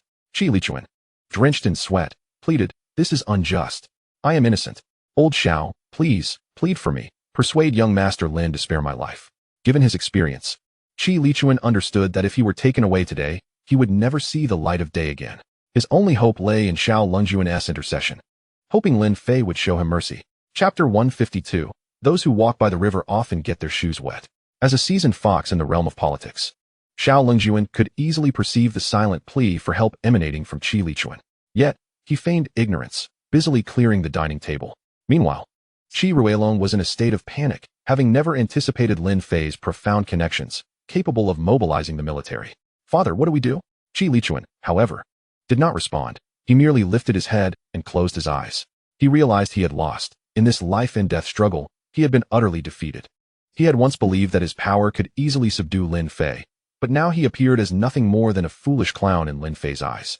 As for the Long family, their fate would not be much better than his own.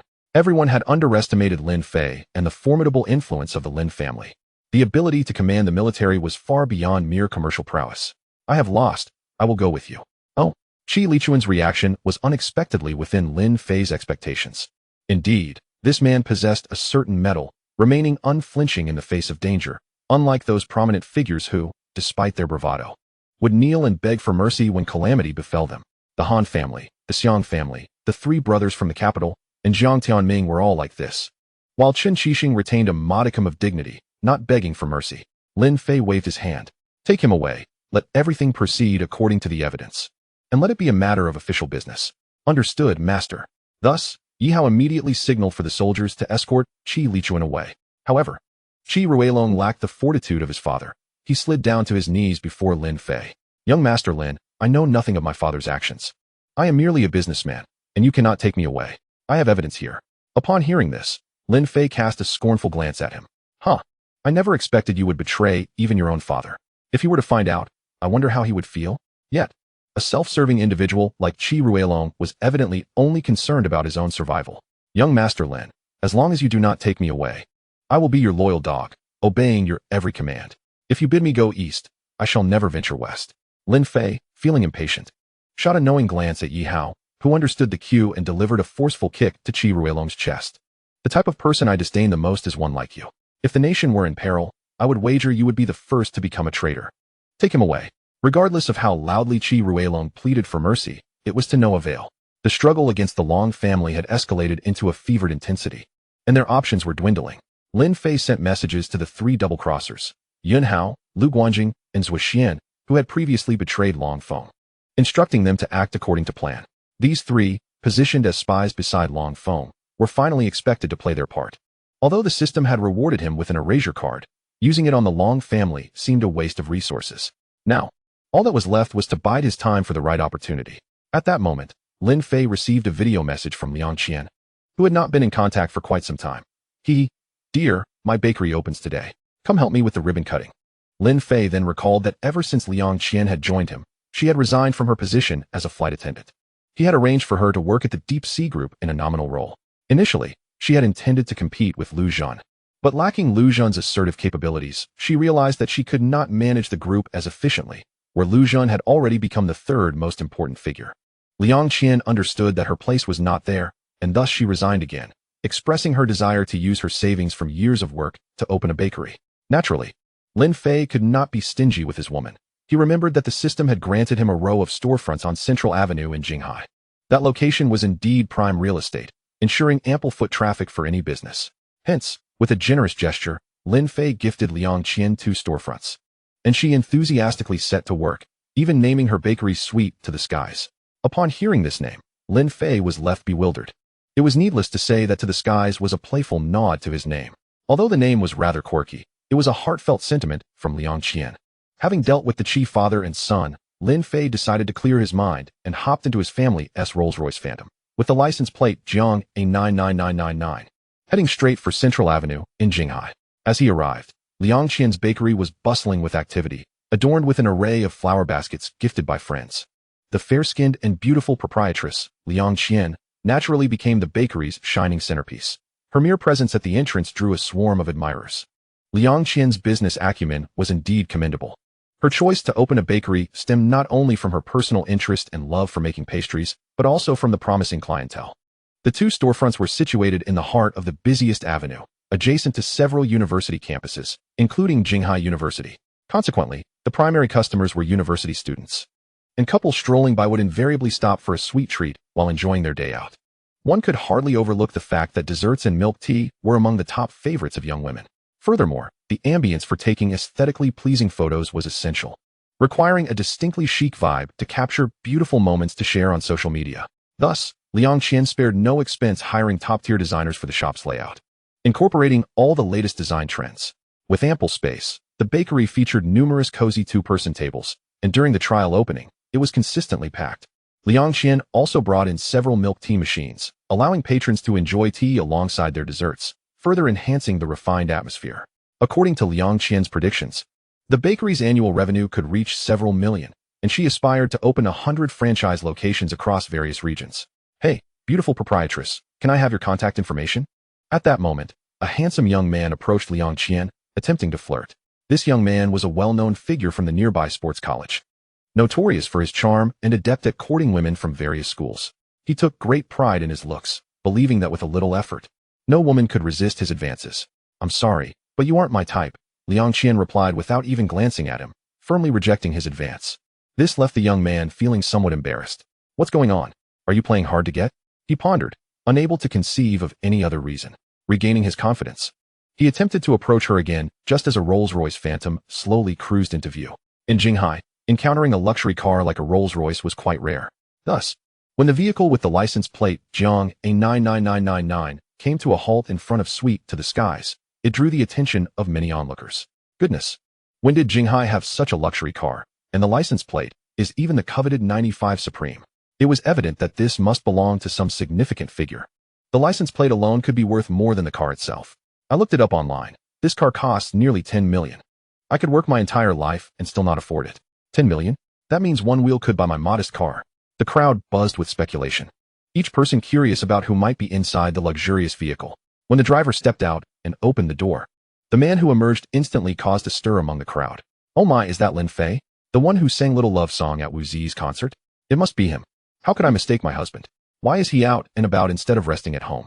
To their surprise, Lin Fei looked even more handsome in person than on television, and the excitement among the female onlookers reached a fever pitch. It was reminiscent of fans encountering their idol. Ever since Lin Fei performed at the concert of the pop diva Wu Zi, he had surged to the forefront of the entertainment industry, making headlines and trending on social media. Even though Lin Fei was merely a guest, not an artist, imaginative fans had already elevated him to the status of their idol, admiring his good looks, talent, and melodious voice. They even dubbed him and Zhou Xiaoluan the Feizhou duo, eagerly anticipating their debut as a musical group. For Lin Fei, this was simply an absurdity. In truth, he harbored no aversion to fame. At times, celebrities could even enjoy certain privileges and conveniences. However, for him, these were merely trifles, superfluous and dispensable. Darling, you've arrived. Upon seeing Lin Fei, Liang Qian immediately set aside her tasks, her excitement overwhelming as she leaped into his embrace. Bestowing upon him a grand hug, Lin Fei, relishing the softness against his chest, found himself compelled to hold her a few moments longer, succumbing to the astonishingly delightful comfort. Goodness, are they indulging in public displays of affection? Is there no one to intervene? I must report this. Such blatant love is unbearable. The assembled fans, witnessing the closeness between Liang Qian and Lin Fei, were swiftly enveloped in a wave of jealousy. The suitor who had previously attempted to flirt with Liang Qian now felt as insignificant as a stray dog. In terms of looks, he barely scraped past the 80-point mark, utterly overshadowed by Lin Fei's undeniable 95. As for wealth, Lin Fei cruised in a Rolls-Royce adorned with a 5-digit license plate, undoubtedly worth a small fortune. In talent, he was a musical prodigy, having penned several hit songs, and currently stood at the pinnacle of the entertainment industry. With such a comprehensive comparison, it was hardly surprising that Liang Qian did not deign to glance in his direction. At times, the chasm between individuals can be greater than that which separates man from dog. The unfortunate suitor, gathering his belongings, departed in defeat. Lin Fei took a moment to survey the layout and decor of the bakery, pleasantly surprised as he remarked, "Not bad at all, Xiao Qian. I never expected you to possess such acumen in managing a shop. I had previously underestimated you." "Hee, thank you for the compliment, darling. I even plan to open a few more branches." Faced with Liang Qian's ambition, Lin Fei readily expressed his support. "No problem, just let me know if you need investment." To his astonishment, Liang Qian shook her head resolutely. "No, I cannot solely rely on you. Otherwise, Lu Zhen would look down on me."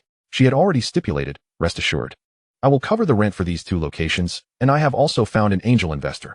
I will simply share the equity with them." Hearing Liang Qian's well-reasoned analysis, Lin Fei was quite taken aback. It seems this little lady genuinely aims to expand. Even financing was clearly on her radar. However, Lin Fei's interest waned regarding Liang Qian's endeavors, not out of arrogance, but because his own foray into the internet industry was exceedingly fierce. Deep Sea short video, for instance, boasted daily revenues exceeding hundreds of millions and had already entered its B-round financing phase. Moreover, the astutely strategic Lin Fei had long established an A-B share structure to ensure the control of the company's decision-making remained firmly in his hands. Presently, Deep Sea Group, leveraging its Deep Sea short video, had emerged as a unicorn in China's internet sector, overshadowing competitors like Douyin and Kuaishou. Furthermore, Deep Sea Entertainment planned to establish an MCN agency to sign promising influencers, a venture Lin Fei, as a reborn soul, had a godlike perspective on regarding who would succeed. After attending the ribbon-cutting ceremony for Liang Qian's bakery, he would head to the headquarters of Deep Sea Group to discuss the artist roster with Zhang Rui and Lu Zhen. Naturally, such significant matters would require more than a fleeting discussion. Hence, he would kindly request Lu Zhen, the vice president, to work overtime that evening for a more in-depth conversation. As for Liang Qian's bakery chain, he would allow her to pursue her ambitions freely, confident that he would always have her back. Regarding his women, Lin Fei had never hesitated to cultivate them into elites across various fields. For the stronger a woman became, the more exhilarating the sense of conquest for a man. Just imagine a beautiful CEO, high and mighty by day, surrounded by countless employees, serving him in a maid outfit by night. That stark contrast was truly exhilarating. "Darling, the time has come. Let us cut the ribbon." At that moment, Liang Qian handed Lin Fei a pair of scissors, stepping before the ceremonial ribbon amidst the cheers and the resounding blasts of firecrackers. The bakery officially opened, sweetness permeating the air. Lin Fei's appearance quickly spread, drawing fans from all directions eager to catch a glimpse of him. After sampling a piece of matcha cake crafted by Liang Qian, he found himself besieged by admirers. Eventually, the crowd grew so overwhelming that, to prevent a stampede, Lin Fei had no choice but to sneak out the back door, instructing his driver to make a hasty exit. Meanwhile, in a medieval castle in the bustling metropolis, a dozen blonde-haired, blue-eyed foreigners were seated around a circular table. Their attire was peculiarly extravagant, clad in black tuxedos with tall top hats, reminiscent of wizards from Harry Potter. These individuals were among the elite from abroad. They had gathered to deliberate on a singular matter: how to counteract the Hongmen. Unmistakably, these oddly dressed foreigners were the agents of the Skull Society, dispatched to China. For centuries, foreign technology had stagnated due to restrictions imposed by China, particularly in fields such as lithography, high-end chip manufacturing, advanced computing, and quantum mechanics, all of which China had advanced far beyond. This led to great envy from other nations. However, under the leadership and protection of the Hongmen, foreign powers could only watch from a distance. Thus, led by the United States, with support from Japan, Canada, South Korea, and Australia, they covertly assembled a cadre of skilled individuals, forming the notorious Skull Society. Their objective was to establish a foothold in the metropolis, build their own influence, and ultimately undermine the Hongmen from within. After more than a century of effort, the Skull Society had gradually morphed into a formidable entity, infiltrating various strata of Chinese society, and even amassing a significant number of troops along China's borders. Faced with such provocations, the Chinese government could not remain passive, employing both soft and hard measures to rigorously combat foreign forces. Yet, the Skull Society, like a stubborn adhesive, persisted in its efforts, finally finding an opportunity in the current era. The elders of the Wangyue Pavilion, the ruling body above the Hongmen, had grown elderly and faced a succession crisis. Many scions from esteemed families, enamored with pleasure, had ceased their arduous training to hone their martial arts skills, neglecting their responsibilities to protect their homeland. Seizing the opportunity, the Skull Society executed several covert assassinations of Hongmen's adept warriors, inciting the Hongmen's furious wrath, leading them to gather all their elite members and surround the metropolis, determined to eliminate the threat. Meanwhile, our protagonist Lin Fei remained blissfully unaware of the weight of national grievances as he journeyed toward the headquarters of Deep Sea Group. Brother Lin Fei, you haven't come to see me in ages. I miss you. At that moment, Ding Feier sent a message. In truth, Lin Fei had only met her once. He held a rather favorable impression of the youthful, well-endowed girl. Feier, I've been a bit busy lately. I'll visit Jiangsheng when I have some free time.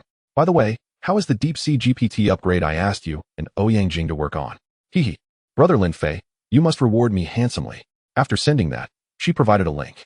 Once opened and the administrator permissions entered, one could control the Deep Sea GPT. That is fantastic, Feier. I must reward you generously. Really? What kind of reward? Of course, it's a verbal commendation. The innocent Ding Feier, in her purity, failed to grasp the implication. Indeed.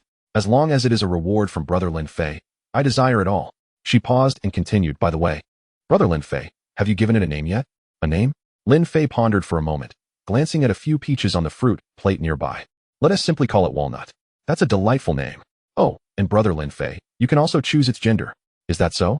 Lin Fei was indifferent regarding gender. He then opened the link and carefully selected female in the gender section. It wasn't that he had any aversion to male characters. He simply preferred the female persona. At that moment, a charming cartoon character materialized on the screen, adorned in a pink-maid outfit. Greetings, Master. My name is Walnut. It is a pleasure to meet you. Her voice was extraordinarily sweet, though slightly mechanical, yet pleasing to the ears. Walter, what level are you at now? What can you do? Upon hearing Lin Fei's inquiry, Walnut playfully blinked. Master, I can do a multitude of things. I can effortlessly hack into any designated user's system and steal all their data, or modify the information on their computer to render it inoperable. I can also analyze the weaknesses of competing companies through big data and launch precise strikes, and even manipulate nuclear. Whoa, hold on. Lin Fei interrupted, fearing that Walnut's increasingly outrageous claims would attract unwanted attention from the authorities. He was astonished by how quickly this artificial intelligence had evolved. With her assistance, he felt as if he would have an unfair advantage in the business arena. An important thought crossed Lin Fei's mind. By the way, Walnut, can you mimic my tone when sending messages? Certainly, Master. Lin Fei opened his phone and just happened to see Yi Shixing's name. He commanded, Walnut, chat with Teacher Yi for a bit. Understood, Master. Lin Fei watched as the chat box in WeChat began to type automatically. Hi, little Yi, what have you been busy with lately? Yi Shixing promptly replied, Oh, isn't this the busy Lin Fei? What made you think to grace me with your attention? My beloved, please do not be angry. I've just been a bit preoccupied, busy with a concert alongside the little diva, right? Yi Shixing had seen the trending news online, which made her a bit jealous. I'm not particularly close to her. We merely crossed paths. Right. When will you return to school? I have something to discuss with you. What is it? Mogul University has an exchange student slot available. And Principal Zhang personally called to ask if you would like to go. Mogul University? This news took Lin Fei by surprise. Given his status, he didn't really need to attend university, especially since his photo was already displayed on the Wall of Honor as an alumnus. However, having been given a second chance at life, he cherished the carefree university experience and had never officially withdrawn. Now presented with the opportunity to study at an internationally renowned institution, Lin Fei felt it was worth considering. All right, I'll think about it. Have you been exercising lately? Teacher Yi, I've been practicing yoga. Yoga is rather dull. I recently composed a dance hit called Compendium of Materia Medica. You should learn it and I'll check your progress when you return. After witnessing Walnut engage playfully with Yi Shishing for a while, Lin Fei found it amusing how effortlessly she managed to charm her. Dear, I'll be waiting for you at school. Bye-bye, take care. Lin Fei couldn't help but feel a surge of emotion. Walnut, you truly understand my heart. With you around, my mother need no longer worry about my romantic affairs. He then instructed Walnut to message Mu Wanru, Xiao Min, Long Mushi, Xia Yuzhu, and others one by one. And Walnut imitated Lin Fei's tone, engaging them in lively conversation. Lin Fei could only reflect, 666. It seems my presence is somewhat redundant. Soon, the Rolls-Royce pulled into the headquarters of Deep Sea Group. In the following hours, a significant event unfolded, altering the trajectory of the entire group's future. Chapter 155. Sign all these promising internet celebrities under our banner. In the conference room of Deep Sea Group's headquarters, all mid-level and senior executives gathered. The number reduced by a quarter from before. Those who once wielded absolute power had been expelled from the group due to various unlawful actions.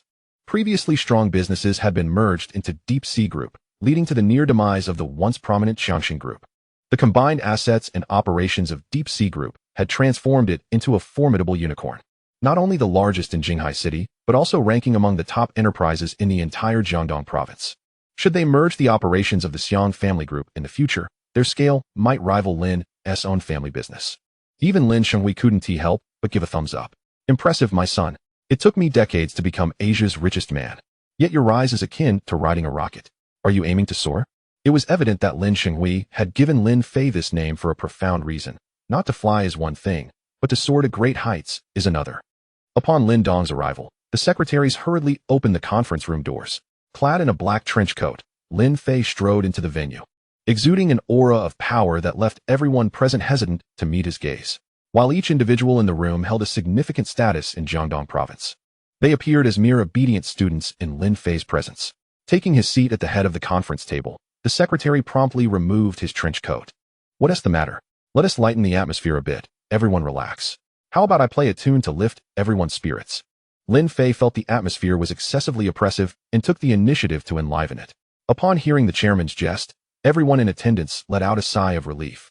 Having been intimidated by Lin Fei's decisive and ruthless approach, the sudden dismissal of so many executives left an air of anxiety, with everyone uncertain if they would be next. Once the atmosphere lightened, Lin Fei invited everyone to report on their recent work. The managers sequentially approached the large screen to present their PowerPoint slides and update the chairman on their recent activities. During the presentations, Lin Fei occasionally frowned, relaxed his expression, and rhythmically tapped his fingers on the table, interjecting with a question now and then. Overall, Lin Fei was fairly satisfied with the reports from the Group's executives. However, as a reincarnator, he possessed an omniscient perspective. He also shared his insights. Regarding some of the previous operations of Xiangxin Group, we should retain what is essential. But all cumbersome projects must be eliminated. We must be cautious of sunk costs. Just because we invested some money earlier doesn't mean we should stubbornly cling to it, resulting in a plethora of time-consuming and labor-intensive projects. Regarding the business of traditional energy, it is to be entirely dismantled. Henceforth, we shall embrace the era of renewable energy, with a primary focus on the electric vehicle and photovoltaic industries. The Group's venture capital department should also conduct thorough investigations, positioning itself strategically to acquire shares in outstanding enterprises. As for the real estate sector, the coming years will mark its final flourish. We must expedite the development of the land in hand, ensuring the timely delivery of completed properties, with absolutely no tolerance for unfinished buildings. In the future, when acquiring land, we should concentrate on prime locations in economically prosperous cities such as Jiangxing, as only these areas will offer appreciation potential. That is all I wish to convey for now. I request that the personnel from the entertainment department remain, while the others may disperse. Soon, only Zhang Rui, Lu Zhan, and a few heads of the entertainment department remained in the room. Lu Zhan, currently the vice president of Deep Sea Group, primarily oversees the grand entertainment sector. How is the preparation for our group's MCN agency coming along? Mr. Lin, all venues and relevant qualifications have been secured, and we have already signed contracts with a portion of new talents. In front of outsiders, Lu Zhan exuded the image of a competent female executive, a stark contrast to the delicate demeanor she displayed while nestled in Lin Fei's embrace at night. She handed Lin Fei a list, which he perused briefly before stating, "The potential of these individuals is rather ordinary. Allow me to highlight a few whom we must recruit under our banner." With that, Lin Fei inscribed several names on the paper. These twin brothers, known as Da and Xiao Yang, should still be in university, once signed. We shall train them towards creating humorous short videos. Then there's a fellow named Zhu Gu, known for his automotive commentary, who is currently a minor internet celebrity but is destined to become a prominent figure in the automotive industry. Additionally, a female streamer named Zhou Shui, currently on an unknown platform, possesses a personality that is both serene and vibrant. As long as she remains silent, she is undeniably a stunning beauty, and we should cultivate her as an esports host. Oh, and there is a talented singer. I believe her name is Deng Timo. We must secure her as well. Lin Fei, drawing from his memories of a past life, swiftly jotted down dozens of names. Dai Gula J, Mo Deng brothers Lu Yuning, little wolf dog couple. Chen Xiang at 8:30, Pai Yu, little logo eating across Huaxia, Li Ziki. These are all future internet celebrities with a starting fan base of 10 million. Some may still be in university, others selling cars, and some engaged in sales. However, at this moment, the wheels of fate have begun to turn. Most of them will become signed artists of Deep Sea Entertainment, which will soon ascend to become the largest MCN company for internet celebrities in the world within the next 3 to 5 years. Oh, and I almost forgot. We must not overlook Jiangnan's foremost emotive talent, Tong Jingxing. The individuals present, including Lu Zhan, were left in a state of bewilderment. Who were these little Yang brothers? This ancestor, this foremost emotive talent? They even began to doubt whether the chairman's mind had been compromised, for none of the names he had written were familiar to them. Nor could they find any information about them online. Eventually, it was Lu Zhan who voiced the collective confusion. Mr. Lin, are you serious? Are we truly to sign these unknown individuals? Having navigated the industry for some time, Lu Zhan had gleaned a truth. The signing of internet celebrities is fraught with unpredictability.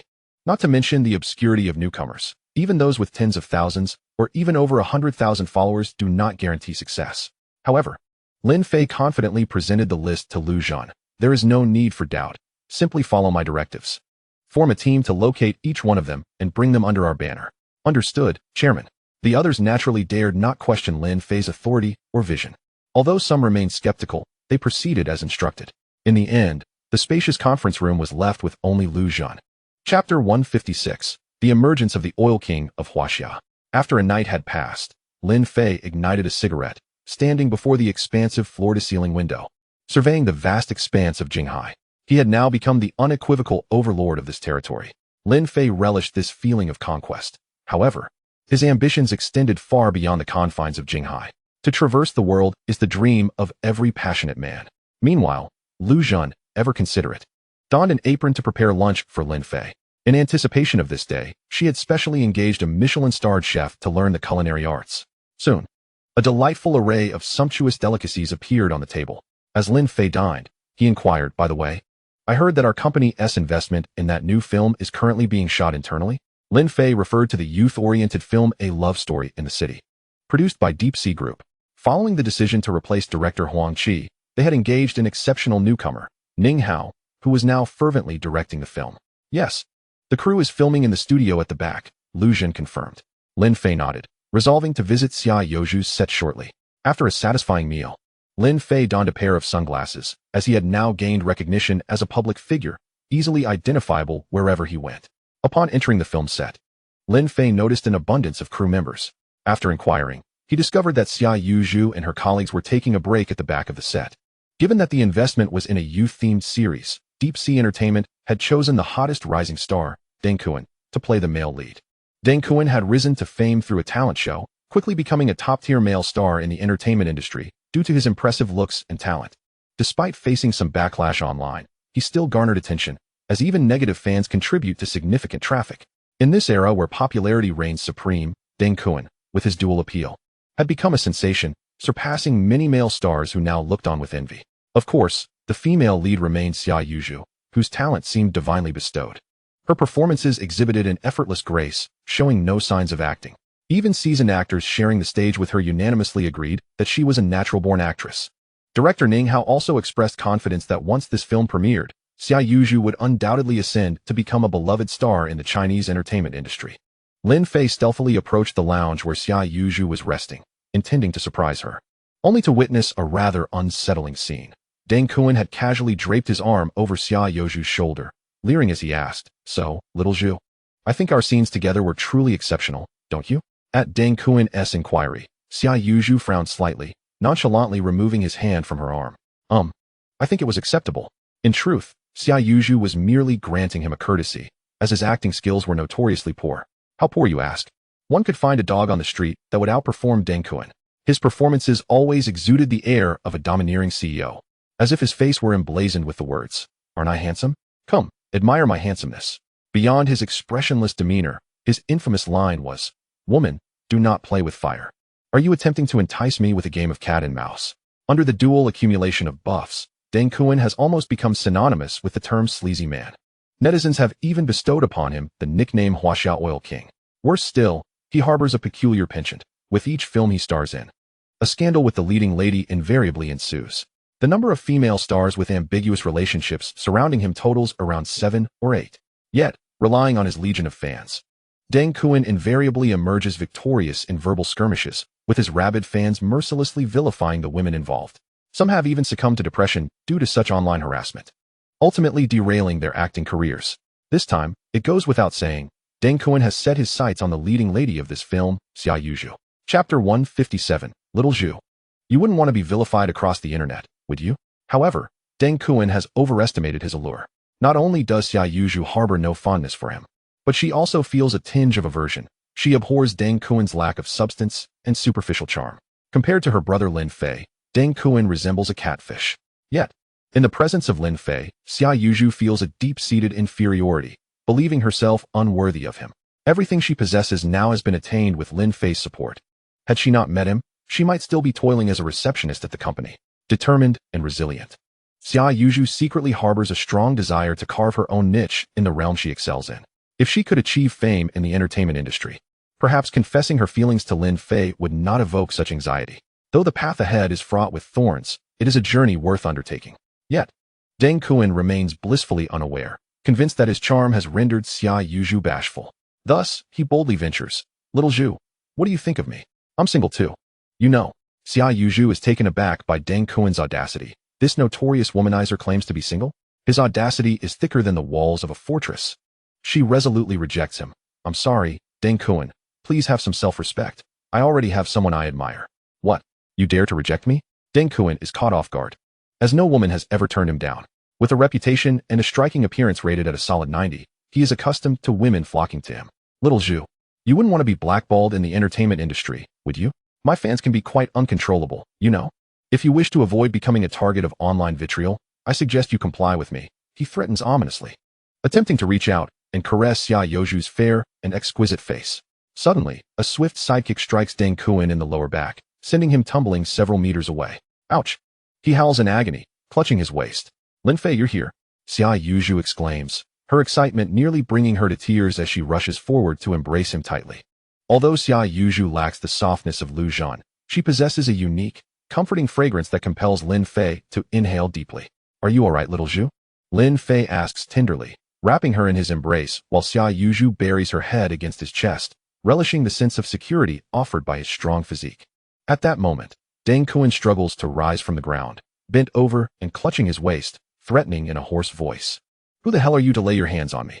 Before he can finish his sentence, Lin Fei strides forward, seizing his hair and delivering a flurry of slaps across his face.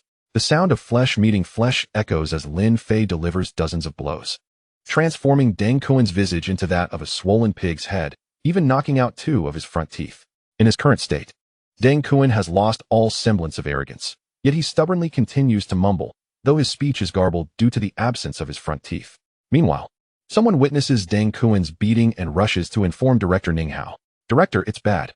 Deng Kun has been assaulted." "What?" Ning Hao exclaims, startled. Though he has never particularly cared for Deng Kun, a talentless pretty boy, he acknowledges that the young man is the star of the film.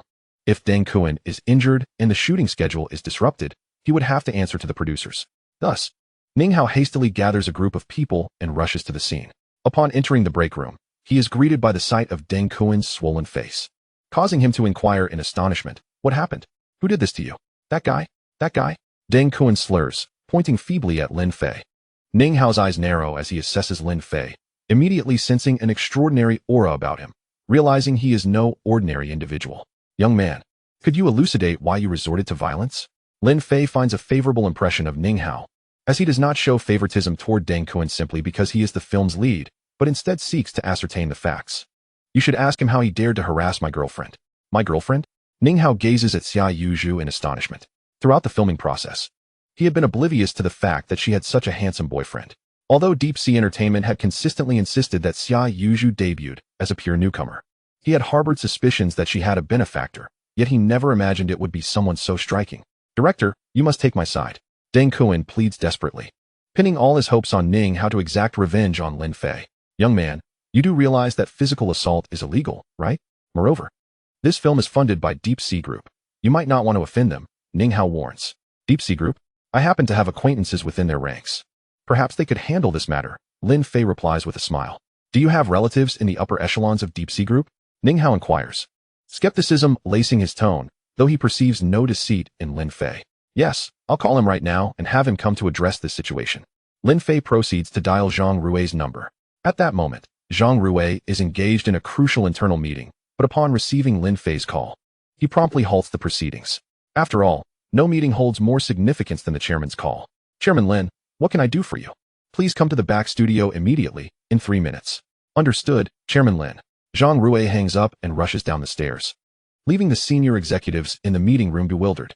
Seeing someone come to his aid, Deng Kuan instantly regains his bravado. You're going to jail for this.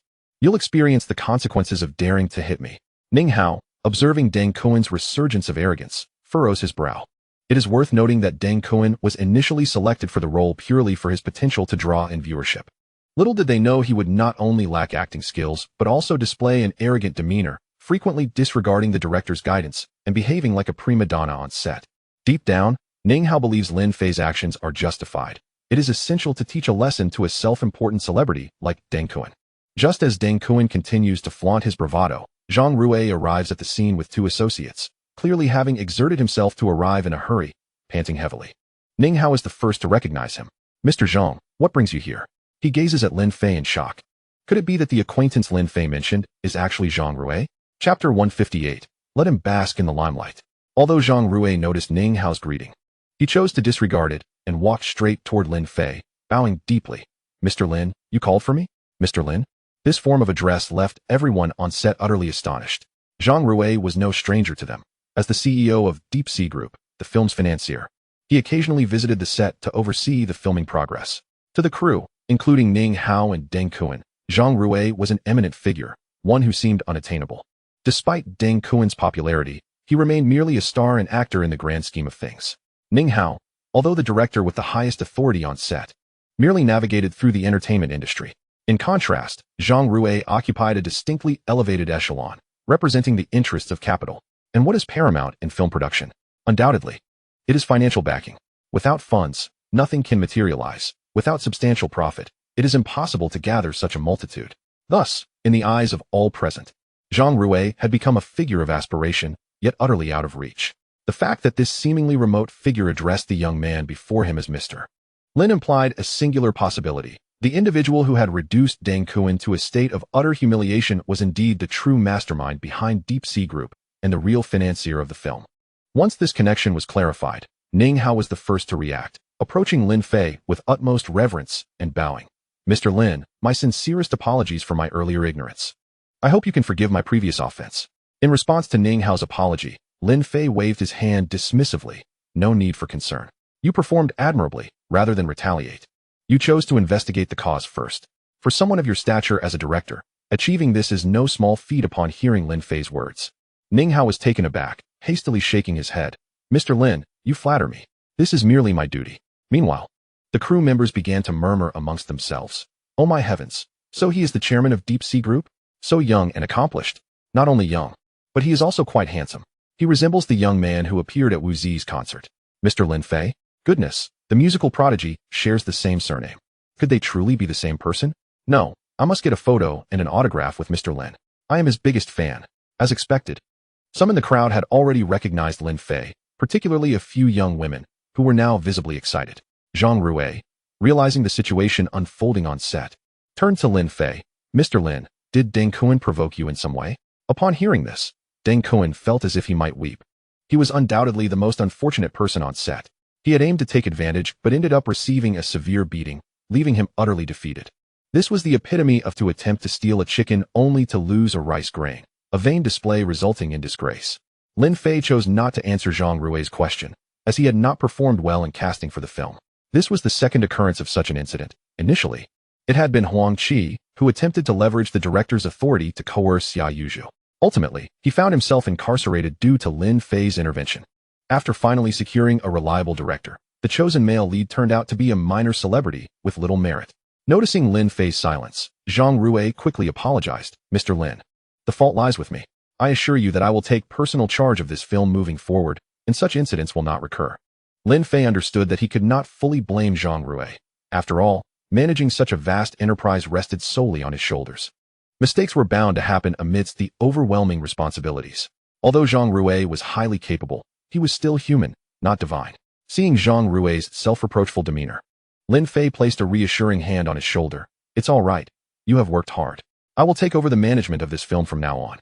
However, we must exercise greater discernment in casting. I do not wish to witness such occurrences again." Lin Fei's authoritative yet benevolent demeanor effectively subdued Zhang Rui, who nodded vigorously. "Understood. Mr. Lin." At this moment, all eyes turned toward Deng Kuan, whose legs trembled as if he had stepped on an electric wire, on the verge of losing control. "Deng Kuan, is it? Aren't you quite fond of exploiting female stars and engaging in scandalous affairs with actresses?"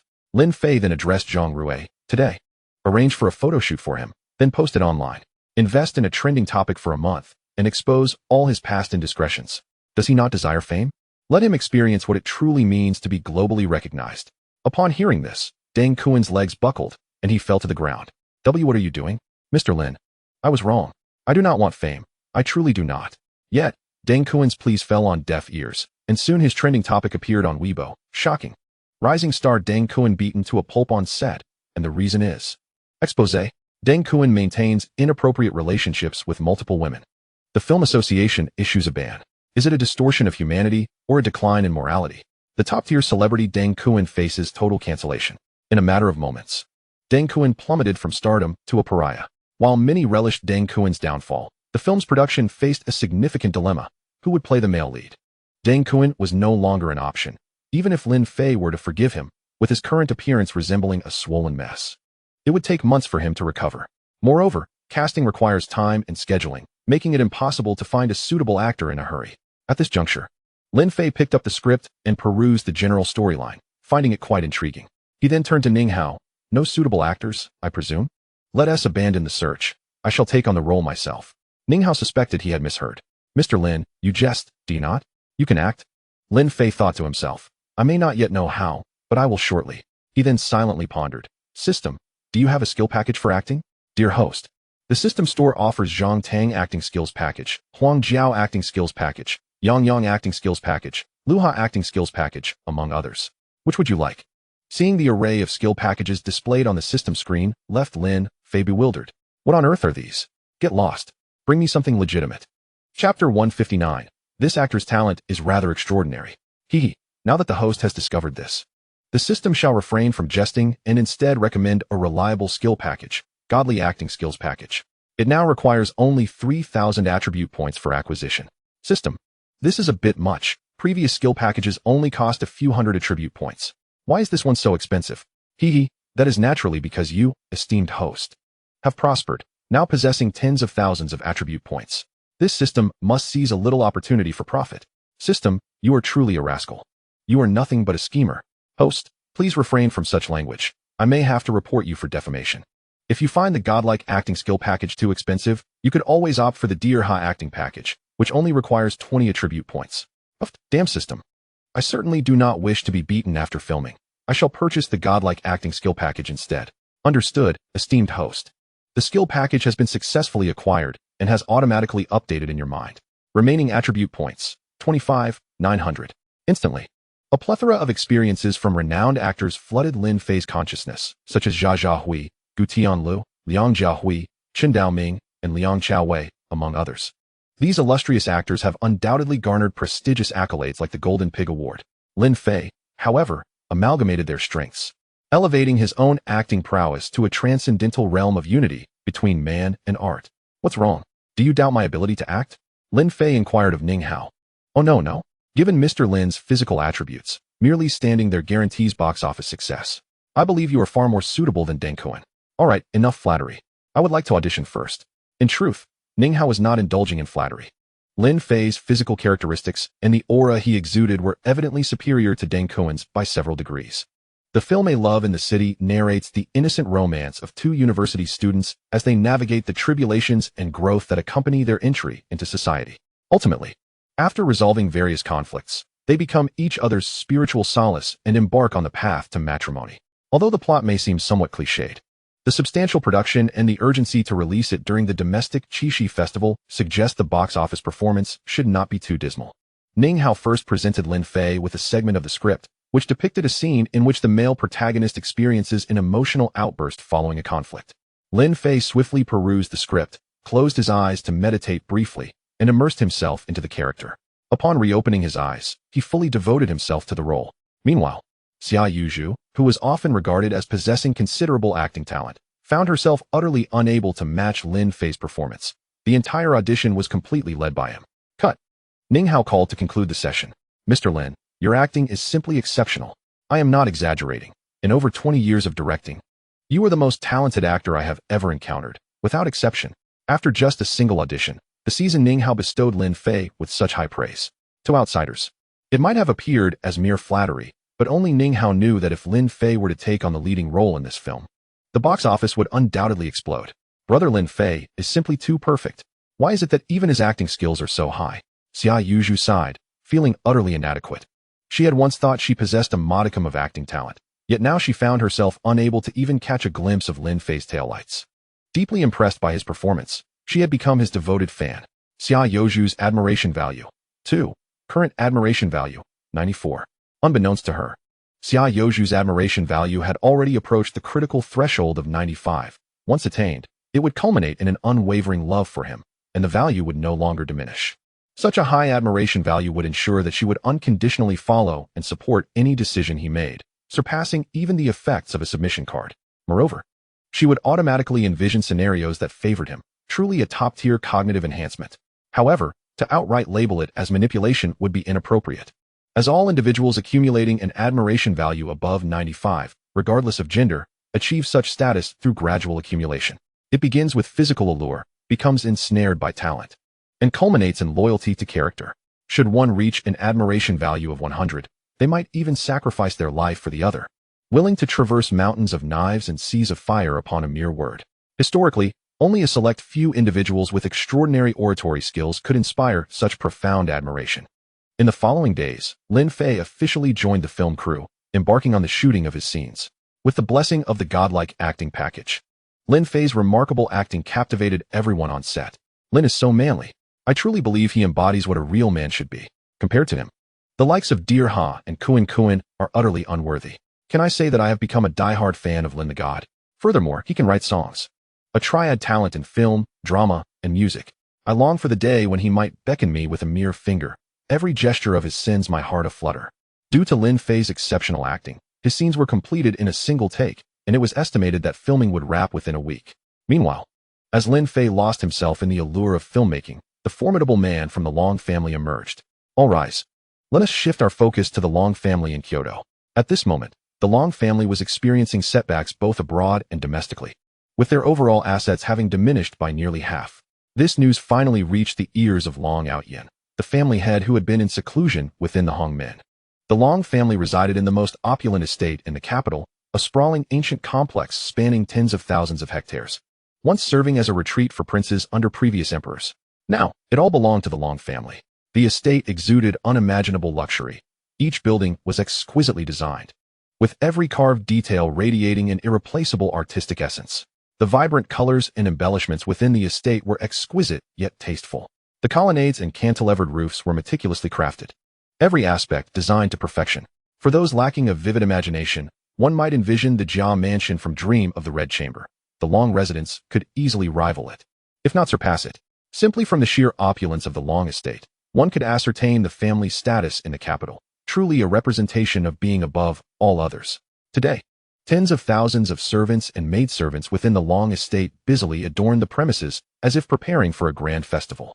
Outside, hundreds of luxury vehicles, including Rolls-Royces, Bentleys, and Hongqi, lined the entrance, most of which were dignified luxury types, with supercars being a rare sight. All these preparations were in anticipation of the arrival of that man. Chapter 160, What a calamity! How could you have such a grandson? At this moment, in the grand hall of the Long estate, the once supreme Long Feng knelt tremblingly on the ground. The sides of the hall were filled with individuals, prominent figures from the capital, either members of the Long family or influential dignitaries allied with them. Such a congregation of high-profile individuals was convened solely for the purpose of judging Long Feng, the family's transgressor. Meanwhile, the trio of traitors, Yun Hao, Zhui Xian, and Lu Guanliang, secretly snickered in the corner. Long Muxi, shaking her head in disbelief, wondered why her brother would commit such acts. Indeed, all of this was orchestrated by Lin Fei, who had incited discord from the shadows by disseminating information regarding Long Feng's deeds and embellishing the narrative to tarnish his reputation. This led not only to discontent among the Long family members, but also among the smaller families reliant on the Longs. The next step was to stoke the flames further. They leaked the scandal of Long Feng's all-night altercation with muscle-bound men aboard a cruise ship. Such a scandal was monumental. The Long family had ample wealth. If needed, they could simply extract from the populace to replenish their coffers. However, the family's reputation was of utmost importance to the Long family, more so than anything else.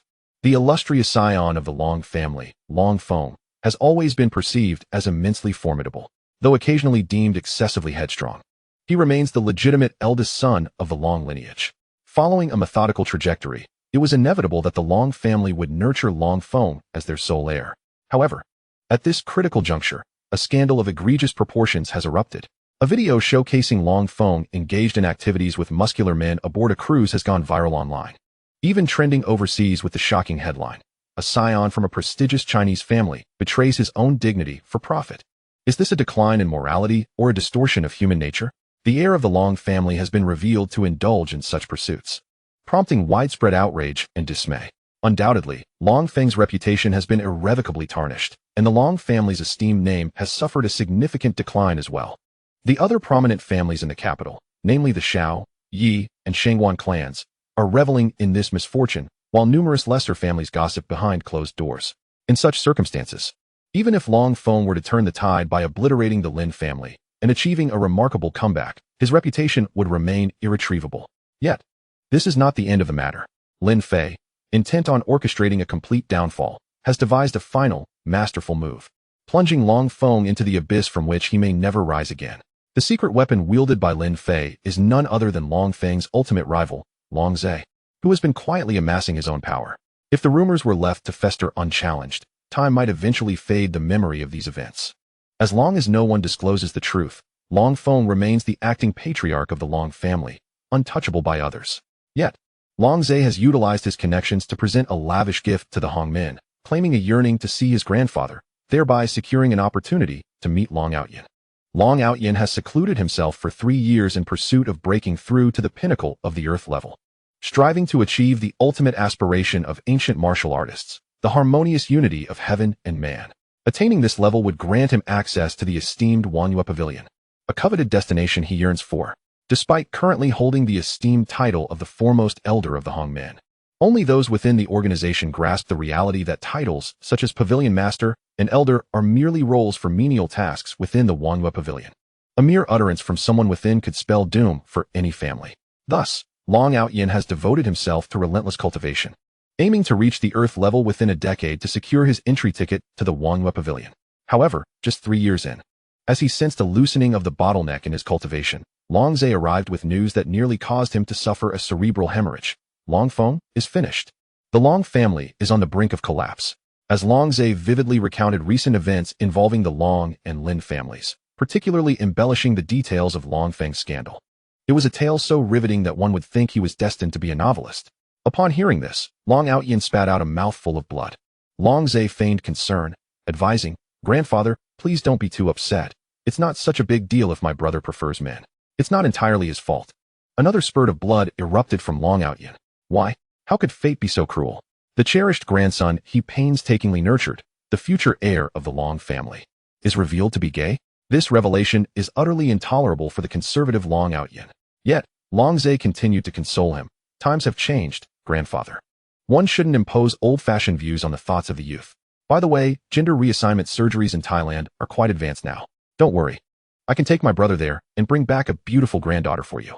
This statement sent Long Outyin into a rage, obliterating 3 years of arduous cultivation in an instant. It took Long Outyin 3 days to recuperate from the backlash of his fury, which had been devastating. Meanwhile, Long Zhe exhibited an unusual dutifulness, attending to Long Outyin's needs, stirring a sense of gratitude within him. Previously, he had only regarded his legitimate grandson, Long Feng, as his true grandson, paying little heed to this illegitimate child. In comparison, Long Zhe appeared to possess greater potential. Well then, with the elder heir rendered ineffective, why not cultivate the younger one?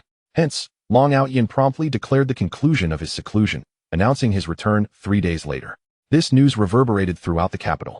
Upon emerging from seclusion, Long Outyin's first order of business was to deal with Long Feng, stripping him of all his cultivation and expelling him from the Long family.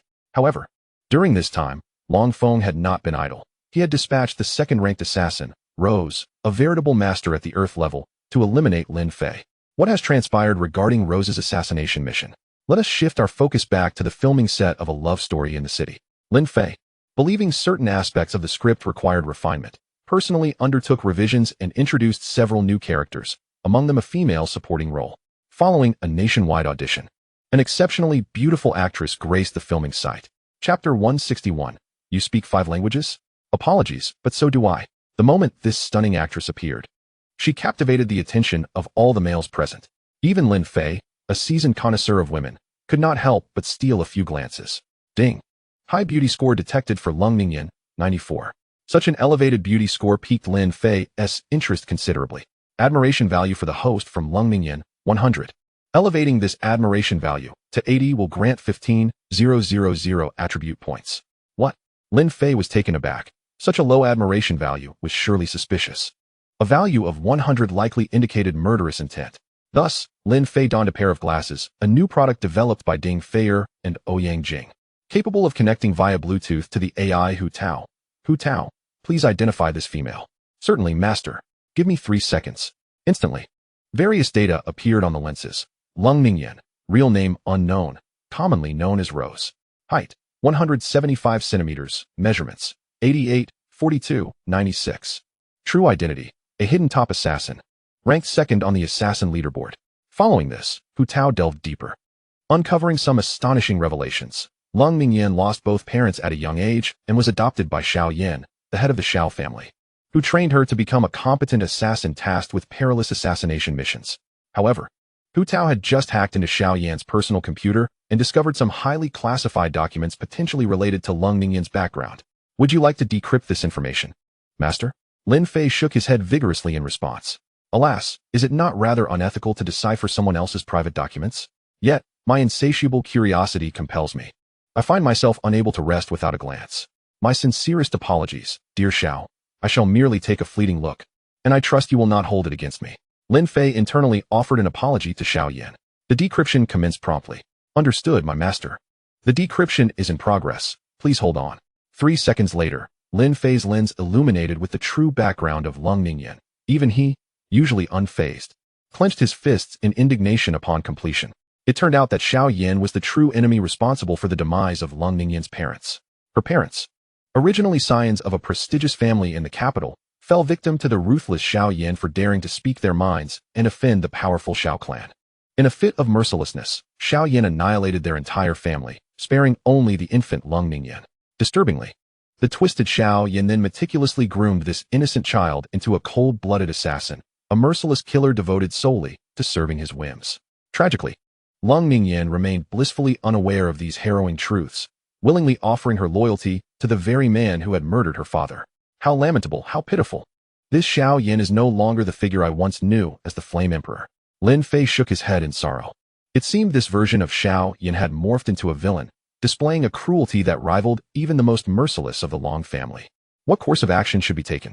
I wonder if such a beautiful woman as Lung Mingyan has fallen victim to the vile hands of this beast, Xiao Yan. Fear not, my master, she remains a virgin. Uft. Lin Fei nearly spewed his soda. Hu Tao, how do you know even that? Master, I hacked into her personal account and pilfered her medical records. They contain such details. No wonder you are so well versed in her measurements. By the way, do you have anything more detailed, perhaps photographs? Are you wishing to see her explicit pictures? Wow. Lin Fei swallowed hard and inquired, do such exist? Regrettably, no. Upon hearing this response, Lin Fei merely acknowledged it. After all, as a paragon of virtue, how could he possibly be interested in such images? However, I did unearth some photographs of her in Balenciaga attire. How about this, Hu Tao? Please forward them to my phone when you have a moment. Lung Mingyan is truly too unfortunate. We must rescue her from her dire circumstances. Wah, master, you are truly wonderful. Oh dear, let us keep a low profile.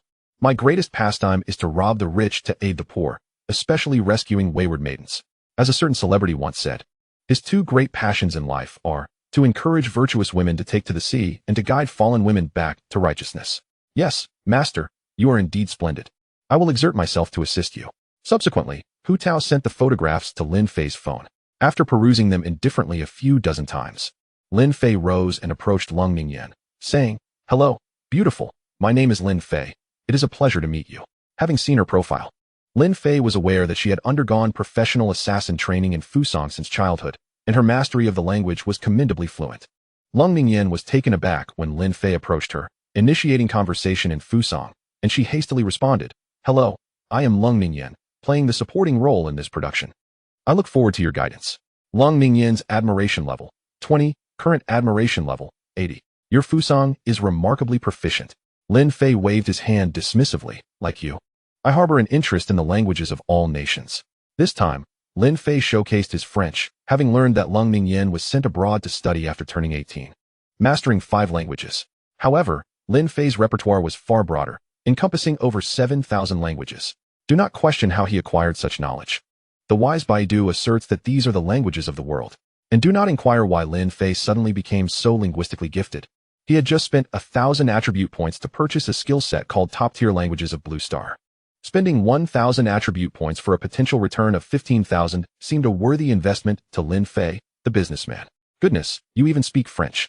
Lung Mingyan gasped, intrigued by how well Lin Fei seemed to know her. After all, her mission was to eliminate him. I dabble a bit. By the way, Miss Lung, I am in search of a horse. Have you seen one? A horse? What horse? Why, your WeChat number, of course. Chapter 162, Assassinate Me? I believe you are merely daydreaming. Upon hearing Lin Fei's cheesy pickup line in Korean, Lung Mingyan found herself both amused and perplexed. Yet, oddly enough, she found Lin Fei rather talented and entertaining, effortlessly switching between 4 languages in mere moments. Most importantly, he was exceedingly handsome. Lung Mingyan had never encountered anyone whose looks could rival hers, regardless of gender, until Lin Fei. In terms of mere appearance, he was her equal, and in talent, perhaps even superior. Why would someone so seemingly perfect be pursued by Long Feng? Truth be told, she harbored no particular fondness for Long Feng, the lecherous individual who frequented dubious websites. Lung Mingyan's admiration level, 20, current admiration level, 60. Though Lung Mingyan remained cautious around Lin Fei, she nevertheless retrieved her phone and scanned his friend QR code. After all, her true intention for being here was to eliminate Lin Fei and secure a substantial payout. Mr. Lin, you seem quite well versed in languages. It appears our interests align. Lung Mingyan deliberately employed a rather obscure dialect of Arabic, a language few could claim proficiency in. She had learned it for a previous assassination mission that required her to infiltrate the circle of a wealthy oil magnate adorned in a white turban. Her intent was to intimidate Lin Fei, thinking, let us see how you handle this. Lung Mingyan believed that even if Lin Fei were exceptionally talented, he would not have bothered with such an obscure language. Not bad. My Arabic is rather rudimentary, but I intend to continue my studies. This statement momentarily left Lung Mingyan dumbfounded. She had not anticipated Lin Fei's genuine understanding, and his use of idiomatic expressions far surpassed her own proficiency. However, I must say that Miss Lung has a splendid figure. Perhaps we could engage in a more in-depth conversation at a hotel sometime? But to think of assassinating me? Surely you jest. At this juncture, Lung Mingyan found herself at a loss for words, as Lin Fei's use of Thai had breached her knowledge barrier. Ultimately, she had no choice but to concede. I'm sorry, Mr. Lin, I do not recognize this language. The corner of Lin Fei's mouth curved upward slightly. Miss Lung, this phrase is a compliment to your beauty. You are the most stunning woman I have ever encountered. Lung Mingyan's face flushed crimson. Her reaction was so natural it was hard to discern if it was genuine or feigned, yet she undeniably displayed a bashful demeanor reminiscent of youthful innocence. Thank you for the compliment, but as we engage in this conversation, are you certain that your girlfriend won't feel jealous? Lung Mingyan subtly hinted with her gaze, prompting Lin Fei to notice Xia Yuju not far away, seated on a stool, her expression sulky. Ahem, well, let us proceed with the filming. My schedule is rather tight. Lin Fei swiftly redirected the conversation. The upcoming scene required the portrayal of emotional entanglements between the male protagonist and the female supporting character. and Lin Fei needed to express the intricate feelings of being torn between two women. This scene was, for Lin Fei, a mere trifle. Given his adeptness at navigating relationships with numerous female admirers without a hint of mishap, why has Lin Fei managed to avoid any blunders thus far? He has distilled his success into several key points. First, one must possess a thick skin, responding to inquiries from girlfriends with enthusiasm, courtesy, and an artful ignorance.